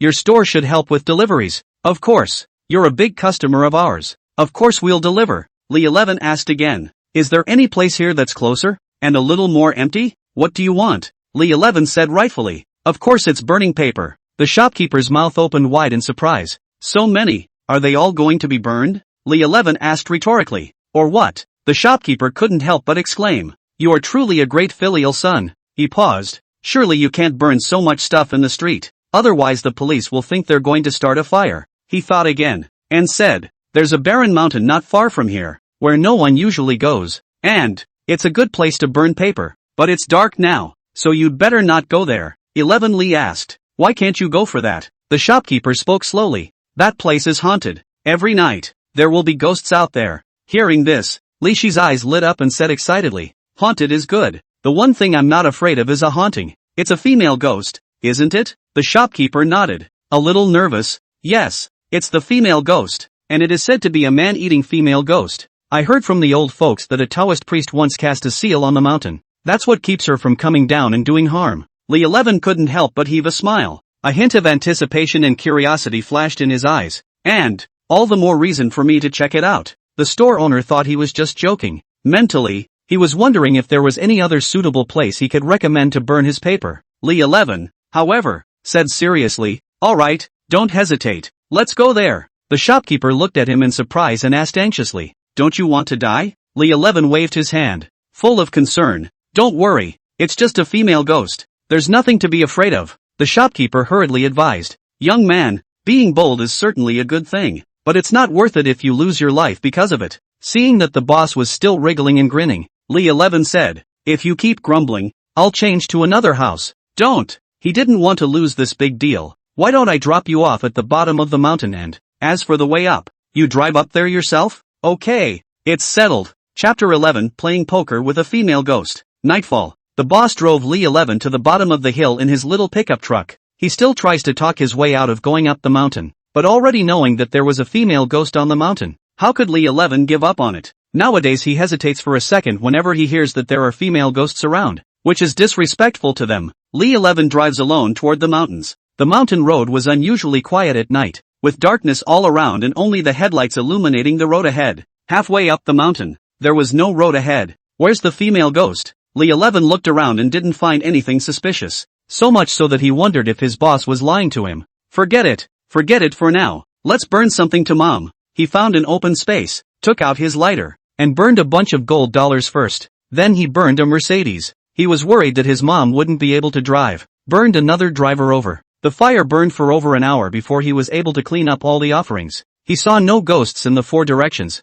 but his heart was still not dead. So he decided to take the mountain road and go up the mountain to have a look. It was about an hour or so of walking. Suddenly, he heard the sound of the girls laughing and playing cards not far away. Pair 2. Can't afford it. 3 with 1. Pipe on. Lee 11 immediately got excited. Fighting the landlord in the mountains this late at night, except for the female ghosts. Who else could it be? He tiptoed in the direction of the sound. By the light of the moon, he saw a gazebo under a large tree. This dilapidated gazebo, which has been left unmaintained and unrepaired for a long time, has become dilapidated, as if it would collapse at any moment. 3 female ghosts, of slender figure and pretty face. He was sitting around the stone table in the gazebo and was excitedly fighting the landlord. There were a couple of ghoulish skeletons lying haphazardly on the side of the stone table. It gave off an eerie aura. If an ordinary person had encountered such a scene, I'm afraid they would have been scared less long ago. However, Lee 11 was unusually excited, with a glint of anticipation in his eyes. Hey! 3 female ghosts. He approached the gazebo cautiously, with his heart in his mouth, then quietly hide behind a large tree and poke his head out to peek. At this point, one of the ghosts doesn't hesitate to throw out 4 aces. Smugly, he shouted, "I bomb, Wong bomb, ha ha, you guys are going to lose." The other female ghost, unwilling to show any weakness, smugly, he threw the card in his hand with a force. Ugh, lost again. The other 2 female ghosts who won their cards laughed happily. Quickly, take off another piece if you lose. Lee 11 secretly said, "You guys are so playful, right? Then I'm in for a treat." His gaze was fixed on the 3 female ghosts, impatient to see the excitement that would follow. Only a female ghost gradually revealed her sexy little garter belt and snow-white shoulders, and suddenly, her eyes suddenly became glazed over. Who? The other 2 female ghosts also sensed something strange and were on alert. Now that they've been discovered, there's no point in hiding them any longer. Lee 11 slowly walked towards the female ghosts. 3 beauties.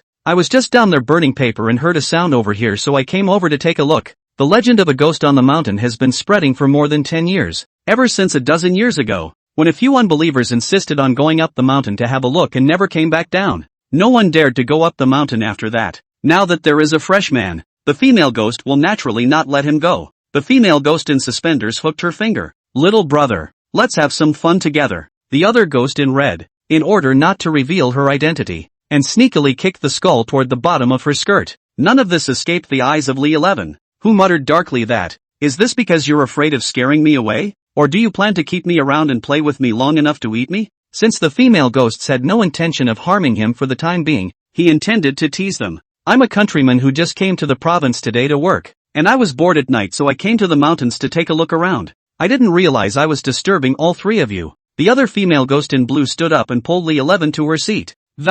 Patting him on the shoulder, "Come as a guest. Come, let's play poker together." When she finished speaking, she easily moved a stone bench next to her. That stone bench was made of pure stone, at least more than 100 pounds. The average man could not move it. Li Shi glanced at the stone bench. "Beauty, you're really strong." In order not to reveal her identity, she smiled awkwardly. "No la, this stone bench is hollow and it looks heavy, but it doesn't really weigh much." She immediately changed the subject. "The 4 of us happened to be playing wiffle ball." The female ghost in red was busy saying, Right.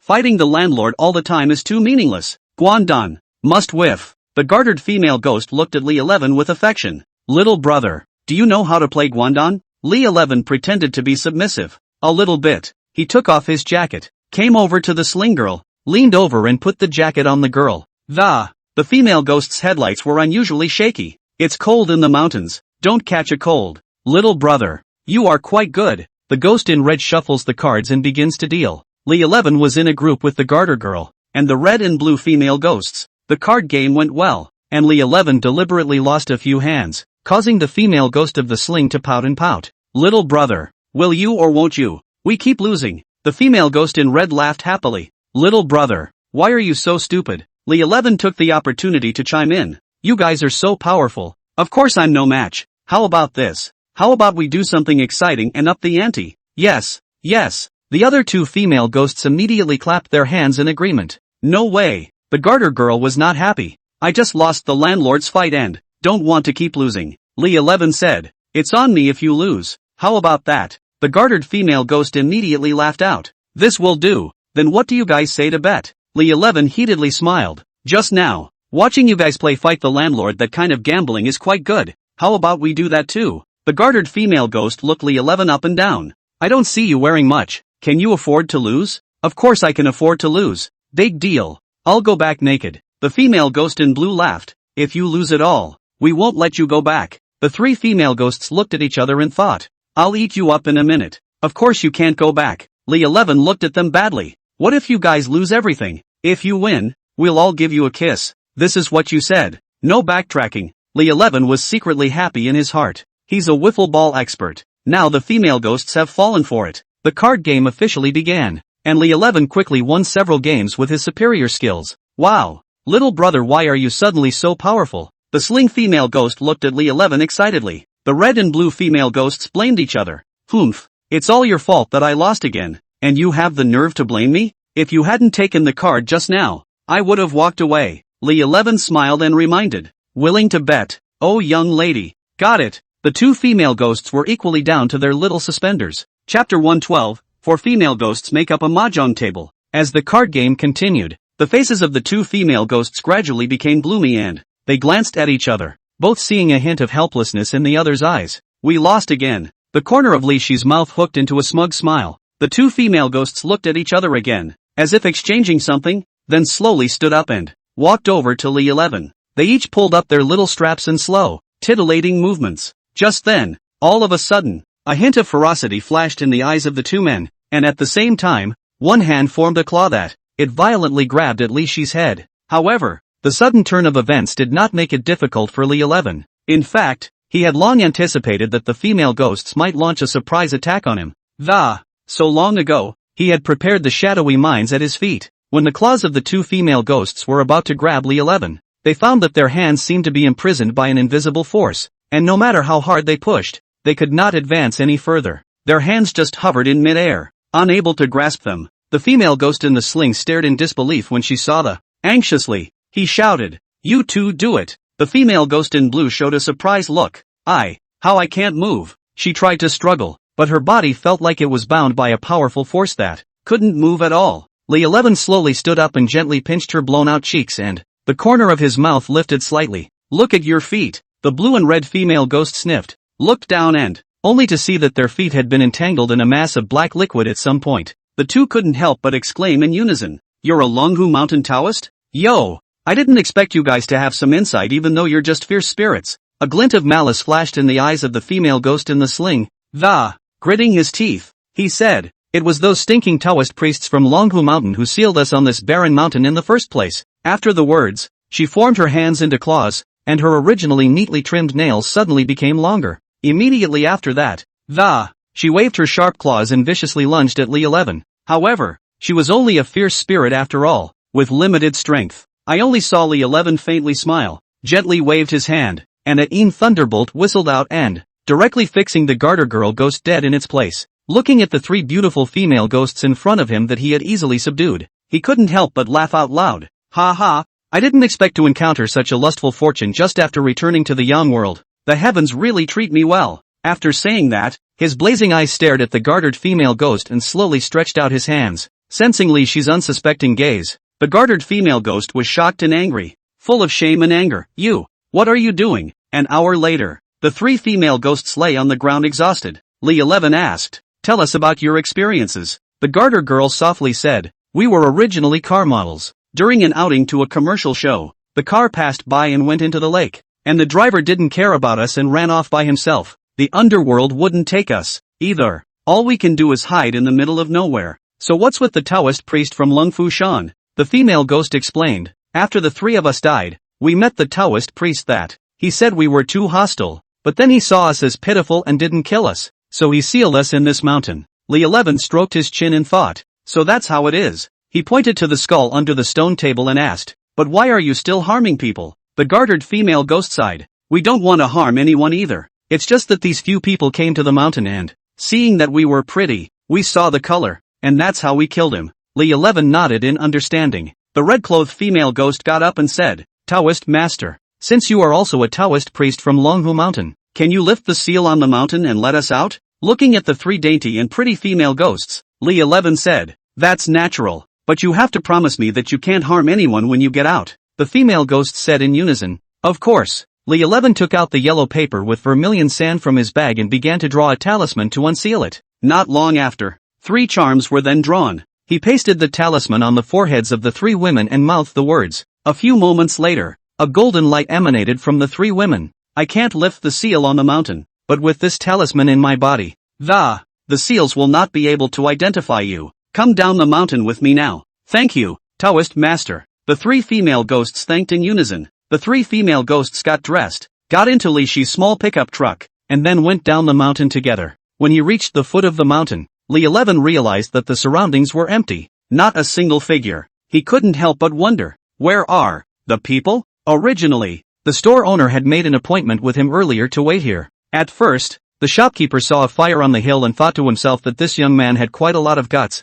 I can't believe I actually dared to burn paper in that place infested with female ghosts. But when the fire went out, there was a delay in seeing Li 11 come down the mountain. Coupled with the fact that the night was a bit chilly, the shopkeeper suspected that something bad might have happened to Li 11. So he went back first. Knock, knock. Li 11 banged hard on the door of the wreath store. It was already 11 o'clock at night, and the store owner had already gone to sleep. Hearing the knock on the door, he muttered, who is it that comes to disturb my good dreams at this late hour? While reluctantly going downstairs to open the door, when he saw Li 11, he was surprised and said, little lad, you're surprisingly okay. Didn't I tell you? A mere brat is not enough to worry about. He pointed to the pickup behind him. Your car. I'll give it back to you. When he finished, he turned away and made his way to the entrance of the alley. 3 female ghosts are still waiting for him at the entrance of the alley. 11 Li asked, where are you guys going next? They thought about it and shook their heads again, indicating that they were homeless. The gartered female ghost pulled Li Shi's hand and pouted. Taoist master, just take us in. After the exchange just now, Li 11 and the 3 female ghosts were considered to know each other. The name of the female ghost in the sling is Wu Qiuyu. She was 21 years old when she died. The name of the female ghost in blue is Chu Xiaoxiang. She was 20 years old when she died. The female ghost in red was named Qin Fei Yen, and she was also 20 years old when she died. Li 11 thought that the villa Long Qianshan gave himself was quite big, and there's also Long Yingying living in there, so maybe the 4 of them can even put together a mahjong table. So he said, in that case, you guys just come back with me. He stopped a cab at the intersection, came to the passenger side, looked back and, you 3 aren't cramped sitting in the back, are you? The driver looked at Li 11 in surprise. Little brother, aren't you the only one here? Where's anyone else back there? Li 11 then remembered that, in order not to invite unnecessary trouble, having already put them into a spiritual state, he explained, no, nothing. I drank a little too much and started talking nonsense, but the driver always felt that there were 3 pairs of eyes staring at him from behind. Chapter 113, Li 11. Save me. The driver sent Li 11 and the 3 female ghosts to the entrance of the villa. Wu Qiuyu got off the car and saw the luxurious villa area in front of her. He couldn't help but open his mouth wide in surprise. Taoist Li, I really didn't expect you to be so young and actually be able to afford such an expensive place. Li 11 smiled faintly, waved his hand and said, this is all small money, not worth mentioning. With that, he walked towards his villa. Upon walking outside the villa and finding it pitch black inside, my heart couldn't help but wonder. I remember when Xiang, that little widow, usually sleeps late. How come there are no lights on in the house now? Could it be that she doesn't live here anymore? Just then, the lights in the first floor living room suddenly came on, and immediately afterward a figure ran cheerfully out of it. Taoist Li, you're finally back, Long Yingying shouted excitedly. Then, upon seeing the 3 beautiful female ghosts following behind Li 11, curious, she asked, who are they? It's a long story. I'm feeling all sticky and uncomfortable right now and, Better go in first and take a shower. After taking a shower, Li 11 changed into fresh clothes and walked downstairs. He saw that Long Yin-Yang and the 3 female ghosts were talking, and the atmosphere seemed to be quite cordial. Taoist Li, these 3 sisters are so beautiful, Long Yin-Yang said with a smiling face. Well, it's okay with you to let them live here from now on. Wow, really? That's great. Long Yin-Yang jumped up in excitement and, ever since I died, I've been on my own and it's been so boring. Now I'll have someone to hang out with. Li 11 asked, where is Wen Xiang? Oh, her, she couldn't get a hold of you, so she went back to live at her house. That's not so bad. She's a saucy widow who has a house of her own and doesn't live in it, but she's been living in other people's houses. Inevitably, the neighbors will talk. That's when his phone rang. Seeing that the screen showed that Sun Bingxin was calling. Answer the phone. Li 11 had originally planned to tell her the important news he had just obtained from the underworld. But before he could say anything, a weak voice came from the other end of the phone. Help me. That voice carried despair and helplessness, causing Li Shi's heart to instantly clench. This was immediately followed by the sound of a fierce fight on the phone. Li 11 was in a hurry. Where are you? South of the city. Suburbs. Chemical plant. Sun Bingxi's voice was broken, and it was clear that she had exhausted all her strength. However, before the words left his mouth, the voice on the other end of the phone suddenly lost its sound, leaving only a dead silence. With Sun Bingxi's kind of arrogant and independent personality, if she wasn't in a desperate situation, it's definitely not easy to ask for help. And the fact that she would even call herself at this point in time meant that she really was in crisis. Chemical plant on the southern outskirts of the city. The place was pitch black and out of reach, as if engulfed in darkness under the shroud of night. There wasn't a single light. It was terribly quiet all around, and the only thing that blew occasionally was the night breeze that, bringing on a blast of dreary coolness. There was a strong odor of blood in the air, the pungent scent sickening, and it was clear that there's just been a bad fight here. The moonlight shed a faint glow through the clouds, barely illuminating the road ahead. But a large shadow still hangs over it. Suddenly, a scream came from inside the plant, cutting through the silent night air. It was Sun Bingxi's voice. Li Shi's heart tightened and he hurriedly accelerated his pace, following the direction from which the voice came. Soon he came to an abandoned workshop, only to see the door half hidden. A faint light came from inside. At this time, Sun Bingxie was leaning on a bloodstained baseball bat. His clothes were slashed open several times, and he was covered in blood. Standing with difficulty, breathing heavily, and opposite her stood a group of men armed with swords and clubs, who were full of ferocious and, the eyes revealed cruelty and indifference. The leader of the group was none other than Zhang Shihao, who stared viciously at Sun Bingxin. There was a gleam of triumph in his eyes. Son, now you can hand over the Sun family's shares. Sun Bingxi raised her head with difficulty and looked at Zhang Shihao with a firm gaze. Gritting his teeth, he said, dream on. I just won't give my shares to you scumbags even if I die. Zhang Shihao laughed coldly. Toast is not enough. In that case, then don't blame us for not being polite. After saying that, he waved his hand to the men behind him, signaling them to do it. At that moment, a bald, scarred man came forward, a sharp dagger in his hand, and the blade glinted coldly in the moonlight. He laughed sorrowfully. Son, you should know the reputation of my hand on Morning Biao, right? If you don't behave, you're not getting out of here in one piece. Zhang Shihao smiled smugly. How was it?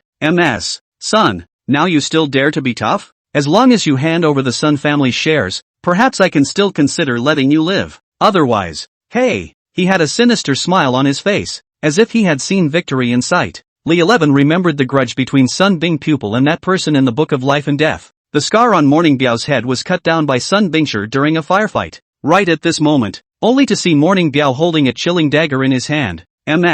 Son, what would happen if I were to make so much as a light cut on your beautiful, flowery face? He. As soon as he finished his words, the minions under him immediately began to rise up. One of them said, of course it's going to be so ugly that you'll never get married again. Another chimed in. Yeah, such a pretty face getting scratched up. What a pity. But Brother Piao can reluctantly marry this Miss Sun family. A smug smile appeared on Morning Biao's face as he listened to them. He looked at Sun Bingxi. Did you hear me? Son, I'm giving you a chance. Li 11 appeared with a step. Try touching her. Zhang Shihao's body shook when he heard Li Shi's voice. He turned his head and looked at him in surprise. Aren't you missing? Why did it come out of nowhere again? Morning Biao didn't realize how powerful Li 11 was. When he saw that Li 11 was followed by 4 other beauties, a wave of greed even welled up in his heart. He laughed out loud. I thought one sister wasn't enough to share. Now someone else has delivered 4 more. Brothers, we are truly blessed tonight. Morning Biao's minions cheered. However, Zhang Shihao was well aware of the ruthlessness of Li Shi's methods. He hurriedly pulled Morning Biao and said anxiously, Brother Biao, he is not a character to be messed with. You must not underestimate him. Morning Biao said with a disdainful face, it's just a few pussies, can you still turn against the sky? Li 11 didn't want to dirty his hands and spoke slowly, Ying. Living souls are very beneficial to your Yin spirit's cultivation, so you should follow these three sisters closely and learn well. When Wu Qiuyu and the other three female ghosts heard this, they immediately understood. In unison, they said, then thank you, Taoist Li. After saying that, the three of them floated into midair like ghosts, with a stern and ferocious expression on their faces. Ghost. It was only then that they realized that the four heavenly beautiful women in front of them were not even human. Chapter 114, Hanong Province has changed. Wu Qiuyu's three female ghosts' eyes were cold to the core. A gust of creepy cold aura emanated from his body, forcing straight at everyone present. Some of those who were as timid as rats were scared less and paralyzed on the spot. Without saying a word, Wu Qiuyu stretched out his sharp claws and grabbed towards one of the people close by. In an instant, that person's soul was yanked out of her alive. Subsequently, Zhu Xiaoxiang and Qin Fian also made their moves. For a while, wailing sounds rose. When Zhang Shihao saw this scene, his face turned pale as cold sweat broke out on his forehead. The body shuddered involuntarily. Terrified, he immediately knelt down and stammered, Li 11. No, Taoist Li, I admit defeat, please spare me. At this time, Li 11 had already held the weak Sun Bingxin in his arms. His eyes were filled with anger and killing intent as he said coldly, dare to touch my woman, simply seeking death. When he finished speaking, he turned his head to look at Long Yingying. In an icy voice, he said, this scum is yours to deal with. Long Yingying nodded slightly. A trace of coldness flashed in her eyes as she stepped towards Zhang Shihao. Seeing this, Zhang Shihao kept kowtowing and begging for mercy. I know I'm wrong, please spare me, I'll never dare again. However, it was already too late. Long Yingying walked up to Zhang Shihao and looked at him expressionlessly. Zhang Shihao felt a chill come over him, and his heart was filled with fear. He tried to escape, but found that his legs were as heavy as lead. Couldn't move half a step at all. Long Yingying gently raised her hand and a faint light flashed. Zhang Shihao's body suddenly froze, unable to move an inch. Immediately afterward, a blue light appeared in Long Yingying's hand, directly pulling his soul out of his body in a hard way. Zhang Shihao's soul twisted in agony as he let out miserable cries. He tried to struggle against but to no avail. His soul was held tightly in Long Yingying's hands, as if it would be crushed at any time. Long Yingying indifferently looked at the soul in her hand and said indifferently, scum like you, it's a curse to stay in the world. After saying that, she swallowed it in one gulp. Just under a minute, a dozen desiccated bodies lay in the room. Sun Bing pupil weakly looked at Li 11. Finally could not hold on. A head dizzy. Early the next morning, Sun Bingxi woke up leisurely, her consciousness gradually returning, and the pain in her body came with her. She frowned softly and tried to sit up but the weakness of her body left her somewhat overwhelmed. She slowly turned her head and her eyes fell on Li 11, who was slumbering on the edge of the bed. His handsome face was quiet in his sleep. Just then, Li Shi's eyelashes fluttered slightly as he awoke from his slumber. He rubbed his eyes and his gaze met with Sun Bingxie. In an instant, a delighted smile blossomed on his face and his voice asked gently, you're awake, how do you feel? Is there anywhere uncomfortable? Sun Bingxi smiled and shook her head as she replied softly, I'm much better, thank you for saving me. I don't know what would have happened if you hadn't shown up in time. Li Shi's eyes were filled with concern and worry. He held Sun Bingxin's hand tightly. Don't say that, we don't need to be polite to each other. And you are my fiancé. It is my responsibility to protect you. Sun Bingxi heard his words, and a sweet emotion welled up in her heart. Li 11 then asked, what exactly happened? Why did Zhang Shihao suddenly make a move on you? A trace of anger and helplessness flashed in Sun Bingxin's eyes as she sighed and said, he's still not trying to annex the Sun family estate. Ever since that night when the four shadowy spirits escaped from the four elephant formation, all sorts of weird things have been happening one after another. First,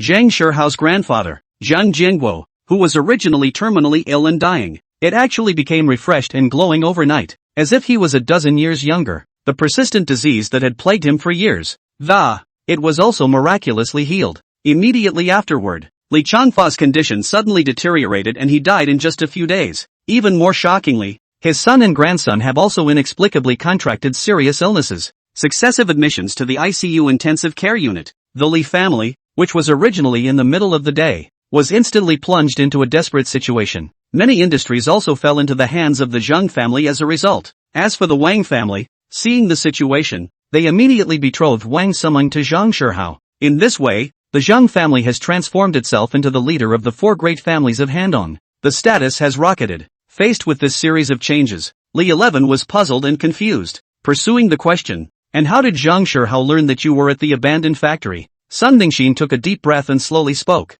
"It turns out that last night, Zhang Shihao called and said he saw someone in the south of the city. It was very much like Sun Bing pupil's father who had been missing for more than 10 years, Sun Guodong." Hearing this news, Sun Bingxin did not hesitate and immediately drove to the south of the city. In order to prevent Zhang Shihao from pulling any tricks, she had also brought along a few bodyguards, but when we got there wasn't any sun, and only Zhang Shihao and Morning Biao were there waiting for her with dozens of people from the club. He didn't expect that in broad daylight, Zhang Shihao would dare to directly make a move against him, and her 4 bodyguards had been paid off a long time ago, although Sun Bingxia had cut down a dozen people, but after all, it was hard to beat 4 hands with 2 fists. It was eventually caught. "What about Su Yutang? She's not with you?" Sun Bingxin shook her head. "She's about to reach the critical stage of breaking through the fierce spirit and becoming a fierce spirit. I made her stay at Bai Wenxin's house to practice." After Li 11 learned what had happened, it was discovered that the cause of everything was all due to the sudden recovery of Zhang Jianguo after the rupture of the 4-elephant formation.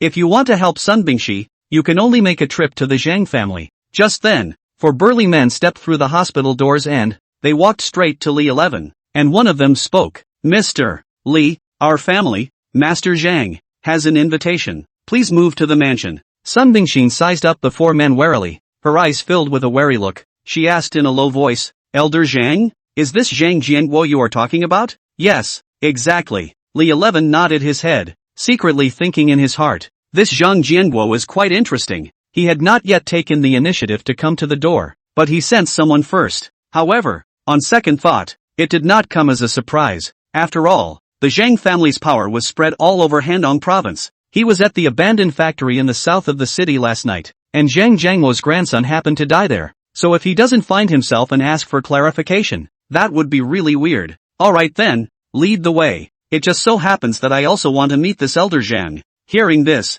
Sun Bingxin showed a worried look and tightly pulled on Li Shi's hand. Concerned, he asked, "Is it really okay for you to go alone? Do you want me to send some men to follow and protect you?" Li 11 gently patted the back of Sun Bingxi's hand and comforted. "Don't worry, there's no need to worry. Do you have anyone trustworthy around you these days? I'm good enough for everything on my own." Saying that, he tenderly stroked Sun Bingxia's hair and, softly, he said, "Just get well in peace, and leave the rest to me." Chapter 115, The Spirit Ghost Contract. Handong Province. The Changs. As early as 100 years ago, the ancestors of the Zhang family relied on selling antiques and paintings, gradually became the man of the hour in the provincial city. Even now, Zhang Jianguo has a place in the national antique world. Of course, his family has more than just antiques nowadays. Real estate, culture and tourism, hotels, live broadcasting and other industries are involved. The Zhang family has an estate covering 200 acres in the eastern part of the provincial city. Li 11 used to feel that Zhou Ling's house was already grand enough, but when he saw the Zhang family manor, that's just a small one. He followed the 4 brawny men into the interior of the manor. The buildings in the manor are magnificent, and the gardens and landscapes are staggered. Every step, Li 11 could feel a strong historical flavor. Through several cloisters they came to a spacious parlor. It was filled with mahogany furniture. An old man who looked like he was probably in his 60s was sitting in a faucet mahogany eunuch's chair. Eyes closed, there was a row of young ladies standing around him, serving him tea and water, squeezing his shoulders and pounding his back. Those ladies are goddesses in every sense of the word. The return rate is absolutely 100%. Li 11 cursed. "You old man, are you physically fit? Letting so many girls serve you, it is a waste." Suddenly, he felt a twinge of something wrong. Why was there a bit of evil around him? Li 11, who was used to bumping into ghosts, immediately turned on the spirit-looking technique. Spirit ghost possession. He saw a shadowy spirit in Zhang Jianguo. He was probably of evil spirit cultivation, and it looked like he was about to break through into Yin spirit. Li 11 immediately remembered what Zhou Ling had said in the underworld, the spirit ghost contract. The so-called spirit ghost contract is a contract between a human and a shadowy spirit. Yin spirits cultivate with the help of human bodies, and humans share the cultivation of the terrifying energy of the Yin spirits.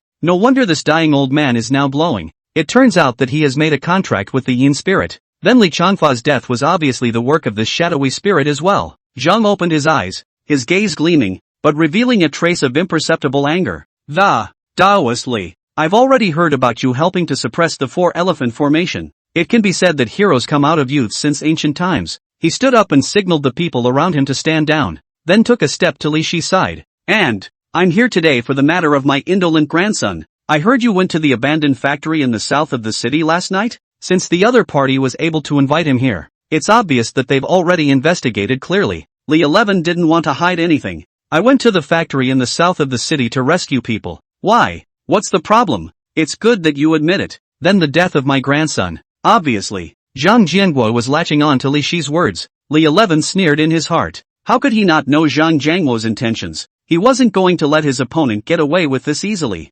After all, Zhang Shihao is a living human being, and it is now a society of law and order. Li 11 would be fine even if he bullied those female ghosts anymore, but something like killing someone could never be admitted. What's more, last night he never made a move. If he now admitted that Zhang Shihao had killed him, perhaps Zhang would immediately hand over the recording of this conversation to the police. So, Li 11 calmly responded, I'm just going to save people. As for the death of your grandson, you can find out for yourself if you can. Zhang Jianguo frowned and continued to condescend. You didn't kill him? Li 11 smiled faintly, shook his head and said, Elder Zhang, aren't you thinking too highly of me? He brought dozens of people to surround Mez son last night. Do you think I can fight dozens of people? Zhang Jianguo patted him on the shoulder. Young man, don't be modest. If you really put up a fight, 100 people wouldn't be a match for you. Li 11 guessed that Zhang Jianguo must have had his body examined. It was because he hadn't found evidence of his own hand that he had come to set him up. Although Zhang Jianguo knew that this matter was definitely the work of Li 11,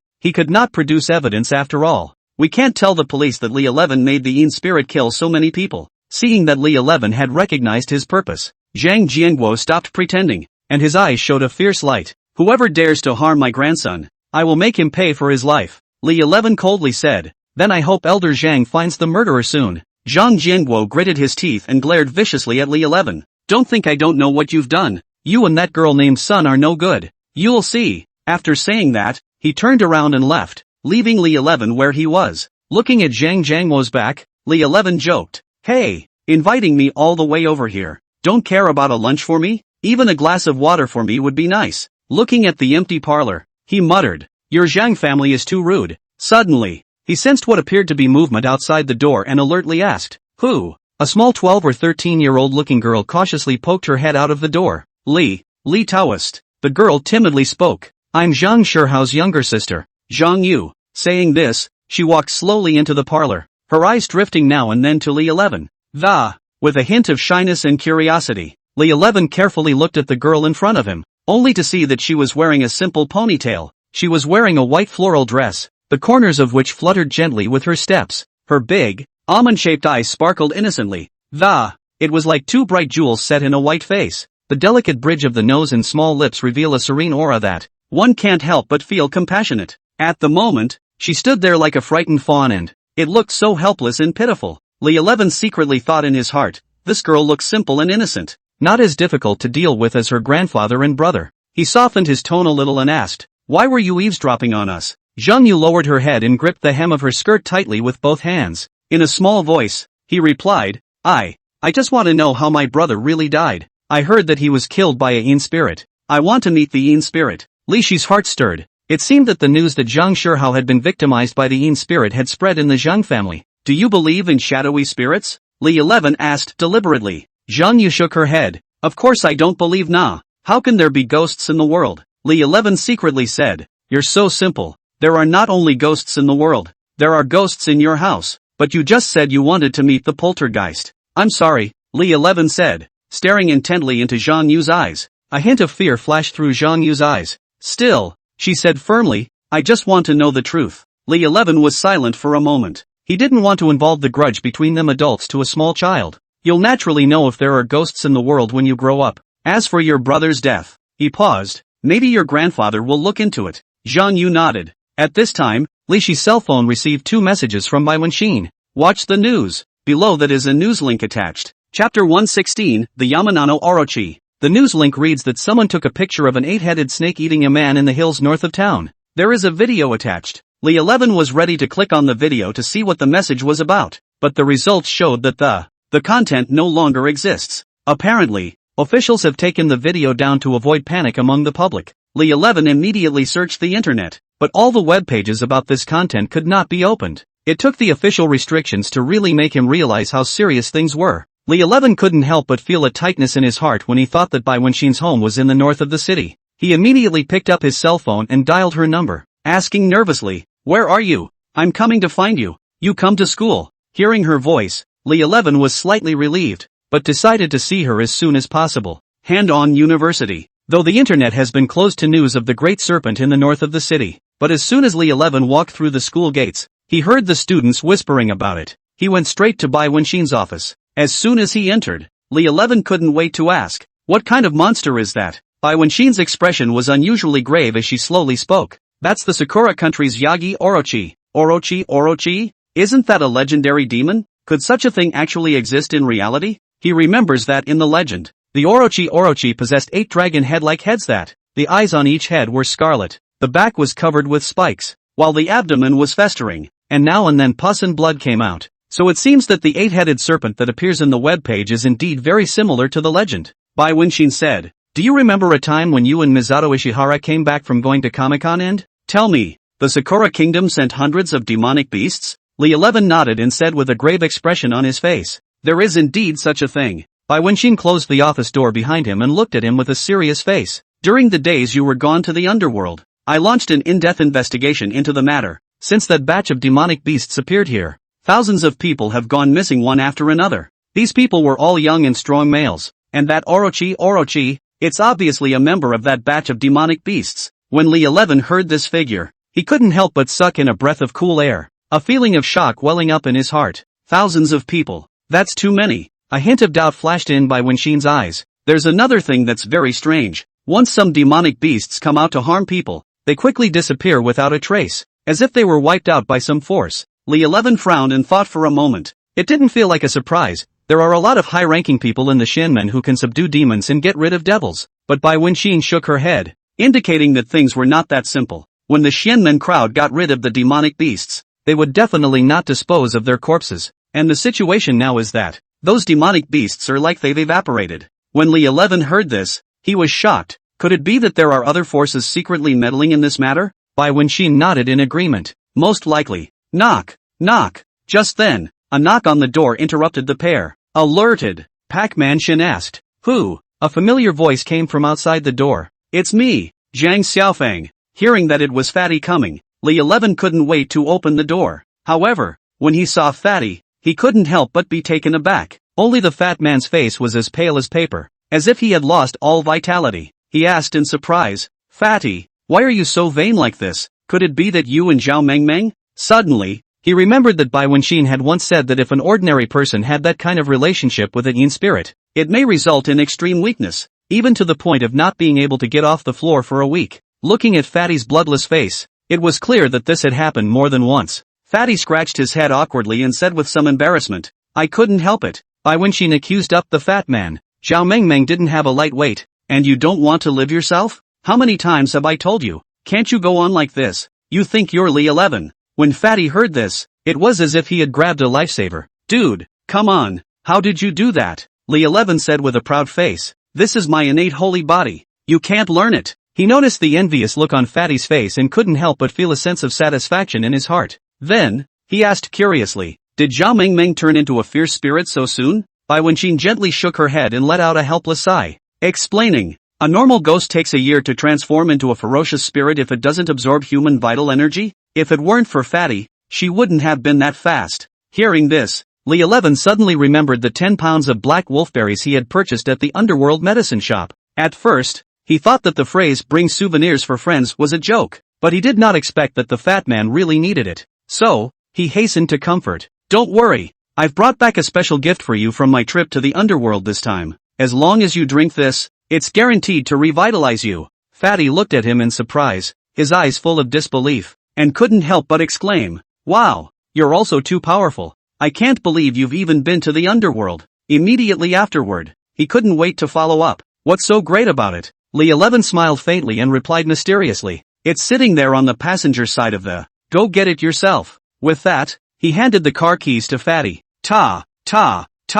A sound of high heels came in from the hallway outside. Just a tall, Beautiful woman with a big brown perm and black sunglasses, dressed in a slim black suit and a pair of shiny diamond earrings. She showed off her royal style. She took off her sunglasses. "You're 11 Lee?" Lee 11 looked at the beautiful woman in front of him suspiciously. "And you are?" She pulled out a black ID from her bosom. Bureau 749 Operations Division. Deputy Director Shin Hanswang. The fat man hadn't heard of the unit. "This great beauty. Don't think you can impersonate a leader just because you're pretty. What 749th Bureau Operations Division? I've never even heard of it." Lee 11 kicked Fatty's ass. "Go get your stuff." Then he reached out his hand and prepared to shake Shin Rusheng's hand. "Commissioner Shin, this brother of mine doesn't know any better. I apologize for him." Shin Rusheng politely shook his hand, and then came to a table, opened the dossier bag in his hand. The fat man asked in a low voice, "What exactly is the 749th Bureau? They're so young and pretty for a deputy director?" Chapter 117, Bureau 749.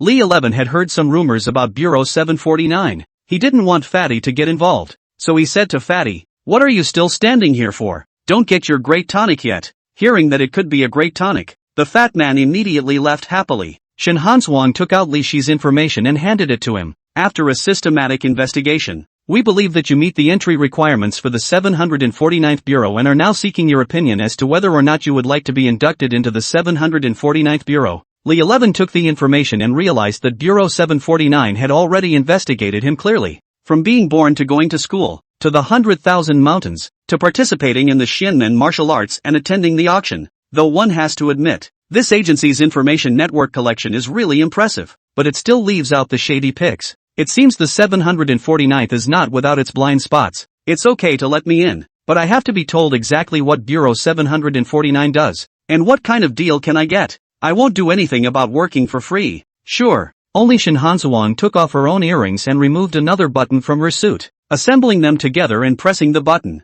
A ray of light emanated from the earrings and projected onto the wall. Lee 11 was stunned by this operational maneuver. Is Bureau 749's technology so advanced? An earring and button assembled into a projector? The projector showed the basics of Bureau 749, 749th Bureau. It's a psychic research institute founded by Mr. Qian in the 1960s, and it's also a top-secret state institution. The only way to find out externally is this code name. After decades of development, and its responsibilities expanding from psychic research to crime fighting, maintaining social security, except that the main targets of their fight are in spirits and demonic beasts. 749 The Directorate is a proper state department with 5 major divisions. They are the Operations Division, the Investigations Division, the Research Division, the Medical Division and the Logistics Division. Each department has its own responsibilities and tasks. The Operations Division, where Shin Hanswang is located, is the largest department in the entire 749th Bureau.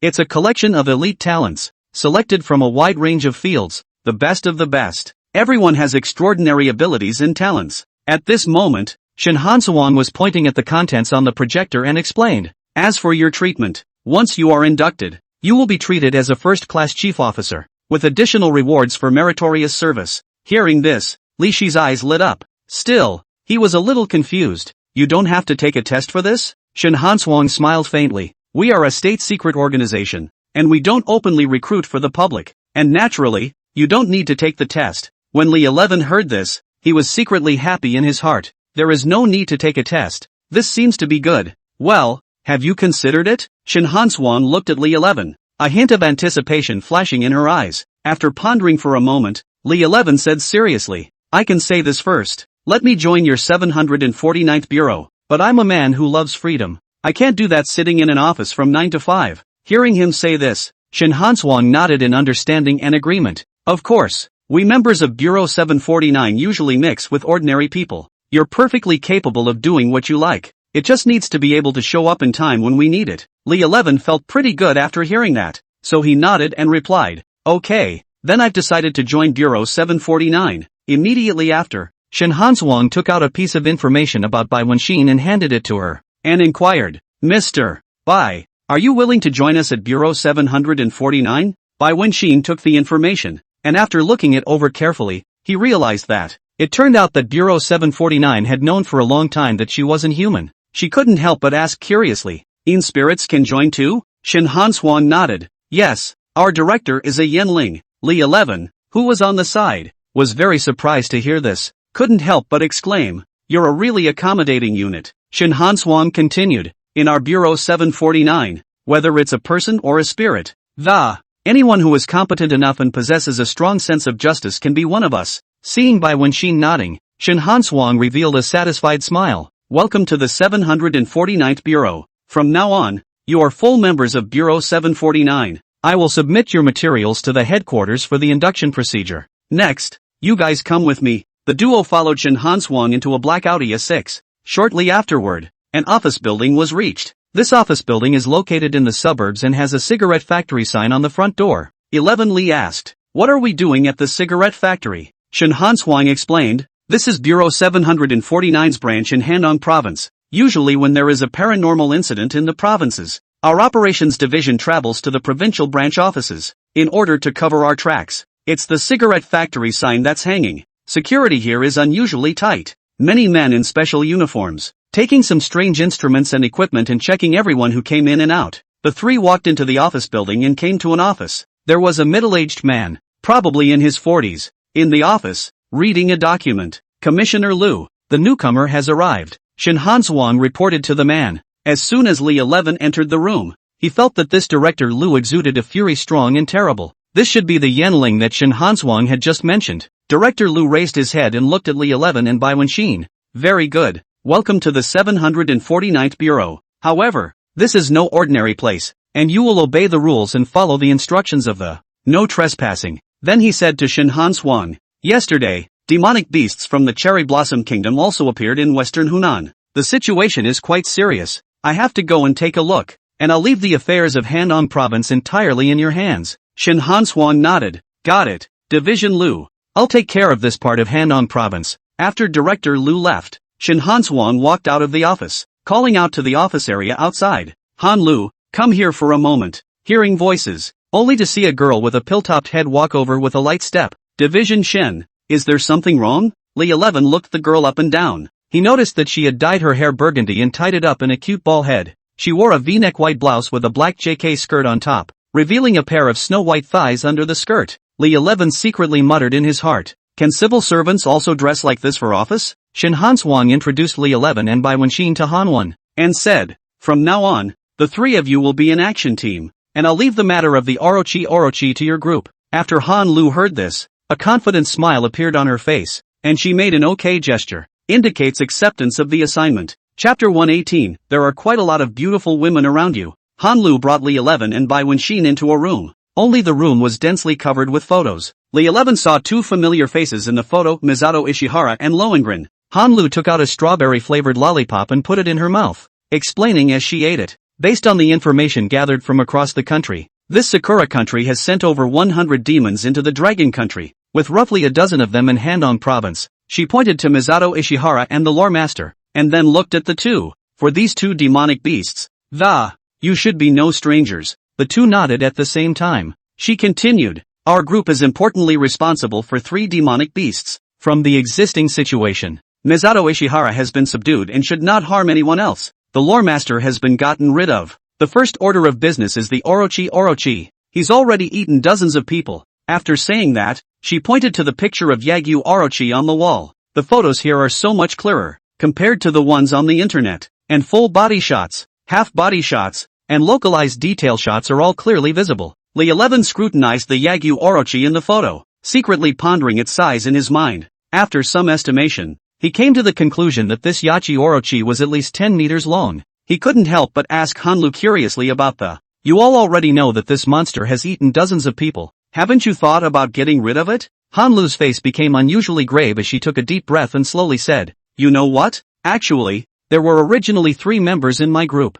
but now I'm the only one left. The reason for this is that the other 2 members of the group were unfortunately devoured by this Orochi. Her eyes were filled with sadness and helplessness, unwilling to recall the painful past. Then, Han Lu's eyes gazed at Li 11. "I once heard about your previous deeds. Therefore, this time, I hope to utilize your power to completely destroy this Orochi. Hearing these words, Li Shi's heart jolted and he couldn't help but cry out in his heart, "Oh, my God, why do I feel like I'm on a ship of thieves? Are these guys trying to use me as cannon fodder?" However, after only a few moments, Li 11 regained his composure.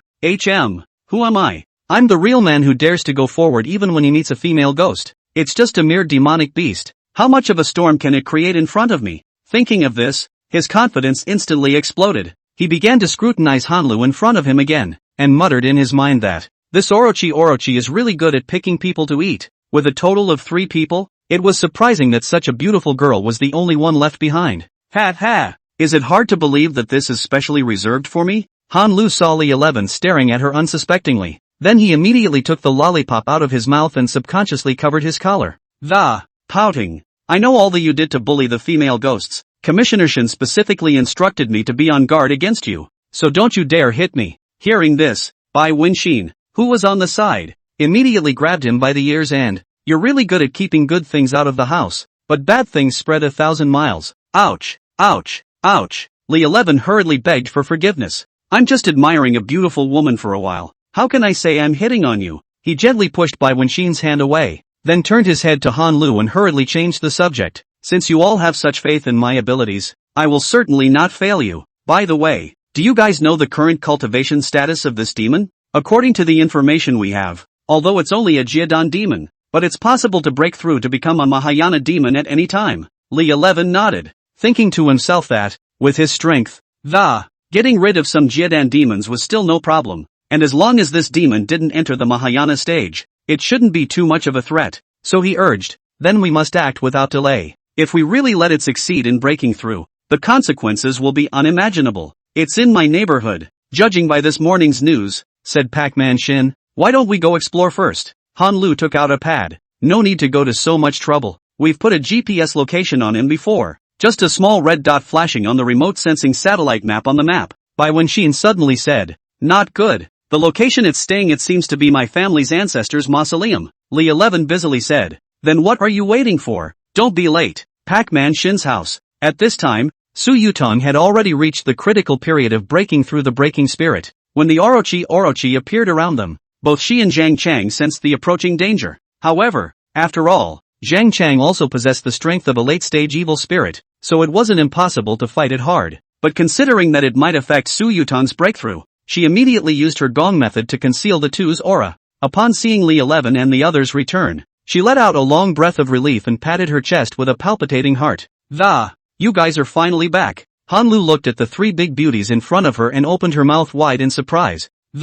Couldn't help but exclaim, Li 11, it's really better to hear about it than to see it. You've got a lot of beautiful women around you. Li 11 heatedly smiled and flirted. What? Is Han's heart moved? Do you want to think about coming along? Han Lu, on the other hand, rolled a big blank stare in dismay and pouted. Less poor. Then, Zhang Chang told the crowd, a snake demon appeared here this morning. Bai Wenxin nodded as well. That's why we're here. Zhang Chang frowned and asked anxiously, then what should we do now? Charge straight in? Li 11 pondered for a moment and analyzed. According to our current staffing, destroying a Jiadan demon wasn't that difficult, but the problem is that the mausoleum has been there for a long time, and the door to the tomb has long since been covered by dirt and, it's not like we're professional grave robbers. And how should we find the entrance? Zhang Chang said, that's not simple, as long as we find out where the big snake came in from not on the line. As soon as the words left her mouth, she turned into a black smoke and quickly left the room. However, it wasn't long before she brought disappointing news. She had circled the entire mausoleum and, however, no holes left by any of the Orochi were found. Han Lu spoke. Alright, you guys come with me. I can take you guys in. Li 11 looked at her with skeptical eyes. Just a little girl like you. Can you do it or not? Han Lu was a little angry when she heard this. As soon as she removed the lollipop from her mouth, she glanced fiercely at Li 11.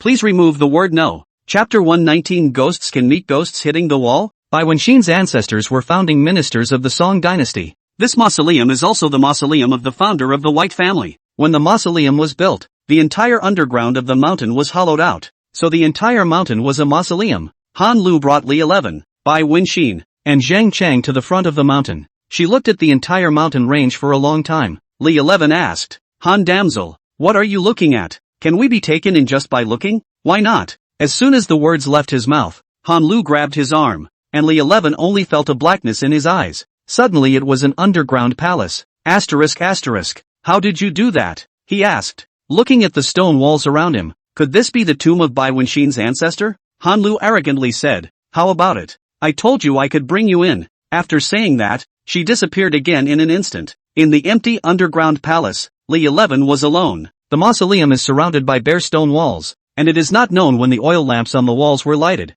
The flashes of eerie light. Suddenly, he saw something flickering on the ground. Li 11 leaned down to check it out and saw that it was a black scale the size of an A4 paper. To be able to have such large scales, it was obvious that it was the one that fell off of the Orochi. At this time, Han Lu arrived with Bai Wenxin and Zhang Chang again. Bai Wenxin was surprised. This can't be spatial shuttling for you. The corner of Han Lu's mouth lifted slightly. How about it? I'm awesome. Li 11 then realized why she was the only one of the original trio who had survived.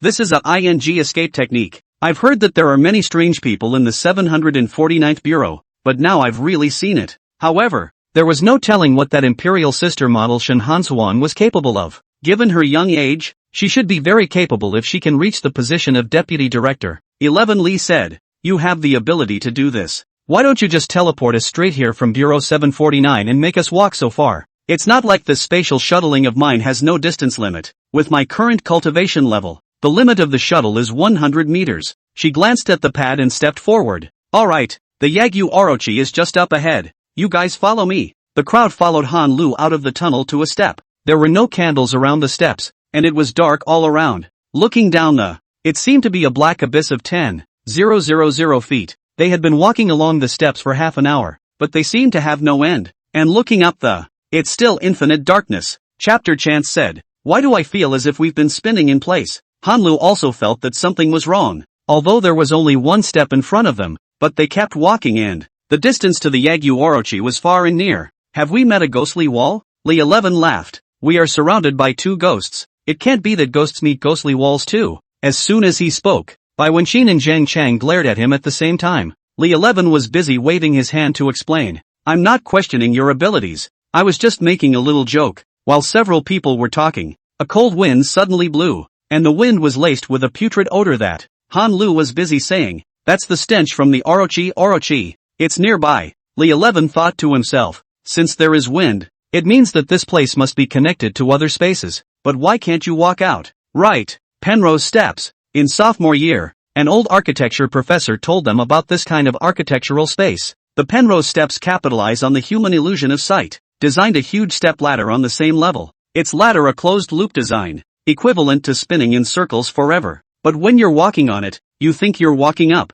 or down, as it is now. For example, they are moving upward, but in reality they are just spinning in place. In order to verify this conjecture, Li 11 asked Han Lu to utilize GPS. Check out their movement trajectory. Sure enough, according to the GPS path, from the time they entered the mausoleum, it has been at an altitude of 210 meters and has hardly changed. So, Li 11 told everyone about his findings. All we have to do now is find the exit. The crowd began to look around carefully, trying to find clues, but there was nothing but endless darkness up and down. Zhang Chang asked, don't you know how to space travel? Utilize it to take us out of here. Zhang Chang shook his head. If you want a space shuttle, then you have to know where the destination of the shuttle is. It's pitch black all around here. In case we shuttle into mid-air, we won't fall to our deaths. It's okay. I can't die from a fall because I'm a Yin spirit. As she spoke, she shifted her body and tried to transform into black smoke to explore her surroundings. However, he was soon surprised to find that he was actually unable to mobilize his cultivation. Seeing this, Bai Wenxin on the side also tried in a hurry to. The result was the same realization that his cultivation had disappeared without a trace. There seems to be a restriction on the cultivation level of the Yin spirit here. The two looked at each other, their hearts filled with doubt and surprise. What the hell is going on here? Just when they were at a loss for words, Li 11 suddenly turned his head to Han Lu. Openly, he asked, do you have any more lollipops?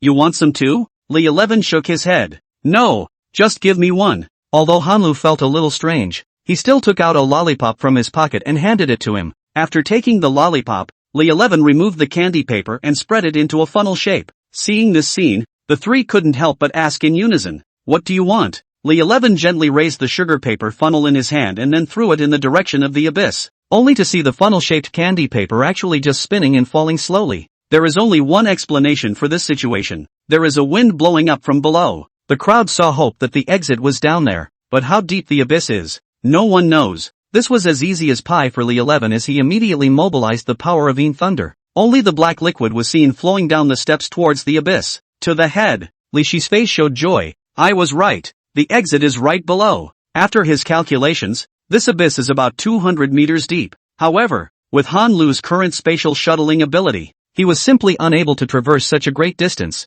I'll take control of the Yin Thunder. Which one of you will go down with it first? It was the first time Han Lu had seen Li 11 cast a thunder spell. I can't help but be a little skeptical. Is this puddle of liquid really going to work for you? Chang had seen the power of Yin Thunder. She volunteered. Let me go first. As soon as the words were out of her mouth, she followed the shadowy thunderbolt and carefully slid towards the abyss. It wasn't long before from the bottom of the abyss came her cry. You can come down. Chapter 120, The Infernal Hell. The bottom of the abyss. As they walked, they looked around warily. Suddenly, a strong, putrid odor hit his face, causing people to cover their noses. Apparently, it's getting closer and closer to the Orochi. They proceeded carefully along the bottom passage and finally came to a chamber. The walls of the chamber are painted with a dazzling array of beautiful murals. Upon closer inspection, one can see that these murals depict images of figures from Buddhist. However, all of these characters looked menacing and gave off an eerie feeling. Li 11 couldn't help but think of Sun Chou-Yen's family heirloom Yin-Yang ghost pattern. There are surprisingly striking similarities between the two. He even saw the dragon riding goddess on Sun Chou-Yen's back on the mural. In fact, it's not surprising. Many of the figures and motifs in the Yin-Yang ghost patterns are derived from elements in Buddhism, and the murals here are undoubtedly part of Buddhist culture. Han Lu has studied Buddhism a little, she explained to the group. These 4 walls draw the 6 heavens of the lust realm, the 18 heavens of the color realm, the 4 empty heavens of the colorless realm, and the 8 heavenly dragons. The 8 heavenly dragons occupy one wall alone. Underneath the 8 figures are written in large letters, all those who dare to send me a mound will be condemned to eternal hell. Han Lu eagerly shouted. Everyone quickly close your eyes. Don't look at these things. However, it was already too late. Li 11 felt his legs suddenly lose their support and the body involuntarily fell downward. Eventually, he fell to an extremely terrifying place. This place is filled with scenes of torture such as frying pans, mountains of swords and fire, sinful weapons, forks and rods, hot iron poured over the body and thirst for iron juice.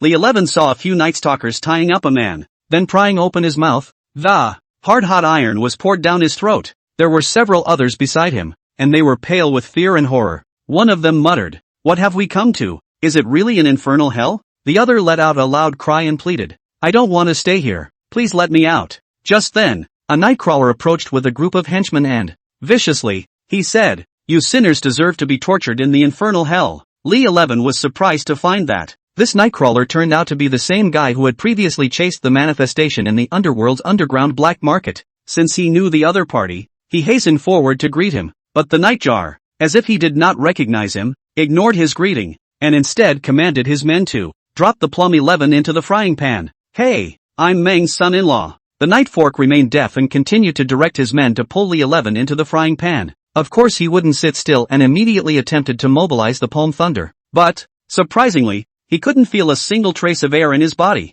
What a situation! Li 11 instantly panicked. It's no joke to really be put under the frying pan. He tried to remember what had happened. He'd just gotten here by looking at the mural.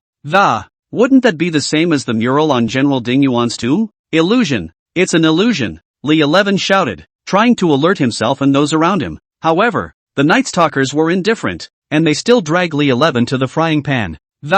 Prepare to throw him in. Just in the nick of time, Li 11 suddenly remembered the words of the illusionist master Hu Cheri. The so-called illusions disturb the air in the body precisely by interfering with the 5 senses of the human being. Thus, the person is caught in a hallucination. A skillful illusionist is able to manipulate the flow of air in the enemy's brain nerves at will. Come to think of it, Li 11 decided to try the method that Hu Sakurako had told him to break the illusion. He concentrated and exerted his entire body, and he finally managed to mobilize a trace of air. He quickly channeled the air into his brain. Suddenly, he felt a sharp pain in his head and it was as if something was extracting his soul. His consciousness began to blur, and his body became light, as if he had lost the bondage of gravity. Li 11 felt as if his soul had been pulled out of his body and was rapidly floating upwards. When he opened his eyes, he found himself back in that familiar crypt. At this moment, Han Lu, Bai Wenxin, and Zhang Chang were all lying on the ground, revealing agonized expressions. Some people even started tearing their clothes.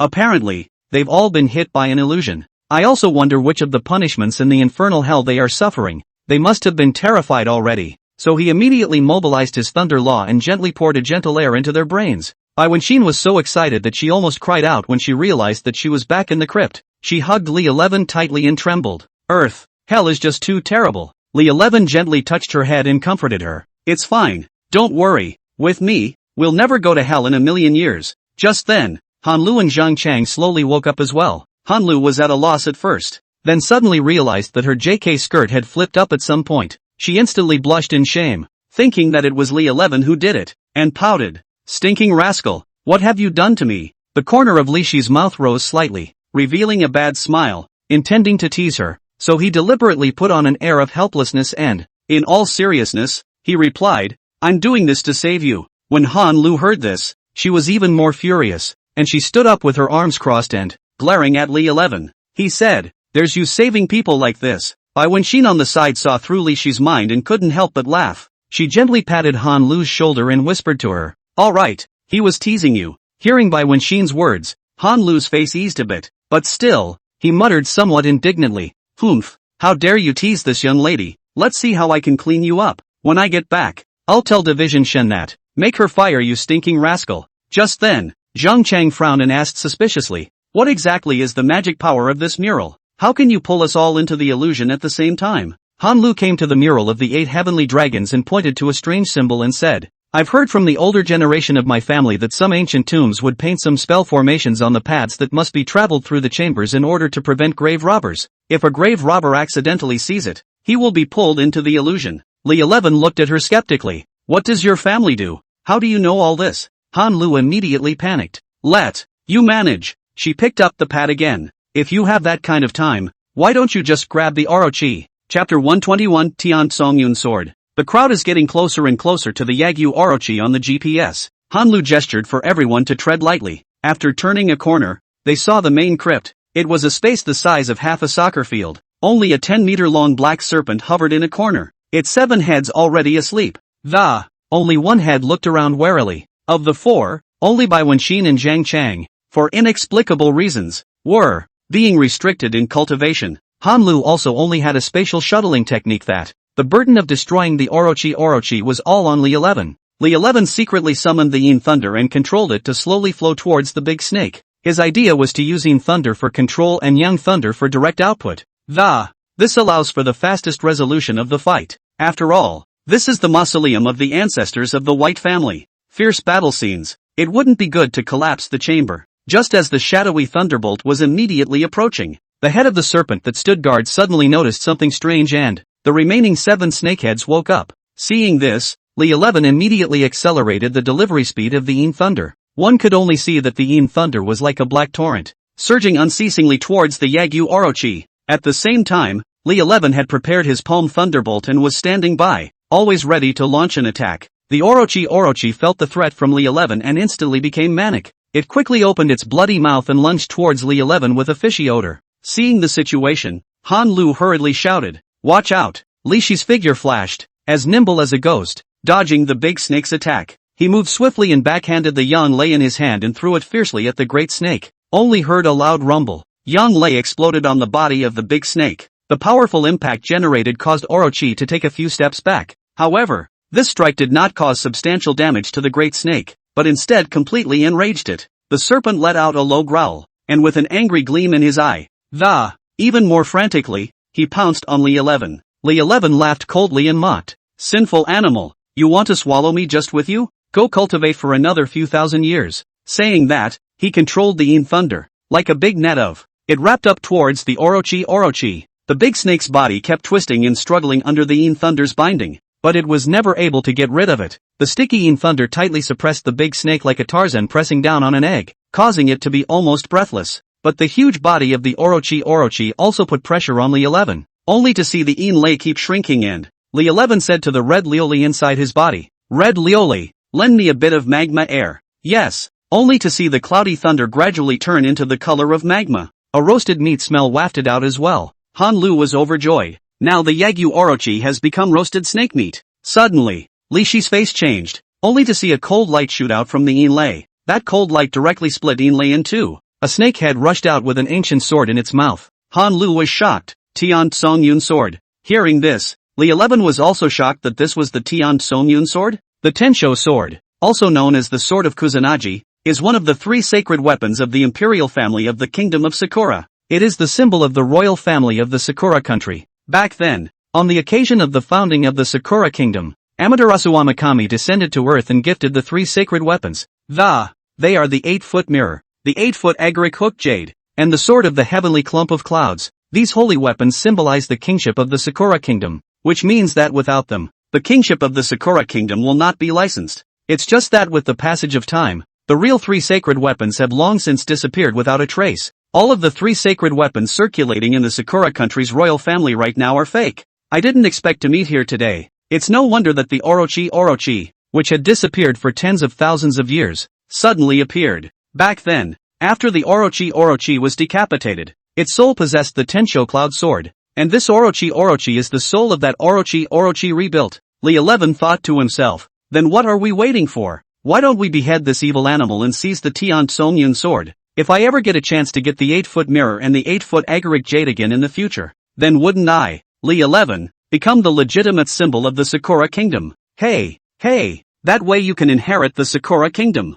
I'll have all the art teachers and pretty girls in Sakura country listening to me. He burst out laughing at the thought, and so immediately came the spirit. He was clad in thunder armor, holding a thunder sword in his hand, like a god of war descending and stabbing towards the Yagyu Orochi. However, the Orochi nimbly avoided the attack, and it opened its bloody mouth and another serpent's head, spewing out roaring flames. I didn't realize that your sinful animal could still play with fire? Fire spirit child, on! The fire spirit within the Haitian jade received instructions and transformed into a fire dragon that absorbed all the flames spewed out by the Orochi. The fire spirit child was overjoyed. Master, the flames of this Orochi are so pure. You get me some more to taste. Okay. Li 11 raised his thunder sword and slashed again, one for offense and one for defense, juggling the Orochi. The Yamanano Orochi hasn't been teased like this since it was born. Its other snake head immediately protruded a black mist. Not good. Poison, Li 11 cried out in secret. Seeing this situation,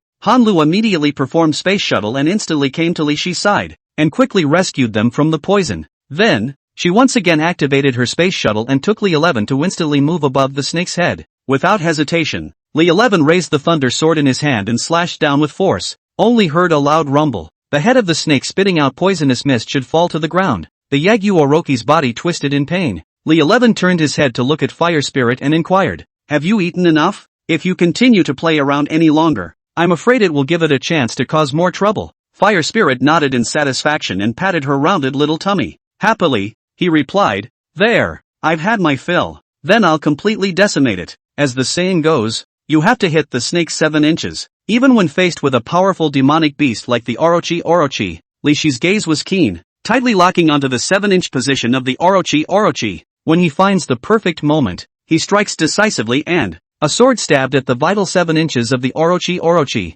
The Orochi let out a mournful scream, and his huge body collapsed to the ground with a loud thud, raising a cloud of dust. That Tian Tsongyun sword also fell to the ground in response. Li 11 excitedly picked up the Tian Tsongyun sword, his eyes glittering with excitement. As he secretly calculated his future plans in his mind, the corners of his mouth couldn't help but spread a smug smile. Meanwhile, Hanlu carefully walked over to the Yagyu Orochi and carefully examined confirmed that it's completely dead. Afterward, she immediately reported the situation here to Shin Hanswang, and I hope that someone will be sent over as soon as possible to dispose of Orochi's body for research. And in the crypt, as a result of the fierce battle that had just been fought, the coffins, which had been neatly arranged, were also beaten to pieces. Bai Wenxin looked at the mess in front of her and couldn't help but feel a surge of guilt in her heart. She walked quickly to her ancestor's coffin and kowtowed reverently a few times.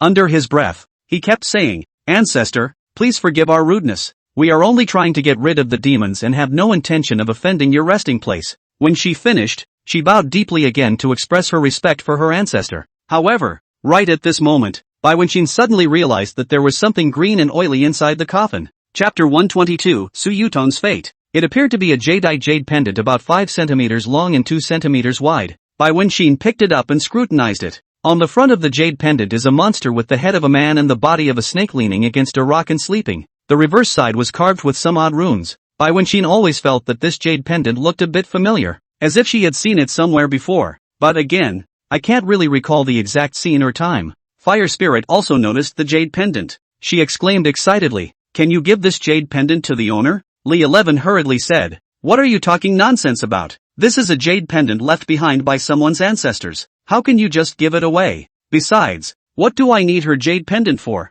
Fire Spirit muttered. It's not because Wadia isn't comfortable living there now. Li 11 asked curiously. What's wrong? Fire Spirit explained. Lately, I've always felt a cool aura within the Hetian jade. It makes it particularly uncomfortable, as if something is trying to come out of it. Thinking that Su Yutang was about to break through the breaking spirit, and that the wedding date for the Yin-Yang marriage contract was less than a month away. When he further recalled that Sun Dingxi had mentioned that the Yanling ancestor of his family, who was incarnated in Hetian jade, would be resurrected soon, Li 11 could not help but frown. At that moment, Bai Wenxin saw that Li 11 had been staring at the Hetian jade. She looked at her jadeite jade pendant again. I've decided to follow you anyway, so you can keep this jade pendant for me for now. After saying that, he handed the jade pendant to Li 11. The fire spirit was very happy and instantly turned into a flame and drilled into the emerald jade pendant. She was happy in there. Master, it's dozens of times more spacious here than it is in Wada jade. At this time, Li 11 saw the Tian Tsomyun sword in his hand and muttered.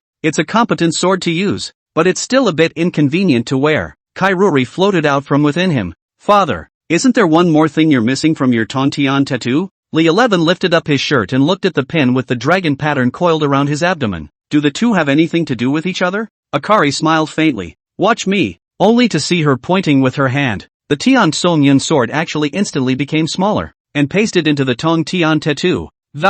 Just the right size to match that pin. Akaruri explained that since the Heavenly Cloud Sword was able to nurture an ancient beast like the Yamatobi Orochi, it's equally useful for boosting my cultivation, and it's perfect for being part of the Tong Tian tattoo. Li 11 nodded with satisfaction. It's quite easy for me to use it like this. The crowd returned to Bai Wenxin's house. At this moment, Su Yutang was sitting quietly in the villa waiting for them to return. Upon seeing the two of them walk through the door, Zhang Chang excitedly shouted, You finally succeeded in your breakthrough. Su Yutang nodded slightly, but there was no joy on her face after the breakthrough. Her gaze turned to Li 11. Whispering, Come with me for a moment. The two of them came to a room. Su Yutang took out the two of them had a Yin and Yang marriage certificate and handed it to Li 11. According to the agreement, the 10th of October is the date of our marriage, and by that time the Yanling of the Sun family will appear. Saying that, a trace of sadness spread across Su Yutang's face. Li 11 looked at her and asked in confusion, Then isn't your mission accomplished? Why are you still so unhappy?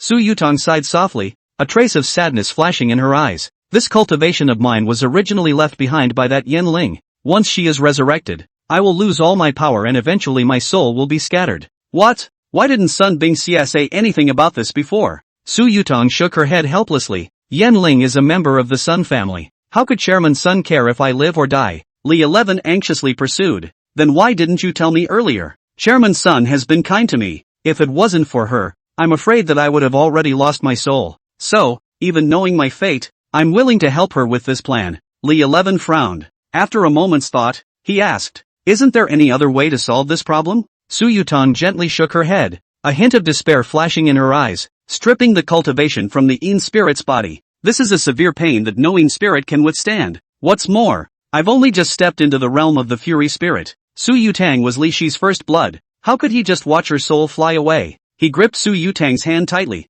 His tone firm, there must be another way. We can't just sit around and wait. His eyes were full of determination and hope, as if he was telling Su Yutang that he would never give up so easily. Suddenly, Li 11 had a flash of light in his mind and remembered his identity. That's right, I'm a soul detainer now. Big deal. I'll take your soul to the underworld. However, Su Yutang shook her head with a bitter smile. That was a soul flying away. This is not a problem that you, a soul detainer, can handle. Li 11 didn't back down. He still looked firmly at Su Yutang. As long as she's my woman, I'll never let any harm come to her. There's less than a month left, but don't worry, I will find a solution. Su Yutang looked at Li 11 fondly, her eyes filled with emotion. I really didn't look at the wrong person. The two of them went out of the room and saw that Shen Hansuang had already arrived. Su Yutang had not seen her before and thought it was another woman Li 11 had hooked up with somewhere. Though she was used to it, she still asked in a conspiratorial tone of voice in a small voice, Which big girl is this again? Li 11 was busy saying,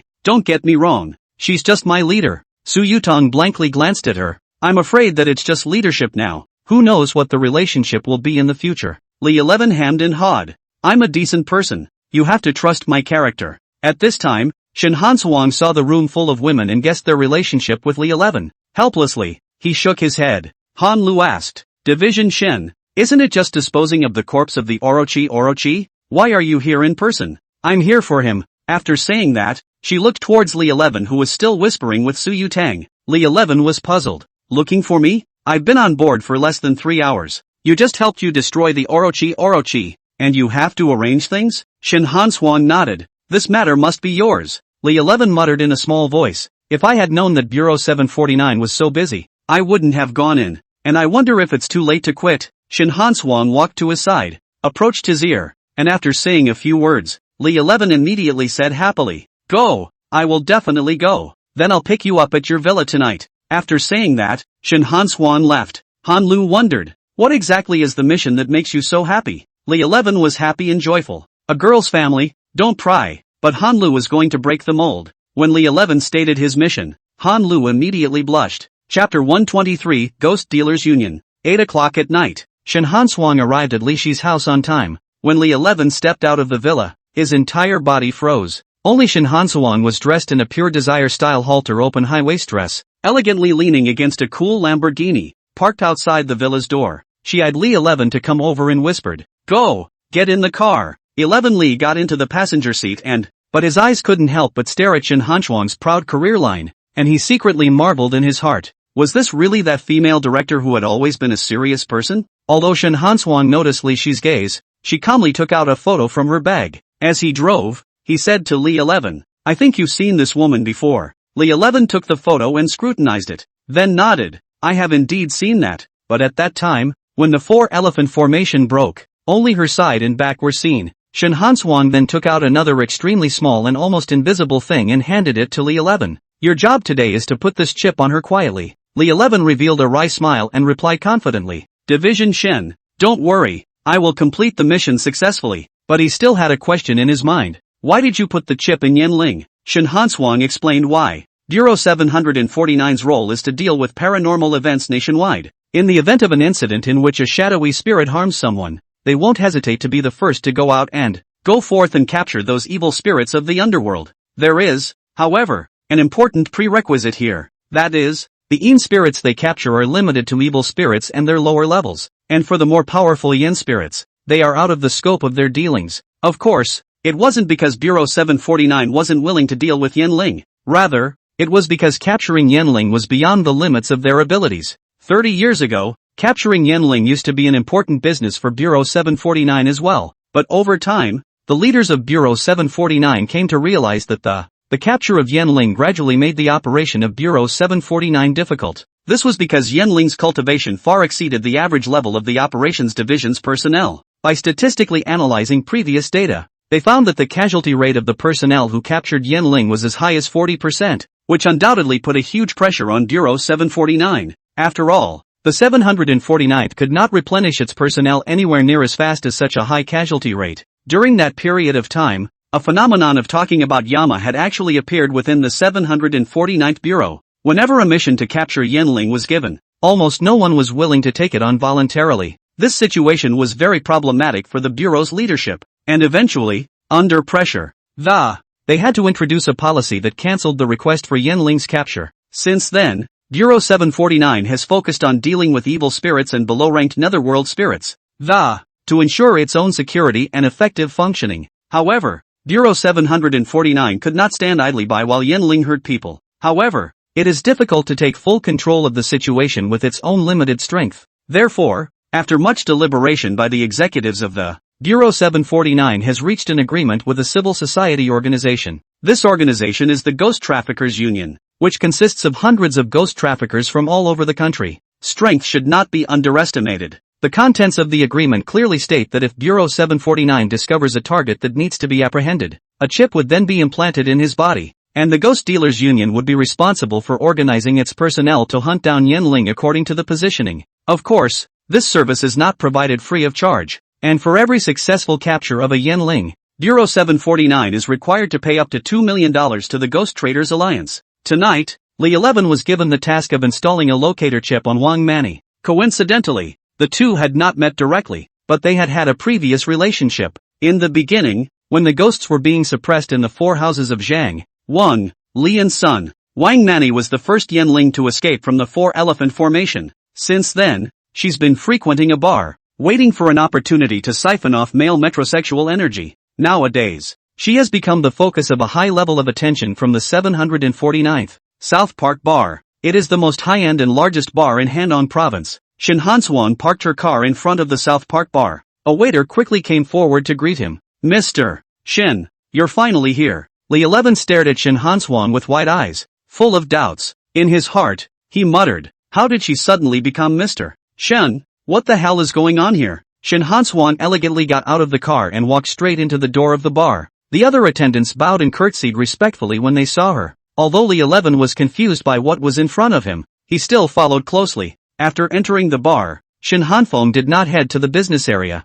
Instead, he ascended directly to the top floor office area and entered a bright and spacious office. Li 11 was surprised to find a gold-colored sign hanging on the office door that the words General Manager were clearly written on it. It turns out she has this identity. Shin Hanswang walked over to the desk and sat down, then instructed the staff to pull up the surveillance video from inside the bar. Seeing the astonished Li 11, she smiled and said, you must be wondering who I really am. Li 11 nodded. Shin Hanswang explained, Bureau 749 is a classified unit. In order to move around in society, all people have other identities outside, but as far as I know, the South Park bar is invested by a mysterious family business. So how come you're the general manager here? Shin Hanswang laughed. The one who invested in this bar is none other than my father. I see. Li 11 came to a realization. Shin Hanswang continued. This time I came to deal with Wang Mani's matter, not only for the sake of Bureau 749, it's also for this bar of mine. The bar's continuous deaths have seriously affected business here.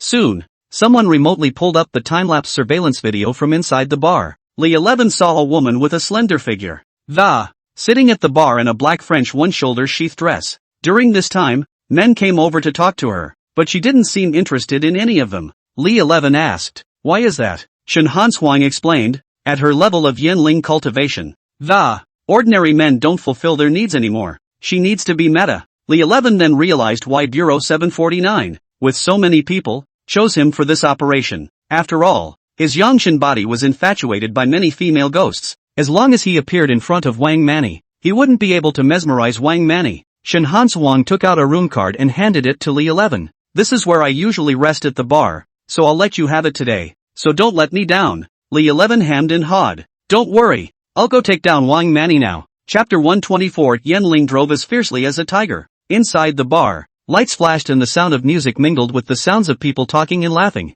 At the bar, Wang Mani elegantly sat on the high stool, her slender and snow-white legs naturally hanging down on the floor, showing off her delicate figure. Li 11 slowly walked towards her, revealing a handsome smile. Beauty, have a drink together. Wannabe turned her head to look at him when she heard that. She gently shook the wine glass in her hand and the bright red wine in the glass was as colorful as blood. Yeah, I just love drinking with little handsome boys. Wang Mani's voice was crisp and pleasant, and it's as if it's heavenly. Li 11 couldn't help but laugh when he heard this, then asked, any good wines you can recommend? After a few moments of reflection, Mani Wang, this establishment recently introduced a cocktail called the Flip-Flop that has a very unique taste, so you might want to give it a try. Flipping clouds and rain? That's quite an interesting name. Mani Wang took another light sip of the red wine in her glass, then snapped her fingers at the bartender.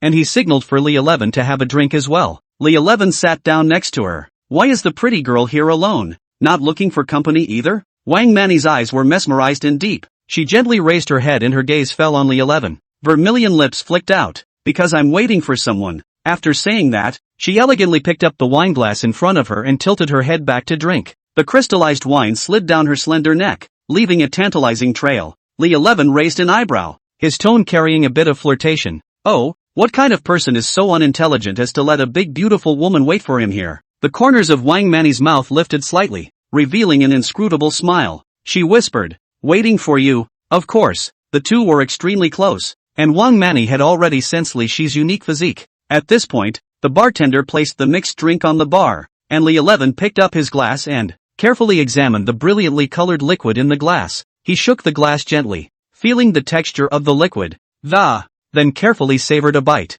A rich, fruity and alcoholic flavor spread out in the mouth at once, tingling the taste buds. Wang Mani stared at Li 11 dead in the face as she reached out her hand and took the wine in Li Shi's hand. Took a light sip as well. On the clear glass, her bright red lipstick was left behind. Like a blooming rose, Li 11 was secretly happy. Hey, Hey, hooked. He looked at Wannabe and leaned in close to her ear. It's too noisy in here. Why don't we go find a quiet place to talk together? Wang Manny revealed an imperceptible smile and nodded gently. Both of them had their own calculations in mind. Manny Wang deliberately acted like he was drunk. The body shook and leaned on Li 11, pouting. Little handsome boy. You are really bad. Actually opened a room here already. And yet you told me it was your first time. As she spoke, she reached out and wrapped her arms around Li Shi's waist. Li 11 smiled. I'm not trying to spend more time with you, so it's good to make some preparations in advance. After saying that, he helped Wang Manny towards the elevator and pressed the floor button. As the elevator door slowly closed, they arrived at the door of the room they were in. Li 11 opened the door to the room and Manny Wang, on the other hand, couldn't wait to walk in. Half an hour later, just when 11 Li felt the time was about right to sneak out the chip, pressing it to Wolfmanny's back. The chip in the 749 is a product of the latest technology. Unlike the common chips on the market, it simply gets anchored to the body and it is then automatically absorbed by the body and turned into a part of the body. Manny Wang didn't notice the difference. However, Li 11 felt something was wrong. The temperature in the room plummeted. Wang Manny's face suddenly turned pale, and her eyes revealed a hint of fierceness. Li 11 had already seen too many female ghosts, and he understood that this was the rhythm of preparing for cannibalism. He immediately pushed Wannabe out of the way, jumped off the bed, lifted his pants and lay a shadowy thunderbolt around yourself. At this point, Wang Manny realizes she's been played. I didn't expect you to be a stinking Taoist priest from Longru Mountain. Li 11 understood that Yanling's strength should not be underestimated. Although he could fight Yanling himself, there was no need. After all, the advantage to be taken had already been taken by himself. And what's more, the task of implanting the chip had been completed. And one's task today was not to destroy her. He hemmed and hawed, a wry smile on his face, and the tone of voice with a few points of flirtation. Beauty, have time to date again? Oh. Before the words were out of his mouth, he quickly grabbed his blouse, which he had set aside, and moved with the agility of a panther. Without hesitation, he leapt out of the open window. However, the very moment he left, he took Wang Manny's clothes by the hand. Wang Manny's eyes widened. Her eyes were filled with shock and anger. She got up in a huff and was about to catch up. Only to realize with a jolt that his clothes had disappeared. An intense anger surged through her, and her face flushed red as she, angrily, he turned into a cloud of black smoke and winded his way to the window. But when that black smoke was about to break through the window, 5 dazzling purple lightning bolts cut through the sky and it was as if 5 ferocious dragons had descended from the sky and struck her hard with a thunderous force. The black smoke was mercilessly knocked back by the powerful force of the Wolf Manny also fell to the ground in disarray. She settled back, her gaze slowly sweeping to the edge of the window. Only to see 5 talismans that emitted the aura of thunder and lightning surprisingly affixed there. She was so angry that she cursed. Brat, how dare you use such tactics against me? Don't let me meet you again in the future, or else I will definitely dig out your heart, liver, spleen, lungs and kidneys and eat them all. At this time, Li 11 has long been quietly hiding on the roof of the building across the street. Watched this from a distance. He couldn't help but laugh out loud when he heard Wang Manny's curses. Murmured, if we meet again next time, I still won't hesitate to push you down. Afterwards, he took out his cell phone and dialed Shen Hanchuang's number. Leader, the mission has been completed. Any more instructions next? Shen Hanchuang's approving voice came from the other end of the phone. Well, good job. This operation was very successful. I will report these 2 operations to headquarters. You just need to wait patiently for the rewards from headquarters. Got it, Shen Hanchuang continued. Wait for me at the intersection. I'll take you to a place and treat you well. Li 11 turned off his cell phone. Suddenly, he felt his body tighten and shivered involuntarily. Shi Liuli sensed the changes within him. Father, just now I realized that you're losing your vital energy in your body especially fast. Li 11 nodded. I noticed it just now, too. What old man Chang Wei and Bai Wenxin said was true. Driving with Yanling really hurt his body. First with Meng Zi, then Wang Manny in a few days. No one else would be able to carry it off. Chapter 125, Princess Pei Yu in the ancient painting. Where are you taking me? Li 11 sat on Shen Hanchuan's Lamborghini, his eyes sweeping over the ever-receding scenery outside the car window. A twinge of doubt welled up in his mind as he watched the lights around him grow dimmer and the streets grow narrower and colder. Shen Hanchuang revealed a mysterious smile. You'll know later. The car continued on, through a quiet lane. It eventually stopped in front of a secluded manor house. Li 11 looked up, only to see 3 big words engraved on the entrance of the manor, Xingye Residence. Walking into the yard, a breeze brought a faint scent of flowers. Li 11 immediately noticed a clear spring gurgling past the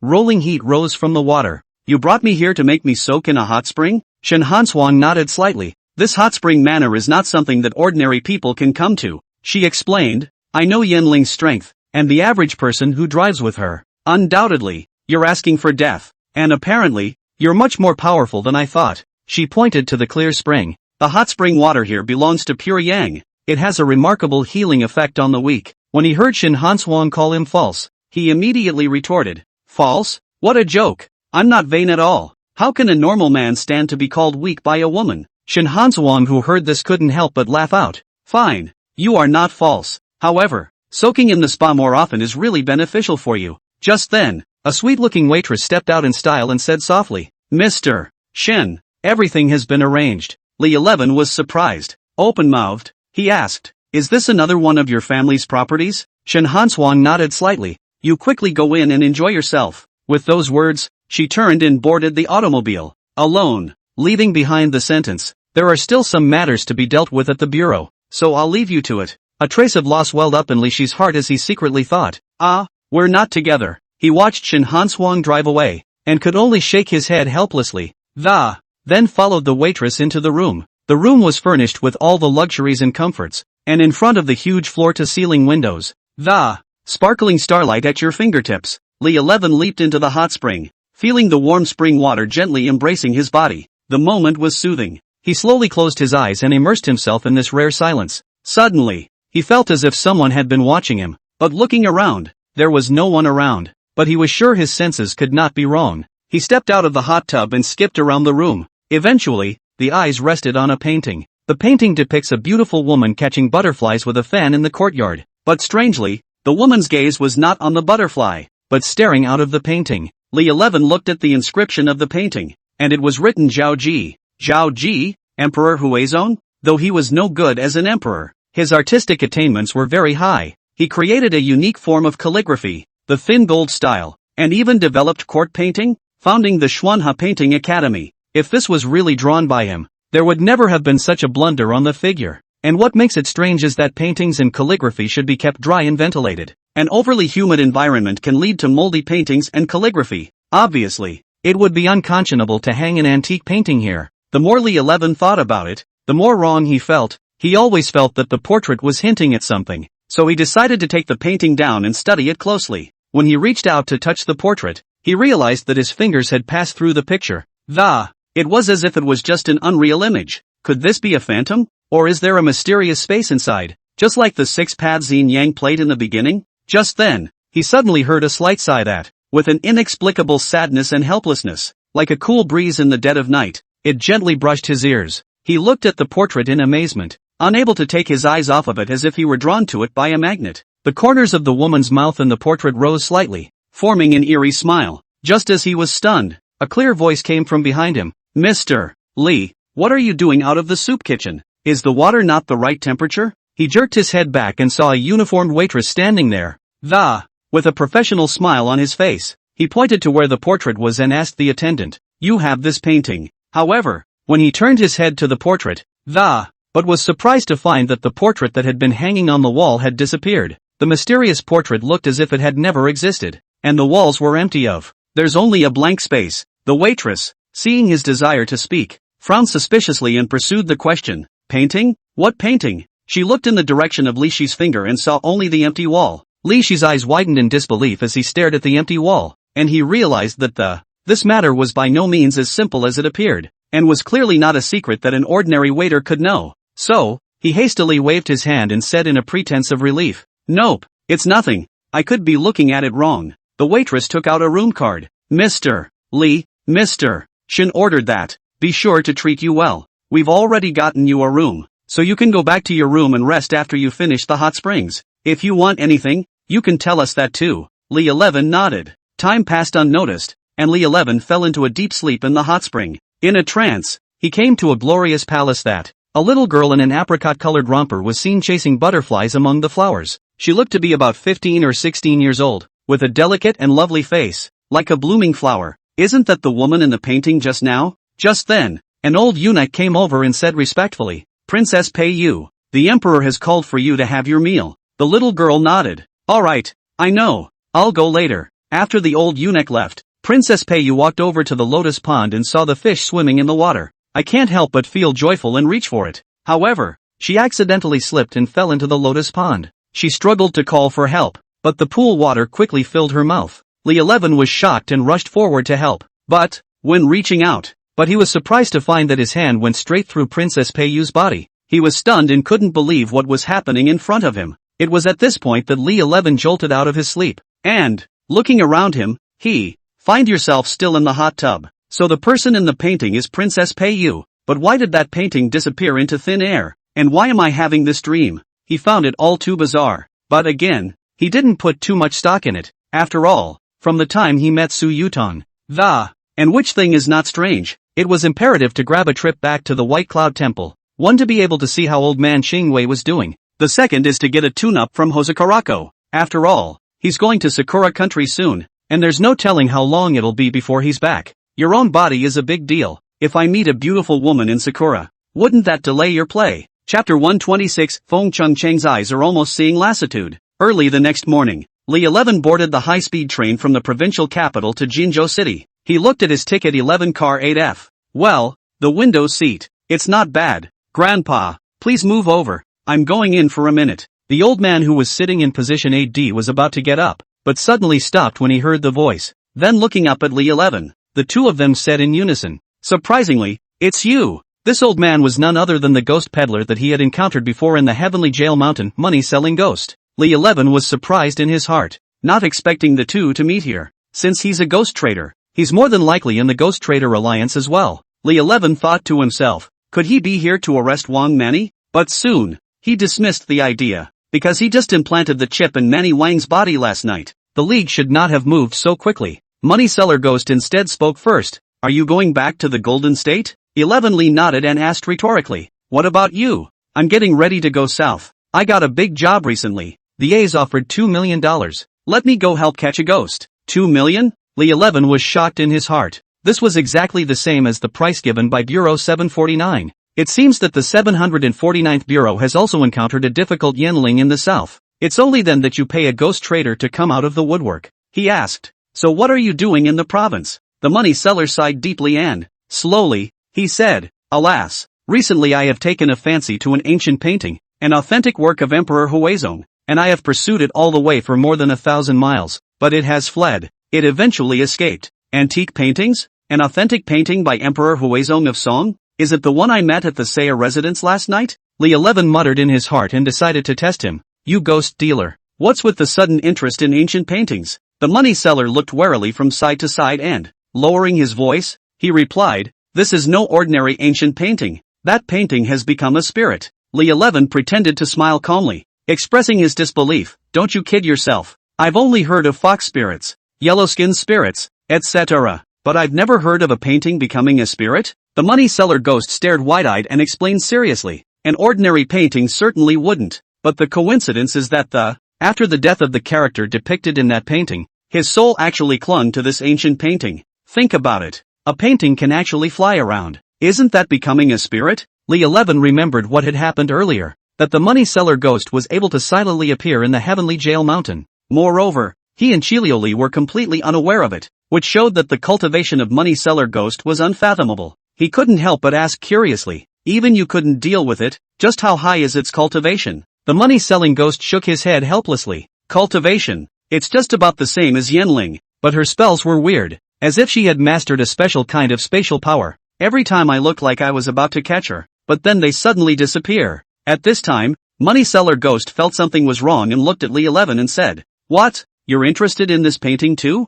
Li 11 hurriedly waved his hand and explained, no, just curious. Money seller ghost shook his head and sighed. I won't have a chance to get this painting, but if you're interested, you can give it a try. When he finished speaking, he had a meaningful smile on his face and, that's one hell of a woman in that painting. Half an hour later, the high-speed train arrives at Jinzhou Station. Li 11 saw an acquaintance at the exit from a distance. Feng Ching? What's she doing here? To pick me up? It can't be. I didn't tell anyone about my return. At this time, Feng Chang also saw Li 11 who got off the bus. She never expected the two to meet here. Li 11 was about to open his mouth to speak, but a young man in a suit spoke up first and, Chang, you're pregnant. Why are you here in person? I was bored at home alone and knew you were coming back, so I came to pick you up and hang out. Although Feng Chang answered the man's words under her breath, her eyes unconsciously glanced at Li 11. The man noticed the difference. He looked at Li 11 and then Feng Chang. You guys know each other?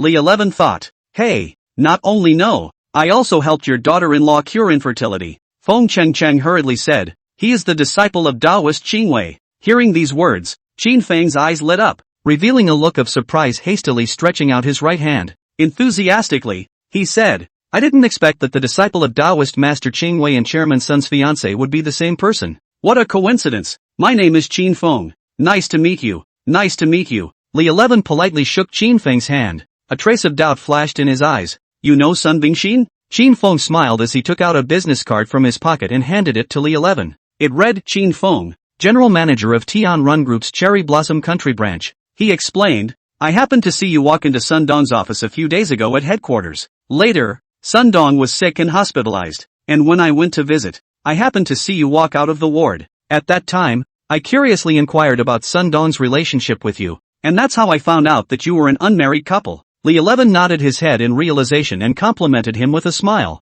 Mr. Qin is so young. He will be able to sit in the high position of general manager of the branch, and will certainly have a great future. With an unlimited future. Qin Feng waved his hand modestly. Where?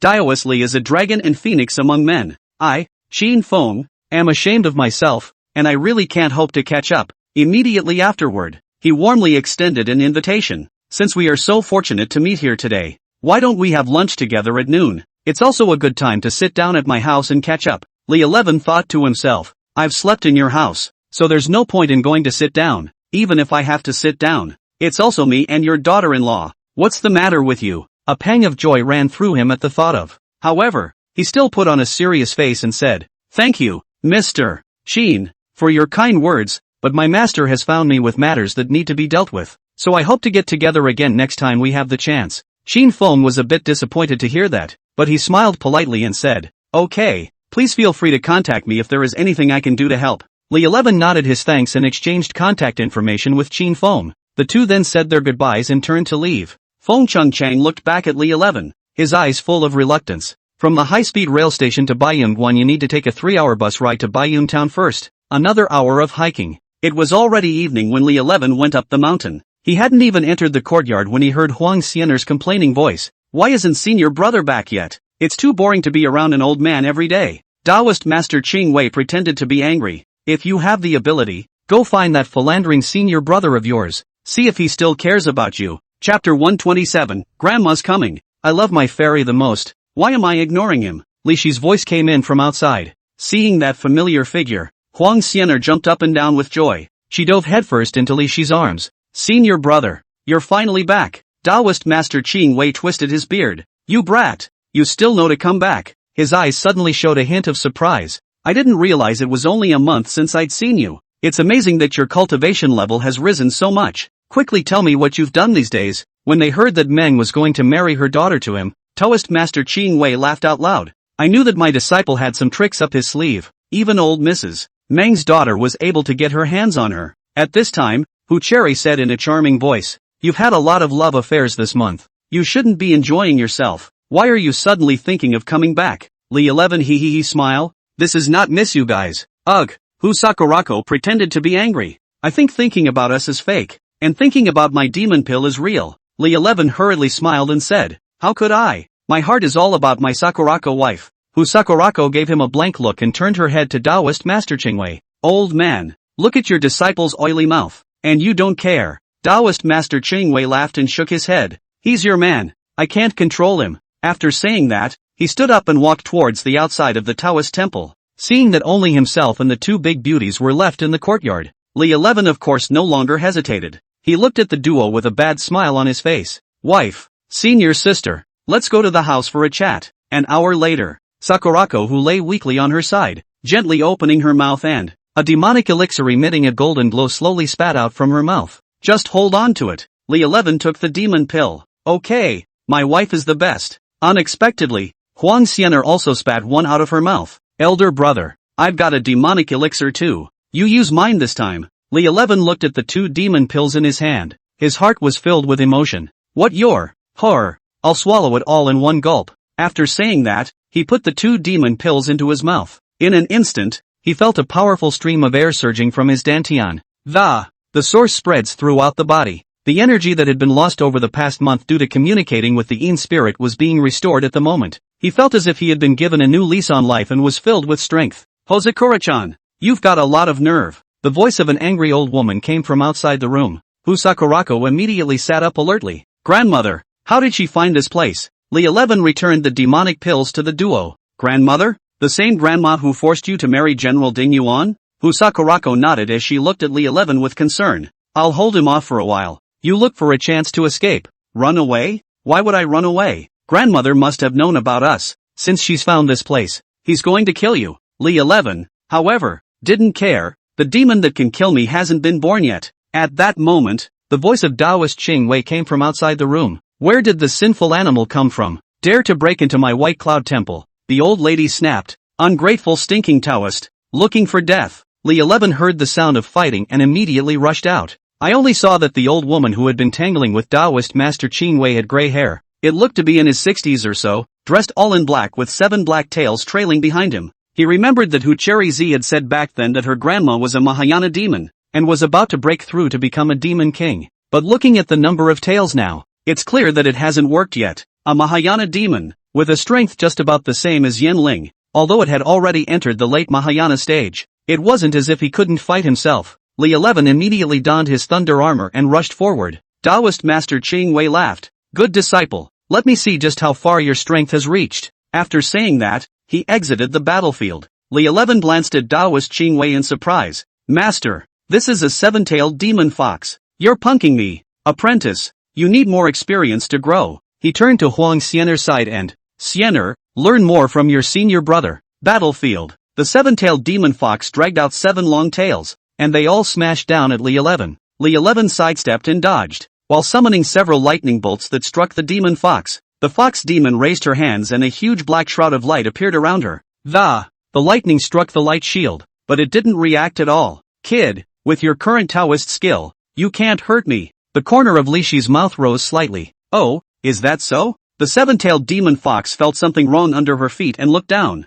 not knowing when a puddle of black liquid had surrounded her. She didn't expect Li Shi's lightning to be just a feint. The black liquid was his killing move. The black liquid suddenly turned into magma and quickly wrapped towards the 7-tailed demon fox. Huang Xianer was surprised. Master, you taught this too? Taoist Master Ching Wei shook his head. I haven't even seen what this kid is learning outside. Just then, the demon fox jumped out of the lava with a vengeance and then a jet of black flame erupted from his mouth and rushed towards the flying magma. Rumble. The two forces collided, splashing flames everywhere. The flames burned into the ground, and a large crater instantly appeared on the ground. Li 11 was secretly shocked in his heart. The strength of this demon fox was really not to be underestimated. Taoist Ching Wei exclaimed, My Taoist temple! My Taoist temple! He looked at Huang Xianer. What are you still waiting for? Put out the fire! Quickly put out the fire! Huang Xianer, however, was not flustered. Master, your Taoist temple is too broken. If it burns down, it burns down.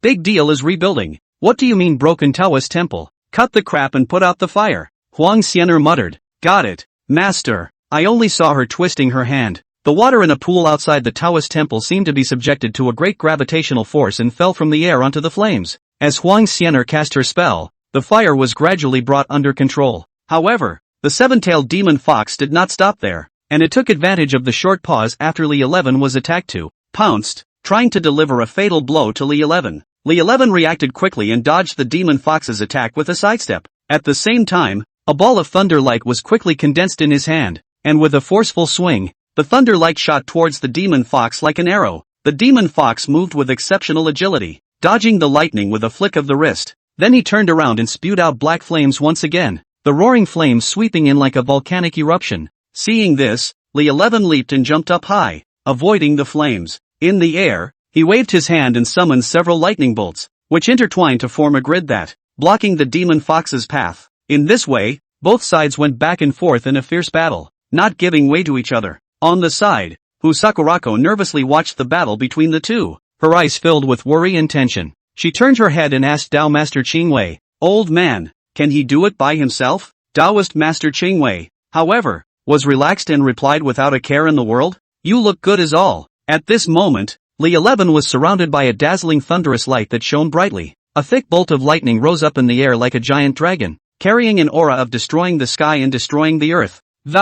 It slashed straight at the demon fox. Chapter 128, Master Shifu. Can't you do it? The seven-tailed demon fox sensed this powerful force, and it tried its best to dodge it. But again, the shadowy lightning around her restricted her movement. Helplessly, she could only bring her seven tails together to resist this thunderous lightning. Sakurako outside the arena looked at the two of them, and for a while, she didn't know exactly whose safety to worry about. They faced each other for several minutes, and eventually, the lightning bolt sent the demon fox flying more than 10 meters away. Black smoke was rising from the demon fox, and Chirako's heart tightened. Lulu and Lishi's move had consumed a great deal of air, and he was panting heavily.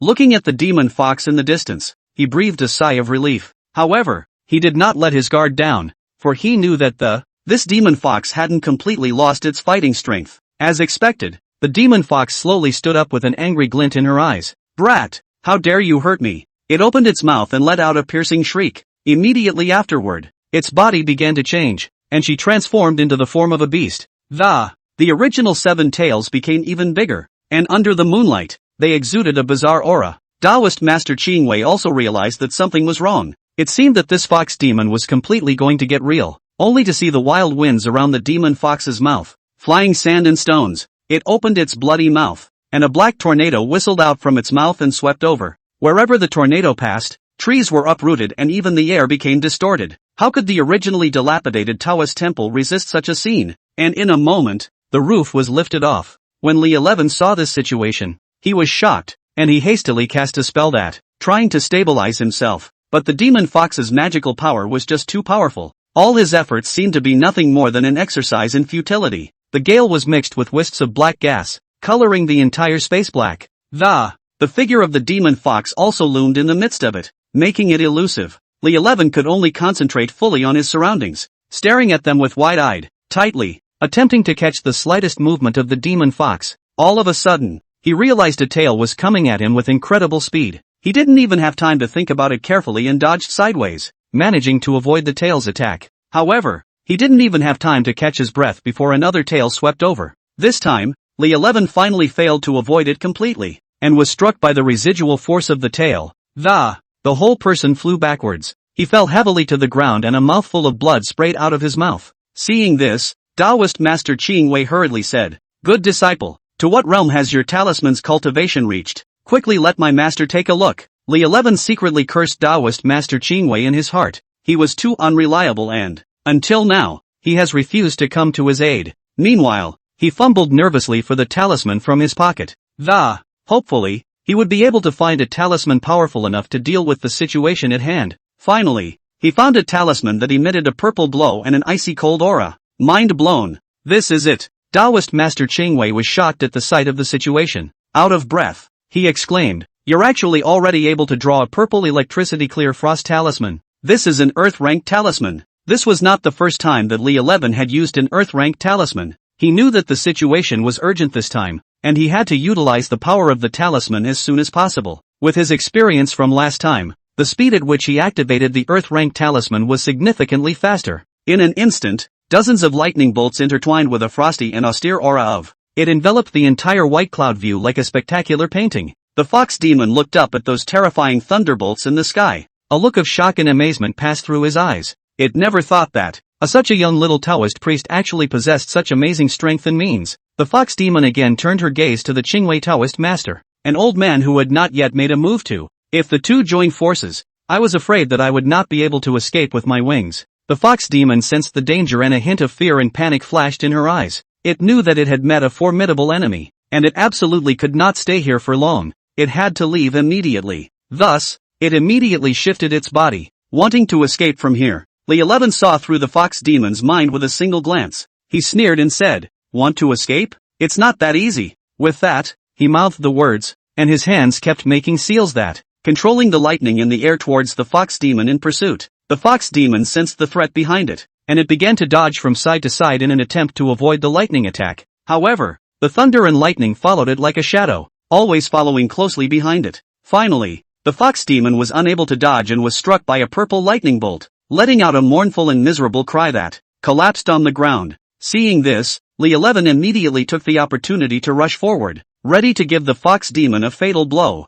At this time, on the side, Hu Cherry Z suddenly shouted, Li 11, don't! Li 11 didn't intend to let the fox demon go easily. However, Hu Sakurako's words, however, distracted him for a moment. In this fleeting moment, the fox demon, who was originally paralyzed on the ground, violently opened her mouth and a strong black flame erupted from his mouth. Li 11 reacted with extreme agility and quickly dodged sideways, successfully avoiding the flames. Seeing this, and knowing that the situation was not in its favor, the fox demon seized this fleeting opportunity to, transforming into a pitch-black shadow, he fled the White Cloud Temple at an extremely fast speed. Looking at the White Cloud Temple, which was full of wreckage and ruins, Taoist Master Qingwei was so distressed that he was almost in tears. Couldn't help but wail, my Taoist temple, now there's nothing left. Li 11, on the other hand, said with a helpless look on his face, your disciple's life was nearly lost. You actually care about the Taoist temple here? Taoist Master Qingwei helped him gently dust off his clothes.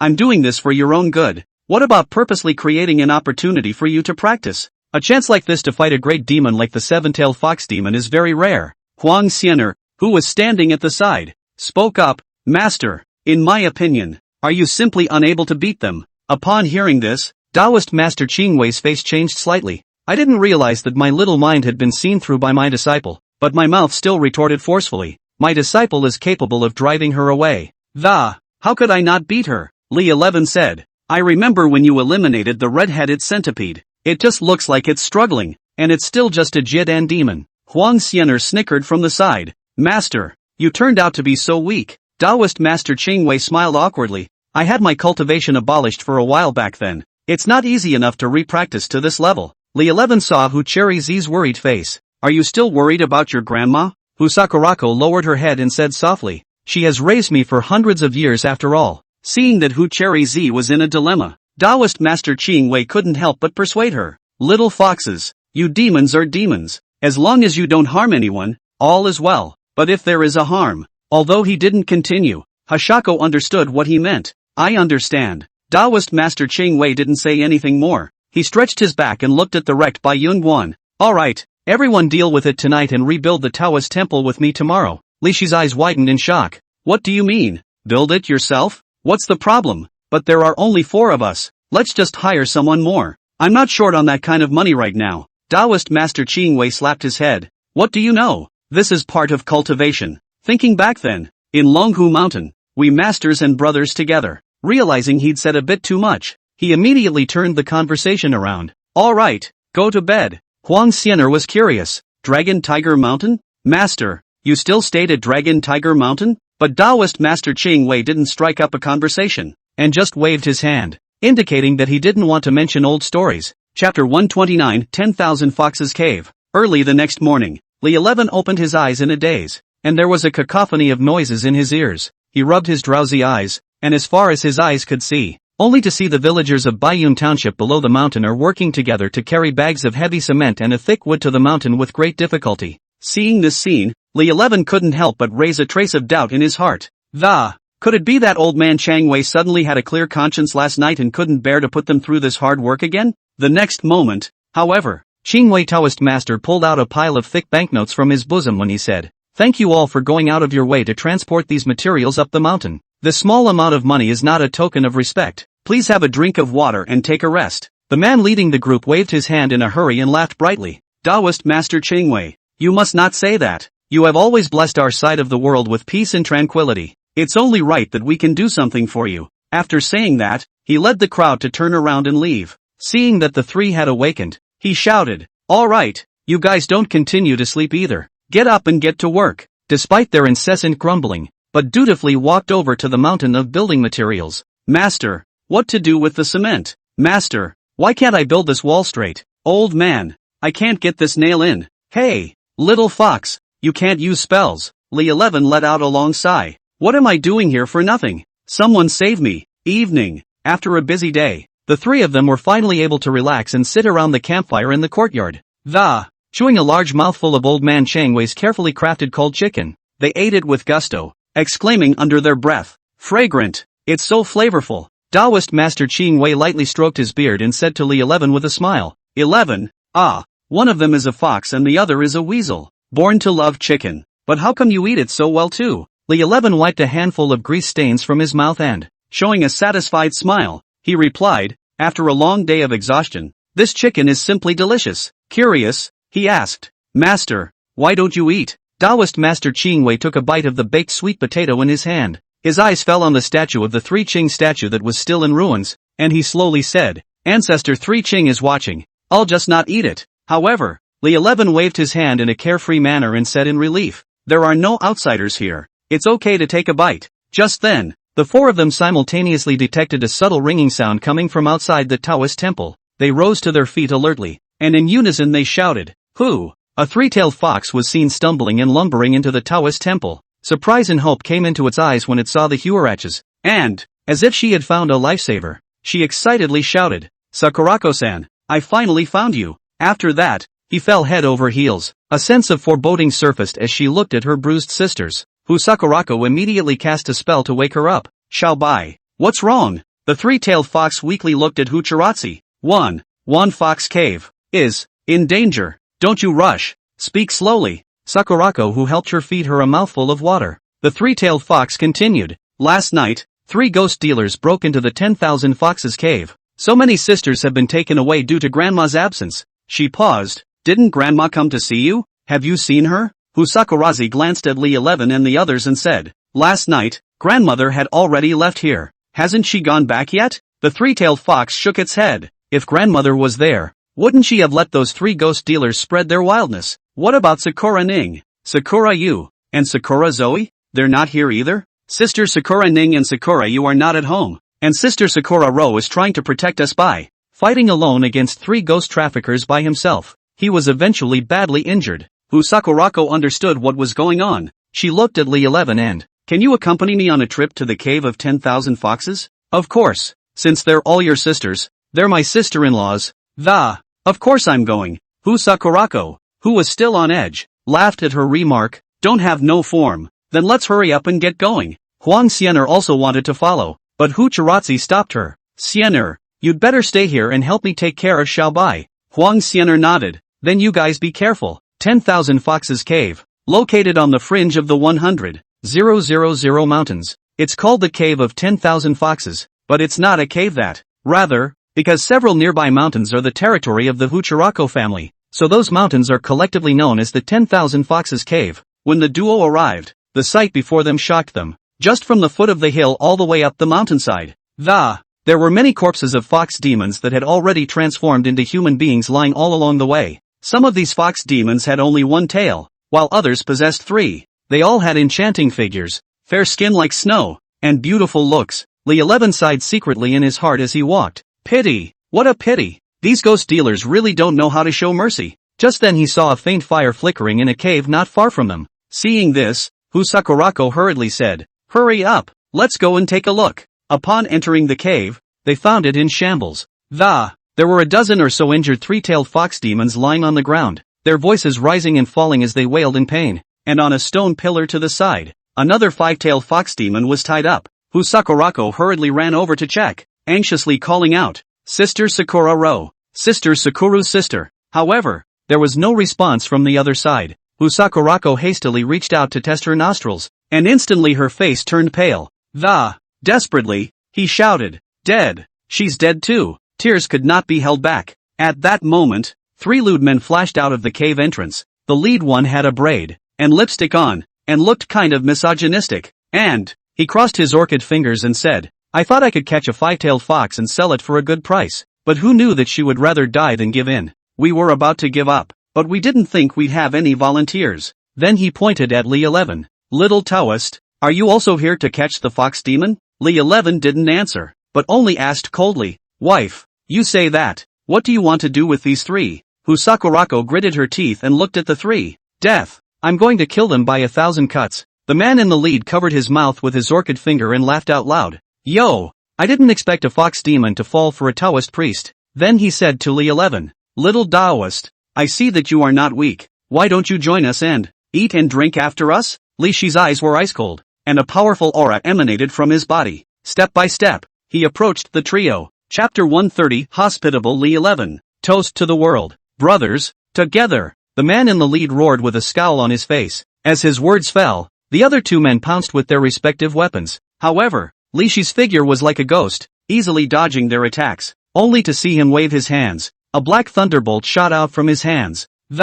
One of the men was knocked to the ground in an instant. The man fell to the ground groaning in pain, his body convulsing. The other man saw the situation and immediately turned around and tried to flee the scene. But would Li 11 let him escape so easily? He swung his hands again, and another lightning bolt struck the man's back with precision. Only a scream was heard and the man fell heavily to the ground. In the blink of an eye, only the man in the lead was left standing alone. He looked at Li 11 in front of him in horror, and his body trembled involuntarily. He asked in a surprised voice, "You are a Taoist priest from Luohua Mountain? It doesn't matter who I am. The important thing is that you people dare to do such a hurtful thing. You all deserve to die." When the man in the lead heard these words, his legs went limp and he fell to his knees with a plop, constantly kneeling and kowtowing to Li 11. He begged bitterly, "This Taoist master, please let me go. I promise I will never do such a bad thing again from now on." Too late. Li 11 deeply knew that these people could not change their nature. The man suddenly revealed a hideous face and glared viciously at Li 11.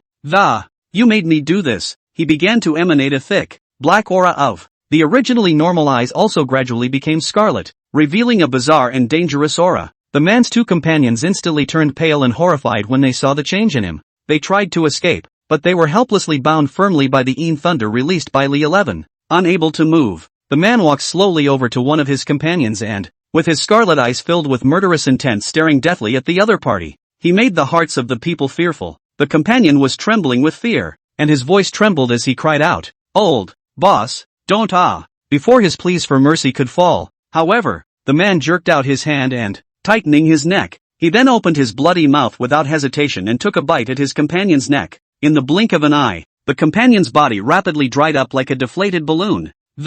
It was as if the life force of the whole body had been drained away, while the blackness around the man grew stronger and stronger.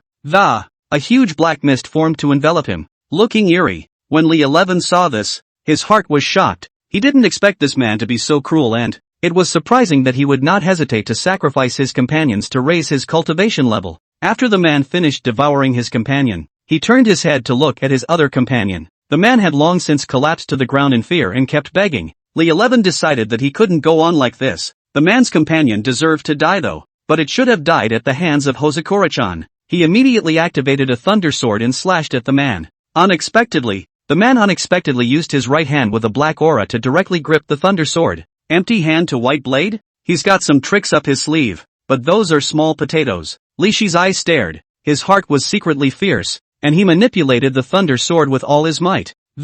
Trying to break free from the man. However, the man was not to be outdone, and with a low growl he once again increased the power in his hands. The deadly grip on the thunder sword would not let go. For a while, the two were in a stalemate. Li 11 quietly took out a yellow talisman paper from his pocket. The man was quickly attached to the other man's back when he wasn't looking. The man suddenly felt a sharp pain spread all over his body, and couldn't help but let out a miserable scream that, at the same time, he loosened his grip on the thunder sword. Seeing this, Li 11 immediately seized the opportunity and swung the thunder sword in his hand with great force. A precise stab into the man's chest. The man's eyes widened, and his face was filled with an incredulous expression that, looking down at the thunder sword stuck in his chest, he couldn't believe what had just happened. Li 11 turned his head to Huchurako and said, "You can handle these two." Sakurako who nodded, picking up one of the daggers on the table and slowly walking towards the man. The man looked at her in horror and begged loudly for mercy. Beauty, I was wrong.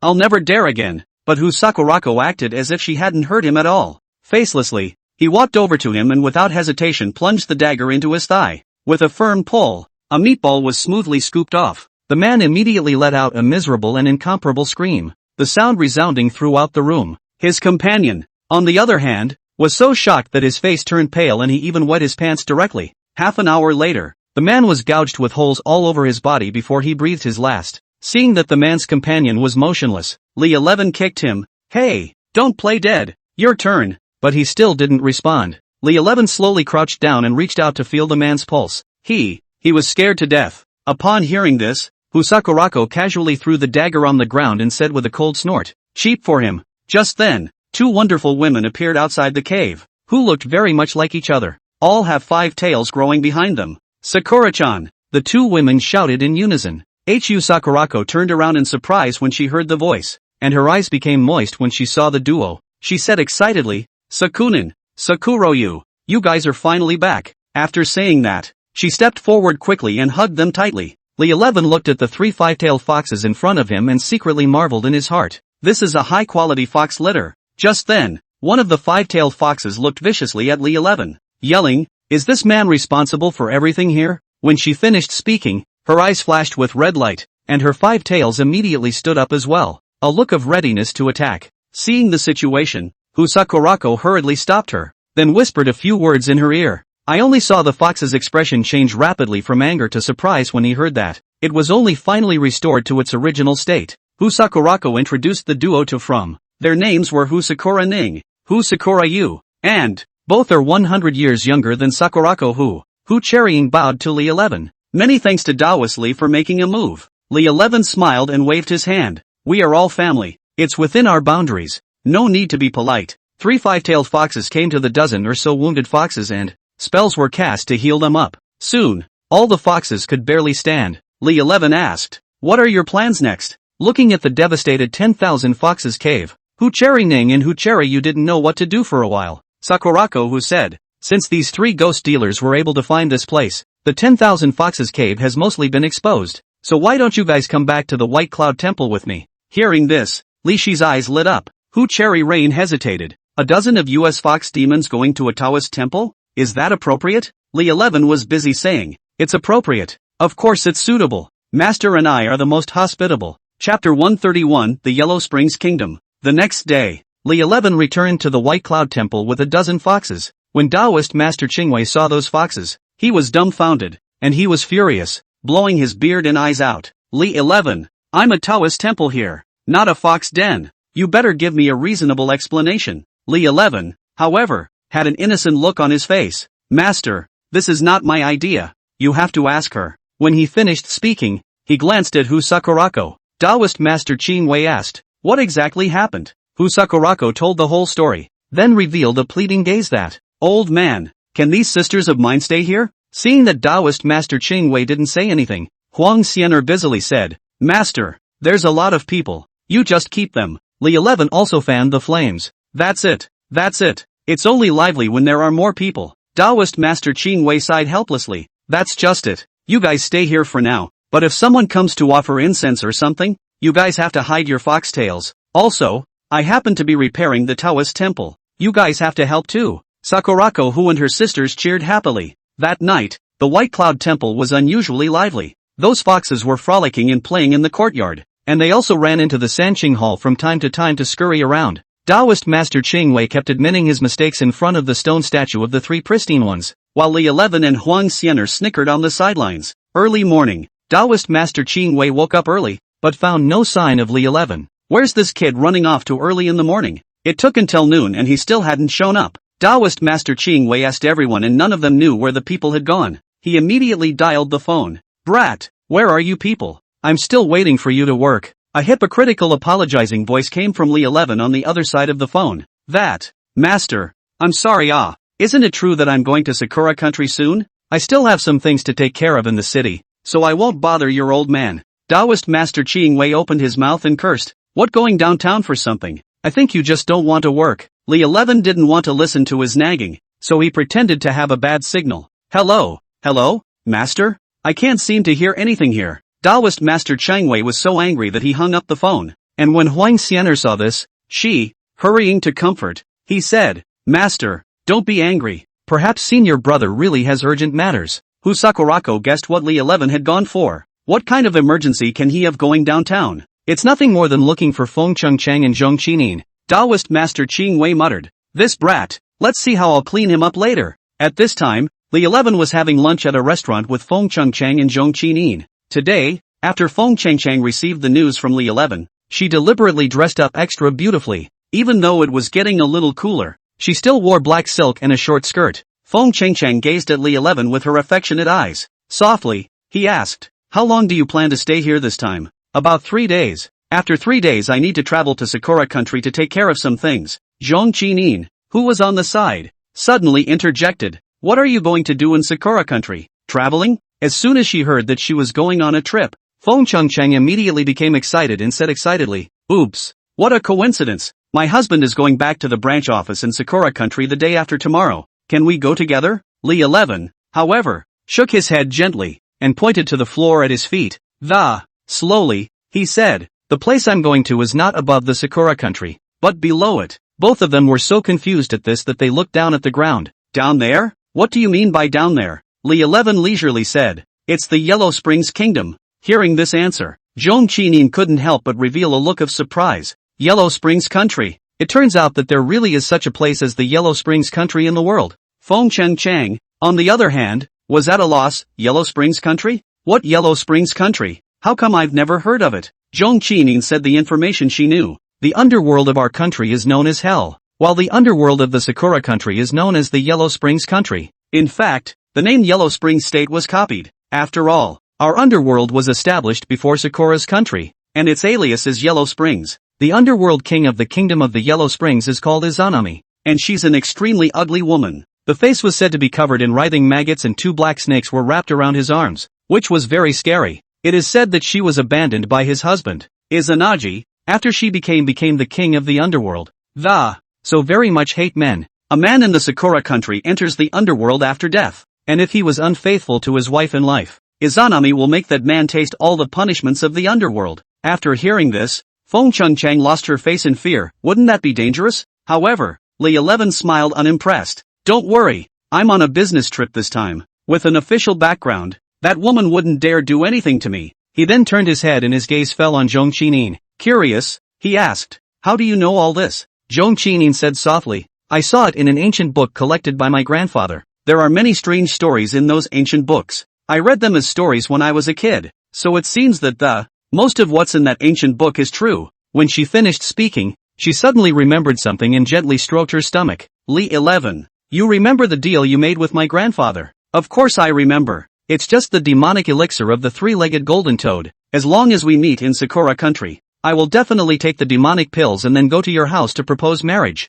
Just as the 3 of them were talking, Lee 11 saw a familiar figure. He gave Feng Chang a wink. Feng Chang immediately tensed up and whispered, "My husband, why is he in this restaurant too?" Qin Feng in the distance likewise saw the 3. He smiled and walked over with an inscrutable smile on his face. "Taoist Lee, we're really destined for each other. I didn't expect to meet you here." After saying that, he turned his gaze back to Feng Chang, a trace of doubt flashing in his eyes. Chang, aren't you at home? Why are you out again?" Feng Chang's heart tightened and her brain raced, trying to find a plausible excuse for his appearance. She gulped nervously and, stammering, he replied, "What?" Li Daolong asked Qinin to have dinner with him today, and when they were chatting, they mentioned me, and then shouted for me to come out and get together. Qin Feng looked at Zhong Qinin skeptically, seemingly not entirely convinced by this explanation. He raised an eyebrow and a hint of questioning was revealed in his tone. "Dr. Zhong, you and Taoist Li still know each other?" Zhong Qinin immediately took Li Shi's arm with a happy smile on her face.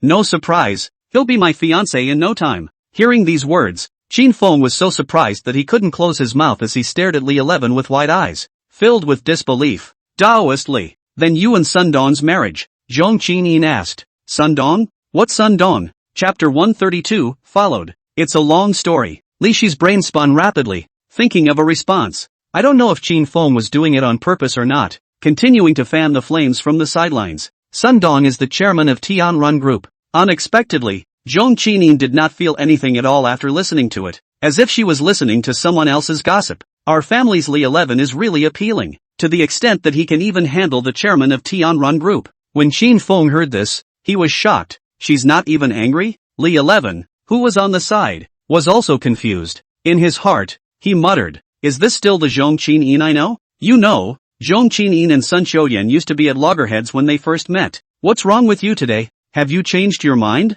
On second thought, though, it's not really surprising. After all, Zhong Qinin had lived with those female ghosts for some time before, and for her too, there doesn't seem to be much difference between a woman and a female ghost these days, since she can even accept a female ghost. For Li 11 to have one more fiancé, it's no surprise that she is. However, at this moment, Li 11 had begun to realize that this person, Qin Feng, was definitely not simple. The corners of his mouth rose slightly, revealing a faint smile that. Then he said softly, my Chinyin really knows her stuff. After saying that, he tenderly picked up a strawberry and gently handed it to Zhong Qinyin's mouth. Fed her. Seeing this, Feng Chang, who was sitting next to her, couldn't help but snicker. Yo, seeing how sweet you two are, you really don't think of us as outsiders. When Zhong Qinying heard this, her face instantly turned red and she shyly lowered her head and, muttering in a low voice, you weren't an outsider in the first place. Looking at the three of them talking and laughing, Qin Feng felt as if he was a redundant person.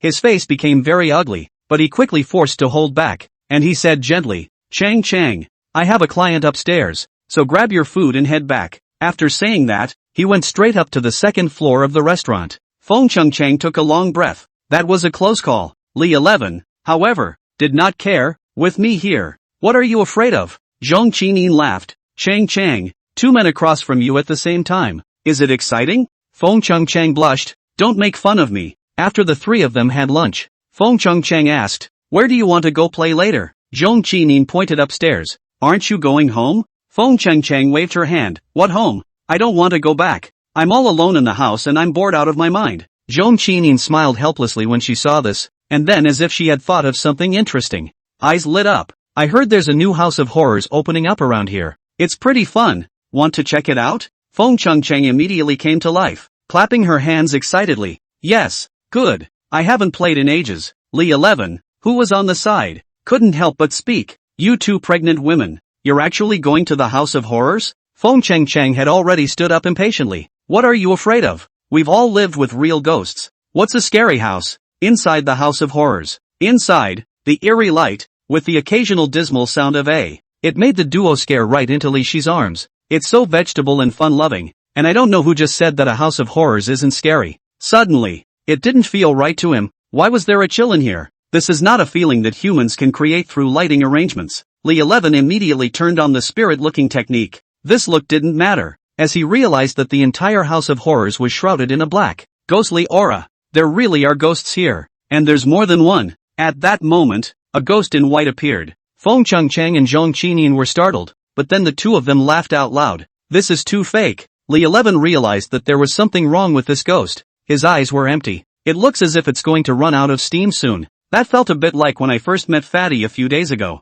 It's obviously been spending a lot of time with the spirits. A trace of uneasiness welled up in Li Shi's heart, and he lowered his voice. You guys might as well stop playing around with. There really are ghosts here. Just as he had finished the sentence, a man suddenly descended from the sky and appeared before them. The man was a fat-looking man with a mouth full of fangs and a terrible appearance. His entire body had begun to rot, emitting a foul odor. Feng Chang and Zhong Qinying closed their eyes and screamed at the horrific sight in front of them. They clutched Li Shi's hand, their bodies trembling unceasingly. Li 11 looked at the man and quickly gathered a powerful force in his palm. Prepare to cast palm thunder. Sensing the danger, the man turned and fled back to the roof, disappearing into the darkness in the blink of an eye. Feng Chang said with a trembling voice, we'd better get out of here quickly. It's just horrible here. Li 11 gently nodded and gently comforted. Don't worry, I will protect you all. But you are all pregnant, so it is indeed not suitable for you to continue to stay in such a gloomy and cold place. Just then, however, a white shadow flashed around the corner and, at the same time, a tiny spider disappeared into the darkness in an instant. Actually, Li 11 had already sensed that the three of them were being followed as early as when they left the restaurant, but what he hadn't expected was that the stalker's guts were so big. Not only did he dare to follow all the way, but he dared to follow so close. Unsurprisingly, this person should be an expert. In that case, he was curious to see what the man wanted to do, so it was a deliberate attempt to act as if nothing had happened. Smiling, he said to the two, I just ate too much, and now I'm feeling a bit sleepy. Why don't we find a place to rest? When Feng Chang heard these words, her eyes immediately lit up and she said excitedly, good. Across the street is the best hotel in the Golden State. After saying that, she excitedly took Li Shi's hand and walked out quickly towards the outside of the House of Horrors. Enter the hotel. The front desk girl asked, Sir, ma'am, you have a room? Li 11 glanced behind him while taking out his ID card, realizing the man was still following him. One room will do. How many of you are staying? 3. The girl at the front desk said, I'm sorry, but even if it's one room, but it also requires 3 people's IDs. A pair of brothers who came over from out of town to have fun on the side. Looking at the two beauties to the left and right of Li 11, showing an envious expression, one of them pushed the other. Brother, when do you think we'll get mixed up like this? The other one shook his head helplessly. You're just going to have to stop thinking about it or else sister-in-law won't break your legs. The man let out a bitter laugh. Hey, why did I marry a tigress? Chapter 133, Gongsun Yubing? Gongsun Yuching? Room 8122. Li 11 closed the door to his room, then quietly left a puddle of shadowy lightning in the doorway. Just then, Feng Chang suddenly hugged him tightly from behind, muttering, "Deadbeat. You've missed me all these days you've been gone." When she finished, she couldn't wait to kiss it. However, Li 11 turned back at the critical moment and gave her a wink that, then whispered, "You guys come with me." The two were instantly confused by his actions. "What's wrong?" Feng Chang lowered her voice and asked. Li 11 frowned slightly and said in a deep voice, "From the time we left the restaurant until now, someone's been following us." "Ha?" Feng Chang and Zhong Qinin looked at each other in surprise, their eyes filled with doubt. "Have you guys offended anyone lately?" Feng Chang had an innocent look on her face and quickly shook her head. "I'm a full-time wife. Who can I offend?" Zhong Qinin also shook her head. "Although I work in the CID, I'm in the forensic room every day, and it won't offend anyone. So it's me then? But I only returned to Jinzhou yesterday, and I didn't offend anyone, did I? Then what do we do now?" Feng Chang asked. Li 11 was very calm. The corner of his mouth even had a hint of a smile. "Don't worry, it's okay, the fish will take the bait later." When he had finished speaking, he went cautiously to the door of the room, and signaled to the two men that, keep them away from some. Just then, a voice full of suspicion suddenly came from outside the door. What the hell is this stuff? Why is it slimy?" Li Shi's eyes suddenly lit up and he was secretly happy. Hey! Finally, when it was too late, he instantly summoned a cloud of shadowy lightning, then jerked open the door of the room and, immediately after that, he threw the puddle of black liquid quickly towards the person eavesdropping outside the door. In the blink of an eye, the black liquid wrapped the person eavesdropping outside the door tightly like a big net. Subsequently, Li 11 pulled violently and, the black liquid wrapped around the man was yanked directly inside the room. Ouch! That hurts! A girl's screams and shouts came from the liquid. Li 11 bent down to examine the puddle of shadowy lightning that had just been left outside the door of the. Only a wood spider the size of an orange was stuck to it. A wood spider? Armor laying? Gongsun Yubing? He recalled that back in the underworld, it was Gongsun Yubing who had bitten himself with a wooden spider in the middle of the night. Thinking back to that girl's voice just now, it wasn't Gongsun Yubing. He immediately turned back and put away the Yin Thunder. Sure enough, he saw Gongsun Yubing struggling on the ground. He wondered, "Why you?" The little beauty snapped to her feet and raised the camera in her hand. "You little white boy, I'm telling you, I have all the evidence of you hooking up with a married woman. Don't you mess around, or I'll call the police on you." Seeing that she didn't seem to recognize her, Li 11 subconsciously took a step forward and wondered, "You don't remember me?" The little beauty held the camera in one hand while raising her hand, signaling Li 11 to keep his distance. Don't you get close to me, I don't eat that." Li 11 was completely confused. He looked at the wooden spider in his hand and, he also looked at the pretty face of the little beauty and thought, "This is Gongsun Yubing." Yes. Seeing that her wooden spider was in the other's hand, she immediately snatched it up and, the wooden spider smoothly disappeared inside her sleeve. Li 11 asked, "You're not Gongsun Yubing?" Hearing this, the little beauty froze. "You know my sister?" "Sister?" Li 11 then realized. "Of course we know each other. We just met in the underworld a few days ago." When the little beauty heard the word underworld, she naturally believed in Li Shi's words. After all, there weren't many people in the world who knew that Gongsun Yubing had taken part in the selection of the underworld. Only then did she drop her guard, looking at Feng Chang and then at Li 11. "No, even if you know my sister, I'm going to finish my mission." When she finished speaking, she raised her camera and snapped a picture. At that moment, Fire Spirit suddenly rushed out from the emerald jade pendant and snatched the camera. Delighted, he returned to Li 11. The little beauty was angry. "You give it back." Li 11 flipped through the contents of the camera while saying, "Yo, you do shoot a lot, so tell me, why do you shoot us?" Although, he already had an answer in his mind at the moment, he still wanted to be sure from the other party. The little beauty pouted. I'm not telling you." Li 11 revealed an evil smile. "I can subdue your sister, and I'm still afraid that you'll talk tough?" Seeing the other party looking at her unsuspectingly, the little beauty subconsciously stepped back and threatened that "I'm a very powerful man. Don't you make me do it." When she finished, a palm-sized bronze spider stood on her shoulder. "Bronze laying down armor? I didn't realize that the Gongsun family's other bronze supine armor was in her hands. You still want to fight me?" Li 11 summoned the red glaze. Looking at the red Lioli and fire spirit in front of her, the little beauty was surprised and said, "You're Li 11 who defeated my sister in the netherworld selection?" What? Stalked me for so long before you realized who I was? Knowing that she was no match for him, the little beauty put the bronze spider back. Alright, anything you want to know, just ask. It turned out that this little beauty's name was Su Yutang, Su Yubing's twin sister. The two grew up practicing together, and both had the highest qualifications in the family, so both acquired the family's pair of bronze spiders. However, the Yin and Yang were selected and the quota was limited, but the family gave the quota to Su Yubing. In a fit of pique, she ran away from home. After arriving in the city of Jinju, she entered a private detective agency in order to survive. Specializes in helping people steal photos. Yesterday, the studio received a sum of money from Feng. He suspects that the baby in Feng Chang's stomach is not his own and wants the studio to help find that person. That's what led to what happened afterward. Feng Chang's heart tightened. I didn't expect him to guess it after all. Su Yutang was a bit helpless. Meeting you, count me unlucky. Let's forget about today. But the camera you have to give back to me. Then you can't follow me anymore. Su Yutang was so angry that she gnashed her teeth, but there was nothing she could do. Reluctantly, she said, "Alright, I got it." Just then, Su Yutang's stomach suddenly made a grumbling sound. Li 11 couldn't help but laugh out loud and teased. "You haven't eaten yet, by any chance?" Su Yutang's face instantly turned red, and she lowered her head in embarrassment. Stammered, "How can I eat when I've spent all my money?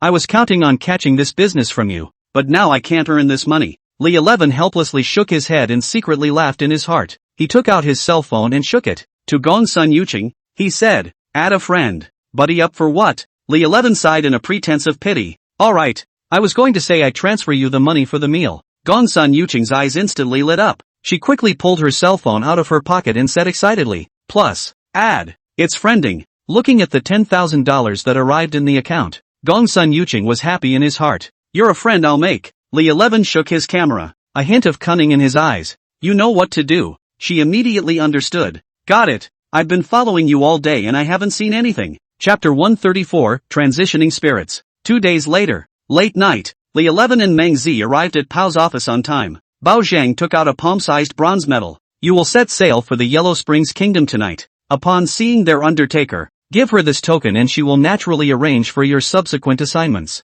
Li 11 curiously asked what exactly he was going to do on this trip to the Yellow Springs country. Pao explained. This time, the two were dispatched to cross the spirits. The underworld has its own rules. The underworlds of their respective countries only take in the nether spirits of their own countries, so that those who die abroad can only become lonely ghosts in the sun. Of course, the underworlds of various countries, in order to prevent the spirits of other countries from causing trouble in their own sunlit worlds, they will be united in one city, with a special man to maintain their order in the Yang world. The placement of Sakura Nation is set in Tokyo. Every 20 years, the underworld of each country sends a Yin messenger to extradite the Yin spirit of their country back to their country. This time, Pao gave the task of extraditing the Yin spirit of the Cherry Blossom Kingdom to Li 11 and Meng Zi. So it's just extradition of Yin spirits.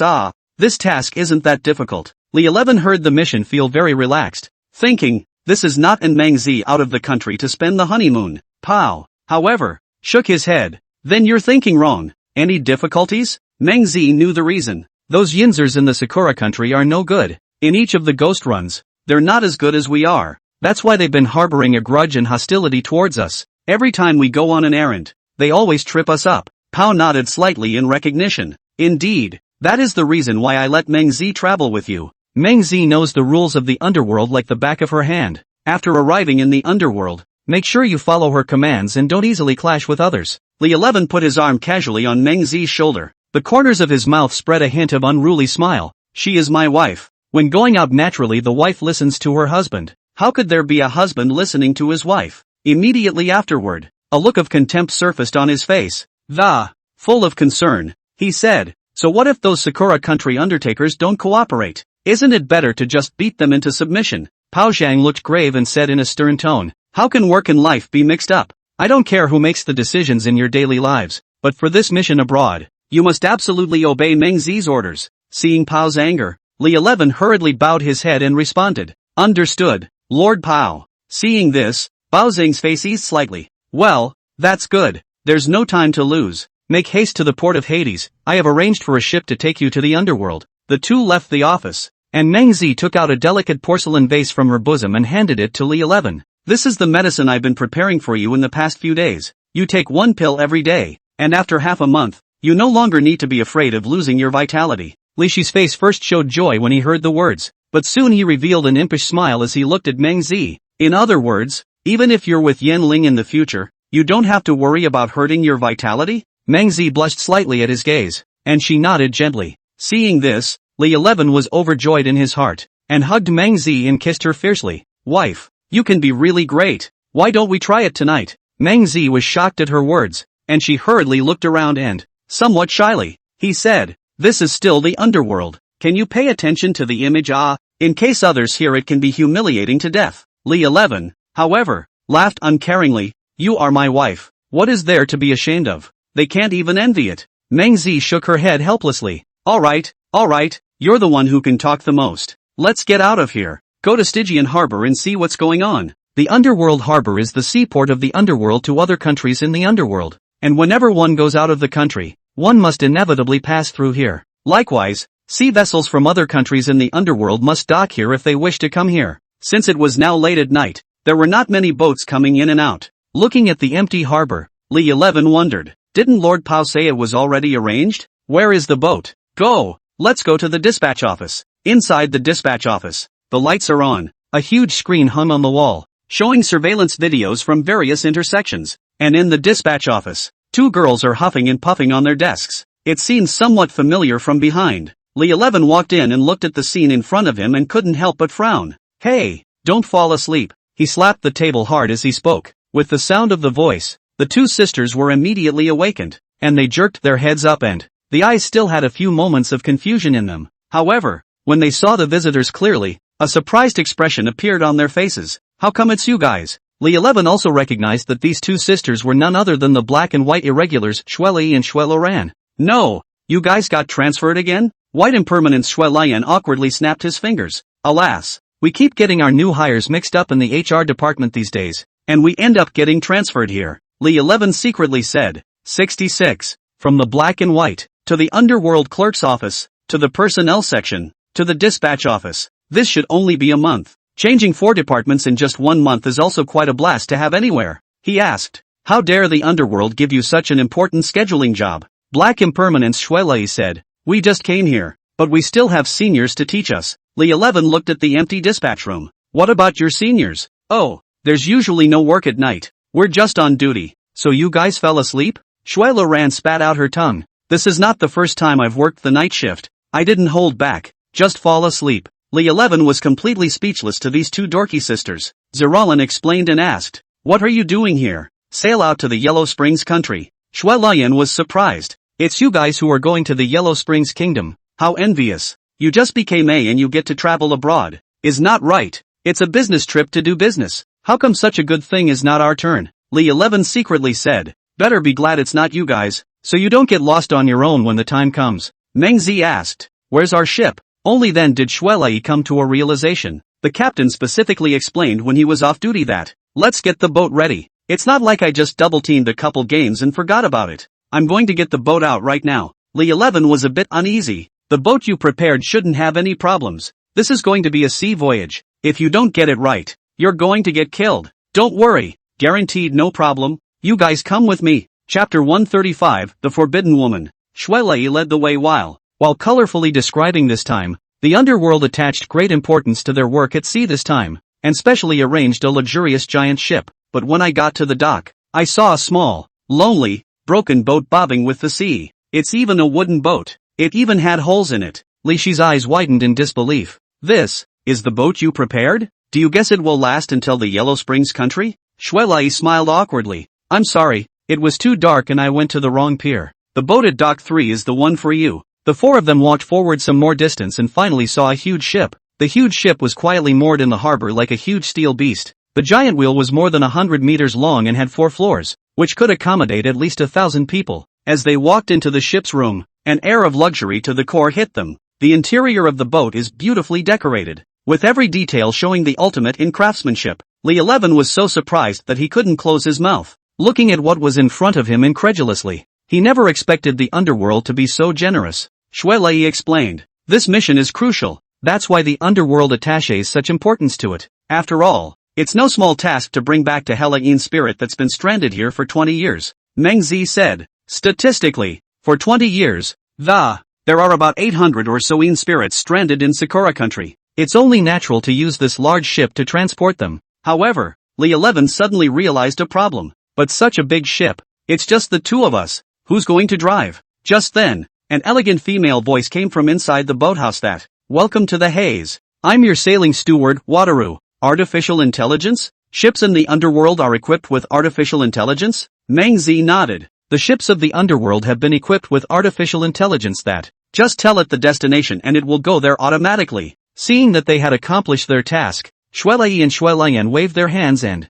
"Have a safe trip yo." After the two of them disembarked, Meng Zi said, "Wataru, set out for the underworld harbor of the Yellow Springs country. The air conditioner is set at 26 degrees. The airflow is on 3 settings, the lights are dimmed a little brighter, and the music is on. Okay." With a loud whistle from the giant ship in the silence, the haze left the harbor and set out for the Yellow Springs country. From the Dragon Kingdom underworld to the Yellow Springs Kingdom is a total of 200 nautical miles, which takes about 24 hours. The night was already late, and Li 11 couldn't help but yawn and, mentally, he muttered, "I wonder what the bedroom here will be like." He made his way to the SVIP room on the top floor of the Chiron. The room's sumptuous crystal chandelier is as dazzling as the bright starry sky. Outside the huge floor-to-ceiling windows, the vastness of the ocean is in full view, as if it were one with heaven and earth. The round waterbed is like a dream. The soft goose down comforter provides endless comfort and warmth. The rooms are also equipped with a wide range of amenities, all of which are available.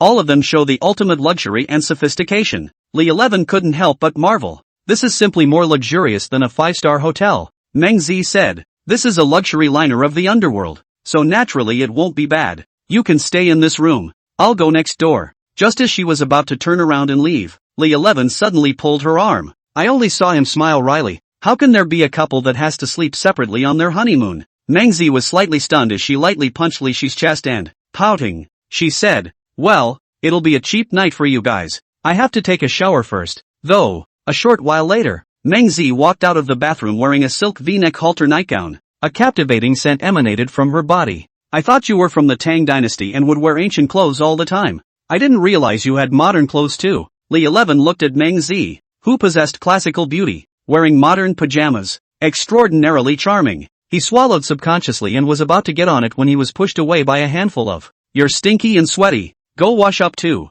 3 o'clock in the morning. Li 11 was sleeping soundly when he suddenly felt a cramping pain in his stomach. He couldn't help but frown and curse in a low voice. "I told them both long ago not to eat raw pickles, but those two sisters insisted on eating them." He remembered the scene before he came to the underworld, and he secretly screamed in his heart. Zhong Qin and Feng Chang just didn't listen to advice and had to try it, causing themselves to suffer along with them. Li 11 grumbled as he got up and prepared to go to the restroom. He gently lifted the covers, afraid of waking up Meng Zi beside him. Seeing her sweet sleeping face by the faint moonlight, he could not help stooping down and gently kissed her forehead. The bathroom in this room must be off limits, or the sound and smell of that. It mustn't make Meng Zi vomit. He found one of the other rooms in passing and rushed in. A torrent poured out of him. He felt as if his stomach was an out-of-control blender, churning away and stirred up all the contents, flying down the drain, so much so that he even wondered if the toilet would carry it. Cool. He lifted his pants, ready to go back to sleep. Just then, he inadvertently glanced out the window. The sight outside the window made his eyes widen. Am I pulling a daze? He stood in front of the window and stared out. Outside the window there was an island, and on the edge of the cliffs of the island there seemed to stand a figure that, upon closer inspection, surprisingly, it looks like a girl. Intense curiosity surged through him, prompting him to walk briskly to the deck, rubbing his eyes vigorously to make sure he hadn't misread it. Oh, my God, it's really a girl. Even though it all seemed so bizarre and out of character, Li 11 was still determined to get to the bottom of it. He quickly made his way to the cockpit. Wataru, head for the island on the left. Command received. Warmly alerted to the presence of a reef near Nameless Island. We can only stay 100 meters from the Nameless Island. Is it confirmed to continue onward, please? Keep moving. Right. The course has been changed. Li 11 left the cockpit and went to the bow of the boat, looking out at the mysterious girl from a distance. As the ship drew nearer, he got a good look at her. At last it was indeed a beautiful girl, with long, glossy black hair falling down her shoulders, which was being elegantly combed and she doesn't seem to be wearing anything. Even more surprisingly, he heard the beautiful woman singing softly. The singing voice is gentle and melodious, as if it were heavenly music, and it mesmerizes people. although the darkness plus the distance made it difficult to see the beauty, judging by the figure and the voice. That's absolutely beautiful. The beautiful woman had noticed him too. Her singing suddenly stopped. Then, violently, he jumped into the sea, but in just a blink of an eye, she appeared under the cruise ship. Li 11 thought to himself, 100 meters away, and he swam over in the blink of an eye? He also got a good look at the beauty. She had fair skin, bright red lips, and a pair of large white rabbits that floated up and down with the water. Most importantly, she had a huge amount of long hair, a head of black hair that was over 2 meters long. A strange fragrance also accompanied her and drilled into Li Shi's nose. 2 words immediately came to mind: Forbidden Woman. Chapter 136, Greeting Lord Mengzi. Rumor. The Forbidden Woman is a monster in the sea changed from a female corpse. Every cloudy day of the month, they seduce men on shore and drag them into the water to eat them. She is not only exceptionally beautiful, but her bones have a strange fragrance that has the ability to cause hallucinations. Could it be what I've encountered? Just as Li 11 was thinking, the Forbidden Woman suddenly smiled sweetly at him and Li 11 felt a wave of dizziness, as if he was lost in the other's smile. Little brother, come down and play. With a seductive voice from the Forbidden Woman, he felt that his body was no longer under his control. Unable to help himself, he jumped into the water, then slammed his arms around her waist. Her skin was cold and prickly, but unusually smooth. After all, Li 11 was experienced in 100 battles, and quickly came back to his senses, fixed his mind, and immediately activated the Thunder Law.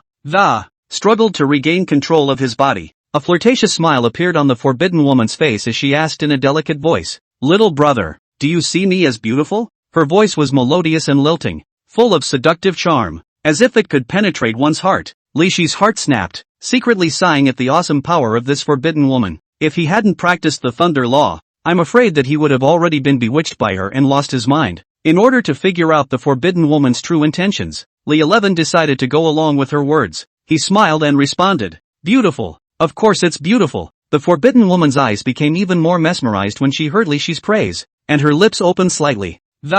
Softly said, "Little brother, is your body hot?" Saying that, her hand gently stroked Li Shi's chest. The fingertips slowly traced his firm chest. However, just at that moment, the Forbidden Woman's gaze suddenly flashed with a cold light that, sharp, pointy nails instantly grew on the originally slim and slender fingers. She quickly stretched out her fingers and tried to cut Li Shi's skin with her sharp nails, but to her surprise, no matter how hard she pushed, she couldn't get an inch closer. The corners of Li Shi's mouth rose slightly, exuding a mysterious smile. Suddenly, a dazzling light of thunder emanated from his body, followed by a set of armor condensed from lightning appeared on his body. The Forbidden Woman felt a powerful electric current travel through her body and was suddenly numb. She screamed in horror. Her body dodged and she swam hastily backward.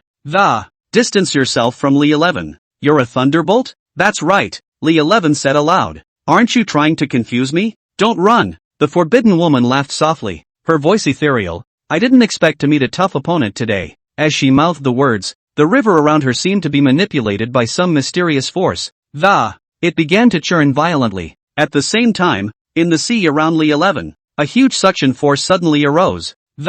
It was like a bottomless black hole that was going to swallow everything up. Li 11 was shocked in his heart, but he reacted swiftly and immediately cast the thunder technique with all his might. Trying to break free from this powerful suction. However, there's no place to lend a hand in the seawater at all.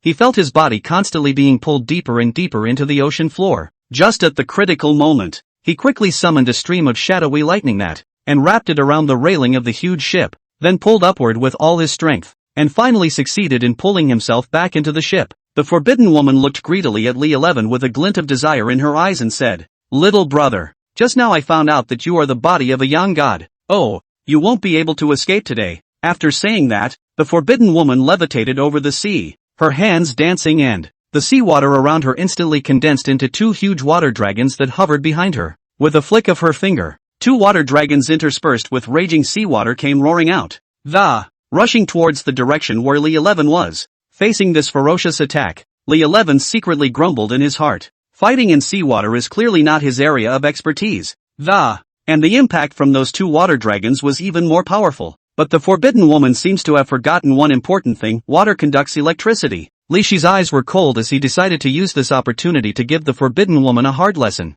only to see Li 11 summoning Yin Lei to form a wall to block the 2 water dragons on one side. At the same time, A young lightning was fired from the palm of his hand to strike the sea. Yang Lei fell into the sea, and the current quickly spread throughout the sea. The forbidden woman was caught off guard, and the powerful current caused her to yelp. Her body trembled slightly, and her originally beautiful face became twisted and hideous. Li 11 took the opportunity to push Yin Lei with all his might to strengthen the defense line. The two water dragons also lost control and turned into countless water drops that fell onto the giant wheel. The forbidden woman glared angrily at Li 11. She didn't expect that she would suffer a loss at sea. She gritted her teeth and said, "How dare you count on me?" Li 11 sneered. "This is called treating others the way they treat you." Meng Zi in the room was also awakened by the sound of the two fighting, and looked at the forbidden woman on the surface of the sea.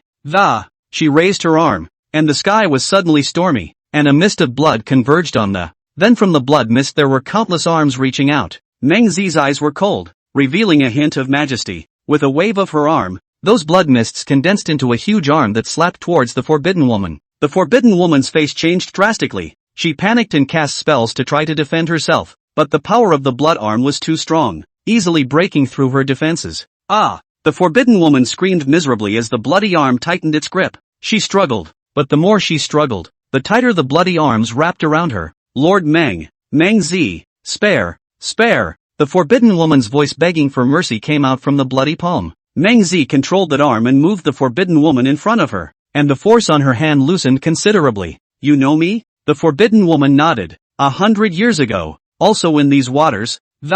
I've seen that ghostly cry of yours before." Meng Zi snorted coldly. "Since you know who I am, you still dare to be reckless. Speak, why are you here?" The forbidden woman was so frightened that she coyly told what had happened. Her name is Wenjin, and she is the child of a nearby fisherman's family. 200 years ago, a wealthy gentleman took a liking to her and wanted to take her as a concubine, but she swore she wouldn't obey. Then he wanted to leave in a fishing boat. Unexpectedly, he met a storm on the way and died at sea. But she's not willing to let go of her grievances, and this sea is extremely heavy with fury. Her body became a forbidden woman after it was still in the sea, sucking up all the fury. Meng Zi withdrew her blood palm and placed her on the deck. "Are you willing to be reincarnated as a human being?" Wenjin hastily nodded. "Willing, of course I'm willing. We also came out this time to extradite back the Yin spirits scattered overseas. It's just that you're a bit special. 200 years and your flesh is still there. I can't decide. You follow us back. Please let Lord Pao decide." Wenjin's eyes were filled with excitement.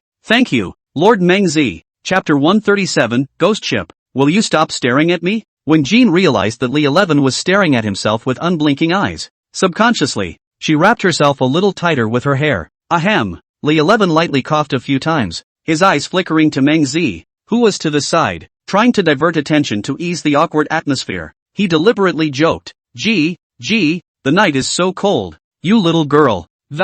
How can you come out here without your clothes on?" Just after the words were said, a gust of sea breeze brushed by, and Li 11 couldn't help but shiver. Achoo! As he had just fallen into the sea, his whole body was soaked to the skin, and at the present moment, by the sea breeze, he was so cool that he couldn't help but sneeze. "It's just as well. I've got clothes with me, so come over and change with me." Li 11 rubbed his arms, trying to warm himself up. However, Meng Zi glared at him fiercely, then pulled Wenjin's hand tightly and said, "I have clothes, I don't need yours." After saying that, she pulled Wenjin back to the room with quick steps. Looking at the two's departing backs, Li 11 couldn't help but laugh out loud. He muttered in his heart, "Could it be that the first wife is jealous?" Thinking of this, the corners of his mouth rose slightly, and an inexplicable joy welled up in his heart. Back to the room, Li 11 saw that Wenjin, who already had a good figure, wore Meng Zi's ancient costume and became even more charming. "That's nice, with two pretty girls following,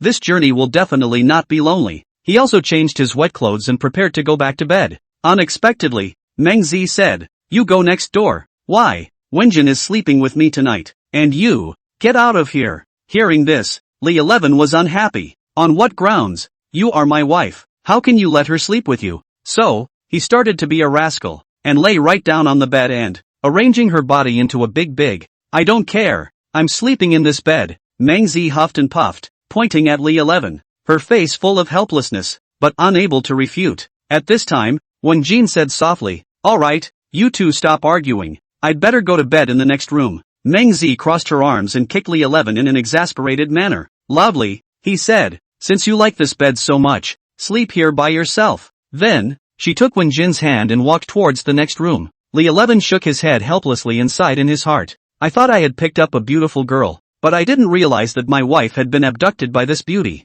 Li 11 slept straight through this sleep until noon. The next day, in a daze, he smelled two aromas coming from the room. One was familiar. It was the foreign fragrance of Wen Jin's body. The other was the scent of a meal. Lord Li, get up and eat, Wen Jin said gently. Li 11 looked at the food on the tray in surprise and asked, did you make all of these? Wen Jin nodded. Yes, Lord Li, you should eat it while it's hot. Li 11 was a bit puzzled. Why do you call me Lord Li? Wen Jin blinked her big beautiful eyes and explained, because you're a Yin warrior. Of course it's Lord Li. No, it's not very comfortable to call me that, so you might as well call me something else. What should I call you then? Li 11 looked older than De. Originally wanted her to call Brother 11, but on second thought, people just look young, but they have actually lived for 200 years. I'm a Taoist priest. It's better to call me Taoist Li. Wen Jin nodded. Alright, Taoist Li. Lord Mengzi and I have already eaten. You grab a bite to eat too. Li 11 looked out the window, saw that it was cloudy and rainy, and lay down again.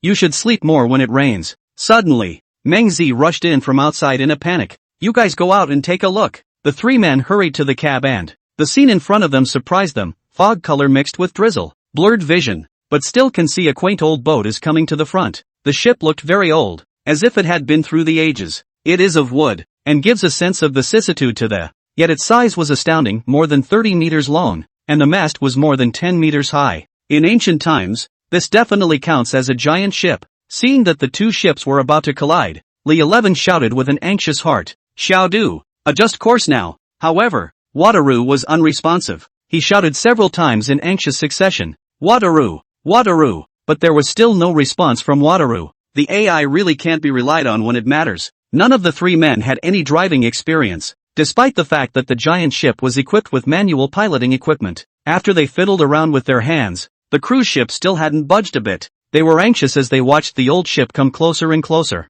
though they knew their cruise ship was so sturdy that the other couldn't possibly crash it. But they didn't know just how many people were in that dilapidated wooden boat. Go! Follow me out! Li 11 made a snap decision and led the charge out of the cockpit and onto the deck. He shouted at the ship opposite. Opposite! Our ship is out of control. You guys adjust your course. The voice echoed across the foggy sea. Hopefully, the other person will hear and act accordingly. But there was no response at all from the opposite side of the silent sea level, except for the sparse sound of rain. I'll check it out. Mengzi turned into a red mist and floated towards the ancient old ship. As soon as he stepped onto the deck, an air of old age and decay hit him. The old ship was covered with moss everywhere, and with the drizzling rain, the deck was extraordinarily slippery. She frowned and looked around warily. The ship looked long abandoned, its hull covered in rust and moss.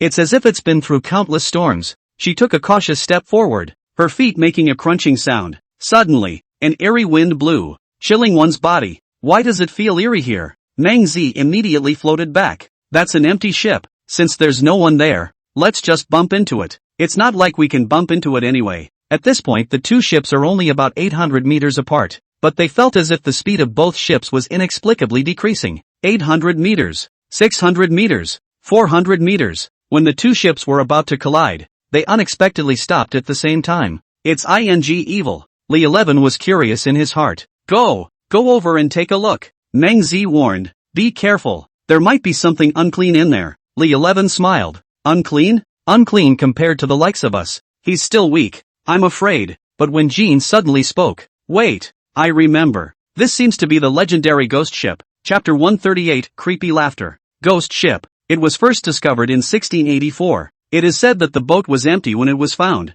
but that it contained everything that. There was even steaming coffee, but the ship was intact and the crew and passengers were missing. Later, the ghost ship was seen many times in different waters. Someone once boarded a ship to explore and never returned. As a result, the legend of the ghost ship grew and became more and more mysterious. There's a rumor that the ghost ship is inhabited by a group of evil pirates. They prey on the souls of those who board the ship so that they can never return to Earth. Others say there's a mysterious power on board that can control people's minds. Makes one a walking corpse. These rumors have filled people with fear and awe of ghost ships. Hearing this news, Li 11 frowned. He looked at Wen Jin. Have you ever seen it after living on the sea for so long? Wen Jin shook his head. It hasn't appeared in these waters before. I've only heard about it from others. Mengzi said. According to what I just observed from up there, there's really no one inside. But you say a ship preys on people's souls? That does seem a bit outlandish. Then are we still going up to take a look? Wen Jin asked with some hesitation. After all, the legend about the ghost ship is just too scary.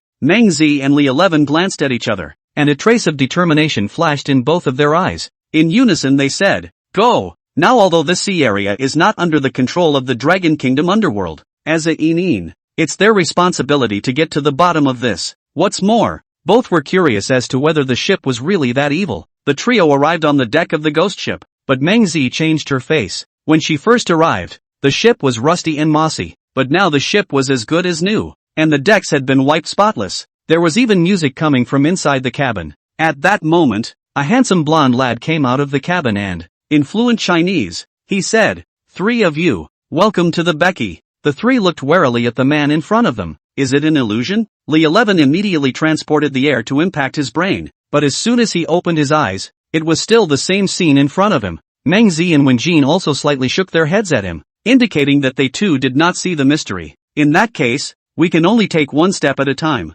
Li 11 frowned, with a hint of dissatisfaction in his tone. This ship of yours just almost collided with mine. I was shouting from across the street. Didn't you hear me? The man gave an apologetic smile and explained. I'm so sorry. We were having a party on the boat and it was very noisy in there, so we didn't hear you shout. When he finished, he warmly extended an invitation to the three. Shall we come in and, enjoying a meal with us? Li 11 secretly wondered in his heart. What kind of medicine is this person selling in his gourd? But since the other party had already opened his mouth to invite him, he decided to go in and find out what was going on. Upon entering the cabin, the trio couldn't help but be shocked by the sight before them. The entire interior of the ship is extremely lavishly furnished in a rich 17th century Baroque style. Ornate decorations, exquisite carvings, and brightly lit. It creates a dreamy atmosphere. The crew, some with knives and forks, some with glasses of red wine. There were even two beautiful ladies tap dancing on the center dance floor. The man enthusiastically led them to their seats and poured a glass of red wine for each. He smiled and said, "Three of you, have a taste of our home-brewed red wine. It's a pretty good flavor." The three of them glanced at each other, their eyes revealing caution. They didn't intend to drink the liquid of unknown origin easily. After all, everything here seems so confusing. The man saw that the three were slow to raise their glasses, and an anxious look appeared on his face as he, urging, "Drink it quickly, don't hesitate." However, the three remained unmoved. The man became more and more anxious, and his face grew fierce and, the voice also raised an octave. "You guys drink instead." There was a threatening glint in his eyes, as if he was very upset by the trio's refusal. The rest of the crew looked to them. "Drink up." Li 11 looked at the man in front of him with cold eyes and slowly raised the wineglass in his hand. Then with a gentle tilt, the bright red blood-like liquid in the cup flowed out in a smooth stream, dripping down on top of the scarlet carpet at his feet. That originally ordinary red wine actually began to moisten and emit gusts of green smoke. And gradually eroded the carpet, eventually forming a huge hole. A sinister smile appeared on the man's face when he saw that his little trick had been recognized. A cold light flashed in his eyes as he let out a cold laugh. "Do you guys think you can easily leave this place?" The people who came to this ship, but none of them made it out alive. At the same time, the rest of the crew rose to their feet, with grimaces on their faces, and, waving the sharp knives and forks in his hands, he lunged towards Li 11 and the others. In the face of the crowd's siege, Li 11 was not afraid of danger. He violently flew up a foot and kicked over the table in front of him and used the inertia to push it forward. At the same time, he pinched his fingers and mouthed the words that, only a dazzling lightning light instantly shot out, accurately hitting several other people. Meng Zi wasn't willing to show weakness either. She quickly removed the hairpin on her head and, the hairpin turned into a chilling dagger in the blink of an eye. Without hesitation, she swung the dagger with a swift and decisive movement, slashing the man's throat. However, in a startling sight, the man did not fall. Instead, it instantly turned into a black smoke and dissipated without a trace in the air. When Jean maneuvered his long hair and wrapped it around several people's throats like a flexible snake, those people were tightly strangled, unable to breathe, their faces reddened, and after struggling for a few moments, they too turned into black smoke and disappeared. For just a few moments, more than 20 crew members were easily disposed of by Li 11, Meng Zi, and Wen Jin, and the entire scene was exceptionally clean, without the slightest bit of procrastination. That's it? So much for a ghost ship. Li Shi's words just fell. Suddenly, the candlesticks in the cabin unexpectedly all dimmed, and the originally bright cabin instantly became dim. It's awfully quiet all around, too. All that remained was the sound of the waves outside the ship still lapping tirelessly against the hull. This eerie silence made Li 11 feel as if a pair of eyes were staring at them closely in the darkness, making people uncomfortable. Li 11 looked around warily, trying to identify the thing that was hiding in the darkness. Meng Zi, on the other hand, lowered her voice and said to the others, "I think there must be something else on this ship, so everyone be careful." Just then, a low chuckle came out of nowhere, breaking the silence in the cabin. That laugh was as eerie as if it came from the depths of hell. It echoed throughout the cabin. Li 11 shouted vigilantly, "Who? Come out. Don't play God." However, the only thing that responded to him was the creepy laughter. The laughter grew louder and louder, gradually changing from a low to a shrill shriek that, it was as if it was going to pierce their eardrums. This scream is like countless wronged souls crying at the same time, so that people can't help but feel numbness when they hear it. A chill ran through his heart. Chapter 139, The Mysterious Eyeball. Suddenly, a candelabra was automatically lit, emitting a faint, soft glow. Illuminates the surroundings. They realized that an eerie eye was floating on the wall directly in front of them. The eye was in a very peculiar form, very different from what you normally see. Its black pupils took on the shape of a pike. A mysterious blue light was mixed inside. On the periphery of the pupil, there is a thread of orange-colored filaments that, they radiated out in all directions in a strange way, giving a dazzling sensation. A moment later, that eye suddenly changed. Only a small slit was seen splitting open in the center of the pupil, from which an eerie light came out. Li 11 fixed his eyes on it, trying to figure out what was inside. As his eyes focused, he was surprised to find that something seemed to be wriggling in the crevice. He took a deep breath, then slowly walked toward that wall. When he got only a few steps away from the wall, he stopped and gazed at the slit again. Through the slit, he could clearly see that there was actually an eye inside. This eye is exactly like the one on the wall. The same pike-shaped pupils, blue glow, and orange filaments. However, what shocked him the most was that the eye was actually alive. It wiggled slightly, as if it were a living, breathing creature that was looking at itself through the slit. This creepy scene is creepy as hell. Li Shi's heartbeat couldn't help but speed up. Meng Zi asked, "What's inside?" The words just fell. The slits in the pupils of the walls slowly opened up and creaked with the sound of, it's like a broken door being pushed open. Immediately after, a round eyeball with a diameter of 1 meter rolled out from it. Its surface was densely covered with countless creatures the size of coins. The creatures emitted a faint blue ethereal light, making the entire eyeball look eerie and mysterious. Even creepier, dozens of long, thin tentacles extend from the main body of the eyeball. The tentacles also had sharp hooked claws at the end of them, and they gripped the ground tightly, supporting the eyeballs in a steady hold. The three of them stared, wide-eyed and astonished, at the huge eyeball in front of them. A strong uneasiness welled up in his heart. Just then, those creatures on the eyeballs seemed to be under some unknown command that, suddenly they all flew up, like a swarm of locusts swooping straight towards them. Facing this group of sudden creatures, Li 11 did not hesitate to quickly activate his thunder sword. Waving his long sword in his hand, he tried to drive the creatures away. However, these creatures moved with unusual flexibility, as if they possessed a consciousness of their own, constantly dodging his attacks. Seeing this, Meng Zi immediately maneuvered the dagger into midair and, chopping a creature down at great speed. However, despite the speed of the dagger's decapitation, but more creatures flew out of the eyes in a steady stream, like an endless tide. If a tiger doesn't make a move, do you think I'm Hello Kitty? Li Shi's right hand activated Young Thunder, and the thunder sword quickly changed into a throbbing bolt of lightning. The lightning kept diverging and expanding in the air, instantly covering the entire cabin. The unidentified creatures hit the lightning and fell. At the same time, a puddle of shadowy lightning spread out from under his feet and flowed toward the mysterious eyeball. Like a black python, the shadowy thunder quickly wrapped around the eyeball. The eye quickly took control of dozens of tentacles.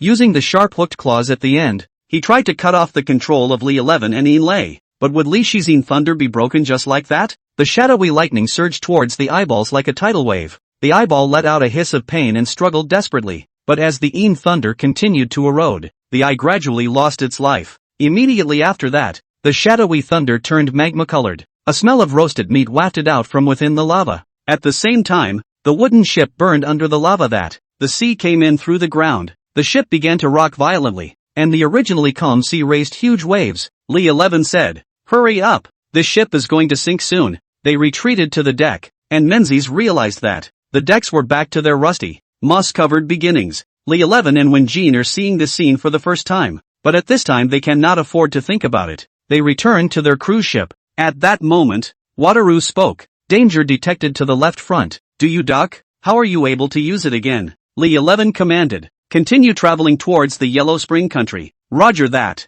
The cruise ship started sailing again. Looking at the blazing fire burning behind him, the three of them didn't know exactly what the monster really was, but they had finally done the people a favor. Meng Zi guessed that the reason why Wataru didn't react when approaching the ghost ship, mostly because that eyeball was able to emit an electromagnetic field that disrupted the Kodo signal, including his own second time on the ghost ship, and seeing a different sight than the first. It was also caused by the monster's electromagnetic field disrupting his own brainwaves. Li 11 was puzzled. But then again, what exactly is that monster? And generate an electromagnetic field? Meng Zi speculated. I'm not sure, but it's certainly not an ordinary sea creature. Maybe it's some kind of species mutated by radiation. Radiation mutation? Could it be nuclear radiation? After traveling for a while, calm returned to the surroundings once again. Late night, the cruise ship finally reached the Yellow Springs country after 24 hours of sailing. The seaport of the Yellow Springs country, except that it was smaller in size. The other layouts of the Dragon Kingdom underworld seaport are largely unchanged. A few Night Stalkers saw that it was a dragon cruise ship coming, and they didn't make too many inquiries to interrogate it. Then they let Li 11 stop at the harbor. Meng Zi said to Wenjin, "We're going to the Yellow Springs Kingdom on an errand, so wait for us on the boat." Wenjin nodded. "Then you guys be careful on your way." The duo disembarked and someone was already waiting for them by the dock. Just one dressed in red, with a balled-up head and a wooden comb stuck in her head. She wore a cat's head mask and said in a sweet voice, "The two messengers that the king of the underworld is already waiting for you in the underworld hall." Li 11 looked her up and down and mentally read, 92, 60, 90, such a great body and such a nice voice. Must be a beautiful woman. But why the mask? Li 11 smiled and asked, "What is this young lady's name?" "My name is Nanako Izutsu. Just call me Izutsu." She smiled slightly, then made a gesture of invitation. "This way, you too." Li 11 and Meng Zi followed her through a few streets to a magnificent palace. Izutsu Nanako stopped and pointed to the palace in front of her. "This is the Underworld Palace." The two looked up, only to see the doors of the Underworld Hall closed in the doorway stood two Night Stalkers armed with lances. Nanako Izutsu walked up and spoke to Nightcrawler before turning back and saying, "Messengers, please come in." Li 11 and Meng Zi walked into the Underworld Hall, and a majestic aura came over them. Chapter 140, Nanako Izumiatsu was staying over? The Yellow Springs State Underworld Temple has also been modernized to keep up with the times. The three of them rode the elevator all the way to the top floor, Hades' office. Nanako Izutsu raised her hand and gently knocked on the door of the room. "Naomi-sama, the Dragon Kingdom emissary has arrived." A very seductive woman's voice came out of the house. "Come in." After pushing the door open, the sight that met their eyes made the duo's hearts flutter. Only a woman in a long purple dress was standing quietly in front of the window. Above her arms, each entwined with a black cobra. Seeing someone coming in, these two cobras immediately spit out their snakes and hissed, and those scarlet eyes stared intently at the three people in front of them, sending shivers down their spines. It was impossible to get a good look at the woman as her back was turned to them at the moment. As she slowly turned around, Li 11 tried to restrain his urge to vomit. Forcefully, he swallowed back the acid that had risen to his throat. The woman's face was really creepy. Half of her face was born with a flowery look that, if you only look at that half of your face, you can definitely be considered a great beauty. However, looking at the other half of the face, it was a festering mess that, you could even see a few maggots slowly wriggling inside. It seemed that Zhong Qinin was right. Izanami's looks were indeed a bit frightening and intimidating. She looked up and down at the duo in front of her with interest. "You are the emissary sent by the Dragon Kingdom?" Li 11 nodded stiffly, facing such an oozing face that they really didn't want to meet her eyes. Izanami smiled slightly, yet her smile looked even more eerie on that eerie face. "Your Lord Bauer should have already described the mission, but I would like to say this, now things have changed." Meng Zi asked, "What happened?" Izanami explained why. The Yin spirit of the Dragon Kingdom has always been arranged in Tokyo and monitored by a special person in a unified manner. But 2 months ago, the demons within Sakura's country suddenly got out of control and started infiltrating Tokyo.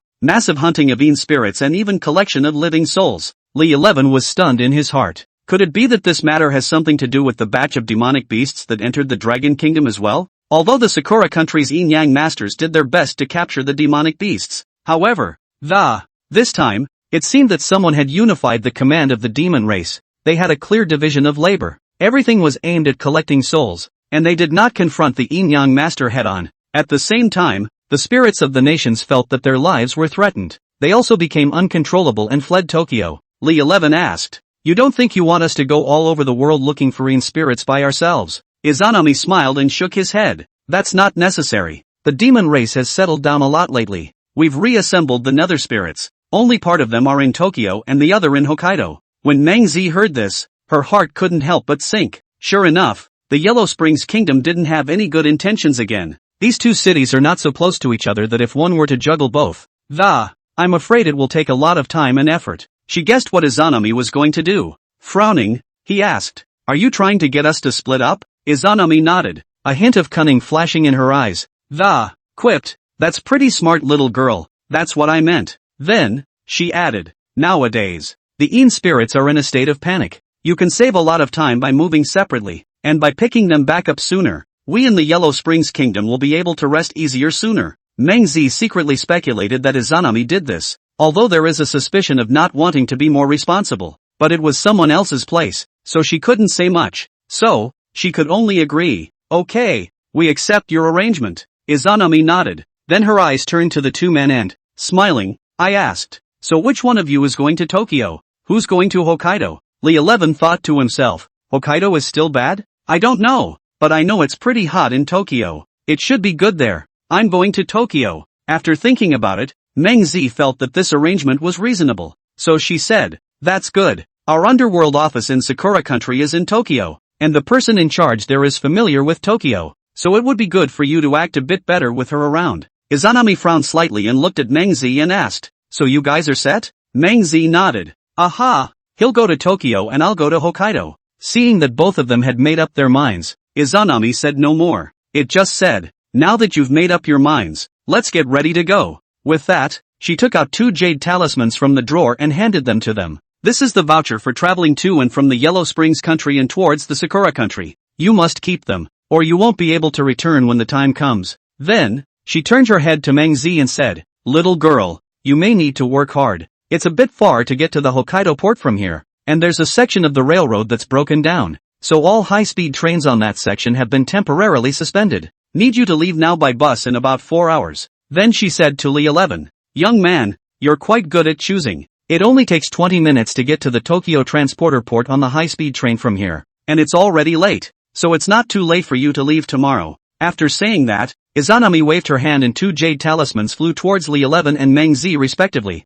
Seeing that Izanami had already arranged the task, Nanako Izutsu said, "2. I'm arranging for you to go to Sakura country now, so please follow me." The two follow Nanako Izumiyatsu to a station where she puts Mengzi on a bus, then waved a hand, "Be careful on your way." After she and Lee 11 watched Mengzi leave, she turned to Lee 11 and said, "You come with me." Lee 11 was sitting on the passenger side of Nanako Izumiyatsu's BMW Mini. Looking out the window, he noticed that the lights around him were thinning out. He couldn't help but ask curiously, "Where are we going with this?" Nanako Izutsu smiled and replied, "To my house." Lee 11 was a little confused in his mind. I thought to myself, didn't I agree to get some rest tonight and leave for Tokyo tomorrow? Why are you suddenly taking me to her house? Then, he couldn't help but steal a glance at Nanako Izumiyatsu, who was beside him, secretly muttering, "This girl is not interested in me, right?" But then again, a hot Sakura Nation girl like her, I've only seen it in movies before. Maybe. Thinking of this, Lee 11 couldn't help but feel a hint of anticipation in his heart.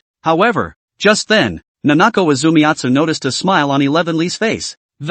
Curious, I couldn't help but ask, "What are you smiling about?" Lee 11 was startled by the sudden question and hastily collected his expression. Pretending to be calm, he said, "Nothing, nothing." Nanako Izumiyatsu seemed to have sensed something strange about him, but didn't pursue the matter any further. Instead, it explains why. The high-speed train station in the country of Yellow Springs is located on the outskirts of the city, and Nanako Izumiyatsu's house is close to there. The earliest high-speed train tomorrow morning is at 6 o'clock. She was worried that Lee 11 would oversleep and miss the time. That's why she decided to take you back to my house for the night. Chapter 141, The Clothes Raider of Midway River. The BMW Mini stopped in front of a villa. From the entrance of the villa, you can see the words Yellow Springs Station from afar. Nanako Izutsu is right. This villa is different from the common style in the country, which is in the typical style of Sakura country. The entire villa has 2 floors and is constructed entirely of wood.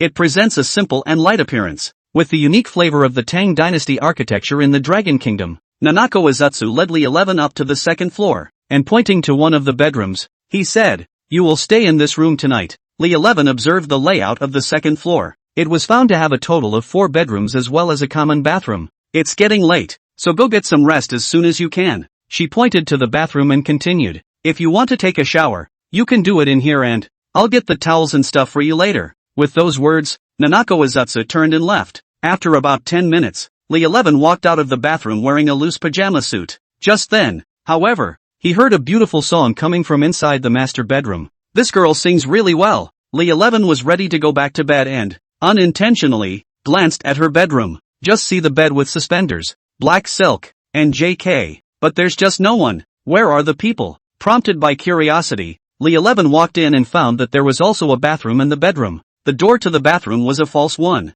Through the doorway, he saw Nanako Izumiatsu sitting in the bathtub, soaking comfortably in a bath that, the white skin is visible, except that cat head mask was still on. Strange. Who in their right mind takes a shower and wears a mask? He was trying to get a closer look. Suddenly, Nanako Izumiatsu jerked her head around as if she had sensed something. The two men's eyes locked through the doorway. How did you get in here? Nanako Izutsu subconsciously covered herself. I was just outside and heard you singing, and I saw the door was open, so I came in to check on the... I didn't realize you were in the shower, Nanako Izumi explained. Normally I live alone and don't have the habit of closing the door. I didn't mean to. I'll be right out. Lee 11 returned to his room. Izumiatsu Nanako's heartwarming appearance just now still kept floating in her mind. Knock knock. From outside the door came the silvery voice of Nanako Izutsu. Are you asleep? A wave of doubt surged in Lishi's heart. What is she doing here looking for me? The door was slowly pushed open, and Izumiatsu Nanako's delicate figure appeared in the doorway. She was seen wearing that bright red silk camisole nightgown.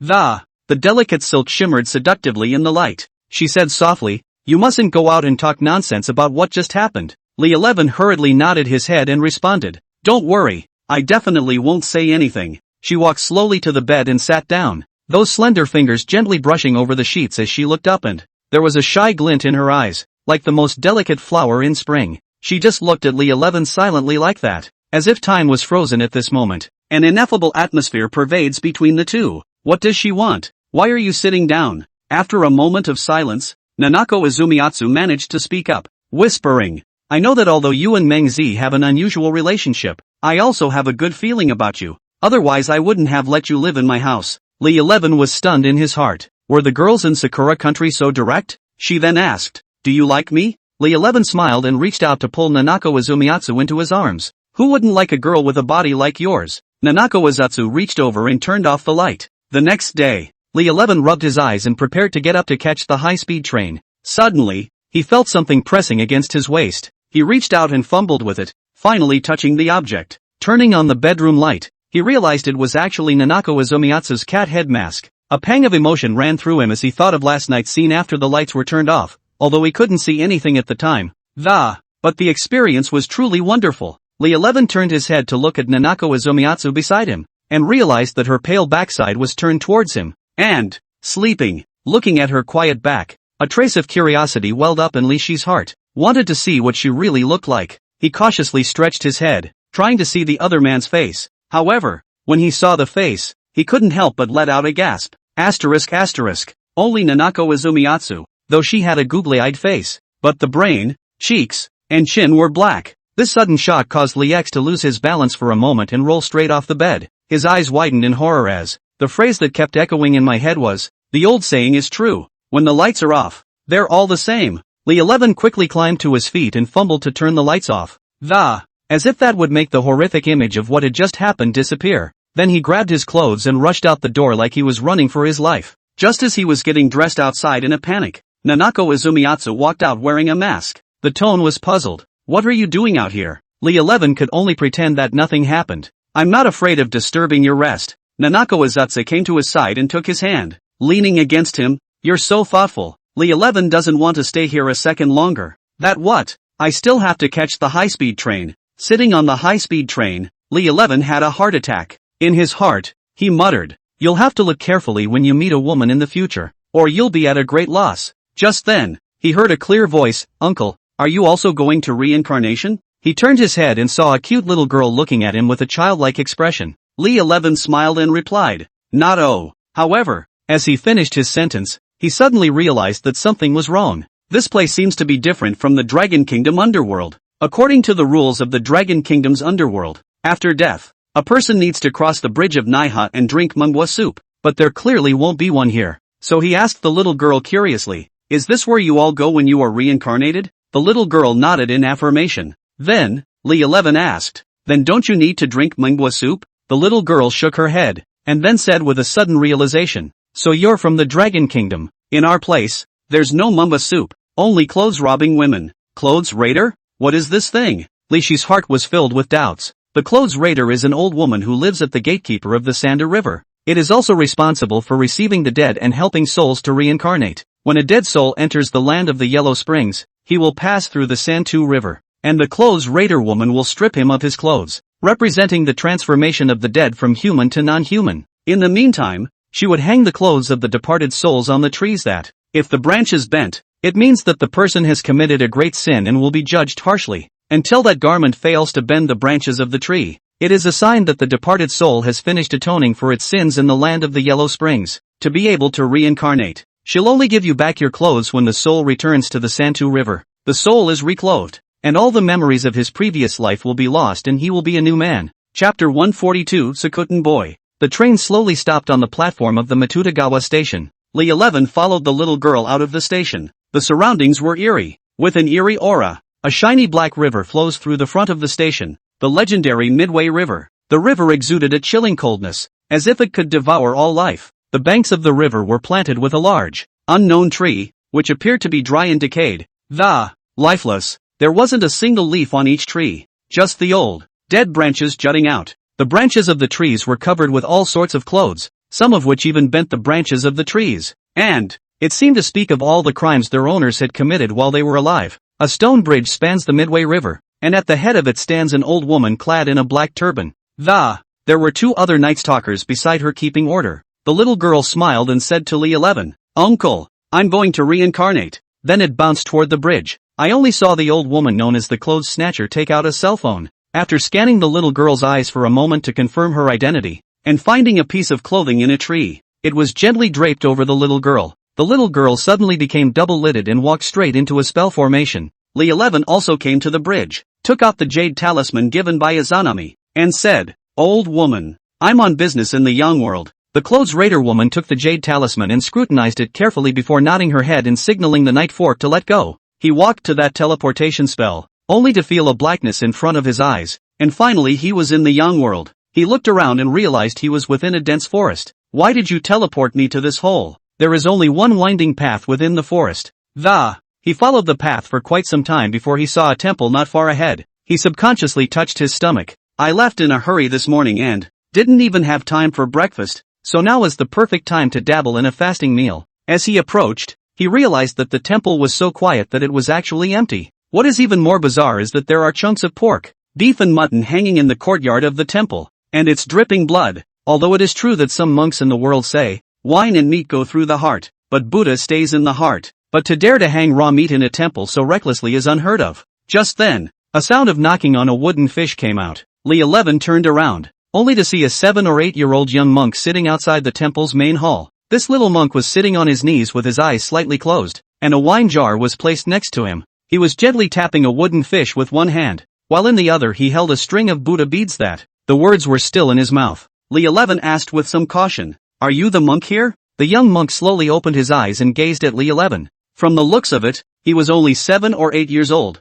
but those eyes were mysterious and deep. The young monk looked at Li 11 and slowly asked, "Scholar, why have you come here?" When Li 11 heard this, he hesitated a little, then replied, "I accidentally got lost and thought about coming here to find some food, but looking at the way things are going, it seems like this might not be the right place for me." When he finished, he turned around and prepared to leave. The young monk spoke, "Since you're already here, the monk might as well eat something before leaving." With that, he pointed to the meat and vegetables laid out in the yard. Li 11 sensed that something was wrong, and he immediately cast the spirit-looking technique. As the spell was cast, the scene before them changed. One could only see the entire temple covered by a layer of blackened mist, sending a chill down one's spine. And what shocked him even more was that those meats in the yard weren't just any pork or beef.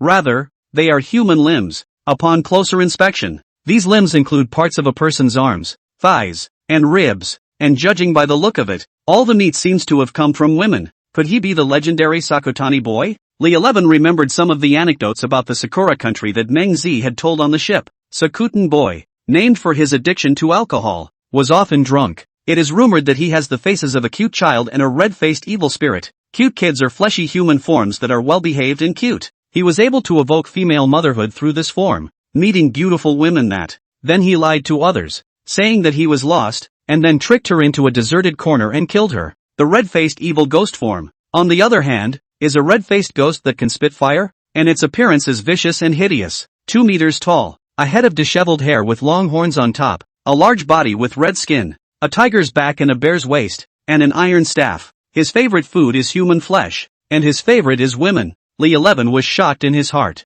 He looked at the little monk warily. "You're Sakutani boy?" The young monk smiled faintly, revealing a row of white teeth. "You, Dragon Nation. It's a bit insightful." When he finished speaking, a fierce light flashed in his eyes. "Women have been eating a little too much lately. I'm feeling a little bored, so I'll use you to improve my meal." Immediately afterward, he took the form of a red-faced evil spirit. Lee 11 thought to himself, "How the hell am I so unlucky? All you meet in the Dragon Kingdom are cute female ghosts, imperial sisters and cute girls. How did you come to the Sakura country to meet all these inhuman, ghostly things, only to see Sake Swallow Boy holding an iron staff, spewing out a stream of flame from his mouth, straight at Lee 11. Too late, Lee 11 dodged the flames with a sideways movement. While activating the Yin Thunder, he took out a talisman. "My stomach is already rumbling with hunger. Don't have the time to waste with you here." The shadowy lightning rushed along the ground towards Sakutani Boy, and at the same time, a golden light shot out from the talisman.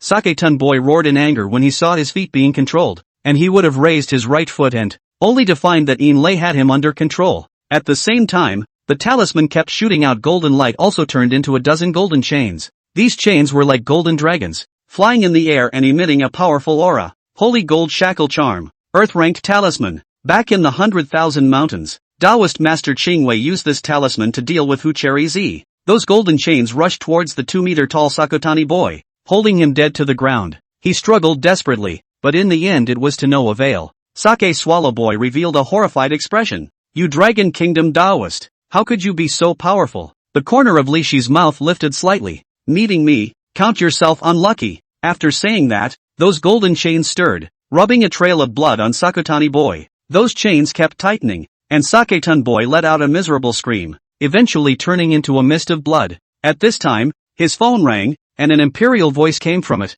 "Hello, Lee 11, are you there yet? It's a little awkward. There's something I might need to trouble you with. I'm lost and, can you come over and pick me up? Locate the Hermie." Chapter 143, He's My Boyfriend. Xia Xinghe, head of the Dragon Kingdom's underworld office in Sakura country. She's the one who just called. After Meng Zi and Lee 11 separated, Meng Zi contacted her for Lee 11, but until 9 o'clock in the morning, Xia Xinghe still hadn't seen Li Shi's shadow. Then they reached out. After a long time, a red sports car pulled up. The windows rolled down and there was a beautiful woman in the driver's seat wearing black sunglasses. Her skin was as fair as snow, and her features were exquisite. And the fluttering burgundy head paired with the dainty, flaming red lips looked extremely seductive. "Get in the car." Lee 11 opened the door and sat in the passenger side, quickly fastening his seatbelt. He looked Xia Xinghe up and down and thought to himself, coming to the Sakura country.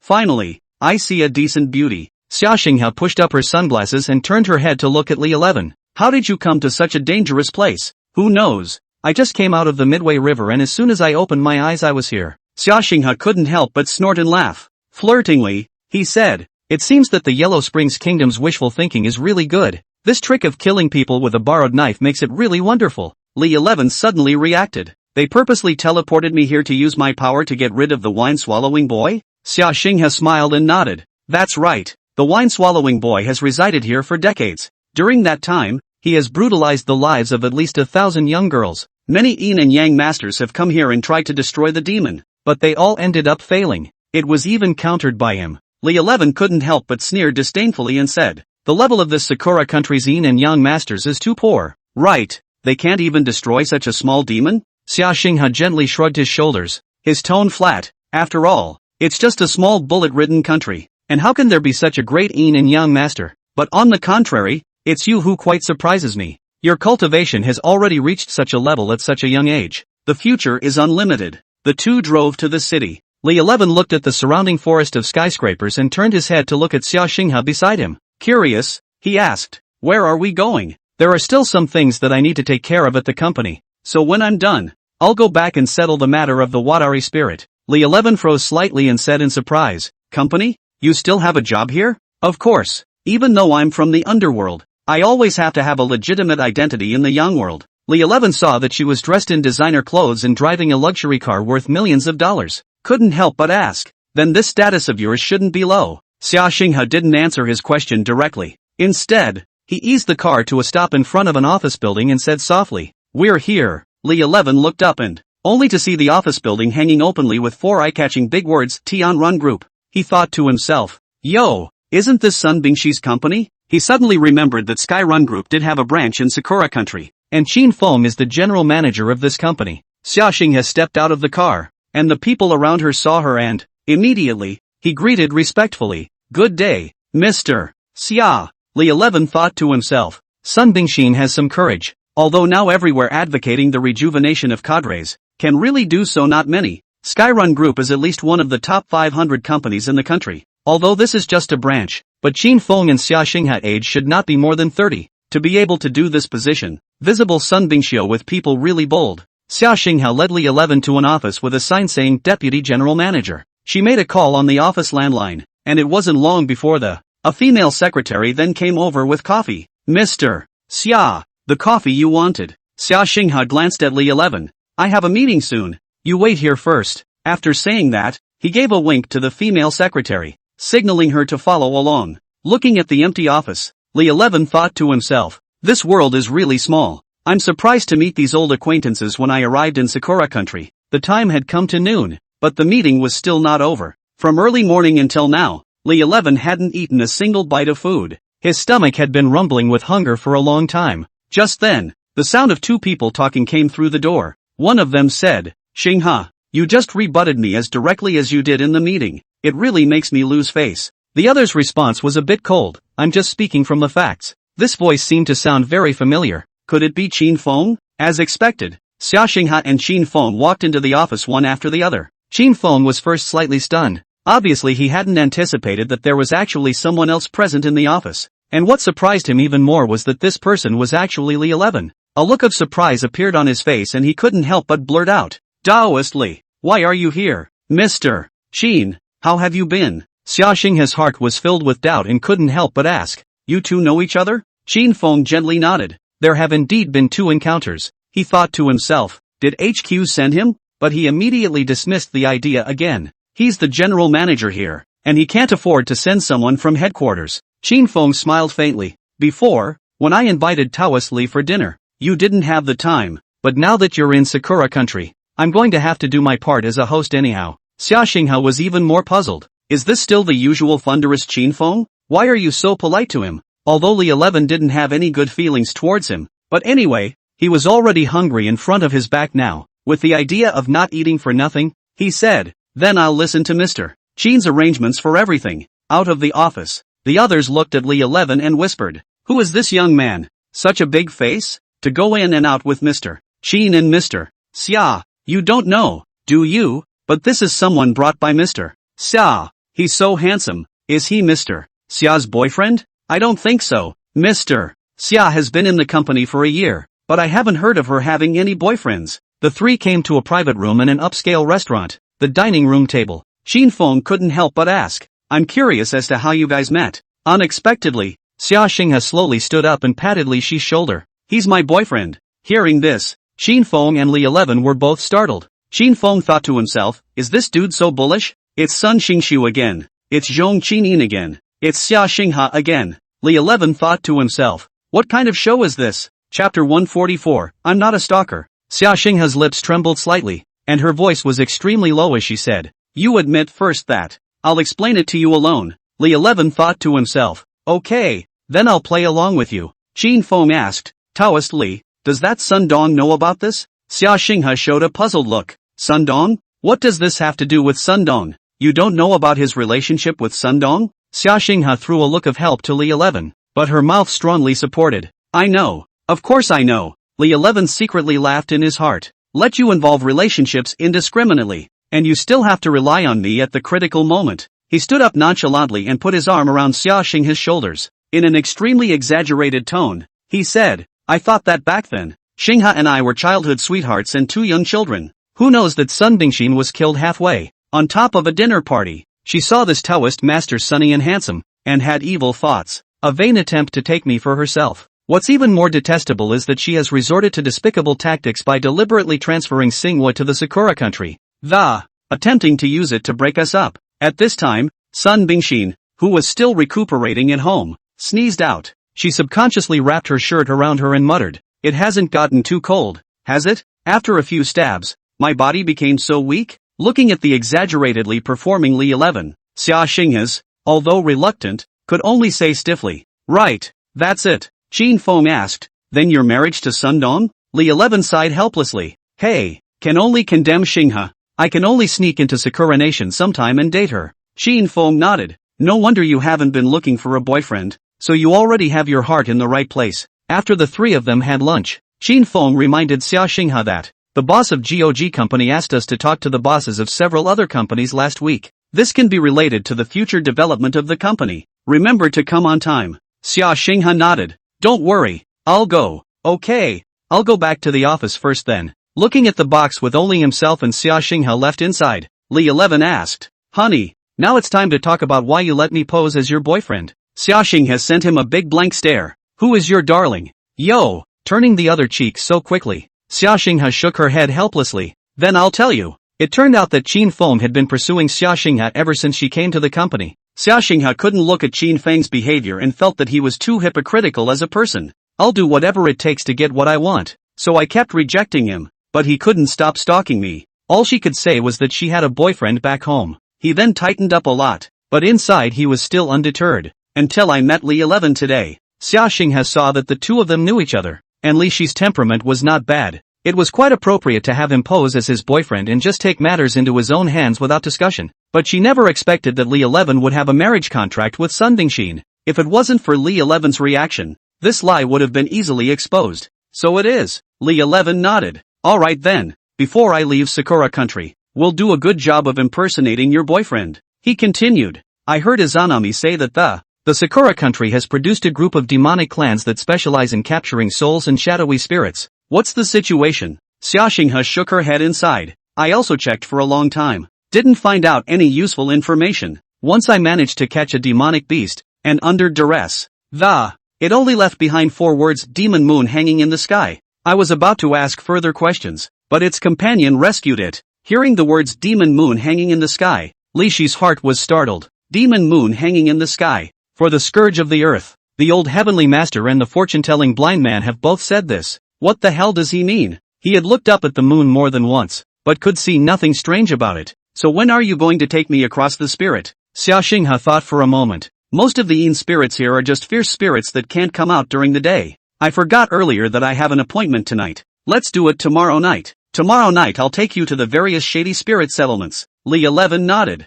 thinking, "I'm not in a hurry anyway, so I just have time to wander around." Xia Xinghe took out her cell phone, then sent an address over. Another string of passwords was sent, 981007. "Here's my address and room code, so you can stay at my place tonight, except for the master bedroom. You can pick one of the remaining 3 secondary bedrooms." After that, he handed over another access card, 602, 12-3 Rokobensho, Bunkyo-ku. Li 11 smoothly copied the address onto the map, and looked at the house price displayed at the bottom of the map. He said, "Yo, this is a mansion of hundreds of millions of dollars. Then I'm welcome." "Okay, you don't have to be poor. I still have things to do at the company, so take a taxi yourself." Li 11 came to the street and had just stopped a cab and was about to open the door when, but suddenly stopped moving. He slapped his head and thought, "Why did I take a cab? So many awesome episodes and movies take place in the subway in Sakuraland? Now that I'm here, how can I not experience the local flavor? In case we meet, isn't it better to see it live than in a movie?" Upon entering the subway station, the reality was a big disappointment for him. It was not the morning or evening rush hour for work, and students were in school. As a result, the subway, with the exception of a few older grandparents, young people are barely visible. The subway goes through a few stops. A young girl in a JK uniform with matching black stockings walked in. She had waist-length hair and a red bow on her head. This sudden surprise made Li Shi's eyes light up. In his heart, he couldn't help but sigh. The quality of Sakura Nation's girls is really good. Anyone who comes up here at random is of a superior level. The girl sat down across from him and then started taking selfies on her cell phone non-stop. Half an hour later, Li 11 finally arrived at the station. He looked at the map navigation in his cell phone and walked slowly in the direction of Rapamachi 12-3. As he walked, he saw a familiar figure in front of him, and he muttered, "Ha, isn't that the girl we just met on the subway?" After a few intersections, he realized that the girl was always walking ahead of him. Li 11 thought to himself, heaven and earth are kind. He definitely doesn't have the bad habit of tailing a girl, purely because that's the way the map guides the route. I followed the girl all the way, and before I knew it, I was in front of the Rokobanko neighborhood. Unexpectedly, the girl walked straight into the neighborhood without hesitation. Such a coincidence? He took out his pre-prepared access card and swiped it to enter the neighborhood. However, when he looked up, he realized that the sister had disappeared without a trace. Li 11 helplessly shrugged lightly, a faint trace of disappointment on his face. He continued to follow the directions of the map in his hand, searching for Xiaxing's home step by step. Just as he'd rounded a corner, a figure suddenly flashed out from a nearby bush, blocking his way. Li 11 was startled, fixed his eyes. It turned out to be exactly the same sister just now, only to see her question with an angry face. "Why are you following me?" Li 11 hurriedly waved his hands and cried out in injustice. "How did I follow you? I'm just following the map to find my friends." "Humph, you're lying. You obviously followed me all the way from the subway station. Still here to weasel your way out of this. I'll call security right now and have them arrest you." With that, the girl was about to pull out her cell phone and dial the number. Chapter 145, Study Materials in Computers. Heaven and Earth. Li 11 hurriedly explained. "I really didn't mean to follow you. I just followed the map. Look at my cell phone if you don't believe me." With that, he handed over his cell phone. The girl took the phone half-heartedly, glanced at the address displayed on it, and couldn't help but freeze.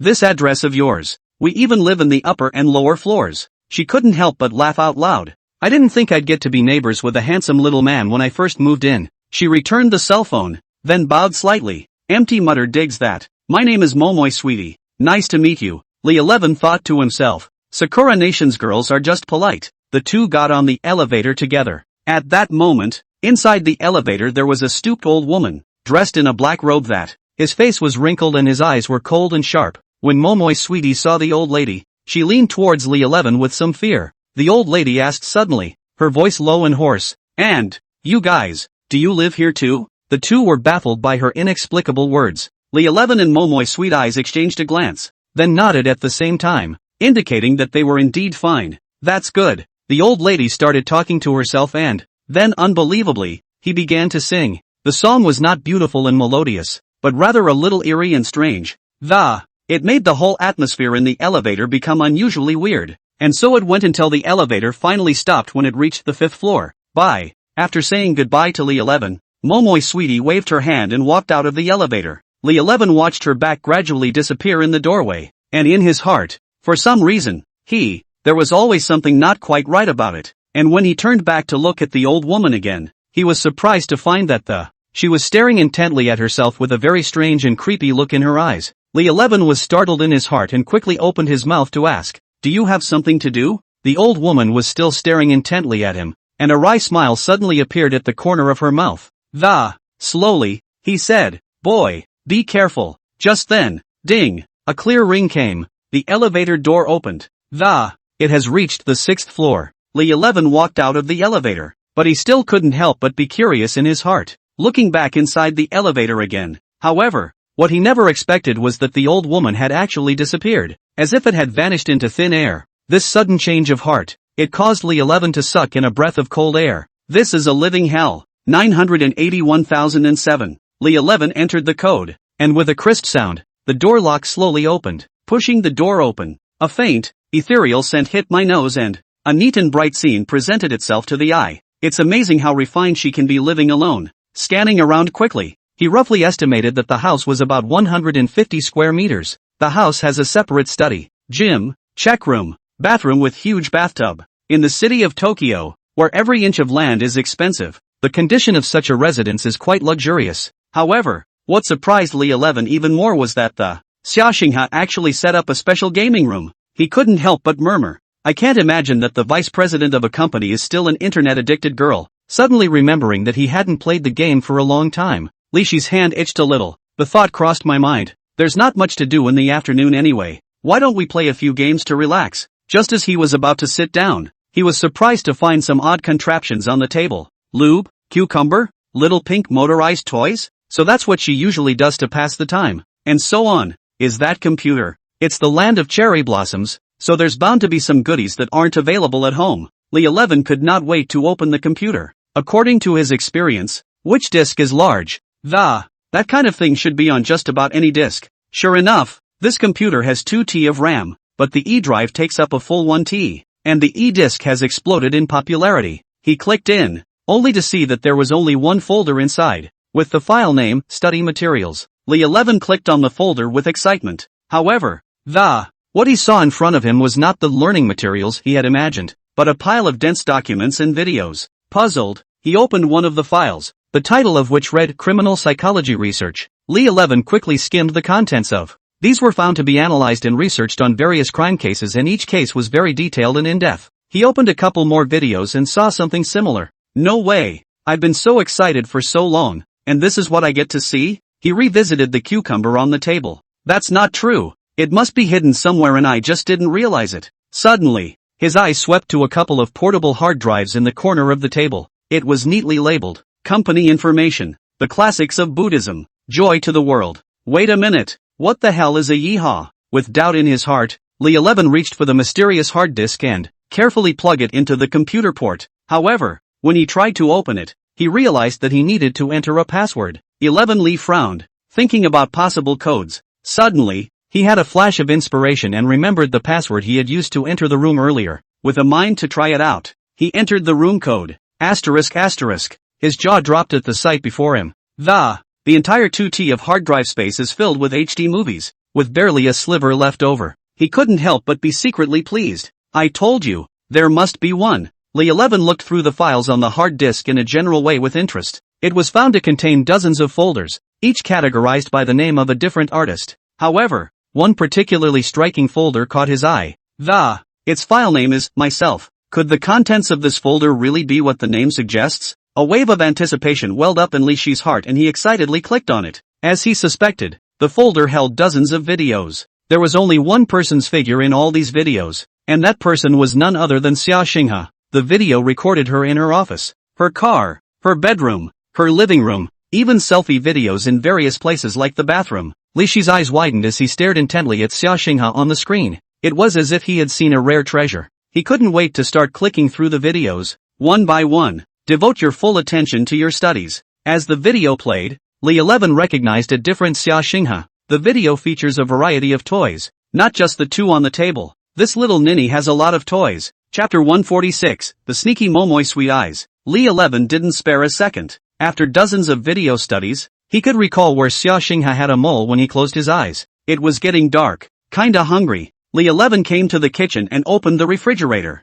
which contained nothing but a bunch of masks and cosmetics. Not a single thing to eat. He shook his head helplessly. It looked like he would have to go out and get some food. Came out on the balcony to see where the surrounding area was more popular. After all, the popular place is that there's never a shortage of good food. Although it's expensive here, the reason it's expensive isn't because of the proximity to the city center. Rather, it's because it's in the foothills of a beautifully landscaped area, surrounded by nothing much but dimly lit streets and not much in the way of people. Suddenly, he saw a man standing under the gazebo in the neighborhood. Isn't that Momoi? What's she doing standing there alone? And strangely enough, she was wearing a mask and seemed to be holding something inside her hand. She would still be wandering around the gazebo just standing there, and when she saw someone coming, she wanted to go over to but after a moment's hesitation, he flinched. Feeling a bit curious, Lee 11 hurriedly went downstairs and walked towards the gazebo. As he approached, he noticed that Momoi Sweetie was holding a black bag. Lee 11 asked softly, "Ms. Momoi, it's dark. What are you doing here?" Momoi Sweetie's body trembled and she looked up, her eyes revealing a hint of surprise. She stammered in reply, her tone a little flustered. I was just out for a walk." Lee 11 noticed her nervousness, and the suspicion in his heart increased. He decided to try and, pointing to the black bag, he said, "What are you doing carrying a black bag at night?" Momoi Sweetie hurriedly hid the bag behind her back and stammers, "No, nothing, some personal items." Seeing that nothing could be asked, Lee 11 said, "I'd like to go around and see if there's anything to eat. Join me?" Momoi Sweetie hesitated for a moment, then nodded. "Okay, The two walked out of the neighborhood and down the dimly lit street in the direction of the subway entrance. Li 11 sensed that Momoy Sweetie had wanted to say something many times. At the corner of a street, he asked, "Do you have something to say?" Momoy Sweetie looked at him blankly, then seemed to make some sort of resolution again. She slowly removed the gag. Li 11 froze. He saw that there was a deep wound on the corner of Momoy Sweetie's mouth. It went all the way down to the earlobe. It was nothing like what I saw during the day. A thought floated through his mind. Rift woman. Rumor has it that the crack woman will be wearing a mask and holding scissors. You meet her, she'll take off her mask and ask you, "Am I pretty?" If you answer pretty, she will use scissors to cut your mouth as pretty as hers. If you answer not pretty, you'll be cut down with scissors. This dragon kingdom is as yellow and basically insurmountable upon encounter. Only Momoy Sweetie gradually smiled. 4 teeth, 10 teeth, 16 teeth, 20 teeth, 28 teeth. They say you can't smile without showing your teeth, and she showed a whole 28 of them. Although Li 11 had seen a lot of female ghosts and demonesses, but this was the first time that they were so oozing. It was even more oozing than having maggots on your face, and your body involuntarily stepped back. Momoy Sweetie took out the scissors from the black bag and took a step closer towards Li 11, looking at him with those big watery eyes. "Little brother, do you think I'm pretty?" Though he could have used force against Momoy Sweetie, in the spirit of being able to move his mouth and not his hands,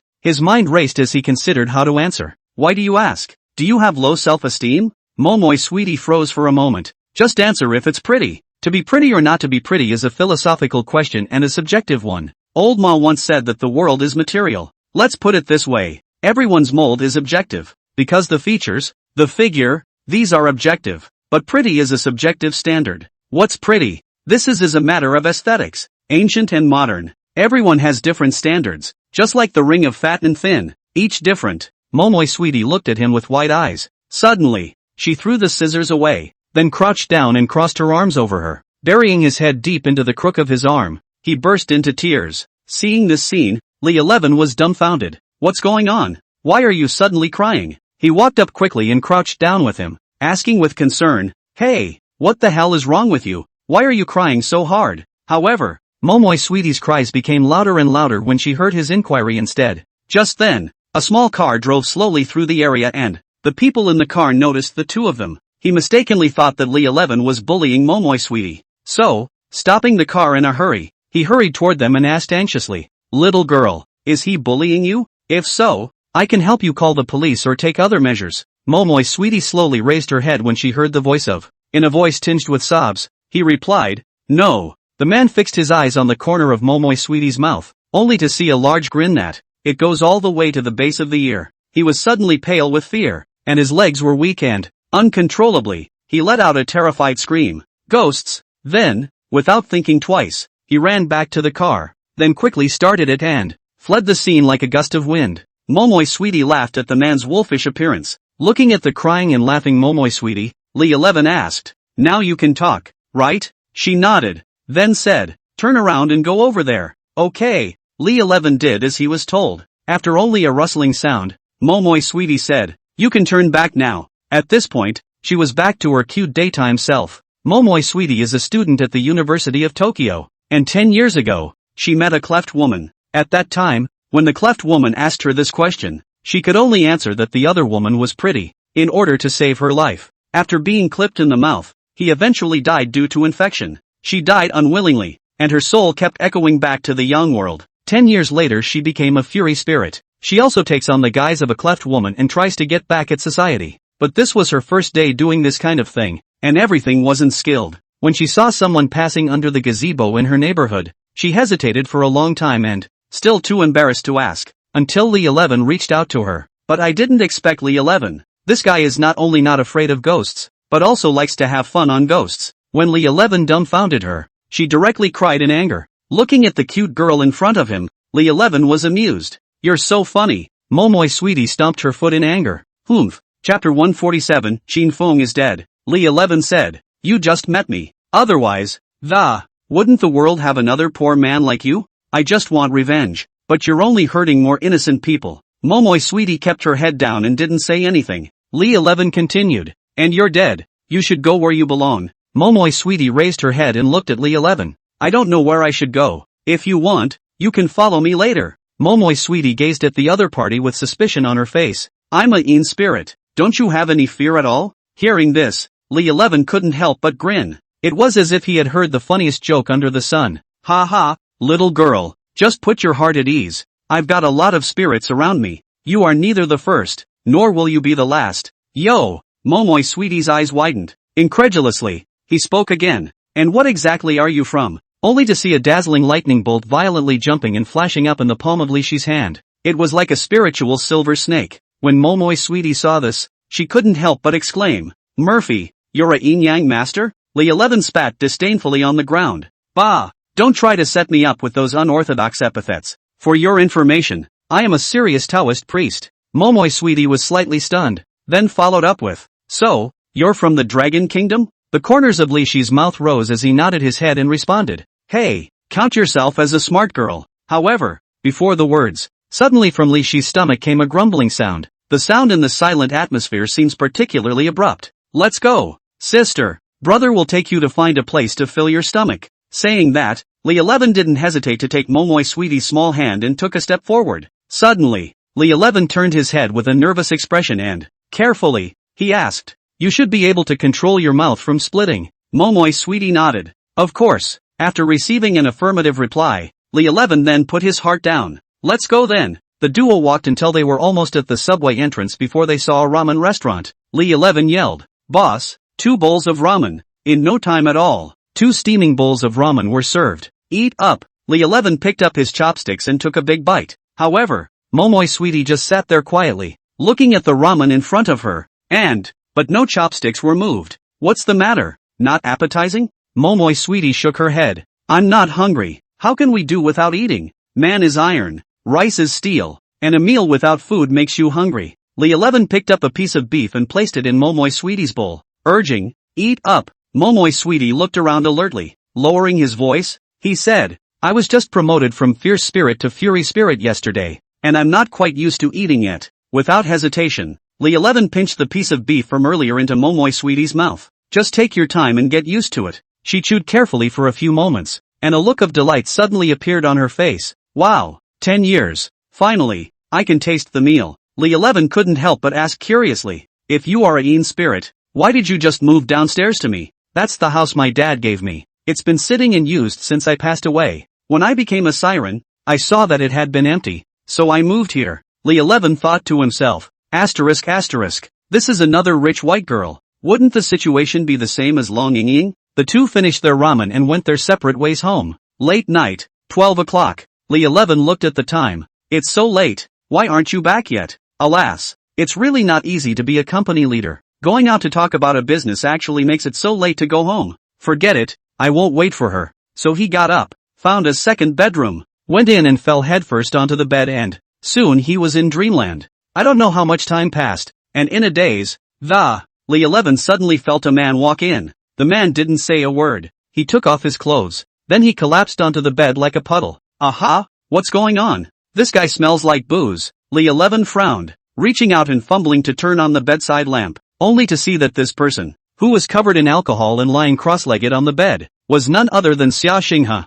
This guy, I can't believe he drank so much. Besides, can she even go to the wrong house? I have to say, Li 11 is really good at picking out rooms. The door to the second bedroom where he slept and the master bedroom were right next to each other, and Xia Xinghe, because she was drunk, was, in a daze. He actually opened the wrong door and entered Li Shi's room by mistake. At this moment, Xia Xinghe's white skin looked particularly attractive in the dim light. It made Li 11 couldn't help but recall the images he had seen in the video earlier. His heartbeat involuntarily sped up and his breathing became rapid. In the face of such temptation, how could he resist his inner urges? In a daze, Xia Xinghe felt a hand gently caressing her face. The touch sobered her halfway through the moment. She snapped her eyes open. Li 11, why are you sleeping in my room? Li 11 was also startled, but he quickly calmed down and, he lazily replied, Mr. Xia, take a closer look. Is this really your room? Xia Xinghe looked around. Her face turned red all of a sudden. Embarrassed, he said,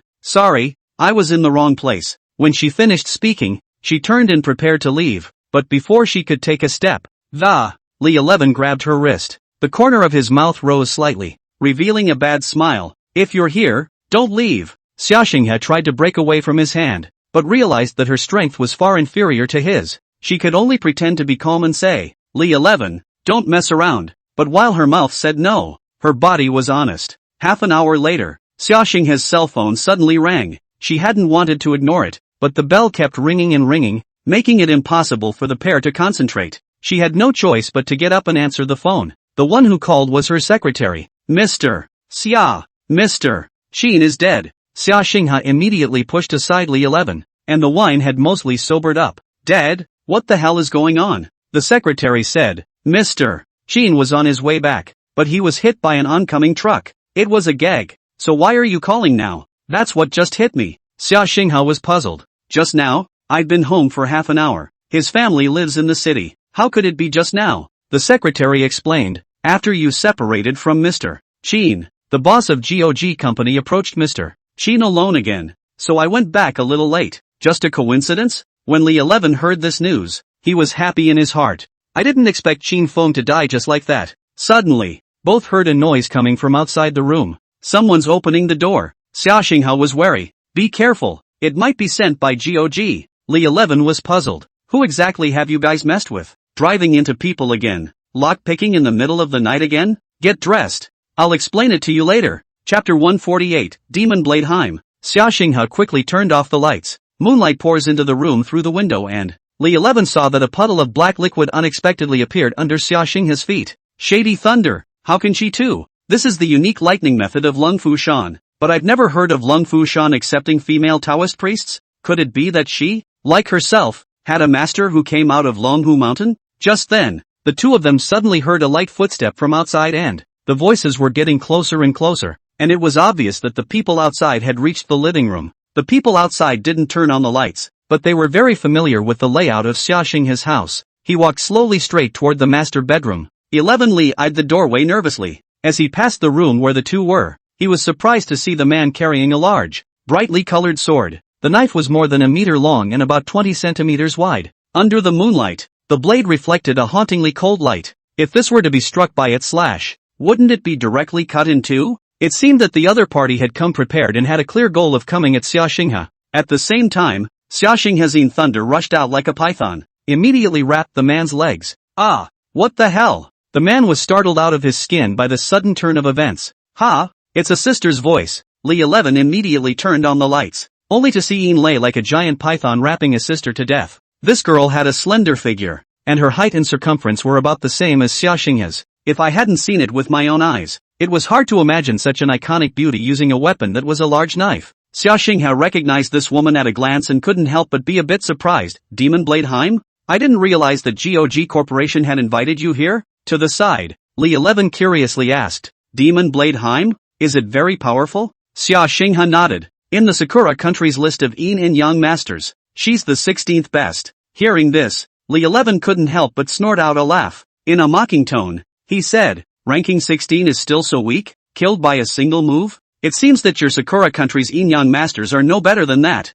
At this moment, the Demon Blade lady angrily cursed. Despicable and shameless. If you have the guts to go head-to-head with me, what's the point of hiding behind a sneak attack? Li 11, however, was unimpressed, and after circling around her, he said flirtatiously, Hey, it seems like you were up most of the night, coming to open the door and pick the lock, so I guess you're the one who's been sneaking up on us. The Demon Blade lady was dumbfounded by what was said and was so furious that she could only snort coldly. Li 11 stooped down and picked up the large knife on the ground, holding it in his hand and scrutinizing it carefully, and he kept exclaiming, TSK, TSK, what a great knife, he said, and flicked the blade with his finger. There was a crisp buzzing sound, and the Demon Blade lady's gaze stayed fixed on the great sword, her eyes filled with disenchantment. Finally, she couldn't help but yell, Give it back. Yoo-hoo, that's quite a temper. The corner of Li Shi's mouth hooked into a smile, staring at the stubborn little girl in front of him with interest. There was a hint of teasing in his eyes, as if he were teasing a cute but stubborn kitten.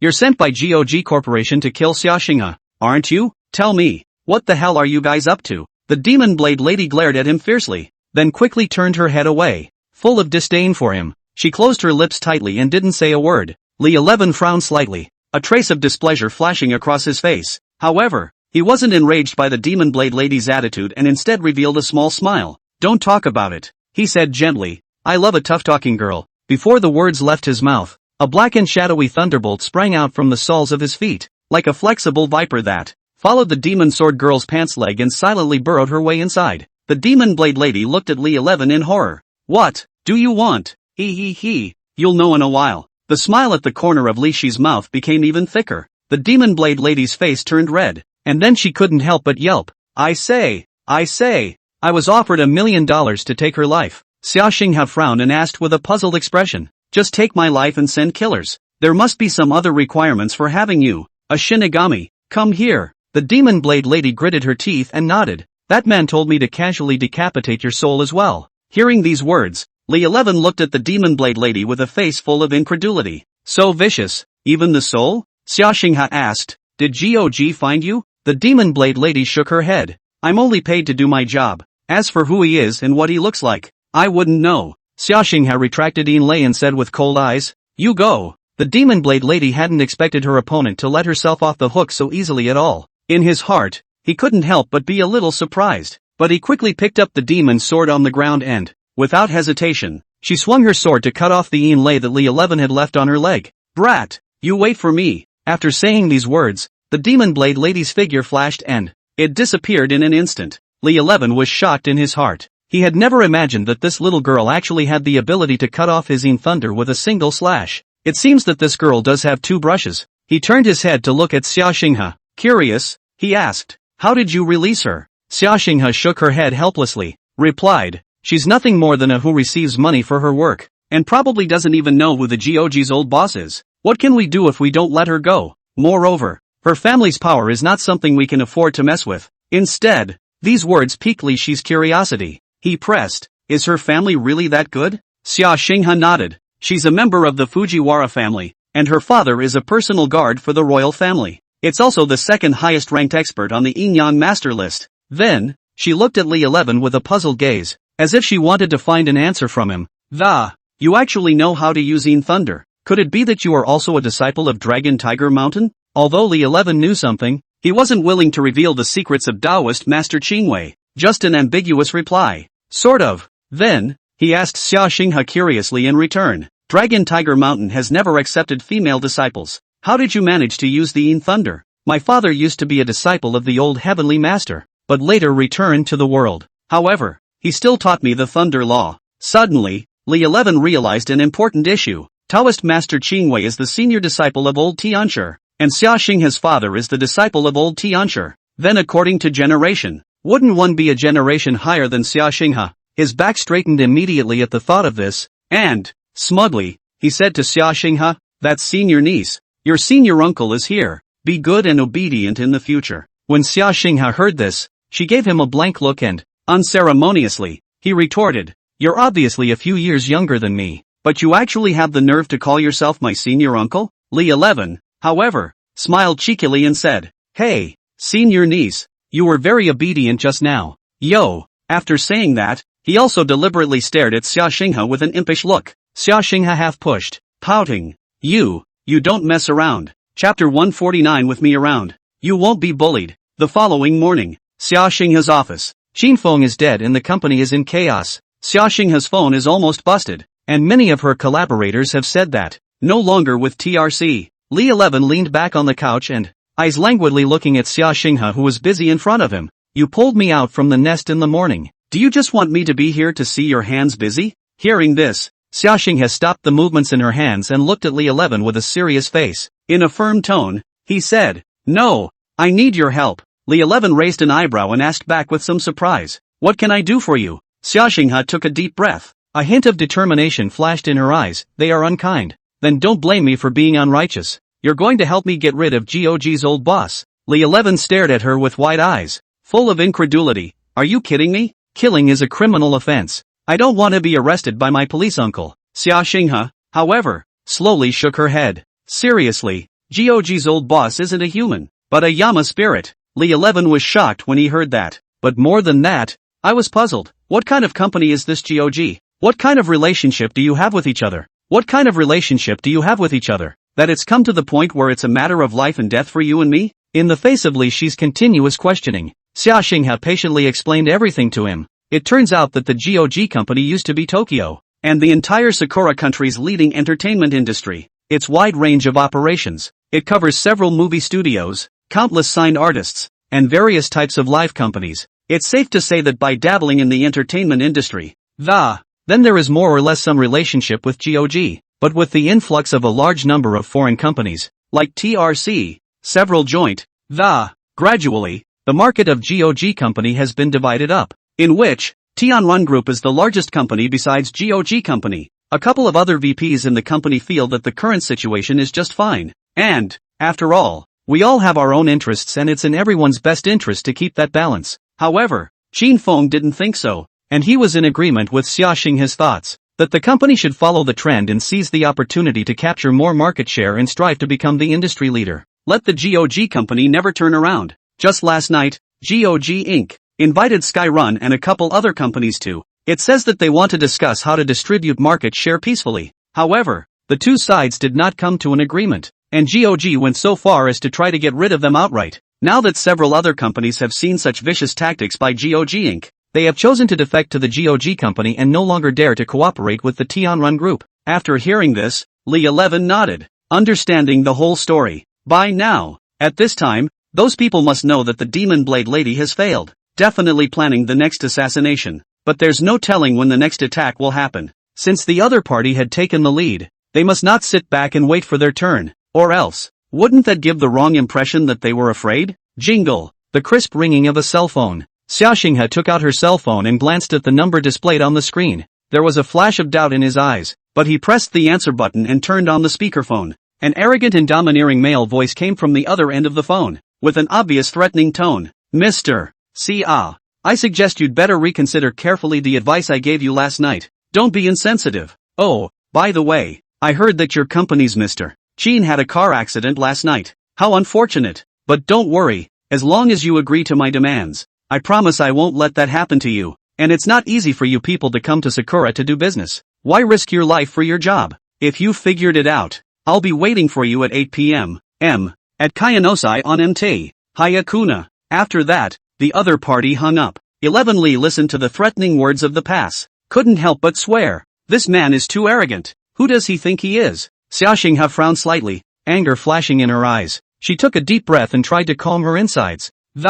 Then calmly replied. He is the old boss of GOG, named Ichiro Ki ****** Ani. This person is very difficult to deal with, has cruel methods, and is a complete bully. Then, Xinhe introduced the background of this Ki ***** Ani Ichiro to Li 11. During his lifetime, Ichiro Ki ***** Ani was a murderous shogun during the shogunate era, with blood on his hands. When he died, his soul did not rest in peace, but became a haunted and evil spirit. After many years of cultivation, he eventually cultivated into Yin-Ling.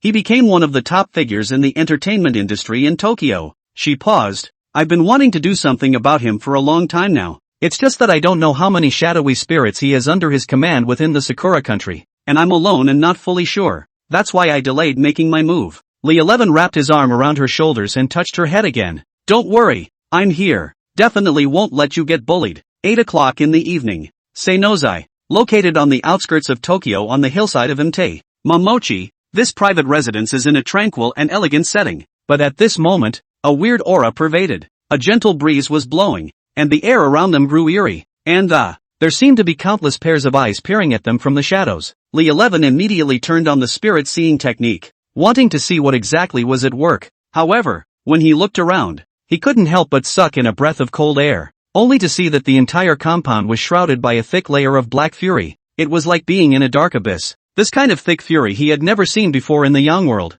From past experience, he could conclude that there are at least 2 yin spirits hidden here as well as 8 evil spirits. Xinhe also noticed the difference, and she began to regret her decision. Feeling too impulsive, she tightly grabbed Li Shi's arm, her eyes full of worry, and softly said, you'd better go. This has nothing to do with you in the first place. There's no need to accompany me on this adventure. Li 11 gently stroked Xinhe's cheek and gently comforted. Don't be afraid. There I am. I won't let anyone hurt you. With that, he pulled out a talisman from his pocket and handed it to Xinhe. Keep this talisman for now. It can save your life in critical moments. Remember, always keep it close. Xinhe received the talisman, looked at Li 11 gratefully, and swore silently in her heart. If she could get through this crisis safely, she would not hesitate to listen to whatever Li 11 said in the future. Crunch! Kayanosai's door opened automatically and Ichiro-ki Ani's voice came from inside. Mr. Xia, I really didn't expect you to come with just one person. Chapter 150, The 8-Foot Woman. The two walked into the courtyard. On either side of the stone path leading to the room, standing neatly were 8 bodyguards in black suits and black sunglasses. Each of them had a cold face and an upright figure, giving them a sense of majesty. All of these bodyguards are evil spirits. Looking into the room from the outside, one could see sitting inside a man in a flowered shirt. A middle-aged man with a big back hair and a full beard. He was sitting on his knees at an antique wooden table, sipping a cup of sake in a relaxed end. Both of you, please come in. Li 11 looked around vigilantly, calculating in his mind. According to his judgment, there should be another Yanling here who has yet to show up. Moreover, this Yanling's cultivation level might be a bit higher than Ki Ani Ichiro's. Mr. Xia, are you already considering working with me? Ichiro Ki Ani poured 2 cups of sake without delay. Then they were gently placed in front of the 2 men. Xia Xing's eyes were cold. In a firm tone, he said, "You think you can scare me with such tactics? It's simply delusional." Ichiro Ki Ani didn't seem surprised by this answer, and sipping from his glass, he slowly stood up and, "I thought that hiring a Yin-Yang master would be more than enough to deal with you, but I didn't think that you would dare to be a member of the Xian sect as well. But do you think you can run away today? Wouldn't you know it if you tried?" Hearing this, the 8 evil spirits in the courtyard immediately rushed in and surrounded the duo. Ichiro Ki Ani gave a disdainful smile. "Humph, don't think you've brought a helper with you. Just be reckless. Here, but I'm the one who says." Li 11 took a step forward, his eyes looking coldly at Ki Ani Ichiro, and said coldly, "Ki Ani, don't be too arrogant." As soon as the words left his mouth, Red Liolian fire spirit suddenly appeared behind him. Ichiro Ki Ani's face changed slightly, a flash of surprise in his eyes, and he stared at Chi Liolian fire spirit behind Li 11, his voice slightly trembling. "Tong Tian Tattoo, fire spirit." His gaze was filled with shock and curiosity that, "Who the hell are you?" The corner of Li Shi's mouth spread a cold smile, and a cold light flashed in his eyes. In a deep voice, he said, "What man? The one who took your life." With that said, he waved his hands, and the Yin thunder emerged from him, spreading out rapidly.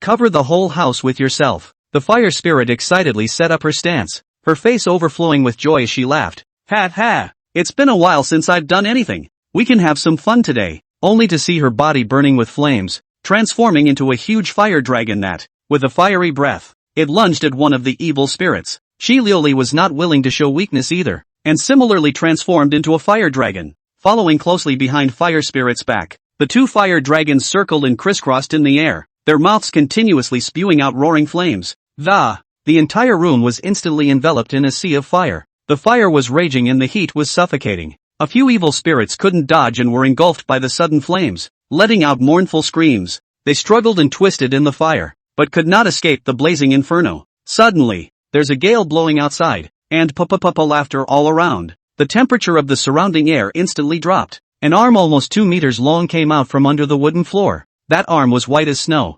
Immediately afterward, the head of a cloaked woman was revealed. Then another arm, eventually a woman in a white morning dress, fully 3 meters tall, appeared. Xia Xinghe was surprised. 8 feet female. Li 11 had heard of the 8-foot woman's name. Her real name is 8 feet sight and she is a female spirit that has lived for thousands of years, often found in areas such as deserted streets, forests, or villages. They prefer to prey on young men as their prey. Ichiro Ki Ani smiled. "You want to deal with me? Get past the 8-foot woman first." Only a scream could be heard from the 8-foot woman, and Li 11 felt like his eardrums were about to burst. And the few remaining fury spirits were actually directly stunned when they heard the 8-foot woman's scream. It was still the first time that Li 11 had encountered this kind of indiscriminate soundwave attack. He stabilized his mind, made a seal with both hands, mouthed the words, and a ray of lightning shot out from his hands and, straight from the 8-foot female, the 8-foot woman stretched out her arms in an attempt to block the lightning, but it had clearly underestimated Li Shi's strength. The lightning penetrated her defenses and struck her body. The 8-foot woman let out another piercing scream as she ate the pain. She stared angrily at Li 11, her eyes revealing a strong killing intent. Ichiro Ki Ani's face changed slightly when he saw this. He hadn't seen the 8-foot woman suffer a loss since he'd taken her under his wing. and Li 11 was surprisingly able to easily injure the 8-foot woman. At this moment, Fire Spirit Child and Red Lioli returned to Li Shi's side. Get together and finish her. At Li Shi's command, the three of them rushed towards the 8-foot woman at the same time. Akari spewed a stream of lava from her mouth and charged at the 8-foot woman. But suddenly a huge black void appeared in front of the 8-foot woman. The magma unexpectedly disappeared after hitting the black void. Time warp. It was amazing that she was able to control space. A cold smile spread across the corners of the 8-foot woman's mouth as she flicked her arm and an invisible force knocked Fire Spirit and Kaluri out. Li 11 was shocked in his heart that this 8-foot woman was so powerful. He and Xia Xinghe exchanged a glance, and both of them summoned Yin Thunder at the same time, charging towards the 8-foot woman. The massive Yin Thunder rushed over like a sea wave, and the 8-foot woman once again used time warp. This time, she dug right in. Seeing the disappearing 8-foot woman, the two froze. Immediately after that, Li 11 only felt a gust of cloudy wind behind him. Looking back, a big 50-yard kick came at him. Li 11 summoned Yin Lei to block that big foot of hers. Ichiroki Ani didn't expect the 8-foot woman to be slow to take down a few people as her killer weapon. He decided not to sit back and wait for death. Using his black chi to condense into a katana, he slashed at Li 11. Xia Xinghe rushed forward. Ani Ichiro, hand over to me. You focus on the 8-foot woman. Okay. Li 11 slowly pulled out a sword from his abdomen. The sword was pitch black with an incredibly sharp blade. Flashing with a cold light, he handed that sword to Xia Xinghe. Take it. Ani Ichiro and Xia Xinghe were both startled. Tian Song Yun sword. Ichiro Ani got a little scared and thought, what the hell is this kid? Surprisingly, there's an imperial sacred artifact. At the same time, the 8-foot woman's face was filled with fear when she saw the Tian Songyun sword. She immediately dove into the dirt and disappeared without a trace. Any more surprises? At this point, only Ichiro Ani was left alone in the room with a few unconscious evil spirits. Xia Xinghe had a smug smile on her face. Ani. Give up resisting. There's no going back for you. Ichiro Ani. However, with a scowl on his face and a crazy gleam in his eye. Viciously, he roared. Never. Don't you guys get too happy. Immediately afterward, with his razor-sharp katana held high, he, like a ferocious beast, he lunged at Xia Xinghe, facing Ani Ichiro's attack. Xia Xinghe nimbly sidestepped and dodged. At the same time, the Tian Songyun sword in her hand swung out in a smooth manner. A stern sword chi cut through the air like lightning, slashing forward with endless might. Despite the fact that there was still a dozen centimeters between Ichiroki Ani and the Tenshan sword. However, the powerful sword chi still left a deep wound on his arm. The reason why the Tian Songyun sword was known as the holy weapon of the royal family had its own unique features. It possesses the magical power to restrain all Yin spirits. Ani Ichiro felt his entire body's cultivation being suppressed by the powerful aura of the heavenly cloud sword at this moment. His heart was filled with resentment and anger that, under his breath, he muttered, damn it, this damn sword can suppress my power. Ichiro Ani gritted his teeth and glared at Xia Xinghe. The voice was filled with indignation. You guys wait for me, I will definitely get this debt back. With those words, he turned violently and made a reckless dash for the window. Seeing Ani Ichiro attempting to escape, Xia Xinghe snorted coldly. Want to escape? It's not that easy. Akari Lioli and Fire Spirit transformed into two fire dragons blocking Ani Ichiro's path. Seeing that the situation was not good, Ani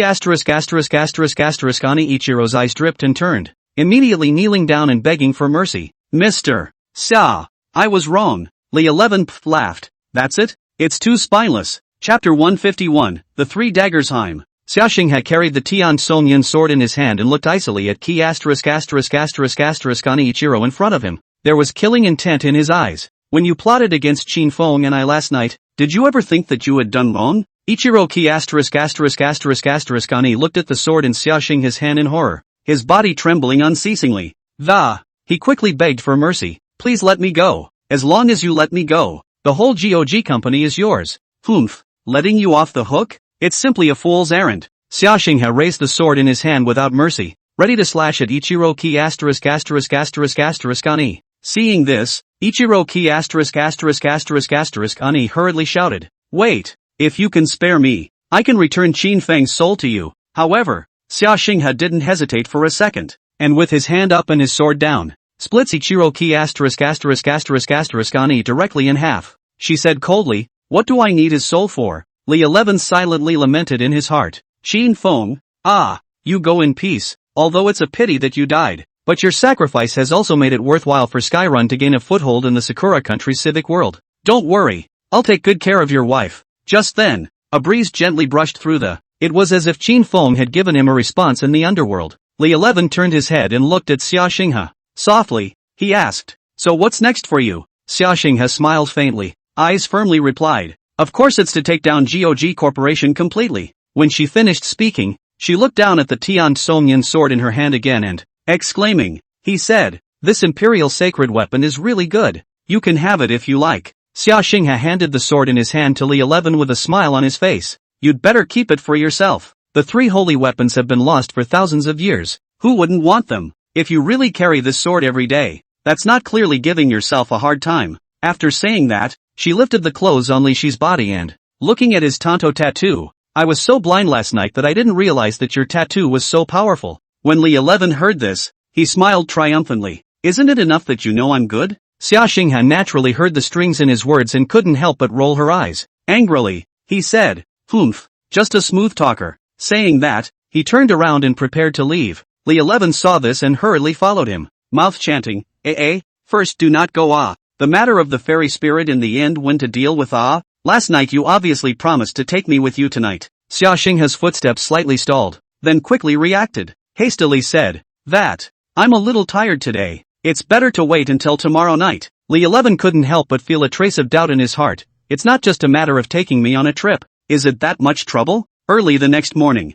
early in the morning, the sunlight sprinkled into the room through the window, and Xia Xinghe was already sitting in front of the dresser and started to put on her makeup, and Li 11 had only just woken up. Seeing Li 11 waking up, Xia Xinghe said softly, there are still a bunch of things waiting for me to deal with at the company today, so there's no way to accompany you. With that, she casually threw down a pile of money, and continued, you can go out on your own and hang out and, it's up to you where you want to go or what you want to buy. When Li 11 heard this, he couldn't help but let out a put laugh. Flirtatiously, he said, Mr. Xia, are you trying to adopt my rhythm? The corner of Xia Xinghe's mouth rose slightly. I would like to adopt you I just don't know if Sun Dong will agree to it. Li 11 immediately sensed the implication in Xia Xinghe's words, and he quickly jumped down from the bed and, running behind Xia Xinghe, he hugged her tightly and said with a smile, Yo, what, is our general manager Xia jealous? Xia Xinghe gently pushed Li 11, pouting, stop it, I'm in a hurry,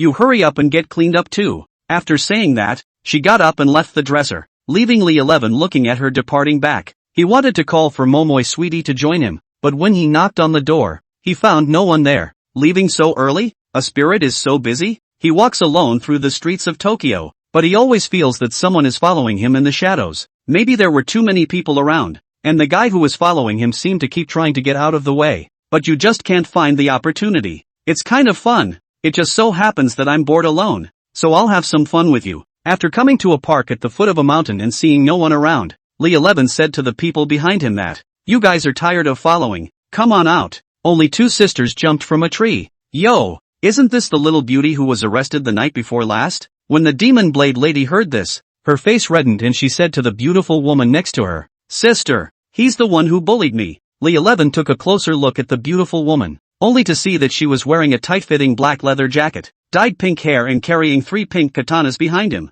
Is this the help you hired? The demon blade Haim arrogantly said, let me tell you, my sister is the 9th-ranked character on the Yin-Yang master list. You'd better beg for mercy. Ha ha, little sister, you're useless even if the top-ranked person from your area comes. Only that beautiful woman stepped forward and said, Your Excellency is too arrogant to say this. My name is Mitsurugi Haim. Please instruct me. Your Excellency. Her eyes went cold and she drew one of her katanas. Li 11 laughed. A knife can't deal with me Without speaking, the 3-blade Haim slashed her blade, striking a whirlwind of sword-like energy towards Li 11. There's sword energy? Little girl's got a little something. Li 11 then summoned the Thunder Sword and fought furiously with the 3-blade Haim. The two of them went back and forth, and gradually, the 3-blade Haim was a bit overwhelmed and drew her second blade, only to see that the knife was actually flaming in a hidden way. She crossed her 2 twin swords, and a crossfire blade rushed toward Li 11. Li 11 steps to the side to avoid it. The crossfire blade struck the tree behind him, and that tree was directly split into 4.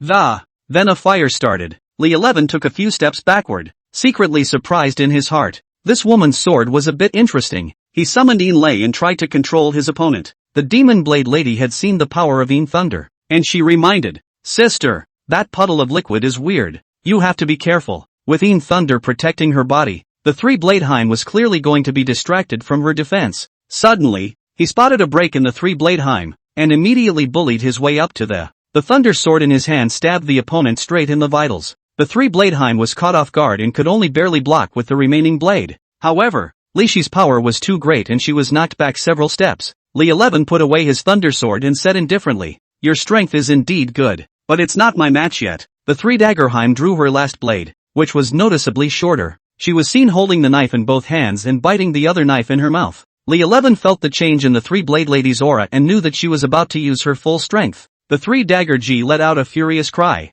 and her figure was like electricity as she rushed towards Li 11. The three swords in her hands swung at the same time, forming an impenetrable net of attacks. He tried to control his opponent with the Yin Thunder, but the three-blade Heim immediately split the Yin Thunder in two with his short sword. Her shuriken seems a little different. In order to verify the conjecture in his heart, Li 11 controlled Yin Lei to charge over again. Sure enough, she was using the same short knife. If Yin Thunder doesn't work, then Yang Thunder. I only saw Li 11, surrounded by dazzling thunder light. A thick lightning bolt rose up in the air like a giant dragon, and with a heaven-destroying aura, it rushed towards the three-blade Heim. Immediately, the Mitsuba Heim used her hands to spin her twin blades in front of her body, creating a wall of wind, while the kicked the short sword out and plunged it straight into Li 11. Li 11 intends to finish this fight. He controlled the Thunder Dragon to charge straight at the short blade. The short blade mixed with gusts of wind and the Thunder Dragon met in the air, colliding with fierce sparks. The two held each other for a while before Li 11 split the Thunder Dragon into two,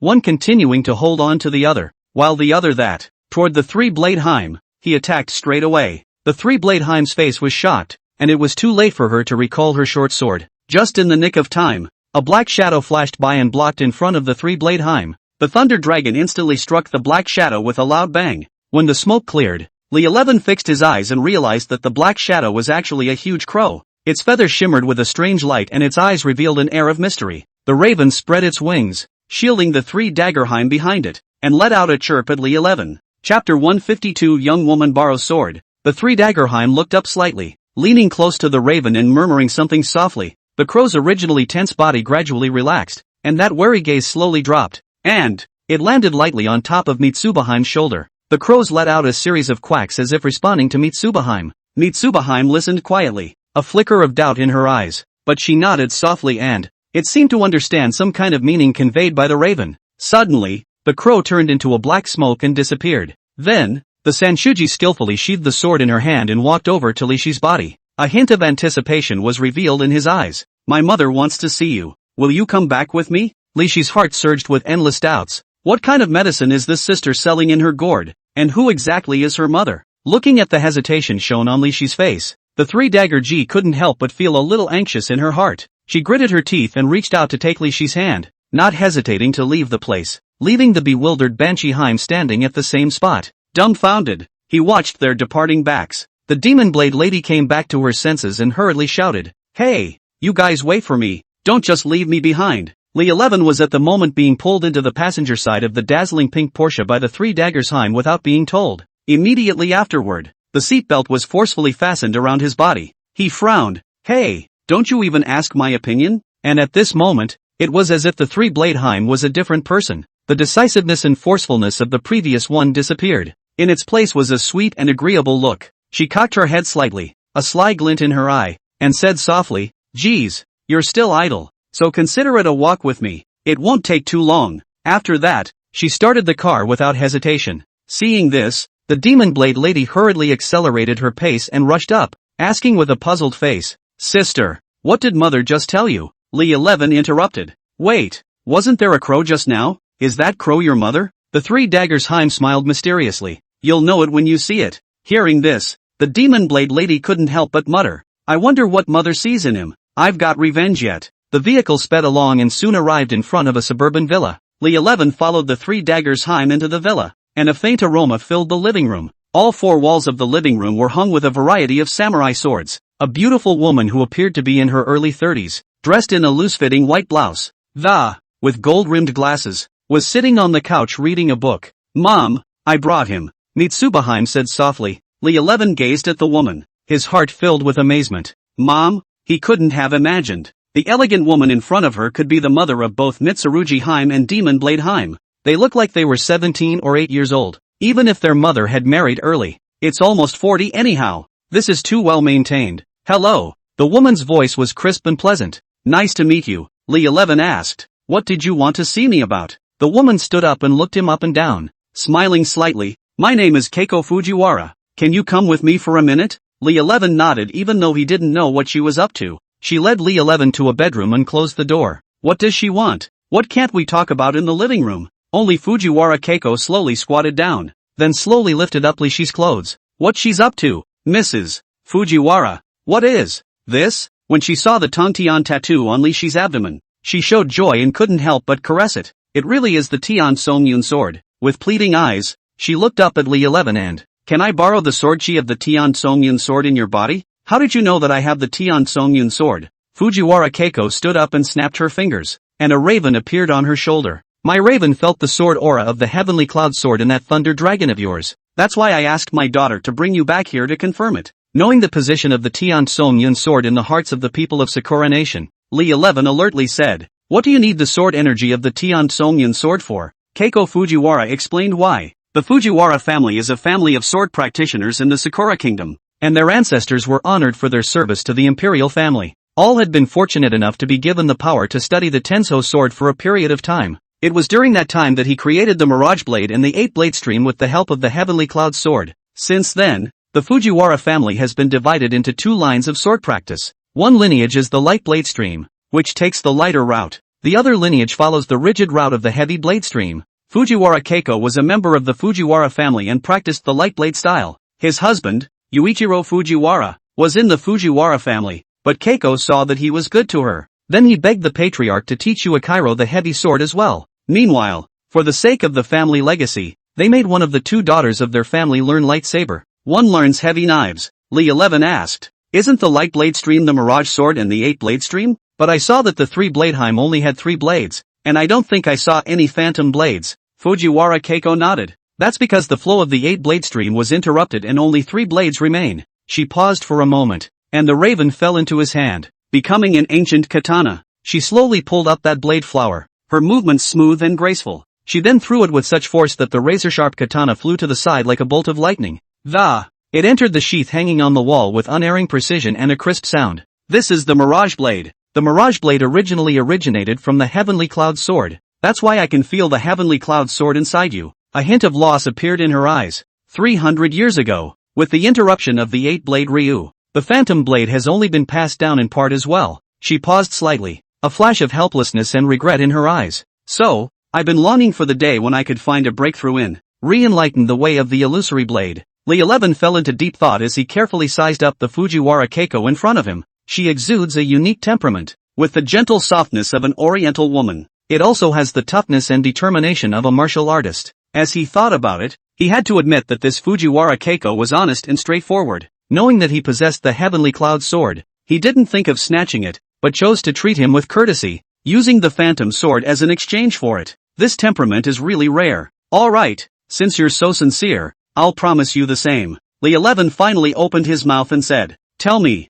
how do you want to borrow sword energy? Fujiwara Keiko smiled slightly, a glint in her eye. The sword chi of the Tian Songyun sword has long since merged into your body. It became an inseparable part of you. If you want to borrow the chi of the sword, you will have to use your body. Borrow a body? Only to see Fujiwara Keiko suddenly striking out and pushing Lee 11 down onto the bed. That's right, it's what you think. It's only by this means that. It is only then that I can truly feel the sword chi of the Heavenly Cloud sword and thus have the opportunity to recomprehend the mysteries of the illusory sword. Li Shi's eyes widened as he looked at the beautiful young woman in front of him, his heart filled with shock and doubt. He had never thought that borrowing sword chi could even be like this. It was just beyond the scope of his imagination. He had absolutely no reason to refuse. Chapter 153, The Secret of the Four. Outside the living room, Mitsubiheim and Demon Bladeheim stood side by side, their eyes locked on the closed door of the bedroom. Time passed by, but there was never any movement inside. The doubts in the 2 men's minds grew stronger. They exchanged a look with each other,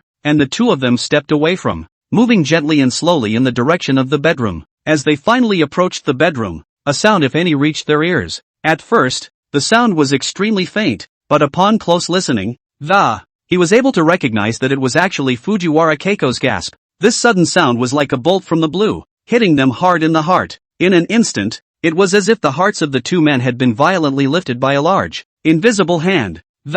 Panic surged quickly like a tidal wave. Banshee has always acted decisively and without hesitation, only to see her beautiful eyes open roundly, anger burning underneath her eyes. Her feet suddenly fired. With a thud, she kicked open the door of the originally closed room. Li 11. How dare you bully my mother like that? The demon blade lady was furious, her clear voice resounding throughout the room with endless indignation. At the moment, she was like an enraged lioness, exuding a chilling aura of. Those angry eyes seemed as if they could spit out fire, as if they wanted to turn everything they saw in front of them into ashes. And at that moment, Fujiwara Keiko, who was sweating profusely, that originally fair face had now turned red, and the beads of sweat on her forehead rolled down like beans, and an indescribable look appeared on her face.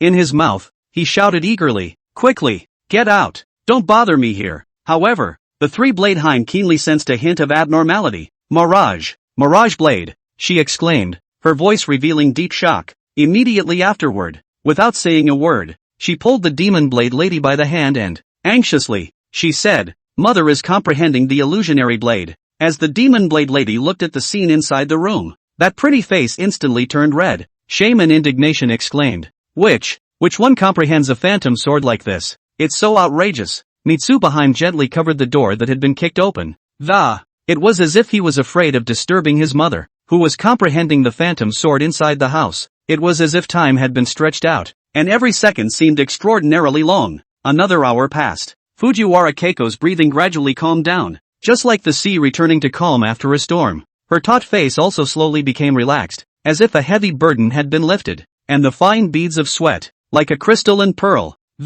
Slowly, she soaked the thin garment she was wearing. Fujiwara Keiko's eyes, which had been closed for a long time, slowly opened, and she exhaled a deep, cloudy breath. There seemed to be a hint of relief and fulfillment mixed in with that scent. A smile of satisfaction crept onto her face, like a plum blossom in full bloom on a winter's day.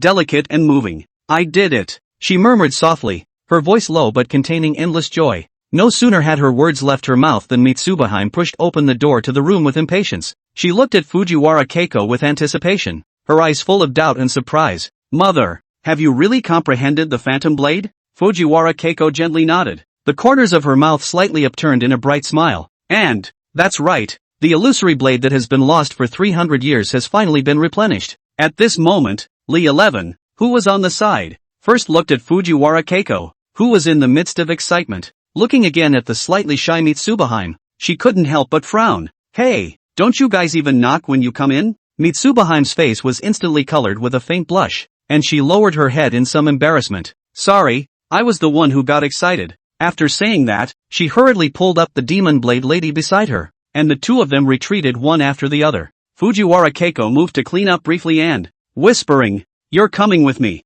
Lishi's heart was full of doubts and he frowned and asked, What's it going to be again? Only Fujiwara Keiko did not hesitate to pull out the chilling katana on the wall. Since you helped me comprehend the illusory blade, I'll keep my word and naturally pass it on to you. Li 11 fell into deep thought. He really needed to learn some practical moves. Thinking back to his previous experience of mastering the thunder technique and thus comprehending the thunder sword, every time he used the thunder sword, he was only relying on his clinical perception and play. Like that fight with Mitsubiheim in the morning, he himself was completely at a disadvantage because of his moves, and could only rely on his own powerful cultivation to barely suppress his opponent. Yet, at that moment, a question arose in his mind that is, whether it is the thunder sword or the heavenly cloud sword, they are both essentially swords, not knives. Fujiwara Keiko seemed to recognize his misgivings, patiently explaining, the Fujiwara family's light blade flow actually originated from the Tenso cloud sword, and even though we call it a sword technique, it actually has a deep imprint of swordsmanship as well.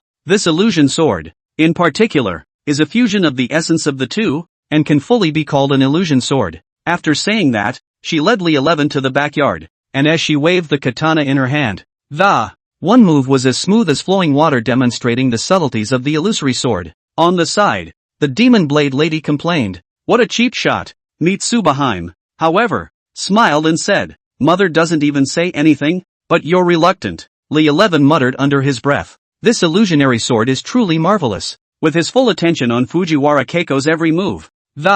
Engrave every nuance of her movements into your mind. Fujiwara Keiko handed the sharp katana to Li 11, whispering, "Come on, you try." He began to mimic one of Fujiwara Keiko's moves. When the demon Blade Heim and three Blade Heim beside them saw the scene, a hint of surprise flashed in their eyes. They didn't expect Li 11 to grasp the essence of the illusory sword so quickly. Fujiwara Keiko was also slightly shocked when she saw this, so that she then taught the phantom sword mind technique one by one as well. Without realizing it, the night was falling. Only then did Li 11 stop his hand movements. Feeling the surging power in his body, there was a satisfied smile on his face. Suddenly, he seemed to have thought of something and said solemnly to Fujiwara Keiko, "Mrs. Fujiwara, there's one thing I'd like you to keep secret for me. I don't want anyone else to know." Before he could say what it was about, Fujiwara Keiko, however, nodded and, "You're referring to the Heavenly Cloud Sword. Rest assured, no one else will know about this matter." Then she looked back to the Demon Blade Lady and the Three Blade Lady. "Today I comprehended the Phantom Blade. You must not tell anyone else, not even your father." At that moment, a muffled voice came from the distance. "It's almost dark. What are you all standing out there for?" Only to see a tall, muscular middle-aged man leading a group of soldiers coming. The Demon Blade Lady was surprised. "Father, how did you have time to come home today?" Chapter 154, Infiltrating the Palace. "I came back to get the Soul Guide Mirror." Yuichiro Fujiwara explained the purpose of his return. His gaze locked onto Li 11. A hint of doubt and caution flickered in his eyes. "Is this?" Seeing this, Fujiwara Keiko was secretly anxious, fearing that her husband would become suspicious. He quickly smiled and said, "This is a Taoist priest from the Dragon Kingdom. I see that such opportunities are rare, so I let him come to the house to spar with my daughters. It's also good to get some insight." After she finished speaking, she glanced at Li 11 without moving, implying that he should not reveal any cracks. In order not to let her husband continue to pursue the matter, Fujiwara Keiko hurriedly changed the subject. Concerned, he asked, "Why are you thinking of taking the soul drawing mirror? But is there something important?" Fujiwara Yuichiro returned with a slightly grave expression. "Imperial concubine Shizuko went out for an excursion. On the way, I somehow stumbled upon the three-legged golden toad, which scared her out of her wits. I couldn't help it. It was only necessary to use the soul drawing mirror to draw her soul back for her." A three-legged golden toad? Upon hearing this name, Li Shi's body was slightly stunned. He came to Cherry Blossom Country for another extremely important purpose. That was to obtain the golden elixir of the three-legged golden toad so that he could go to the Zhong family to propose marriage afterwards. It's so hard to find the right place to get it. He forced down his inner excitement. How is that three-legged golden toad now? Those shades that followed wiped it out. It's demonic elixir. Speaking here, Fujiwara Yuichiro suddenly paused, a trace of imperceptible alarm flashing in his eyes. Staring straight at Li 11. "You seem quite interested in the three-legged golden toad?" Li Shi's face, however, remained composed, and an imperceptible glint flashed in his eyes. But deep down, he had already planned his next move. He laughed lightly. "I've heard in the Dragon Kingdom that the Sakura Kingdom has a three-legged golden toad, so just curious. I didn't realize it was wiped out." Fujiwara Yuichiro nodded. "The demonic elixir is still needed to induce the soul, so it's in the palace." After saying that, he rushed into the house and took out the soul drawing mirror. "I'm going to rush to the palace, so make yourselves at home." A group of guards followed close behind, their footsteps fading away. Banshee was disappointed. "Father comes and goes every time he comes home. It's been a while since I've had dinner with him." Fujiwara Keiko also had a disappointed look on her face. Li Shi's gaze fell on Fujiwara Keiko. The reluctance in her eyes made Li Shi's heart move slightly. Fujiwara Keiko's age was the time of her exuberance, but her husband was often away from home. "It's pathetic." Thinking that he had something big to do, he said, "I have something else to do, so I'll leave you." Fujiwara Keiko looked at Li 11 reluctantly. "You've done me such a great favor. No dinner before you go?" Just then, Li Shi's phone suddenly rang. Xia Xinghe's voice came from the other side of the phone. "I'm off work. Where are you?" Li 11 then responded. "Where are you? I'll go find you." Xia Xinghe's office. Li 11 asked. "Where is the Sakura Kingdom's palace?" "What are you asking for?" "I'm going to sneak into the palace and steal the demon pills." Xia Xinghe looked at him in surprise. "You're crazy. Going to the palace to steal something? Do you realize how dangerous this is?" Li Shi's eyes were firm. "I know, but this is the only way to obtain the demon pill." Xia Xinghe was silent for a moment. "Well, if you must go, I'll go there with you." The two began to make plans on how to sneak into the palace. as well as how to get the demon pill. The Imperial Palace is located in the middle of the old town, where the Emperor moved the capital centuries ago. It stands here like a bright jewel that has survived through the ages. The whole palace resembles a mysterious fortress, closely surrounded by a wide moat. It was as if a natural barrier separated the outside world from the interior of the palace. The palace was divided into the palace city, the imperial residence, the outer court, and the back garden. For the average outsider, want to sneak into this heavily guarded palace may be more difficult than heaven. The layers of defense measures as if a brick wall. However, for both of them, sneaking into the palace did not seem to be a difficult task. It's because they are armed with a great skill, the Yin Thunder substitution technique. Li 11 had once used this trick against Gongsun Yubing in the Yin Man selection. At this moment, the two men took advantage of the cover of the night to come quietly to the corner of the palace wall. He was able to feel that the entire outer perimeter was surprisingly well fortified. Take this with you. I only saw Xia Xinghe take out 2 head covers. One was a purple strawberry bear. One is a white rabbit with pricked ears. Li 11 hesitated for a moment. You picked out 2 such cute headgears that, ever consider my feelings? Xia Xinghe picked up the rabbit hood and put it on Li Shi's head. She saw the cute Li 11 and couldn't help but laugh. Don't tell me. It suits you. When she finished, she grabbed her cell phone and snapped a picture. Knock it off. Get a grip. Each of the two of them worked up the power of Yin Lei in their bodies, only to see 2 puddles of dark, ink-like liquid. Like 2 agile vipers flowing slowly down the moat towards the palace. 2 puddles of bizarre liquid flowed noiselessly into an extremely remote corner of the palace. And beyond the palace, the 2 figures instantly disappeared into thin air. Immediately afterward, he appeared within the palace as quickly as lightning. At this moment, Li 11 looked at the map on his cell phone and carefully and quietly advanced towards the area of the imperial residence. Along the way, they traveled like ghosts through the darkness of the night. It skillfully avoided the patrolling soldiers and all sorts of advanced surveillance equipment. He opened his spirit-looking technique, only to see that in a building not far away, it was faintly emitting a gust of black gas. Unsurprisingly, the demonic elixir of the 3-legged golden toad was there. It was a small 2-story villa, and at that moment, it was brightly lit inside. Suddenly, Li 11 saw a familiar figure, Fujiwara Yuichiro. He hurried into the villa alone. Looks like the right location. The 2 turned into liquid again and flowed towards the villa. Fujiwara Yuichiro's voice came from inside the villa. How is Imperial Princess Shizuko doing? Back to the general. It's still the same. The sound of another rush up the stairs came from inside the villa. The duo followed the wall and flowed to the 2nd floor balcony. Through the window, they saw a beautiful woman in her early 20s with double vision and, sitting on the bed like the Walking Dead, a glittering demonic elixir lay beside the bed. Fujiwara Yuichiro said, "You guys get out. I'm going to draw the spirit for the Imperial concubine." Inside the room, only Fujiwara Yuichiro and Imperial concubine Shizuko remained. However, Fujiwara Yuichiro did not act immediately. As he gazed silently at Imperial Princess Shizuko, a flicker of complex emotions flashed in his eyes. Suddenly, he reached out his hand and gently stroked the face of Imperial concubine Shizuko. Then a kiss. Shizuko, soon you'll be as good as new. Fujiwara Yuichiro has some nerve to do something like this. Chapter 155, The Illusory Sword. Fujiwara Yuichiro took out his soul-attracting mirror and recited an incantation in the middle of it. A mysterious aura filled the room, and that demonic elixir emitted a strange glow. Soon after, only a hazy white shadow slowly drifted in from outside.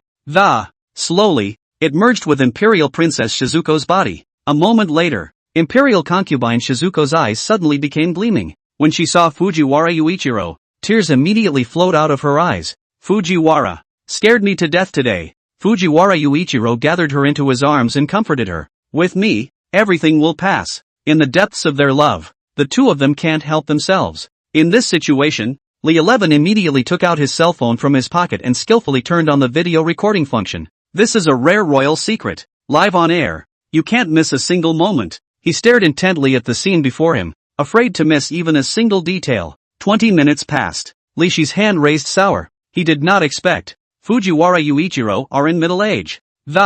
It's amazing that the body is still so good. He put away his cell phone and squatted down, then looked at Xia Xinghe, whose expression was indescribable. Another 10 minutes passed. Yuichiro Fujiwara said, "You get some rest tonight." When Li 11 heard him coming downstairs, he glanced at the window and realized that the demonic pills were still there. Seeing Fujiwara Yuichiro's distant back, he turned into a puddle of liquid that, it flowed towards the demonic den of the 3-legged golden toad. Just then, Imperial concubine Shizuko, who had been resting, suddenly opened her eyes. She clearly saw that the black liquid was slowly wrapping around the demonic elixir. Immediately she screamed so loudly that the shrill shriek cut through the silent night air that it echoed throughout the palace. At that moment, Yuichiro Fujiwara, who had already left, went and returned, and seeing the two on the balcony, who are you guys? How dare you break into the palace as well? Li 11 quickly put the demonic pills into his pocket and pulled Xiaoxing his hand. Quickly go! Unexpectedly, Fujiwara Yuichiro suddenly had an extra large sword in his hand, blocking their way. That big sword was very similar to the demon blade Heims, except that it was fully twice the size again. He made a forceful move, splitting the two of them straight. Li 11 and Xiaoxingha immediately transported Yin Lei under their feet and dodged the move. You're from the Dragon Kingdom. Li 11 was secretly shocked in his heart. It is really the second-ranked Yin-Yang master of the Sakura country. The sky is so black. But to be able to see yourself with that one action, in order not to reveal his identity, it seemed that he could not perform any other feats. Now the priority is to get out of here as soon as possible. The two of them had a heart-to-heart and formed a large net within Thunder in an attempt to temporarily control him. But Fujiwara Yuichiro picked up his large sword, and surprisingly, he directly split the black net in two. At that moment, an alarm sounded inside the palace and a soldier appeared with a gun. You go first, I'll hold him off. Xiaoxingha hesitated, but still did as she was told. I'll meet you outside. After saying that, her figure was like a charm and disappeared into the night. Fujiwara Yuichiro said to the soldiers, leave this place to me. You guys go after them. He had a fierce look on his face. You won't be able to escape today. Li 11 thought to himself. I just learned your Fujiwara family's illusionary sword today, so I'll try my hand with you. Of course, he didn't dare to be arrogant and could only take out his Tian Somyun sword. The moment he saw the heavenly cloud sword, shock was written all over Fujiwara Yuichiro's eyes. How did it get in your hands? Only to see Li 11 pull a sword flower. Dozens of crows rushed out with the sword flower as the center. Phantom sword. You're from the Fujiwara family. Li 11 still didn't respond, controlling the dozens of crows that surrounded her. The crows struck Fujiwara Yuichiro's sword, making a clanking sound. Suddenly, Fujiwara Yuichiro's eyes darkened and he unexpectedly came to a dark place. Impossible. The ability of the phantom blade to produce illusions only exists in legend. 300 years ago. The complete phantom sword had been lost long ago. How could someone be able to practice the phantom sword to such an extent? At the same time, a huge black shadow appeared in front of him, and he let out a muffled voice that, don't you want to arrest me? Let's talk when we can get out. Reality. The corner of Lishi's mouth rose slightly as he looked at Fujiwara Yuichiro, who was caught in an illusion. This illusory sword is truly brilliant. Step by step, he eased his way toward Yuichiro Fujiwara. The Tian Somyun sword in his hand was currently flashing with a cold, chilling light. But Fujiwara Yuichiro's tightly closed eyes suddenly snapped open and, like two hungry wolves shooting out two ferocious rays of light, he swung the greatsword in his hand with a swift and, that big sword cut a dazzling arc in the air. Fujiwara Yuichiro roared, you think you can trap me like this? Seeing this, Li 11 couldn't help but be secretly surprised. He didn't expect this Fujiwara Yuichiro to break his illusion so quickly. Fujiwara Yuichiro's face showed a ferocious light as he growled loudly, trying to rely on the Fujiwara family's secret technique to trap me? Daydreaming. Li 11 tightly gripped the Tian Somyun sword and controlled those crows to perform the illusion again. In an instant, Fujiwara Yuichiro was in a sea of burning fire. Blazing flames rose to the sky, illuminating the entire space in red. It was as if it was going to swallow everything up. Fujiwara Yuichiro's eyes were filled with shock. This is the legendary Hellfire? It's amazing that you can pull off this move. Cold laughter came from all around. I won't play with you today. After saying that, the flames around them rushed towards Fujiwara Yuichiro. Fujiwara Yuichiro swung his greatsword in an attempt to dispel the ferocious flames of but no matter how hard he tried, the fire continued to grow. The searing heat hit his face, and a fine bead of sweat gradually broke out on his forehead. Fujiwara Yuichiro plunged his greatsword into the ground and twisted his hand, centering on him. 16 large swords appear. Those large swords spun rapidly in the air, fending off the flames around them. Then his arm's veins rippled as he cupped his huge sandbag-like fist and slammed it hard into the ground. The earth instantly trembled for it, and the illusion instantly collapsed. Returning to reality, he saw that Li 11 had disappeared, and he looked up to the sky. Whoever it was, no matter how far you run to the ends of the earth, I will catch you, break you into pieces. Xiaoxingha drove the car, taking Li 11 on the streets of the traffic. She asked, Fujiwara Yuichiro is the second-ranked Yin-Yang master in the Sakura country. How did you escape from him? Li 11 smiled mysteriously. Of course it's thanks to her wife. Her wife? Li 11 told the events of the daytime one by one. You actually learned the illusionary sword. Xia Xinghe looked at him incredulously. Hey, it was just a fluke. Li 11 looked at the surrounding scenery becoming more and more familiar and couldn't help but ask. We're going back now? It's after 10. Why don't you go home? I've been here for 3 days, and you still won't take me to extradite the shadowy spirits? Xia Xinghe's face changed slightly. Then, that what? I'm too tired today. Tomorrow night. He looked at Xia Xinghe curiously. You've delayed it again and again. Shouldn't be hiding something from me? Chapter 156, Sakura Country female artists are all under your banner?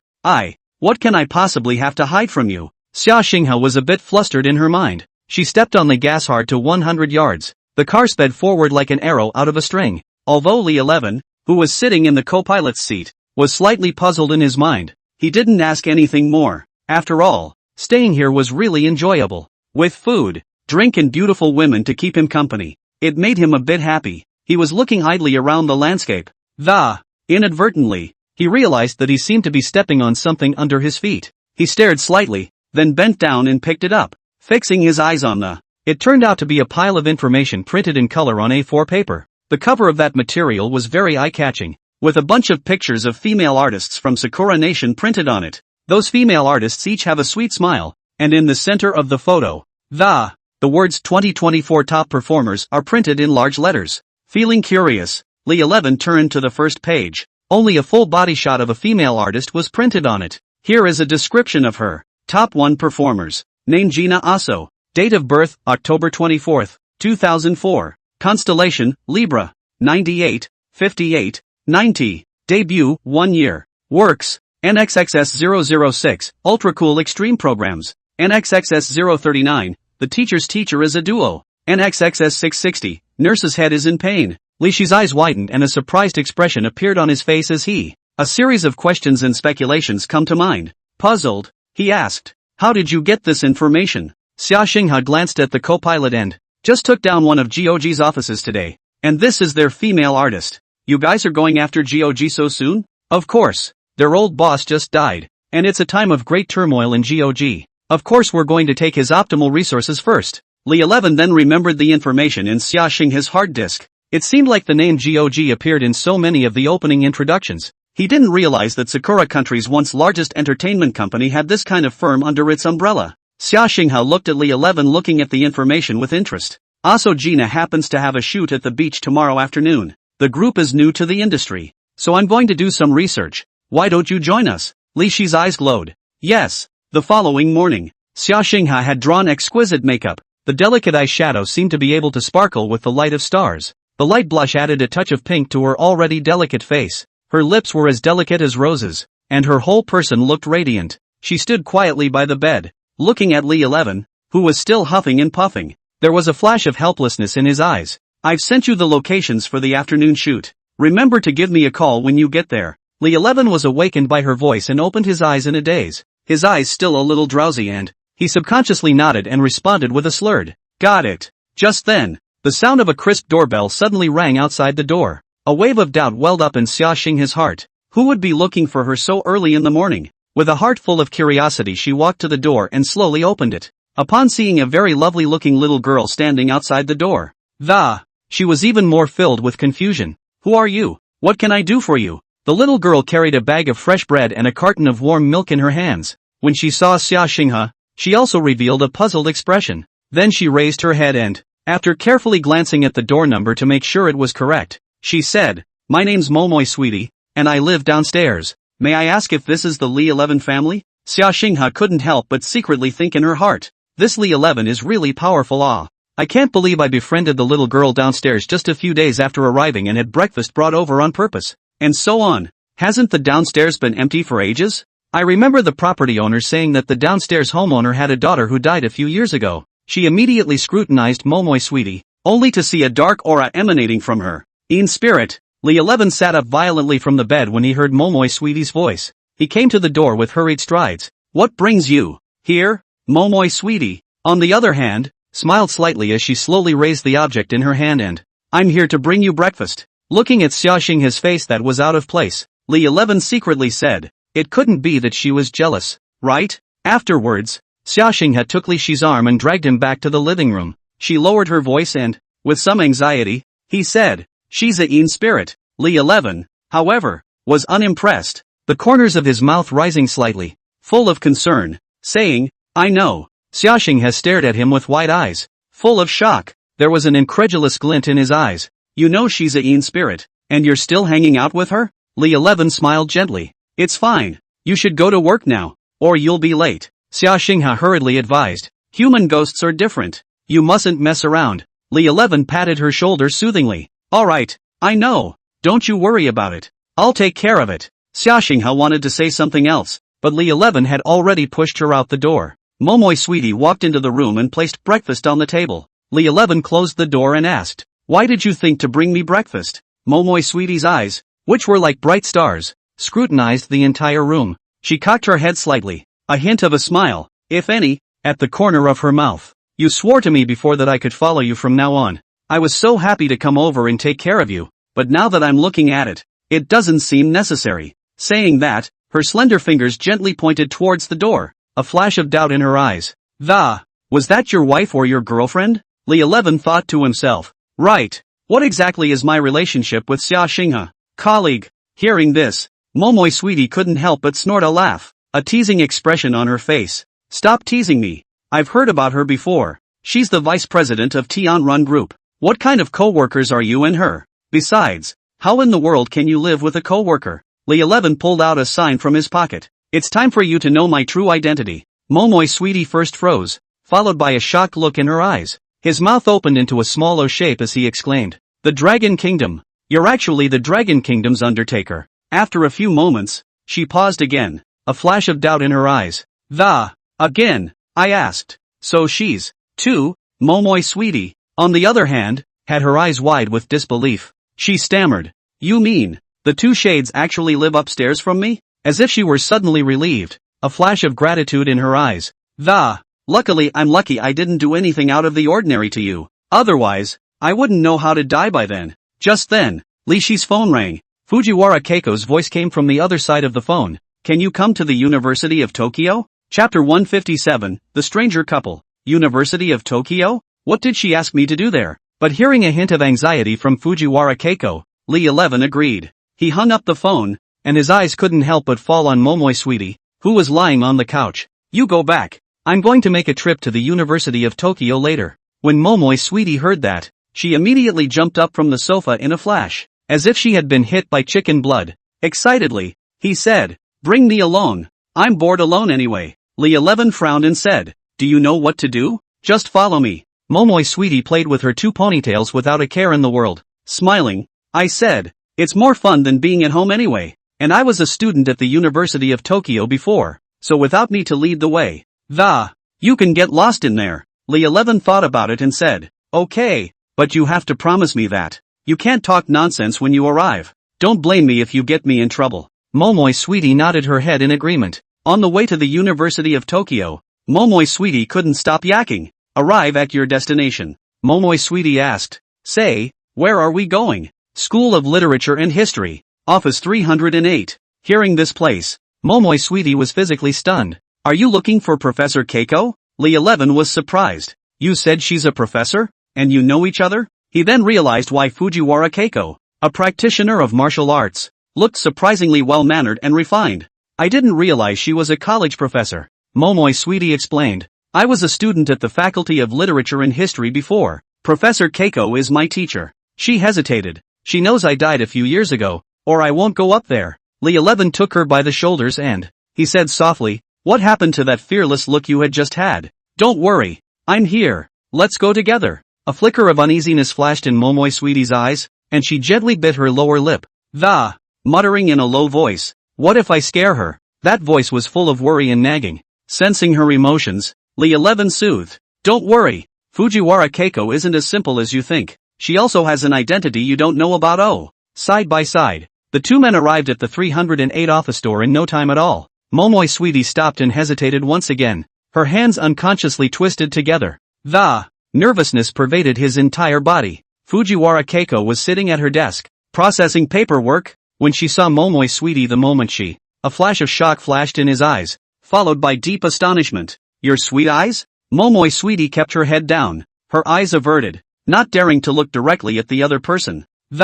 In a somewhat shaky voice, she said, "Professor Keiko, it's me." Fujiwara Keiko sighed softly. I can't believe I didn't expect you to have such a big grudge. It's all become a fury spirit. Momoi Sweetie's eyes widened with surprise. How did you know who I am now? This can't be right. Fujiwara Keiko shook her head helplessly, a complex look flashing in her eyes as I'm also a Yin and Yang practitioner, and these things are not new to me, but I've never seen your name in the Yin-Yang master list? I decided to wash my hands of the business 10 years ago, so, it's only natural that the list won't have my name on it now. Her gaze fell on Li 11. You went to the palace last night? Li 11 secretly said that it was bad. Was his identity exposed? Fujiwara Keiko read his mind. You don't have to worry, now that there's no one but me. No one knows what you did last night. How do you know? Fujiwara Keiko glanced at Momoi Sweetie. She immediately understood the implications. You guys talk first. I'm going to go out and look around. Li 11, however,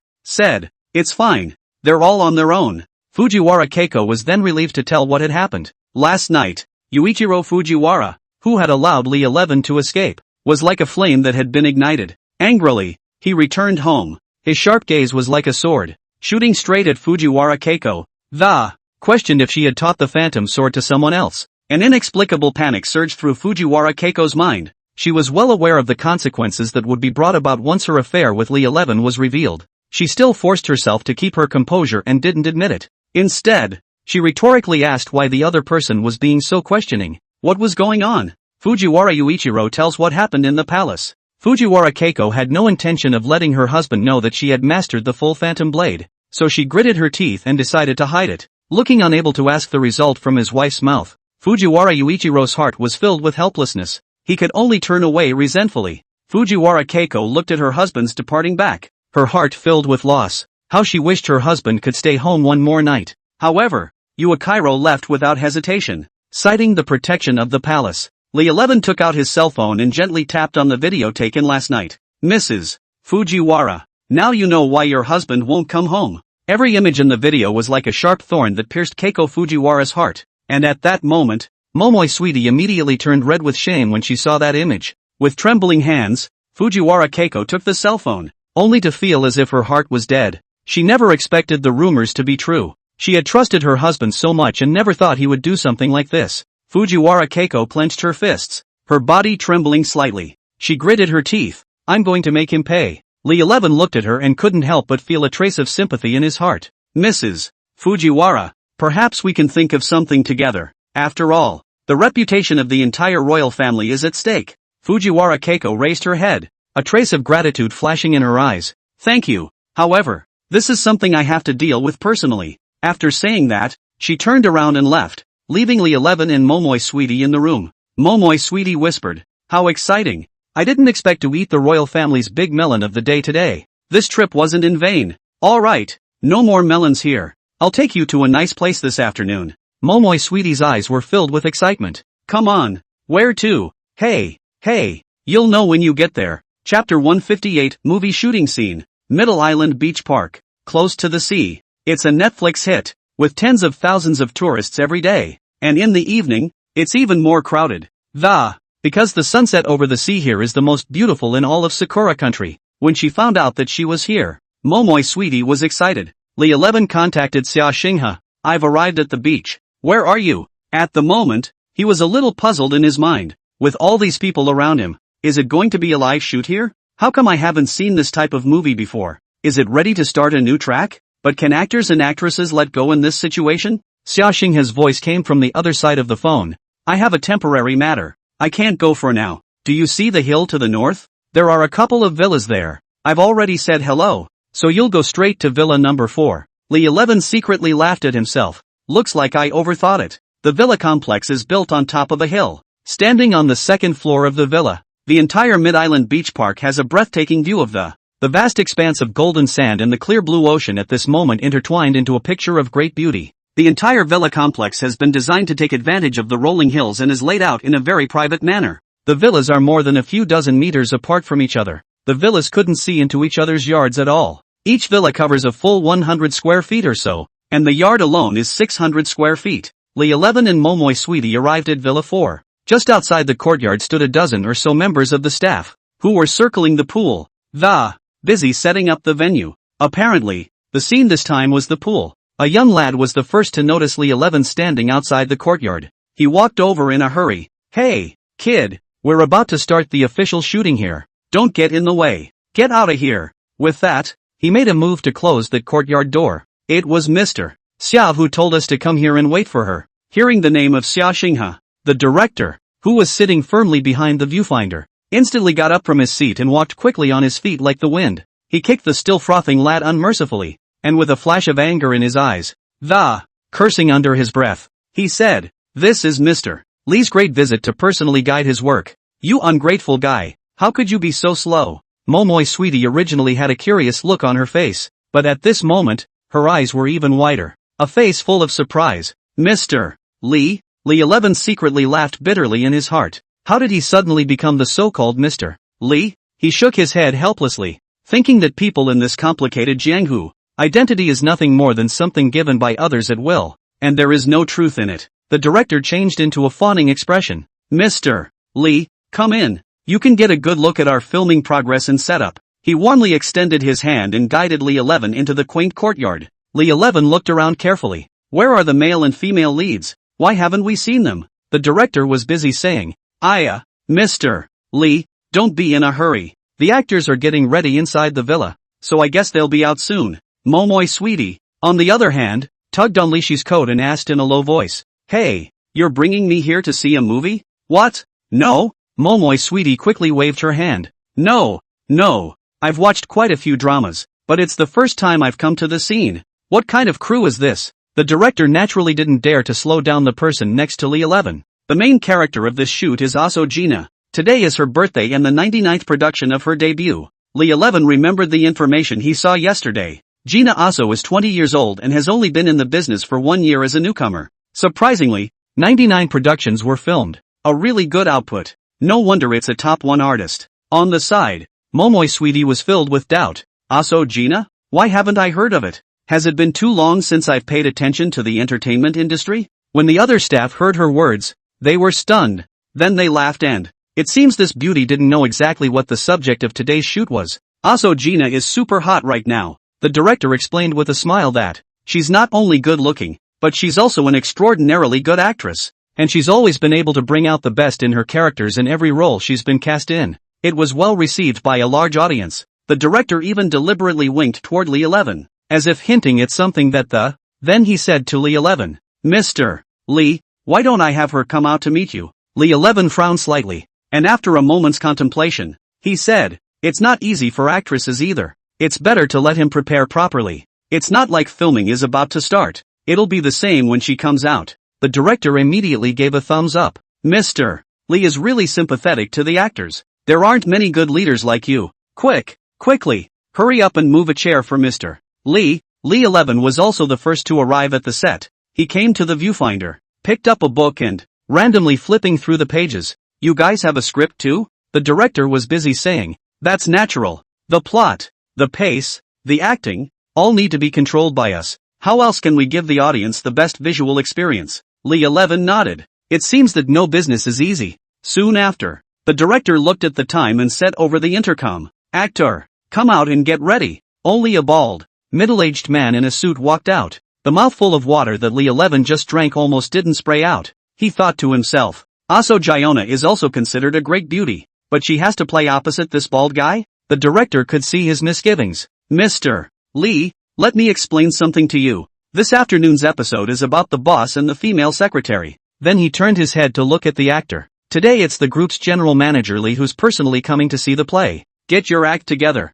That male actor immediately hailed Li 11. However, Li 11 wasn't interested in men, especially such ugly men. His eyes were drawn to the beautiful woman who was stepping out of the villa. Asashorio Gina looked 10 times better than in the picture, with big dark waves hanging down to her waist, wearing a tight dress, black silk and black heels, dressed up like a female secretary indeed. Li 11 secretly said, "What a good cabbage for a pig to arch." She slowly walked over, and seeing the director groveling to Li 11, she asked with a puzzled look on her face, "Is this?" The director pushed Aso Gina towards Li 11 and introduced her. Upon hearing the other party's identity, Aso Juna immediately bowed deeply. "First time I've met. Please take care." The pride of spring was in full view. Momoy sweetie muttered in a small voice. Is this a serious actor? Why do I feel like something's wrong? Chapter 159, Shooting Ghost Films at Night. The director inquired. Mr. Lee, so we start now? You're the director. The scene listens to you. Okay. The director picked up his walkie-talkie. Attention all departments.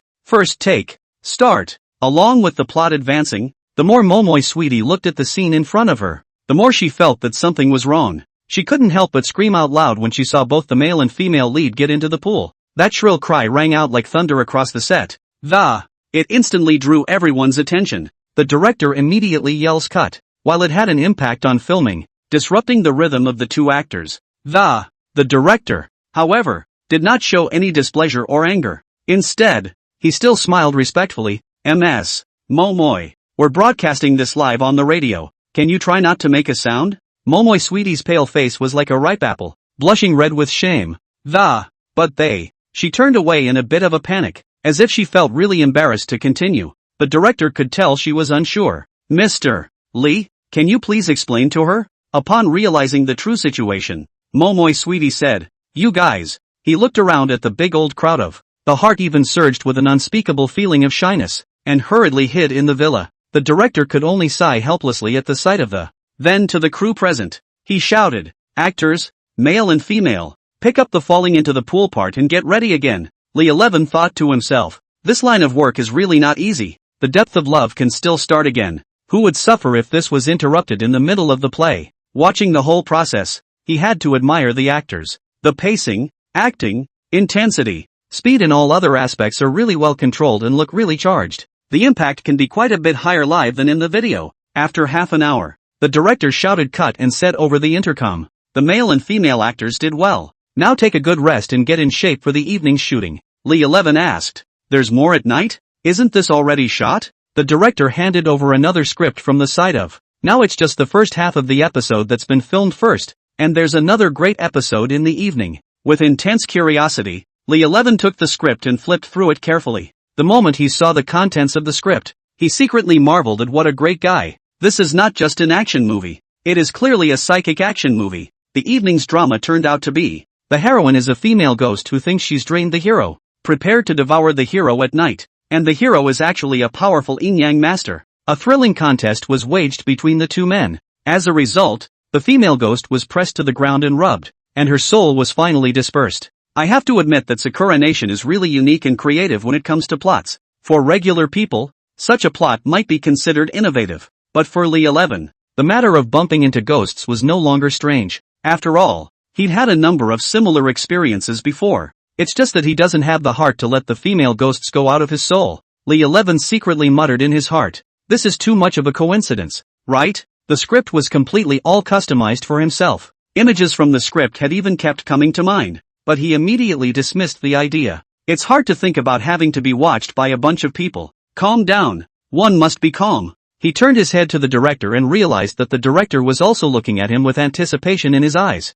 The director spoke. Mr. Lee, what do you think of this episode? Lee 11 smiled and replied, it's very original, but won't it be a bit dangerous to shoot at night, in case you do mess with something unclean? The director was full of disinterest. Mr. Lee, have you read too many ghost stories? It's true that there are some urban legends in Sakura country, but those are all false after all. How can there really be ghosts in the world? Lee 11 thought to himself, if you really saw that big mouth of Momoy sweeties, you wouldn't say that. The director asked, Mr. Lee, why don't you continue to observe at night? The rooms here are all readily available, so I'll set you and Juna-sama up after the shoot. Seeing his lewd expression, Lee 11 guessed what he wanted to do, despite also Gina's good looks and skill. But thinking about the way she just looked with that bald guy, Lee 11 shook his head and thought to himself, let's forget about it. But he agreed to stay and continue observing, thinking to himself, maybe I'll learn something new from it. Sunset. It was like a burning flame,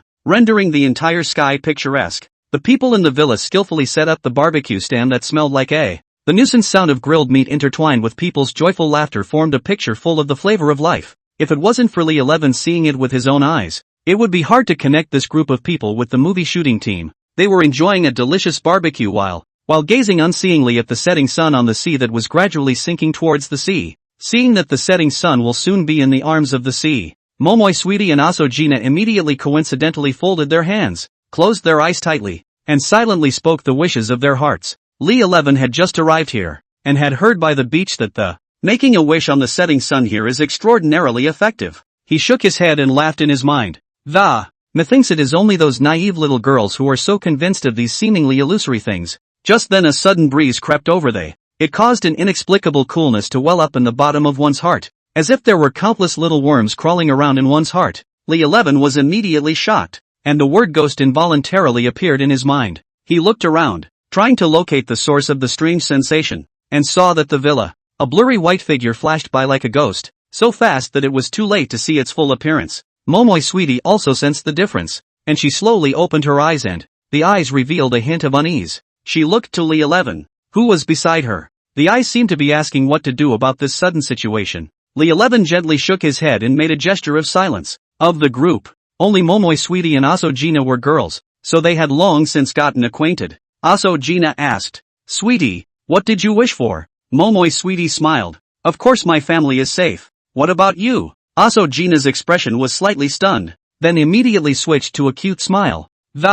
Of course it's to pay off my family's debts as soon as possible and then retire and find a husband who treats me well." Momoi Sweetie didn't dislike Asojina, because she knows that basically all of them in this industry have had miserable lives, and all of them really don't have it easy. A volume of 100 productions a year is not something the average person can afford. She soothed, "Juna, your wish will surely come true now." When the director saw that the crowd had pretty much eaten, he clapped his hands and, "Everyone return to your stations as soon as possible. At 8 o'clock. We'll shoot on time." Chapter 160, A Female Ghost Who Can Copy Others. Follow the plot on the script. The hero is watching TV in the living room and Asojina needs to climb out of the prop TV halfway through. 11 Lee frowned, fingered the papier-mâché TV screen and, eyes full of doubt and dissatisfaction. "Director, wouldn't this really be too fake?" The director still had a subdued smile on his face. "Don't worry, Mr. Lee, we'll use special effects in post to turn it into a real TV picture." With the director's order, the shooting officially started.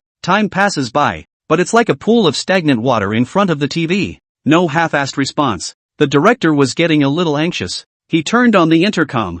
"Juna, it's your turn to appear." But the TV still didn't budge. Just as the director was about to call cut, Asokana slowly peeked out from in front of the TV screen. Her long, shiny black hair cascading down like a waterfall. It hides the entire face from view. She slowly crawled out from in front of the TV screen. The crowd didn't suspect a thing, and filming still went on. But Lee 11 felt that something was wrong, because at this moment, Asojina had become completely absorbed in the scene, and her every movement and look seemed so natural and fluid that as if she was supposed to walk out of that TV. Lee 11 couldn't help but sneak a glance at the director and, the director was seen to be concentrating on directing the shoot and did not seem to notice a hint of something strange. He remembered the white shadow he saw on the second floor in the evening, and immediately turned on his spirit-looking technique. Just see Asojuna Joshang exudes in black gas, but the cultivation is not high, but the Asojuna is not high, but the Asojuna is not high. It's just the fury spirit. The hero follows the script as an incarnation of the Undertaker,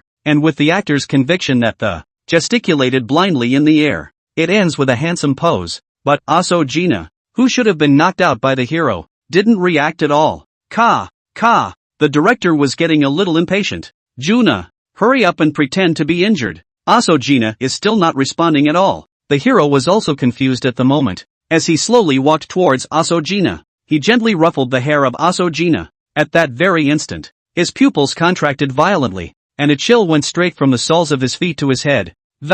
Because he saw a pair of scarlet as blood eyes, staring at him with a deadly stare. The director was also shaken and almost screamed. "Where's the makeup artist? Who told you to draw like that? What the hell is this? We're acting as ghosts. We're just trying to get the point across, so we're painting it like this. What if it scares the audience? Hurry up and get back to normal." As soon as the words left her mouth, Asojina suddenly pounced on the hero like a fierce beast, opened his mouth and was about to bite him. The hero was totally surprised that this would happen, and the whole thing froze in his tracks. Before he could do anything, he was pounced on by Asojuna. The hero's body was like a deflated ball. It quickly dried up at a speed visible to the naked eye, as if it had been drained of all vitality and vigor. Asashoriojuna looked up and saw that her mouth was covered in blood. Bright red blood dripped down the corners of his mouth and dripped on a shocking red dot was formed. The atmosphere at the scene instantly became tense to the point where Where had the director and the other staff ever seen such a bizarre and horrifying scene? Their faces instantly turned pale. Their legs began to tremble uncontrollably. There was a flurry of panic and backward movement. Ghosts. They were like a bunch of frightened rabbits, running wildly towards the outside of the villa with their asses in the air. Only the closed door was left swaying slightly in the wind. Lee 11 and Momoy Sweetie looked at each other, then shrugged as if to say that it's just a small scene. Asashori Ojuna looked at them and said, "You're not going to run?" Lee 11 smiled. "You should be the one to run." As the words fell, a talisman was added to his hand. The female ghost looked curiously at the object in his hand and asked dully, "What's that? Talisman? You've never seen it?" The female ghost shook her head. Lee 11 thought to himself, this female ghost really hasn't seen the world. With a flash of his body, he arrived in front of the female ghost and stuck the talisman on her forehead. The female ghost froze. She didn't expect her opponent to be so fast. She wanted to fight back, but realized she couldn't move her body. She panicked. "What did you do to me?" "Tell you what, I'm a Taoist priest. This is a fixation charm.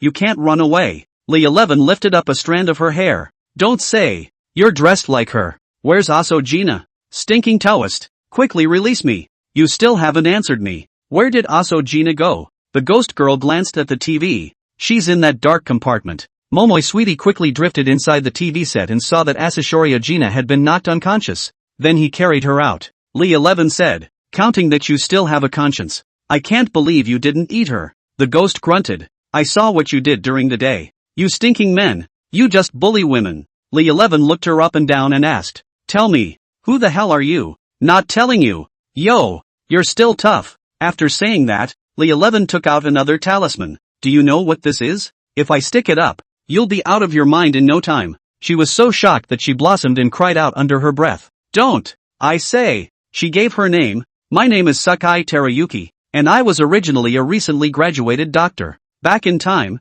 20 years ago, when she had just joined the workforce, she traveled to this part of the world and I thought I was going to have a great time, but instead I had a nightmare turn of events. That day, a man was wandering along the beach at night, when suddenly a group of vicious robbers appeared and not only did they take all the money she had on her, they even brutally murdered her. From that moment on, her soul was transformed into a ghostly strand of it had just been wandering and prowling around this area, its heart filled with endless resentment and unwillingness. She blew on the talisman stuck to her head. "Can you remove it first? It's just too much. Don't you play any tricks on me." Lee 11 put the talisman back. Sakai Terayuki was so relieved that he rubbed his arm in a hurry. The feeling of being suppressed by the talisman just now suddenly disappeared, and her scarlet eyes returned to normal. The next moment, however, her appearance unexpectedly changed once again. Turned into a lookalike of Momoy Sweetie, shocked and wide-eyed. Momoy Sweetie looked around her carefully and the incredulous look on his face was almost identical to his own. Sakai Terayuki explained, "This is my special ability. I'm able to become anyone I've ever seen, mimicking both appearance and temperament to perfection." Chapter 161 Meng Zi is angry. Lee 11 looked at her in surprise. "Your ability is a bit too sick. A thought flashed through his mind. He asked, "May you cause to follow me from now on?" Sakai Terayuki thought for a moment. "What are the benefits of following you?" "Benefits, well, don't really seem to be there. But if you dare not agree, I'll let your soul fall apart right now." "You?" Sakai Terayuki looked at him angrily, but there was nothing he could do about it as his cultivation wasn't as good as the others. One can only pout and say, "Fine, I promise." Lee 11 pinched her little face. Not bad, quite good," Sakai Terayuki muttered. "Don't let me find an opportunity. Otherwise, I'll eat you in one bite."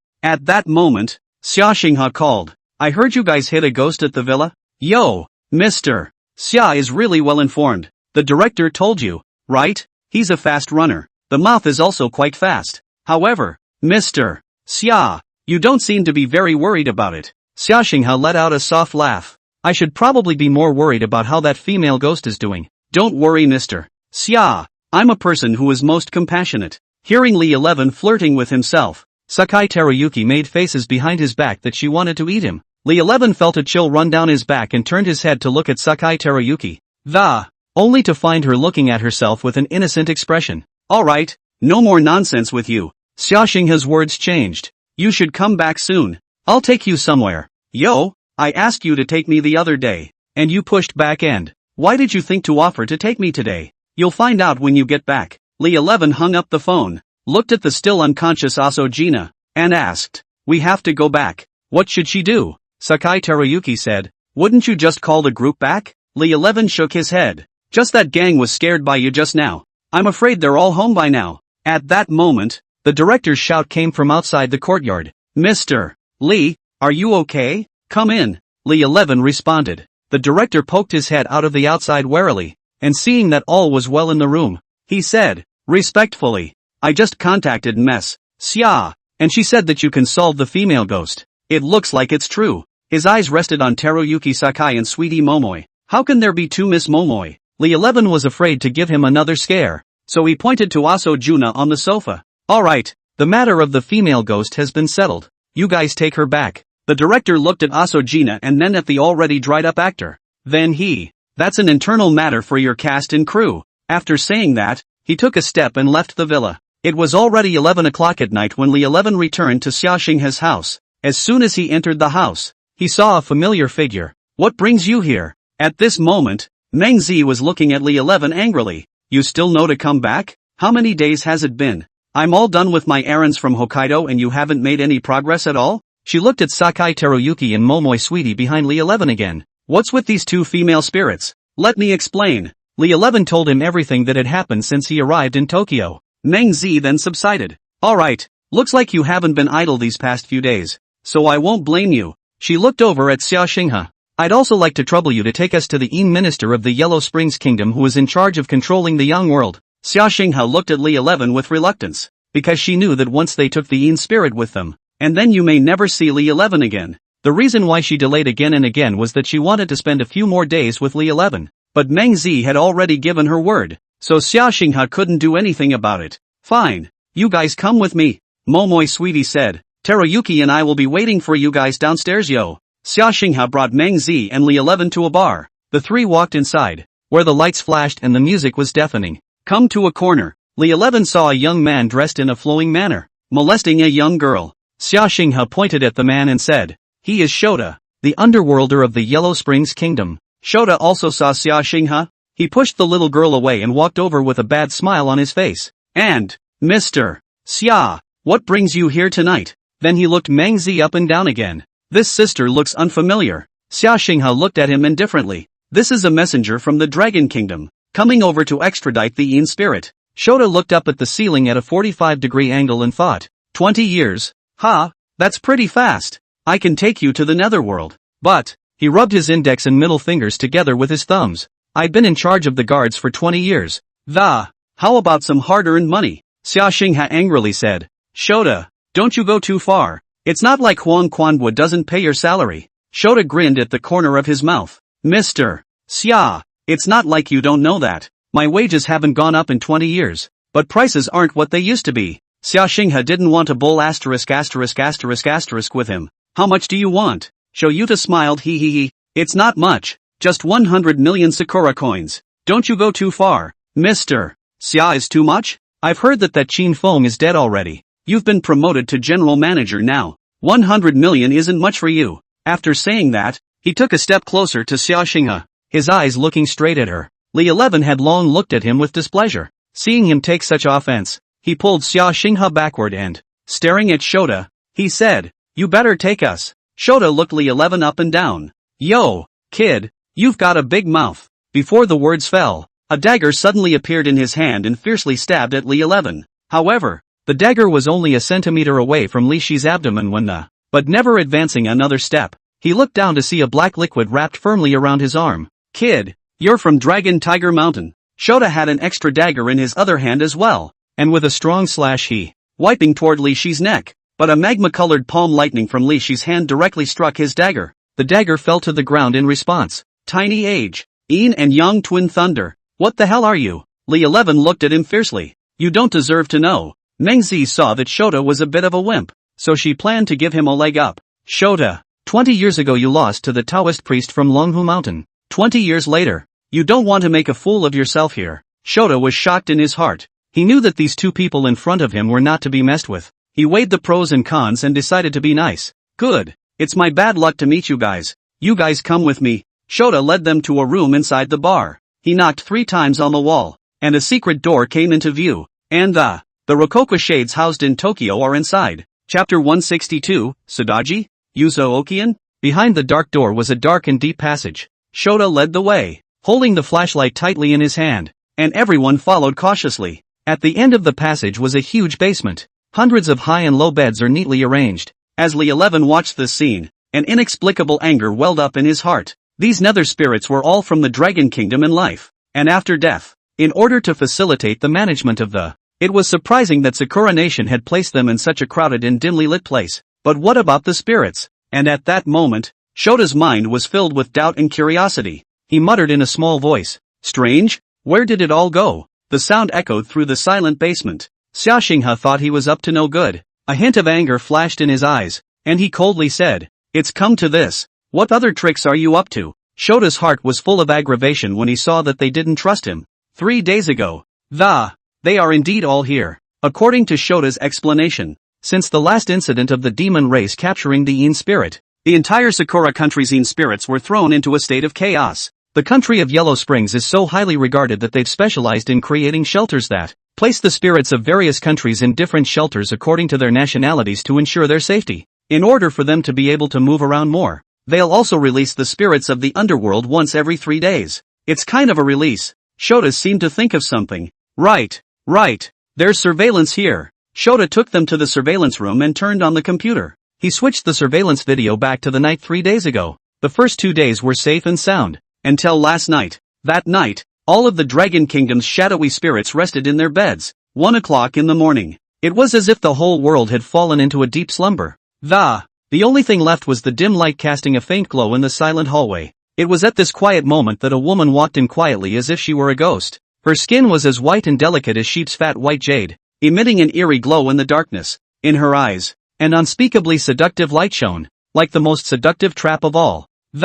One can't help but want to go deeper. A head of black, ink-like hair fell like a waterfall around her waist, swaying slightly as she walked.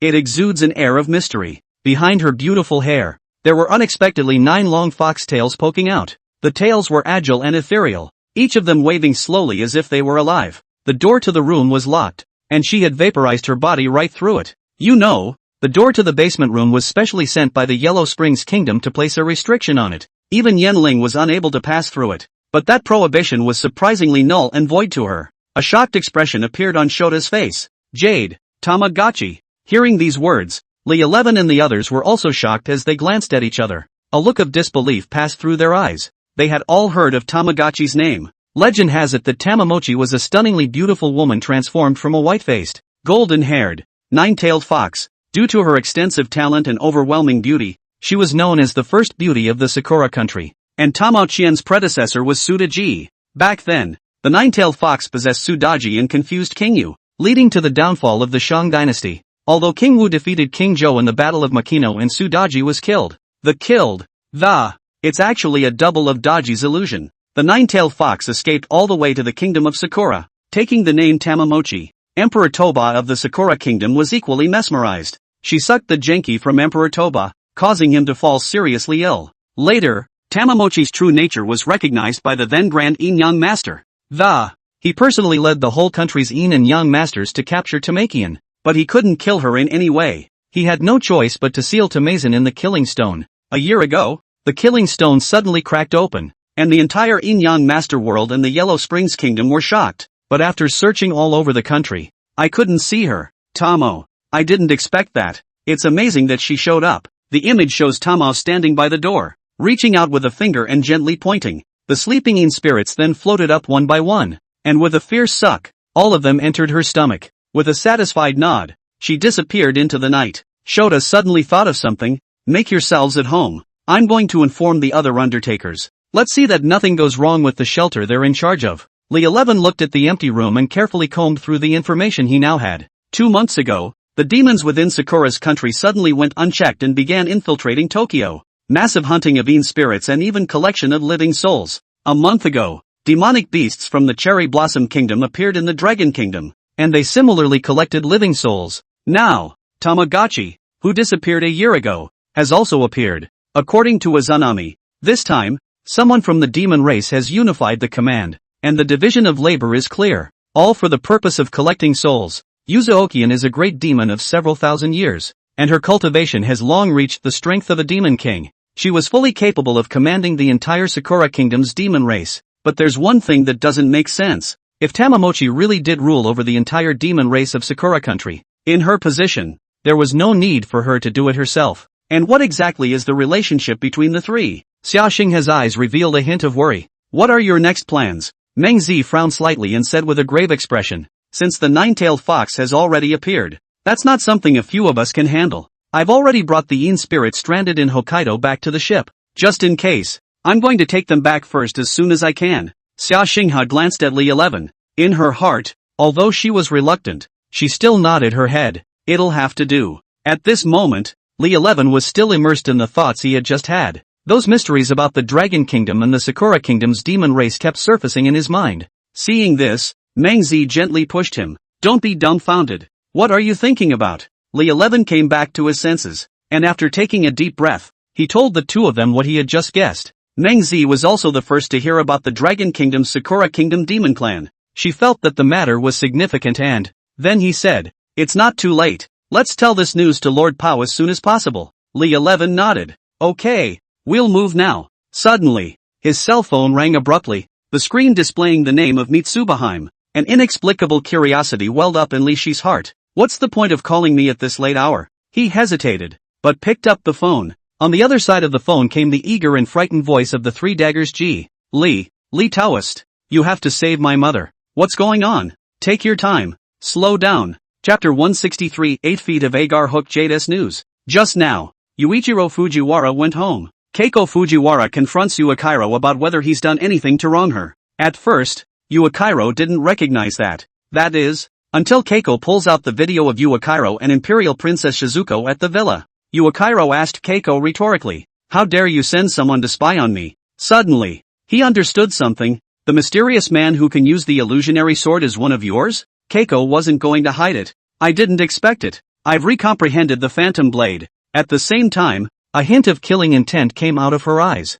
Yuichiro, when you joined the Fujiwara family you made it clear that you would love me for the rest of my life. Don't blame me for being heartless since you've done me wrong. Unexpectedly, Yuichiro laughed coldly. Even if you comprehend all of the phantom blades, it's not necessarily a match for me either. Mitsurugi Heim and Demon Blade Heim saw that their parents were about to make a move, and the two of them tried their best to dissuade them from doing so, but they were no match. They only felt dizzy and lost consciousness. When that Mitsubiheim woke up leisurely, the only thing that came into her eyes was Fujiwara Keiko. At the moment, an eerie black aura was faintly pervading her body. The black aura wrapped around her body like wisps of smoke. The three-blade Heim was horrified as she watched this sudden scene. Her mind was so confused that for a moment she was completely at a loss as to what she should do. After a moment's hesitation, she finally picked up her cell phone trembling and dialed Li Shi's number. Li 11 remembered that Sakai Teruyuki was a doctor in his life, and now he had become a Yin spirit. Perhaps able to handle the situation at hand, he immediately dialed Sakai Terumi.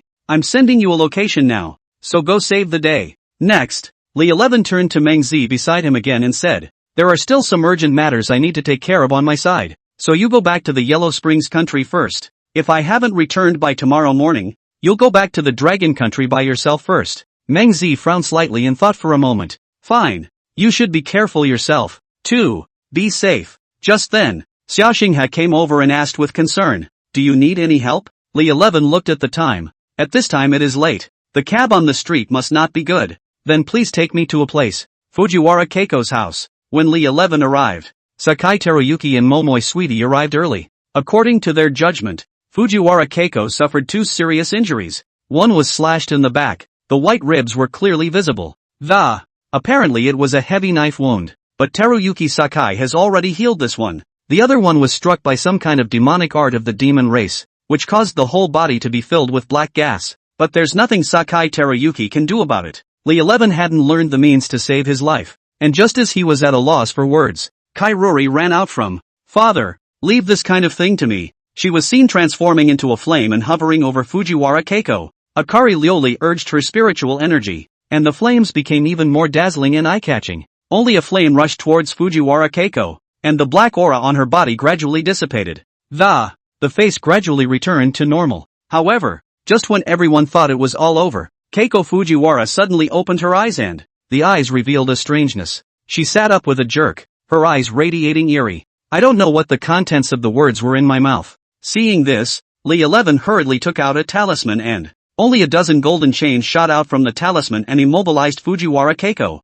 The golden chains came into contact with Fujiwara Keiko's body and a black aura emerged. Shi Lioli said, "She's been hit by the demon race's scorpion poison. The toxin has invaded the internal organs." Scorpion poison? Where did the scorpion poison come from? Li 11 looked towards the three Bladeheim and the demon Bladeheim. The two were also confused. "I only saw father come. There was no scorpion demon." Li 11 asked to Kaluri. "Then do you have any other methods?" Shi Lioli shook her head. "According to my judgment, this scorpion demon should be a Mahayana demon. There's no way for me to completely remove its poison. However, scorpion venom belongs to the dark and cold poison. If there are any artifacts with light attributes to dispel the darkness, I can try." "Artifacts with light properties? Where do I find this?" At this moment, Fujiwara Keiko slowly opened her eyes, and she said, breathlessly, 8-foot agaric hook jade." Li 11 was shocked in his heart. 8 feet agaric hook jade? Isn't that one of the 3 sacred weapons of the Sakura Kingdom? Rumor has it that this hookah possesses the power of light and the divine.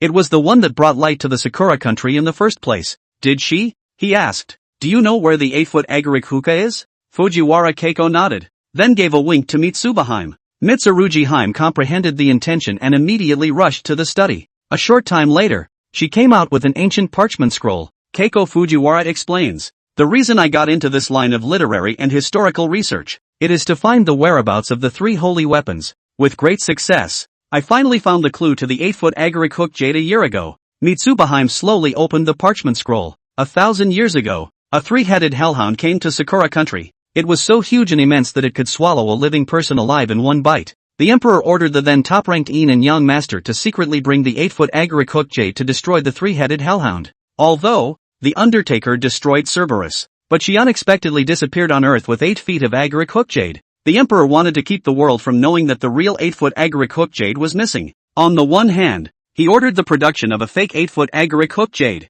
On the other hand, he sent his men to secretly investigate the whereabouts of that Yin and Yang master. One of the investigators found out about the 8-foot agaric hookah, however. That Undertaker offered him a favor he couldn't refuse, so he didn't report the news. According to the parchment, the name of the Yin-Yang master is Bone Butterfly Heim. After taking the 8-foot agaric hook jade, he has been living in seclusion on Mt. Takao. Mount Takao is only 50 kilometers from the imperial city. She hides there because she believes that the most dangerous place is the safest place. The emperor has sent a nationwide manhunt for the Bone Butterfly Heim, but I didn't realize that she had been living near the royal capital. With the 8-foot agaric hook jade of the bound Bone Butterfly G, combined with her own ancestral secret method, surprisingly, he had acquired a secret technique to live forever and keep his face forever. It wasn't until 50 years later that the owner of the parchment saw the bound Bone Butterfly lady again. It was surprising to find that she still looked the same as she did 50 years ago, so that the secret doesn't go with him to the grave.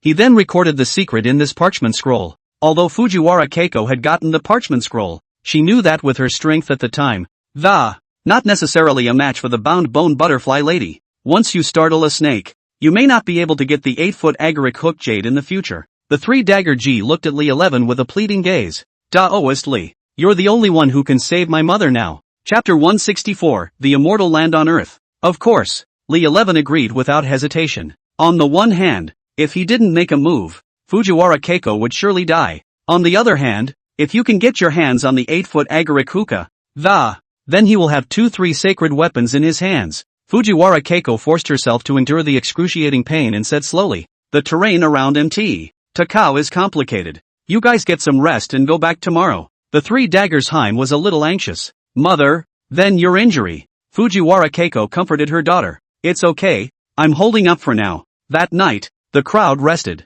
In the middle of the night, he heard a light footstep. By the light of the moon, he saw a dark shadow creeping toward Fujiwara Keiko's room. Lishi's heart tightened. Could it be that someone wanted to victimize Fujiwara Keiko during the night? He followed carefully. However, as he reached the door, he realized that the dark figure was gone. In her room, Fujiwara Keiko lay quietly on her bed. Banshee and Sansui were asleep on the side of the bed, looking no different. Could I be wrong? Early the next morning, Li 11 prepares to head to Mt. Takao with the 3-blade Heim and the demon blade Heim. Before leaving, Li 11 came to Fujiwara Keiko's room, wanting to check her injuries. Pushing the door open, I saw Keiko Fujiwara lying pale, through a wound in her back. And you can see that her blood is a little blackened. Li 11 walked forward and asked softly, "How is your injury?" Fujiwara Keiko shook her head slightly. "It's not in the way, go in peace." The three Bladeheim and the demon Bladeheim knew that time was running out and that they had to find the 8-foot agaric hookjade as soon as possible. Mount Takao. 50 kilometers from the center of Tokyo. 1,000 years ago, it was a suburb far from the city. However, with the development of the times, the Tokyo metropolitan area is almost expanding to the bottom of Mt. Takao. Mount Takao has become the backyard of the city of Tokyo. Millions of people come here every year for an outing. However, for more than 1,000 years, there was a forbidden place where no one had set foot. On the west side of Mount Takao, there's a forest more than 10 kilometers in circumference. And once someone goes in there, then you will get lost and never go back out. No one believed it at first, and every year explorers would go in, but none of them were able to come out. There were attempts to use machines to cut a path, but that very night, almost all of the construction team died in mysterious ways. The only one who escaped also went crazy. Ask him anything, he won't answer. He'll just say, "Butterflies, white bones." As a result, it became enigmatic. According to the map on the parchment scroll, the bound bone butterfly lady lived in that forest. They had just reached the outskirts of the forest when a pole crossed the road blocking the way into the mountains. A staff member poked his head out of the guard booth. "You can't go any further than the. Up ahead is the Lost Woods." The demon blade lady was eager to save her mother. She drew her large sword from her back. "Get out of the way, or I'll cut you off this pole." The staff member scrutinized the trio. "You're interlopers?" Mitsubiheim nodded. "Still," the staff kindly warned, "this place has been here before. Shady, but still died in there." He scanned the room warily, and, seeing that no one else was around, he whispered that that Yin-Yang master died a particularly miserable death. Hundreds of transparent holes were pierced all over his body. Sanshuji said, "Uncle, thanks for the reminder, but we are definitely going today." The staff member shook his head helplessly as he raised the pole and, "Hey, it's young people who don't listen again." The three quickly entered the lost forest. Sure enough, they noticed a weird aura permeating the place. An eerie sound came faintly from the mountains. Li 11 raised his guard and led the crowd forward cautiously. The trees here are thousands of years old. Each branch was so thick with leaves that when you looked up, the canopy of the tree covered the entire sky. It's a cloudless, sunny day now though, but there's not a bit of sunlight to be seen inside. Since no one comes in here all the time, there's not even a path where you can get off the ground. The Sanshuji and Banshuji could only take turns cutting down the surrounding weeds with their swords to clear the way. The trio had been walking for over 2 hours, but the forest here seemed to be never-ending. Banshee pointed ahead. "Look, you guys, there was a freshly opened road ahead, only that road was just opened up by them. We're spinning in place?" It's really easy to get lost in the forest, because there are no references inside the forest. The forest is full of trees, and similar scenarios are very likely to cause confusion in one's visual system and tend to disorient one. Add to that the fact that you can't see the sun here, and there are nothing but trees all around you, and even less of a frame of reference. Li 11 turned on the compass function of his cell phone and found that the needle kept spinning. "Looks like we've hit a ghostly wall." He frowned. At that moment, a dense fog drifted in from not far away, enveloping the three of them in the blink of an eye. Li 11 reminded, "Everyone be careful." The sound of a woman's laughter came faintly out of the fog. The voices were distant and creepy. Suddenly, a huge blue butterfly flew out of the woods and swooped right at them. Li Shi instantly released Young Thunder and slashed his palm. However, the butterfly was incredibly nimble and dodged it in an instant. Seeing this, the demon blade lady immediately swung her greatsword. With one slash, the butterfly was split in half. But surprisingly, the two halves of the body turned into two identical butterflies each. And they seem to have gotten bigger. What kind of monster is this? The three Bladeheim looked at the sight in front of her in shock. Before she could react, more butterflies came from all directions and surrounded them. "Don't be afraid. It's an illusion." Li 11 immediately realized the problem. She took hold of the arms of Mitsubiheim and Demon Bladeheim, and a bolt of lightning passed through their bodies that the butterflies that were just around immediately disappeared. The illusion was broken. But how was the forest supposed to get out? Looking at the scorching marks left by his own Yang Lei on the tree just now, Li 11 thought about it. Since people can't walk in a straight line, I'll create a straight line. He gathered the thunder air in his hands, and two parallel streaks of thunder light shot out from his palms. The jumping lightning bolt disappeared straight ahead. "Go! Follow the path of the thunderbolt. You can't get lost for sure." Sure enough, the three of them walked for more than an hour and finally came out of that forest. The scene outside the forest was completely different. It's like a paradise on earth. Flowers of every color in full bloom as far as the eye can see. There are orchids, tulips, manzanitas, chevron daisies. A variety of colorful butterflies fluttered around the flowers. In the middle of the flowers, there is a wooden house. Various flowers were also placed on the log cabin. This is too beautiful. Mitsubiheim couldn't help but say. Li 11 looked around warily. It's too beautiful to be real here. So be careful. All of you. Chapter 165, White Bone Forest. With careful steps they approached the cabin, one step at a time. As the distance drew closer, a scent that was, if anything, yet strangely familiar, came to his nose. The door opened slowly with a low, slow creak. A beautiful woman appeared in the doorway. She looked to be about 20 years old, with a face like dewdrops on the petals of an early morning flower.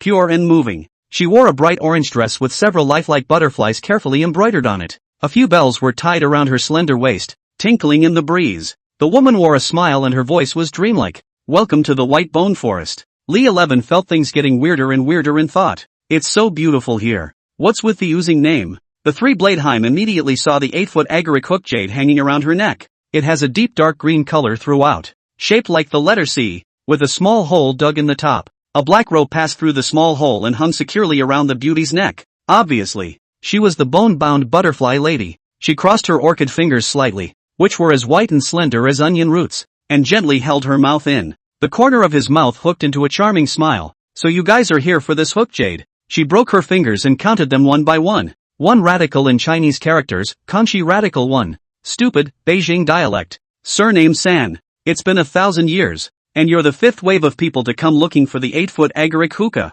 She smiled slightly, those pretty eyes curving into a pair of crescent moons. I tell you what, the previous 4 waves of Yin-Yang masters are all dead. Girl, Li 11, don't lay hands on pretty girls. We came to find the 8-foot agaric hook jade this time also to save people. The bound bone butterfly lady looked him up and down with a surprised expression in her eyes. You're from the Dragon Kingdom. Then continued, in the beginning, I had a bit of fate with the Taoist priests of the Dragon Kingdom, and now that you're gone, I can do it without killing you. She pointed to the 2 next to her. Only these 2 little girls won't be able to walk. When Li 11 heard this, the corners of his face and mouth rose slightly. In that case, just don't blame me for being rude. The bound bone butterfly lady lightly laughed and shook her head, as if mockingly she's insouciance. Then there's no way out. Since you refuse to leave, don't blame me for being rude. When she finished speaking, as if by some mysterious magic in her slender white hands, suddenly a delicate flute was revealed. The flute exuded a faint glow throughout.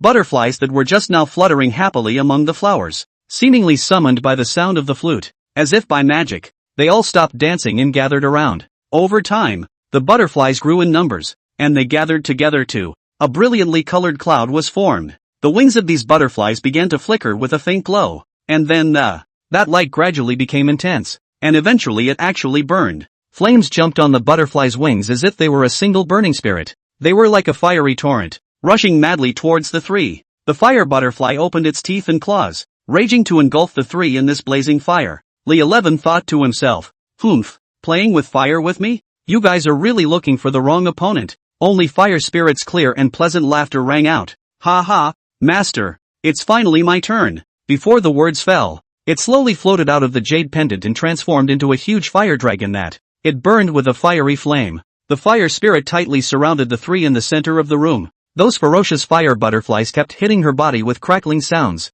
These flames were instantly absorbed into her. The flames rolled through her, as if they were tamed beasts, dutifully following her commands. When the bound bone butterfly lady saw this scene, her face changed slightly and a hint of shock appeared in her eyes. She muttered, Fire spirit. I didn't expect the Dragon Kingdom to give birth to a fire spirit. Seeing this, the 3 Bladeheim and the demon Bladeheim each drew their sabers and slashed at the bound bone butterfly Heim. You're the Fujiwara family? The bound bone butterfly lady's legs flicked a little, jumping in midair and landing behind the duo. She smiled contemptuously. If you want to play with knives, I'll keep you company. She used her flute as a sword and slashed at the 2 like a bolt of lightning. The 3 Bladeheim and the demon Bladeheim reacted quickly as they flickered and avoided the fatal blow. However, the bound bone butterfly lady's attacks were as continuous as a raging storm. It overwhelms them. But the bound bone butterfly G was terribly fast, only to see her split in 2 and, slashing at each of the 3 Bladeheim and the demon Bladeheim, the 2 hurriedly parried,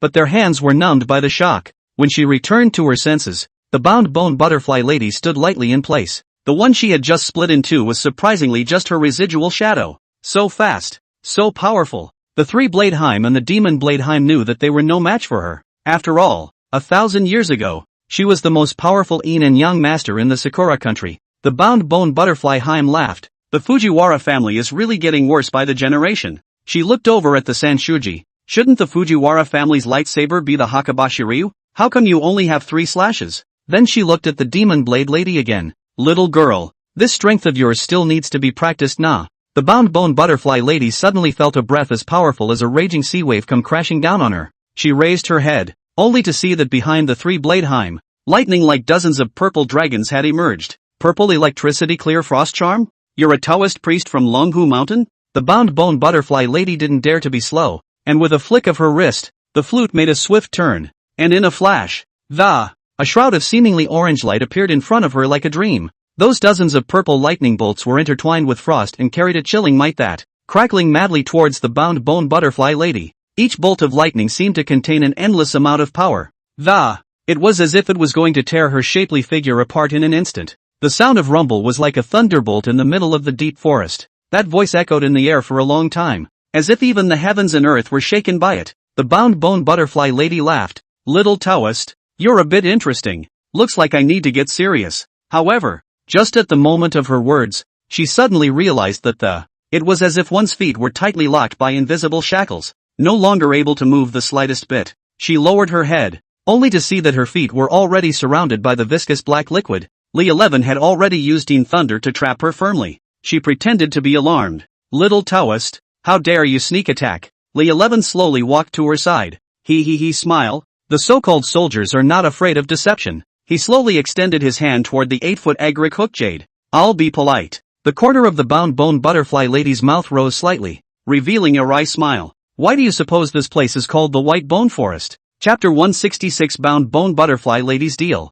Sensing that something was wrong, Li 11 immediately shouted, "Retreat!" only to see sharpened bones growing one after another from the ground with the bone-binding butterfly Heim at the center. Those bones pierced right through inlay. Kilometer. 2 meters. 3 meters. The entire gorgeous and colorful flower bush was instantly and comprehensively covered by a web of icy cold bone thorns. The densely packed bone spikes were like countless sharp spears, exuding an eerie aura. Each bone spur was thick and powerful, more than a meter tall, and it was as if a terrifying existence had broken out from the depths of the earth, giving a strong sense of oppression. At the same time, the originally elegant and slender knee and elbow joints of the bound bone butterfly G. Surprisingly, a meter-long bone spur grew out of each. These bone spurs echoed the others on her body.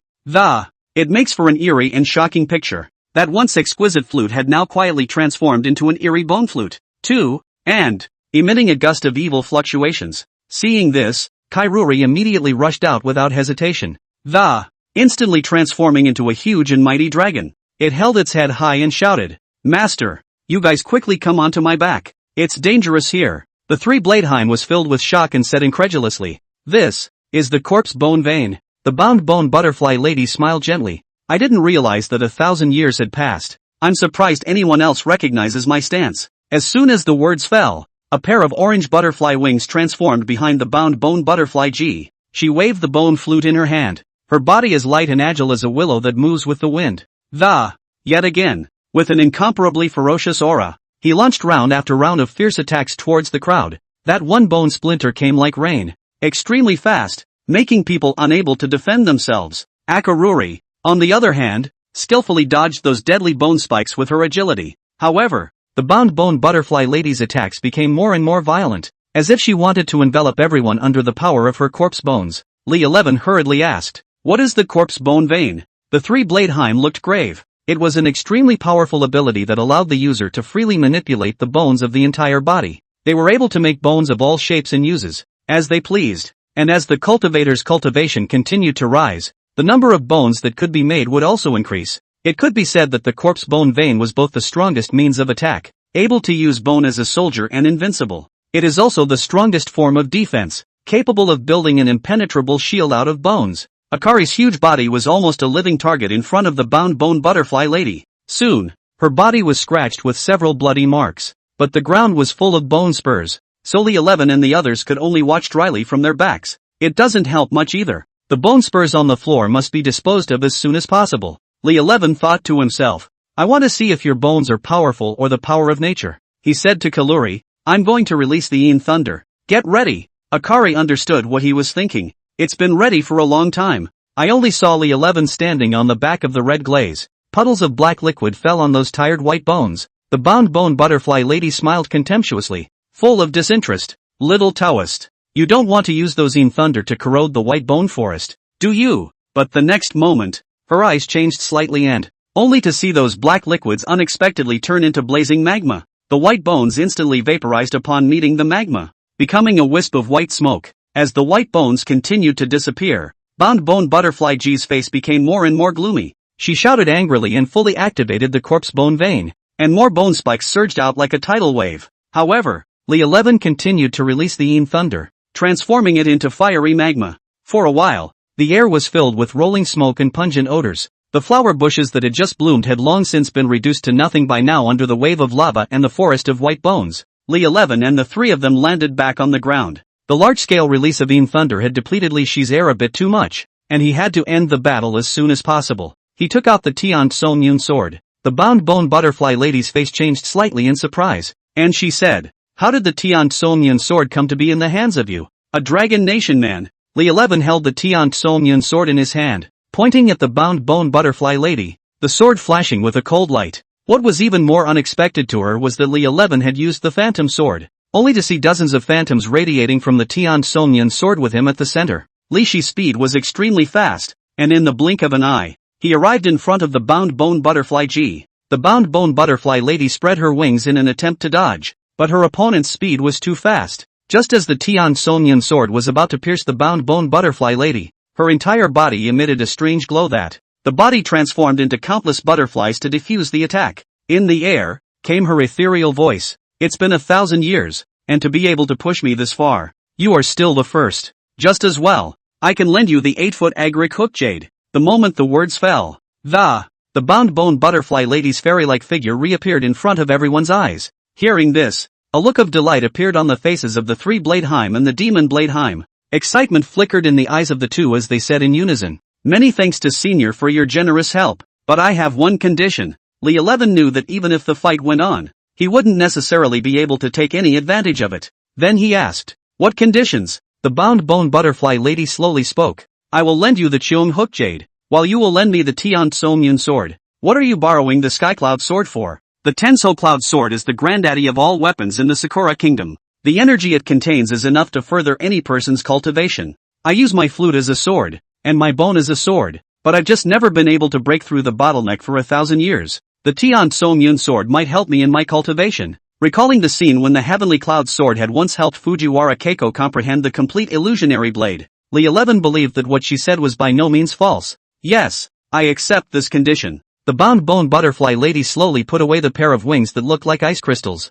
She lifted her chin slightly and whispered, Let's go then. Where to? The corner of the bound bone butterfly lady's mouth hooked up in a faint arc. A hint of teasing was revealed in his voice. Of course I'm going to save people. At these words, Li 11 showed a surprised look. You mean you want to come with us? The bound bone butterfly lady stretched out her slender fingers, pointing at the wretched scene on the ground.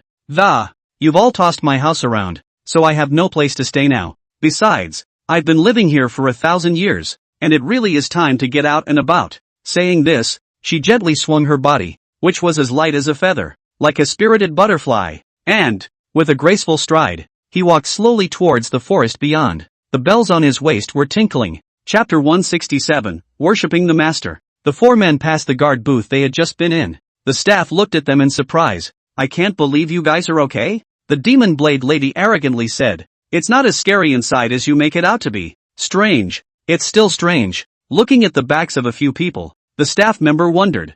I thought there were 3 of us when we went in. How come there's one more? Did I remember wrong? Look at the endless stream of traffic that surges like a river through the streets. The bound bone butterfly lady was as if a country bumpkin who had never seen the world before had suddenly intruded into a bustling city. There was a glint in his eyes full of curiosity. Her slender fingers first pointed somewhat cautiously at the flat and smooth concrete road, full of incredulity. My God, how can roads be so clean and tidy these days? Then, with a quizzical gesture, she pointed to the vehicles that were coming and going, speeding. Blinking his big eyes he muttered, why don't these wagons have horses? So what kind of power are they walking on? Her eyes then locked onto the skyscrapers in the distance with a shocked expression. How can a house be built so high nowadays? Won't it tip over because it's too high? On the side, Lee 11 stared straight at her and couldn't help but ask. You can't really have not stepped out of that place for 1,000 years. The bound bone butterfly lady gently shook her head. That's not true. The last time I came out was about 200 years ago.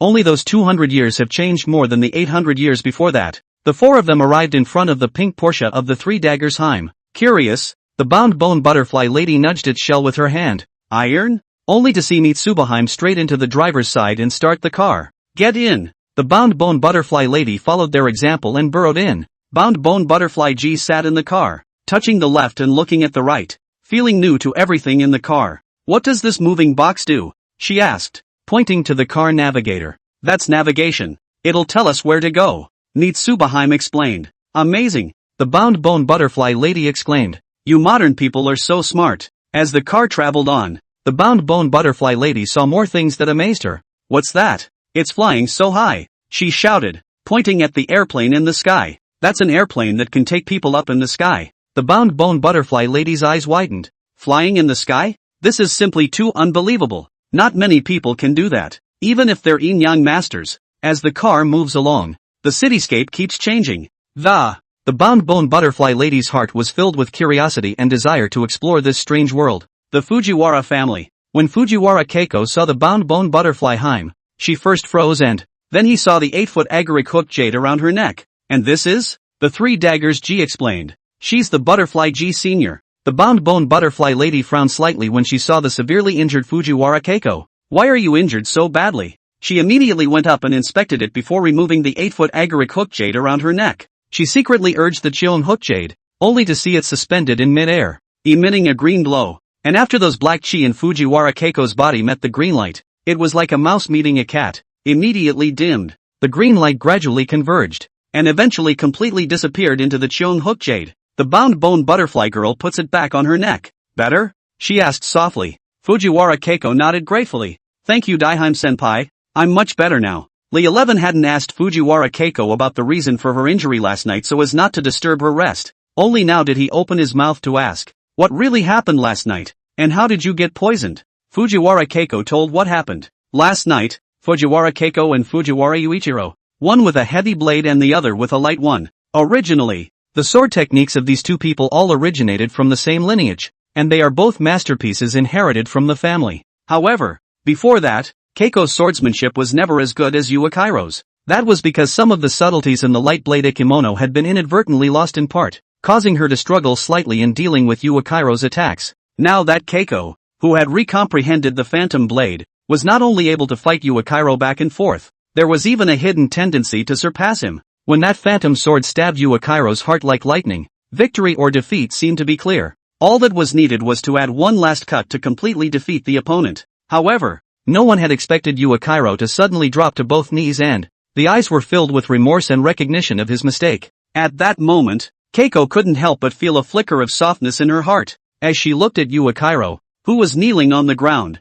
and thoughts were running through his head. In that instant of lightning, there was a sudden rush of sound at the door, followed by a huge scorpion spirit rushed in like a ghost. It swung its sharp scorpion tail and stunned Keiko instantly. At the same time, Yuichiro swung his heavy blade without mercy and slashed Keiko viciously. When the scorpion spirit saw that Yuichiro was overly injured, a hint of concern flashed in his eyes. Then he stopped fighting and took Yuichiro and quickly fled the scene. Hearing this, the demon blade lady was shocked and dumbfounded. With a face full of incredulity, she said, "Are you saying that father has colluded with the demon race? How is this possible?" Fujiwara Keiko shook her head. "But that's just the way it is." She slowly sat up, then suddenly knelt down. "Elder Daiji, will you take these two daughters of mine as disciples?" The bound bone butterfly Heim looked at the three-blade Heim and demon blade Heim. Their qualifications are quite good. Before she could finish speaking, Fujiwara Keiko immediately said, "Why don't you all pay your respects to master?" The duo knew that the bound bone butterfly Heim was the number one on the Yin-Yang masters list 1,000 years ago, and at the time, how many people wanted to be under her tutelage? Hearing this, the two of them kneeled down in excitement. Row. It's time for me to find someone to pass on this skill." The bound bone butterfly lady looked at the two people in front of her, and a hint of satisfaction flashed in her eyes. She said solemnly, "From now on, You are my bone-binding butterfly G's disciples. I will teach you all that I have learned. But the path of cultivation is difficult. You must have strong faith and unyielding will. Do not give up halfway. The three Bladeheim and the demon Bladeheim looked at each other and responded in unison. Yes, Master. We will definitely cultivate hard and live up to Master's expectations. The bound bone butterfly lady nodded, signaling for them to get up. She then looked at Fujiwara Keiko and said, the injuries on your body have not yet healed. Just recuperate in the meantime. Then she winked at Lee 11, signaling him to come out with her. What's wrong? Chapter 168, The Mysterious Yin Spirit Outside the Door. The bound bone butterfly lady, who had just been in a serious mood, revealed a sweet expression at this moment. Little Taoist, the world is such an interesting place nowadays. Can you take me out for a stroll? Of course. I love shopping with beautiful women. He pointed to the bound bone butterfly lady, the 8-foot agric hooked jade around her neck. You'd better put this away first. Hanging it around your neck is too much attention after all. The duo strolled through the busy and bustling streets, their figures attracting the attention of many passers-by. People marveled. This beauty couldn't be a fairy that fell from the sky. The bound bone butterfly lady, on the other hand, was as excited as a child. She pointed curiously at the food on the side of the road and mumbled, wow, this one looks so yummy, and that one. Her eyes sparkled again at the sight of the merry-go-round twirling in the distance. Excitedly, he shouted, what's that wooden horse that spins around? I want to get up there and play too. Watching the bound bone butterfly lady being so happy, the corners of Li Shi's mouth couldn't help but rise slightly. He sighed in his heart, not realizing that a Yin and Yang master who had survived for 1,000 years had. It's amazing that there's such innocence of childishness. As the night fell, the time drew to a close. Li 11 considered her accommodations. Bring her back to Xiaoxinghe's house? Isn't it a bit inappropriate? There's something inappropriate. So many rooms in her house. Li 11 arrived at Xiaoxinghe's house with the bound bone butterfly G. At this time, Xiaoxinghe was putting on a mask, and when she saw the two of them coming back together, a hint of surprise flashed in her eyes, but peace was soon restored. Xiaoxinghe looked at the bound bone butterfly G and asked, who is this? She's the bound bone butterfly lady and wants to stay here for the night. Xiaoxinghe froze for a moment. It's the bound bone butterfly lady mentioned in the parchment scroll? Li 11 nodded. It was the first time Xiaoxinghe had seen a human who had lived for 1,000 years,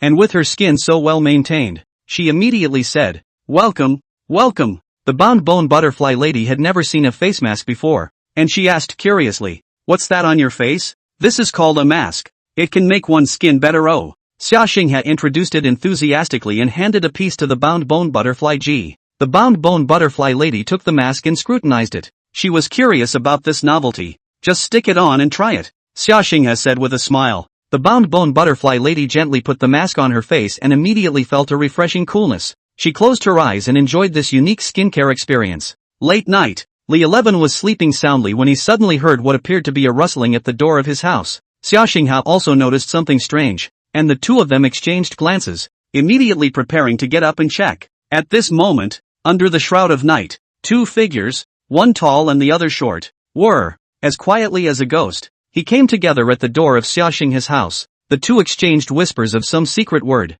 Are you really sure that Li 11 is in here? The slightly shorter man asked, lowering his voice, his tone revealing a hint of uncertainty. The tall man replied with conviction, that goes without saying. This is the information that I've gone through a lot of trouble and spent a lot of time to find out with great difficulty. There is absolutely no room for error. The short man marveled. This kid's good. It hasn't been long since you came to Sakura country and you're actually able to live in such a luxurious house? The tall man snorted coldly, his words tinged with a bit of jealousy and envy. Oof, this is not an ordinary person's house, but the residence of Tian Run Group's Xiaoxinghe. Can it not be luxurious? The short man's eyes widened in disbelief as he exclaimed, Xiaoxinghe, did the boy hook up so quickly? Shoo, you keep your voice down, don't let them find out. Just as the two were whispering, a butterfly with an eerie blue light came from nowhere. It danced lightly, like a sparkling blue pearl in the night sky, slowly flying towards them. How do butterflies suddenly appear in the middle of the night? And it also blows. The tall man was full of suspicion, and his curiosity reached out his hand to try to catch this mysterious butterfly. However, the very moment his palm touched the butterfly, something unexpected happened. The butterfly instantly transformed into a blazing blue flame that, it violently engulfed his entire palm in it. The tall man let out a harsh scream of agony. He desperately waved his flame-scorched arm, while rapidly working the power within his body. A cloud of dark, Ink-like gas coalesced in an attempt to wrap the blue flame with it. However, no matter how hard he tried, the black gas seemed to have no effect on the blue flame. The fire not only did not weaken in the slightest, but became more and more ferocious. The shorter man on the side saw the situation and rushed forward to help. He performed his own unique technique, reciting words under his breath, and a column of water shot out from his hands, rushing straight towards the blue flame. Unfortunately, these columns of water instantly turned into water vapor when they came into contact with the blue flames. There was no way to stop the fire from spreading. Seeing that the taller man's arm had been burned to a crisp, the situation is becoming more and more critical. Suddenly, at the feet of the tall, well-built man, a circle of incomparably sharp bone spikes snapped out of the solid ground as if they were springing up from the rain. These bone spikes were extremely fast and exceptionally sharp, piercing through the man's body in the blink of an eye. Dozens of transparent holes instantly appeared in his body. Immediately after that, the tall man's body actually turned into a rolling black smoke in a flash.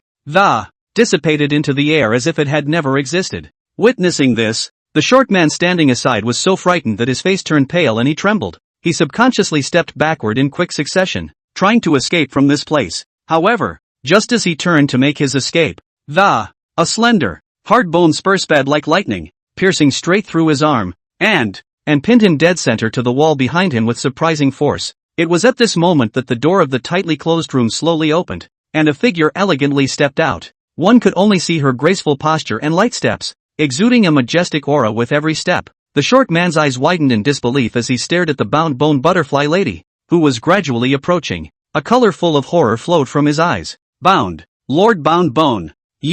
Why are you here? The short man's voice trembled, his words filled with fear and awe. Hearing the other party's question, the bound bone butterfly lady raised her eyebrows slightly, the corners of her mouth lightly raised, showing a cold smile. Oh, you actually recognize me? The short man nodded his head hastily, and replied in fear, back in the day. When I had just become a fierce spirit, I had the honor of seeing your heavenly means with my own eyes, and I still remember it vividly. Chapter 169 Zhang Zhang's Revenge. Li 11 and Xia Xinghe also walked out of the room. When they saw the scene before them, Xia Xinghe was filled with doubt as she pointed at the short man who was nailed to the wall by bone spikes.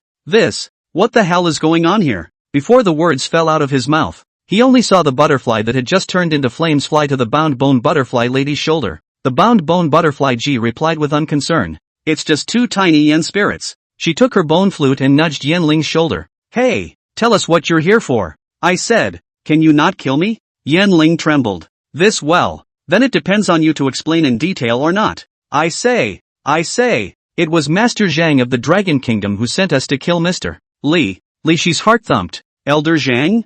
Zhang Jianguo? Yen Ling nodded. It's Zhang Jianguo. What's he doing in Sakura Land? Skyrun Group has been expanding rapidly in Sakura country recently, and the Zhang family is jealous, so Zhang Jianguo came in person. Unintentionally, he knew you were here, so he offered us a big favor. Let us finish you off. Li 11 let out a cold laugh and muttered in a small voice. He didn't dare to lay a hand on me in the Dragon Kingdom. Coming to the Sakura country, it's unbridled. Zhang Jianguo. Li Shi's eyes became sharp. Seeing this, the bound bone butterfly lady frowned slightly and asked softly, do you need me to settle him now? When Yen Ling heard this, he immediately begged for mercy. Sir, you just said that as long as I tell the truth, it'll set me free. Li 11 shook his head after a moment of silence, and his gaze fell on Yen Ling. There's a use for keeping him for now. After saying that, he turned to look at Xia Xinghe. Zhang Jianguo has been trying to make a move against Tianrun Group. He might be up to something this time when he comes to Sakura country, so you guys have to be prepared for anything. Xia Xinghe nodded and took out her cell phone to contact her secretary. Li 11 looked at Yen Ling again. Where is Zhang Jianguo? Take me there now. Yen Ling begged. If he knew that I had revealed his hiding place, I'll be out of my mind. The bound bone butterfly lady then walked over to the wall, raised her bone flute, and flicked it at Yen Ling. An orange light shot out and didn't enter Yen Ling's body, and he immediately let out a painful howl. The bound bone butterfly lady said coldly, if you don't tell me, not only will I be able to make your soul fly away, it will also make your life worse than death. Yen Ling couldn't resist the pain and had to take Li 11 and the bound bone butterfly G to find Zhang Jianguo. The three of them made their way to a villa on the outskirts of the city. Yen Ling pointed at the door and said, Zhang Jianguo is inside. The bound bone butterfly lady carefully surveyed the villa and said vigilantly, there is a boundary laid by an expert here. Looking at the cultivation, it's at least up to the strength of a ghost king.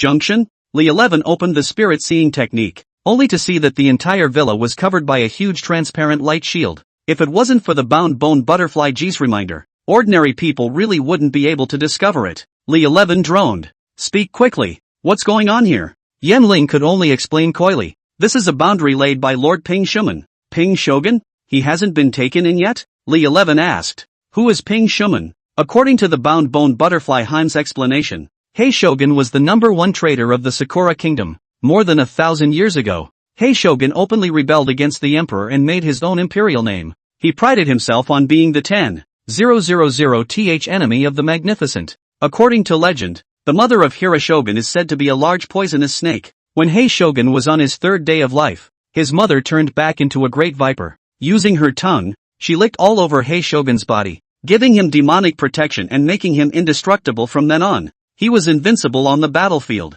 and at one point almost invaded the imperial capital of Tokyo. However, at that time, the master of the bound bone butterfly Heim discovered the weakness of the Hei Shogun. That's his head. At the moment when Haishoman immediately attacked the royal capital, the master of the bound bone butterfly Heim struck him in the vitals of his brow with the Yin-Yang technique, and in the end, Hei Shogun fell to his death. In order to deter the rebels, the emperor ordered the head and body of Hira Shogun to be split in two, and hung his head on the city wall for public display. But with his extremely deep resentment, and his half-demon bloodline, it only took him 1,000 years to. It reached the Ghost King cultivation level. But how did he hook up with Zhang Jianguo? Yan Ling said, I can only bring you here, without Zhang Jianguo's consent. All the shadowy spirits and demonic beasts can't get in. Bound Bone Butterfly G ordered Yan Ling to wait outside the boundary, and he and Bound Bone Butterfly G walked into the villa. Inside the bedroom, Zhang was playing a game with a few human ladies. Seeing Li 11, a flash of surprise flashed in his eyes, but he quickly regained his composure. Those two losers can't even handle this little thing. Li 11 looked at him coldly. Are you disappointed? Zhang smiled, pushed away a young lady beside him, and stood up. Li 11, don't blame me since you took the initiative to send me to the door. After saying that, a black bead appeared in his hand and he recited an incantation under his breath. For a moment, the room was filled with an eerie aura. The young lady next to her was so scared that she rolled and fled the place. Li 11 felt a powerful force that. He knew that this was the evil technique of the Yin spirit in Zhang's body. It's just that it's only been 10 days since I've seen him, and his cultivation level has already risen so high. He secretly practiced his energy and prepared to deal with it. The bound bone butterfly lady chanted, Tiny Yan Ling, looking for death. She performed her unique skill and dozens of blue butterflies flew towards Zhang. Only Zhang gently waved the black bead in his hand and a black barrier blocked those blue butterflies. He laughed coldly. With this skill of yours you can't help me? Those blue butterflies met the black barrier and immediately became black, then lost their vitality. It fell to the ground. The bound bone butterfly lady was stunned in her heart. These butterflies were transformed by her cultivation, and the other party was just a mortal. That Yin spirit inside his body should only be a Yin spirit. How could it block his butterfly? Is there something wrong with the black beads? The bound bone butterfly lady's eyes glazed over and she decided to test the mysterious black bead first. She exerted her full strength and summoned a large number of blue butterflies once again, surging towards Zhang like a tidal wave. However, the black barrier released by the black bead was not affected at all, turning all the butterflies into ashes. Seeing this, Li 11 knew that it was not good and rushed to help. He cast Young Thunder and teamed up with the bone-binding butterfly G to attack Zhang Jianguo. The two men's attacks were overwhelming, but they were never able to break through the black bead's defense. Zhang Jianguo looked at them smugly and scoffed. Is that all you can do? This black bead is a treasure of the Flat General sect. Its power is not something you can fight against. With that said, he increased the output of his mana, and the glow of the black bead grew brighter and brighter. In front of the powerful force of the black bead, Li 11 and the bound bone butterfly G realized that if he couldn't find a way to restrain the black bead, I'm afraid it would be difficult to defeat Zhang Jianguo. Just then, the bound bone butterfly G noticed that a tiny crack had appeared on the black bead. Chapter 170, Subway Collapses. The bound bone butterfly lady's mind moved with a plan. She signaled with her eyes towards Li 11 beside her, who immediately nodded in understanding. Expresses understanding. The bound bone butterfly lady retreated behind him and quietly took out the 8-foot agaric hook jade. That's the nemesis of every evil thing under the sun. Only to see that the 8-foot agaric hook jade began to slowly levitate into midair on its own. In an instant, a rich dark green light burst out violently from above the hook jade. Like fireworks suddenly blooming in the night sky, it instantly illuminated the entire room in turquoise. The dark green light was like a torrent of It shone straight on top of the pitch-black, ink-like bead. The moment the originally quiet black bead came into contact with the green light, it was as if it had received a great stimulus. A tiny crack actually began to emerge on it, and spread and expanded at a speed visible to the naked eye. Until then, only then did Zhang Jianguo, who had been fully concentrating on manipulating the black bead, finally notice that something was wrong with the situation. As a native of the Dragon Kingdom, neither he nor the Yin spirit inside him had ever seen the 8-foot agaric hook jade. He looked at the uniquely shaped C-shaped Shongoyu in midair with amazement. What in the world are you? You? Li Shi's gaze was like a torch, and a chillingly cold aura flashed in his eyes. He stared tightly at Zhang Jianguo in front of him and said coldly under his breath, "Something that can be extinguished anyway." At this moment, Zhang Jianguo's face was reddened, and the veins on his forehead were bulging. He did everything he could to try to enhance his mana to sustain the mysterious black bead. However, no matter how hard he tried, it was difficult to change the end of the black bead that was about to shatter. Finally, the black bead instantly crumbled apart, turning into countless fragments scattered all over the ground. Having lost the blessing of the Black Pearl, a powerful shield, Zhang Jianguo was instantly thrown into an extreme panic. His eyes were wide open, his body trembled involuntarily, and his face was filled with a look of despair and fear. With hardly a moment's hesitation, he jerked around and attempted to flee the scene through the window. However, how could Li 11 and the bound bone butterfly lady beside him easily let him have his way? With a wave of Li Shi's palm, a huge ball of Yin Lei appeared out of thin air. Like a ferocious beast opening its bloody mouth, it lunged towards Zhang Jianguo. At the same time, the sky was densely covered with a butterfly that emitted a blue ghostly light. Zhang looked at the scene in front of him. His face turned as white as paper, and his legs went limp. But he fell to his knees, with tears running down his face. He kept kowtowing to Li 11 and begged for forgiveness. Taoist Li, it is I who have the eyes to recognize the mountain and have offended you. I beg you to be magnanimous and spare me. Li 11 looked at Zhang Jianguo, who was kneeling on the ground in a sorry state. I thought to myself, this old fox of his is really good at seeing the wind and being able to bend and stretch. However, one must never be merciful to one's enemies, or one will be the most cruel to oneself. Thinking of this, Li Shi's eyes became more and more determined. A powerful force was secretly gathered in his hand. When you sent someone to kill me, did you ever think there would be a day? Zhang Jianguo saw the ferocious light in the other party's eyes, and had already moved to kill him. The heart couldn't help but stutter. But after all, he is also a person who has been in the jungle for a long time, and his brain turns extremely fast. Seeing only his eyes dribbling, he hurriedly shouted, "As long as you raise your hand and spare my life, I am willing to give 50% of the Zhang family. No, entire property to be surrendered, please." However, Li 11, knowing his character, said disdainfully, "After you have been killed in the Yellow Spring, someone else will come and take over your Zhang family's estate." With that said, he and the bound bone butterfly lady struck out almost simultaneously. In an instant, the eerie and terrifying Yin thunder rushed towards Zhang Jianguo, and those ethereal blue butterflies surged toward him like a tidal wave.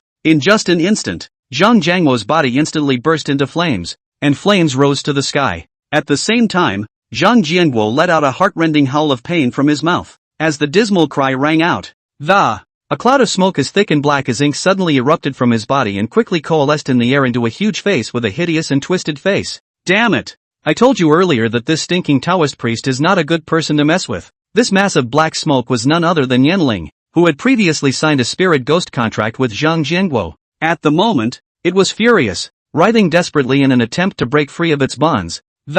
Escape from this treacherous place of wrongdoing. Before Yin-Ling could make a move, he only saw a flash of golden light in Li Shi's hand and a brilliant and dazzling golden talisman shot out like lightning, striking him with unerring precision. Yin-Ling cried out miserably, his voice miserable and incomparable. Immediately after that, its huge figure collapsed under the mighty power of the golden talisman.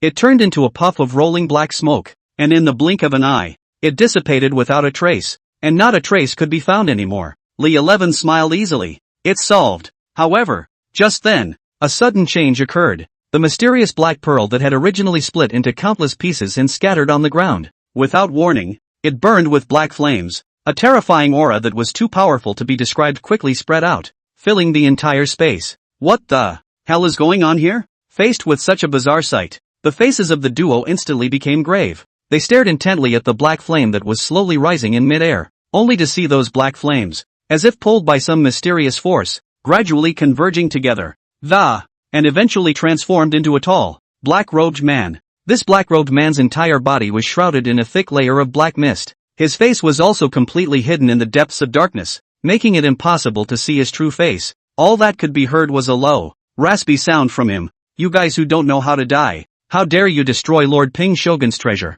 In that case, take your lives and bury them with it." Before the words were even finished, the ever-quiet Akari Lioli violently rushed out, opening her bloody mouth and swiftly swallowing that black-robed man whole in one bite. Afterward, only a cold snort of disdain could be heard from Kaluri. "Humph. What a racket." She burped and went back inside the tontine tattoo. The two of them walked out of the villa, only to find that Yen Ling, who was outside the boundary, had long since run away without a trace. Li 11 asked, "Just let him go?" The bound bone butterfly lady smiled. "Just let him go for now. Anyway, I've planted the chrysalis inside him. I can take her life anytime I want." Early the next morning, Li 11 was sleeping when he was awakened by the sound of the television outside his door. The TV was broadcasting the morning news. Insert an important news item. Thousands of people have just been trapped inside the subway after major landslides occurred simultaneously on the Yamanote and Shuo lines of the Tokyo Metro. At this time, Xia Xinghe was practicing yoga. Upon hearing this news, she and the bound bone butterfly lady looked at each other and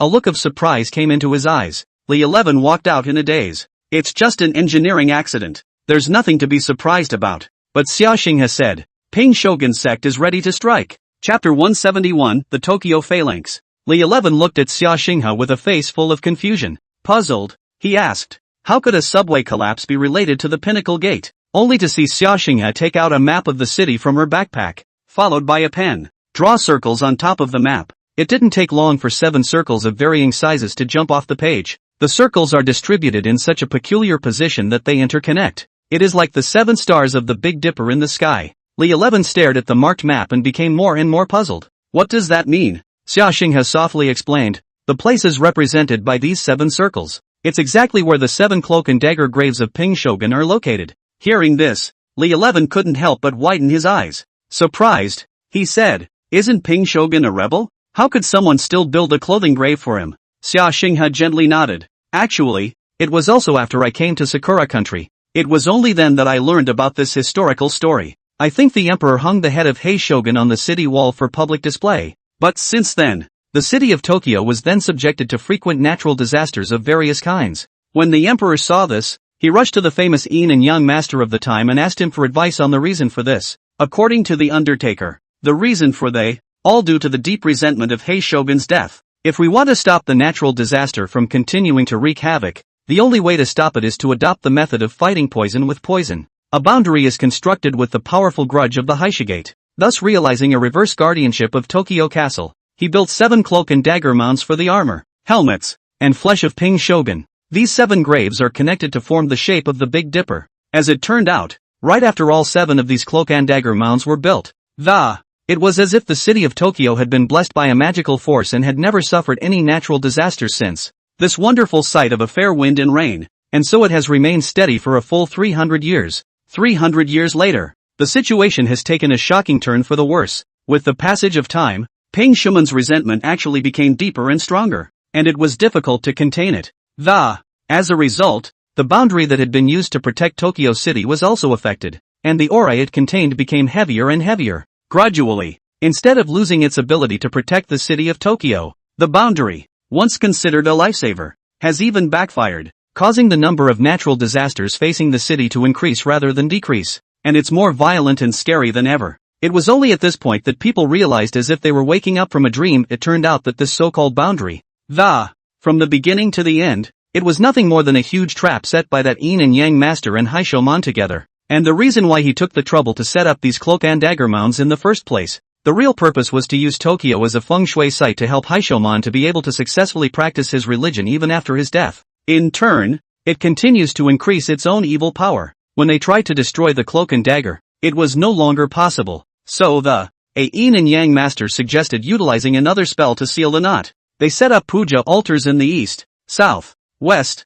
north and center of the city. The 5 legal altars formed exactly a square legal formation to suppress the 7 stars of the Big Dipper. However, as time went on, the grievances of the Ping shoguns grew deeper and deeper.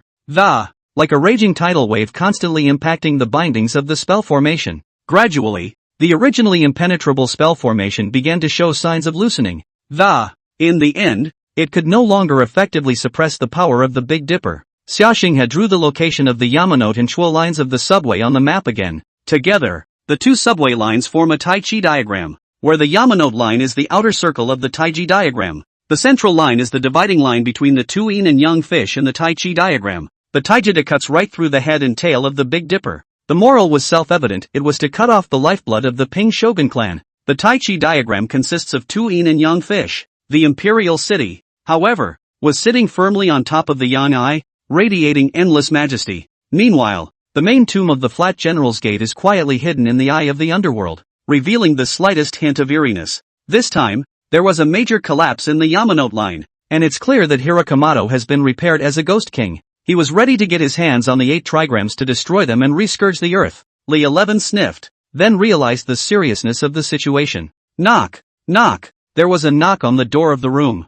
Who could it be in the middle of the morning? Li 11 opened the door to his room and saw a stooped, wrinkled, and old lady in a black robe. Wasn't this the same mysterious old lady that she and Momoi Sweetie had met in the elevator? What's she doing here? The old lady's voice was low and husky. Young man, may I come in and sit down? The moment Xiaoxing has saw the old lady, her eyes were filled with shock. Grandma Chio? Li 11 asked. You recognize it? Xiaoxing nodded. Of course. Granny Chio is the ranking of Yin-Yang masters in Sakura country today. The number 1 ranked character. The old woman hunched her body and took one step forward. What top ranking? It's just some vanity. Grandmother Chio looked at Bound Bone Butterfly Heim suspiciously. Why do you look a bit familiar to me? The Bound Bone Butterfly G didn't want to reveal her identity. Old woman. You might be remembering it wrong. Li 11 thought with some amusement. She a living for thousands of years. To call someone less than 100 years old an old woman. Granny Chio didn't take it to heart and just shook her head.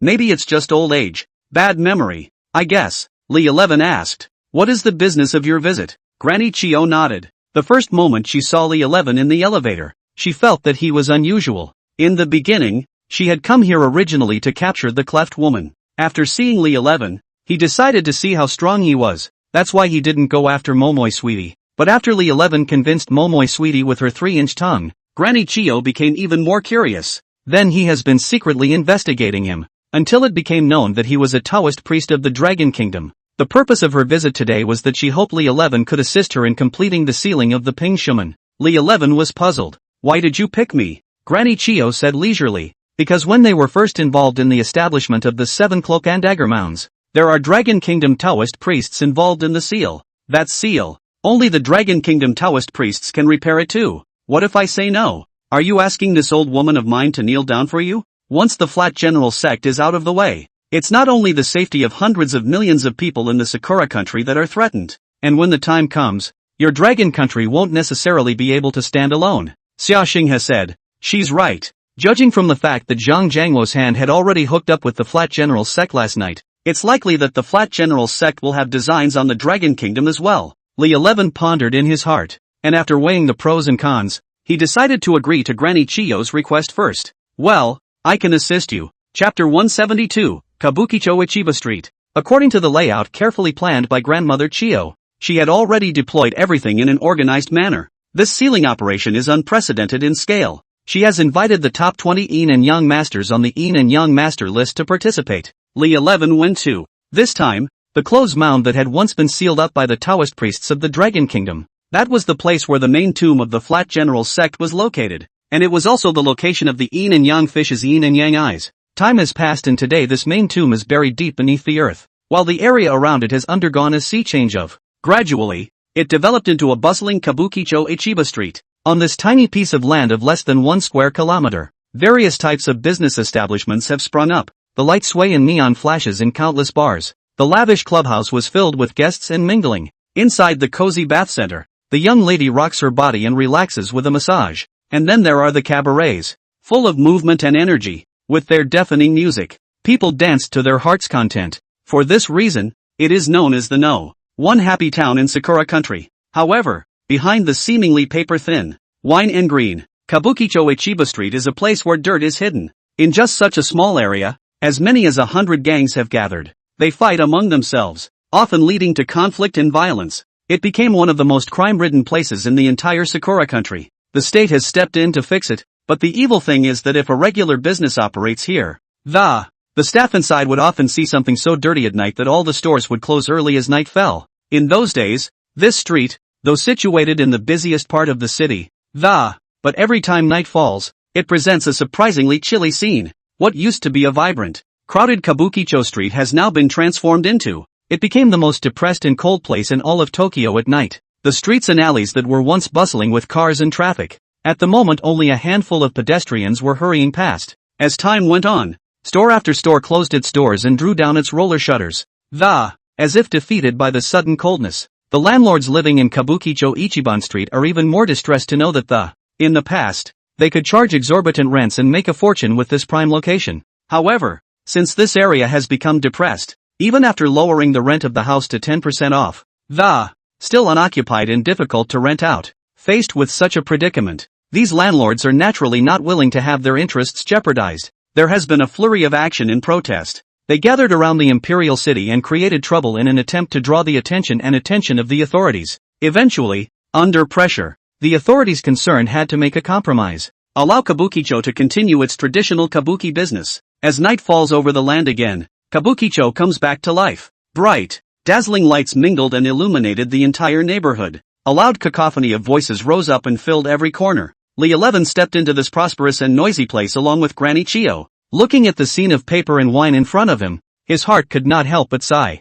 Alas, Xia Xinghe is also too inadequate. I can't believe I wasn't told that there was such a wonderfully good place in Sakura country. Otherwise, I would have come here a long time ago. Granny Chio walked ahead of her as she and Lee 11 made their way through the bustling crowd of people. Finally we came to a quiet, narrow branch alley. The alley is a stark contrast to the bustling and noisy main street outside. It was as if they were two very different worlds. Down the alley and in, a slightly quaint-looking bar, Sakura Noya, can soon be seen. The bar looks dated. The mottled walls and outdated doors and windows all reveal that it has survived the vicissitudes of time. According to Granny Chio, this bar has been around for at least 100 years. Standing outside the door, you can feel the difference between it and other bars. Compared to the bright lights and hustle and bustle of the places outside, Sakura Noya seemed extraordinarily serene and mysterious. As he gently pushed open the heavy wooden door, a stale and unique scent instantly hits you. The interior of the bar was very dimly lit, with only a few dim wall sconces giving off a faint glow.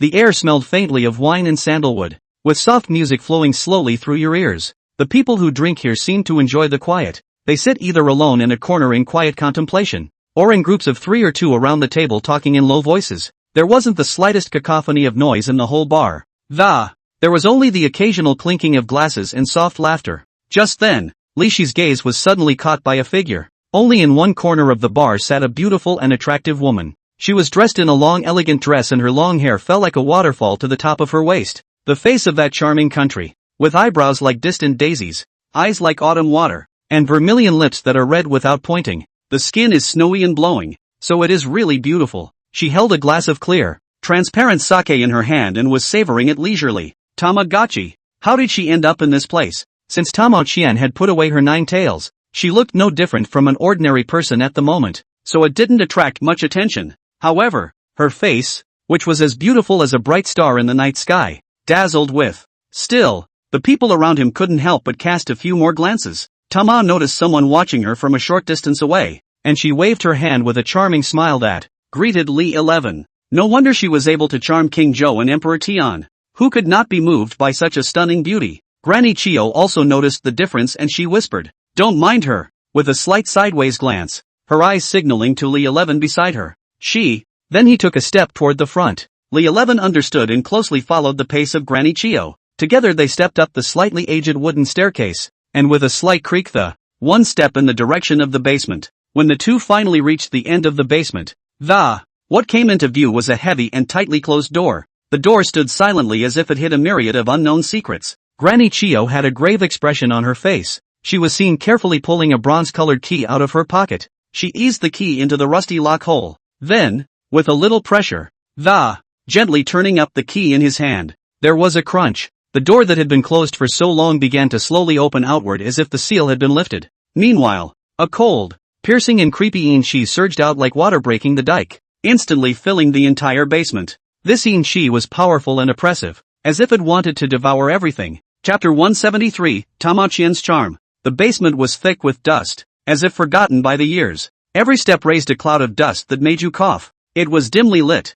with only a few faint rays of light filtering in through the cracks above it barely illuminated the gloomy space. In the deepest part of the basement, an altar stood out. This altar is made entirely of lapis lazuli. At the center of the altar was placed a huge stone platform it was meticulously carved with intricate runes that dazzled the eyes. These runes had been eroded by time, and they had become blurred and unrecognizable. 9,981 talismans were densely affixed to the stone platform. These talismans shone with a faint golden glow the red rune on it had also lost its clear outline from age. However, Li 11 recognized that these were actually the sealing talismans that Taoist Master Ching Wei had once taught him. Taoist Master Ching Wei is a teacher from Luohua Mountain. At this point, a thought flashed through Li Shi's mind. Could it be that the Taoist priest who participated in the sealing of the flat general sect back then was an elder from Luohua Mountain? Just then, he noticed another ancient wooden box on the stone platform. The top of the wooden box is engraved with the 8 trigrams of heaven and the Tai Chi diagram. A few hidden lightning bolts jumped across it, as if they would disappear at any moment. Obviously, after a long baptism of time, the power of the lightning had become extremely weak. Almost negligible. To the side, Granny Chio spoke up and said, "This cloakroom was sealed with a combination of talismans and lightning spells. In the Sakura Kingdom, there are very few people who can be found who can perform such profound spells to deepen the seal. You are the most suitable candidate. There's no time to lose, so hurry up and do it." Her voice echoed in the empty basement with a hint of eagerness and anticipation. Li 11 nodded and took out a bunch of talismans from his pocket. Instead, low curses came from all around. "You old woman, still really unforgiving." Li 11 was startled in his heart and immediately looked around. Yet apart from Granny Chio, there were no other silhouettes. "No need to look for me. I'm right here." The voice seemed to come from the 9 hells. Creepy. Granny Chio's face changed dramatically as she raged into the air. "Hira Shogun. I advise you to stay here honestly. You guys think you can seal me forever with these? You're underestimating me." Accompanied by a hideous laugh, a powerful aura suddenly surged up and a human-shaped black mist appeared in the basement. Unsurprisingly, this would be Hirakata Shogun's doppelganger. Li 11 instantly felt a pressure as heavy as a mountain coming from all over the place. Just a mere detachment, it can actually oppress so much that one can almost suffocate and find it difficult to breathe. It was no wonder that Granny Chio was so anxious to seal it up. The Ghost King's strength was too terrifying. At this moment, Li 11 stared fixedly at the doppelganger of the Ping Shuman in front of him, eyes firm and determined. "No matter how powerful you are, today I will make you fall into a deep sleep again." As soon as the words fell from his lips, the talisman he held tightly in his hand seemed to be summoned by some kind of, like a fluttering butterfly.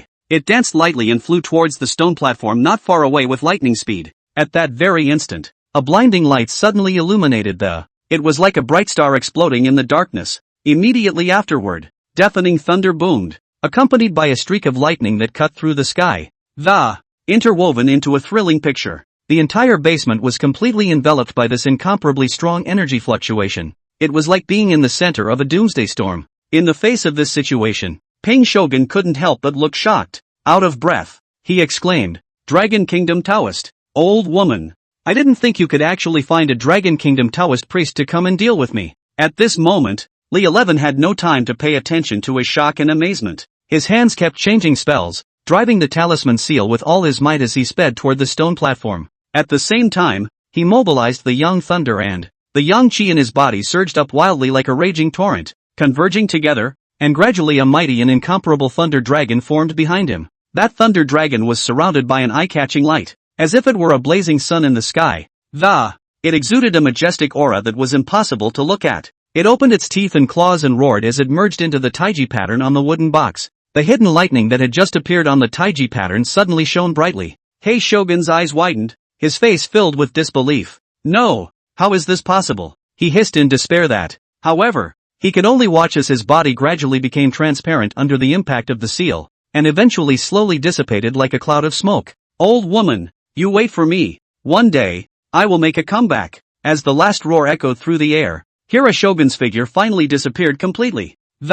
All that was left was silence and a mess. Li 11 breathed a sigh of relief, but a hint of uneasiness vaguely rose in his heart. Ping Shogun's last harsh words were still echoing in his ears, and he always felt that it's never going to be that simple. Granny Chio slowly turned around and headed out of the basement. "All right, it's settled. We should go." The duo arrived in the lobby of the bar one after the other. Without a word, Granny Chio walked straight toward the front door of the bar. Li 11 followed behind full of suspicion, secretly muttering in his heart, "This is really strange." A gray-haired, wrinkled old lady struts into the bar and then without saying a word, he went straight to the basement. And the whole thing actually didn't attract anyone's attention.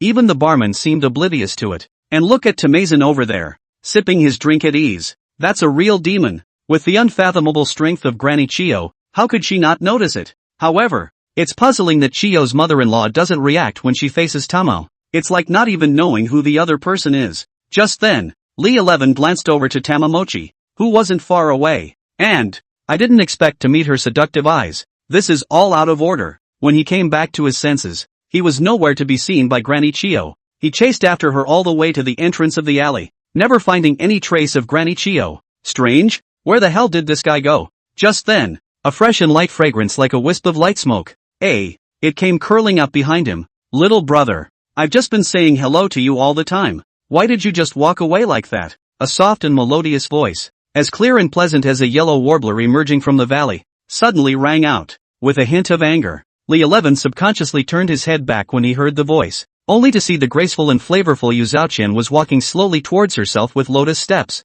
Her light dress fluttered gently in the wind.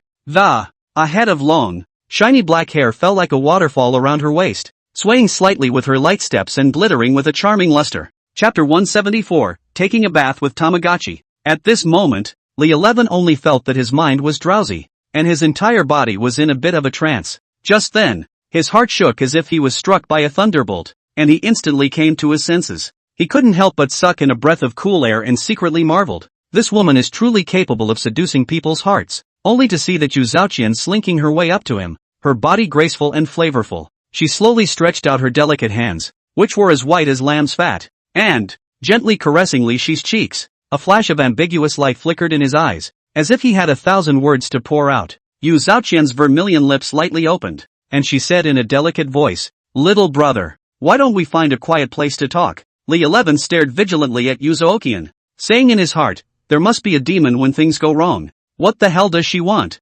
Tamao giggled softly. Her laughter was as clear and pleasant as a silver bell. Little brother. And why are you so nervous? My youngest daughter is merely trying to befriend you. After she said that, she moved lightly with her lotus steps and moved a little closer to Li 11. A strange and fascinating scent emanated from her body. Tamao Qian slightly raised the corners of her mouth, and the flow of her eyes showed her charming demeanor. She pouted and said, "Little brother, don't be so cold. Maybe we can even help each other out?" said she, with a slight shrug of her tiny nose. It seemed to be searching for some kind of special aura on Li 11. Li 11 thought to himself, since he had already been targeted by this kind of great demon, he certainly couldn't run away if he wanted to. Might as well see what she really wants. He took a deep breath, settled down, and looked at Tamamochi with a smile. "Yeah, if the beautiful woman is willing, I'm happy to oblige." Tamao smiled and pointed to a nearby bathhouse. "Let's go in and have a seat." Going to the bathhouse to talk? Li 11 couldn't help but feel a twinge of surprise as this thought flashed through his mind. But then it made sense. After all, the bathing culture of the Sakura country is world famous. The people here are avid bathers. In the bathhouse, bathers are honest with each other. This unique atmosphere makes bathing a unique social activity where you can show your true self without any reservations. Otherwise, no bathhouse would exist in Kabukicho Ichiban Street. However, what Li 11 never expected was that Daji had actually come to the Sakura country.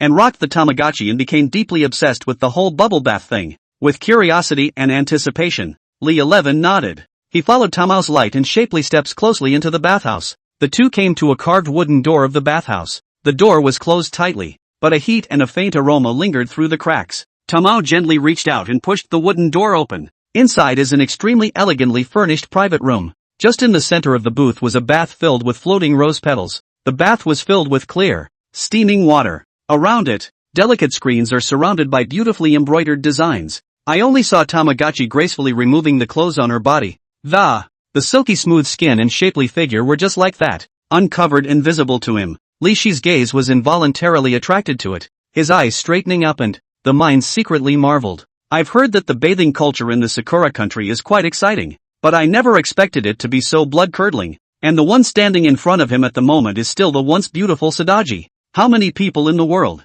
may I ask, can resist such a temptation? Li 11 quickly came back to his senses and fixed his mind. then slowly stepped into the warm, cozy bath as well. The pool water was warm and pleasant, allowing him to gradually relax. Just then, he suddenly felt a pair of hands as soft as satin gently resting on his shoulders. A voice as seductive as a nightingale's whisper sounded in his ears. "Little brother, do you think I'm beautiful?" This sudden contact in question was like a thunderbolt exploding in Li Shi's heart. It made him tremble. He turned his head violently, and was instantly confronted with Tamo Qian's stunningly beautiful face that could be described as a beautiful country. I saw that her face was like a peach blossom, her eyebrows like a faraway diaphragm. A seductive glint of desire flickered between her eyes. Li Shi's heartbeat instantly accelerated, and his mind was in chaos. A strong sense of unease surged through him as he wondered just what Tamo was trying to do. In all likelihood, this is nothing more than a well-placed trap. It was waiting for him to take a step into it. Reason kept reminding him of the need to be on high alert, that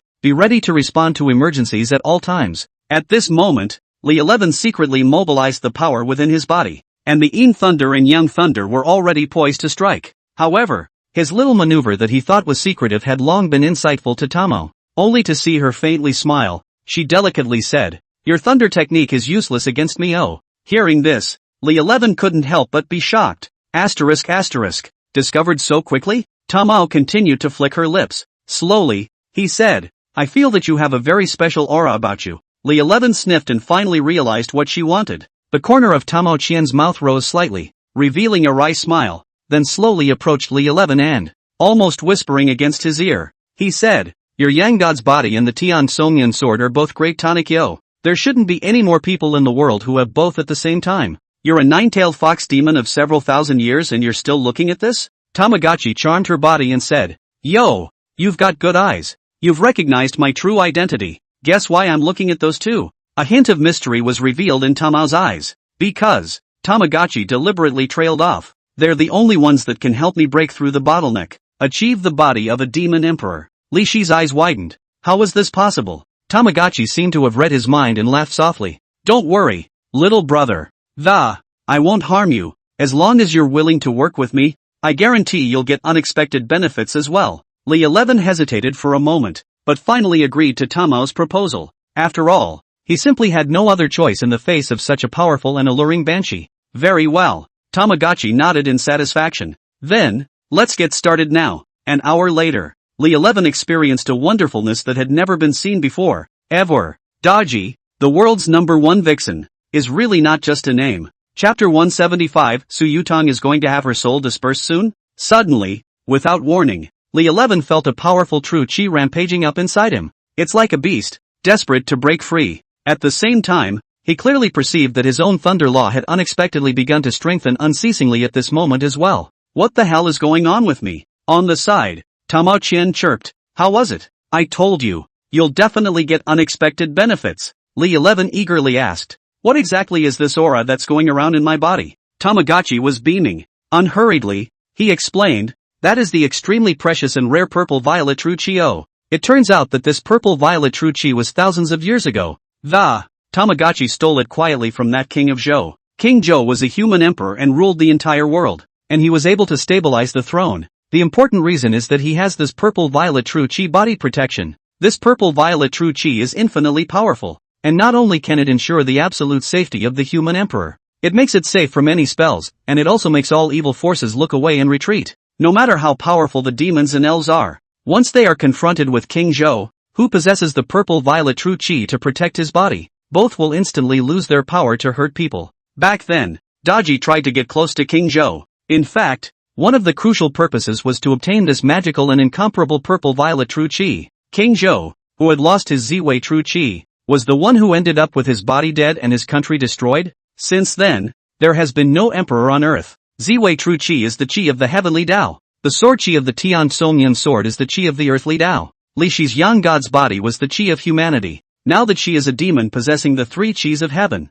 earth and man, and as long as she collects the ghost chi of another demon king, it would be possible to completely become the body of a demon emperor. Li 11 was puzzled. "Why are you giving me this Ziwei true chi?" Tamo giggled. "It's kind of cheap. The Yangshan chi and the sword chi of the Tian Somyan sword need to occupy a certain amount of space within my body, so I can only spare a portion of my Ziwei true chi for you." Li 11 didn't expect that just that trace of purple-violet true chi would be so powerful. He felt the growing power within him, as if he had endless energy. Yuzookian smiled gently. This Ziwei will not only increase your strength greatly, there's more magic to be discovered on your own. She slowly stood up. Alright, I'll see you later. After saying that, she turned into a white smoke and disappeared into the air. Li 11 lay in the bath, savoring the scene that had just happened. At that moment, there was a sound of footsteps coming from outside the door. Big brother, that's the room that pretty girl went into. As soon as the words left his mouth, a bare-chested man with an over-the-shoulder tiger tattooed on his chest.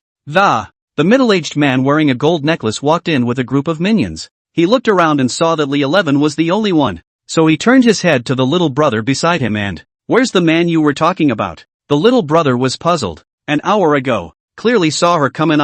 Li 11 glanced at them affront and said disdainfully, "Hey, aren't you guys being too rude?" The middle-aged man snorted coldly. "Kid, do you know who I am? This area is under my cover. How dare you talk to me like that?" Li 11 sneered. "No matter who you are, trespassing into someone's room is looking for death. Yo, young man, you've got a big mouth. I thought there were girls here. I've been happy for nothing. I'm going to take it out on you." After saying that, the middle-aged man made a wink, signaling that a few juniors were about to come forward to do something. Against this group of people, Li 11 didn't even bother to get up and do anything. Those few juniors had just taken a few steps when they felt as if their feet were stuck in a quagmire. Looking down, a dark puddle of mud appeared beneath his feet. This was the result of the purple-violet true chi evolving the Yin Thunder. Now, he was able to use Yin Lei to change the terrain, and through Yin Lei, he could make the ground turn into a swamp. A few of the minions struggled to get out of the quagmire, but they fell deeper and deeper into it, their faces filled with horror. The middle-aged man's eyes widened at the sight of the. Incredulously, he yelled, "What kind of trick did you kid pull?" Li 11 said slowly, "This is just a little lesson for you guys. I'm in a good mood today. I don't want to do anything, so why don't you get lost?" The middle-aged man became infuriated, and 3 ghostly blue flames suddenly surfaced behind him. "Yo, you're a Yin-Yang master?" Li 11 had seen the top 30 rankings of the Sakura country, but there was no information about this man. Apparently, he's just a no-good Yin-Yang master. "Since you're a Yin-Yang master, I won't hold back." Li 11 just slightly raised his hand, and a Yin thunderbolt shot out from his fingertips, transforming into a thunder dragon that. Just play along with him. That thunder dragon lunged towards the middle-aged man with open teeth and claws. Although the middle-aged man was shocked and unruffled, he recited the words in his mouth, and the ghostly blue flames behind him fiercely rose. It transformed into a huge fire bird charging towards the thunder dragon. The two met in the air, and for a moment the light splashed in all directions. The powerful energy fluctuations spread out in all directions. Li 11 sat in place, his eyes calmly watching the fight. The firebird was ultimately no match for the thunder dragon, and gradually dissipated after a wailing sound. The thunder dragon hovered in the air, glaring angrily at the middle-aged man. His face was white with fear. "Still want to fight?" Li 11 asked indifferently. The middle-aged man's face showed fear. "It's me who has eyes but doesn't recognize MT. Tai, you're a generous man. Just let me. Li 11 lay in the bath, his eyes slightly closed, and did not speak. The middle-aged man tried. "Why don't I ask the boss to find you a few girls to have fun with? The quality of the girls here is still good." Li 11 thought to himself, "Even if it's good, can it be better than Tamao Chien?" He waved his hand. "I just want a quiet soak now. Go away." The middle-aged man rolled away from the bathroom as if he had been pardoned. Li 11 continued to soak cozily, enjoying a moment of peace. That's when his cell phone rang. Sun Bingshi's voice came from the other side of the phone. "I heard that you're doing well in Sakura country. Which is not. I've missed you so much." "Bah, don't grease me. I called you today to tell you that the day of your Yin-Yang marriage contract with Su Yutang will be here soon. Remember to come back on time." Hearing this, Li 11 was shocked in his heart. So fast? Then won't Su Yutang's soul be dispersed immediately? On the other side of the phone, Sun Bingshin continued. "I'm going to let you enter the Tian Run group, and tomorrow, you'll report to Xia Xinghe. Didn't you tell me to go back and marry Su Yutang? And what did you tell me to find Xia Xinghe for? There's no suitable position at headquarters right now, so you'll just hang out at the Sakura Goku branch for now. When those old guys over here at headquarters retire, they'll give you a position at headquarters again." Since it was just a titular name, Li 11 smiled. "Thanks a lot then." Just then, there was a sudden commotion outside. Li 11 frowned, a bad premonition welling up in his heart. "No more. I have things to do here." He hung up the phone and quickly got dressed and stepped out of the bathroom to check. Chapter 176, The Fat-Headed Black Boss. In the center of the spacious and ornate hall, the atmosphere was unusually tense and depressing. Only a group of people dressed in black suits and pants and Pugilists wearing black sunglasses gathered menacingly. They all had cold faces and exuded a chilling aura, especially the one standing at the very front. As obese as a huge bucket of water, the head is even bigger. The round face is full of horizontal meat, a real look of a bully. He had a stubby cigar in his mouth, and from time to time he gulped down clouds of smoke, making the area around him smoky. The shopkeeper's face was filled with horror, and he walked quickly to the group with trepidation. He bent down and said with extreme respect, "Mr. Yamamoto, we have always paid our protection fees in full and on time, and we have never dared to be half-hearted. I don't know what you're doing here all of a sudden today?" Yamamoto grunted coldly at that, then puffed out a large smoke ring. Immediately afterward, he shoved the shopkeeper aside with a forceful, unceremonious shove. Just then, one of the people in the crowd stretched out his finger and pointed it straight at Lee 11 in the corner, and shouted, "Boss, that's the guy." Lee 11 fixed his eyes on the person who was speaking was none other than the Yin-Yang master he had just let go. At this moment, Lee 11 shook his head helplessly and, secretly, he thought to himself, these guys are really shady. At the same time, he recognized exactly who the leading figure in front of him was. This person is ranked 8th in the list of undertakers. Not only that, he's also the head boss of the U23 club. That's the #1 gang organization in Kabukicho Ichiban Street. Yamamoto narrowed his eyes and clenched the cigar in his hand with his pudgy palms as then he raised his arm and pointed the burning cigarette directly at Lee 11. He questioned aggressively, "Kid, were you the one who just bullied the brothers under me?" Lee 11, however, was not the least bit flustered and clasped his hands to his chest. "Since you guys are here to look for trouble, then get it together and don't waste my time." Yamamoto sneered. "Yo, that's quite a mouthful." Just then, all around them, the minions, who were eager and stupid, were rubbing their fists and, he made a move to swarm them. Surprisingly, however, Yamamoto jerked his arm out and stopped the wolf-like group of henchmen. I only saw Yamamoto say with a serious face, "Have you all forgotten what I said during the day? Tion Run Group is not a GOG company. Since we've agreed to work with Mr. Sa, then you can't just resort to force to solve the problem." Hearing this, Lee 11, who was standing on the sidelines, was happy. It turned out that this group of people had just been recruited by Xia Xinghe from GOG. It seemed that this Xia Xinghe really did have some tricks up her sleeve. Immediately after that, Yamamoto's sharp eyes stared tightly at Lee 11, then slightly hooked his finger and a wry smile appeared. "Kid, I did hear that there is a pretty girl like a flower with you. If you can obediently hand over that girl, then I can no longer pursue what happened before. Otherwise." At this point, Yamamoto stopped talking abruptly and, turning his head, he pointed at the group of menacing minions behind him. "These brothers of mine are all ruthless, and they don't know what to do with themselves. Once it really gets going, I'm afraid that even if I try to stop it then, it won't help. If you accidentally end up with a broken arm or leg, it's no one's fault." In the face of Yamamoto's naked threat, Lee 11 did not show the slightest bit of fear. Instead, he walked slowly towards Yamamoto, without changing his face. At the same time, without slowing down, he reached into his pocket and pulled out a cell phone. When walking just a few steps away from Yamamoto, Lee 11 stopped, the corner of his mouth slightly upturned. With a smirk, "You want girls, don't you? Fine. No problem. I'll call you right now to get her over immediately." After saying that, Lee 11 began to rummage through his address book in front of Yamamoto. Seeing how obediently Lee 11 acted, Yamamoto nodded his head in satisfaction. Gently patting him on the shoulder,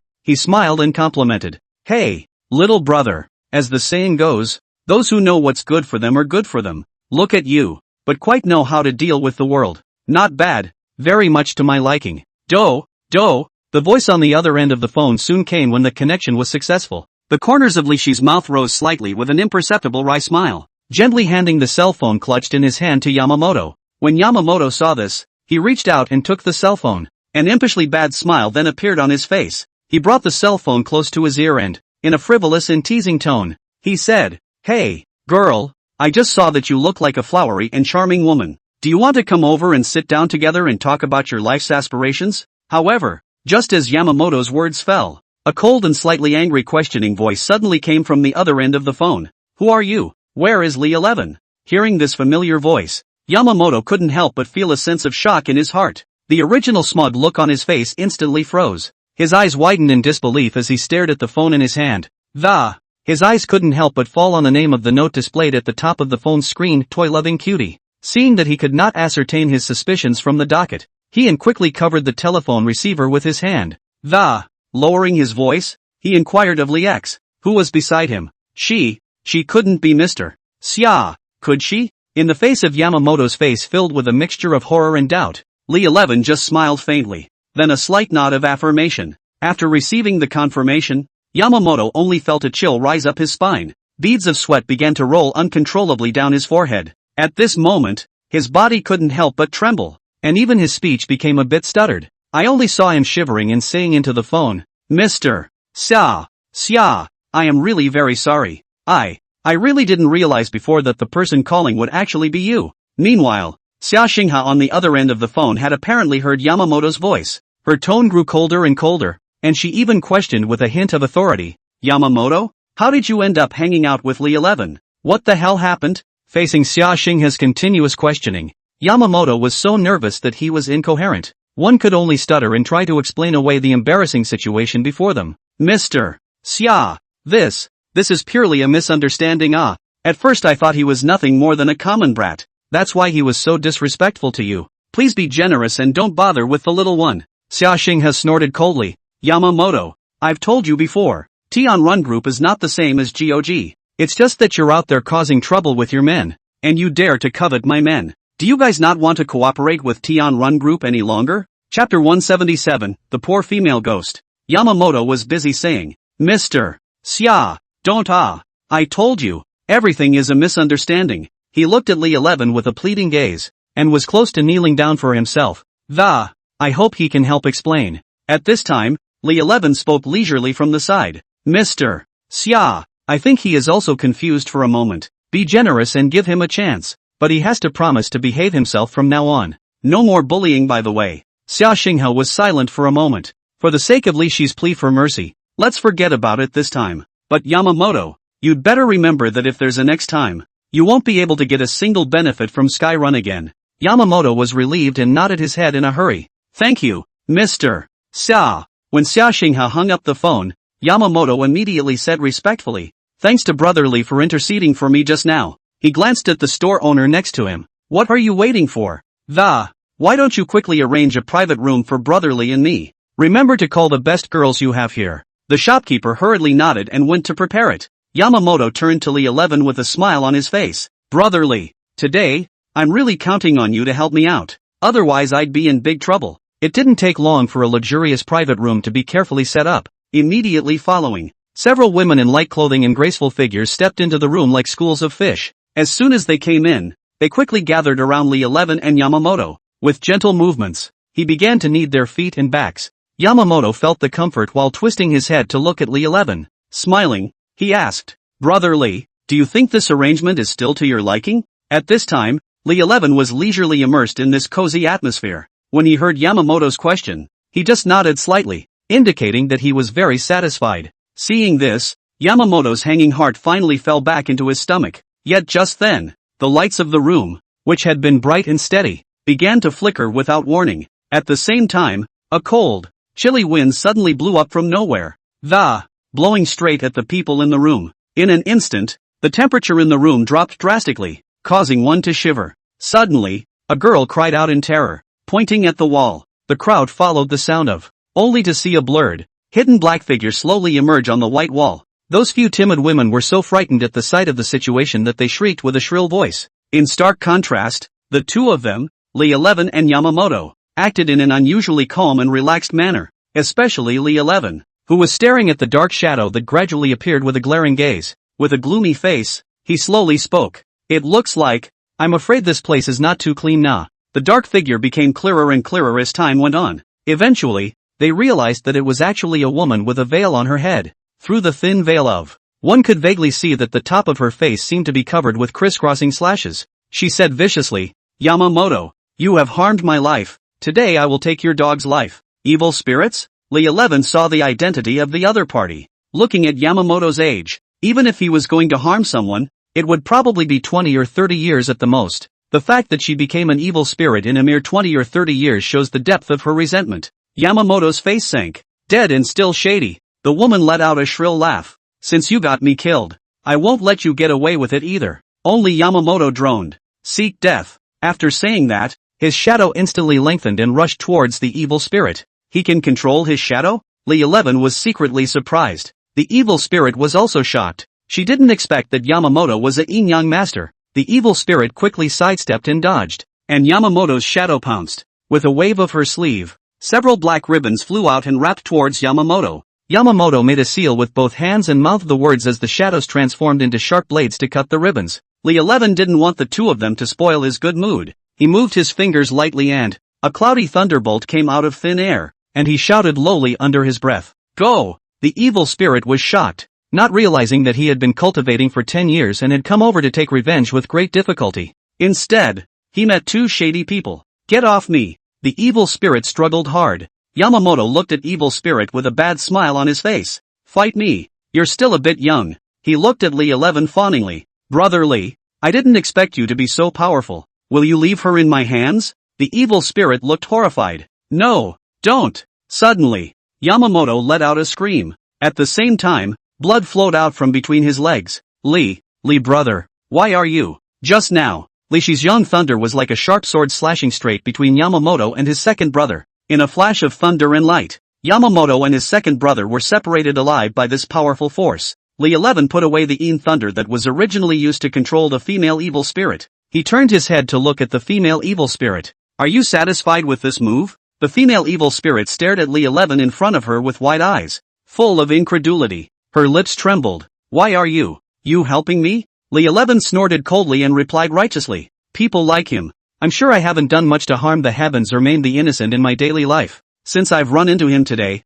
I naturally can't just stand by and watch." Hearing these words, the female evil spirit could no longer suppress her inner grief and aggression. Tears were pouring out like a flood from a broken dike. She sobbed as she recounted her tragic ordeal. "Back then, when she first came to work at this soup kitchen, but I didn't want to be targeted by this evil thief Yamamoto. She would rather die than submit, and was determined not to do so, only to be brutally hurt by him. Not only that, but Yamamoto had lost his mind and scratched her face. At that moment, Yamamoto, who was lying on the ground, was in pain from the heavy blows he had received from Yang Lei, constantly rolling on the ground and wailing. Those of his minions heard an unusual noise coming from inside the house. There was a rush of panic. However, when they saw Li Shi's eyes, which were filled with majesty, one by one, they turned around and fled like rats at the sight of a cat. Li 11 thought to himself, although it is true that I sometimes have difficulty in controlling myself, but well, at least it's just the occasional female ghost to molest. But the evil behavior of Yamamoto,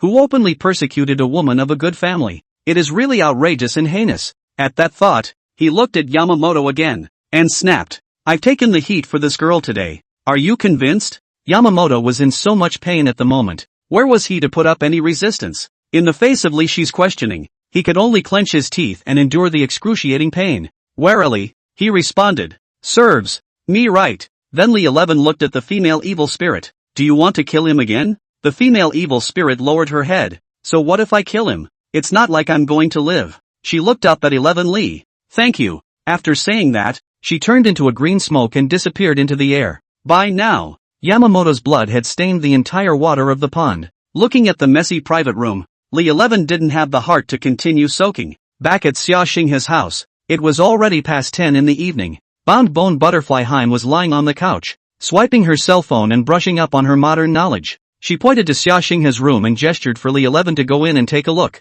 Chapter 178, The South Korean Zaibatsu. After seeing Li 11 walk into his room, Xia Xinghe's face was like ice and frost. With cold eyes, he spoke, "Come with me to the high seas tomorrow to meet the plutocrats of South Korea." Without saying a word, she pulled the covers over her entire head, and then rolled over and face inward, ready to fall asleep. Li 11 sensed that she didn't seem to be in a good mood at the moment, so he carefully and gently walked to the bedside, slowly stretched out his arms and gently encircled Xia Xinghe's slender and soft body from behind. He rested his chin gently against Xia Xinghe's shoulder. With an exceptionally soft tone of voice, he inquired, "Who on earth is so bold as to make our beautiful MS Xia unhappy? Quickly tell me. Let's see how I take it out for you." Hearing Li Shi's concerned words, Xia Xinghe slowly turned around. A trace of unconcealable reluctance passed over his face. She bit her lips slightly and said slightly chokingly, "Sun Dong has already told me everything. Say you'll be leaving here soon and returning right away." Saying that, she hugged Li 11 even harder and tightly. It was as if they were afraid that if they let go of each other, they would disappear. Li 11 felt Xia Xinghe's deep attachment and reluctance to himself. he couldn't help but feel a sense of compassion, and his hands began to tenderly caress Xiaoxing his silky smooth hair, and whispered softly and comfortingly, "Actually, why would I ever want to leave you? It is true that I have to go back to my country to deal with a very important and urgent matter, but you have to trust me. Whenever and wherever you need me, I wouldn't even hesitate to come back to you right away." Xiaoxing has slowly raised her head after hearing these words, and those originally clear and bright eyes were by now wet with tears and had become foggy. She gazed imploringly at the man in front of her, who had made her heart sing. With a trembling voice, he pursued, You must not deceive me." Li-11 nodded and solemnly replied, "Of course it's true." The two of them were immersing themselves in the thick of it, their feelings for each other surging like a tidal wave. It's hard to repress yourself. Wait. Right at this moment, Xiaoxing has suddenly flicked her nose, seemingly smelling a hint of a woman's odor. "Just now, I sent someone to check on Yamamoto's whereabouts, but in the surveillance video of Kabukicho Ichiban Street, I saw that you were just with Tamamochi, so you guys aren't having some kind of relationship, are you?" A haughty smile appeared on Li Shi's face as he responded in disbelief. "Hey, that's dodgy. If you go to a place like that and something doesn't happen, am I still a man then?" After saying that, he even deliberately puffed out his chest, as if he had done something so great. Xiaoxing has snorted coldly, looked askance at Li-11, and mocked, "Poof, Tamasan is a powerful being at the level of the Demon King. How dare you have sex with her? How powerful do you think you are? Can you stand it in this body? What a joke. Who am I? What can a mere Tamagotchi do to me? Is my body okay? Wouldn't you know it if you tried?" Although Li-11 bragged about it, he was secretly happy in his heart. Those small medicinal pills refined by Mang Zi did have an extraordinary effect,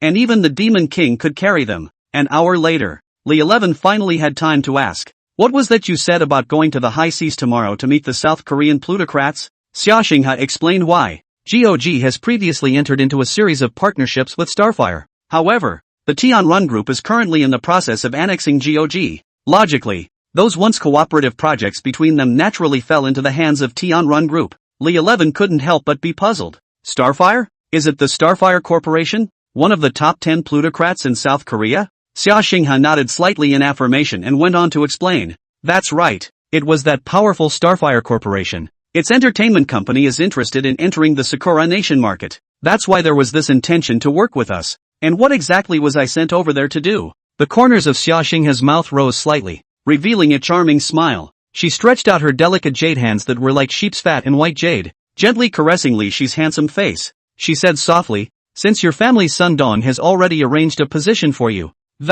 as your boss, I have to find ways to help you produce some outstanding results. Otherwise, when you are transferred back to headquarters in the future, how can you convince the people?" Despite what Xiaoxing has said, however, Li-11 always felt in his heart that things were far from as simple as she said. He stared sharply at Xiaoxing and continued to pursue. "But even if we're talking about cooperation, why did you have to pick the high seas for this? Is there some other inside story here?" Xiaoxing first couldn't help but let out a laugh. "There's really nothing to hide from you." However, in a split second her face suddenly sank and the originally bright eyes also became deep. She said softly, "Though nominally a partnership, but in reality, it was Starfire's attempt to invade the Sakura Nation market. Ever since GOG collapsed, almost all of them are eyeing the big fat piece of meat that is the Sakura Nation market." Li-11 stretched out his right hand and gently touched Xiaoxing's head, a faint smile spreading from the corner of his mouth. "So it seems like I'm the only one in the company who's good enough to go?" When Xiaoxing heard this, she couldn't help but tilt her head slightly,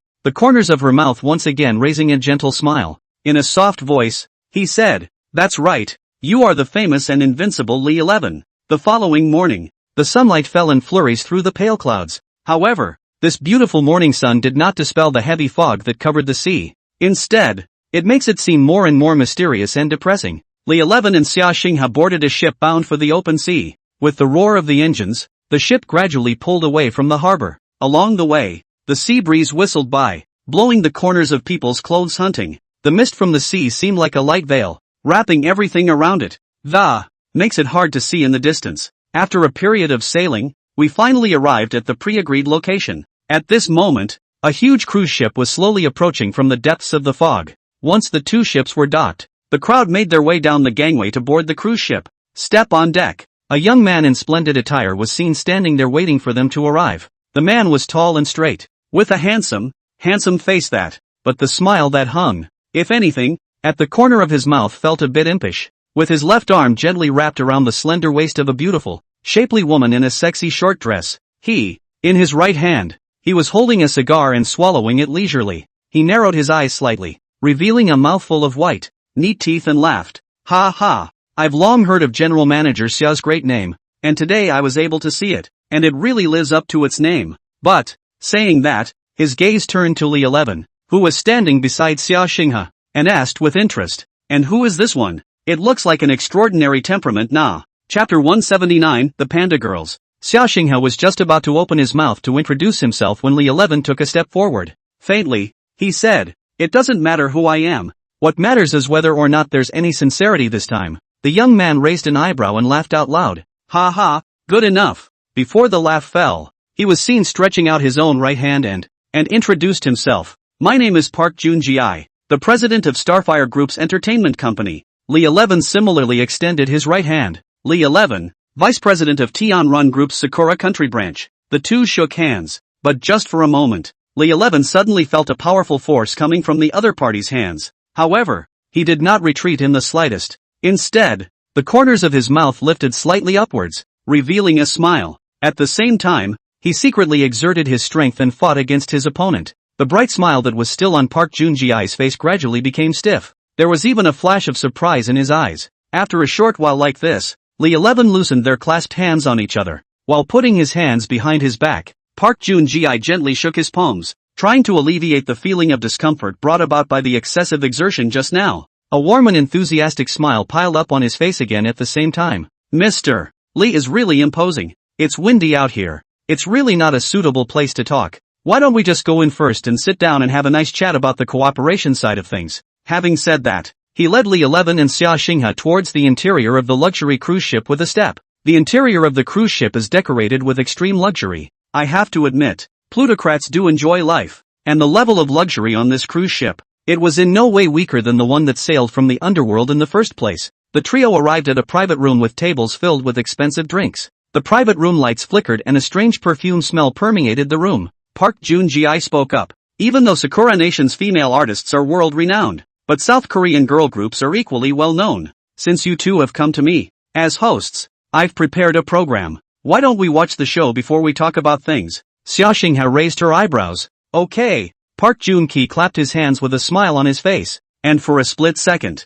9 beautiful girls dressed in various kinds of exquisite costumes were seen streaming in. These beautiful girls are all youthful and beautiful, and they attracted the attention of everyone present as soon as they appeared on the stage. Li 11 was originally a bit careless, but when he saw the person who walked in, can't help but see the light. The heart is even more secretly surprised. This is not the Panda Girl group that has recently been read all over the north and south of the Yangtze River? You know, this girl group is one of the hottest topics of the day, especially the video of all of them unloading their armor, but it caused a big stir around the world. Just the other day, Fatty, because he couldn't find any relevant resources in the country anyhow. In the end, I asked Li 11, who was in Sakura country, to help send him to him. I never thought I'd have the chance to see a live performance in person today. With the dynamic music playing, the girl group members began to dance. Their dance is light, graceful and graceful. Each movement shows just the right amount of feminine softness and agility. Li 11 stared intently at the stage.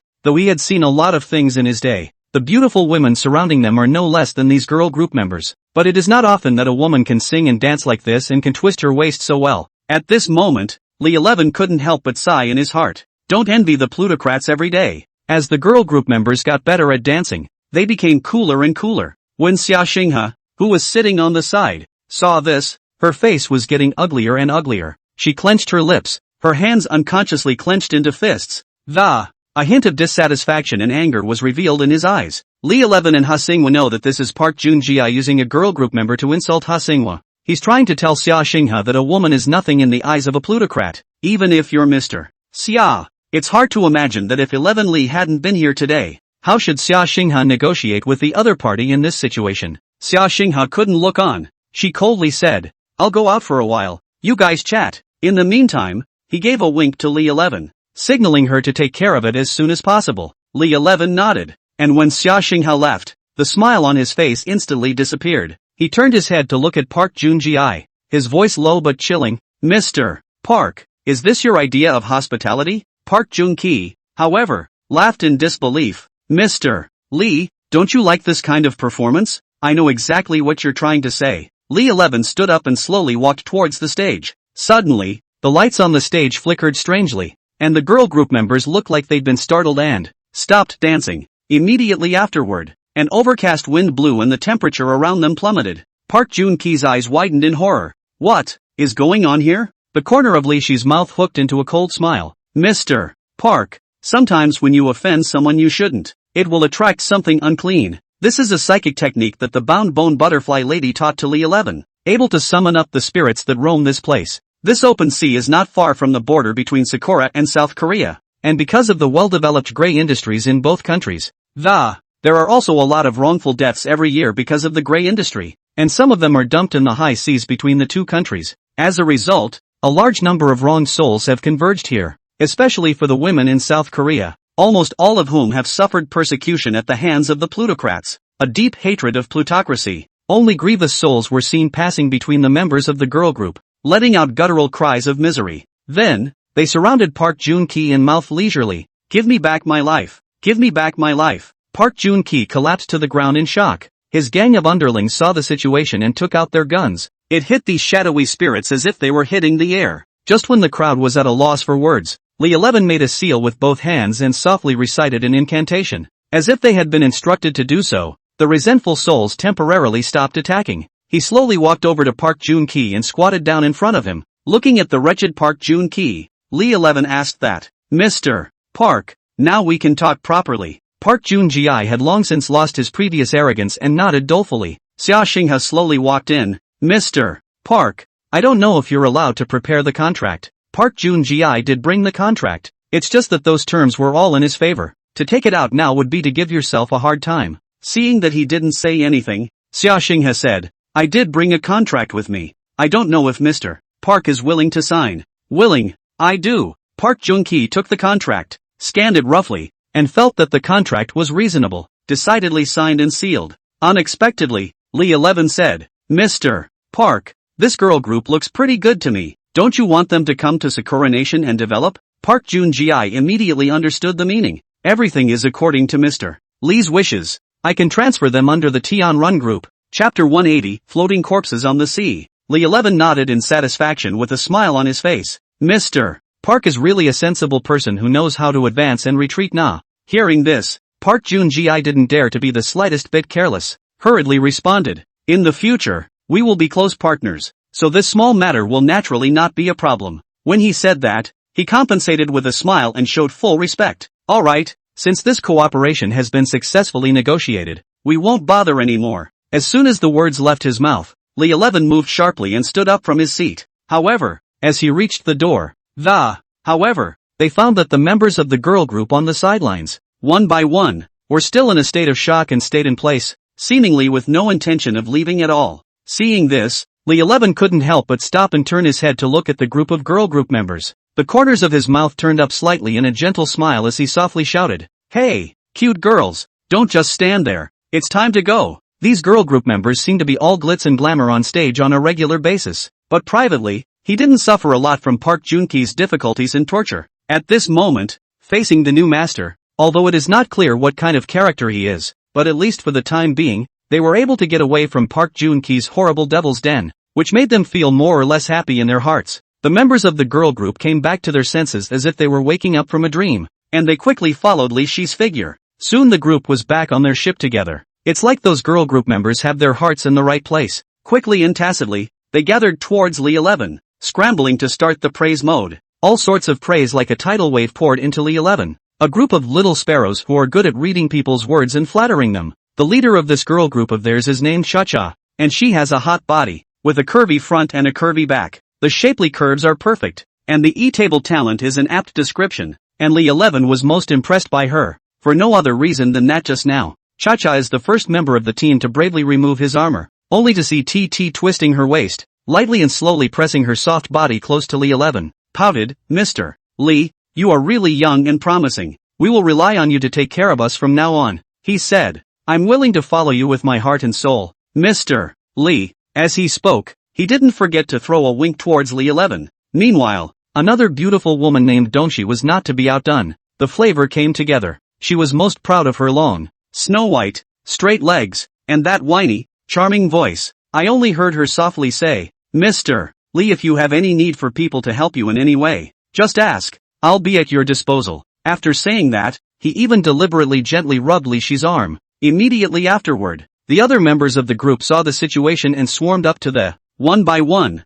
they scrambled to show their loyalty to Li 11. Some praised Li 11 for his young age but successful career. Some expressed their willingness to go through fire and water for Li 11. Faced with the sweet words of so many beautiful women, Li 11 couldn't help but feel a little fluttery. There was a smug smile on his face. Hey, it was worth it this time. Look at these 9 gorgeous girls. Who should we choose tonight? Oh, what a choice. Don't forget, they're all members of my girl group now. Isn't it up to me to arrange what I want?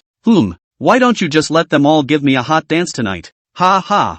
I'd like to experience a taste of the pleasures that only the plutocrats can enjoy. He inadvertently glanced at Xia Xinghe, who was on the sidelines. That beautiful and moving face was currently shrouded in a faint color of worry. Obviously not in a happy mood. Li 11 waved his hand decisively, signaling the female group members to leave first. Then walking quickly to Xia Xinghe's side, he tenderly stretched out his arm and gently wrapped it around her tender shoulders. He asked softly, "The contracts have all been signed and completed without incident. Why do you still look sad and mopey?" Xia Xinghe raised her head worriedly, those bright eyes revealing deep concern. This Park Jun-ki is no simple character. From what I know of him, he definitely won't willingly stop there. I'm really worried that he'll secretly play some tricks in the future and create trouble for us. Li 11 nodded slightly, showing that he understood her concerns. Then he gently rubbed her shoulder with his hand and comforted her. "Don't worry too much. No matter what happens, I'm still here." Just as the two men were talking, there was a sudden, piercing scream from the stern of the ship. Li 11 and Xia Xinghe's hearts tightened,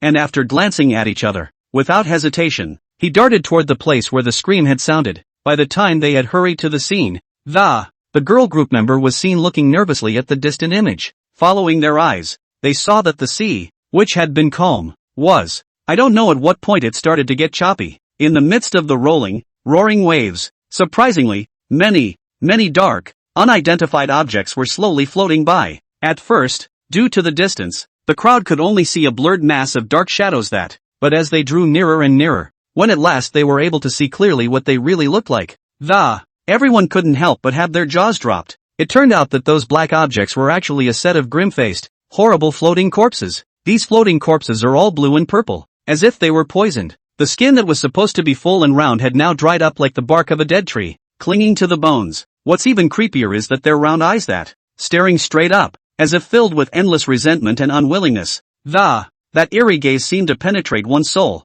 making one not dare to meet it with even a glance. Looking at the floating corpses with twisted and deformed faces and miserable deaths, a horrible thought involuntarily came to people's minds. They were having their souls drawn out of them alive. Li 11 tightly frowned, a strong ominous foreboding like a tidal wave surging to the heart. What's going on? As we get closer to the shores of the Sakura country, the floating corpses increase in number. Their initial estimate was that there were at least 1,000 bodies along the way. The boat slowly docked, but the dock, which was still bustling in the morning, was cold and quiet. It was awfully quiet all around. It was also the first time that the girl group members had seen such a scene, and they were all too scared to get off the boat. At that moment, a man and a beast walked in the distance. Li 11 recognized the man as Fujiwara Yuichiro, and that demonic beast was an ebony scorpion, its tail sticking up as high as a 2-story building. Chapter 181 Powerful Female Troop. Fujiwara Yuichiro was enraged when he saw Li 11. "Brat, take your life." He raised the large sword that was close to 2 meters and slashed it. In order not to affect the innocent, Li 11 immediately jumped from the boat to the shore, and at the same time, there was an extra Tian Tsomyan sword in his hand. "You Akairo, you're the one who hooked up with Imperial concubine Shizuko in the first place, so you can't blame me. That's true love for us. Don't talk nonsense if you don't know." Fujiwara Yuichiro growled and charged at Li 11 again. The large sword slashed down from top to bottom with a gust of wind. Li 11 could see the power of the blow. He did not fight hard, and flicked sideways and, smoothly slashing at his opponent with his sword. Fujiwara Yuichiro, however, as if he had expected it, turned around to avoid the attack, and a backhanded swing of the greatsword. Li 11 hurriedly leaped backward, and a puddle of lay appeared at the other's feet. "Still the same trick? Don't you have anything new?" Li Shi's mouth smiled slightly. "You want something new, right? Then I'll give you a big gift." The puddle of black liquid, along with the ground below, turned into a swamp at the same time. Yuakairo's big sword weighs at least 100 pounds. Combined with his own near 200-pound frame, he instantly sank down into the swamp. He's trying to break free, but the black liquid was like a pair of giant hands holding his legs firmly in place. At that moment, the giant black scorpion, which was 2 stories high, crawled over, and with its tail, rolled Yuakairo out of the swamp. Scorpions? Lee 11 remembered the tragic situation of the floating corpse at sea just now. Are you responsible for all the people in this town? Yuakairo coldly said as he stood on the back of the giant scorpion. Is there a problem with raising spirit scorpions with the souls of these people? Damn, you're a Yin-Yang master, and you're in the company of demons? Yuakairo smiled. Those who know what's good for them know what's good for them. In the future, whether it's the Sakura Kingdom or your Dragon Kingdom, it will be the world of the demon race. Maybe he knows something about why there are demons in the Dragon Kingdom and the Sakura Kingdom? In that case, all the more reason not to let him go. Lee 11 gripped the sword in his hand tighter, his eyes growing colder. Yuakairo, if you tell me what happened, I can consider giving you a hard time. Yuakairo laughed out loud. Do you think I would be afraid of death? What's more, even if I tell you, there's nothing you can do to stop it. The giant scorpion moved its 2 giant pincers as if responding to Yuakairo's words. 11 Lee knew that in order to take down Yuakairo he had to take out the giant crab first. But this giant scorpion wasn't weak, and with that poisonous stinger on its tail, trying to clean it up, it's not easy. The Tian Songyan sword in Li Shi's hand danced out a cold light, colliding with the giant scorpion's double pincers. It splashed a string of sparks. The giant scorpion was extremely powerful, and each attack carried the force of 1,000 pounds. Where on earth did this giant scorpion come from? Even the heavenly cloud sword can't defeat its iron armor? He swept his gaze around, searching for the giant scorpion's weakness. Suddenly, he noticed a vaguely glowing piece of the giant scorpion's abdomen. Its demonic elixir should be right there. As long as we destroy the demonic elixir, this giant scorpion naturally went up in smoke. He had a plan in mind, and his figure rushed towards the giant scorpion like electricity. Seeing this, Yuakairo commanded the giant scorpion to swing its pincers to block it. While Lee 11 dealt with the giant scorpion, a puddle of yin lay quietly flowed towards the giant scorpion's abdomen. At the same time, one of the giant scorpion's huge pincers clamped Lee 11. Yuakairo laughed out loud. Bastard, go to hell. The giant scorpion clipped down hard. Unexpectedly, it didn't split in 2 as expected. Instead, that body had actually become a puddle of black liquid. Instead, the puddle of yin thunder that had just flowed into his abdomen became the likeness of Lee 11. Seeing the right moment, Li Shi's body jumped up and, like a sturdy flying swallow pouncing towards the abdomen of the giant scorpion. Yuichiro was shocked and hurriedly drove the giant scorpion to Lee 11 with the poisonous stinger on its tail. However, Lee 11 had already prepared for it and dodged sideways, narrowly avoiding the poisonous stinger. At the same time, the heavenly crowning cloud sword in his hand viciously stabbed into the vaguely glowing part of the giant scorpion's abdomen. Only heard a loud boom. The huge body of the giant scorpion trembled violently. A blinding light emanated from the shattered demonic pills. The giant scorpion slowly collapsed. Yuakairo's face was pale, and a hint of panic appeared in his eyes as he lost his dependence. Lee 11 took a step towards him and said in a cold voice, "Now, you still have a chance to tell the truth." Yuakairo's lips trembled, knowing he couldn't get away with it, and he finally sighed. I said, it was all directed by Lord Tsukuyomi. Lee 11 frowned. See you in the moonlit night? Who is that? Yuakairo was about to continue, but a curved hooked poison needle passed through the chamber behind him. He reluctantly looked back at the giant scorpion that had fallen behind him, and the curved poison needle was exactly the giant scorpion's. Lee 11 drank. After saying that, several thunder dragons appeared in the sky and rushed straight down, and the giant scorpion instantly turned into powder. Only Yuakairo's round eyes were seen, and he fell to the ground with a loud crash, and at the end of his life, he also mumbled under his breath, "Tsukuyomi-sama, will never let you go." With that faint sound, he took his last breath. Seeing Xia Xinghe walk over, Lee 11 asked, "Have you heard of Night Moon Sea?" Xia Xinghe gently shook her head, indicating that she knew nothing about it. Lee 11 couldn't help but let out a long sigh. His heart filled with loss and helplessness. It was so hard to get such a crucial clue, but I didn't expect it to be broken just like that. Xia Xinghe spoke out to comfort. Although this clue is temporarily interrupted, but at least there are already some clues. You might as well make a trip to the underworld. The underworld has recorded all the information from the beginning of mankind to the present day. There the answer might be found. Hearing these words, Lee 11 pondered for a moment and felt that there was really no other way at the moment. The only way to try is to travel to the underworld. What's more, he needed to figure out that when the Yin-Yang marriage contract went into effect, what approach should be taken to avoid letting Su Yutang's soul fly away. He made up his mind right then and there, and immediately set out to return to the underworld first thing in the morning. Ah, I can't believe you're leaving so soon? Xia Xinghao looked at Li 11 with a face full of reluctance, her eyes showing a deep sense of longing. That night, Li 11 specially chartered a villa. Under the shroud of night, he broke free of all restraints and let himself go completely, with the dynamic and intense rhythm of the powerful dance music playing. To the beat of the music, the members of the Panda Girls group came on stage. They were all dressed in a variety of sexy and glamorous outfits. Some wore tiny, cute halter tops that showed off their slim, white shoulders. Some were dressed in high-cut bubble dresses that, the charming curves of the long, slender legs were hidden from view. Others wore tight dresses with deep V-necks that boldly outlined their proud body lines. Some even wore backless little mom dresses that, the smooth, delicate skin of her back glistened seductively in the light. It was as dazzling as the twinkling stars in the night sky. One by one, they performed, showing off their enchanting and flirtatious dance moves. Their graceful posture and agile dance steps ignited the atmosphere to boiling point. Compared to the videos seen on the web, this real performance in front of us is simply more exciting and heartwarming. Li 11 couldn't help but sigh. It turned out that the women presented on the internet were still too conservative. If we didn't have to go to the underworld first this time, he really wanted to bring this group of glamorous female troop girls back to the Dragon Kingdom. Such a wonderful and brilliant performance is by no means easy for a dragon girl to handle. Sure enough, girl groups still have to look at South Korea. Not bad for the world's #1 country for women's groups. The training is real good. Chapter 182 Li 11 is a fake? The next morning, the sun was rising and golden sunlight poured through the windows. Li 11 woke up leisurely and felt a few slender white arms were resting on his body. He gently removed their hands and got out of bed without a sound.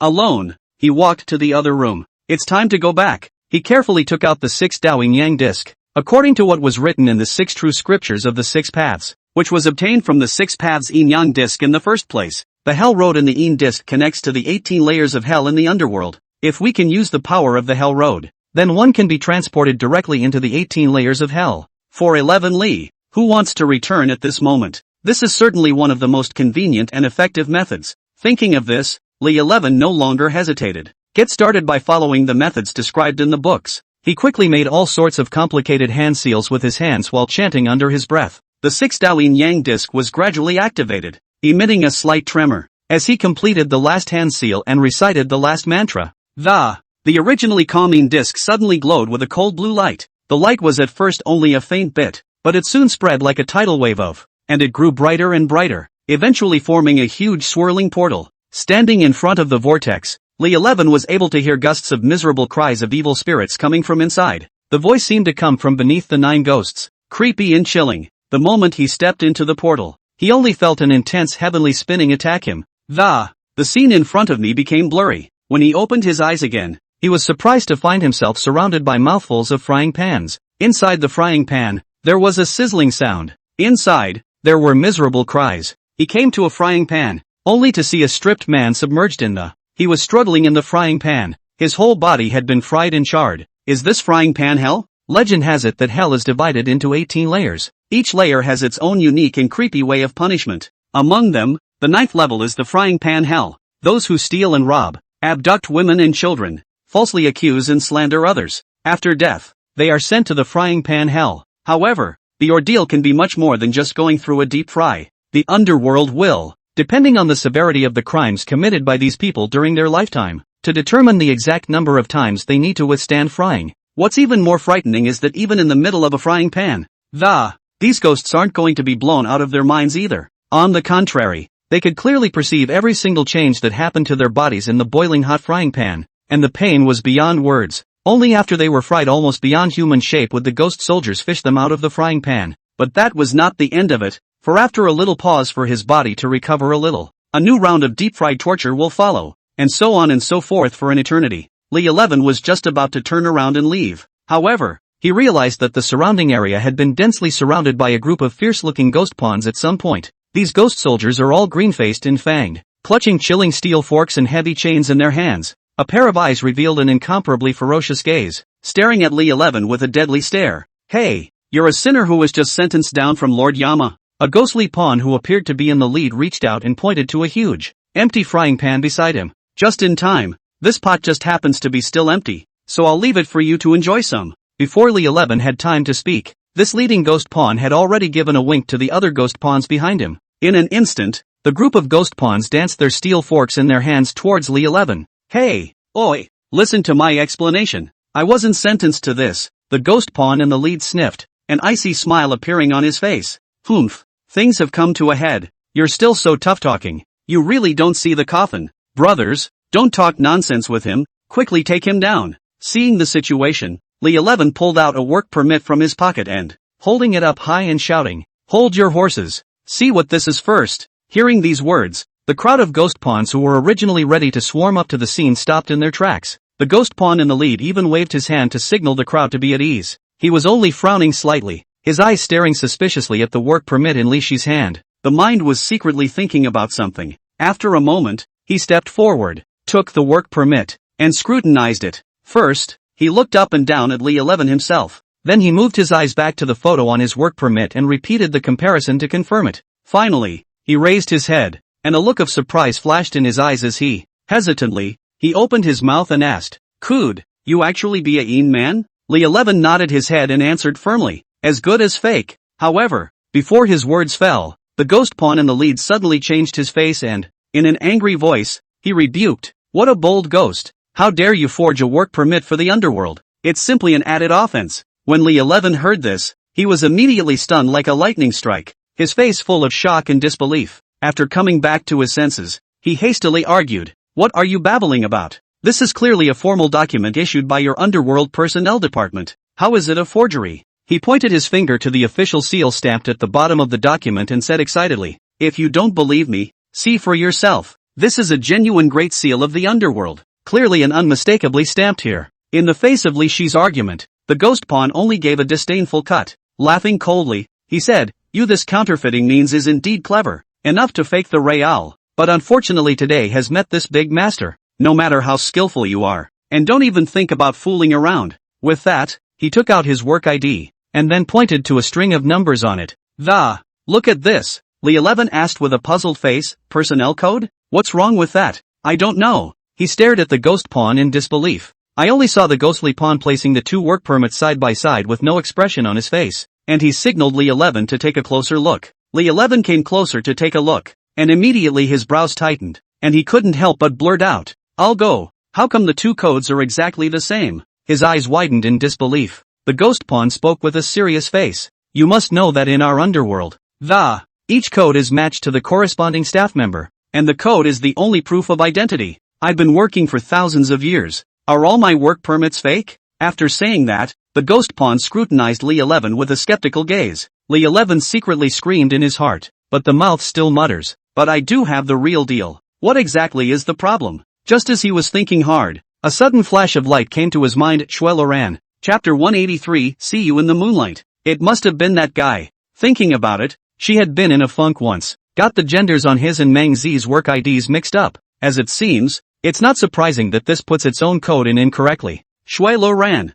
Shui Loran. You're really hurting me, Li 11 hurriedly explained to the ghost pawn. You've misunderstood. That was a careless mistake in coding by Shui Loran in the personnel department. I'm an employee who was selected through the netherworld and was properly inducted. The ghost pawn puked. How dare you accuse our boss? How did Shui Lian become your boss? Isn't she an underworld harbor? At that moment, from a distance, a sweet, yet stern, voice. What are you all doing around here? Don't you have any work to do? The person who spoke was none other than Shui Lian. The ghost pawn immediately trotted over, nodding his head and explaining, Lord Shui, just now this ghost not only impersonated a Yin warrior, but also falsely accused you. Oh, let's see who's so bold. When she saw Li 11 standing by the frying pan, she was surprised. Stinking Taoist, how come it's you? Then she laughed out loud. You've finally been sent to the 18th floor of hell? Li 11 immediately returned a blank stare to her. You'd better explain it to them. Shui Lian clasped his hands on his chest and looked at Li 11 with a smirk. Why do I need to explain? See, you fit in here pretty well. Seeing that the two were indeed acquaintances, the ghost pawns already believed in their hearts what he had just said. There was a lot of laughter. Li 11 smiled slightly. It looks like you've been promoted. But, he held up his work permit. This is a small matter, though. But what do you think will happen if I bring this up and have the underworld take a good look at your previous work? Shui Lian froze slightly, and the smile on his face instantly closed. She knows herself that she and her sister have stirred up a lot of trouble since she's been working, but they were all secretly suppressed by the Rotunda King. This time, When he and his sister were promoted, the Rotunda King did a lot of work from above. If someone up there did investigate, wouldn't she and her sister have to start from the bottom again? So she cleared her throat and said to the ghost pawn, "All right, I can prove that he is indeed the Undertaker. This is a misunderstanding, so disperse, all of you." Li 11 looked up and down at Shui Loran, who was wearing the uniform of the 18 layers of hell. "You can I haven't seen you for a few days, but you've been promoted. Where's your sister?" Shui Lian arrogantly said, "My sister went to Scissor Hell. Why don't you take you to experience the experience?" Li 11 was curious about the reason for their promotion. "It should not be according to you and your sister level. And a little leader? Humph, don't you look down on people. We competed for the job on our own merits." Seeing her evasive expression, Li 11 guessed the general. It's full of evil ghosts that no one asks for. Even if something goes wrong on the job, no one knows about it. That's the main reason. Right. Shuelian's face turned red as she was poked in the heart. "Stinking Taoist. You're so annoying." Li 11 smiled. "Alright, I still have things to do. See you again." He followed the 18 layers of hell all the way up, surrounded by a gust of putrid and grimy air that, from time to time, mournful cries could be heard coming from all directions. He came to Pao's office. When Pao saw Li 11, who had returned from a business trip, a smile immediately appeared on his face, and said cordially, "I was about to send someone to fetch you back, but I didn't expect you to come back first on your own. Come, here's a copy of something for you." With that, Pao handed a red book to Li 11. Li 11 took the red book with curiosity and fixed his eyes on it. Only a few big golden letters were printed on the cover, "Letter of Appointment." It's clearly written on it. Li 11, no. M20240008, is hereby appointed Deputy Director of the Underworld Investigation Division. They must implement the laws, regulations, guidelines and policies of the underworld, enforce the management system of the underworld, and safeguard the legitimate rights and interests of the underworld. Deputy Director of Investigation? That's a deputy division of the underworld. Promoted so quickly? Such a rapid promotion caught him a bit off guard. Pao seemed to have read his mind. Opening his mouth, he explained, "You and Meng Zi went to the Cherry Blossom Kingdom this time, although there was a setback. But that's not your fault. No one expected that kind of thing to happen in the Cherry Blossom Kingdom." Li 11 thought to himself, "I'm kind of dipping into Meng Zi's light?" After all, Meng Zi's network of connections in the underworld was not simple. Since the other party mentioned the Cherry Blossom Kingdom, Li 11 asked, "Lord Pao, you should already know about the collection of Yin spirits by the demon clans of the Dragon Kingdom and the Sakura Kingdom. According to the information I have, it might be a person named Tsukiyomi who is secretly doing this. Do you know him?" Hearing this name, Pao's originally calm as water face slightly rippled. "Tsukuyomi? That's a name I've heard of." The curiosity in the heart of Li 11, who was on the sidelines, blazed up like a flame. He couldn't hold back his inner excitement and eagerly pursued, "Lord Pao, you quickly tell me about who exactly is this Tsukuyomi?" Pao moved the mouse in his hand nonchalantly, his eyes glued to the computer screen. Carefully rummaged through the voluminous folder to find the relevant information. Finally, he opened a Word file called "See You in the Moonlight." As the page slowly unfolds, details about Tsukiyomi are presented one by one. The first thing that caught my eye was her basic information. Name, Tsukiyomi. Sex, female. Place of origin, Sakura country. Height, 171 centimeters. Weight, 52 kilograms. Further down the page is a more detailed background of her life and experiences. It turned out that she was actually the daughter of Izanagi and Izanami, and her most notable deed. There is no better way than because he has been leading his tribe to wage wars of aggression against the neighboring regions for many years, with cruel and bloody methods, causing the people to suffer and complain, eventually angered his father. Izanagi sealed her mercilessly on a distant moon. Li 11 carefully read the information in the document, and his mind became more and more puzzled. Lord Bao, since she was sealed on the moon, how could she still be behind the manipulation of the Sakura Kingdom and the Dragon Kingdom demon clans to collect Yin spirits? Pao Zhang stroked his beard and looked grave. This is where the suspicion lies. Perhaps someone has unsealed or maybe she broke through part of the seal in some special way. That's when he thought of the prophecy he had heard several times. The demon moon hangs in the sky, wreaking havoc on the earth. Perhaps the prophecy will soon come true, Pao said. I'll send someone to look into it. Li 11, who was beside him, heard this and hurriedly nodded in agreement. After a short pause, he spoke again. Lord Pao, there is one thing I would like to ask you. If a shadowy spirit attempts to borrow a life and come back to life through a Yin-Yang marriage contract, can there be any method to ensure that the shadowy spirit whose life has been borrowed will not be dispersed? Chapter 184, 3 Conditions. Pao thought about it, hesitated, and finally said, although it is difficult to do, but it's not out of the question. According to him, if he wanted Su Yutang to avoid the tragic end of her soul flying away, 3 vital things must need to be prepared. First, you need to find a place with a strong boundary. This would allow the boundary to prevent her soul from dissipating into the surroundings after the Yin-Yang marriage book was activated. The second is to find the remains of a woman born on a day of pure Yin, borrowing its extremely Yin body to accommodate Su Yutang's wandering soul. Thirdly, it's even more crucial to find a master in the art of puppetry. Make him refine this female corpse, and when the corpse is completely refined, Su Yutang's soul will be able to naturally return to its original position, restored as before. Hearing this, Li 11 couldn't help but fall into deep thought. After a moment's thought, he pondered in his heart, the second and the third are still a bit of a search for someone to inquire about. Perhaps the right people can be found to help. However, Su Yutang had previously mentioned that once that weird Yin-Yang marriage book was activated, you have to choose a place where the Yang energy is pure and strong. But right now, we need to find a place that is protected by a boundary and at the same time full of pure Yang Qi. How easy it is to talk about. On the sidelines, Pao told him the news. There existed a place called the Valley of Yin and Yang in the southwestern part of the Dragon Kingdom. This place is located at an altitude of 500 meters above sea level in the valley of snow-covered mountains, where snow accumulates all year round. But the valley leads straight to the rolling lava deep in the earth. So when at the halfway point of the mountain a valley of Yin and Yang was formed, one side is immensely pure Yang and the other side is immensely pure Yin. What's even more rare is that this place is a branch of the Kunlun Mountains. The Kunlun Mountains have been known as the ancestor of all mountains since ancient times, and even if it's just a branch of the district. However, the spiritual chi of heaven and earth contained therein was also extremely abundant, and because of that, it happens to form a natural solid boundary here. If we can bring the person here to carry out the rescue method, we will surely succeed. Li 11 thanked Bao Zhang and hoofed it back to Handong Province, Sun Bingxiao's house. After nearly 10 days of recuperation, the wounds on Sun Bing pupil's body were also almost nourished. She was taking care of company business in the living room when she suddenly heard a familiar knock on the door. When he opened the door, it was Li 11, who he hadn't seen in days, standing outside the door. The moment she saw Li 11, Sun Bingxi's face first involuntarily flashed with a trace of surprise, but soon this joy was replaced by indifference. She only tilted her head slightly and said in a cold tone, "Yo, mister." Li actually remembers returning to the country.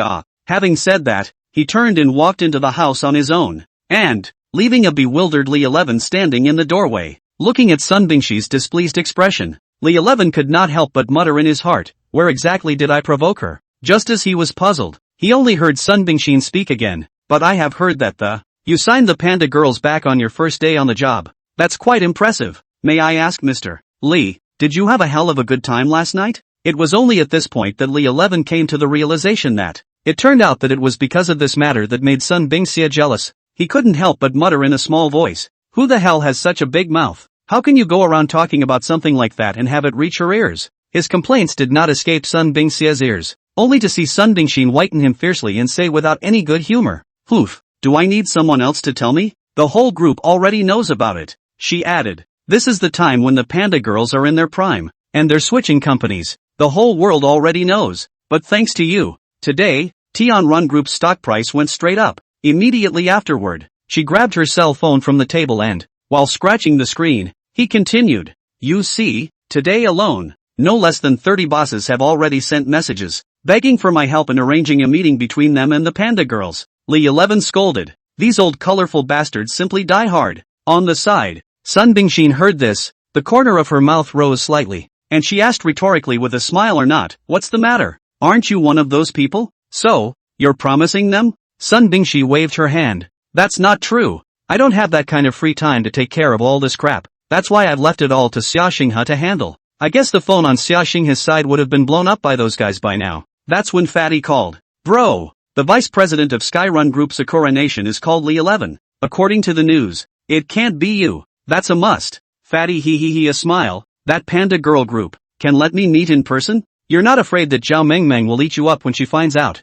Hearing this, the fat man immediately stopped talking. "That what? I have something else to do. Forget I said that." As Li 11 hung up the phone, Sun Bingxi asked, "By the way, in 4 days, it will be the 10th day of the 10th month of the lunar calendar, and your big day with Su Yutang is coming up. You have to be honest in these few days. Don't run around." Hearing this, Li Shi's expression instantly became grave. He slowly spoke after taking a deep breath. "Actually, I came to find you today just to talk to you about this matter. I intend to take Su Yutang on a trip to the southwest." Sun Bingxi couldn't help but frown. her face full of doubts. Southwest? That far away? What were you two doing there? I know you've always had your heart set on reviving the Sun family's Yinling, but I likewise don't want to see Su Yutang's soul fall apart because of this. After hearing this, Sun Bingshi nodded thoughtfully, expressing her understanding of Li 11. After a few moments of silence, she said slowly, okay, if you can really make my family's old ancestor successfully resurrected, then you can go wherever you want, and I definitely won't have any problem with that. Just then, the door was suddenly pushed open, only to see Su Yutang holding a thick pile of documents. At a glance, she saw Li 11 standing in the living room, and her heart couldn't help but thump, and the whole thing froze instantly, because she knew very well that once Li 11 came back, she didn't have a few days left on her own. Sun Bingshi asked, when are you guys leaving? Li 11 busily said, it's not too late, I plan to leave now. Okay, in that case, be safe on the road. While Su Yutang on the side was completely baffled by the conversation between the two, she looked at Li 11 and Sun Bingji with a bewildered expression and asked suspiciously, you're leaving just after you arrived? Where are you going? Li 11 told her exactly what happened. When Su Yutang heard that she might not need to face the end of her soul, she was so excited that tears came out of her eyes, and all of a sudden she jumped into Li Shi's arms and hugged him tightly. High-speed rail station. Su Yutang looked at the ticket to Xiangxi and was very puzzled. Aren't we going to the southwest? Why did you buy a ticket to Xiangxi again?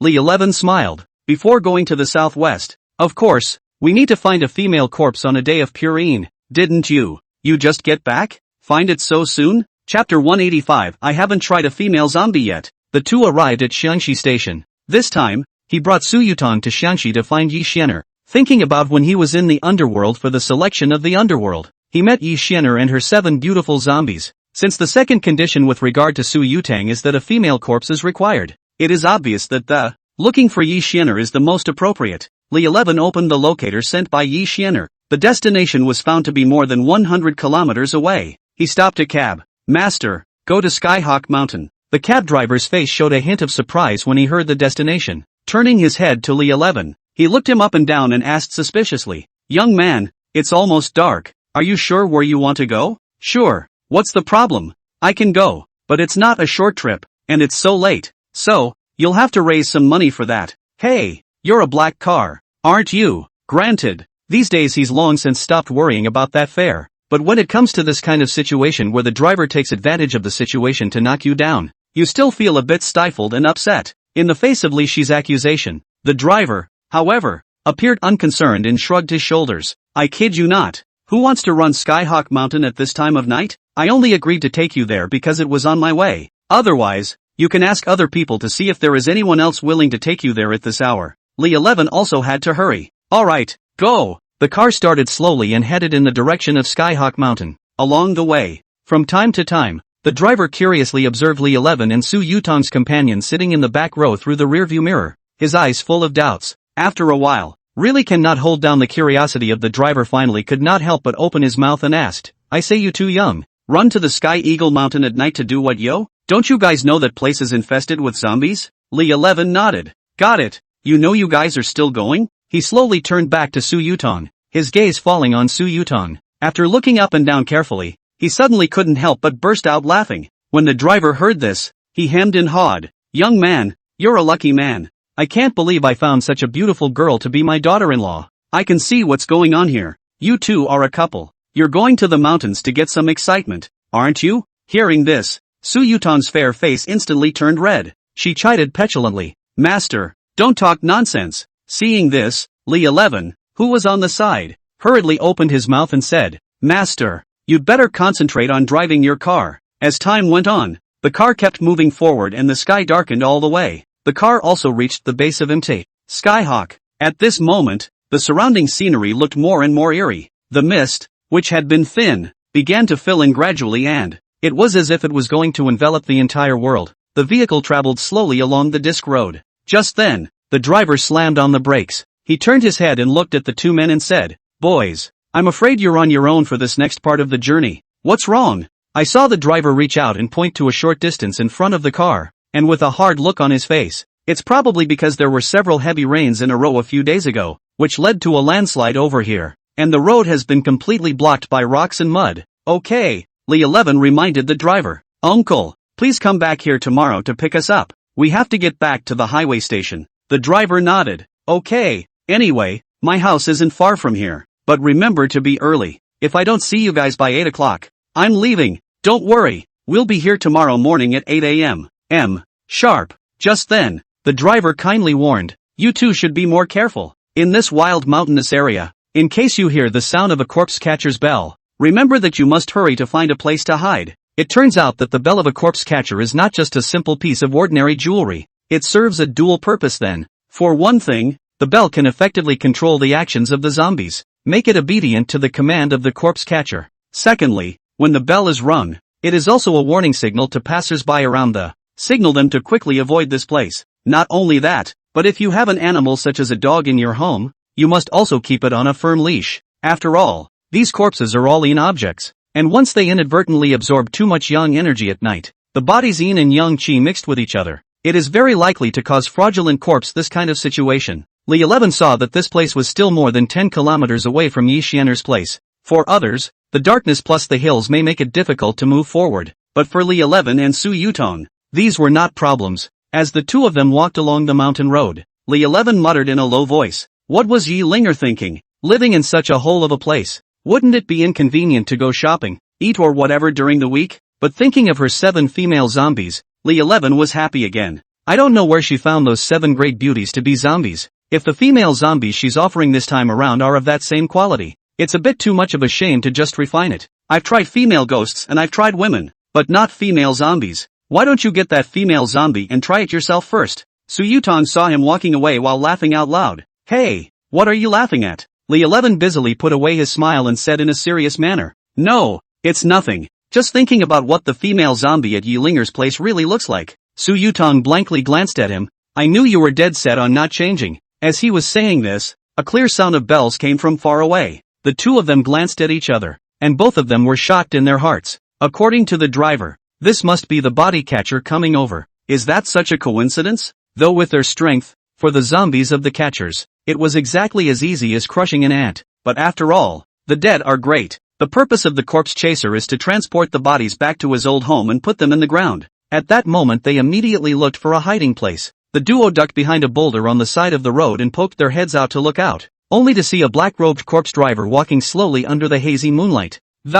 Followed by a string of stiff-figured zombies. And it was 3 female zombies. These 3 female zombies shouldn't have been dead for long, plus the corpse chaser's unique secret method of preservation. They are still alive. Female zombies with stunningly beautiful faces and skin like snow. It is not known what these beauties did in life. It's a shame to die so early. Li Shi's eyes went straight as he watched, secretly saying in his heart, this is really the ultimate female zombie. If we let Yi Linger maintain it, it might be comparable to those 7 female zombies of hers. Chapter 186, The Zombies of the Raijiki Academy. The corpse driver walked ahead, a brass bell clutched tightly in his right hand, and as his arm swayed, the bell rang crisply and rhythmically, as if guiding the direction of the group behind them. At the same time, he kept yelling under his breath, the deceased is going home. Pedestrians avoid. The old man is coming home. Pedestrian avoidance. His voice was low, echoing in the stillness of the night. Following the corpse driver were the 3 female zombies, dressed in white birthday suits. The face was as pale as paper and the eyes were tightly closed.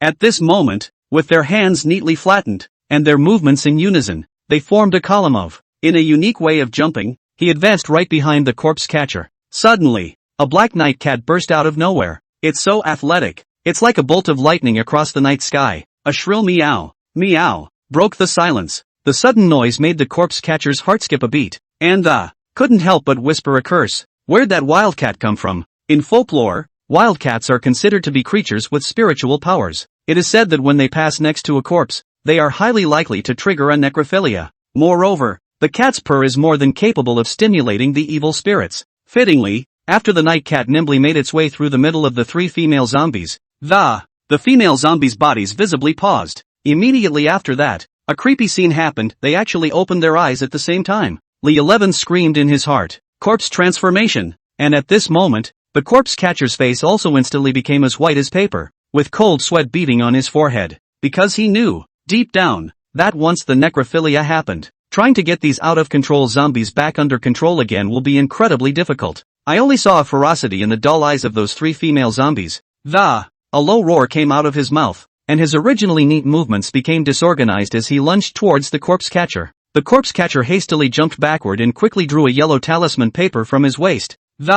After mouthing the words, he posted towards one of the female zombies. However, this female zombie even raised her hand and waved it, breaking up the talisman paper. He then remembered that ordinary corpse-suppressing talismans have little effect on this kind of zombie that has been inspired by a night cat and turned into a corpse. He gritted his teeth and took out a mahogany sword this was a magic weapon passed down to him by his master that specialized in dealing with tricky zombies. The corpse chaser raised his wooden sword and recited under his breath, only to see a golden light faintly emanating from the mahogany sword. It's just that this corpse catcher's cultivation is obviously not enough. Those 3 female zombies were obviously not afraid to feel the corpse catcher's mahogany sword, and after just a short pause, but even more frantically, they pounced on the body catcher. He had just dodged the attacks of 2 female zombies, but was attacked from behind by another female zombie. The corpse catcher let out a scream as his neck was viciously bitten by the female zombie. Li 11 gave a wink to Su Yutang beside him. In an instant, Su Yutang's figure shifted, and even instantly transformed into a ball of rolling black smoke. It sped out like a black whirlwind. That black smoke quickly wrapped around the 3 female zombies not far away, binding them tightly together. Unable to move, Li 11, who had been hiding behind the boulder, slowly walked out. As soon as those 3 female zombies saw Li 11 showing up, their eyes suddenly erupted with a greedy light. As if seeing a tasty and delicious prey, he wanted to pounce on him with open teeth and claws and eat him alive. Li 11, however, was undaunted and walked straight to one of the female zombies and stopped. He reached out his hand and gently cupped the female zombie's pink cheeks and feel the touch carefully. Surprisingly, the female zombie's skin was nothing like a living person's, soft and flexible. An ordinary corpse catcher is also capable of such tactics? At this moment, the corpse driver on the side was covering his injured and bleeding neck with his hand. Filled with horror, he looked at the mysterious black mist that Su Yutang had transformed into, and cried out with a trembling voice, Yin spirit. Immediately afterward, he turned his attention to Li 11. Incredulously, he asked, "Who the hell are you? How dare you collude with the Yin spirit?" In the face of the corpse chaser's questioning, Li 11 just smiled faintly. Carelessly, he replied, "Well, you don't have to ask much about that." After saying that, he began to look up and down at the zombie catcher in front of him, his eyes revealing a hint of cunning. After a moment of silence, Li 11 spoke up, "How about this? I'd like to discuss something with you, and I wonder what you'd like to do." The corpse catcher stared at him with a wary look on his face and didn't say a word. Seeing this, Li 11 continued, "These 3 female zombies are of great use to me, so, I'd like you to give them to me. How about that?" Hearing this, the corpse catcher snorted coldly and replied decisively, "No way. As I have been entrusted with the task, I must be faithful and deliver them safely and unharmed to the appointed place." The corner of Li Shi's mouth rose slightly, revealing an imperceptible smile as he continued to pursue. "Oh, is it? But what if I have to?" As he spoke, he took a step forward, exuding an invisible pressure from his body. The corpse catcher didn't care. Instead, the corners of his mouth rose slightly as he let out a light laugh. "Young man, is it possible that you have a crush on these 3 female zombies? I'll tell you clearly, this is what the Reikai Academy wants by name. The Rikishi Academy is not one to be trifled with. If you dare to do anything wrong, watch out for the food." Hearing the words Li Ghost Academy, Li 11 was filled with doubt. Li Ghost Academy? I didn't expect that. Not only do they harbor shadowy spirits, they don't even spare female zombies? The corpse chaser warned with a smug look on his face. "Humph, since you know the name of the Li Ghost Academy, just get rid of those thoughts that shouldn't be there." Seeing this emboldening of the corpse catcher, Li 11 secretly pondered in his heart. What exactly is the origin of this Li Ghost Academy? And who is backing them up? It's a great way to get this guy to be so reckless. It was then that something unexpected happened, only to see a weird green silk suddenly emerge from the face of the corpse catcher. And these green threads were actually using the wound that was just injured by the female zombie as the center point, spreading rapidly like a spider web. Not good. These female zombies actually carry a strong poison. It was only then that the corpse chaser awoke from his dream, and a look of horror appeared in his eyes. Out of breath, he exclaimed, "No, this is by no means possible. A zombie that has obviously just died a short time ago. How could there be such a powerful corpse poison?" He looked at Li 11 in panic. "Little brother, can you save me? As long as you help me remove the corpse poison, I can give you these 3 female zombies." Li 11 shrugged. "I can't get rid of any corpse poison." The corpse chaser pointed at Su Yutang. "She's a Yin spirit. She can remove the corpse poison." Chapter 187 3 female zombies seized. Li 11 looked at Su Yutang doubtfully. "You would?" Su Yutang gently shook her head. indicating that she didn't realize that she still had this ability. Look, she said she wouldn't. The corpse catcher was busy saying, "It's okay, I am able to teach her. Just let her use her mana. Just suck the necrotic poison out of the wound. And in that way, I'll be safe and sound." When Li 11 heard this, his heart was alerted. Intuition told him something didn't seem right about this. Corpse venom doesn't go away. It just moves from one place to another. With a slight frown, he pursued. "So, what should be done with her after the necrotic poison has been transferred to her?" "Naturally, she died of poison. She's just a spirit anyway. So much for being dead." Li 11 couldn't help but let out a cold laugh, his mockery overflowing. "Humph, that's easy for you to say. She's someone who belongs to me. Do you think I would stand by and watch her die?" Seeing that the situation was not good, the corpse chaser hurriedly changed his words and persuaded "These are 3 female zombies like flowers. You don't want them?" He pointed to the 3 female zombies. "Look, 2 are Ds and this one is an E. If you die, these female zombies still belong to me as usual." Now, the corpse catcher was completely flustered, and his legs went limp and, with a plop, he fell heavily to his knees and begged bitterly, "Oh little brother,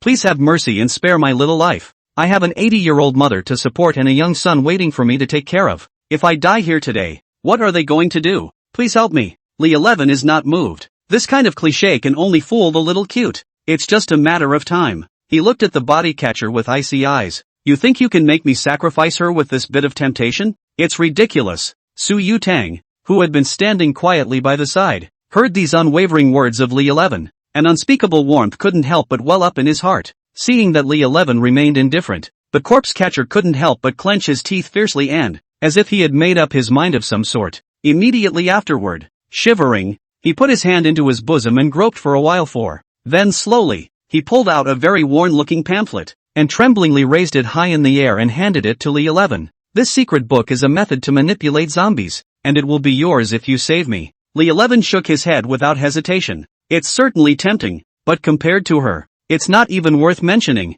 Suddenly, without warning, the corpse catcher let out a miserable scream of the utmost severity. Immediately afterward, he was seen instantly collapsing to the ground like a snake whose spine had been jerked away. Then he began to roll around frantically, with occasional moans of pain escaping his lips. Seeing this, Li 11 was startled, and hurriedly stepped forward cautiously and wanted to see what was going on. Yet just then, the original lying on the ground rolled the body catcher actually without warning straight sat up, as if by an invisible force hard dragged up. Even more horrifying, his originally normal eyes were actually emitting an eerie green light at the moment, like 2 burning ghost fires, making people shiver. At this point, the zombie catcher had obviously been poisoned quite deeply, and had completely lost his mind, completely turned into a walking corpse with no consciousness. He stared dead at Li 11 with those eyes that emitted a strange green light, and under his breath he kept muttering, "Give me back my life, give me back my life." With his slurred chants, he slowly raised his hands and, those hands had already transformed into sharp claws, flashing with a cold light, lunging straight towards Li 11. In the face of such a ferocious attack, Li 11 was unafraid of danger, and he sidestepped with agility and easily dodged the corpse catcher's sharp claws. The corpse catcher's claws merely grazed the corner of his coat, bringing up a strong wind. However, even though the zombie in front of him looked quite vicious, to Li 11, it doesn't even count as an opponent. Li 11 stood firmly in place, his expression as calm as water. Quietly, he waited for the next attack from the corpse catcher, when the corpse chasers came charging up again with teeth and claws, but he was surprised to find that his body was actually unable to move a single bit. He lowered his head to look, only to see a puddle of dark, ink-like liquid appearing at his feet at some point.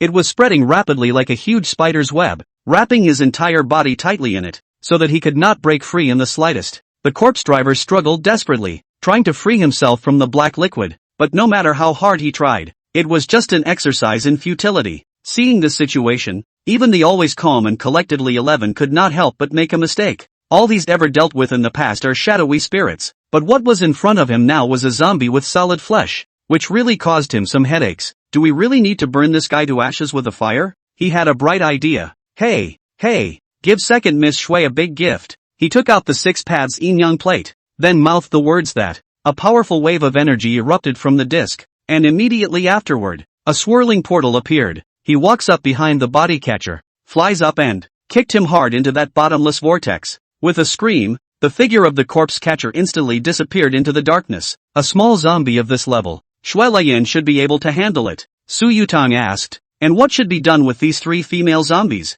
Li 11 looked at the 3 female zombies and one in particular stood out. She was an E-form talent with a shapely figure. And it was this her who bit the corpse catcher just now. He cautiously stepped forward and lowered his head and began to scrutinize it. After some observation, he marveled in his heart. Also, the girl's dare is really the real deal. Due to the fear that all 3 female zombies were carrying deadly necrotic poison, Li 11 couldn't help but suck in a breath of air and didn't dare to act rashly for a while. After all, in case we accidentally follow in the footsteps of that corpse driver just now, that would be no joking matter. Just as Li 11 was hesitating, he suddenly realized that a tattered pamphlet left behind by a corpse catcher had fallen on the ground. He hastily stooped and picked it up, turning it over to see only to see various methods of controlling corpses recorded densely on it. Li Shi's eyes lit up. If he could learn these methods himself, it would be able to send these 3 female zombies to Yi Xian'er. But the biggest problem at the moment was that these 3 female zombies had completely lost their minds. In a state of extreme rage, what exactly will it take to get them to regain their composure and behave?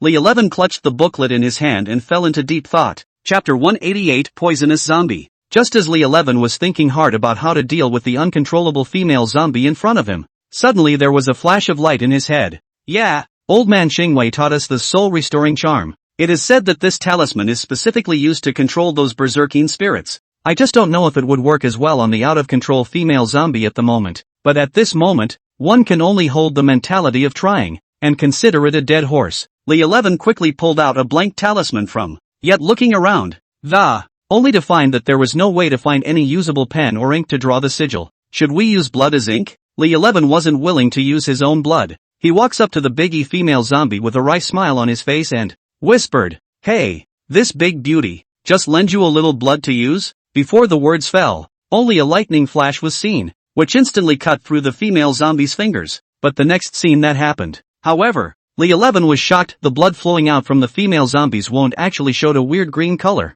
It was like venom flowing from the underworld. Asterisk. What the hell is going on here? How strong of a corpse poison must this be? Faced with the scene, he had to re-examine the value of these 3 female zombies. As a matter of common sense, I'm afraid that the female zombie with such a powerful corpse poison is no longer fortunate enough to enjoy herself. After all, to have an in-depth conversation with such a monster covered in poison would be tantamount to asking for death.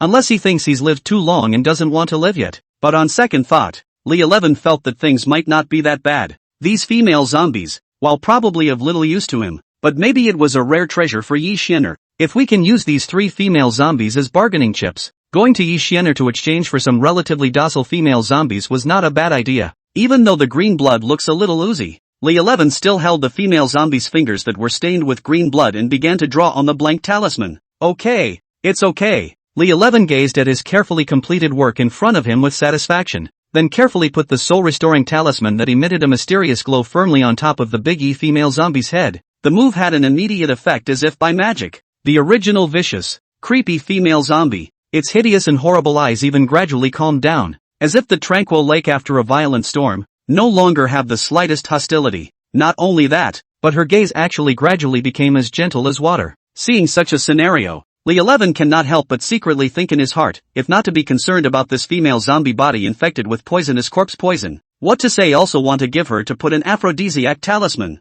He stared at the biggie female zombie and said slowly, "Forget it, I won't bully you one either. It's better for each to use their own blood." Immediately after that, he cut the fingers of the other 2 female zombies without hesitation.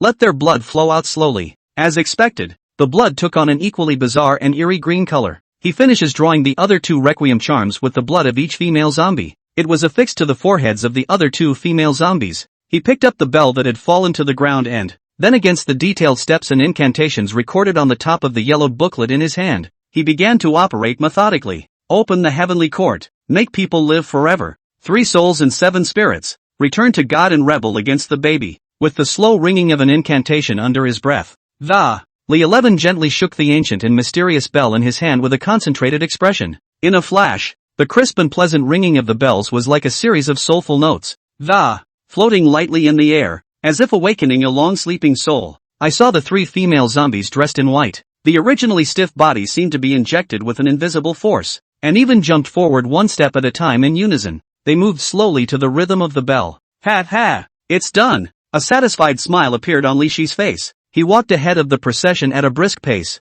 the bell in his hand constantly swinging. The mouthful of words. The old man is coming home. Pedestrians avoid. The old man's coming home. Pedestrians avoid. At this point, he had just become a corpse catcher. And so it was that this peculiar procession slowly made its way along the winding path. However, having only just gotten out not much farther, Lee 11 suddenly heard a voice coming straight from the trail on that distant hill. The old man is coming home. Pedestrians avoid. The old man's coming home. Pedestrians avoid. Did you meet your peers so soon? With a heart full of doubts, he continued to step forward. As it happened, it didn't take long for just ahead, he met head-on with the man who had made the noise at the intersection, only to see the man's eyes widen with astonishment as he gazed at this sight that presented itself before him. In the middle of his vision, a young man was driving 3 extremely hot female zombies to walk slowly, and at the end of the team was actually followed by a big beautiful woman with outstanding appearance. At this moment, he even began to wonder if his eyes were hallucinating. His eyes then showed a flash of incomparable envy.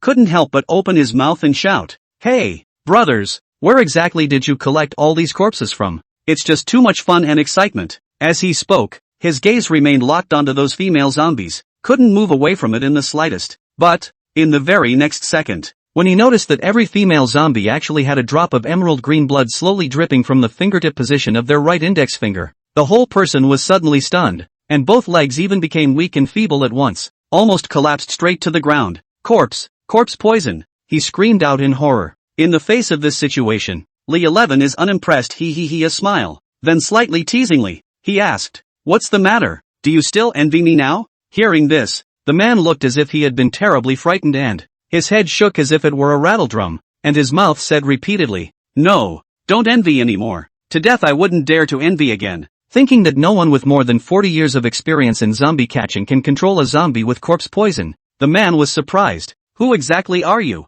So young to be so powerful?" Lee 11 didn't say anything, he just turned his head to look ahead. "The deceased is returning home. Pedestrians avoid. Deceased people go home. Pedestrians avoid." Only the man was left muttering, "This is evil." Lee 11 walked the zombie for more than 10 kilometers. At that moment, a dainty voice came from the darkness. "You-hoo, Taoist Master Lee, when did you transform into a corpse chaser?" Chapter 189, The Lifelike Chu. Beyond a village on a mountainside, only Yi Xian'er leisurely sat on top of the roof of a house, swinging her legs and looking at Lee 11 on the roadside with interest. Lee 11 looked helpless and complained, "It's all because of you. To actually live in such a deep forest, your place is a bit too evil." Just then, Yi Xian'er suddenly glimpsed those 3 female zombies, and instantly showed a shocked look on her face. Out of breath, he shouted, "Oh my god, surprisingly, it's a poisonous zombie, and by the looks of it, it hasn't been cultivated. Where the hell did you get those 3 babies?" Lee 11 thought to himself,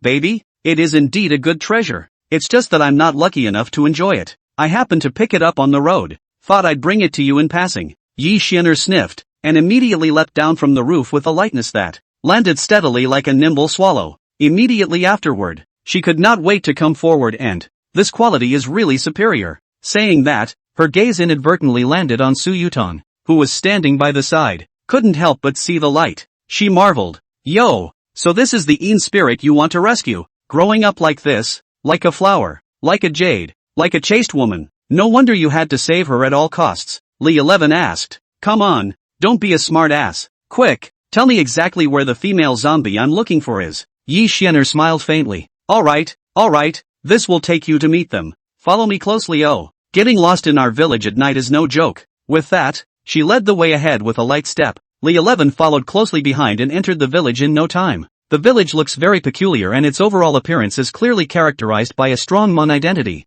The houses are all constructed of wood, and it is remarkable that above the doorway of almost every home hangs a bronze mirror, and on each side of the mirror hangs a bullhorn. Not only that, above each gate also hangs a variety of teeth and claws, grimacing humanoid masks, adding a touch of spooky atmosphere to the entire village. Yi Xian'er led Lee 11 straight towards her own compound. As they stepped inside the house, the scene in front of him surprised Lee 11 only to see that the 7 female zombies that he had once seen in the underworld were now wearing silk halter nightgowns, lying in unison on a large bed. The light nightgowns were so thin that they could not be seen, and they were so beautiful. One can't help but think about it. Li Shi's eyes went straight as he watched, and for a while he was actually a bit lost in thought. "Hey, what are you staring at? Stop staring." Seeing this, Yi Xian'er pushed Lee 11 and stretching out his hand, He pointed to the female zombie lying on the outermost side, and said softly, "Here, she is the female zombie you were looking for that was born on the day of Purine." It suddenly occurred to Li 11 that she wasn't the one who had broken free from her bonds at the hot springs in the first place. The female zombie kneeling in front of me? Yi Xian'er pouted and muttered softly, "This zombie was the first to follow me,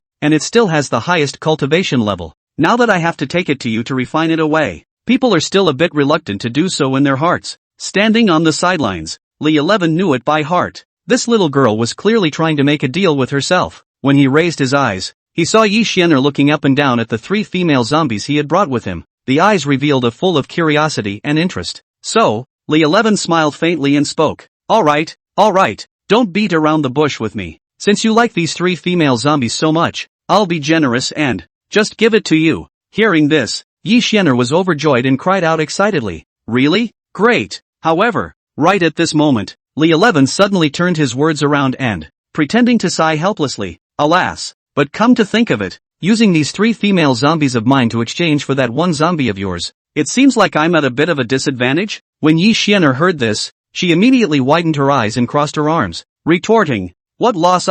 You're the one who's not losing out. Tell you what, these zombies can all be the result of this girl's hard work and cultivation for several years to get this appearance now. You can get her as simply picking up the treasure." Li 11 naturally wouldn't easily believe this statement of hers. After all, just now, from the look she exuded when she saw those 3 female zombies, she could tell that these poisonous zombies must be extraordinary. Only for Li 11, even if there is something special about these 3 female zombies, but stay in their own hands cannot play much of a role. It would be better to simply do a favor to Yi Xian'er. There might be something she could use her help with in the future. Li 11 intended to tease Yi Xian'er as he pointed to the remaining few female zombies lying on the bed. "We're all old acquaintances, so don't send me another one. You've got one, why do you need another?" Li 11 hammed and hawed, "Isn't this one going to be refined away? Give me another one to keep with me, just as a souvenir." "Ugh, you big pervert, don't think I don't know what you're trying to do. Want to bully this girl's female zombie? No way, come on, I'm just teasing you.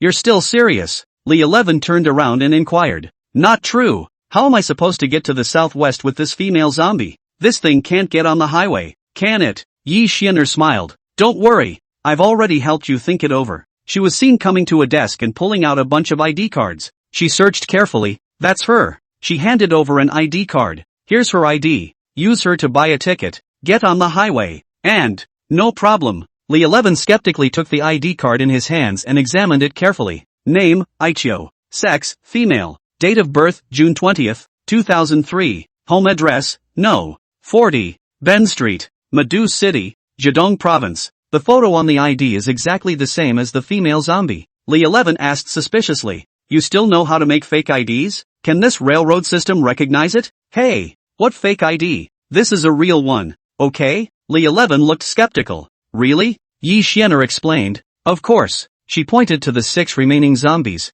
"When they died, I was the first one to rush over there. Although they died, they didn't go to cancel their accounts, so their original ID cards can naturally be used." When she finished speaking, she mouthed the words, only to see Aichio's corpse seem to be alive and she got up and walked over to Li 11. "Hello, Taoist Li." The movements of some of these were simply no different from normal people, and it was completely impossible to tell that they were zombies. This is clearly another step further than what we saw earlier in the underworld. Looking at Li Shi's surprised expression, Yi Xian'er arrogantly said, "Now you're relieved." Chapter 190, Taoist Li. Faster. Early the next morning, Aichio kept cheering for Li 11. "Taoist Li, hurry, faster." "Yes, that's it." It came pouring out right away. As she cried out in excitement, there was a crash. The cool well water was finally successfully extracted from the depths of the ground by Li 11 using an old manual water press. He complained, "Your village is quite inconvenient. You don't even have running water." Aichio hurriedly picked up a cup to catch the clear, transparent stream of water that. Then he handed it to Li 11 and said with a smile, "It's a bit of a hassle, but try it, the water here is sweet." Li 11 took the glass of water and carefully took a small sip. Instantly a sweet and refreshing flavor spread out in the mouth, and it was as wonderful as Aichio had said it would be. Just then, Yi Xian'er slowly walked out of the room. She stretched sleepily and yawned widely. "You'll have to be quick about it. It's a rough mountain road all the way from our place to the high-speed train station, so don't blame me for not reminding you if you're delayed in taking the high-speed train." Li 11 looked at the time. He really had to hurry. Just then, a few people's conversation caught the attention of the neighbor's aunt. This Amma is usually especially gossipy. This moment is even more unable to hold back. With little steps I hurried over to find out what was going on. When she arrived at her yard, she was instantly captivated by the scene in Yi Xian'er's house. Only her wrinkled face immediately put on a typical gossipy look that one eye narrowed into a curved crescent shape. She smiled and stared at Yi Xian'er and asked, "Xian'er,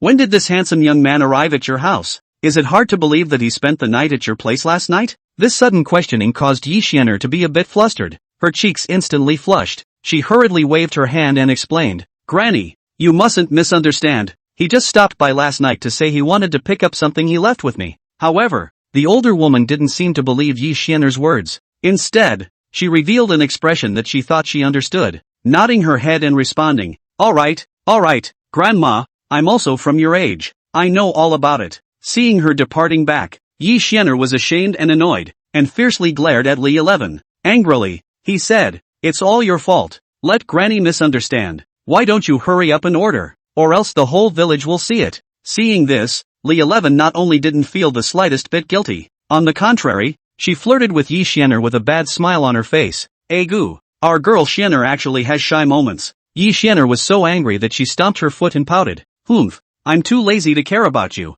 Then he turned on his heel and walked quickly back to his room without looking back. 8 o'clock. Li 11 brought Su Yutang and Ai Chio to the agreed location yesterday on time. When the driver saw the trio, a look of surprise instantly appeared on his originally calm face. Eyes staring straight at the stunningly beautiful Ai Chio, he half returned to his senses and stammered, "Little lad, why do you have another beauty here?" The corner of Li Shi's mouth rose slightly, revealing a faint smile. "Easily," he replied. "Would you believe me if I said I picked it up in the mountains?" The driver, of course, didn't believe such an outrageous claim, and he shook his head while laughing at while snickering, he said, "Then you quickly tell me exactly where you picked up such a great beauty. Some other day, maybe I can also have such good luck." Li 11 purposely scared, "Then aren't you afraid of encountering zombies?" Instead of being afraid, the driver heatedly smiled when he heard this. Full of concern, he said, "I've been a bachelor for most of my life, and if I could really pick up a beautiful woman like her, even if I get bitten by a zombie a few times,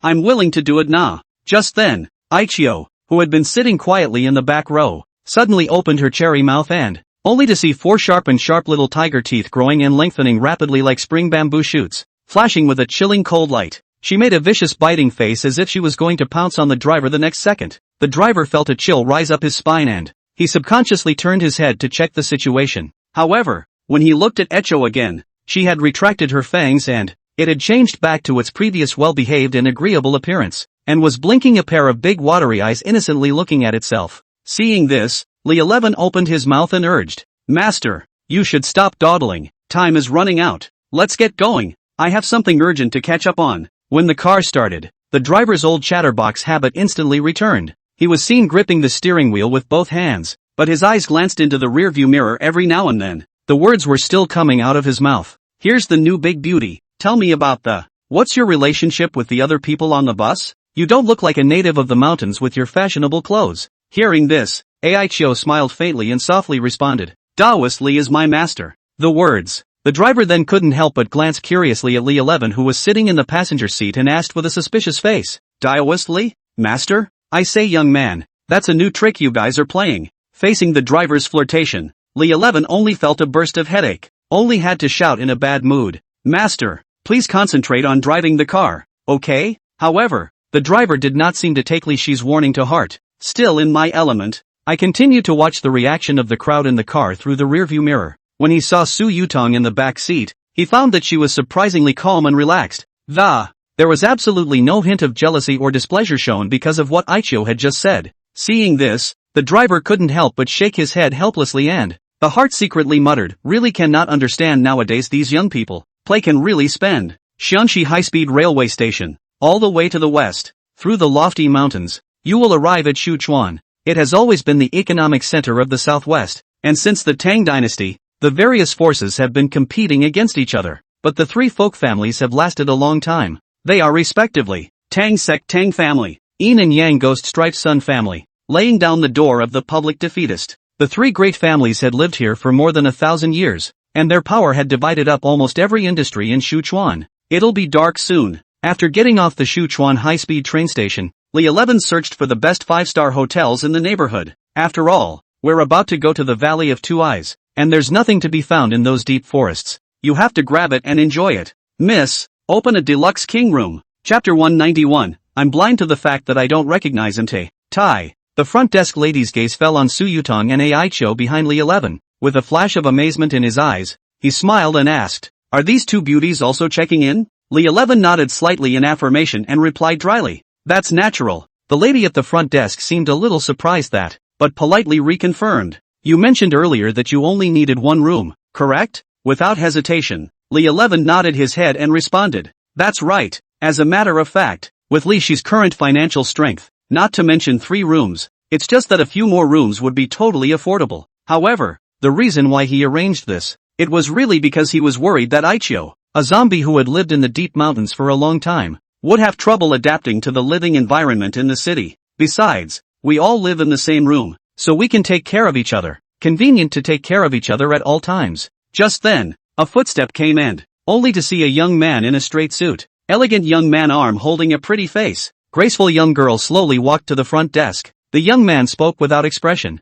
get us a room. When the receptionist lady saw the visitor, a look of respect immediately appeared on her face, hastily responding, young Tang, I'm really sorry, the hotel rooms are all full today. The young man known as Tang Xiao frowned slightly as he sniffed. Eyes inadvertently swept over the identification document that Li 11 had placed on the counter. Then, the corner of his mouth lifted up in a contemptuous smile and, they haven't checked in yet. Give me the room they reserved. The front desk lady blushed and looked very difficult, hesitantly saying, but, before the words were finished, they were interrupted by Li 11. Li 11 turned his head and looked coldly at the arrogant and domineering young man, nonchalantly questioned, hey, don't you know what it means to come first? There must be some rules in everything. The young man said contemptuously, rules? In Sichuan, what Tang Feng, say are the rules. Take your men and leave if you know what's good for you. He took a step forward, turned his head slightly sideways, and came up to Li Shi's ear, and, lowering his voice, he said quietly,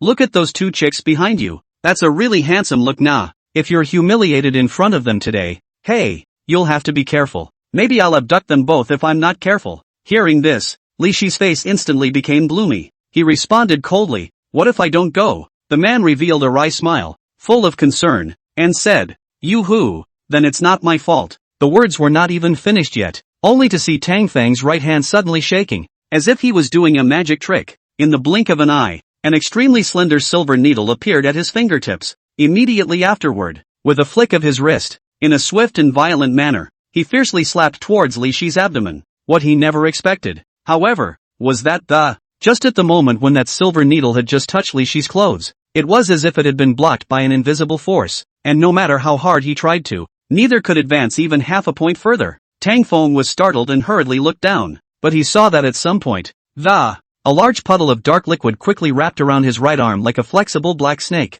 The black liquid seemed to be alive, wrapping tighter and tighter around him, making it impossible for him to break free. At this moment, a hint of panic finally surfaced on Tang Feng's face as he stared wide-eyed and, unbelievably looking at Li 11. He stammered and asked, you are actually a member of the Xian sect as well? Li 11 sneered and replied disdainfully, what, you only see it now? With this meager Taoist skill of yours? How dare you show off in front of me? The black liquid got tighter and tighter, and Tang Feng felt like his arm was about to break. A look of panic appeared on his face. Brother, quickly, let go. I'll let you have that room. Let me have it? It was already mine. Right, it was yours.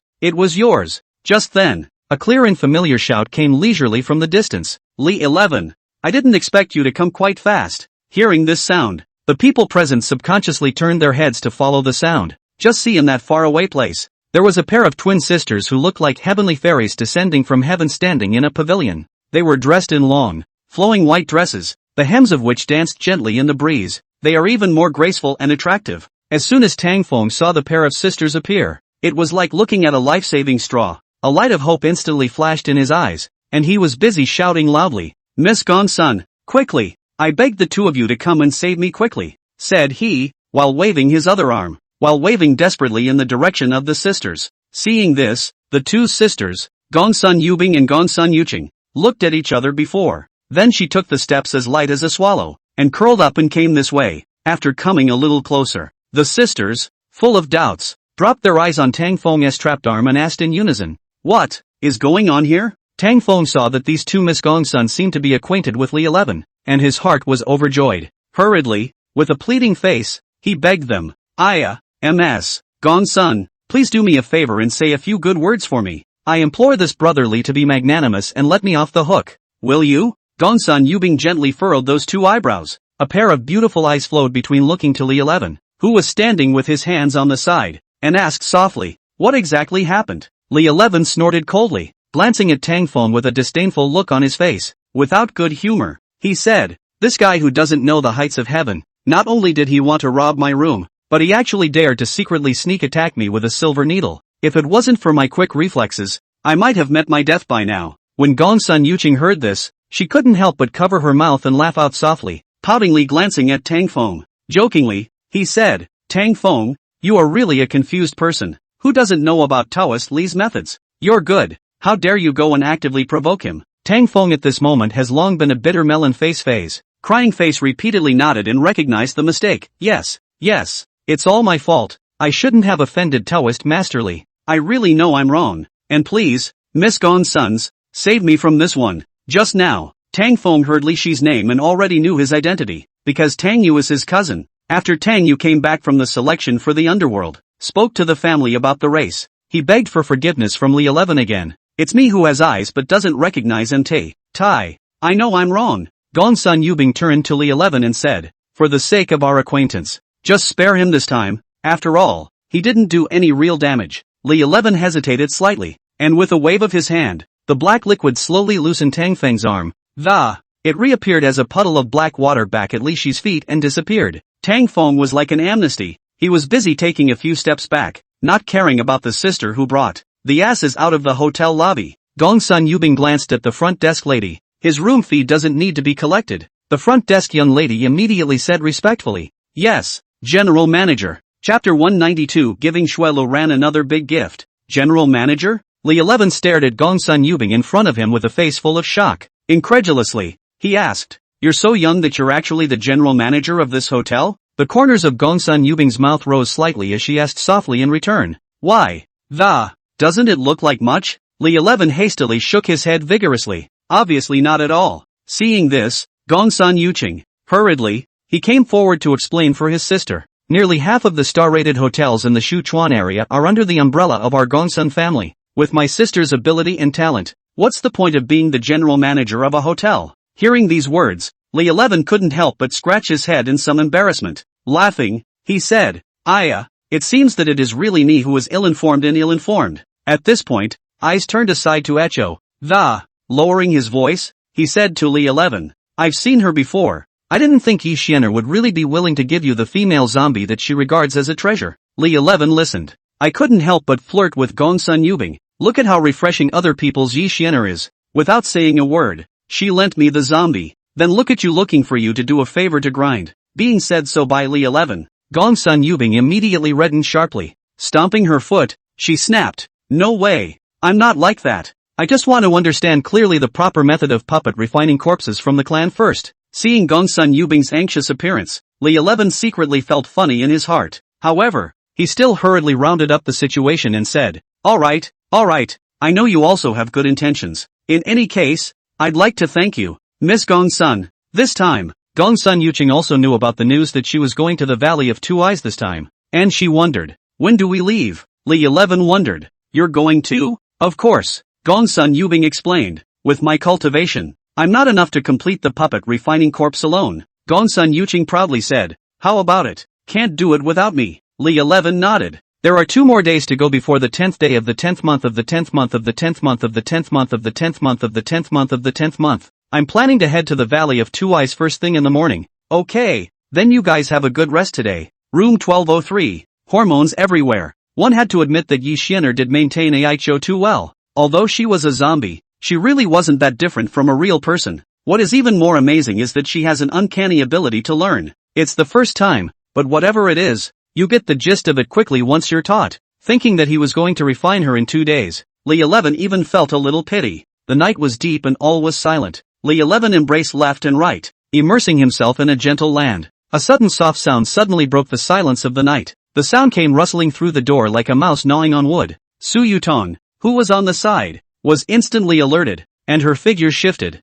instantly transforming into a black smoke vat. Silently, he floated toward the door. Only 2 men in black stood outside the door. One of them was none other than Tang Feng. At this moment, he slightly tilted his head sideways, looked at the thin man behind him, and lowered his voice to ask, "Tang Jun, are you sure the kid lives in this room?" Tang Jun nodded. "Big brother, I've already double-checked just now. There's absolutely no mistake. It's this room 1203. Okay, then let's move." After saying that, Tang Feng quickly reached into his pocket and pulled out an exquisite room card. With a crisp click, the door opened. There were 3 people's clothes scattered around the room, and Tang Feng thought to himself, "Ladies, I'm sorry about this. Who made you follow the wrong people?" With this limited light, Tang Feng squinted his eyes and endeavored to look towards the bed. In the haze, he vaguely saw 3 figures lying quietly on the bed. He then passed a look over to Tang Jun beside him, and a tacit understanding was instantly reached between the two, only to see Tang Jun unhurriedly poking his hand into his pocket. With skillful movements, he took out a dark red mysterious weapon, the Rainstorm Pear Blossom Needle. This concealed weapon is small and delicate, but it has a hidden secret. It consists of 108 silver needles as thin as hair. Each silver needle is only the size of an ordinary sewing needle, but its power is not to be underestimated. These silver needles were not only incredibly sharp, but also capable of being quenched with deadly poisons. If it's coupled with the Tang sect's unique formula of intense poison, once it's shot at the target, then it can achieve the horrible effect of seeing blood and killing with one blow. A cold, chilling light flashed in Tang Jun's eyes, and in an instant, he flicked his wrist and those 108 silver needles sped towards the silhouette on the bed as if they were a storm of wind and rain. Dense silver needles intertwined into a silver-colored rain screen in the air. It spread out in a fan-like momentum and enveloped the entire bed without leaving the slightest gap. Looking at this scene, Tang Feng couldn't help but let out a loud laugh in triumph. He will surely die without a burial place this time. Before the laughter fell, Tang Jun had already reached out and pressed the switch on the wall. Bright lights instantly filled the room. However, the smiles on their faces instantly froze when they took in the sight before them. Li 11, who was supposed to be lying there, had disappeared without a trace at this moment. In its place was just a puddle of black liquid. No good. We've been tricked. Tang Feng screamed in his heart that it wasn't good and cried out in shock. The duo turned around and tried to grab the door. But just then, to their dismay, they realized that the door to the room had been quietly closed at some point. It was as if it was locked tightly by an invisible force, and no matter how hard they pushed and pulled, it didn't move. Li 11 and Ichio slowly paced out from a corner of the room. Tang Feng, goodbye. The corners of Li Shi's mouth rose slightly and, smilingly, he looked at Tang Feng in front of him. Tang Feng's heart was suddenly shocked. He knew Li Shi's formidable tactics. He quickly responded with a smiling face. Brother Li, it's really a misunderstanding. Everything is a misunderstanding. Li 11 walked straight to the bedside with an expressionless face. Reaching out, he gently pinched a silver needle that glistened with silver. Fixing his eyes, he saw that the silver needle was covered with a layer of dark green liquid. How dare you say this is a misunderstanding? Li 11 coldly grunted, his eyes revealing a hint of coldness. Your Tang family is, at least, a big and respectable family. Why are you resorting to such despicable and underhanded tactics now? Aren't you afraid that people will laugh at you if it gets out? Bean-sized beads of sweat instantly sprang up on Tang Feng's forehead and slid down his cheeks. He said warily,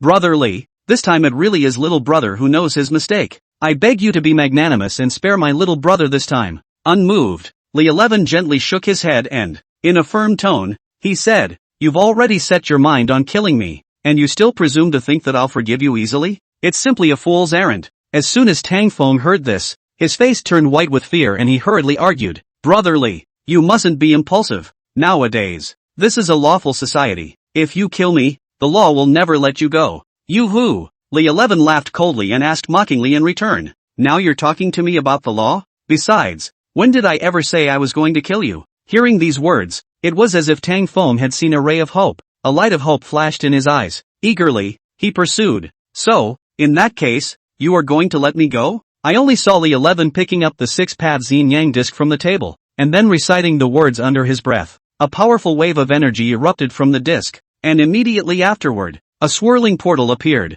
Looking at the vortex emitting a gloomy and deep aura, Tang Feng said in alarm, What do you want? Chapter 193, Threat from Tang Hao. I'm treating you to a trip. Of course. As soon as the words left his mouth, he could only see him fiercely flying up and kicking at Tang Feng. Poor Tang Feng couldn't even react in time. It then flew straight into that mysterious vortex like a cannonball. accompanied by Tang Feng's terrified screams. The entire room seemed to be shrouded in fear, while Tang Jun, who was standing on the side, looked at the scene happening in front of him with a face full of astonishment. Stammering, he cried, This can be all he instructed me to do." Li Shuji looked at Tang Jun fixedly, revealing a wry smile. Then he said unhurriedly, "What are you afraid of? It's just a trip. It's not like it's going to kill you. How about this? Do you want me to take a shot at throwing you in myself? Or do you want to be a good boy and jump in yourself?" Tang Jun knew very well in his heart that he had no way to escape at this moment. Facing Li Shi's powerful aura and threat, he gritted his teeth and,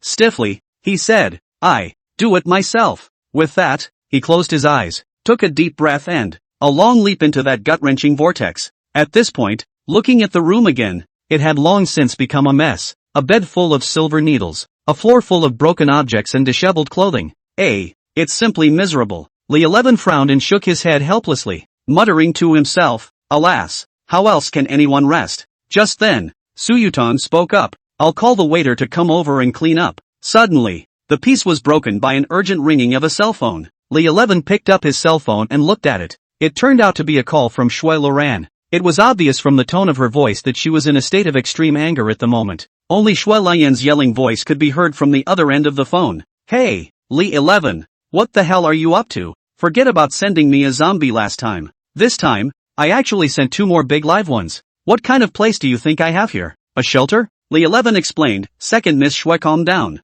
It was only because I had no choice that I asked for your help. These 2 people are really too hateful, so I hope you can help me teach them a good lesson." Shui Lian snorted coldly and replied in an unkind manner, Alright, I'll do you this favor this time, but if you have a next time, don't blame me for really turning the other cheek." Okay, thank you so much, Miss Shui." Shui Lian asked, "Are you dying, or alive, or half dead?" Li 11 thought for a moment and said, "Being able to rule them into submission and just don't dare to harm anyone in the future." "Alright, I got it." Early the next morning, the Gongsun sisters drove an SUV to the entrance of the hotel. The first time they met, Gongsun Yubing asked, "Did Tang Feng find you in trouble again last night?" There was a hint of concern and worry in her tone. Li 11 looked indifferent. "Yo, you're quite well informed." Gongsun Yubing couldn't help but frown and said with a nervous expression, "Don't take it improperly. The Tang family is not one to be messed with. Now the surveillance is all there. 2 big living people in your room somehow disappeared. This matter cannot be dealt with. You'll have to think about how to respond to that." Li 11, however, was still full of concern and waved his hand and said, "Don't worry, no one will die." "Then where are they people? I heard that the Tang sect is looking all over the world for Tang Feng and Tang Jun today." Li 11 took out his cell phone and opened the photo that Shui Lian had just sent. Shui Loran was seen giving a scissor hand in front of the camera. In the background behind them was the scene of Tang Feng and Tang Jun not being in the frying pan. And in front of the frying pan, there were a few Night Stalkers watching them. Gongsun Yuqing pointed at the several night forks and asked, This can't be the underworld." Li 11 nodded. "Right, 18 layers of hell. Let them go in first and familiarize themselves with it in advance.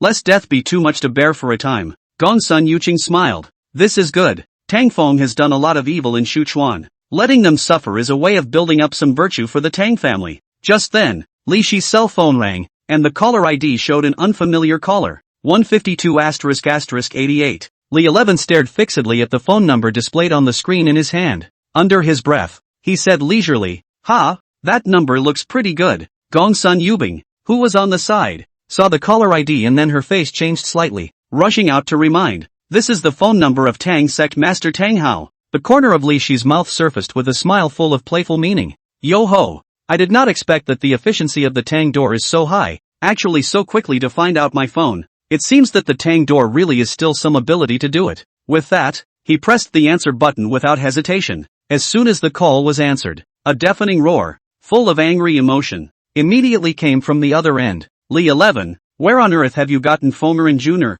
If even a single hair on their body is missing, this sect master will definitely make you beg for your life and beg for your death." In the face of Tang Hao's furious questioning, Li 11 behaved in an unusually calm and composed manner. Unhurriedly, he responded, "Sect Master Tang, the 2 sons of your sect are undergoing a transformation at the moment. This is also to prevent them from continuing to do wrong and harm others outside in the future." When Tang Hao heard this, his anger intensified, and he yelled angrily at the top of his voice, "You're really bold and daring. How dare you make a move against a member of my Tang sect? Do you really think you have the underworld behind you? Can you be so unscrupulous and reckless? In response to Tang Hao's furious rebuke, Li 11 only laughed coldly. You're wrong. The Tang family's children broke into the people's house in the middle of the night to commit murder and mischief. Villains like these deserve to be punished. But don't worry, they won't die for a while. Just a few more days and someone will naturally send the intact duo back to the Tang sect. After that, he hung up. Gongsun Yubing's face was filled with worry, and her heart was restless. You have so blatantly offended the Tang sect family head this time. I'm only afraid that there will be a steady stream of trouble coming your way in the future. Li 11, however, appeared unconcerned, only to see his hands wrapped around his chest with a calm and relaxed expression. He revealed a confident smile and said aloud, soldiers come and go. What's so scary about it? How much of a storm can that Tang sect stir up? With that said, he casually pulled out his cell phone and tapped on the navigation software. Upon closer inspection, one can't help but raise an eyebrow. It would take a whole day to reach the Two Eyes Valley from where they were, and the route is almost entirely winding and rugged mountain roads. Li 11 gazed at the cell phone screen and gently shook his head, a hint of thought passing through his eyes. He muttered, looks like it's not going to be a good trip. Chapter 194, The Wooden Charm. After traveling all the way west from the Sichuanchuhu region and crossing the vast and sprawling Sichuanchuhu plains, the eye is greeted by the endless, undulating mountains. In the daytime, the sun shines on the ground, the view is wide open and the road is in pretty good condition. However, as night fell and the crowd drove slowly into the depths of the mountains, the situation becomes very different. The road in front of us all turned into a potholed dirt road, which made the vehicles ride very bumpy. The place was sparsely populated, and except for the towering trees on both sides of the road, there was dead silence all around. It was as if the whole world had forgotten about it. Gongsun Yubing sat quietly on the passenger seat, and by the moonlight as bright as water, eyeballing the tall, mysterious trees on either side of the road. Suddenly, she was suspicious, and, murmuring softly, why do I always feel that there's something not quite right about these trees? Sitting in the back row, Li 11 subconsciously rolled down the window glass and poked his head out to look, only to see that those trees seemed to have been affected by something, and their entire trunks were strangely twisted. The appearance is very strange. The trunk of the tree is covered with bumps, large and small, which come in all shapes and sizes. Some of the bumps are cool and round like human eyes, some are like a mouth, slightly open and closed, together with their outwardly spreading sharp branches. As far as the eye can see, alive and creepy like a bunch of monsters just about to pounce on pedestrians with open arms. Gongsun Yubing, who was concentrating on driving, heard the conversation between the two. A chill surged through his heart. In spite of trying to stay calm, she still couldn't help but say with a trembling voice, Don't scare yourself. In this deep mountain forest, it's inevitable that the trees will grow in strange shapes. Although she said so on her lips, she unconsciously stepped on the gas a few points deeper under her feet. Hopefully we can get out of this creepy place soon. However, the car hadn't been out for long when, suddenly, only to hear a deafening bang, the whole body began to shake violently. Gongsun Yubing, who was sitting in the driver's seat, was shocked and quickly and subconsciously slammed on the brakes. The car finally slowed to a stop with a harsh scraping sound. The few people in the car looked at each other with confusion and unease. They quickly pushed open the car door and jumped out to check the situation. Don't know until you see it. A look can be really shocked only to see the tire at some point was a seemingly ordinary branch to the hard puncture, and the branch was so deeply embedded in the tire that it stood out. The crowd couldn't help but feel very surprised to know that they're driving a high-performance, thick-skinned off-road vehicle. Common sense would dictate how a mere twig could puncture a sturdy car tire so easily. This is so out of character. Suddenly, a cold, biting wind whistled by. There seemed to be a hint of eeriness in the wind that sent shivers down one's spine. Meanwhile, those eyes on the trees that had been standing quietly on both sides of the road, in strange shapes, as if stimulated by something, even slightly turned a little. Li 11 looked grave and lowered his voice to say to the crowd, Everyone, be careful. I'm afraid this place is really a bit evil. Before his words fell, a low growl suddenly resounded around him. The sound was at once like the hissing of a ferocious beast.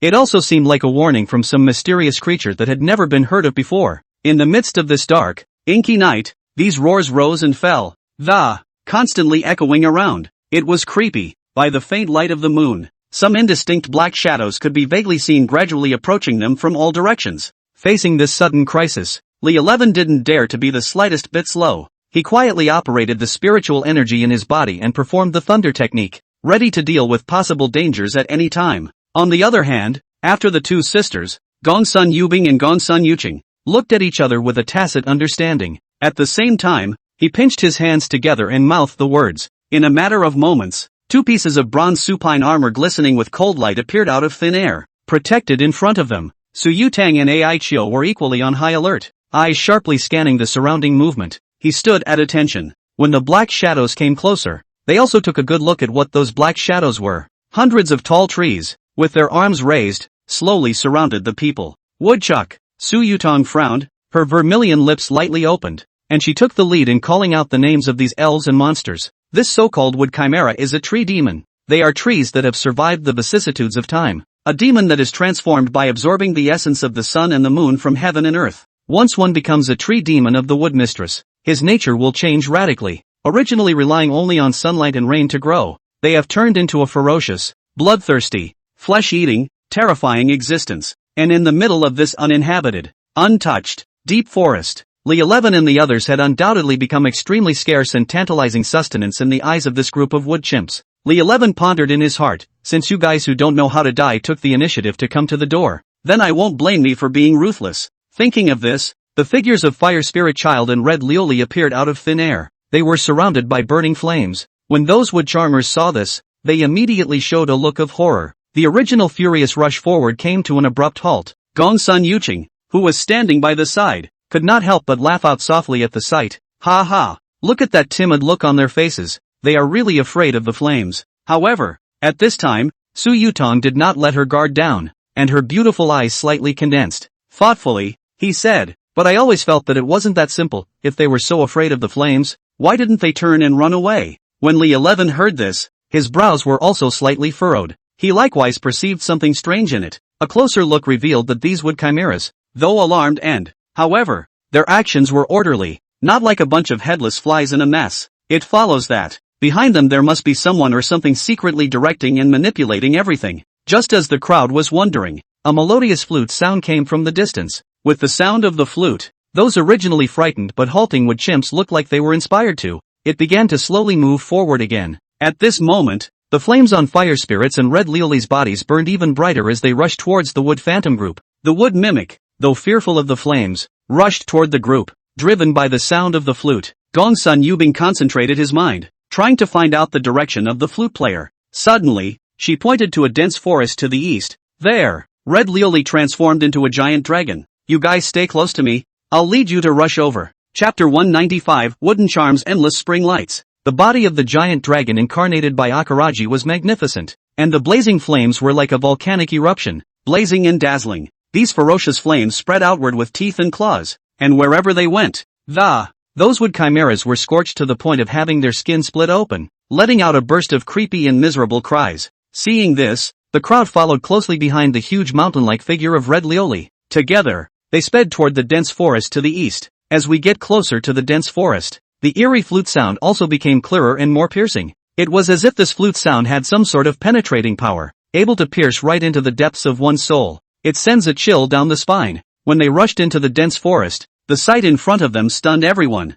A graceful young woman was seen playing a flute in her hand in a leisurely manner. Li Shi's eyes could not help but be drawn to the woman. Not because of any other reason, but simply because she was just too cool in that outfit. Her entire body was draped almost entirely in a handful of bright green leaves as clothing. The hidden skin exudes a charming luster, just like a spirit in nature. Su Yutang, who was standing on the side, saw how out of shape Li-11 was, so she quietly went around behind Li-11 and, taking advantage of this, he pinched his arm hard. Only then did Li-11 come back to his senses as if he was waking up from a dream under the pain. At that moment, the woman stopped blowing and let out a clear and pleasant laugh. I really didn't expect that this place has always been sparsely populated at night, and I don't see half a dozen people all year round. But today, there will even be a visit from you group of powerful people with extraordinary skills. With that, she flicked the flute in her hand, and the trees that had been standing quietly around suddenly seemed to have been given life, and they all danced with their thick branches. It swept towards the crowd with a swift momentum.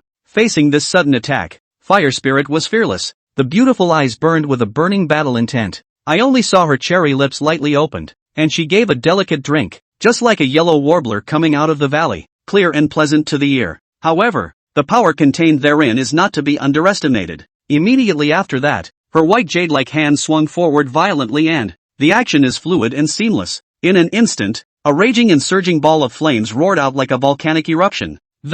with blazing heat and endless pressure. It swept toward the front. It was as if those branches that had just touched the blazing flames had encountered a natural enemy. It was burned to ashes in an instant. The smell of burning was strong in the air. When the woman saw that her carefully executed attack had been so easily neutralized by fire spirit air, she couldn't help but slightly furrow her eyebrows. A hint of surprise flashing through her eyes, she gazed at the fire spirit and murmured softly, "You are the fire spirit?" There was disbelief in his voice. Fiery spirit smiled faintly as she held her head high and confidently, he said, "Since you recognize this girl, then obediently bind your hands and surrender. Otherwise, don't blame this girl for being merciless." However, that woman clearly did not take Fire Spirit's words to heart, revealing a cold smile. "Humph, with this meager cultivation of yours today, you want to deal with me? It's simply a fool's errand." The words have not yet been spoken, only to see her dark hair that originally hung down on her shoulders suddenly rise up without any wind. In the blink of an eye, these silky hair strands actually transformed into countless vines as hard as iron.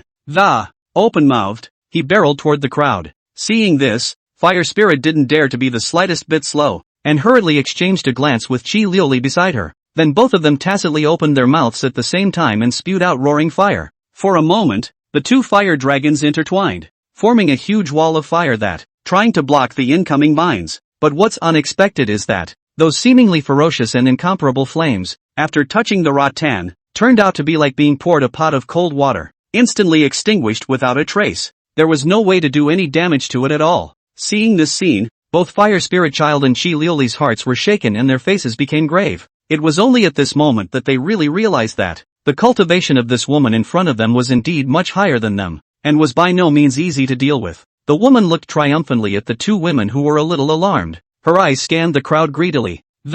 Sorrowfully, I said, using you people as fertilizer is much more useful than those ordinary mortals. Today, none of you will be able to escape me." Suddenly, to her horror, she realized that her body seemed to be bound by a force of, completely unable to move a single inch. She subconsciously lowered her head, and as her eyes fell on her feet, heart pounding only to see a puddle of dark, ink-like liquid creeping silently and slowly up her feet, slow but ominous to look at. Li 11, who was on the side, couldn't help but murmur under his breath, "This skin is too smooth to touch." Right. At this moment, Li Shi's manipulation of Yin Lei has already reached the state of perfection. Yin Lei was as much an extension of his body as it was a part of his mind. He could clearly feel every nuance touched by the Yin Lei that. The touch was as real as if he himself had run his hands over it. And that woman was obviously extremely angry and ashamed of Li Shi's actions. Her eyes instantly glared round, a fierce light flashing in her eyes as she angrily shouted, "Brat, hurry up and let go of me." At the same time, the countless vines above her head were like a swarm of fangs and claws of poisonous snakes that, with amazing speed, he lunged towards Li 11.